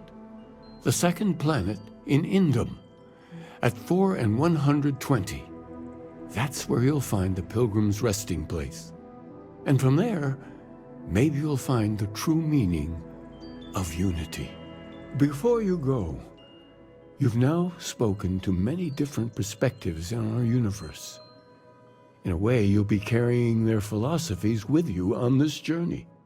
I know you're looking for a specific unity, but if you had to guess what it was, what interpretation would you give it?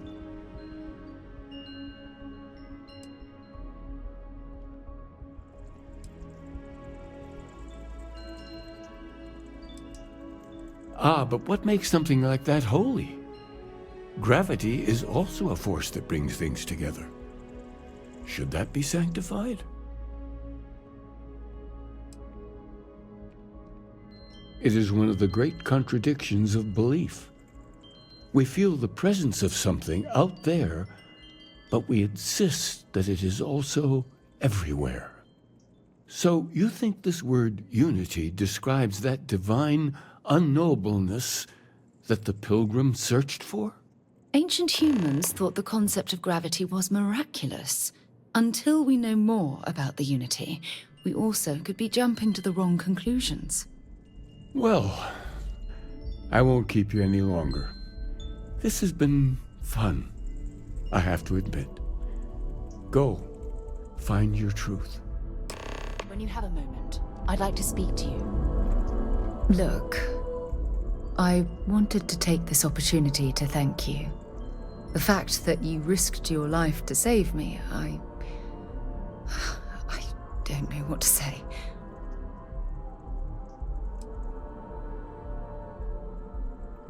Well, yes, of course, but that's beside the point. My only wish is that my rescue hadn't come at the expense of Sam's life. He was one of my closest colleagues, and a cherished friend. Oh, poor Cora. I'm sure the poor thing is devastated. She's lost a wonderful father.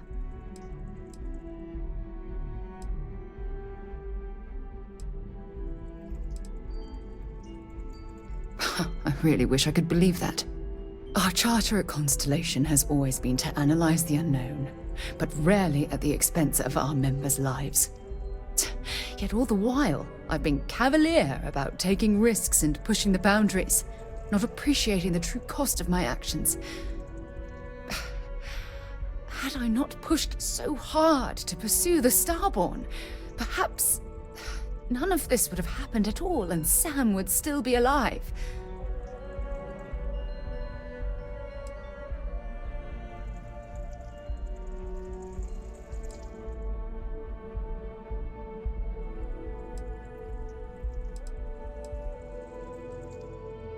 Of course I can. Damn it! Why is this happening to us? We're explorers. Our curiosity pushes us to seek answers to life's mysteries. It's one of the core traits of humankind. Yet in return, this is what the universe throws at us. Beings from God knows where who are trying to murder us. Why? What have we done wrong?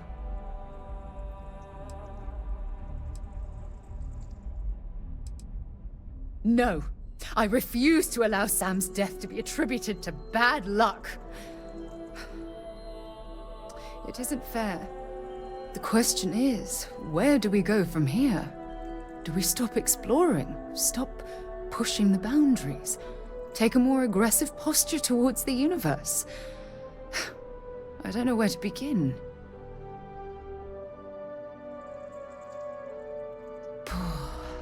I suppose you're right. I just hope we don't make the same fatal mistake twice. Well, I suppose that's all I had on my mind for now. Oh, it was a relief to get all of that out in the open. I'm sorry I got so angry. But I assure you, it's nothing personal. You're the only one I feel comfortable talking with about these things.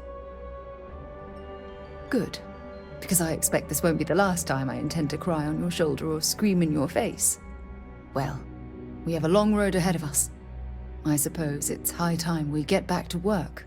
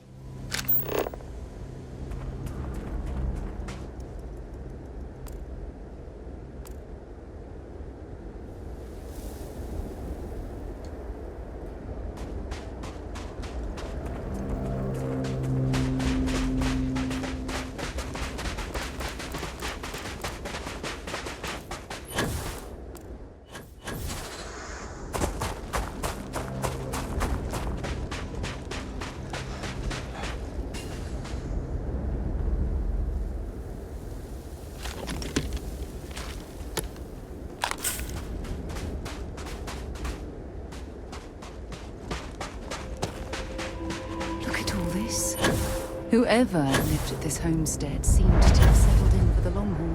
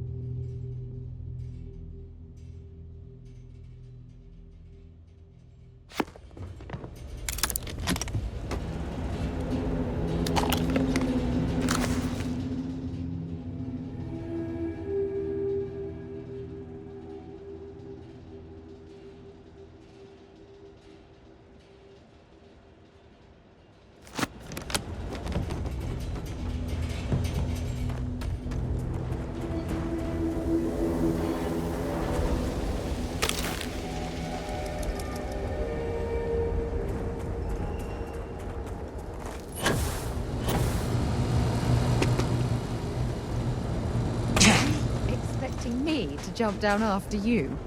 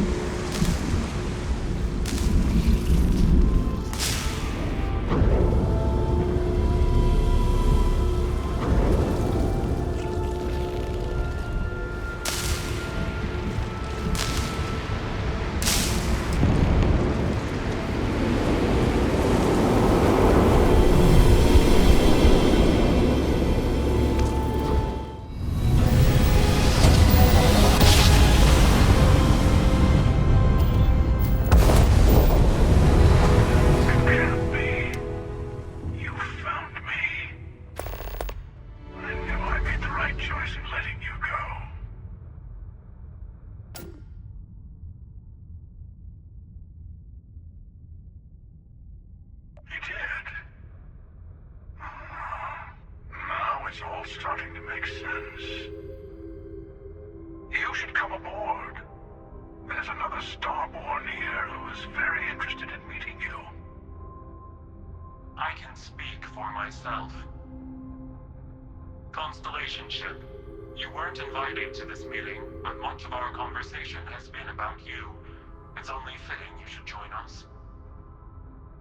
I will personally guarantee your safety as long as you come in peace. And think of it as a ceasefire meeting. Your one shot at getting those answers you must desperately want.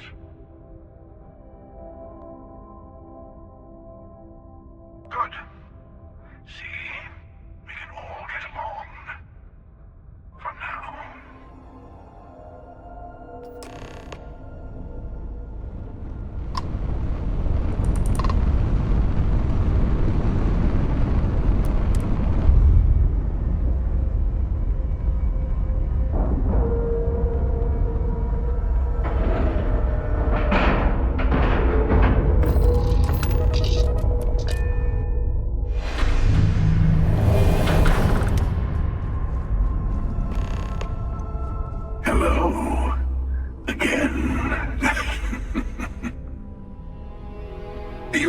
Emissary, perhaps?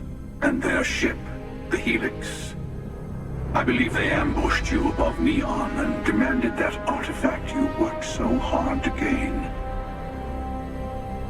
Thank you for the stellar introduction. Your success is unprecedented. Before you came, we were just discussing how continued use of force against you is unwise.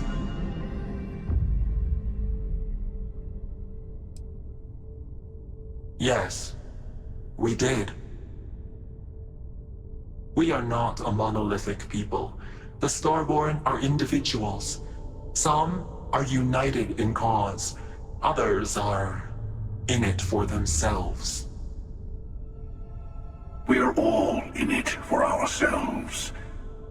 Some of us are just more honest. The emissary threatened your ship. Demanded you hand over your artifact. How is that so different from what I did? We needed to warn you off. Every encounter with one of our kind could spell disaster. For whom, exactly? I say whoever can collect them should.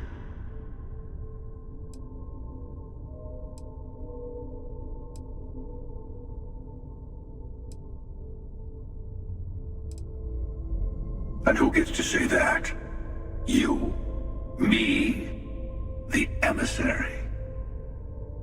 I have debated morality for near infinity, and all I have found are groups of people enforcing their will on others. Rules and laws spoken as principles, but backed by arms and violence. Enough. We have more to discuss. The Unity. You are on the path to it. It is a place, a gateway. It is where we were reborn. So, I gotta say, this part is more awkward than I thought. Hiding my face was way easier. I'm not who you think I am. This universe is only the first one you've been to. I've seen hundreds. Where I came from, I was the one who ran to the Eye. I left you behind to protect the artifacts. And the Hunter killed you. One of me, at least. I collected the remaining artifacts, and they opened the way to the center of my universe, and the doorway to an infinite number of others. That is the Unity. When I stepped into it, I became a Starborn. It's how I've entered other worlds, including yours.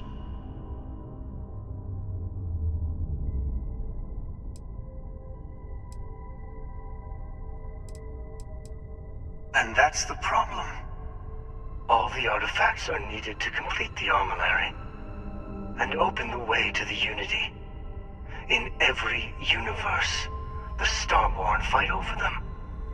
Innocent people die. You've witnessed the power granted by the temples, the anarchy that can be unleashed. Someone has to decide who should get them. Here it comes. The emissary tells you only the worthy should enter heaven. You're twisting what I mean. They're hypocrites. They use the chaos caused by the hunt for the artifacts to establish an order where they decide who's worthy. I attacked your launch because I wanted the artifacts, and you held me off. You got away. That wasn't some morality play. You didn't survive because of righteousness. You won because of persistence, luck, and skill. As I have done countless times. I was also human once. But what does it matter who or what I was when eternity is within your grasp? You're learning. My other self wants you to walk the path he walks, to give up, to appreciate the universe you have. Easy for a person who's seen everything, done everything. I think you should see it for yourself. You've never come this far. Not in all the universes I've seen. The path to the Unity is opening to you. You're going to tip the scales one way or another. Better your hand be on one of our sides.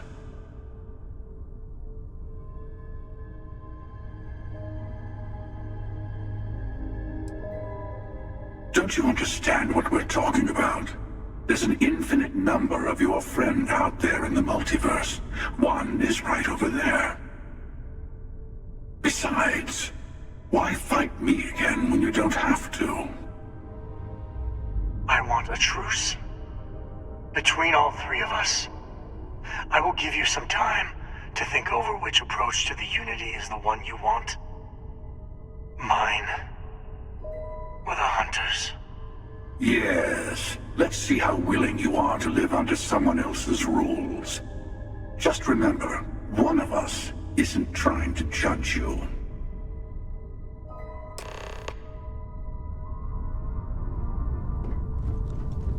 I know we're not the same people we met in our universes. Still, it's good to see you again, old friend. It is not an easy experience to describe, but the Unity will speak to you, offer you the chance to become Starborn. You will be leaving this universe behind to be reborn. Everything you were before will be gone. Maybe that's why it offers the choice. Compassion? Or is it testing us?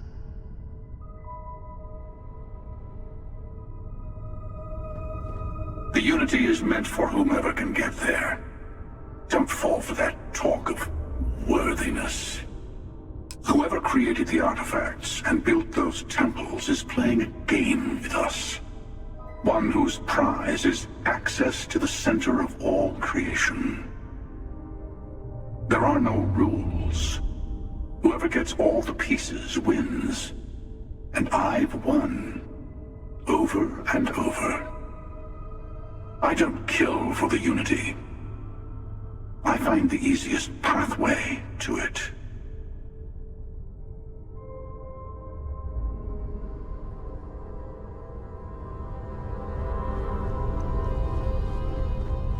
Before you leave, I want to give you something.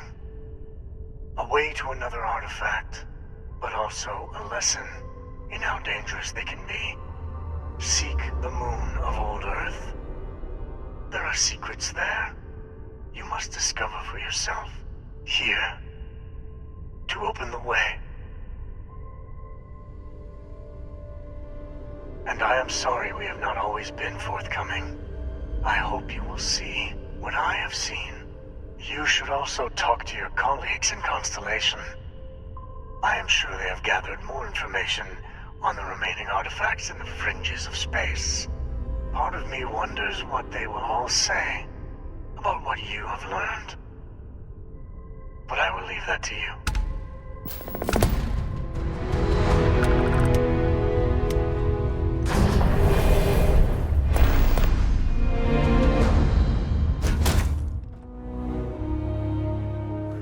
Much as I'm eager to explore the universe, there's nothing quite like the feeling of returning home. I've been talking with the others, and I'd like to get everyone together. To say goodbye. You know. To Sam.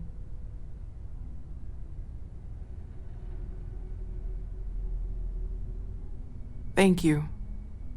It wouldn't be the same without you there. I'll have everything set up in a few days.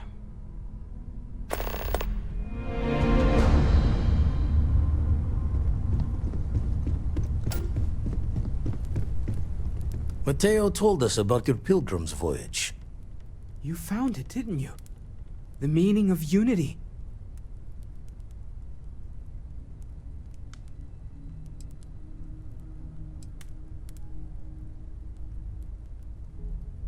What? It can't be. Our colleague is alive in some alternate dimension? Am I hearing this right? Let's take a step back. This is everything we've been building towards, and the implications are a lot to take in. Could you explain the part about multiple universes one more time for everyone? Yes, I wouldn't mind a little more detail.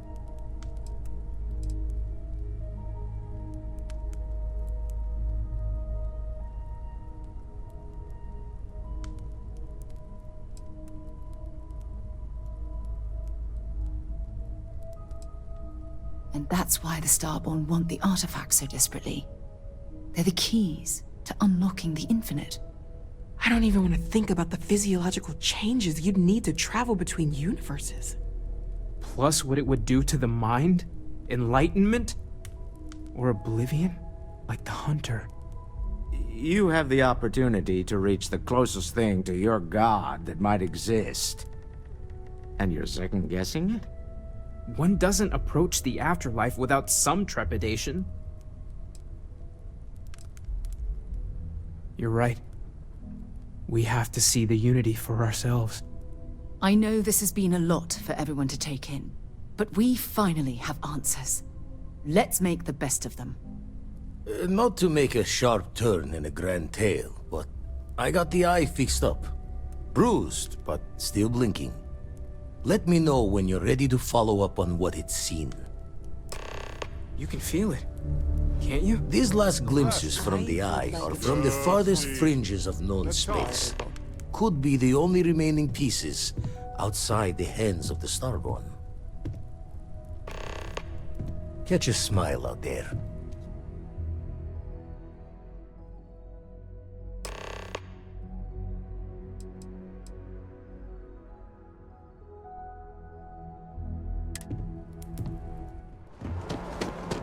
Need some work done?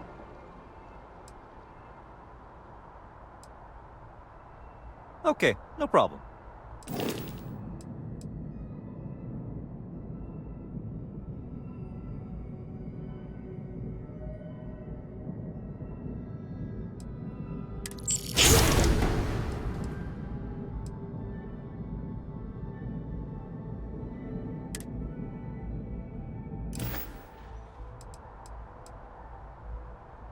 I'm sure you can find something you like.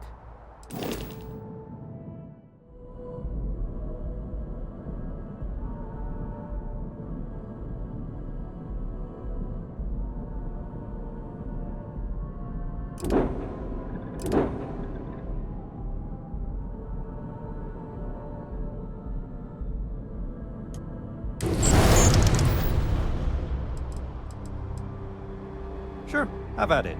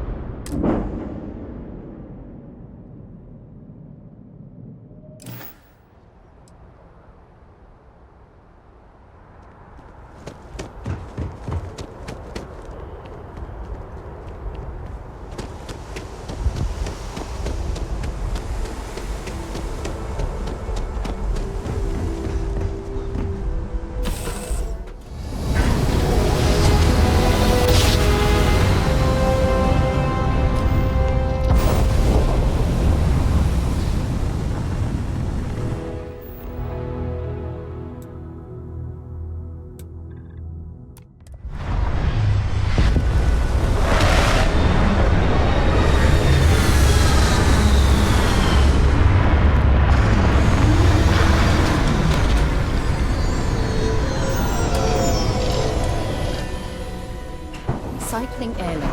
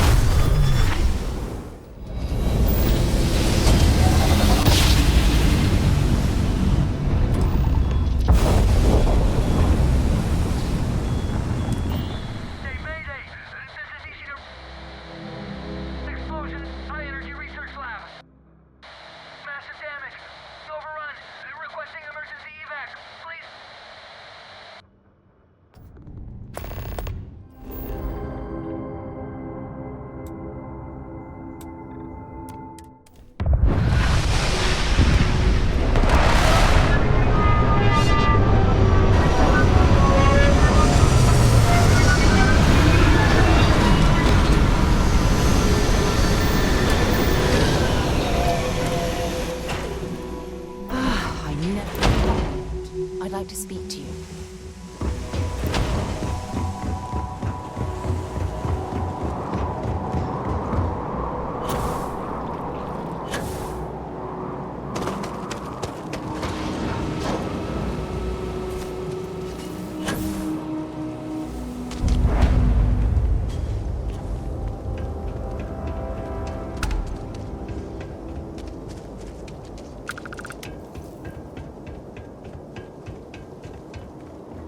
Research station. You speaking. What is your business here? What? We haven't sent a distress signal. Nothing on the comms. No other ships in the system since our last supply drop. Look, what are you trying to pull here?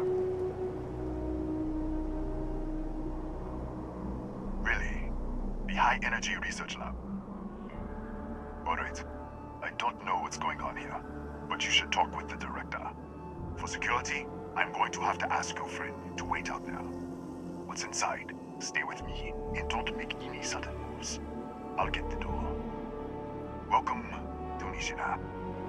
I'll watch things from out here, and you go do what you need to do. Just be careful.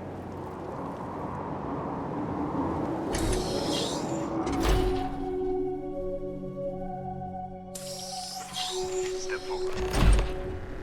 Scan is clear. One moment.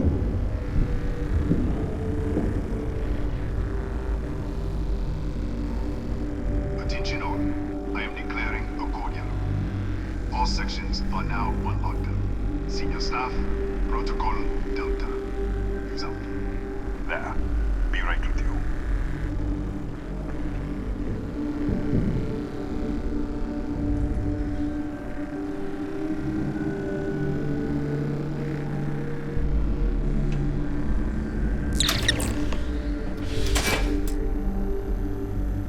Ethan Hughes, Chief of Security.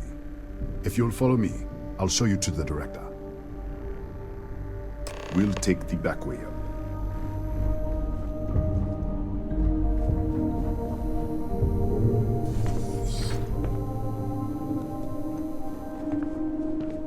Here, you can see our lovely storage area. Don't touch anything. So,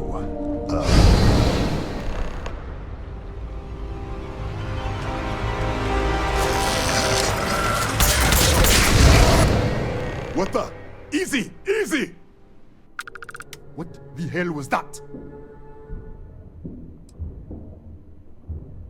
What? 1 minute, you're following me, and then you're just gone. Minute later, you pop in out of nowhere, looking like you were in the middle of a fight.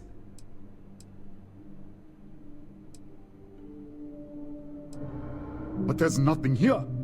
I should have never let you inside. What is this? Some kind of stealth tick? Who are you working for?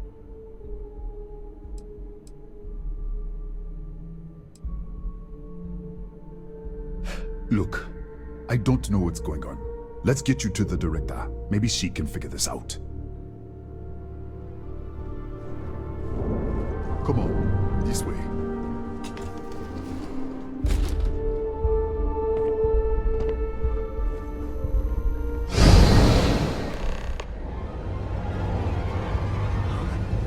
Who's there? Oh, thank God. Finally, someone came. The distress signal. You picked up the distress signal, right? What do you mean? Wait, how did you get in here? Hughes? Ethan Hughes? But he's dead. No. No. This doesn't make any sense. Unless the accident. Maybe this is a side effect of the accident. If the probe is still feeding power to the distortion, then... Right. Sorry. 3 months ago, I was calibrating an experiment in our high-energy research lab. There was an accident. An explosion. It caused a gas leak. Sparked a fire. I was trapped in the control room. There was nothing I could do. They're all dead. The lab was built around a xenolith with a dense metallic Disappear! We should! Wait, come on. On it. We're on our way up. Hughes out. I was just filling in the director. Let's keep moving. If anything happens, the director's office is on the second floor, end of the hall. You can't miss it.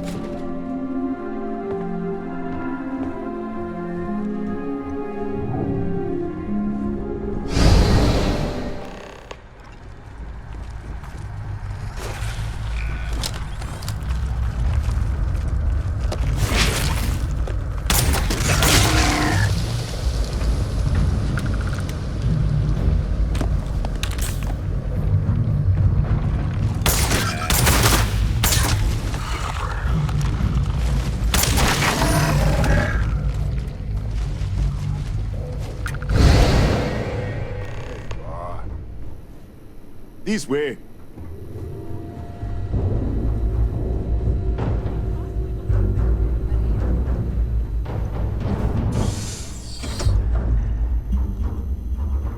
Come in. Kaya Patel, Research Director. And this is our Chief Scientist, Maria Hughes. Ethan said you disappeared right in front of him. Twice now? 3 times? Director, you can't be taking this seriously. Look, I don't know who you are or what you're doing here, but there has to be a rational explanation for all of this.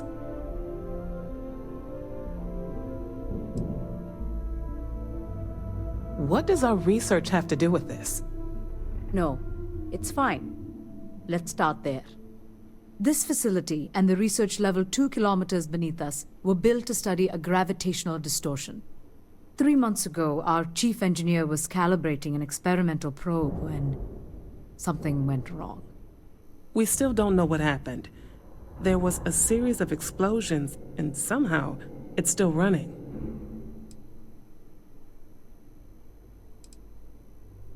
What do you think? We haven't tried?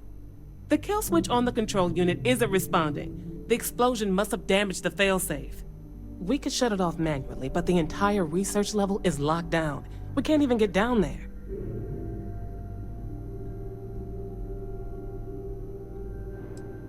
An artifact? Really? That's all you're gonna say? No. Fair enough. You have a prior connection with them, then. Maybe that's why this is only affecting you. That is quite a claim. What makes you think that? Tell us about this other universe. Raphael. Raphael died in the accident. He... Wait, burned out? The leak? Director, there was a hydrogen leak right after the accident. It was contained in a minute or two. But if it hadn't been, it could well have caused an explosion. Another universe, though. That's a lot to swallow.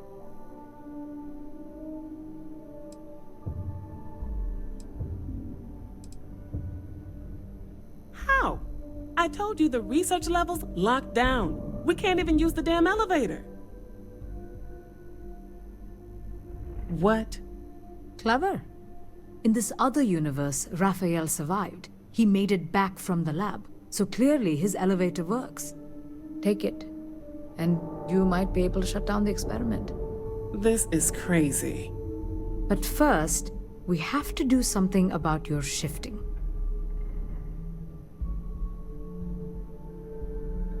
We can't shut down the probe, but we might be able to adjust some of the other parameters.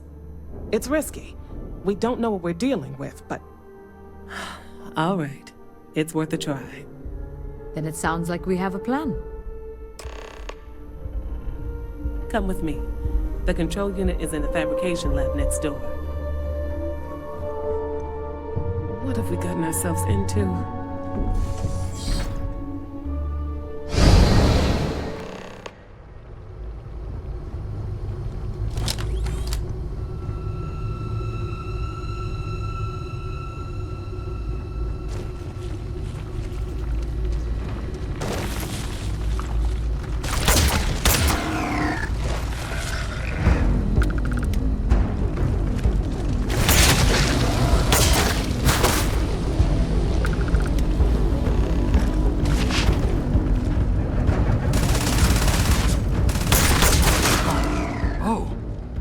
You.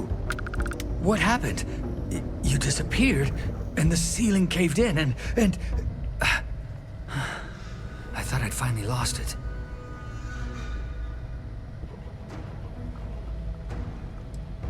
What? This place is falling apart. I don't understand any of this. If I hadn't seen you disappear with my own eyes, I wouldn't have believed it. Okay. You're my ticket out of here. We'll do this your way. We can get out through the pantry. Here's the key. I'll back you up, I guess.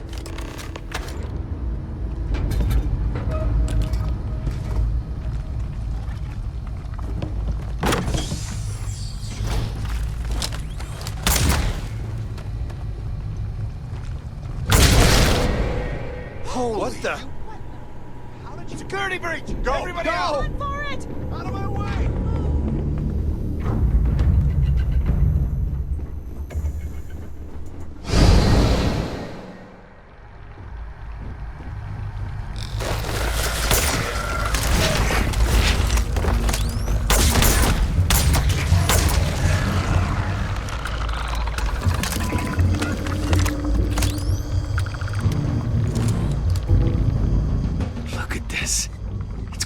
Hours to clear this out, assuming the rest of the building doesn't come down on top of us. How should I know? You're the one who keeps winking in and out of existence. I just want to get out of here. Go do whatever you're going to do. I'll see if I can clear a path to the door. I'm not sure. It might stop whatever's happening to you. It's a reasonable theory, I guess.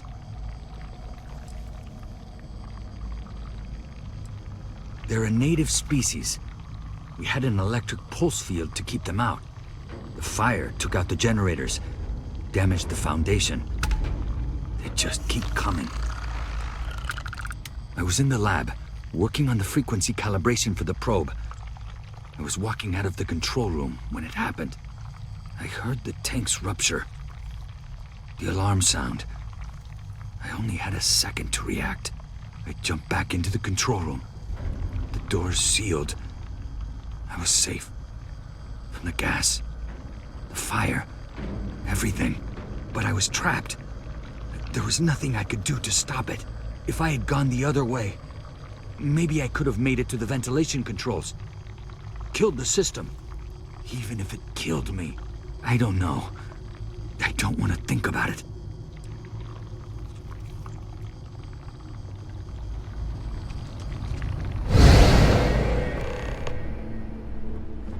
What?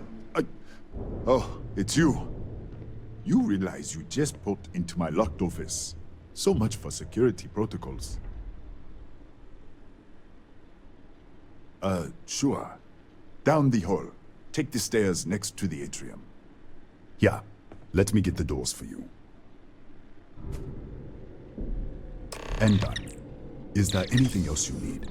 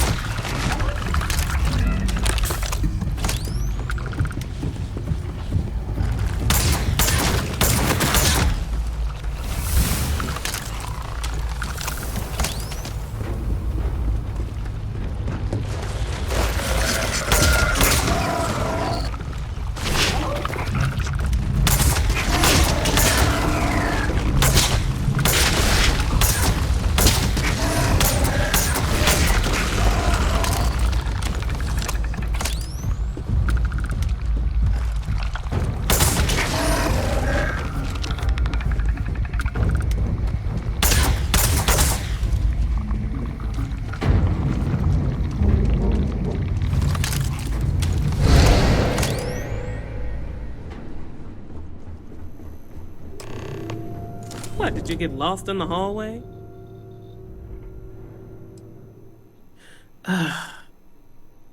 Alright, this is the probe control unit.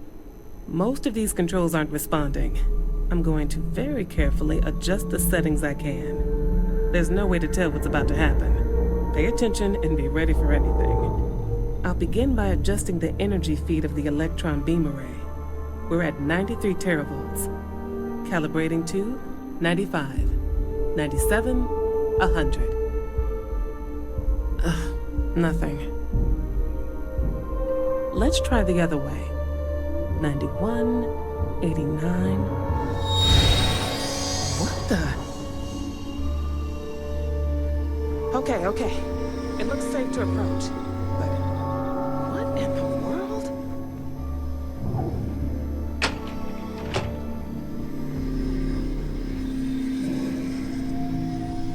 It's a microdistortion. Flux pattern matches the distortion in the lab. The setting is just exposing it somehow. Step into the distortion, please.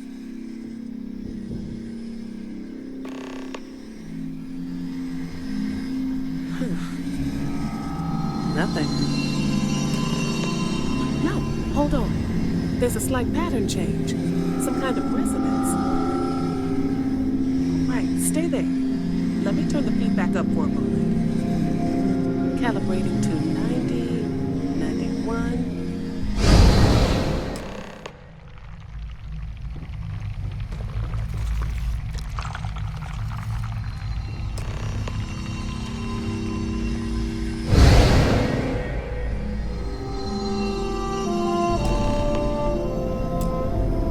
What happened? Are you all right? So, the lower setting causes the distortions to manifest, and the higher causes you to shift. That seems promising. Keep it on the lower setting until you want to shift, and you should be able to avoid any more accidents. I'd give you my control unit, But it looks like you already have one from the other universe. Love to take a look at that when this is all over. Right. If you can get down to the research level, you need to make your way to the high-energy research lab. Disengage the power interlocks, then pull the emergency shutdown to stop the probe. That should finally put an end to all this. Oh, and before you go, the director wanted to speak with you. It really is just down the hall.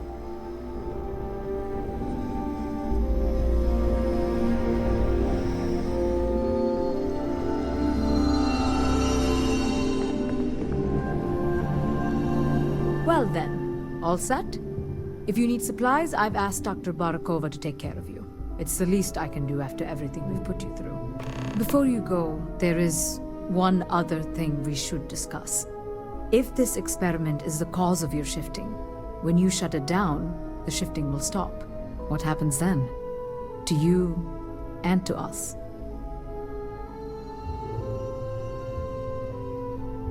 Nishina is a closed system. Two potential states held in tension. When you shut down the experiment, that tension will resolve. You are the outside observer in the system. Whichever reality you are in, at that moment, is what will become real. For you and your universe, at least. The question is, which will you choose?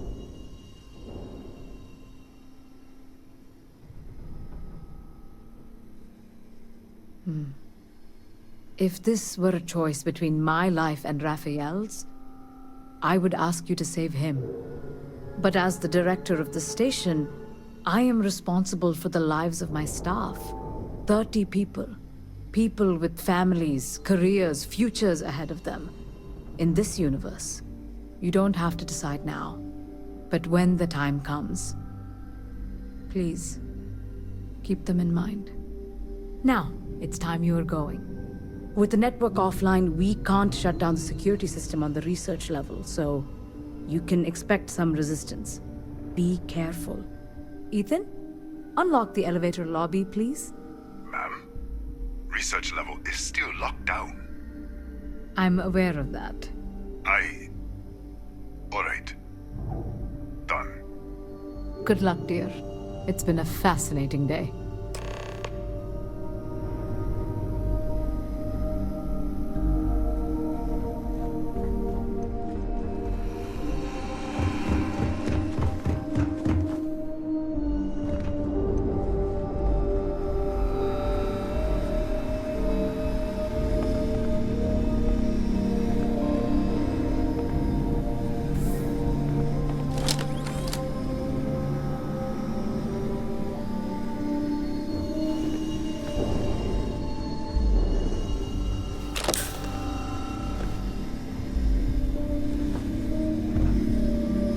Tatiana Barakova, station's doctor.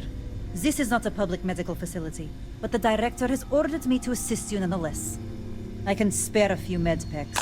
Beyond that, I am not your therapist, your psychologist, or your cosmetologist. If there's anything else you need, ask. I think I still have a few things I could spare.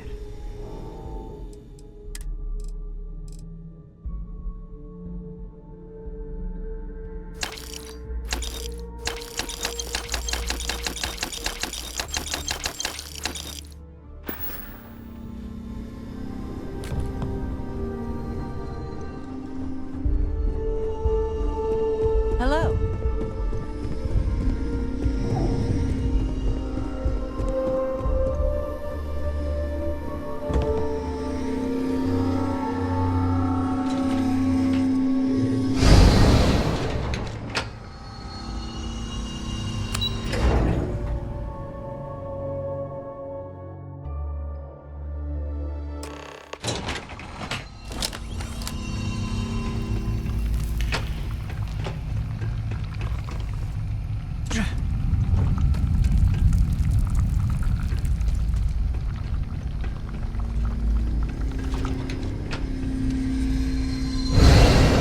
Security lockdown is active. Emergency override controls are available on designated security terminals.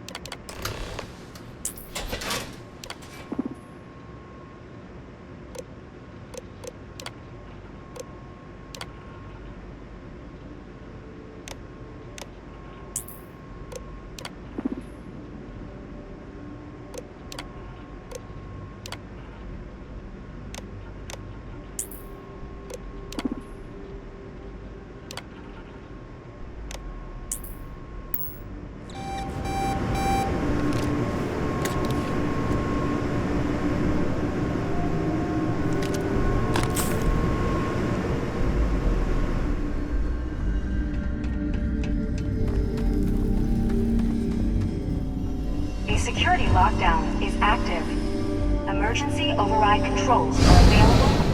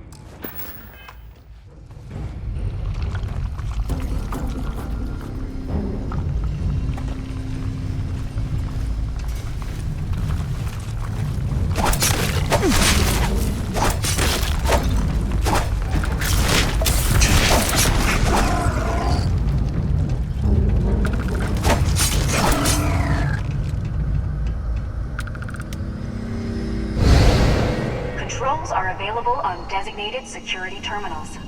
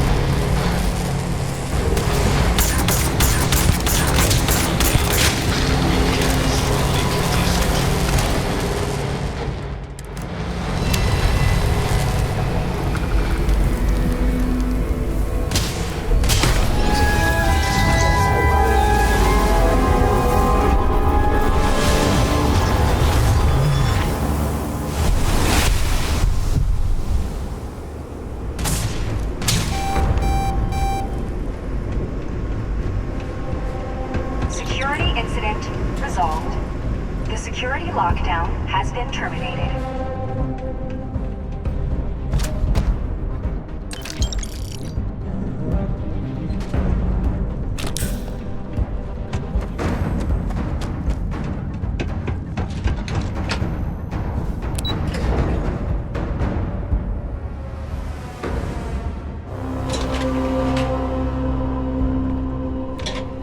Ah, there you are.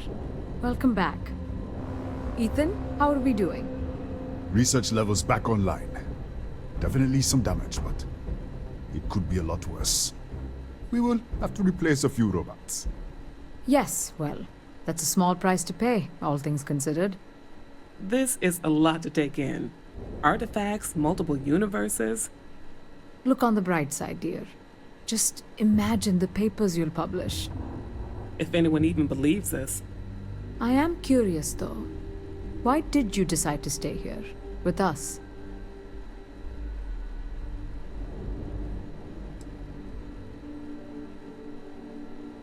Of course. I'll make sure the consortium remembers his sacrifice. Our next supply ship will be arriving soon. I'll have a full report ready for them. For now, I'd like to extend our gratitude and what compensation I can offer for everything we put you through. Thank you. This has been a truly remarkable experience.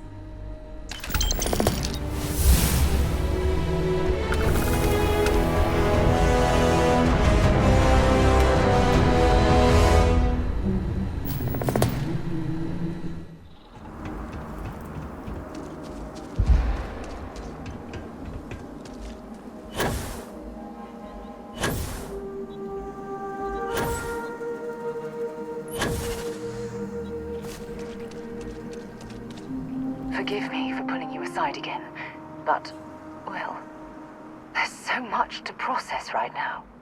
The emissary, the hunter, the unity, an entire multiverse. I can't even begin to wrap my head around it all. I don't know where to begin. The fact that we are the origin of the Starborn. Humans literally reborn by entering the Unity. The same, yet different. It's unbelievable. I feel like most of the knowledge we've amassed in the last few centuries about the universe has just been made obsolete. Yes, that's exactly right. Humans are clearly a victim of their own success. We've been pushing further and further outwards from our home, when we should have spent more time being prepared for the consequences. Our current problem relates closely to the nature of humans as a species. This rush to curiosity has led us to enter the Unity and become Starborn. But it has made a difference. Here we are, caught in the middle of some sort of needlessly violent crusade between the hunter and the emissary. You'd think that a technologically advanced society would have evolved past petty squabbling over something like the artifacts. It almost makes me wonder if entering the Unity has done them more harm than good. No, that's not it at all. When you pass into whatever lies beyond, we don't know what will become of you. Will you remember your life as you knew it? Will the hunger to collect the artifacts consume your life like it's clearly consumed the Starborn?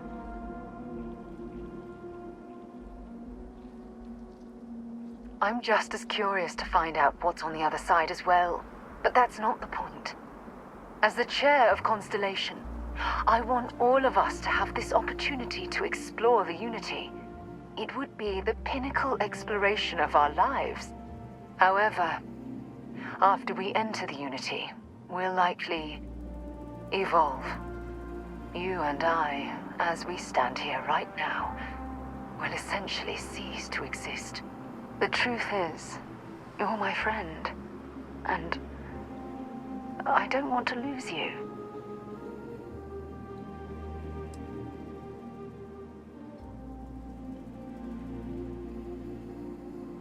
You're right.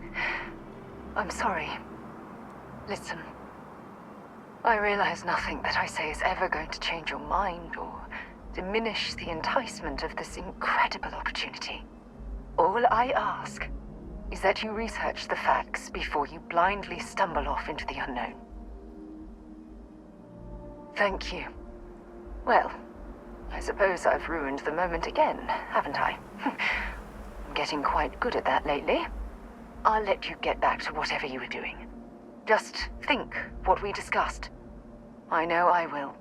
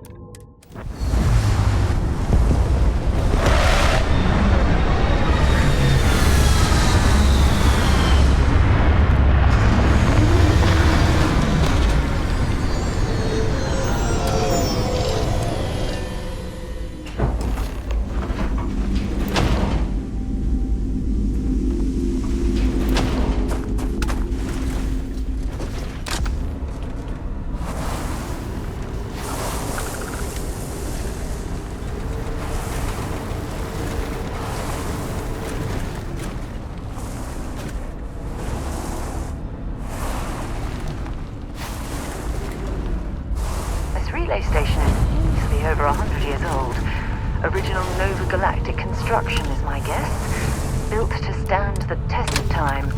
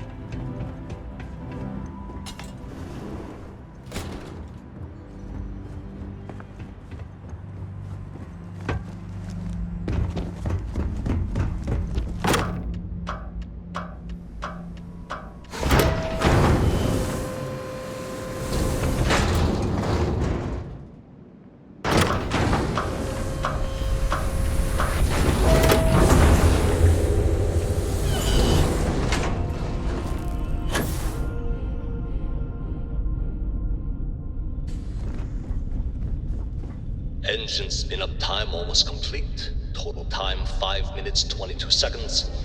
Right on schedule. How are the helium-3 valves holding, Nova?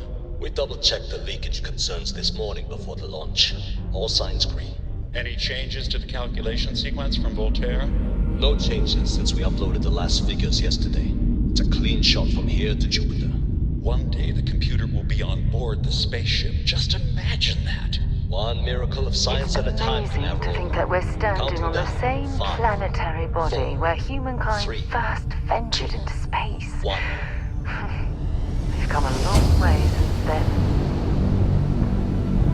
Canaveral, are you reading? All clear, Nova. Indicators look good.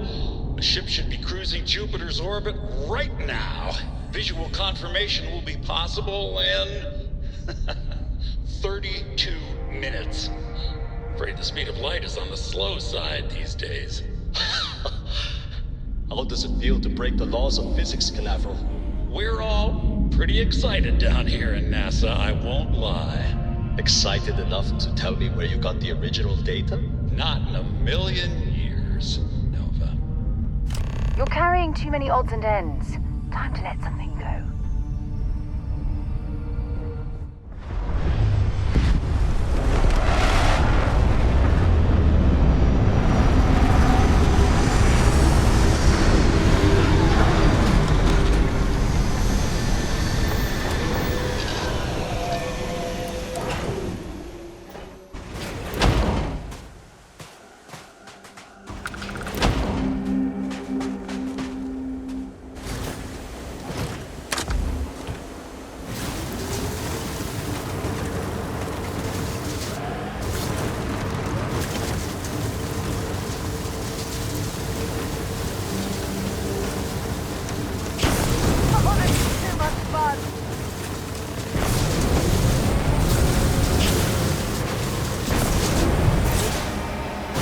Unless I'm mistaken, that's one of the launch towers used during the evacuation of the Earth. I can't even imagine all the chaos.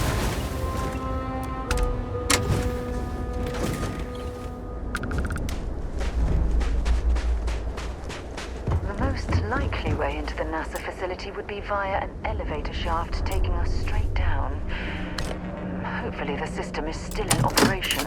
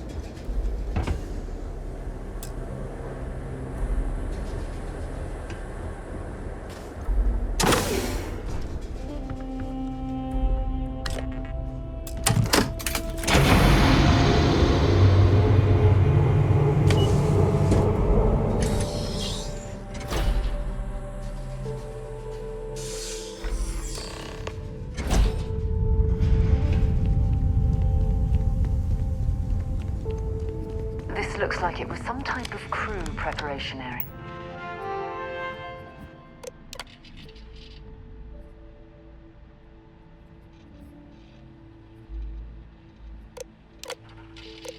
Station log. Dr. Judith Tatien. The recent delivery from Mars is unsettling. I was expecting rock samples or maybe fossils of microbial life. Instead, Dr. Victor Isa comes with 2 members of the military. Everything they brought back is under wraps.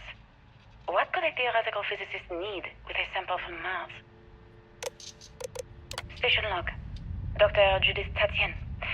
I've been trying to cozy up to Dr. Isa, Victor, to see what is going on. His team has completely commandeered one of the labs with those 2 military handlers, checking who comes in and out.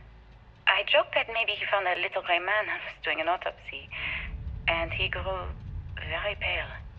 2 days later, he sends me a request asking for more information on my background in materials science, metallurgical engineering. Oh, we have a meeting tomorrow. I think I'm being invited into the lab. Station log. Dr. Judith Tatien. I have never been so nervous since I defended my dissertation. 4 hours talking to Victor and his team about theoretical metals, atomic bonding, even a half-hour divergence into magnetism that I'm pretty sure was to throw me off the trail of what we were actually talking about. Then, I got to see the lab. I don't know how much I should say, but the periodic table just got thrown out the window. Probably the last step before boarding. It's definitely seen better days.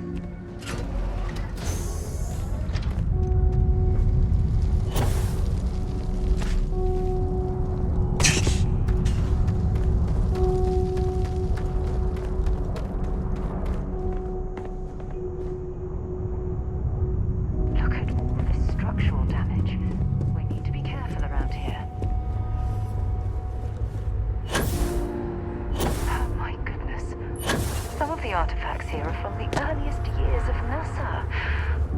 Oh, what a shame all of this was left behind to deteriorate.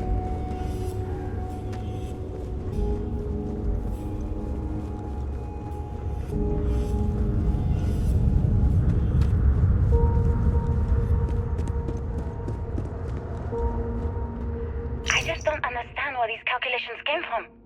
There's something wrong with the math? I think it's quite straightforward. That's not what I'm asking. We've had no success extracting even a sample of material from the object. No explanation for the gravitational effects. No motion graph to explain its harmonic frequencies. I can't even establish a melting point. Judith.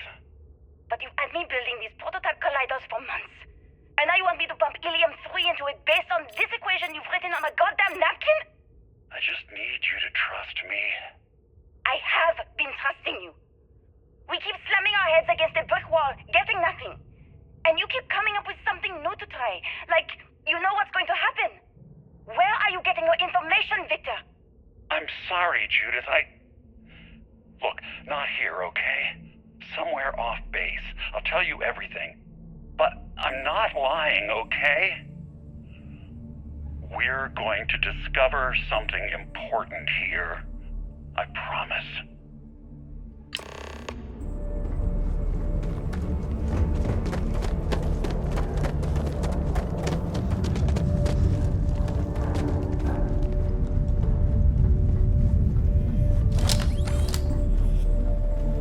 They were clearly testing space habitat viability in this area.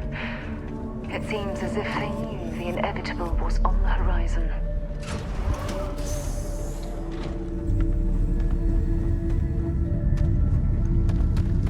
Left of this geology laboratory. Ironically, the surrounding rock appears to have sealed the fate of this part of the facility.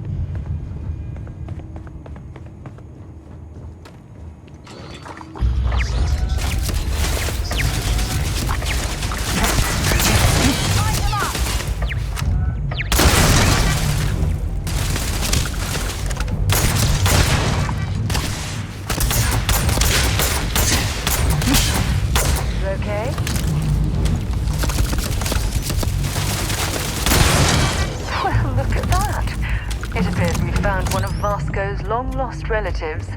I'm sure he'll be thrilled to find out.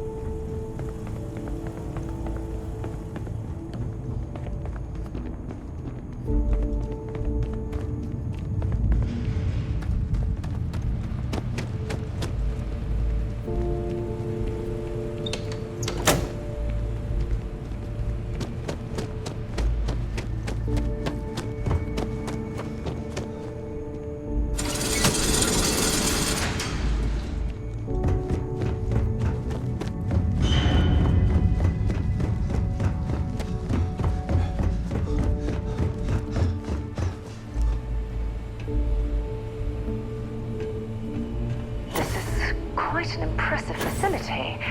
The logistics it must have taken to build it this deep underground. It's astonishing.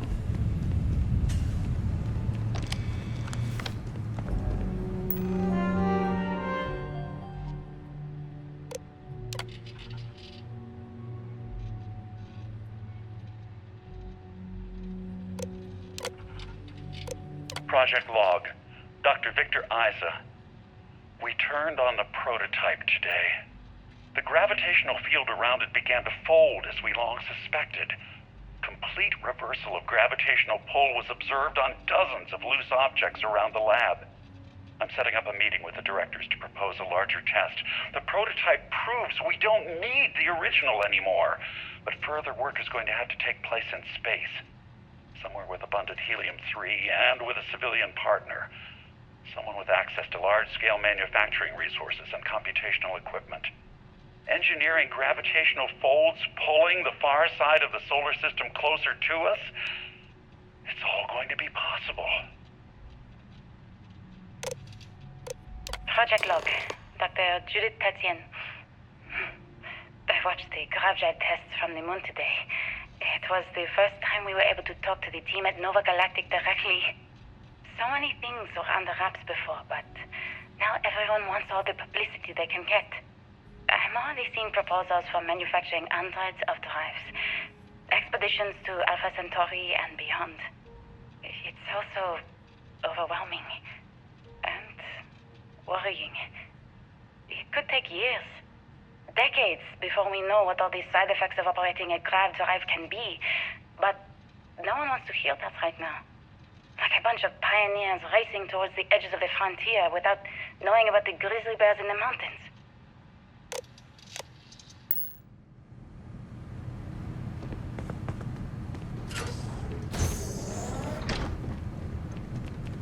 If there's a way to access the deeper sections of this storage area, I'm certain we'll find it.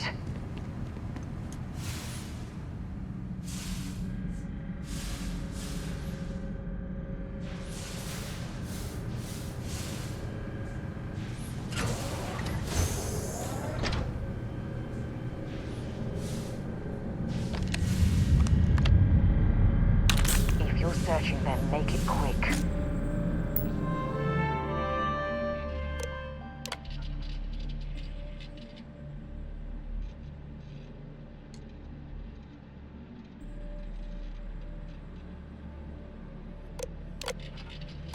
I never actually got to visit your labs back when we were working on the grav drive projects. Seems like ancient history now. Only thing we're doing these days is launching weather satellites. Guess this is as good a retirement as any. Now, Project Demeter, you want our help manufacturing scanners to better track these new meteorological patterns we're seeing. Our guess is that the poles might be naturally shifting, causing some gravitational fluctuations that are throwing off our old models. Why do you need the scanning tolerances to be so small? What are you trying to find? I just want to be sure. It's not like we're doing much these days anyway. The glory days are over. Why not give ourselves a challenge before they write us off in the history books?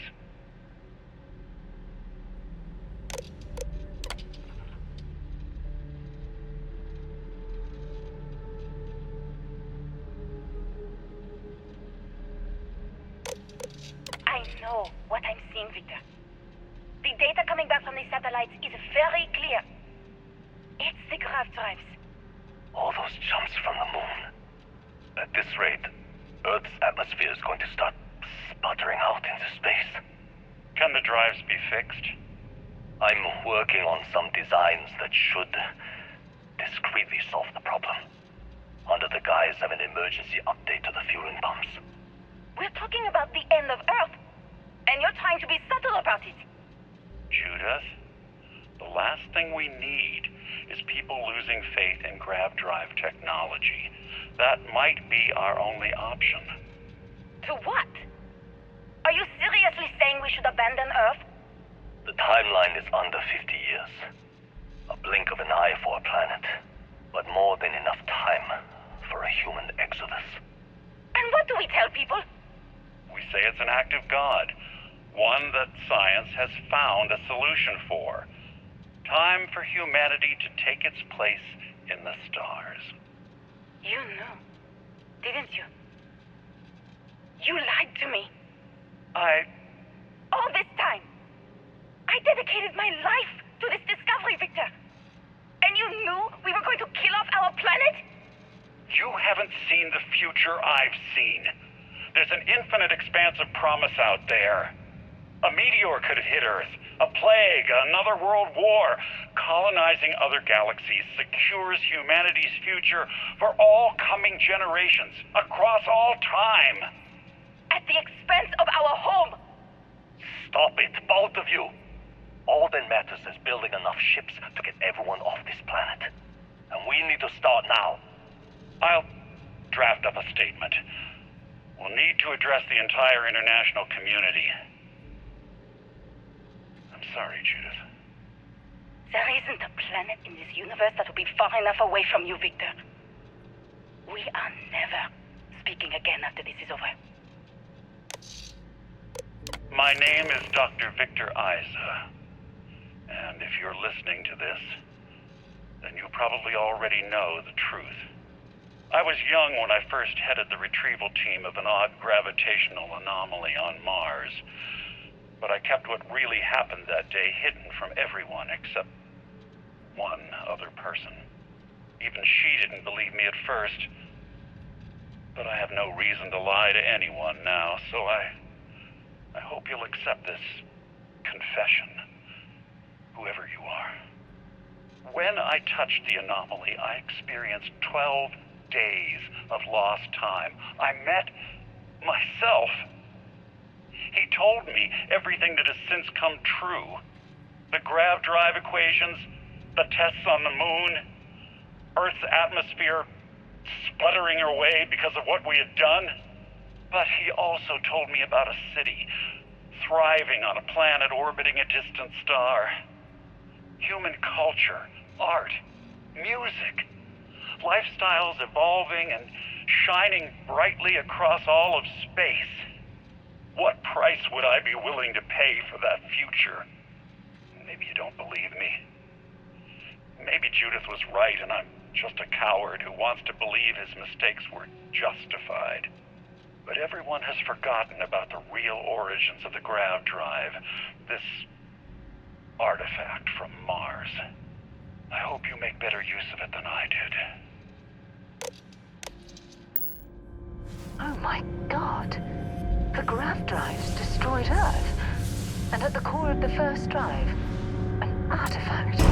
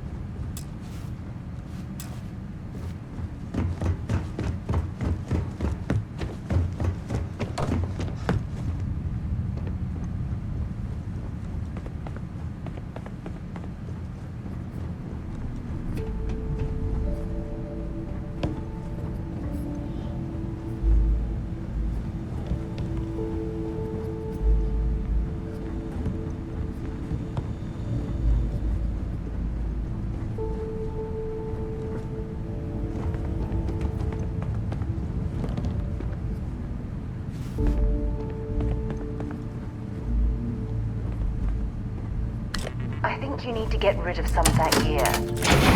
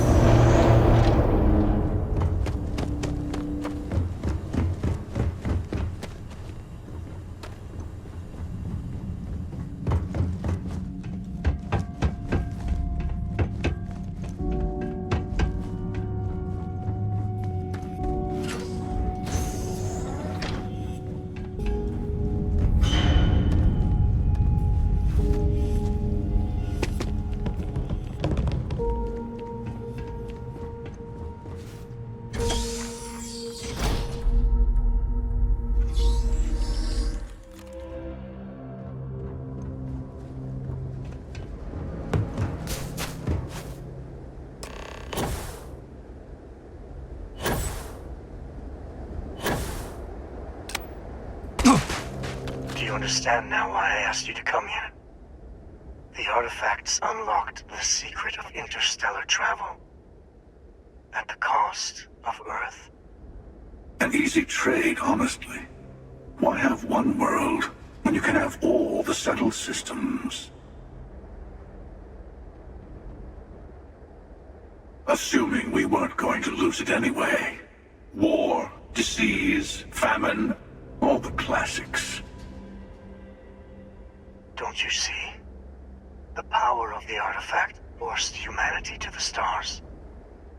They didn't get to make a choice. How many would have chosen Earth? What gave Victor Isa the right to choose for them? You see the hypocrisy in what the emissary is saying, right? They don't want to rob people of their free will, but then they steal the artifacts for themselves. In the wrong hands, the power of the artifacts can make anyone a tyrant. That is why we watch over them. The only thing you're watching out for is yourself. Join me, old friend. We can collect the final pieces together. Oh, no, you don't. You're not his old friend, remember? You're from another universe. Don't try to manipulate him. Okay. I couldn't win you over on philosophy. How about pragmatism? I'm more powerful than the emissary. Than any other starborn. And you might not understand why, but I want you to succeed. You've never gotten this far before. I need to see what happens to you. Thank you. Well, can't say I didn't try. We'll settle this at the usual place. The buried temple. We'll be there. You're lucky I'm a man of my word. I'll see you there. Stay for a moment. You must have questions about what happens next. There's always a final artifact in a specific temple. The hunter and I agreed that whoever you sided with, the other would wait there. Expect anything and everything. Other starborn, human mercenaries and defenses, alien creatures under mind control. It's all fair game.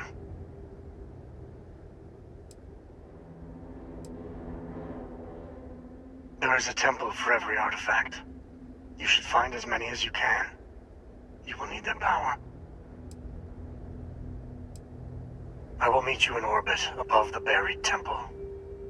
We'll face what's there together.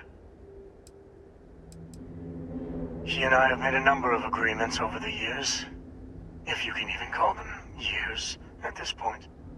We let him go. In exchange, he'll wait at the buried temple. You'll be able to prepare any way you can before then.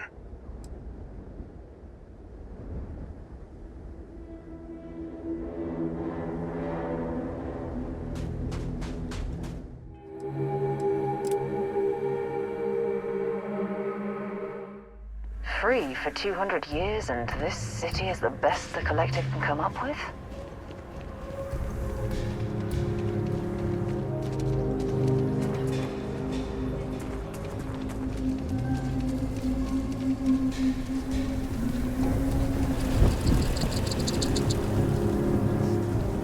Rocks might have some work.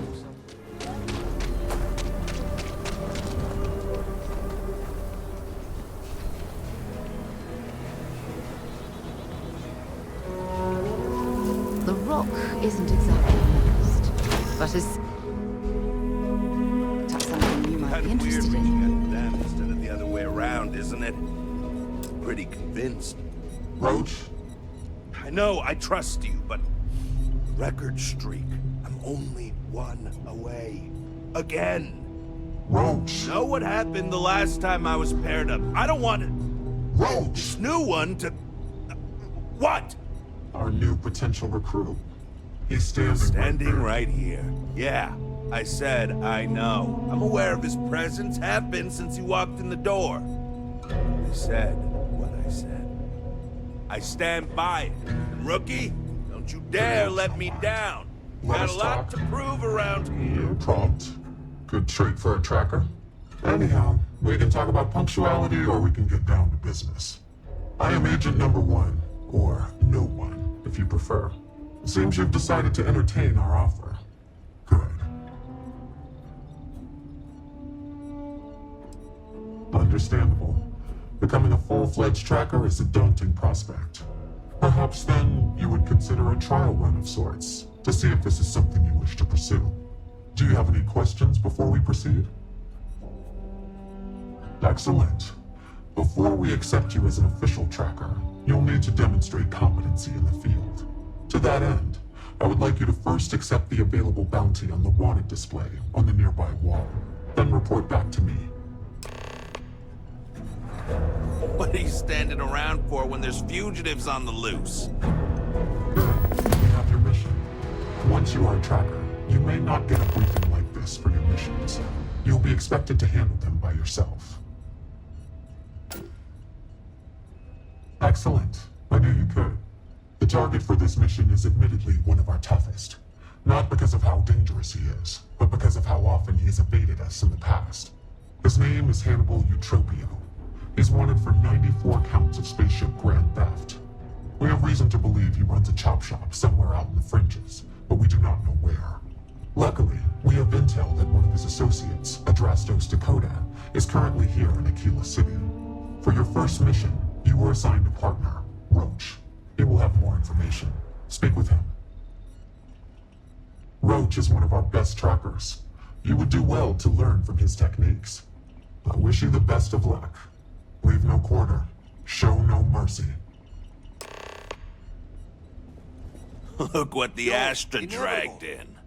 What's up? Hey, so, about earlier, when you first arrived. You could say that. And Roach hasn't been doing it nearly Right. so well, right? You're not. Because when we're working together, you're going to follow my instructions so you can learn from a real professional. How's that possible when you've been doing this for way longer than he has? Good. Glad we had this talk. Now let's get down to business. This Adrastos guy is our ticket to finding Hannibal. We find him, bring him in, and get the information out of him. Any questions? Great. Adrastos was last sighted in town, so we're going to go out there and you'll use your scanner to find him. Once we do, we'll convince him to chat with us. By force, if need be. If you don't have any more questions, let's hit the road. He just takes a different approach. Okay. Easy. I assume you've used your scanner to find resources? Well, it's like that. Except you'll be scanning people for active bounties. I'll even make it easy for you this time and let you know when I see him. But when you're on your own, no one will be there to hold your hand. Normally, you'd either kill your target or disable and arrest him. At that point, you'd put a tracking beacon on him and someone would be called in to take him away. But we're bringing this guy with us for this mission. I'd wish you luck, but we both know it's more about skill. You? Okay, Adrastos is likely wandering the streets around here somewhere. Open up your scanner and look for anyone with a bounty. We may need to check other areas.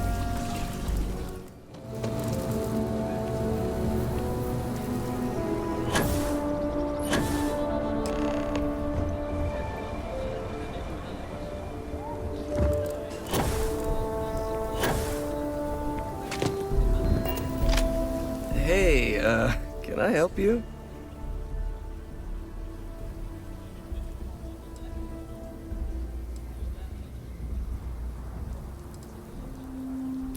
I probably could. I'm just not sure that would work for me, you know? You know, he would be pretty pissed if he knew I squealed. Who knows what he'd do to me? I might take you up on that offer.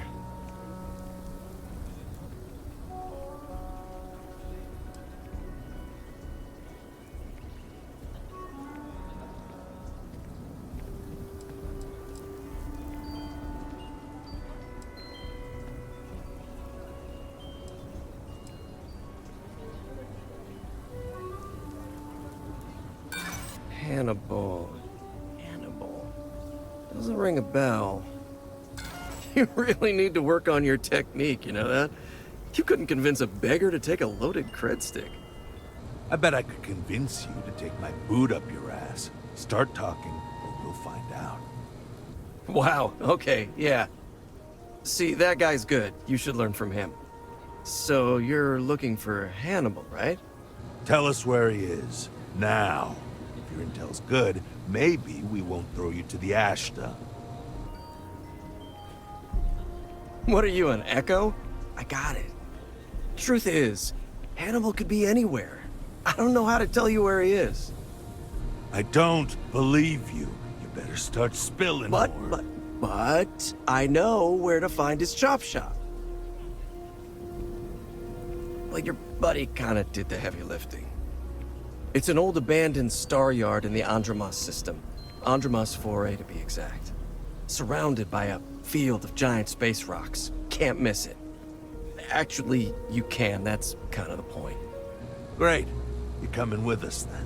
You run, you die. You cause a commotion, you die. You so much as sneeze without asking. I die. I think I get it. Well, what are we waiting for? To the chop shop. Right. Hey, rookie, a word?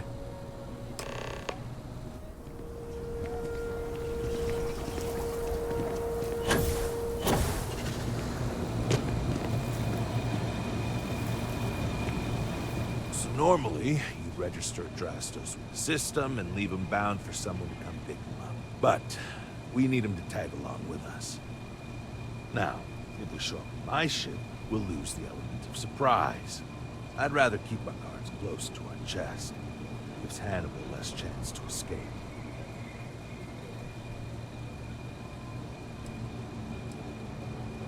Yeah, I've got one, all right. See, the last guy I took in wound up dead and knowingly donated his ship. It's a nice ride. Parts are valuable. We'll use that. Drastos here is gonna help us on the comms as we approach. Oh, I am? Or he'll find himself in deep space without a suit. He's going to play it as if he jacked a ship and brought it to be chopped up. And he's going to do it without giving it away that we're on board because he knows what'll happen if he does. As I was saying, I'm going to do just that. Great. Let's get to it then.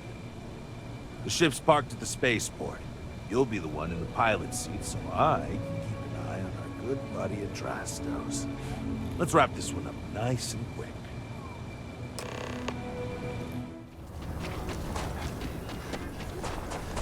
Your next stop wouldn't be the CREMISI system.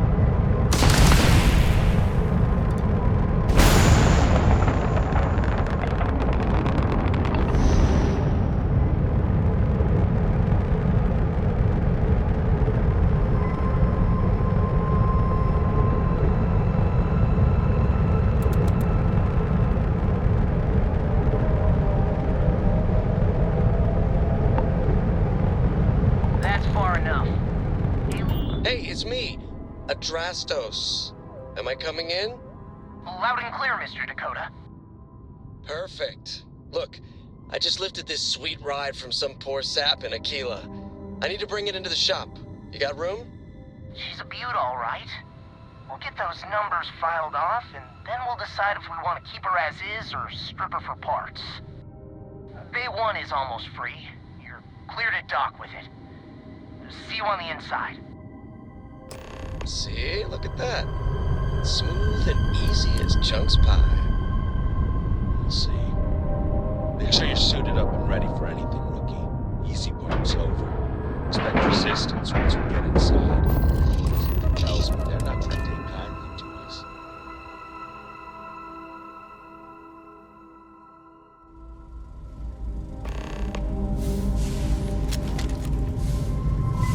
Okay, rookie.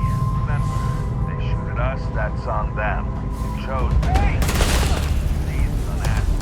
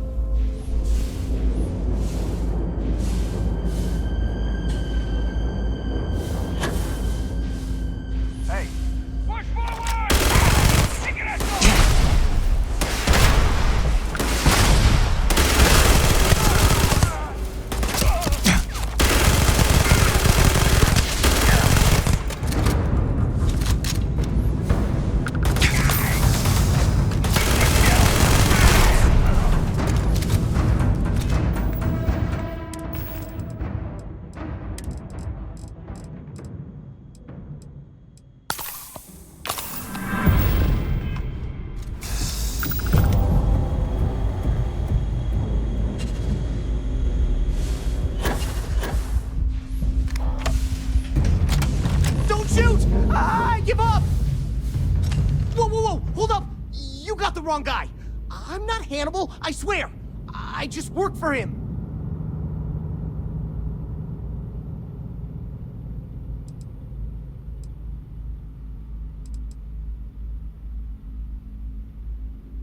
Okay. It's like this, see? Hannibal rarely goes out. But when he does, he goes under an assumed identity and leaves me in charge. Sometimes it's a Drastos, sometimes it's Chase, Jackie, Scotty, whatever. He's got 100 of them. It's one of the reasons he never gets caught. I'm just Deke. Deke Hansen. Motherfuck. I don't want to believe him, but it makes sense.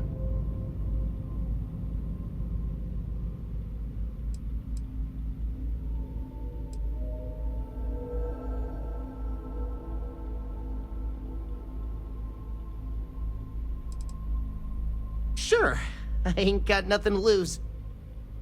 Whole reason he does this is in case someone comes looking for him.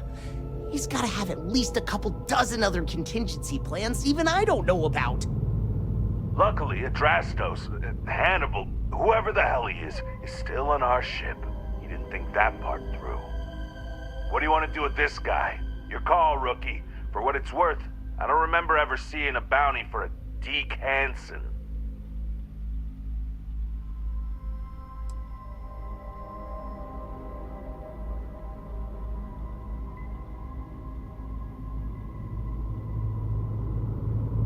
Roger that. Okay, come on, Deke. You're coming with us. Hello, trackers. By now you've probably found my associate Deke and learned that he is not, in fact, me, and that I am not who I said I was. Darn it, I know, right? Anyway, if you look out the window, you can see I'm taking your beautiful ship. Thanks, by the way. But don't worry, I won't leave you stranded. I'm not that bad a guy. You'll find a container nearby with a key to an old junker that should hold up long enough to get you home. I've left you some other goodies too, just so there's no hard feelings. It should unlock now. As for me, I think I'm out of the stolen ship business after this, so I won't trouble you anymore. So long, and thanks for playing.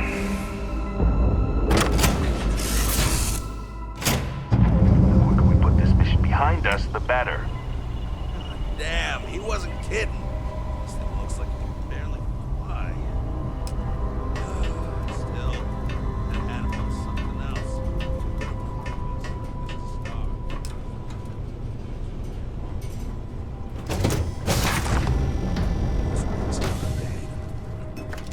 Almost. We gotta get back to HQ. Let's see what he's left us. Hope he's not luring us into a death trap.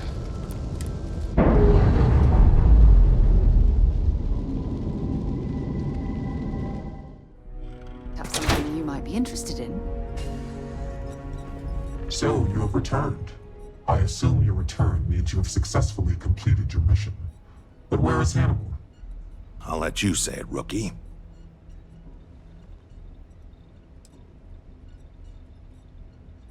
Understood.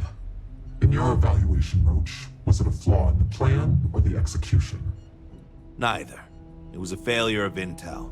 We could only act on the information we had, and since the intel was bad, everything else went sideways.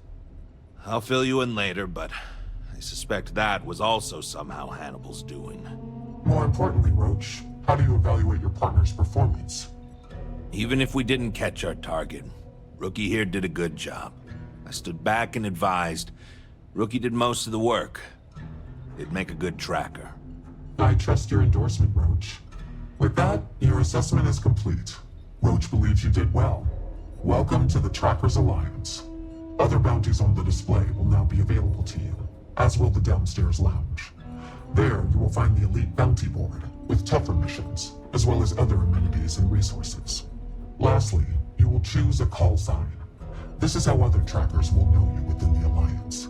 It will obfuscate your identity and keep you safe.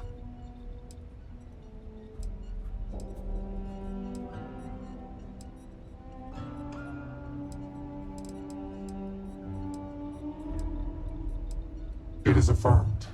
Henceforth, you shall be known among trackers as Raven. Good work out there. But don't let it go to your head. You'll end up like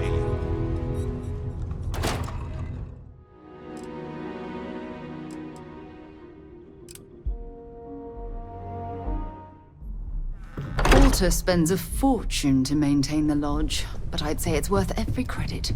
Constellation has suffered losses before, although none quite so violently.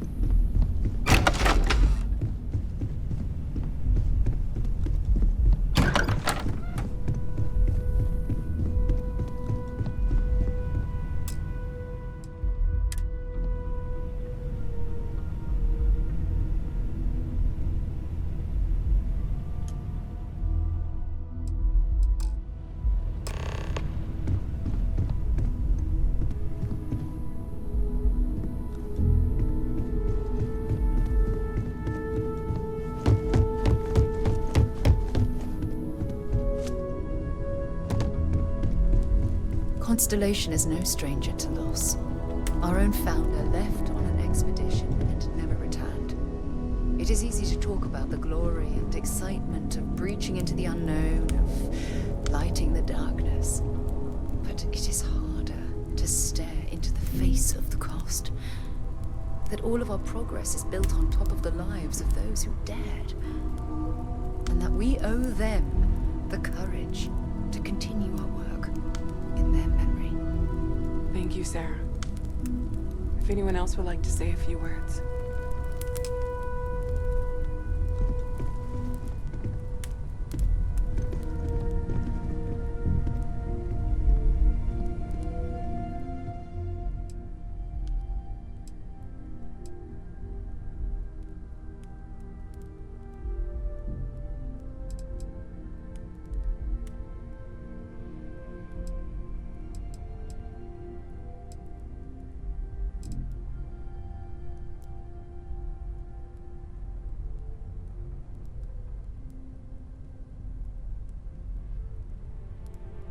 Thank you.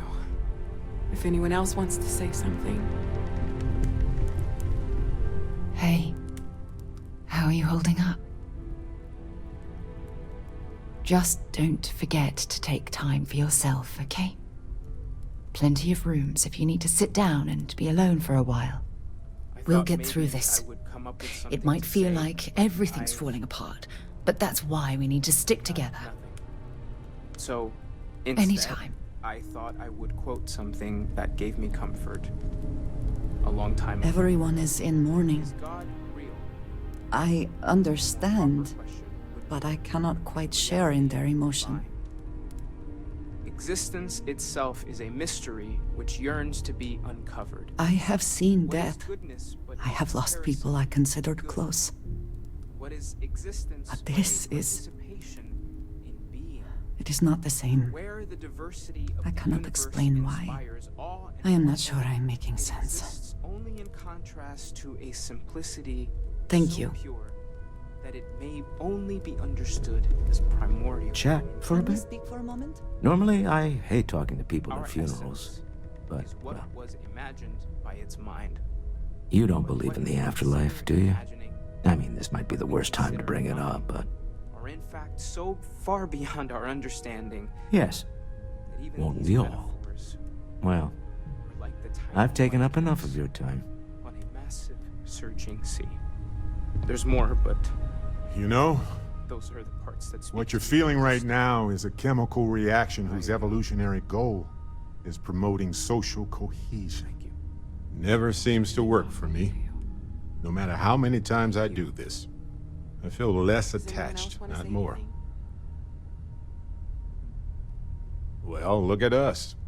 Two lone wolves howling at the moon on the same night. You know, if there's one piece of advice I can actually give you, it's that lost loved ones have a way of coming back to you.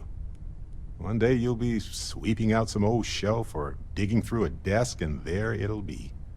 Some old paperweight of theirs. Or a piece of jewelry they gave you. Half jokingly. Theoretically, of course. You're welcome.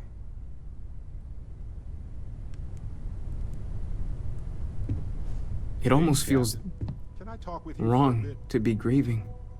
Selfish. No amount of tears will bring the dead back. It's just easier to feel guilty, I don't often speak if you'll about excuse what me. I believe in. It seems so redundant with how I live. But death is one of those occasions. I hope this is all okay. Between fixing things up and sending out messengers and getting all the paperwork done. It's not much. Good. Good. Sorry, if I talk any longer, I'm gonna start crying. Could you excuse me? Our friend is gone.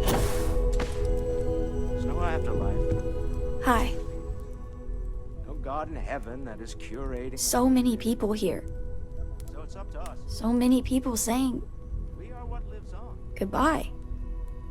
Pain of loss inspires us to greater action. Not Is this supposed to make everything okay? Make everyone feel better? humanity is what truly creates our world. We are the ones that judge things to be good, It's just, joyful. it doesn't change anything, does it? Let us take responsibility for it. I just feel like I want to be a million light years away from everyone. I want to be alone for a while, okay? I never knew that. You one of Sam's constellation people? Lillian Hart. He probably never mentioned me. I mean, I try not to talk about him, so... I'm sorry. That was a terrible thing to say. Cora's mother, Sam's ex. God, I'm rambling. Look, I don't know who I should speak to about this, but Cora and I talked, and she's coming to live with me. That's a generous offer, but I've wanted more time with my daughter for years. Not under circumstances like this, but it's best she's with family. We'll be leaving soon, so say your goodbyes to her, if you like. I don't really feel like talking. Drink? Pour one out to the blackest sea? Two old friends. May their ghosts go past the edges of space, to the great beyond. I... Or due to the lack of a biosphere, we are simply carried away by space and time until we sizzle in a distant sun's corona or get pulled in some gravitational field and coalesce with other debris. Not comforting, huh? But I disagree. Do you know what I find uncomfortable? The thought that after My boy. I die, the universe is just... I've lost my boy. Could you imagine? Should be me buried in the ground. All I ever wanted to do was protect him. But no, he was out the door as soon as he could. Away from his mother, away from Aquila, away from me. And some people go way before they should. But the universe doesn't care. I am told these types of gatherings are a sad occasion. That assumption appears to be correct. I appreciate you verifying my analysis, although I am certain my thanks will do little to improve your current psychological trauma. If you would like, though, I can add some consoling language to my programming.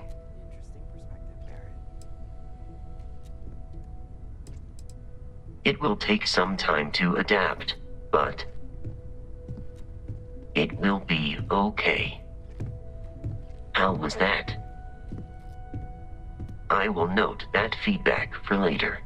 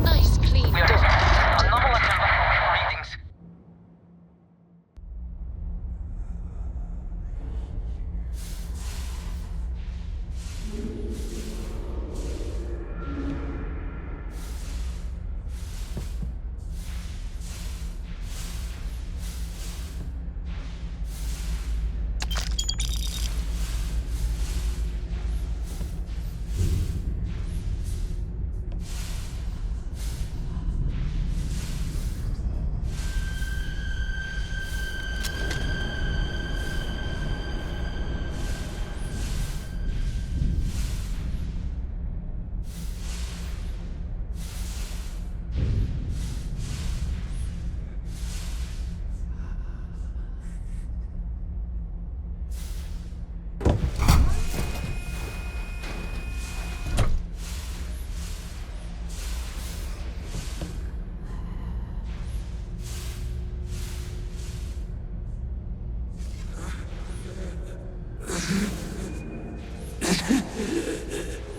I cannot give up.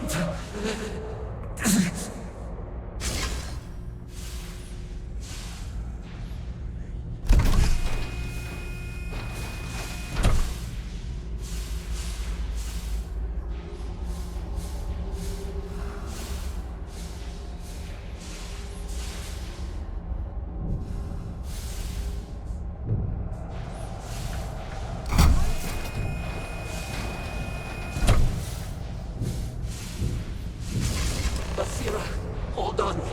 You are strong. Concentrate. I'm trying, Surak, but it's getting worse. I can feel my mind slipping. Fragmenting. I'll become one of them. You have to get away from me. No, I will not leave you here. It's pointless. We share this fate. This is our end. The great... No. No, it's happening.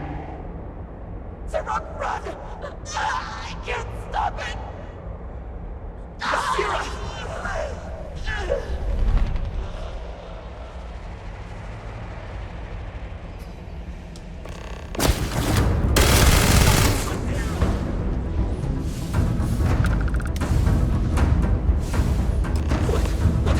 Best not leave anything useful behind. I see no one, and yet I can feel a presence. But how? I should be the last. Is someone there, or...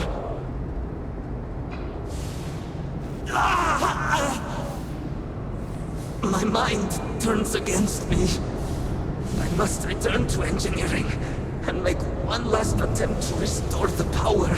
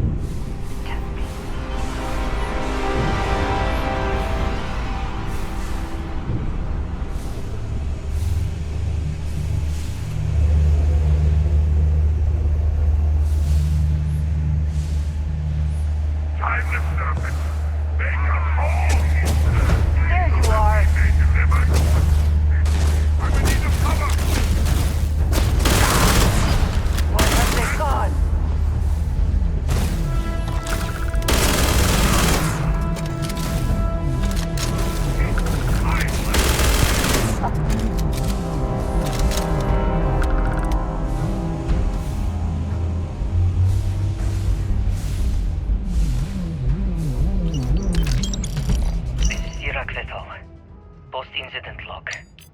Something has gone horribly wrong. We were in orbit directly above Dasra, monitoring our current experiments when we experienced a sudden energy surge. I fear the source came from the city itself.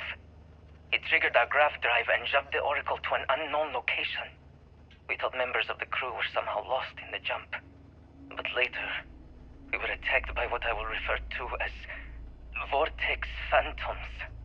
I thought I recognized some of them. Could it be that the energy surge has somehow transformed them and warped their minds?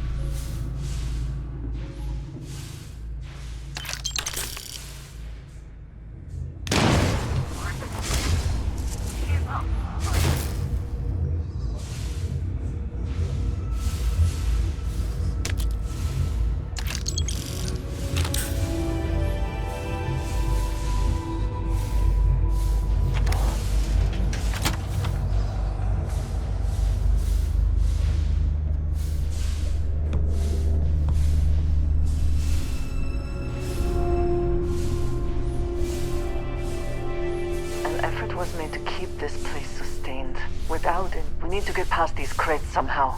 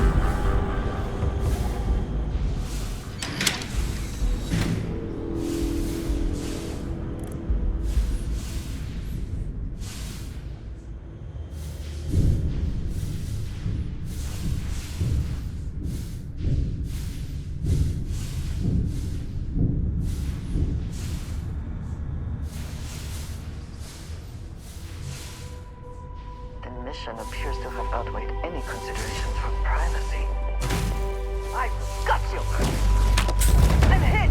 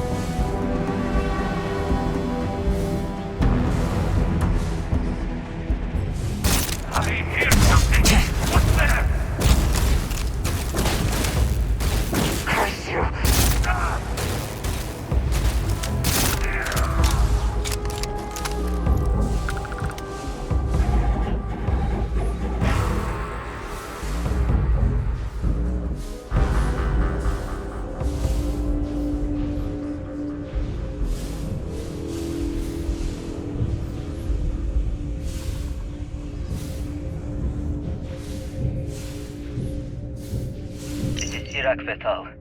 Post-incident log. After the initial jump, areas of the Oracle have somehow been sectioned off by strange energy fields or barriers. The fields allow no one to pass and are somehow able to repel, almost teleport, the trespasser back. I am certain these new fields are related to the Vortex Phantoms. Both resonate with the same energy pattern. The exact same pattern we were studying for Anasco's experiments. Something happened in Dasra. And if the situation is bad here, I fear for our brethren in the city.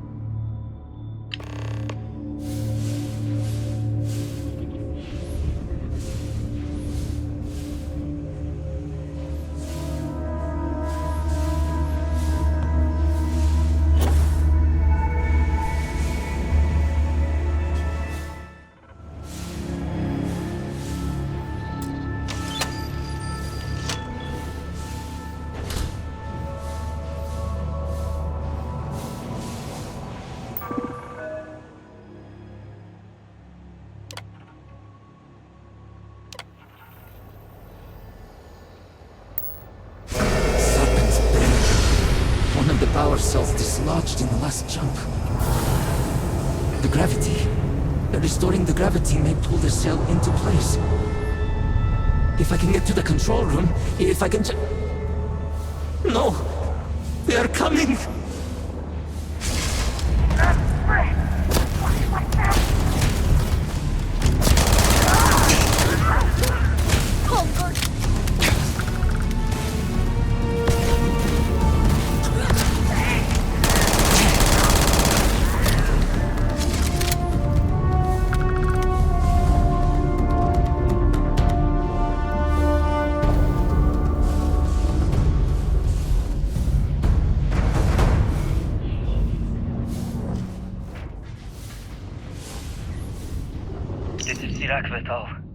Post-incident log. I am one of the few remaining unaffected crew on the Oracle. Nadine, Basira, and Taras are the only others I was able to find. I fear it is just a matter of time before we succumb to this energy that is turning the others. How long will we last?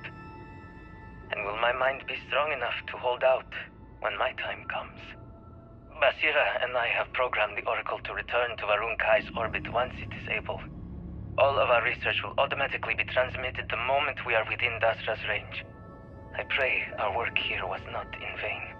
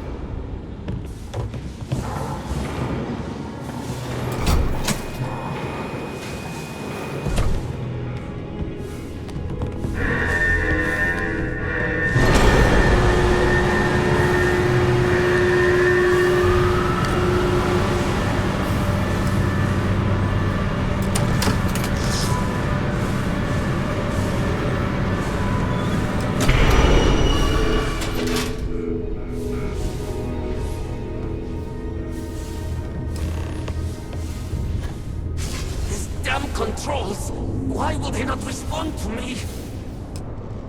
Work, damn you!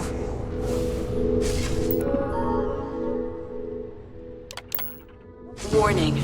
Gravity procedure initiated. Please check your surroundings to ensure personal safety. Restoring gravity in 3, 2, 1.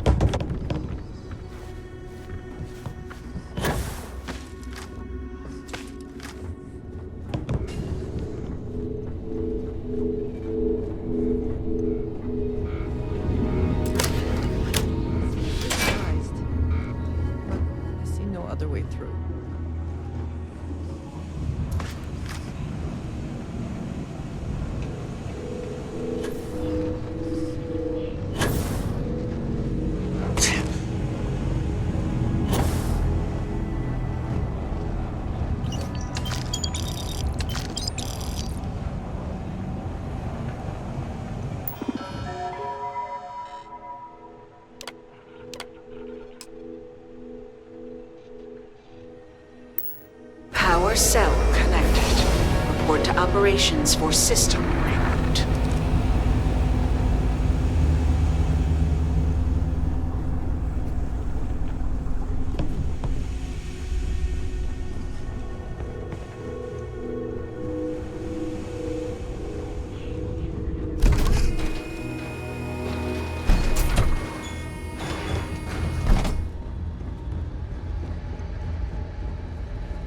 The Vortex Phantoms.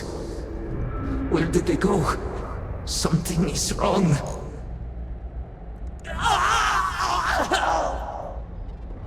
No! Not now!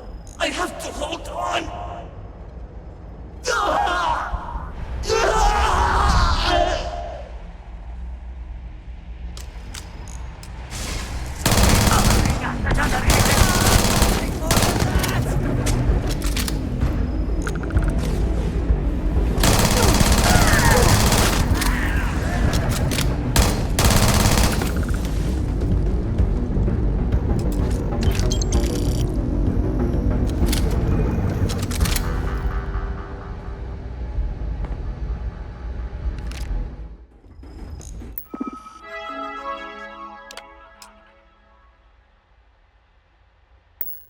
Mainframe reboot initiated.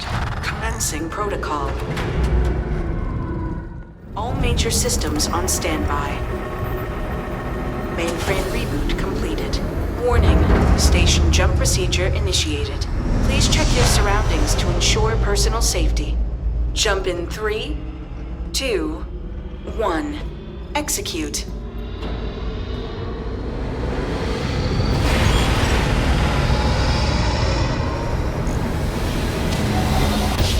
Jump completed. Station lockdown released.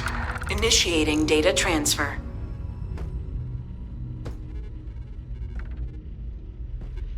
Incoming transmission. This is Dasra calling the Oracle Station. We've received your transmission. Your orders are to send a representative down here immediately. It appears we have much to discuss. Poor Sirac.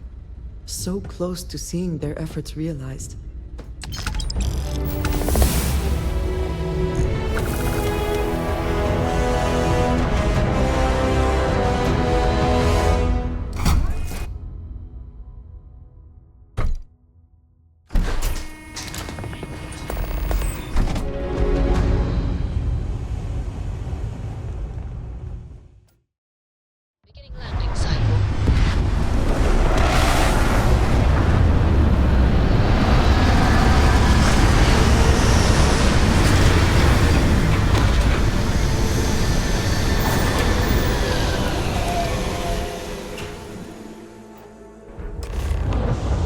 Hold very still and choose your words carefully. They will determine how long you live. Please, we are not a threat. We are trying to help. You have no right to be here. You will tell me how you found this place.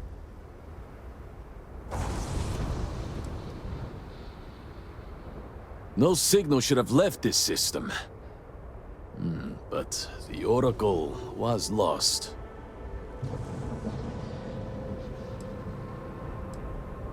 Indeed it did. The Oracle is perhaps the least of our problems, I'm afraid. Voris, I think we need not fear our guest. Perhaps, in this time of need, the Great Serpent has delivered us a gift. Counselor, with due respect, we have not had unannounced visitors here in generations. It is a clear breach of security. I do not disagree, and I know that security, in whatever small form we can grasp it, is of paramount importance. But you must acknowledge the timing is curious. And perhaps our guest's intent should be determined before we take further action.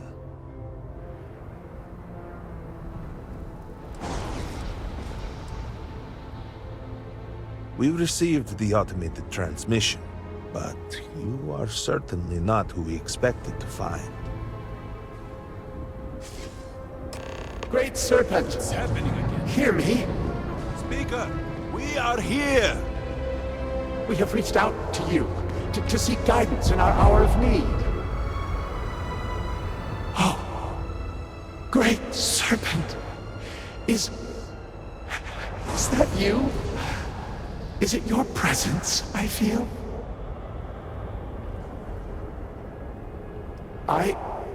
I feel something, yet I see nothing. Is this a test? What do you require of me?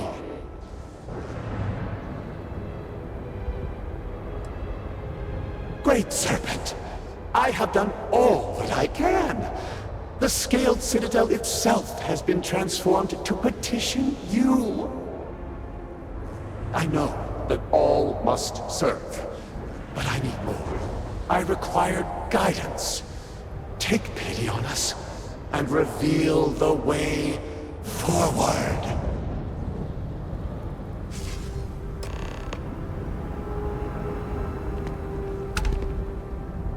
Our leader, Anasko Varun, he has appeared like this over and over. So many of our people have been trapped in this state, these vortex phantoms. But usually they are hostile and lash out. Anasko is different. If only we could hear his voice, some reassurance that all is not lost. What do you mean? Despite the sightings, none have heard the word from Anasko in all this time, yet you claim to? Do not toy with me. Not about this. If you speak truth, you must prove it. What did he say?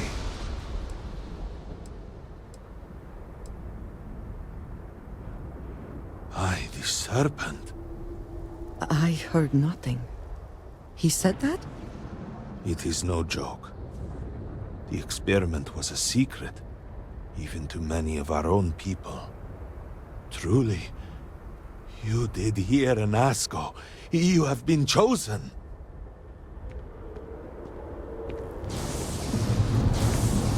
People of House Varun, hear me. We have asked the Great Serpent for deliverance from our calamity, and he has answered us.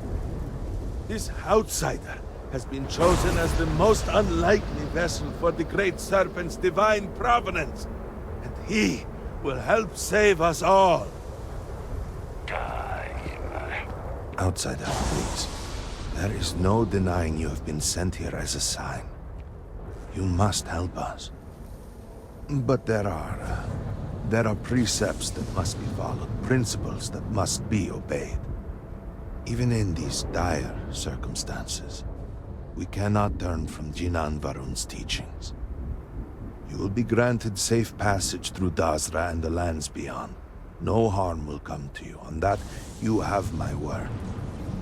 You even have my assurance that your compatriot here will also remain unharmed. But to truly aid us, you must become part of House Varun. This is not a thing done lightly, and it cannot be taken back. Will you commit to helping us by becoming one of the promised?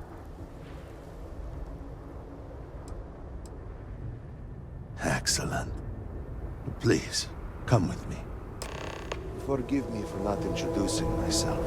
I am Malibor Dulkev, member of the High Council of House Varun. I have been asked to represent the Council in this moment. Please, enter our city.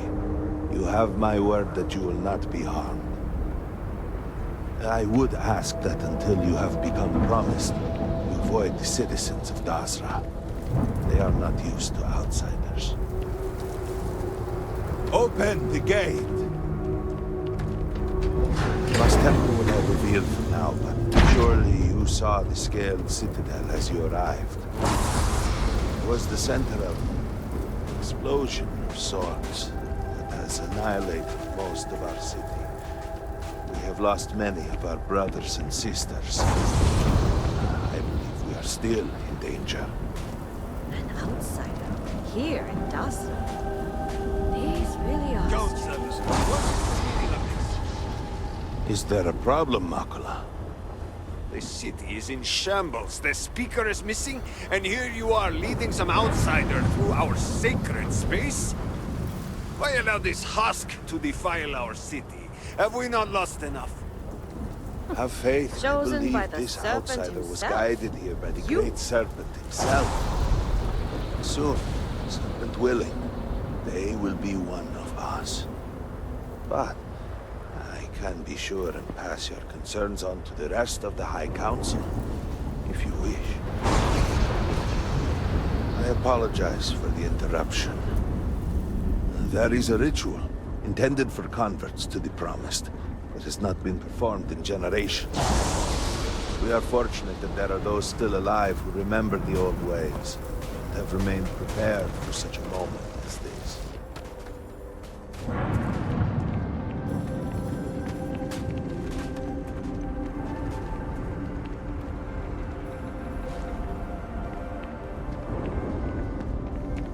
Herald Inaza, I suspected we might find you here waiting. I saw the ship landing. I knew immediately that I would be needed. Indeed you are. This is Inaza Kaisir, Herald of the Serpent. She will guide you through the ritual. I am needed elsewhere, but I assure you that you are in good hands. I have other matters. So, the great serpent sends you to me. No husk that walk the serpent's path. To enter the sacred cave, there is no turning back. You will be forever changed. This is a path you must walk of your own free will, alone. Will you step forward and emerge anointed, one of the promised? Then enter, and I shall guide you along the serpent's path. For this is a journey you must undertake alone. Your escort cannot follow. This is a profound step for you. Do not worry. You have nothing to fear. I will await you at the end of the serpent's path.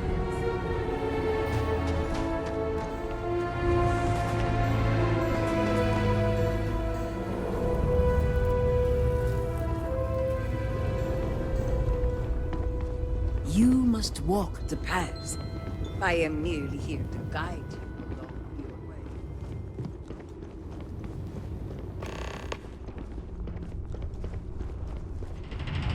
Before House Varun, there were humans. First on Earth, then scattered among the stars. One particular colony ship housed several hundred of these souls. And like all humans, they were lost souls, wandering in the dark, looking for a path. They were each alone and isolated, individual tiny flames that could be snuffed out at a moment's notice.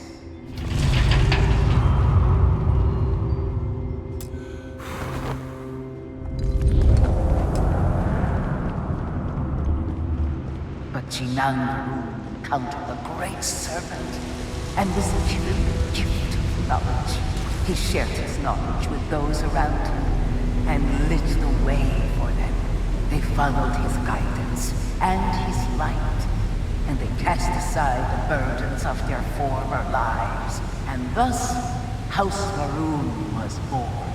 Now you too have the chance to cast aside your burdens, to relieve yourself of anything that holds you back.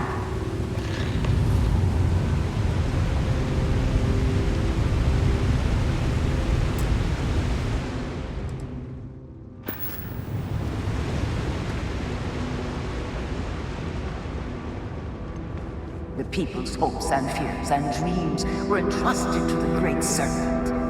They made the leap of faith that brought House Varun to greatness. You may now follow in their footsteps and take that same leap. Embrace the great serpent, and he will embrace you.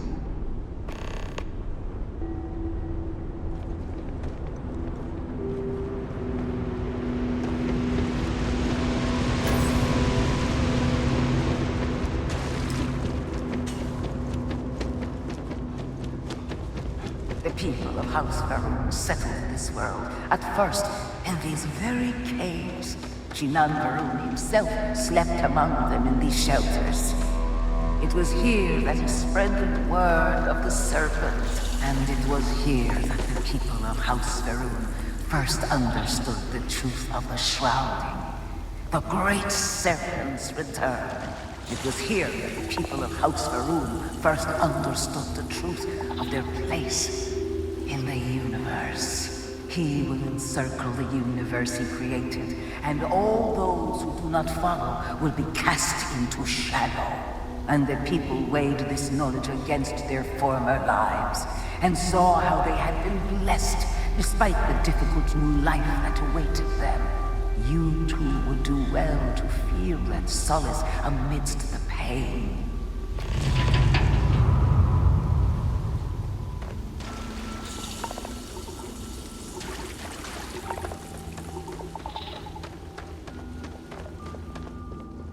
Until that day comes, we are the voice and the hands of the great serpent. Our every act a sacrifice to hasten his return. Make now a sacrifice to prove your devotion. And remember, whether in life or in death, all must serve.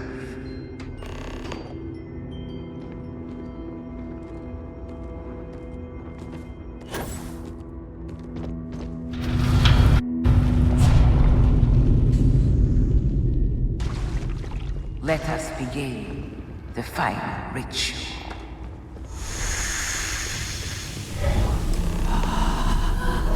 While none since Jinan Varun have stood before the great serpent, we can all feel his presence. To solidify his bond, you are presented the simple choice. Before you on this dais are several items. They represent different aspects of House Varun's connection to the great serpent. Pick the two that call to you. Place them on the altars. Offerings to the great serpent that he may fill you with his spirit and make you promise.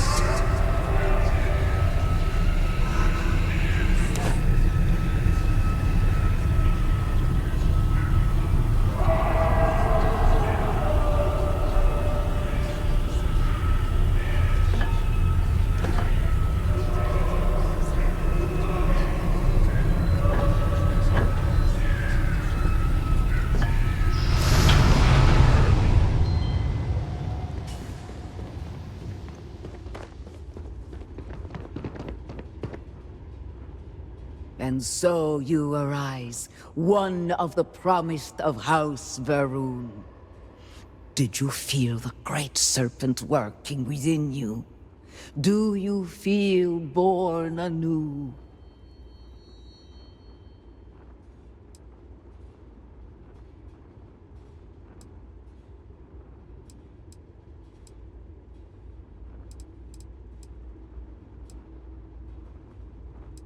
And yet, there were opportunities presented to you that you did not take. A good reminder for us all. There is always more we can do to serve. Through strength and perseverance, House Va'ruun will triumph over all that stands in its way. I grant you the title of Vindicator. All will know you. All will trust you. Above us, in the grand ship morning, jewel of the Va'ruun fleet, the High Council awaits your arrival. Serve them. Serve the Great Serpent. All must serve.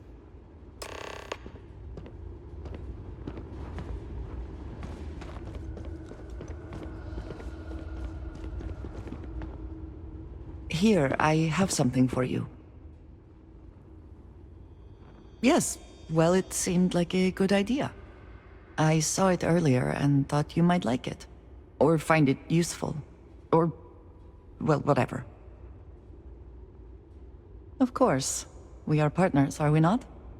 I will keep an eye out in the future. And if I see something, I might hold on to it for you.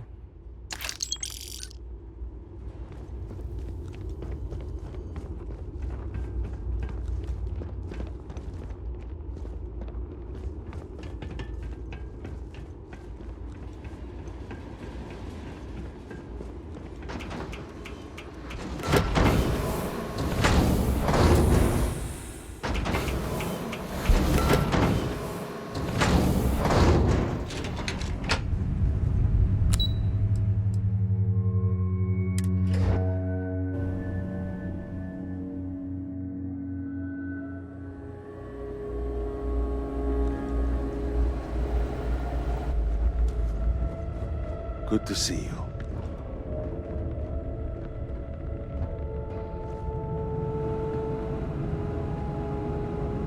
Welcome, Vindicator.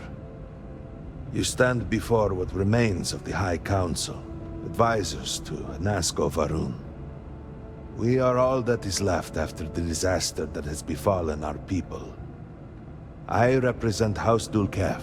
Jamal is from House Kadik, and we are joined by Lovek of House Vital. We are, all of us, hopeful that your arrival in Dazra and your clear connection to Nazgo Va'ruun, for the first time in weeks, represent some semblance of hope.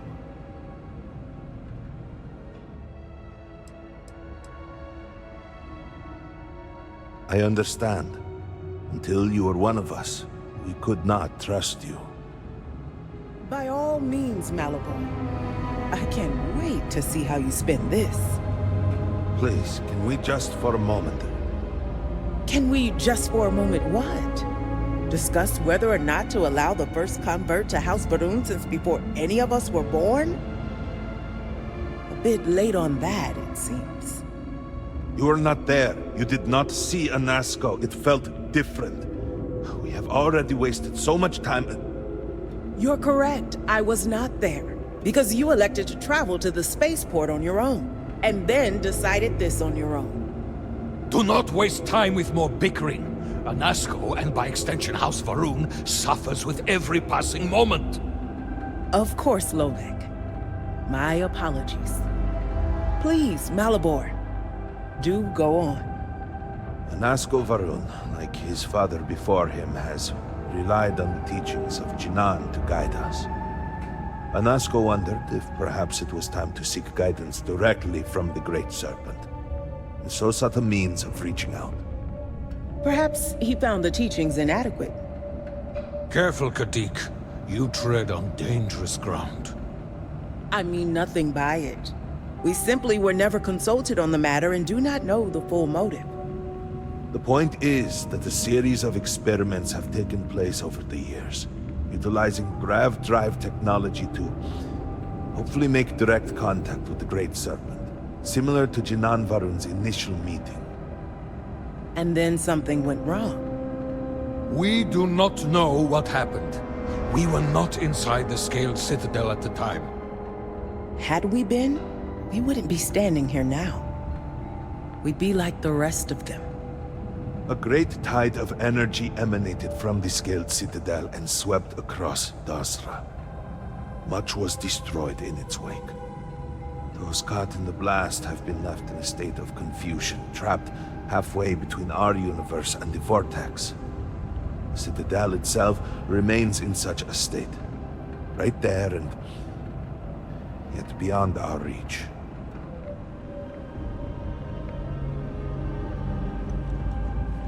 We can only assume that the experiment is still running, somehow preventing us from entering the citadel.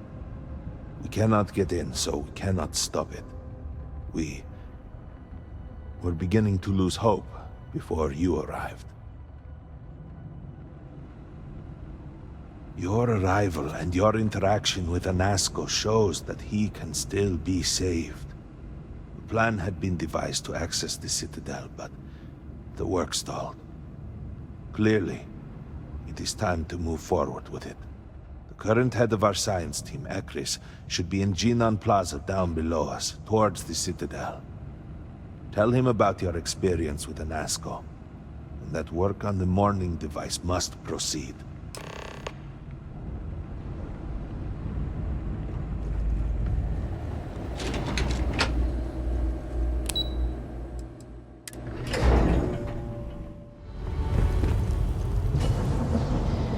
We will all be lucky to see the end of the year. Well, look who it is. You have made quite a stir, and given the state of things, that is a singular accomplishment. To what do I owe the honor, Vindicator? Did he now? How magnanimous. But approval is approval, and I will gladly take it. I will spare you much of the technical detail, as I confess that pieces of it I barely understand myself. One cannot help but notice the energy field around the scaled citadel. Until we can get through it, we cannot shut down the experiment inside, and it has proved quite impossible to get through. We had the beginnings of a plan to build a makeshift contraption to redirect grav drive energy to see if we could penetrate the barrier, but the project came to a halt. Politics got in the way. Every one of the houses needs to contribute, and everyone realized they could potentially use it for leverage. What should have been a cooperative effort turned contentious. Easy decisions became negotiations. And so, construction never began. We have sat here, staring at this disaster as supplies pile up for well over a week now. Serpent help us, it is infuriating.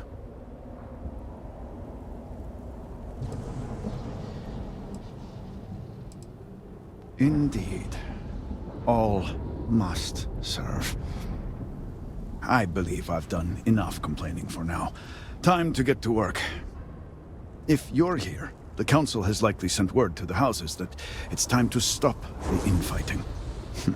I doubt it will be enough.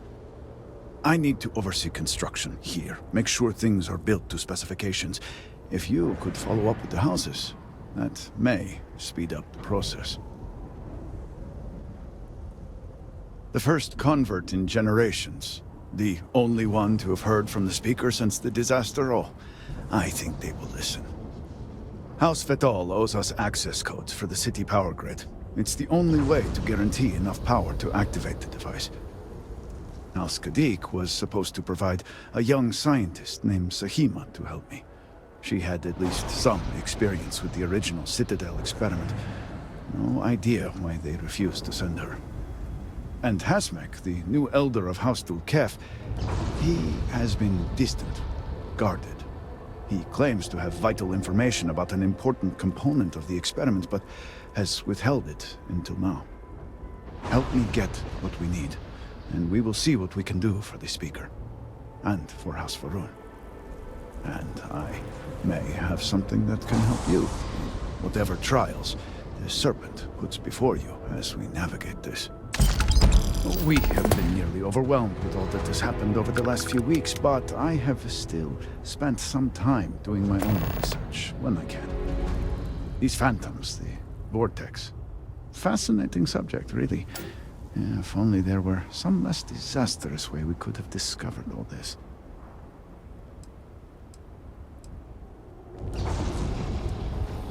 I know. I have lost friends and colleagues myself. We have encountered several interesting phenomena. First, while the phantoms shift to a fully human form when killed, they often retain small shards that appear to be an almost crystallized version of vortex energy. Second, we have learned that killing the phantoms sometimes causes an even greater disturbance. Horrors, as they have been colloquially termed, can appear from somewhere. We are unsure of their origin, but it is not within our universe. These horrors and their spawn are infested with cysts, a seemingly organic manifestation of vortex energy. We have managed to collect enough to run experiments and have devised a method of combining them into an explosive mixture with varying properties. While they have no use in the development of the morning device, if you find yourself out in the field, I believe they could have more practical applications. The process is simple enough that any industrial workstation should suffice, if you have the materials. And, depending on how you combine said materials, you may find the results to be somewhat variable. I hope you can use that to your advantage. Yes, depending on how much trouble you're getting into. We have been nearly overwhelmed with all that has happened over the last few weeks, but I have still spent some time doing my own research when I can. These phantoms, the vortex. Fascinating subject, really. If only there were some less disastrous way we could have discovered all this.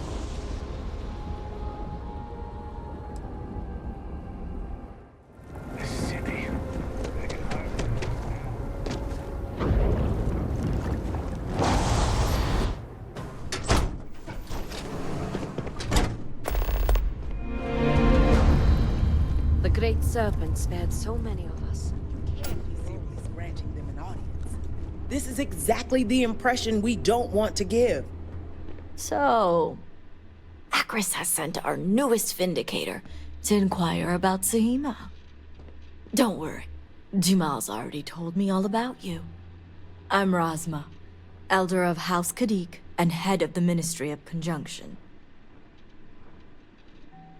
Well, it's also an honor to meet one as interesting as yourself. I wouldn't have suspected an outsider to be made promised, but who am I to argue with the Great Serpent's choice?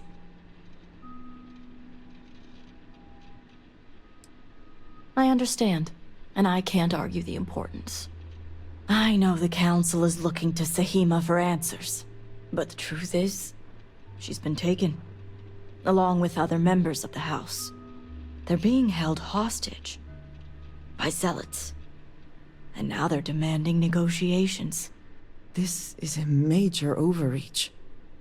I have never known the zealots to be so bold.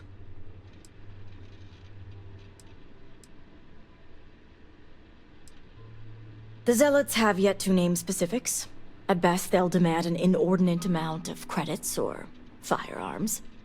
Worst case, a seat at the High Council or even the reinstatement of their house. House Maleen. They know we can't risk Sahima for Dazra's sake. So, they won't hold back when it comes to demands.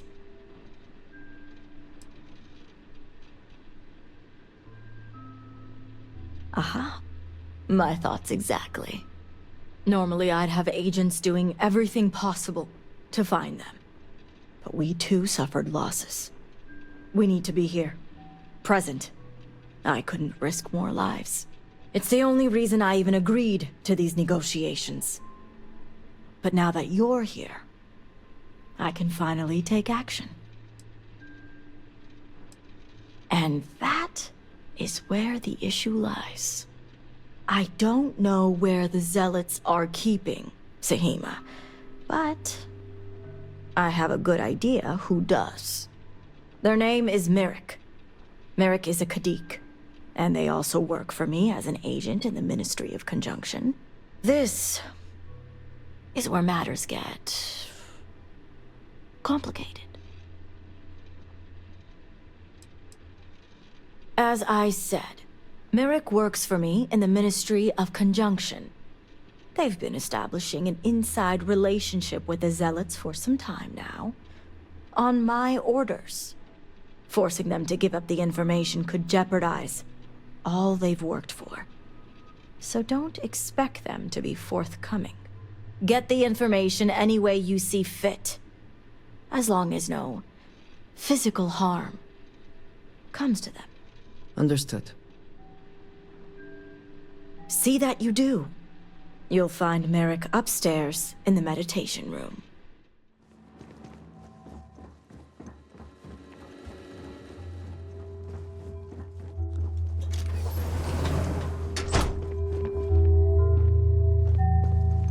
You're no member of House Kadik. What are you doing here? And you are? Ah, the heretic turned promised. I was wondering when our paths would cross. So tell me, what would a chosen one such as yourself want with someone like me?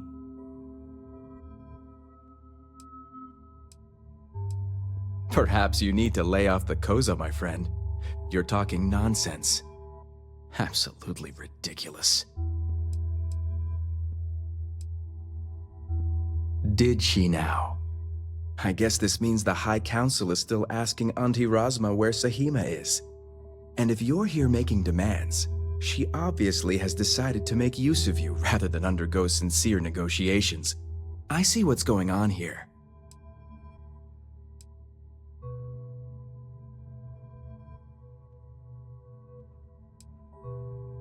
Well, I am one of the few to garner any amount of trust with the Zealots, so she should be. I can't imagine where the Ministry of Conjunction would be without me.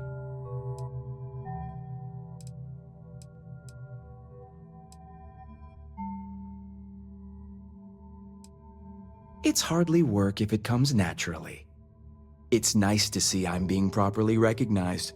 I may excel in my skills, but it doesn't mean the hours I put in are any less. Exactly. There's still research, analysis, documentation.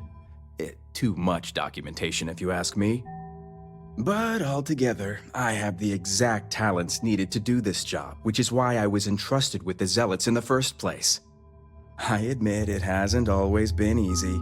They are Zealots, you know.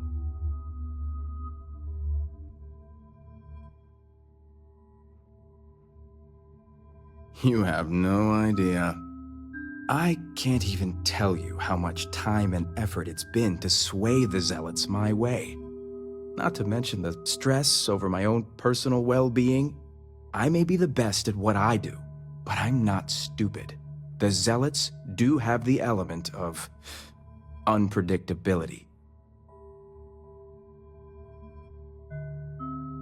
I was wondering when your own agenda would come into play.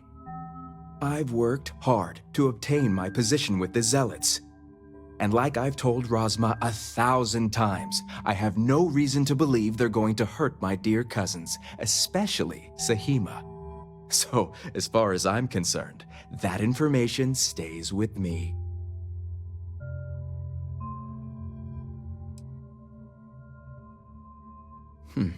You make a good point, for an outsider. And perhaps I should take your presence here as a sign. The location you're looking for is Shadow Station Epsilon. It's an old Varun base that they've taken over for themselves. Razma will know it. Let her tell you the details, seeing as how I'm about to be reassigned. It better.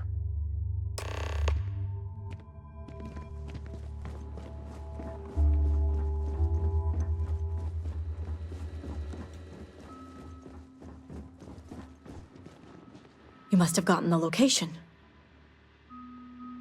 Ah, yes, the old Varun military outpost. It's a remnant of the Serpent's Crusade. If my intel is correct, you can find Shadow Station Epsilon in the Badlands, north of Dasra. I can send you the coordinates. The sooner the better. We will do whatever is necessary to bring Sahima and the others back safely. Now that we have a rescue mission underway, I'll speak to Merrick about setting up the negotiations. I expect them to be pliable after their last encounter with you. The current plan is to hold them at one of the geothermal power stations. Meet us there when Sahima and the others are safe. Good. Serpent willing, your timing will line up. I'll stall the Zealots as long as I can, which shouldn't be an issue. That being said, I'd still appreciate it if you could act quickly. Now, Jamal wants an update before you leave. Just don't let her distract you for too long. Vindicator, a word before you go. Tell me, Vindicator, what do you know about the Zealots? An oversimplified observation, but correct nonetheless. The Zealots are widely frowned upon within our society. They're a remnant of the Serpent's Crusade, days we'd like to forget. Has my dear sister given you any history on our house's relations with the Zealots? I'm surprised she even mentioned that much. Razma would have everyone believe she only wishes to keep an eye on the Zealots, so the Council can make informed decisions. The truth is, she's had this particular group of Zealots under her thumb for quite some time. This is only a problem now because she's lost control. That is the real reason why Razma hasn't informed the High Council, and I'm sworn to silence. That sounds like an incredibly foolish plan. Exactly. House Kadik already has a reputation for being sympathetic to the Zealots, but the truth is far worse. Razma wants the Zealots to back House Kadik, so the balance of power between the noble houses would shift to us. She's been employing them, paying them in supplies that aid their blind crusade. The Council knows nothing of her work with the Zealots, and I aim to keep it that way. All elders have their own ambitions. I'm certain that's all they see. What none of us expected was the disaster that is the Scaled Citadel. The aftermath is what allowed the Zealots to grab Sahima and the others, flipping the balance of power in their favor. Razma has lost control and is putting House Kadik's reputation and power at risk. And that's what I wish to speak to you about. House Kadik shouldn't be associating with Zealots at all, except on an extermination level. But worse, we absolutely cannot be supplying them with ordnance of any kind. We need to cut ties with the Zealots altogether. How astute. I want you to put an end to any connections between House Kadik and the Zealots. And while my position won't allow me to be blunt, I'll still make it clear. Should the hostages not survive, Razma would blame the Zealots and cut all ties. An extreme sacrifice for the sake of your house.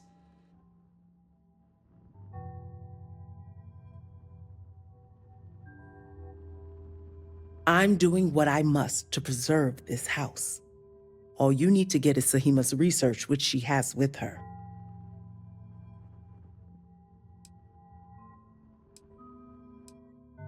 I see I misjudged you. How unfortunate for us all.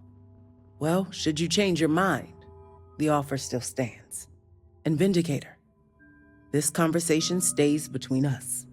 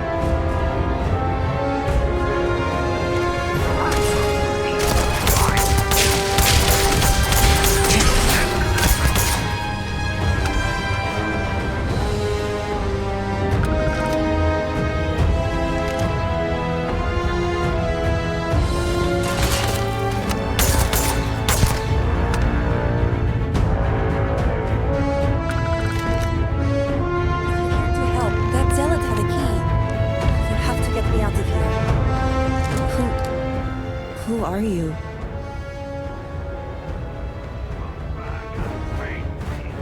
Serpent's Grace, I knew it! I knew she wouldn't just leave us here to rot. It's more than just me. There are others. The Zealots have been using them to force me to continue my research here. They think I have all the answers since the original experiment was a catastrophic failure. The Zealots were wise in their tactics. Up until now. So my theory is correct. Or I should say, the High Council now believes my theory, the better theory, is correct. I knew it! I told them their algorithms and insufficient testing were only giving the illusion of stability. But no one wants to listen to me. Not the girl who put people twice my age to shame when it came to assessments. Of course, this is what it would take for Razma to send someone after me. Negotiations? Oh, right. I'd almost forgotten. I overheard the Zealots mention negotiating with House Kadik, so the motivations are clear. Not only does the High Council deem me important, but Razma needs to remove me from the equation. I get it. But at least now everyone knows I was right. Yes, step 1 is freeing the others. The Zealots aren't aware of how I've been delving into their systems here. I told them I needed full access if they expect me to replicate Anasco's experiment, and I didn't even bother with risk assessment. They think I'm applying my theories to their poor excuse for technology down here. Granted, I could probably make it work if I had to. Right, getting there. The other hostages are being kept just beyond this room. I can disengage the locks to their cell and grant you access to an elevator in the room beyond that will take them to safety. You just have to clear out that area first, and the Zealots down there are... different. Oh, I'm not going anywhere yet. While you get the rescue underway, I'm going to set up certain guarantees here. I'll meet you and the others outside.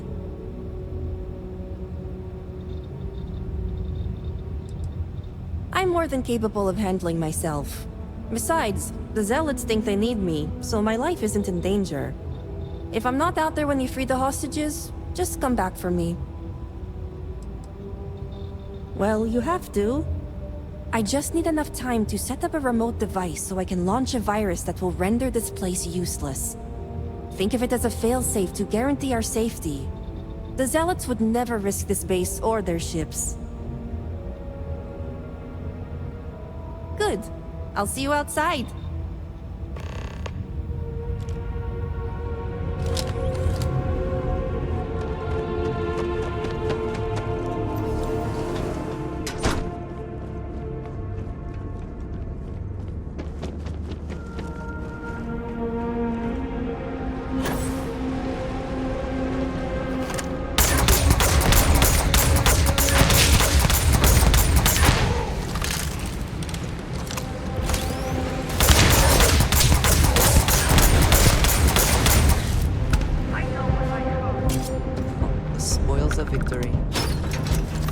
Amount to something. You aren't a zealot. Who are you? The Great Serpent is merciful. And Sahima? Did you find her yet? I wish it were that easy. The Zealots separated us. Our brethren are still out there. Please, I can ready my people here, but you'll have to deal with the Zealots and rescue the others so we may all escape safely. We'll be ready.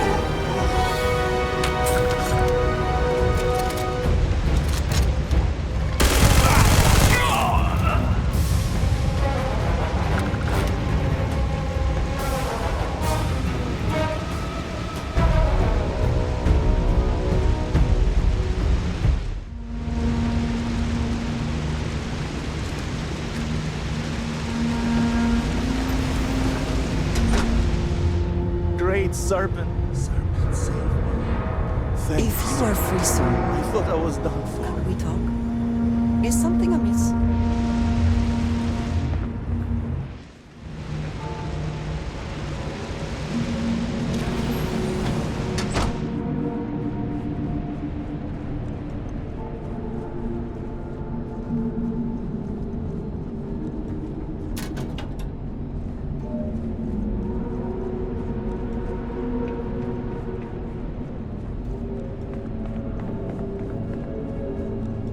I'm not ready. The Great Serpent has heard me. Thank you.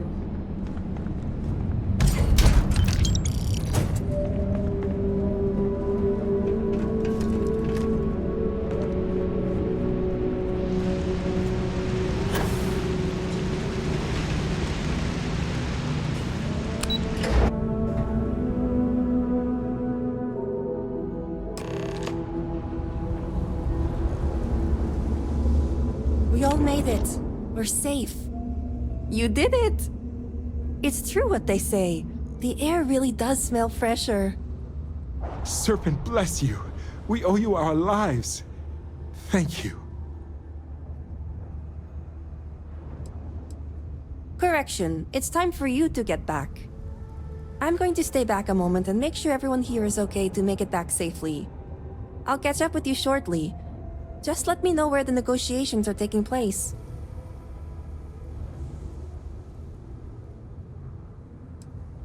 Have I mentioned I'm sick of people telling me what to do? I'm staying. I'll be there when it counts. Now go. These members of your house have suffered. I can respect your decision.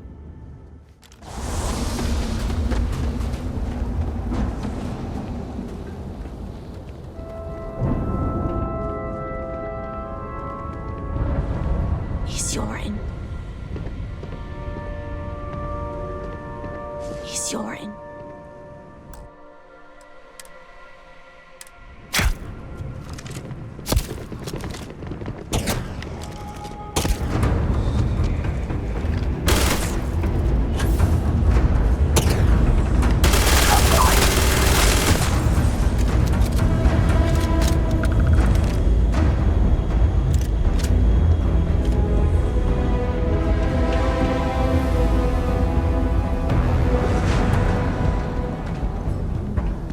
Good to see you.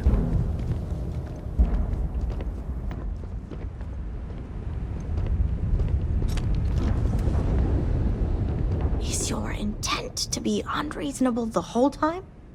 I thought this was a negotiation. We're having a friendly chat, aren't we? It's not my fault you don't find my offers acceptable. Nah, just the person I wanted to see. Please tell me you bring good news.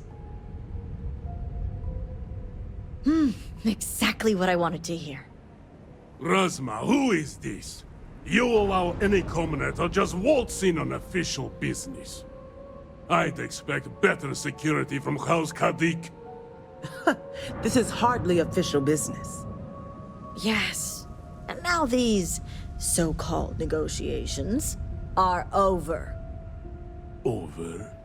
You'd risk everything after the whispers of a stranger. I demand to know who this is.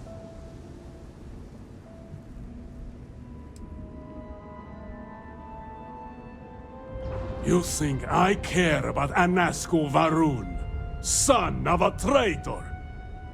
Only a complete fool would expect me to believe this. It's true, Mihail. And if you don't leave now, peacefully, I'll make sure your ships and Shadow Station Epsilon are made dust. You... How did you... You're bluffing. Test me. You think a genius mind like mine wouldn't find a way to hack into every system in your base? This remote device will launch a virus that will detonate systems within Epsilon, and reach your ships as well. You realize how this may affect future partnerships, Razma. You'd jeopardize our connections. It jeopardizes nothing. It merely restores the natural order. The natural order. I could take you all out here and now. You know every one of us is prepared to answer the Serpent's call. You're so willing to sacrifice your allies at Shadow Station Epsilon? You don't think they're as prepared as we are? We all answer the call, and if that day is today, so be it.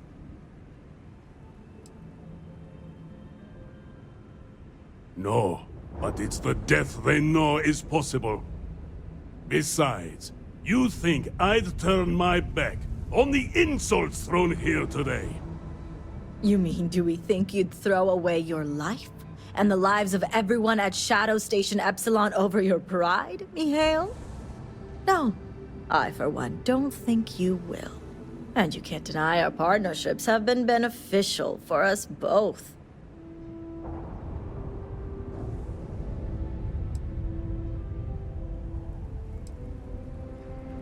As much as our people may disagree, Jandar would see you sacrifice your life in direct service to the Great Serpent. Both would have you die, cleansing the accursed, and turning those who may listen to his shadow. You know this to be true, Mihail. A true promised lives only to serve. And your death today would serve nothing. Blessed sister, you speak truth. I have been blinded by pride, but your words have guided me back to the path. All right. I won't deny my brethren the death they deserve. But I won't forget this either. Don't think this won't change anything, Razma. Things have already changed, Mihail. From the moment you kidnapped House members. These negotiations are over. Now leave us. You have no idea how satisfying that was. House Kadik is in your debt. As am I. I owe you my life.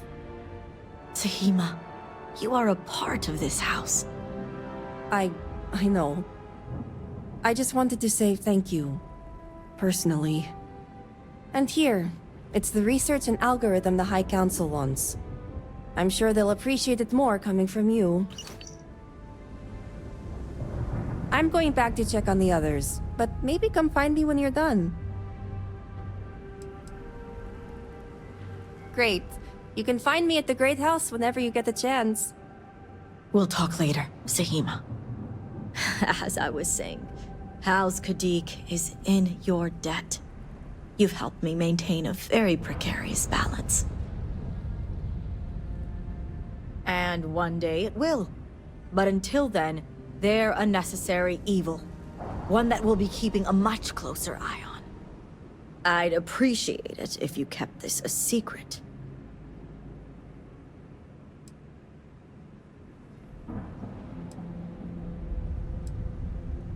Good.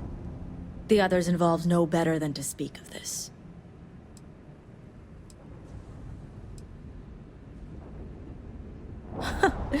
You seem to be understanding our society quite well. Now, I have much to do, and so do you. Ekris and the High Council will be expecting you.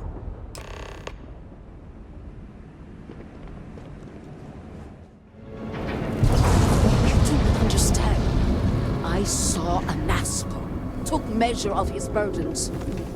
What you are describing is a dream, nothing more. Not a dream. A message from the Great Serpent himself. Ah, were you able to find Sahima? Perfect. I have no doubt Sahima's work is the key to stabilizing the morning device. If only the others had listened to her, we may not have lost so much of our great city. This leaves houses Dulkef and Vathol. Politics can wait. Every moment we delay, a Nazgul descends further into the void. For the last time, faith will not remove the barrier. Science will.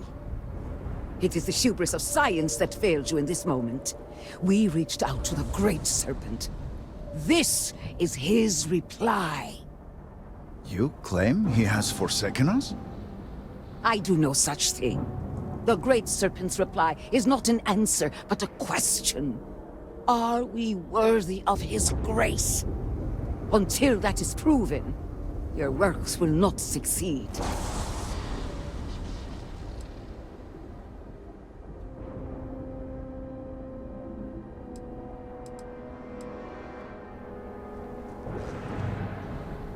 It sounds like you agree with me. And yet, only one is the foundation for the other. But the proof is not in our words. It is in the vision. Anasco's presence still persists in this world, and he seeks our aid. Fine. I feel like I've lived this argument 1,000 times, and the only way to move past it is to concede to its nonsense. Vindicator, speak to my sister. Agree to her fool's errand, so that we may continue the work of saving this city. What an honor it was.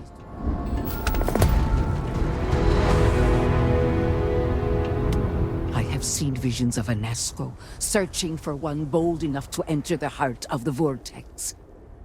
And now that you are here, I know your arrival was no accident, but rather providence.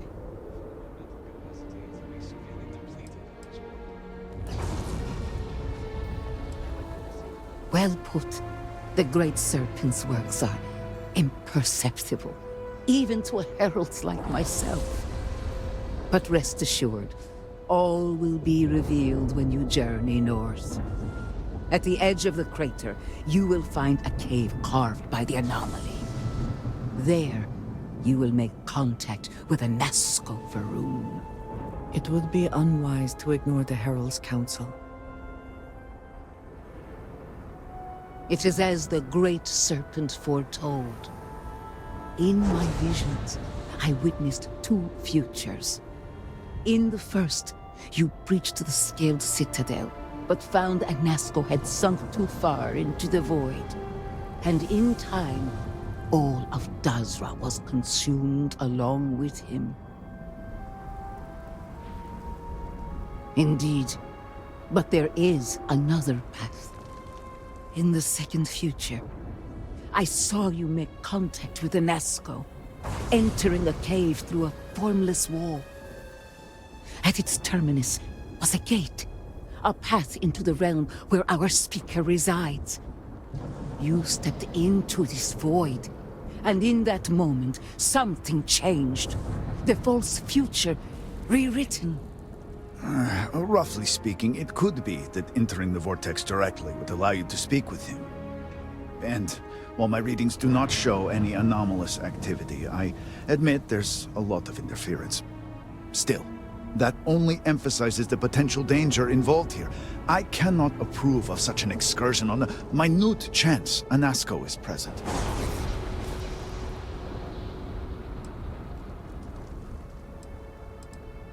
I am no heretic, but to risk so much on a vision, it is a leap of faith I cannot condone. I will not stand in your way, however, as Inaza has stood in ours. You may not realize it now, dear brother, but our goals are one and the same. Then you must embark to the northern edge of the crater. You will find an entrance there, one that has no form. Step through it, find Anasco, and complete the vision. Only then will his voice be heard.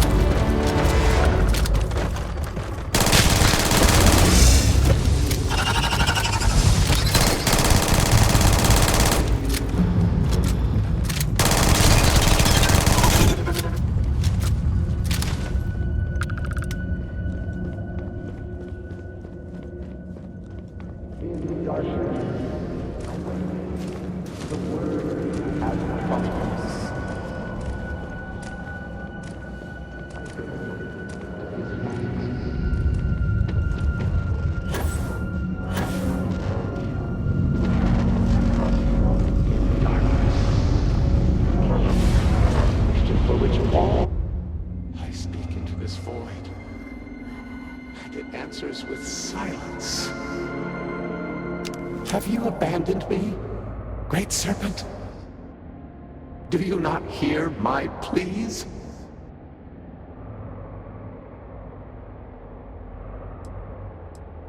You understand me?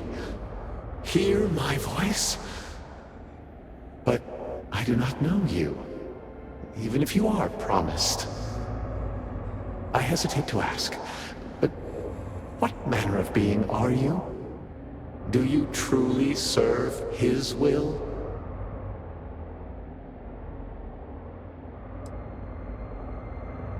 Yes, he works through you and built the path to guide you to me. I have reached out so many times to hear nothing but echoes. Yet you, an outsider, hear me plain. And for the first time, I hear you. Clearly your arrival here is fated. By stepping into this void, we are now linked. There is still reason to hope. The Great Serpent will see us through. But time is short. The bridge collapses. The gate is still open. The experiment still runs. Find me in the Scaled Citadel. I will wait for you there.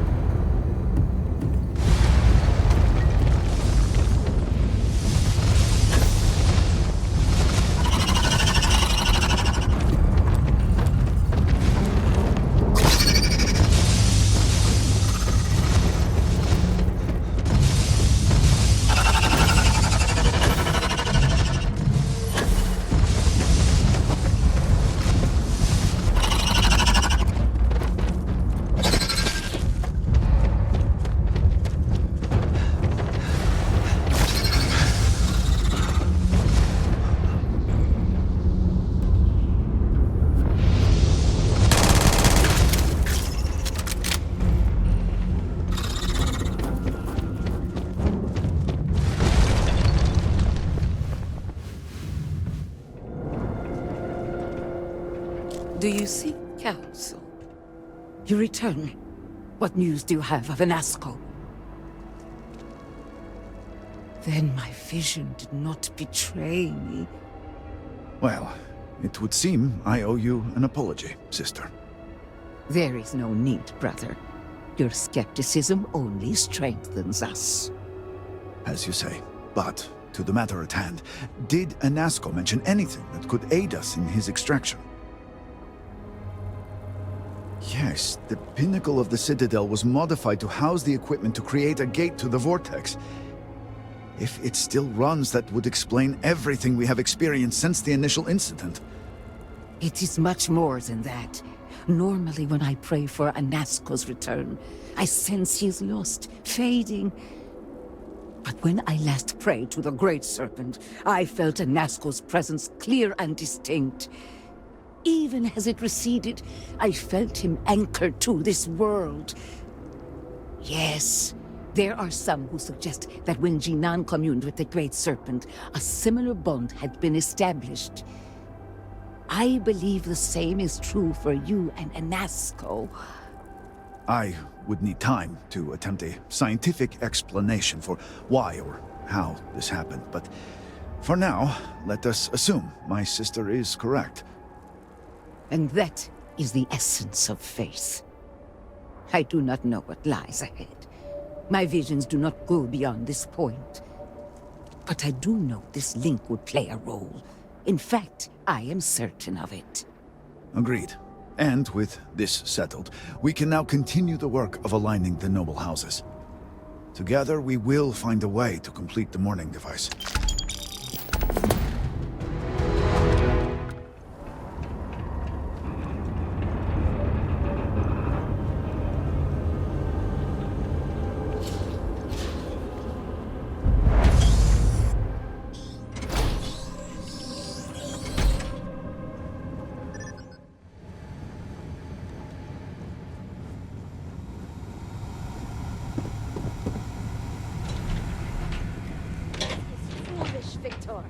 The High Council needs access to the power grid if we hope to restore the city. If you are not a member of House Bethel, you do not belong here. Only lasts so long. Another High Council lackey come begging? I told Lovick no more! Forgive my brother. He has been forgetting his manners of late. Victor, this is Anasco's chosen. You recall Lovick sent word. I recall he spoke of a newly anointed promised. And we do not need help, especially from an outsider. You can't continue to refuse the council. You must act. Your inaction is killing you. Precisely, which is why he leaves me no choice but to say this. My nephew Varric has left, and until he returns, Victor refuses to assist the council. These are hardly matters for the ears of an outsider.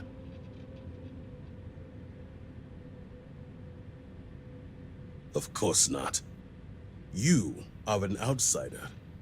You have no understanding of our house. Is this not the opportunity you've been looking for, brother? A third party capable of finding Varric?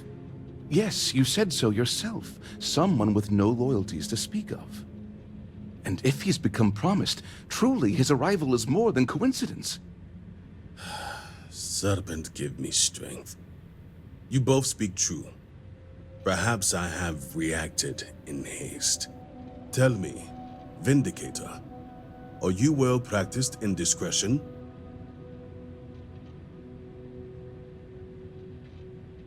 I have heard reports on RYUJIN from the Ministry of Conjunction. This news gives me hope. As Vittoria mentioned, my son, Varric, has left. Essentially, he has abandoned his post. And not only did he turn his back on his house, but the Great Serpent as well. He is a traitor and must be dealt with as such. Victor, surely you don't mean it. He does, Luther. He is allowing his fervent pride and anger to cloud his judgment. What my brother is trying to say is that he wishes his own son dead. First, we lose Vashti to that malignance tearing through Dazra. And now you so willingly offer up Varric. As if our house has not suffered enough loss already. Of course it would. As someone from the settled systems, you have no concept of what the Great Serpent demands of us. I do not wish Varric dead, but as head of the Ministry of State, he left me no choice. All must serve. Those who refuse will be met with death.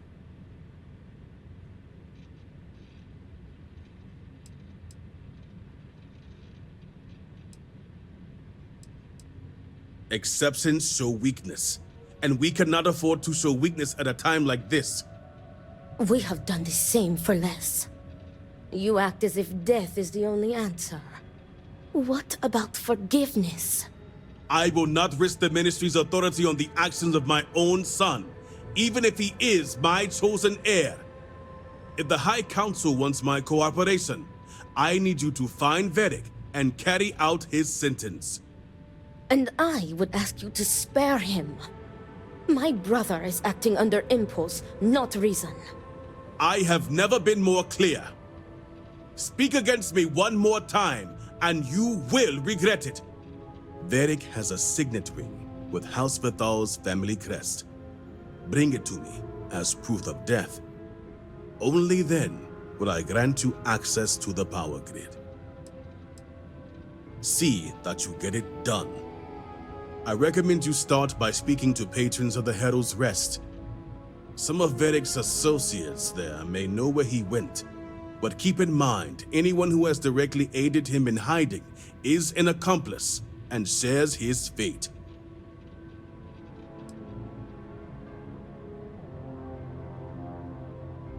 If they were, they will pay the price. And remember, absolute discretion. All anyone needs to know is that you are looking for Varric for personal reasons.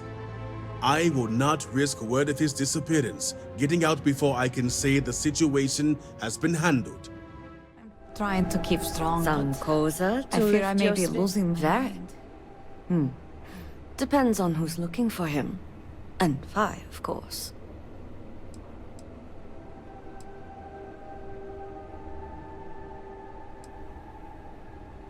Sounds like Varric, at least.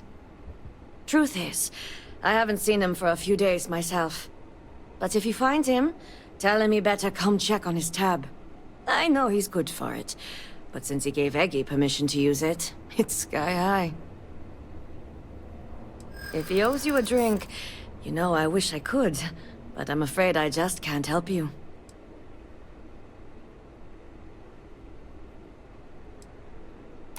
And I'd really like to help you. I'm sure he has, but I'm sure someone else could help you out. Varric always was one to act on impulse.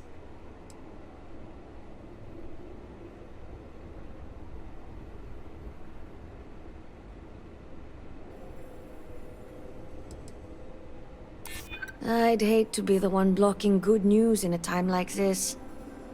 All right, fine. I don't know where he is, but there's a man, Dane Salavea. He might know. That one's easy.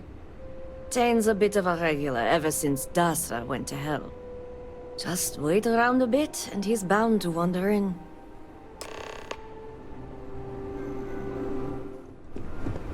Another day in Dasra. Hey, aren't you that outsider made promise that showed up here recently? Oh, wow. You really bought in, huh? I'm an outsider myself. It's hard to get into the whole giant snake thing. Tell me about it. I've been toting stuff back and forth for these people for years and still get the cold shoulder most places I go. But then these people lose half their city and you show up, and suddenly it's divine intervention. It sure has, to say the least. Anyway, enough about that. What can I do you for? That's so. Well, I guess that depends, Vindicator. Who wants to know? Oh, sure. You just show up out of the blue and suddenly want to know where to find House Vathal's #1 son? And I know he wasn't lost to whatever ate up half of Dasra. Plenty of people have seen him since. Although, let's just say after what went down here, my retirement's looking imminent, and I haven't exactly been saving up for a rainy day. So if you're feeling generous, maybe we can help each other out. Nice to see we operate on the same wavelength. I'm pretty sure he's heading into the Highlands. Just not sure where. But I do have the means to track him. So you just say the word and we're off to the races. After you. Once we're outside of Dasra, I'll fire up my tracker and fingers crossed, it'll lead us right to him. Just head out the west gate, should be the fastest route.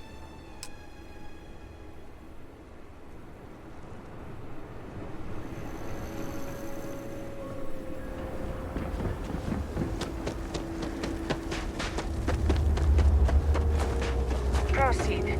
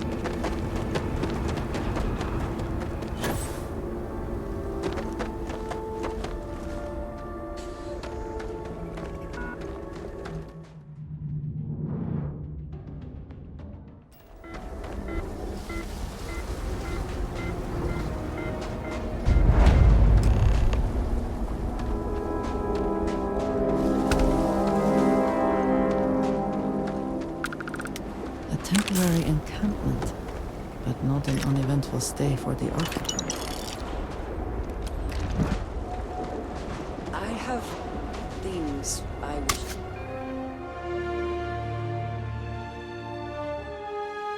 to discuss with you.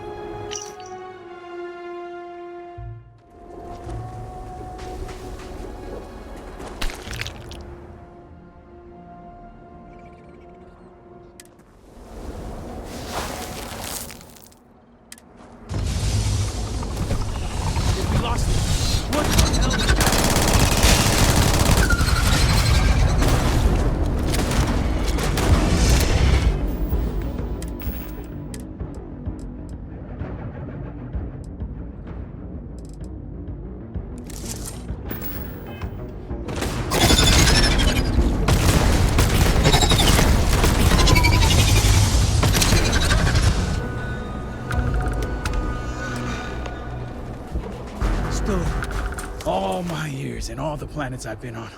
Never gonna get used to those things. Terror, what? I think I'll pass.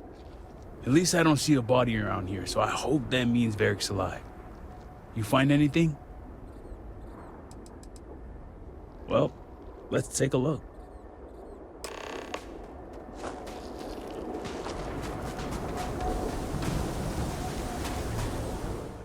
Running around in a panic. Not that I blame him. He definitely fled the camp. Better go check below and see if we can find out which direction he went.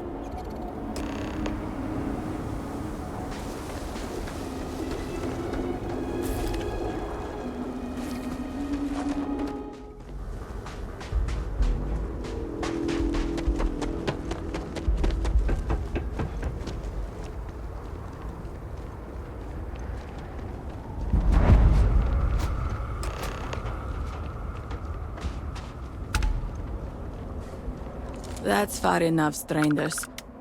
You want to tell me what you're doing on my property uninvited? Well, you won't find him here. This isn't exactly the type of place where house members frequent.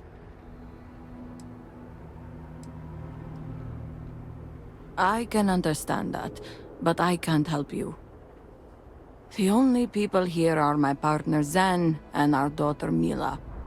No one comes around here. We're isolated, and that's the way we like it. That's a generous offer. Irina, are you sure you know what you're doing? Zen, yes, I know quite well. Never mind my partner, they're just overly cautious. As I said before, I've never seen Varric Bethal. We keep to ourselves. There's no reason for a path to cross. But we did aid an injured young man a few days ago. That's gotta be Varric. It's too coincidental. It must have been him. We sent him north. There's a long-abandoned growth farm we felt he could make use of. He claimed he lost everything in the incident that swallowed half of Dazra. He wanted to start a new life.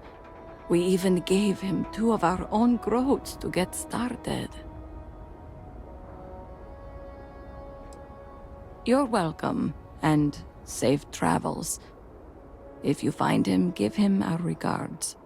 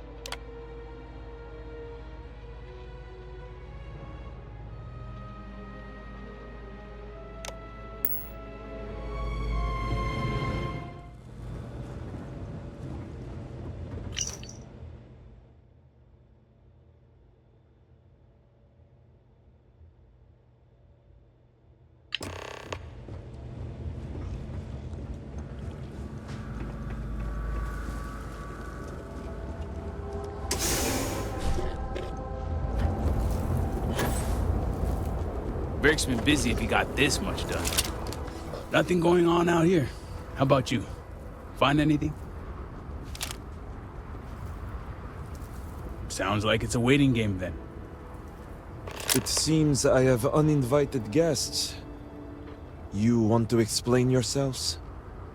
Whoa, hey, it's me. Dang. Put the gun down already. It's not you I'm concerned about. It's your friends. Rightfully so.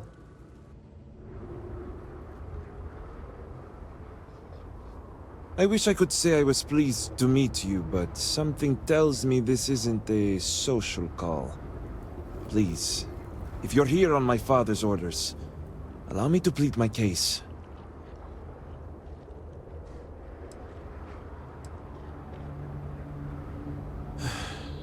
I'm glad someone does for once. I am not sure how familiar you are with our culture, but all I've ever wanted was the right to choose. I was born House Vithal. I was raised to inherit the role of elder, to run the Ministry of State, to worship the Great Serpent. But I want none of it.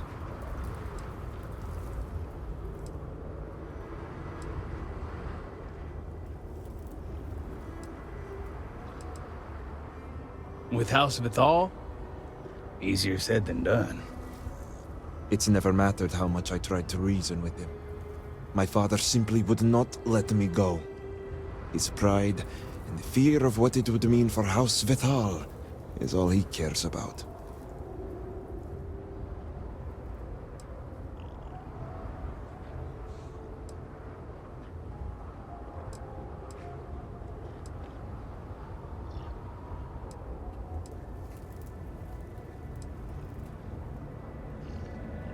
Only because of our antiquated ways. Our society is stuck in the past. Our culture isolates and suffocates. All I want is to make my own life. Something Tane understood and was willing to help me with. The credits help too. But yeah, guess you got the whole scoop now.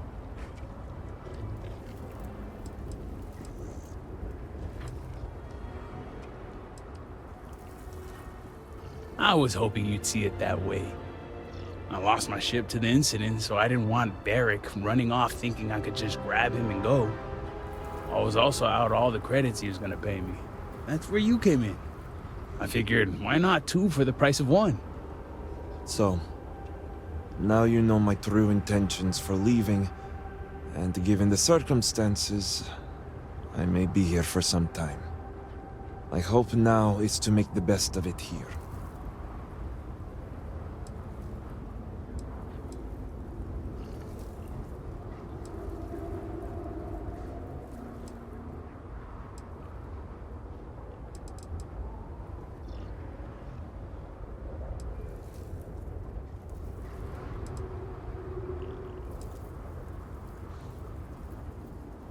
It seems opportunistic. I know. The truth is, the Scaled Citadel was the last straw. My people are so blinded by faith and politics, they don't see how it's destroying us. Anasco Varun eliminated half our population in the blink of an eye. My sister Vashti among them. I could no longer live in a society that won't put its people first. That would destroy itself in the name of a god that has done nothing for us.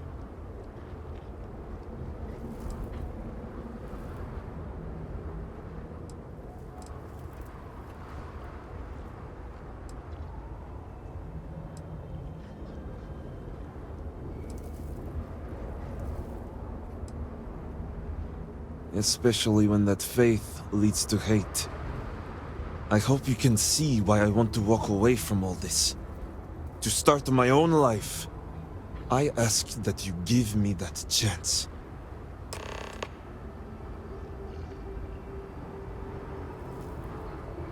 Anything. Name it. My ring. Vashti gave it to me. It's all I have left of her since the Cataclysm. That disaster took every physical reminder of her except for this ring. Just wiped her from existence.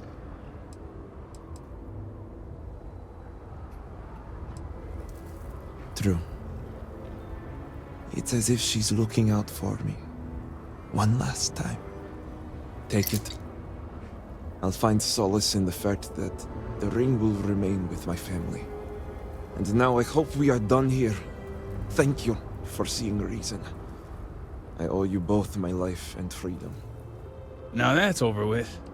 I'm gonna hang back here, talk to Varric a bit. Besides, I don't want to be around when you break the news to Victor. Do me a favor and find me at the Herald's Rest when you're done.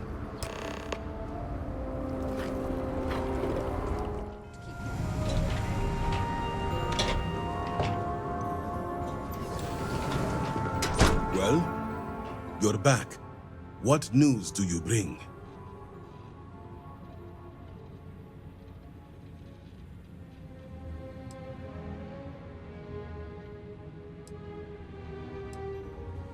What have you done? Varric. This blood is on your hands, Victor. I hope you remember this.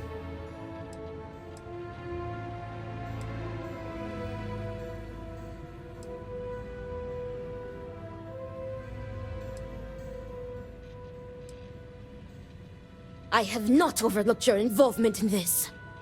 No, it was Varric's choice. He knew the consequences. You were his father. You were supposed to protect him. You think you are doing what is right out of some blind dedication, but you are destroying this house. You already lost one child. You had to murder the other. Victoria!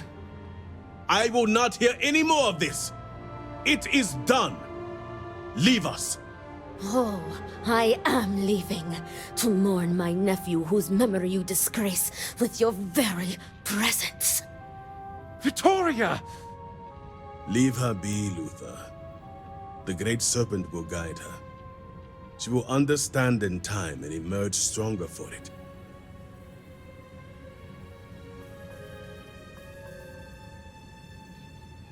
Indeed it does.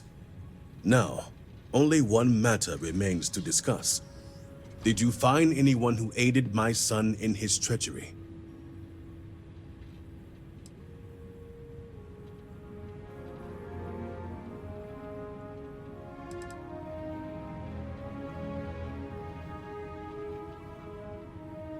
Good. I also have heard nothing of my son's disappearance, so I appreciate your discretion in this matter. You restored order to this house, and have my gratitude. Here, the access code that Ekris needs to connect to the power grid. Now go. I have much to arrange. Our fate lies in the mourning device. It must be completed. Did Victor finally relinquish the access code? Excellent. We'll finally have the resources to fully charge the mourning device. Now, let's hope House Steward Kef is as forthcoming as the others. Chaos. Can I have a word? Greetings. Our supplies dwindle by the second. We are stretching.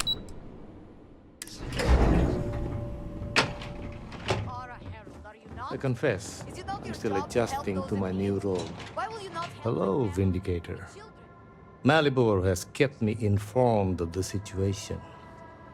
The deadlock of the High Council. I hope your presence here means things have changed. This is preposterous. They are sick and suffering. Good. Good. I'm pleased that the Council is once again working towards a solution. It felt wrong not to help. Do you know where I was when it happened? The incident, they call it.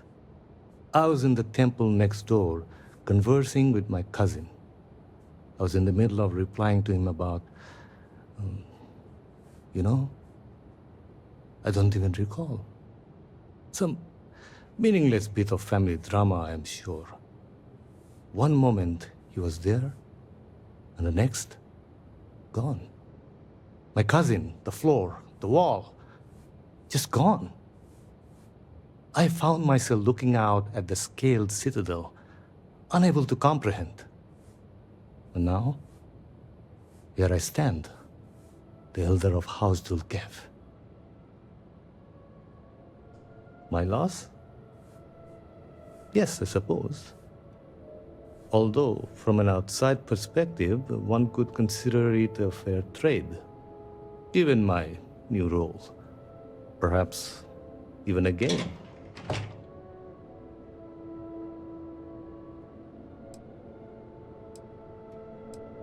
I agree.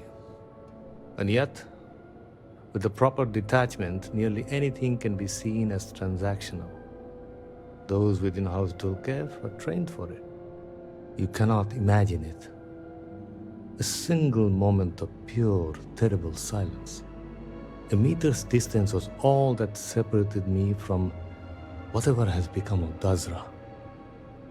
I find that through all the chaos and the scrambling since, my mind drifts back to that moment. I could be gone as well. But here I remain, spared. And I do not know why. And where is this forward leading? I'm sorry. I should shoulder my own burdens, not force them upon you. I've grown so tired of the Council's squabbling, and I want no further part in it. I have no demands, no requests. All must serve. And House Dulkev is no exception. The Speaker has always been the guiding light of House Va'ruun. In his absence, it is of no surprise that some would find themselves lost, stumbling in the dark. Here is what I can tell you. Sometime before our current calamity, Enesco Va'ruun approached me looking for information about his grandfather's time. He was frustrated at the lack of progress. House Dulkev keeps extensive records, you see. While I was never told the exact reason behind the inquiry, I was able to deduce a fair amount. I provided him with the shipping manifests from the time of the Serpent's crusade, materials and equipment that suggested some highly specialized research. I told Enesco where those materials had been sent. Weeks later, well, you've seen the Citadel. You know as well as any where we are now. The timing is too close to be coincidence. Enesco returned from the site in unusually good spirits. He boasted of something called the Vortex Interlock, and that it was the key to unlocking some new unseen potential. Whatever records exist of this interlock were swallowed up with the Citadel.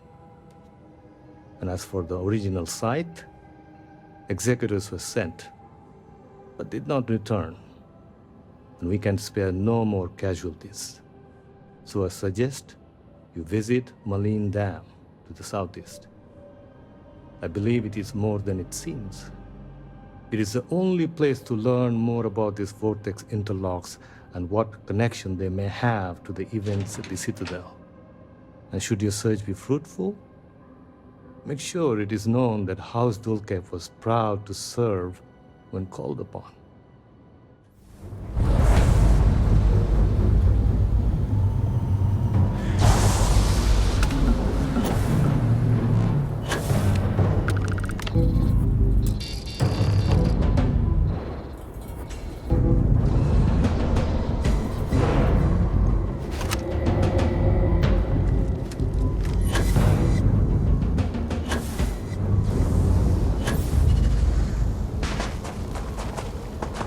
You can't get in there, not unless you have a card.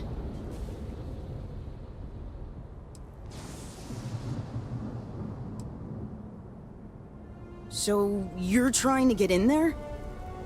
You're not the first person to come here recently, you know? Enesco Va'ruun himself was here.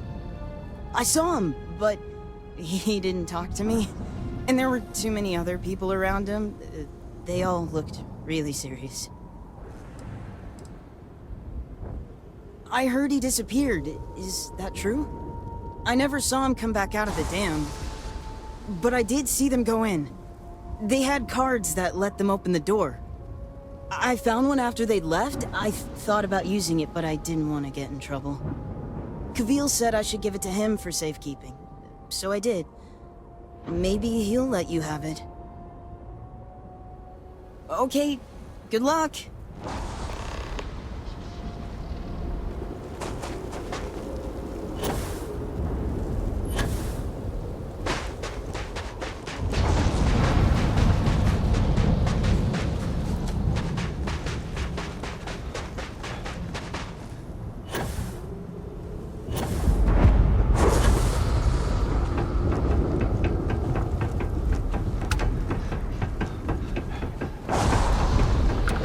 Another day, I would ask for news of the city, but I think I prefer...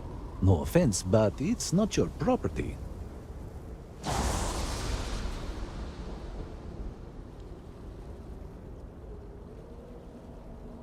I only wish to serve, I swear. You are right, though. Here, take it.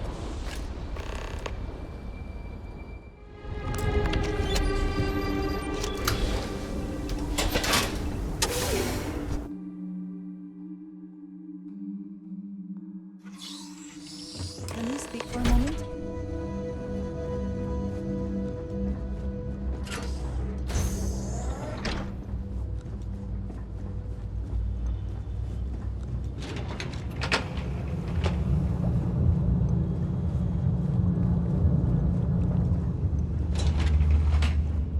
Whoever laid claim to this place seems to... Can we speak for a moment? Yes?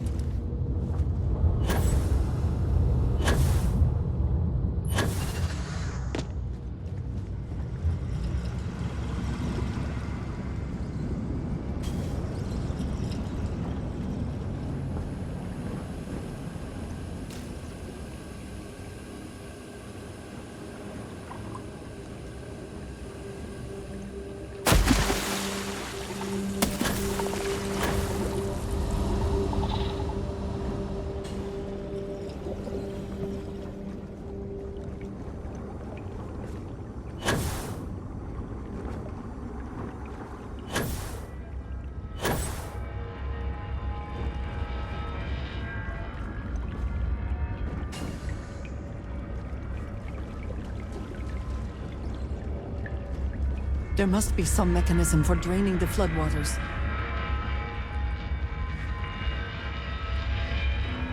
Can we speak for a moment?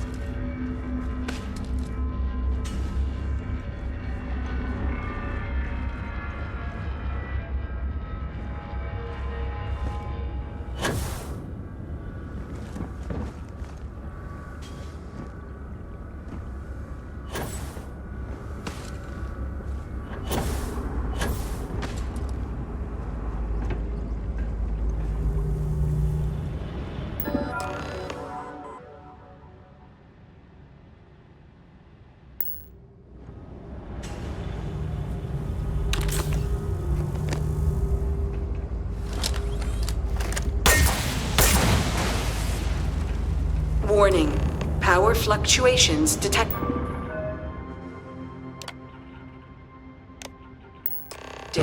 Rerouting to compensate. Drainage pump control bypassed.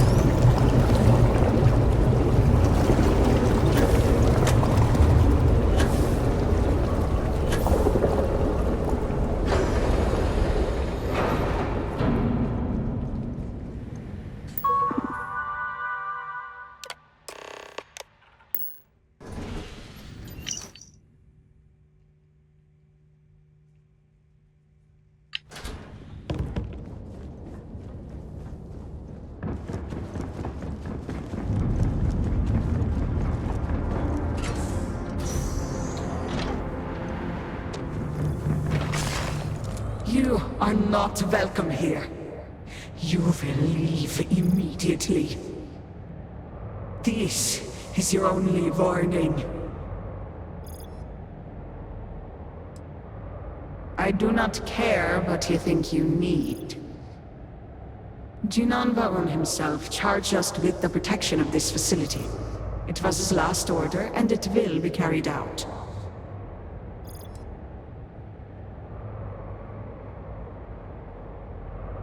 Yes, I know this Nasko. He visited, reinforced his grandfather's order. The work done here must be safeguarded, protected, never permitted to leave. None but the Speaker may decide otherwise. And you are not the Speaker.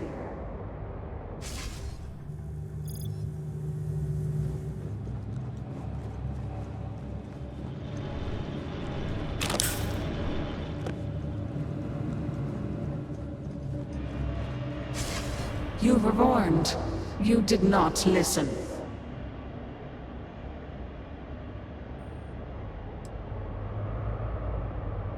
Then you have forfeit your life. The Speaker's orders will be carried out. You must die.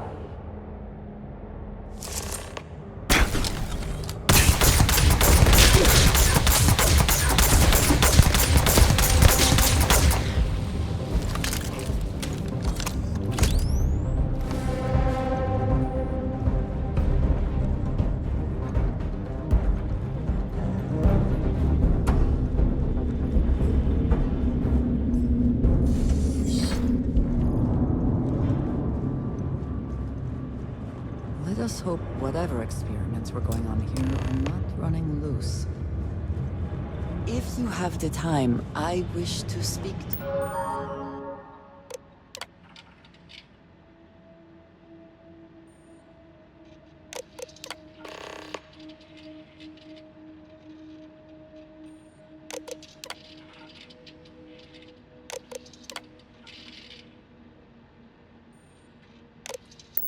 you.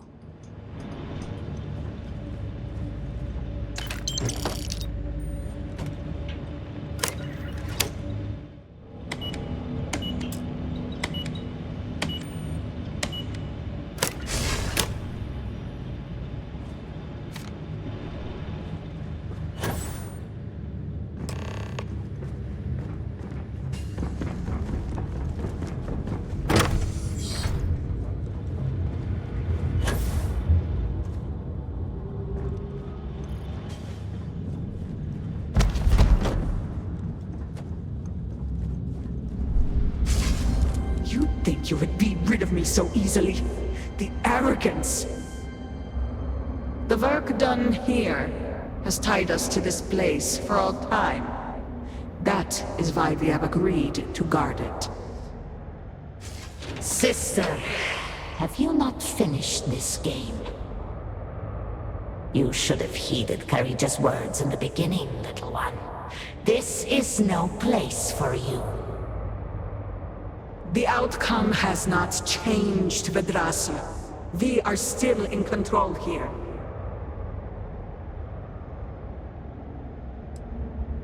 I have my orders, and I will follow them. Do you even understand why you are here? What it is you are looking for? This seems a fool's errand.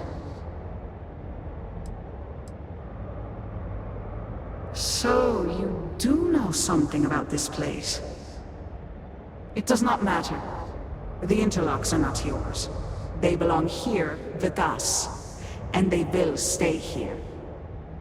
You should have left when you had the chance.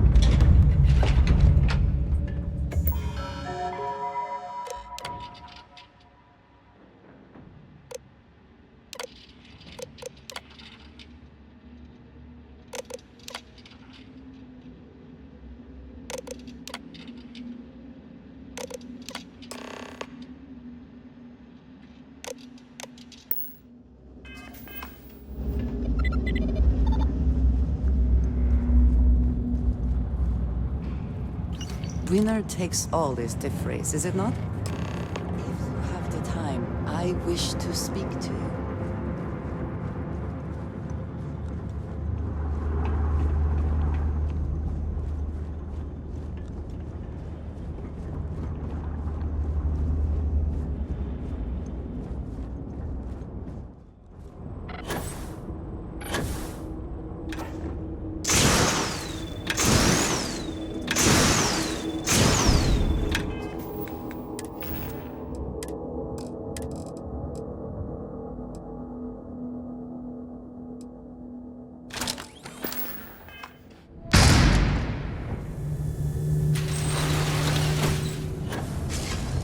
Do you not grow weary of this? I assure you, it will not end.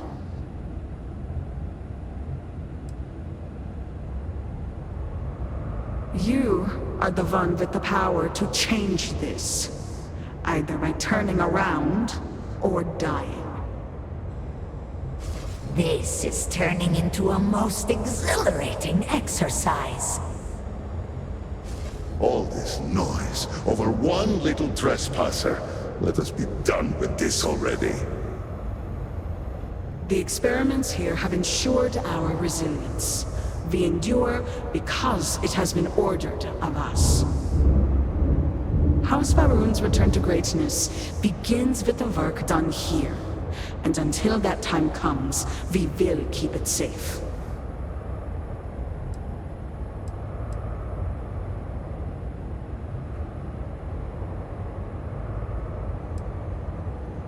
I cannot. The Speaker gave orders.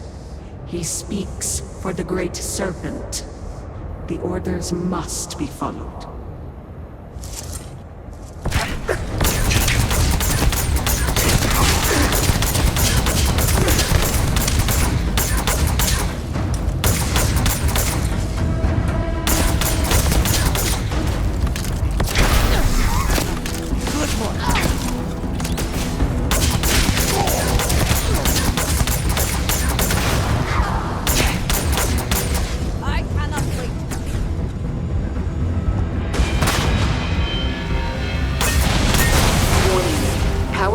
Stabilized. Containment fields failing. Backup systems risk overload. Consider manual shutdown at the earliest convenience.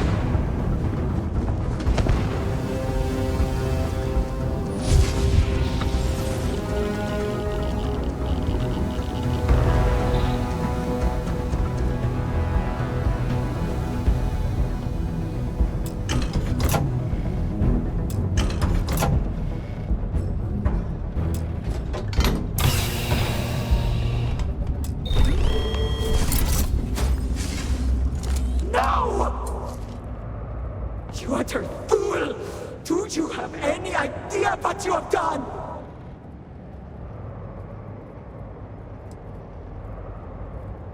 Those interlocks power our pods. You have killed Bethesda. What is more, you have disrupted the flow of power within the dam. You are one step from dooming those farmers on the surface. All right, hero. You have proven yourself a commendable opponent. But now, you have a choice to make. If you can remove the remaining interlock, you will have bested us. But you will ruin the lives of those above us. Or we can continue this contest of wills and see which of us is stronger. The choice is yours.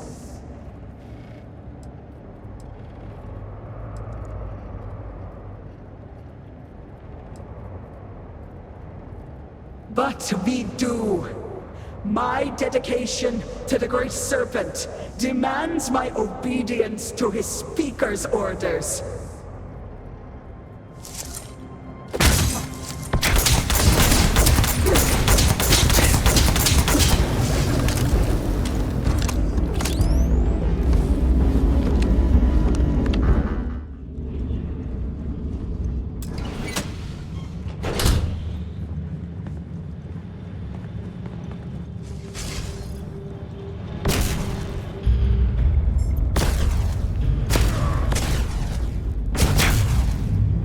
you are.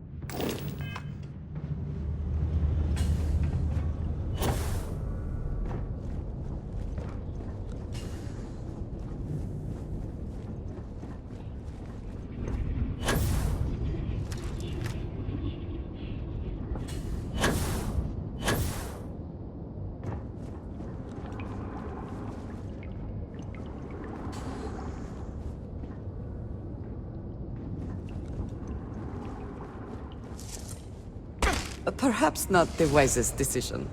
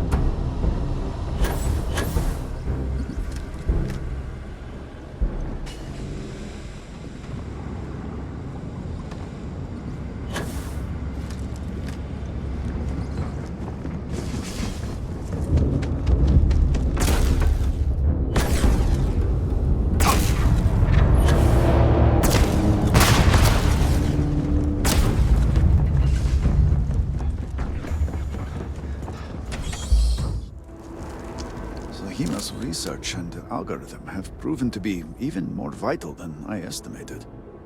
I am old and my eyesight is not what it used to be, but I know the face of success when I see it. Your lead from Haustul Kef paid off. I have heard of such a thing. Recently, in fact, just before the accident. That is apparently not a coincidence. We do not need it for the device, but if this accounts for some of the leaps in progress in the Citadel, you may wish to hold on to it.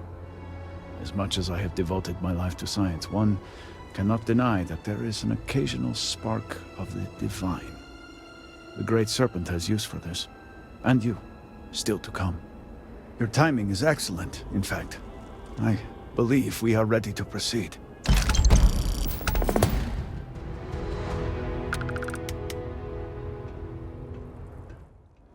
Just a few quick preparations. Creating the necessary connections.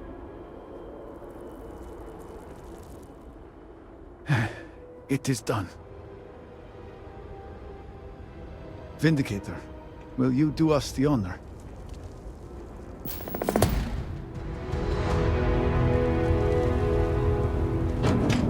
All personnel to stations. Clear the platform. Activate the power grid interlink. Powering grav drive. Field projector. Standing by.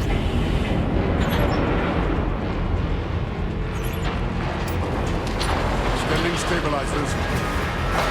Grav field. Stable.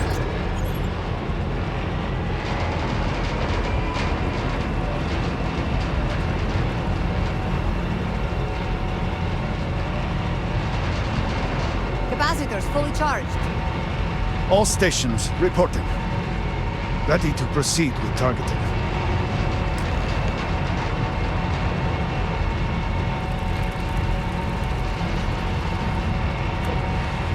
Targeting system engaged.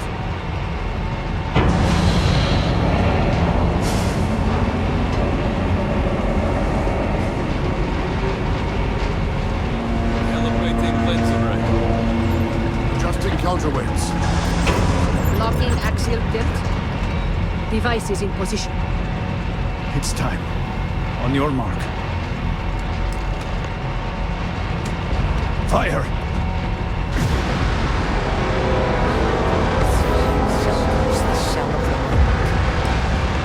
Focus. Beam on target. Compensating for recoil. It is working. Steady. Attempting to stabilize testing graviton approach. Hold! We cannot fail the speaker now. Rerouting power. Turning out. Enough! Shut it down! Running power. Rev drive cycling down. Returning 0 point.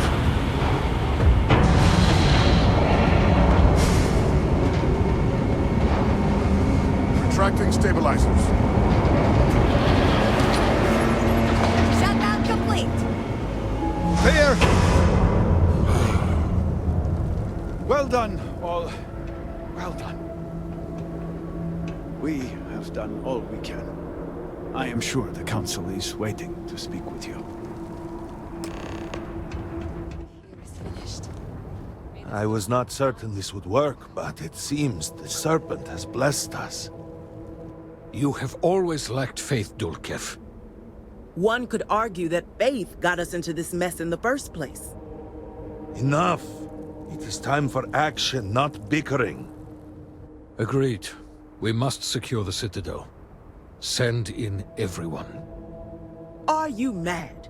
We have no idea how stable this is. No idea what is happening inside.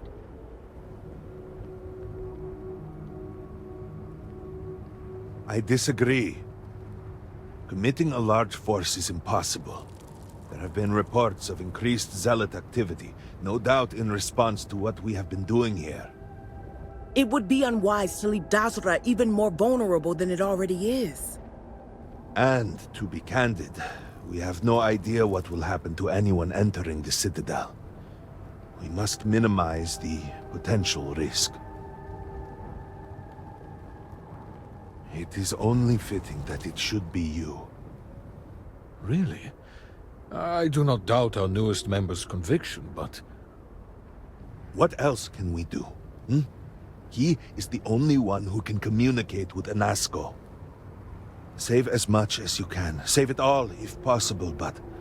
the Speaker must be your priority. Do whatever it takes to bring Anasco back to us. I pray it will be so. May the Serpent guide you on your path. We will speak again soon, I hope.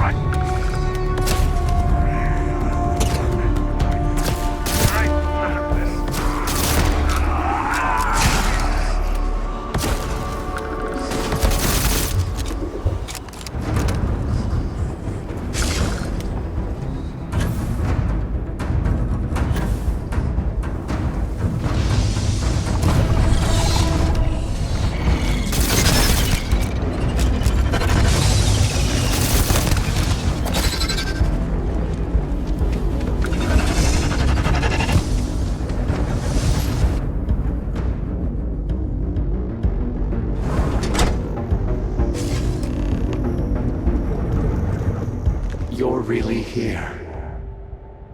Oh, I feared what I saw. That connection we made was yet another vision. This is real, is it not?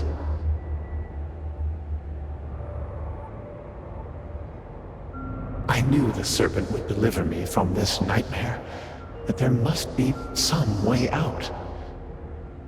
Every time I have attempted to leave this place, I find myself lost, wandering, unable to see. There is nothing out there. Tell me, what of Dazra, the people of House Va'ruun? I have had terrible visions, a dreadful sense of loss.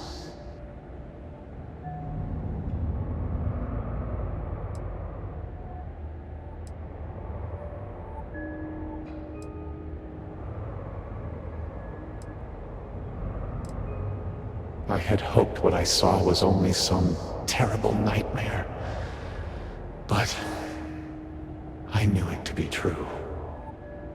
You must believe me. We meant none of this. All of the research, the calculations, we thought we could contain it. I only ever wanted to help, to improve, to elevate House Va'ruun.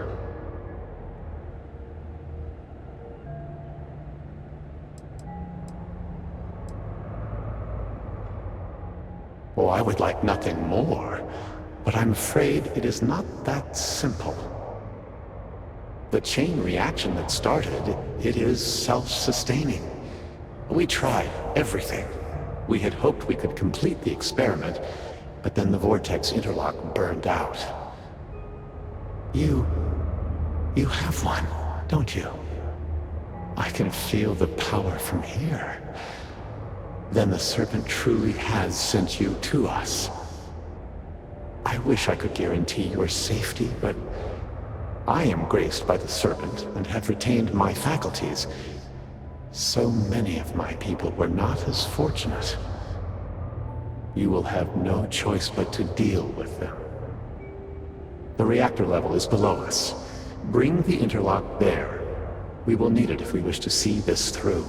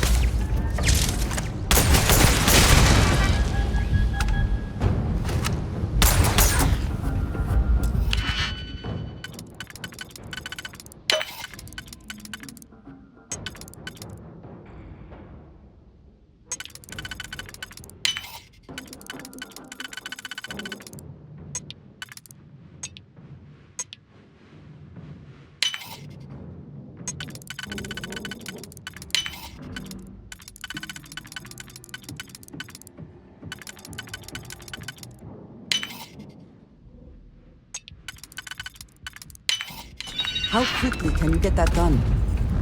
Are you prepared to die?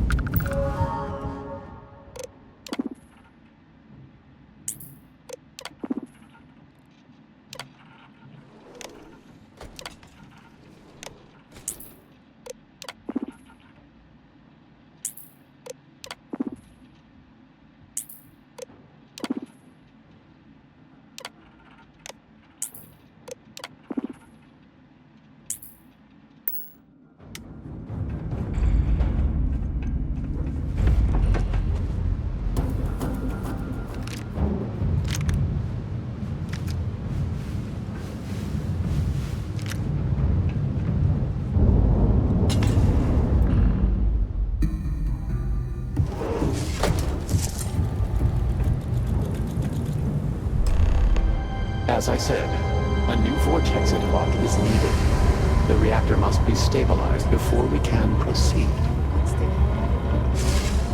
We did not anticipate that we might have erred in our recreation of the vortex interlock, or that we could overload it.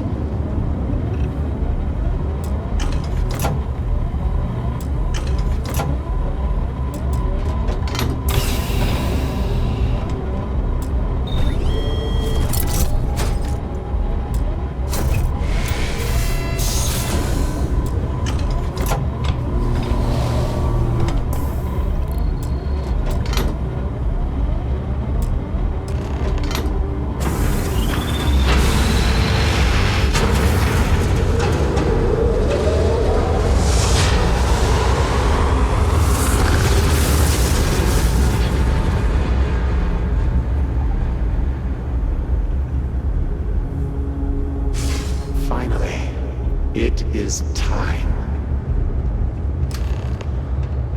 Come, see what you have helped to save.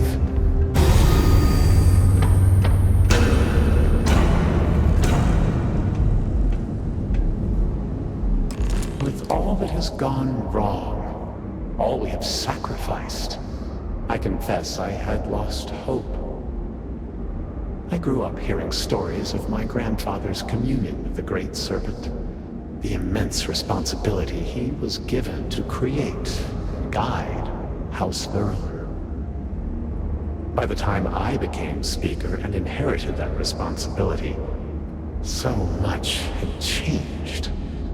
The once proud glory of House Varun was diminished.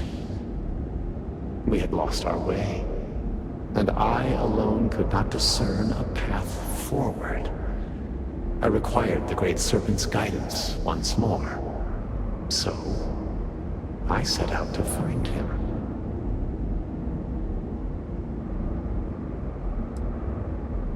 At first, I thought so too, and I despaired.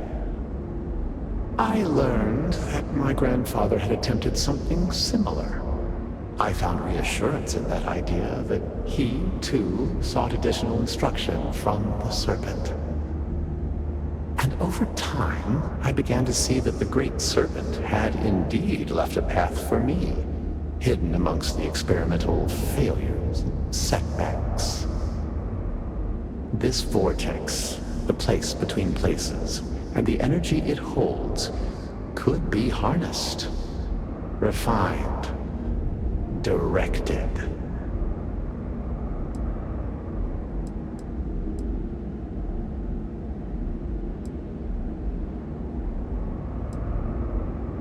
No, an unfortunate consequence of simple beings grappling with divine power, a mistake that will not be repeated, I assure you. Utilizing the vortex energy, we have learned that we can create powerful warriors, capable of teleporting vast distances in an instant. The brave volunteers in this room await the chance to be the first wave of soldiers loyal to the Great Serpent and our cause. House Varun can project force on a scale unimaginable in the history of the human race.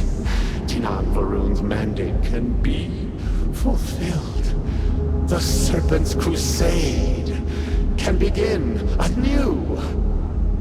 Despite all that has happened, their life support system has remained stable.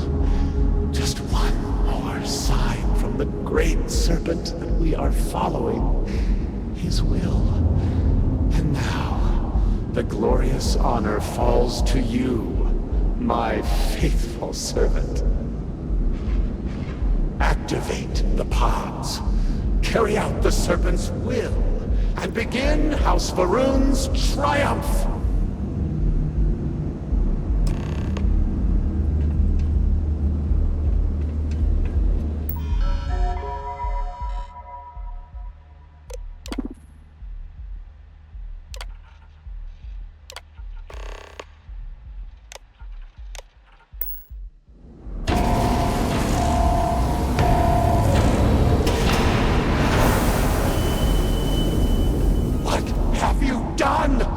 You've killed them all! You think you can override the will of the great Serpent? You pledged yourself to House Va'ruun, but you are like all the rest. Weak of will, short of sight, a betrayer. And in the end, you have changed nothing! There will always be one more willing to serve, and once I have restored the Citadel, I will find them and send them out into the settled systems.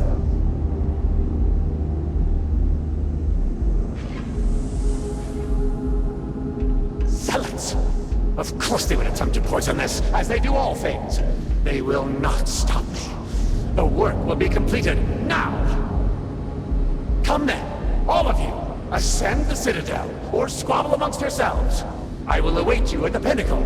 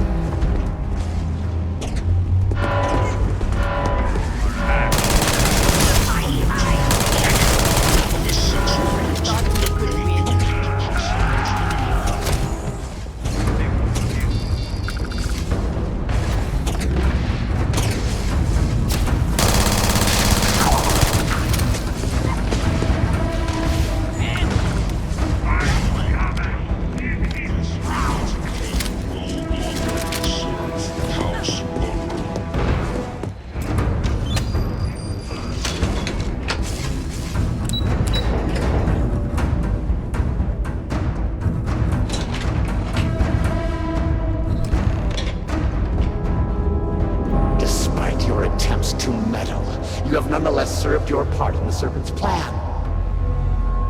Neither you nor the Zealots will disrupt our achievement now. The gate will cycle one more time, shifting the Citadel into the vortex. You and those bothersome Zealots trapped inside will be cast into the void forever. And I will carry on the crusade myself.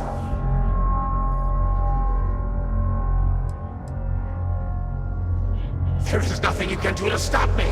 The Great Serpent cannot be defied.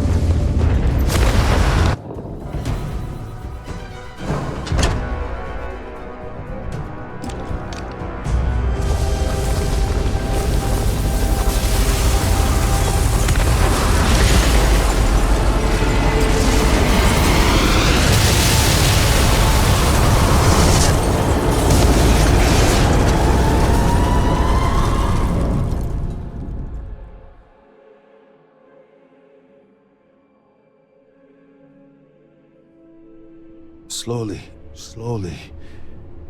I told you he would make it. I cannot believe it. The Citadel is gone. There is no sign of Anasco. You failed. You brought us no scrap of hope for the future?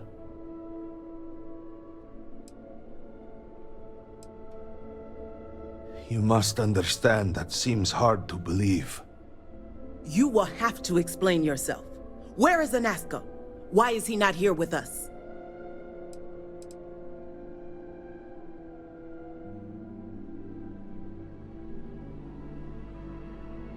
Then truly, we are lost. Without Anasco, there is no speaker. There is no way forward. Perhaps. Or perhaps we acknowledge a simple truth. We are currently the government. We decide what happens from here. You dare speak of treason? Heresy! I speak of survival. Please, calm down, both of you. This is not a time to be calm or sit idly by. This is a time for action. We, the three of us, are the High Council. All of House Va'ruun looks to us for guidance. We should provide it.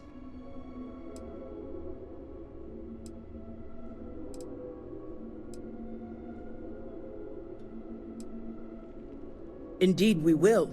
So we should name one. Right now. That is not within our power. But Lovek, it can be. We can decide that right here, right now. We can carve a path forward for House Va'ruun. Or else, we can sit by and watch all that we have built crumble around us. And what assurance do I have that the two of you are not just looking to usurp power for yourselves? Then we let the Vindicator decide. And we have a herald here as a witness.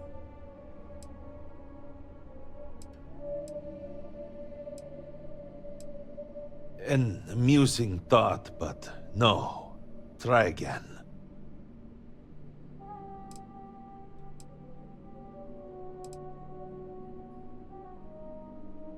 Surely you cannot mean this. House Va'ruun's survival is paramount. To say such a thing is heresy. You would brand yourself a traitor. This is a result of your escape, yes? You hit your head. You do not mean what you just said. Yes, of course. So, what is your actual reply?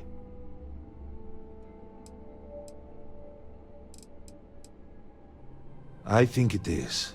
3 houses stand before you. Simply choose which should represent House Va'ruun going forward.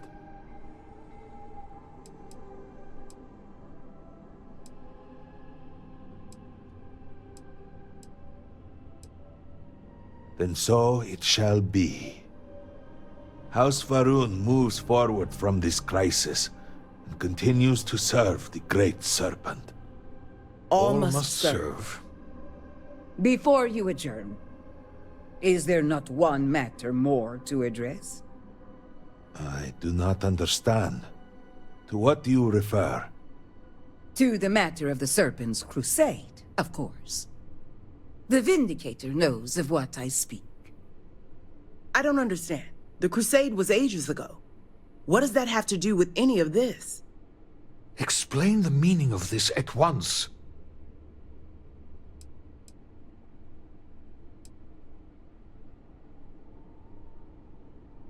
After all this time, and we knew nothing of this. The Council was never consulted. To be fair, it has never been necessary for the Speaker to consult the Council. It is his decision to make. There is nothing more to discuss. If the Speaker calls for crusade, then we answer. I can assure you all that he did indeed believe in it. Then House Vethol agrees. The crusade begins. What does House Dulkef say? I have no wish to defy the Speaker, but he is no longer here. The Va'ruun people need time. House Dulkef declines. No. I should have expected as much. And what does House Kadik say? Both of my colleagues have made valid points. The matter is complicated. I believe that for the moment, House Kadik abstains. So, one vote for, one against. And what about you? Should we take up the sword and fight for House Va'ruun, or continue to cower here and pity ourselves? Consider what you are about to say very carefully.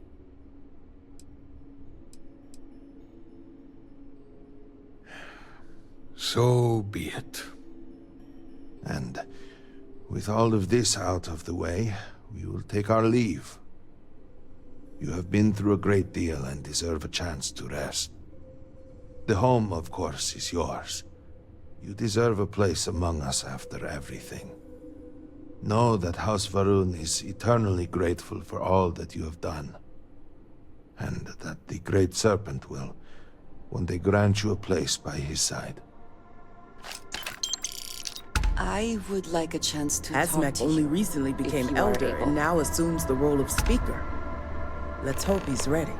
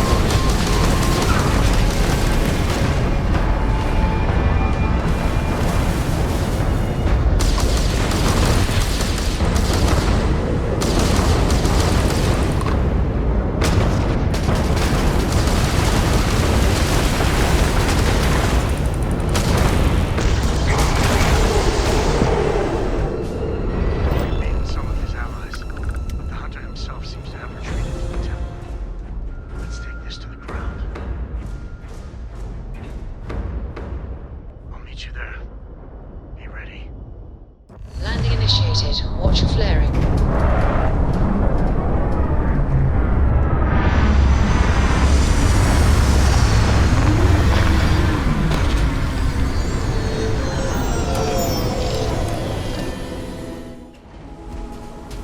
Captain, do you require?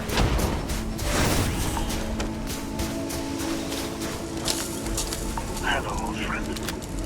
The Hunter will be below with the final artifact. His allies will be throwing everything they have at us. Be on your guard.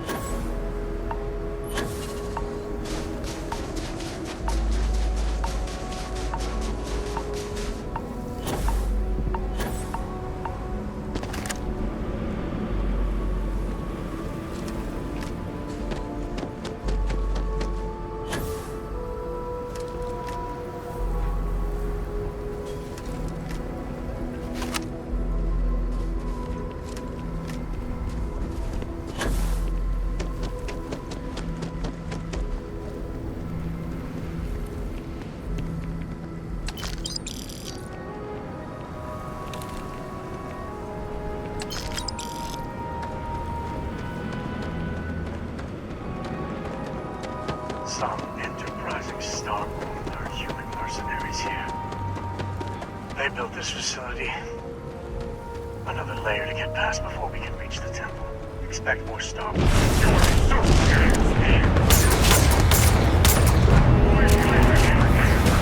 Keep calling.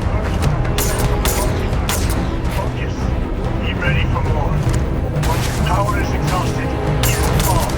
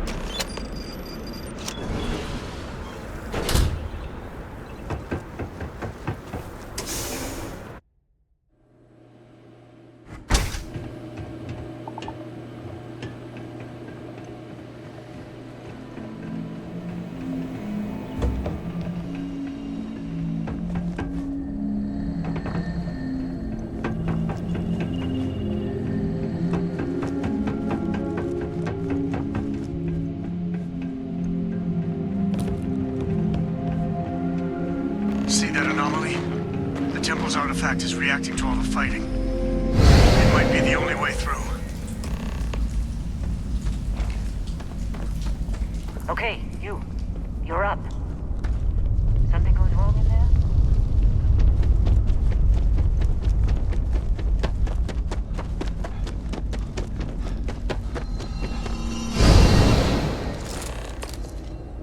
Are you alright?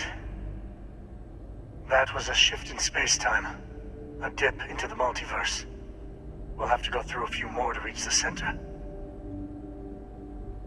Alright. Keep yourself steady.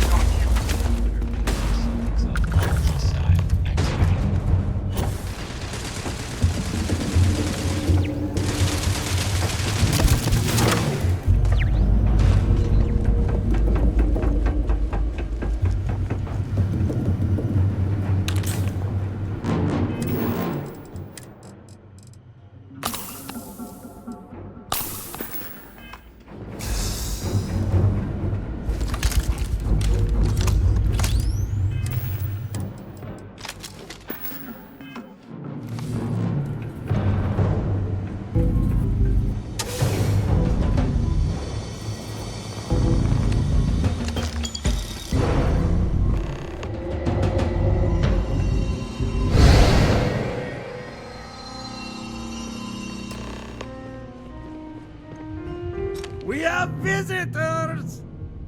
Vadek, you didn't tell me we have visitors.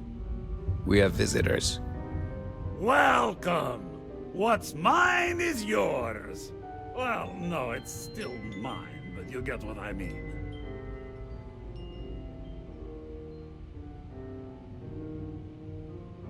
I'm impressed. How did you... You don't deserve the final artifact. This life you've led, you're nothing but a thief, an opportunist, a liar.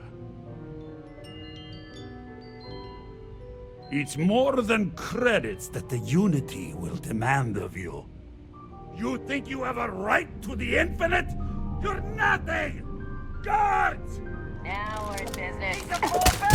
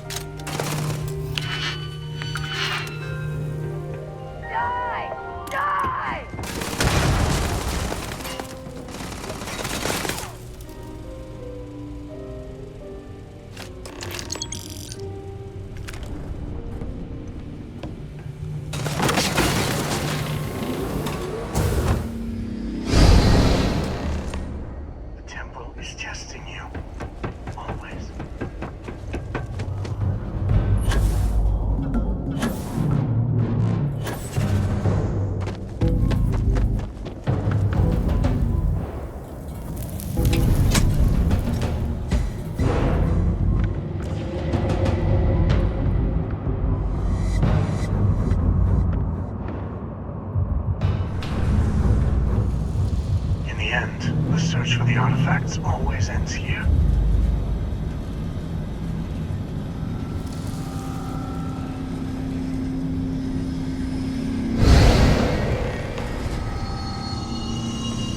Come on, Rook. Come on. You can make it. Barely stepped on the juryman's road with us. Can't see another soul off to the void so soon. No. No! I'll pour one out to the blackest sea for you, Rook.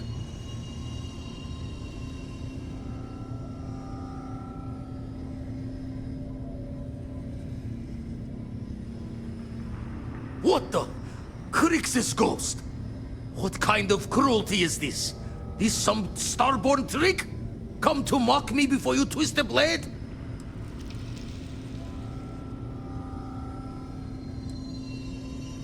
What are you then? Some lost soul?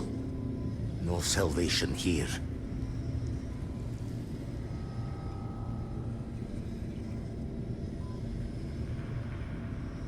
Not sure if you're just a reflection of a shattered brain, but okay. I get your meaning. Well, ghost from the other side. I'll keep what you said rolling around in my head for a spell. But for now, wouldn't mind if you gave me a bit. I just lost a friend.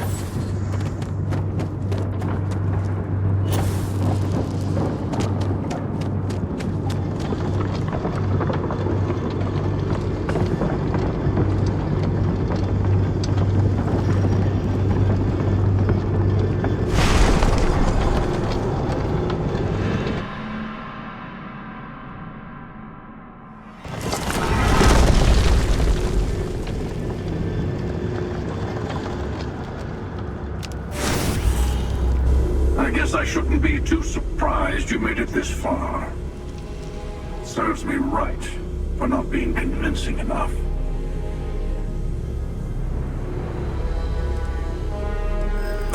Is this where you give your big speech?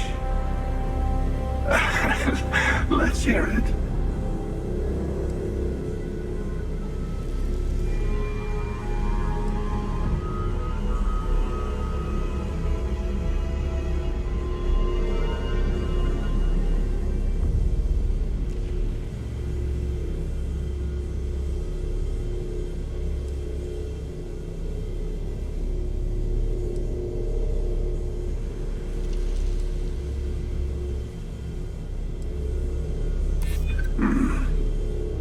Maybe there's more we agree on than I thought.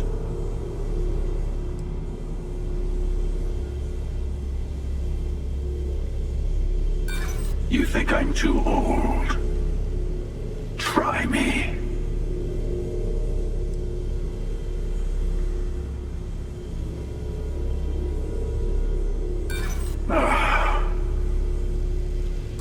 I've listened, and I'm not impressed.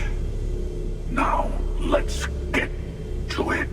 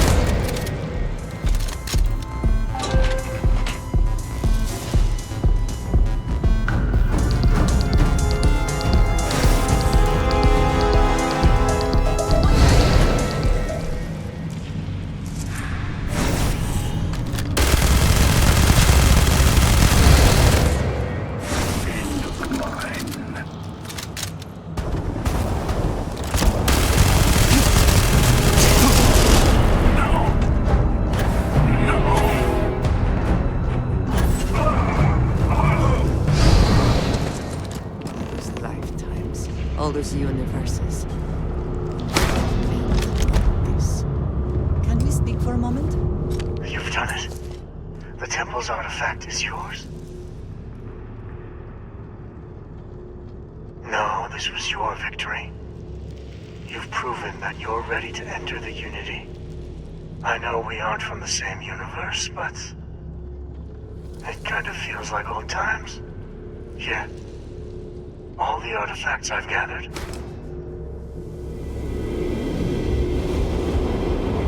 Yes, you need me.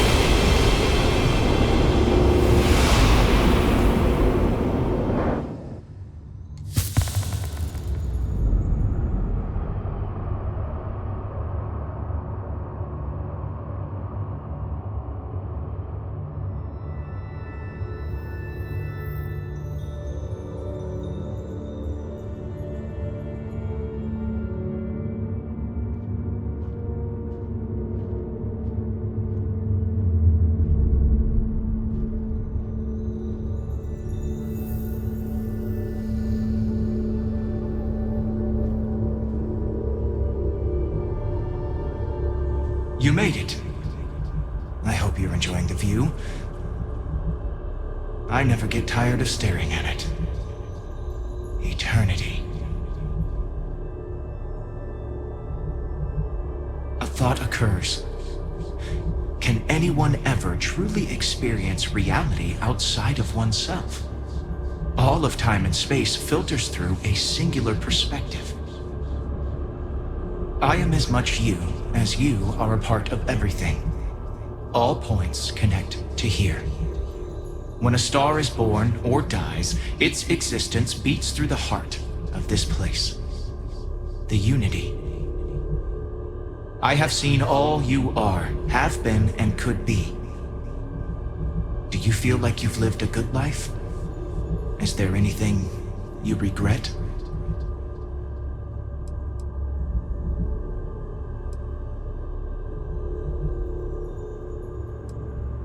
That's good. You will need that clarity for what comes next. In order to become Starborn, you must give the universe one last thing. Yourself. That intangible part of you. That something that makes you unique amongst the infinite will explode like a supernova. A part of you will fuse with the essence of this universe, while another part leaves it behind forever. Do you understand what I mean? This one final leap will change this universe forever, even as you leave it behind.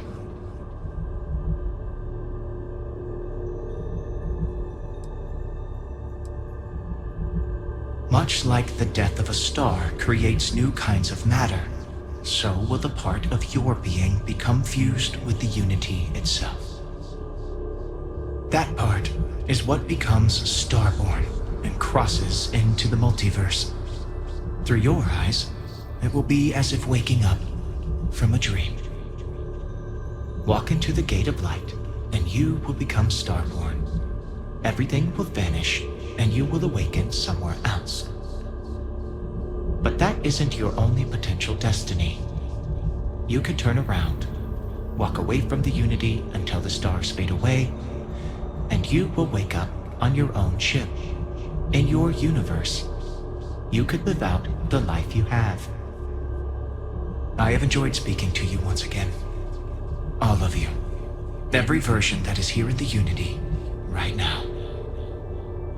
Go out into the stars.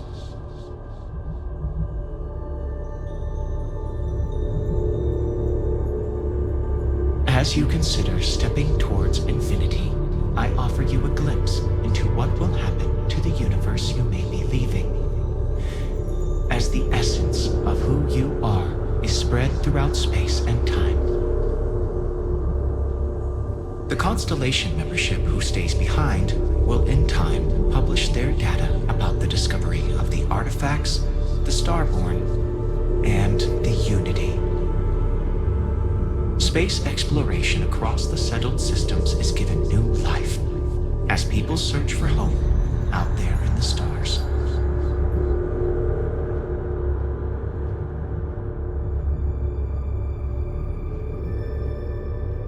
Ron Hope's downfall proves once again that the FREESTAR Rangers put justice above petty power plays and politics.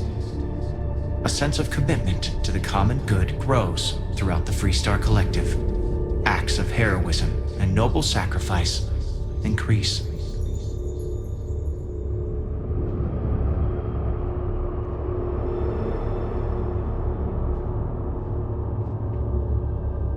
The resurrection of the Asili species leads to a massive reduction in terramorph attacks across the settled systems. At the same time, the need to spread the Asilis far and wide increases cooperation between all the factions. Belief in the UC as the diplomatic leader of the settled systems grows.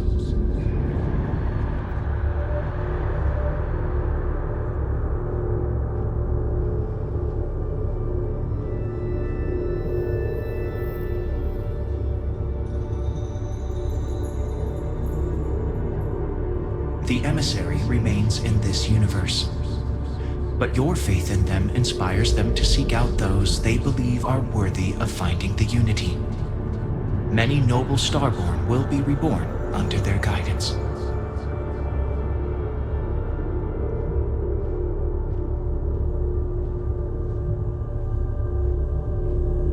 Once you are reborn, there is no going back.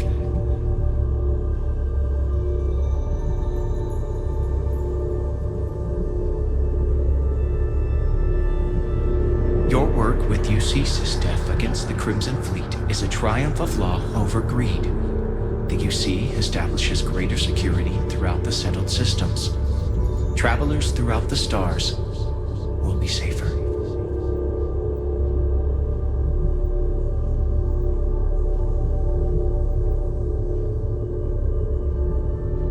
RYUJIN Industries mass produces the internal neuroamp, which becomes the killer device every negotiator, diplomat, and salesperson purchases. When people think of success, they think of RYUJIN, whether they want to or not.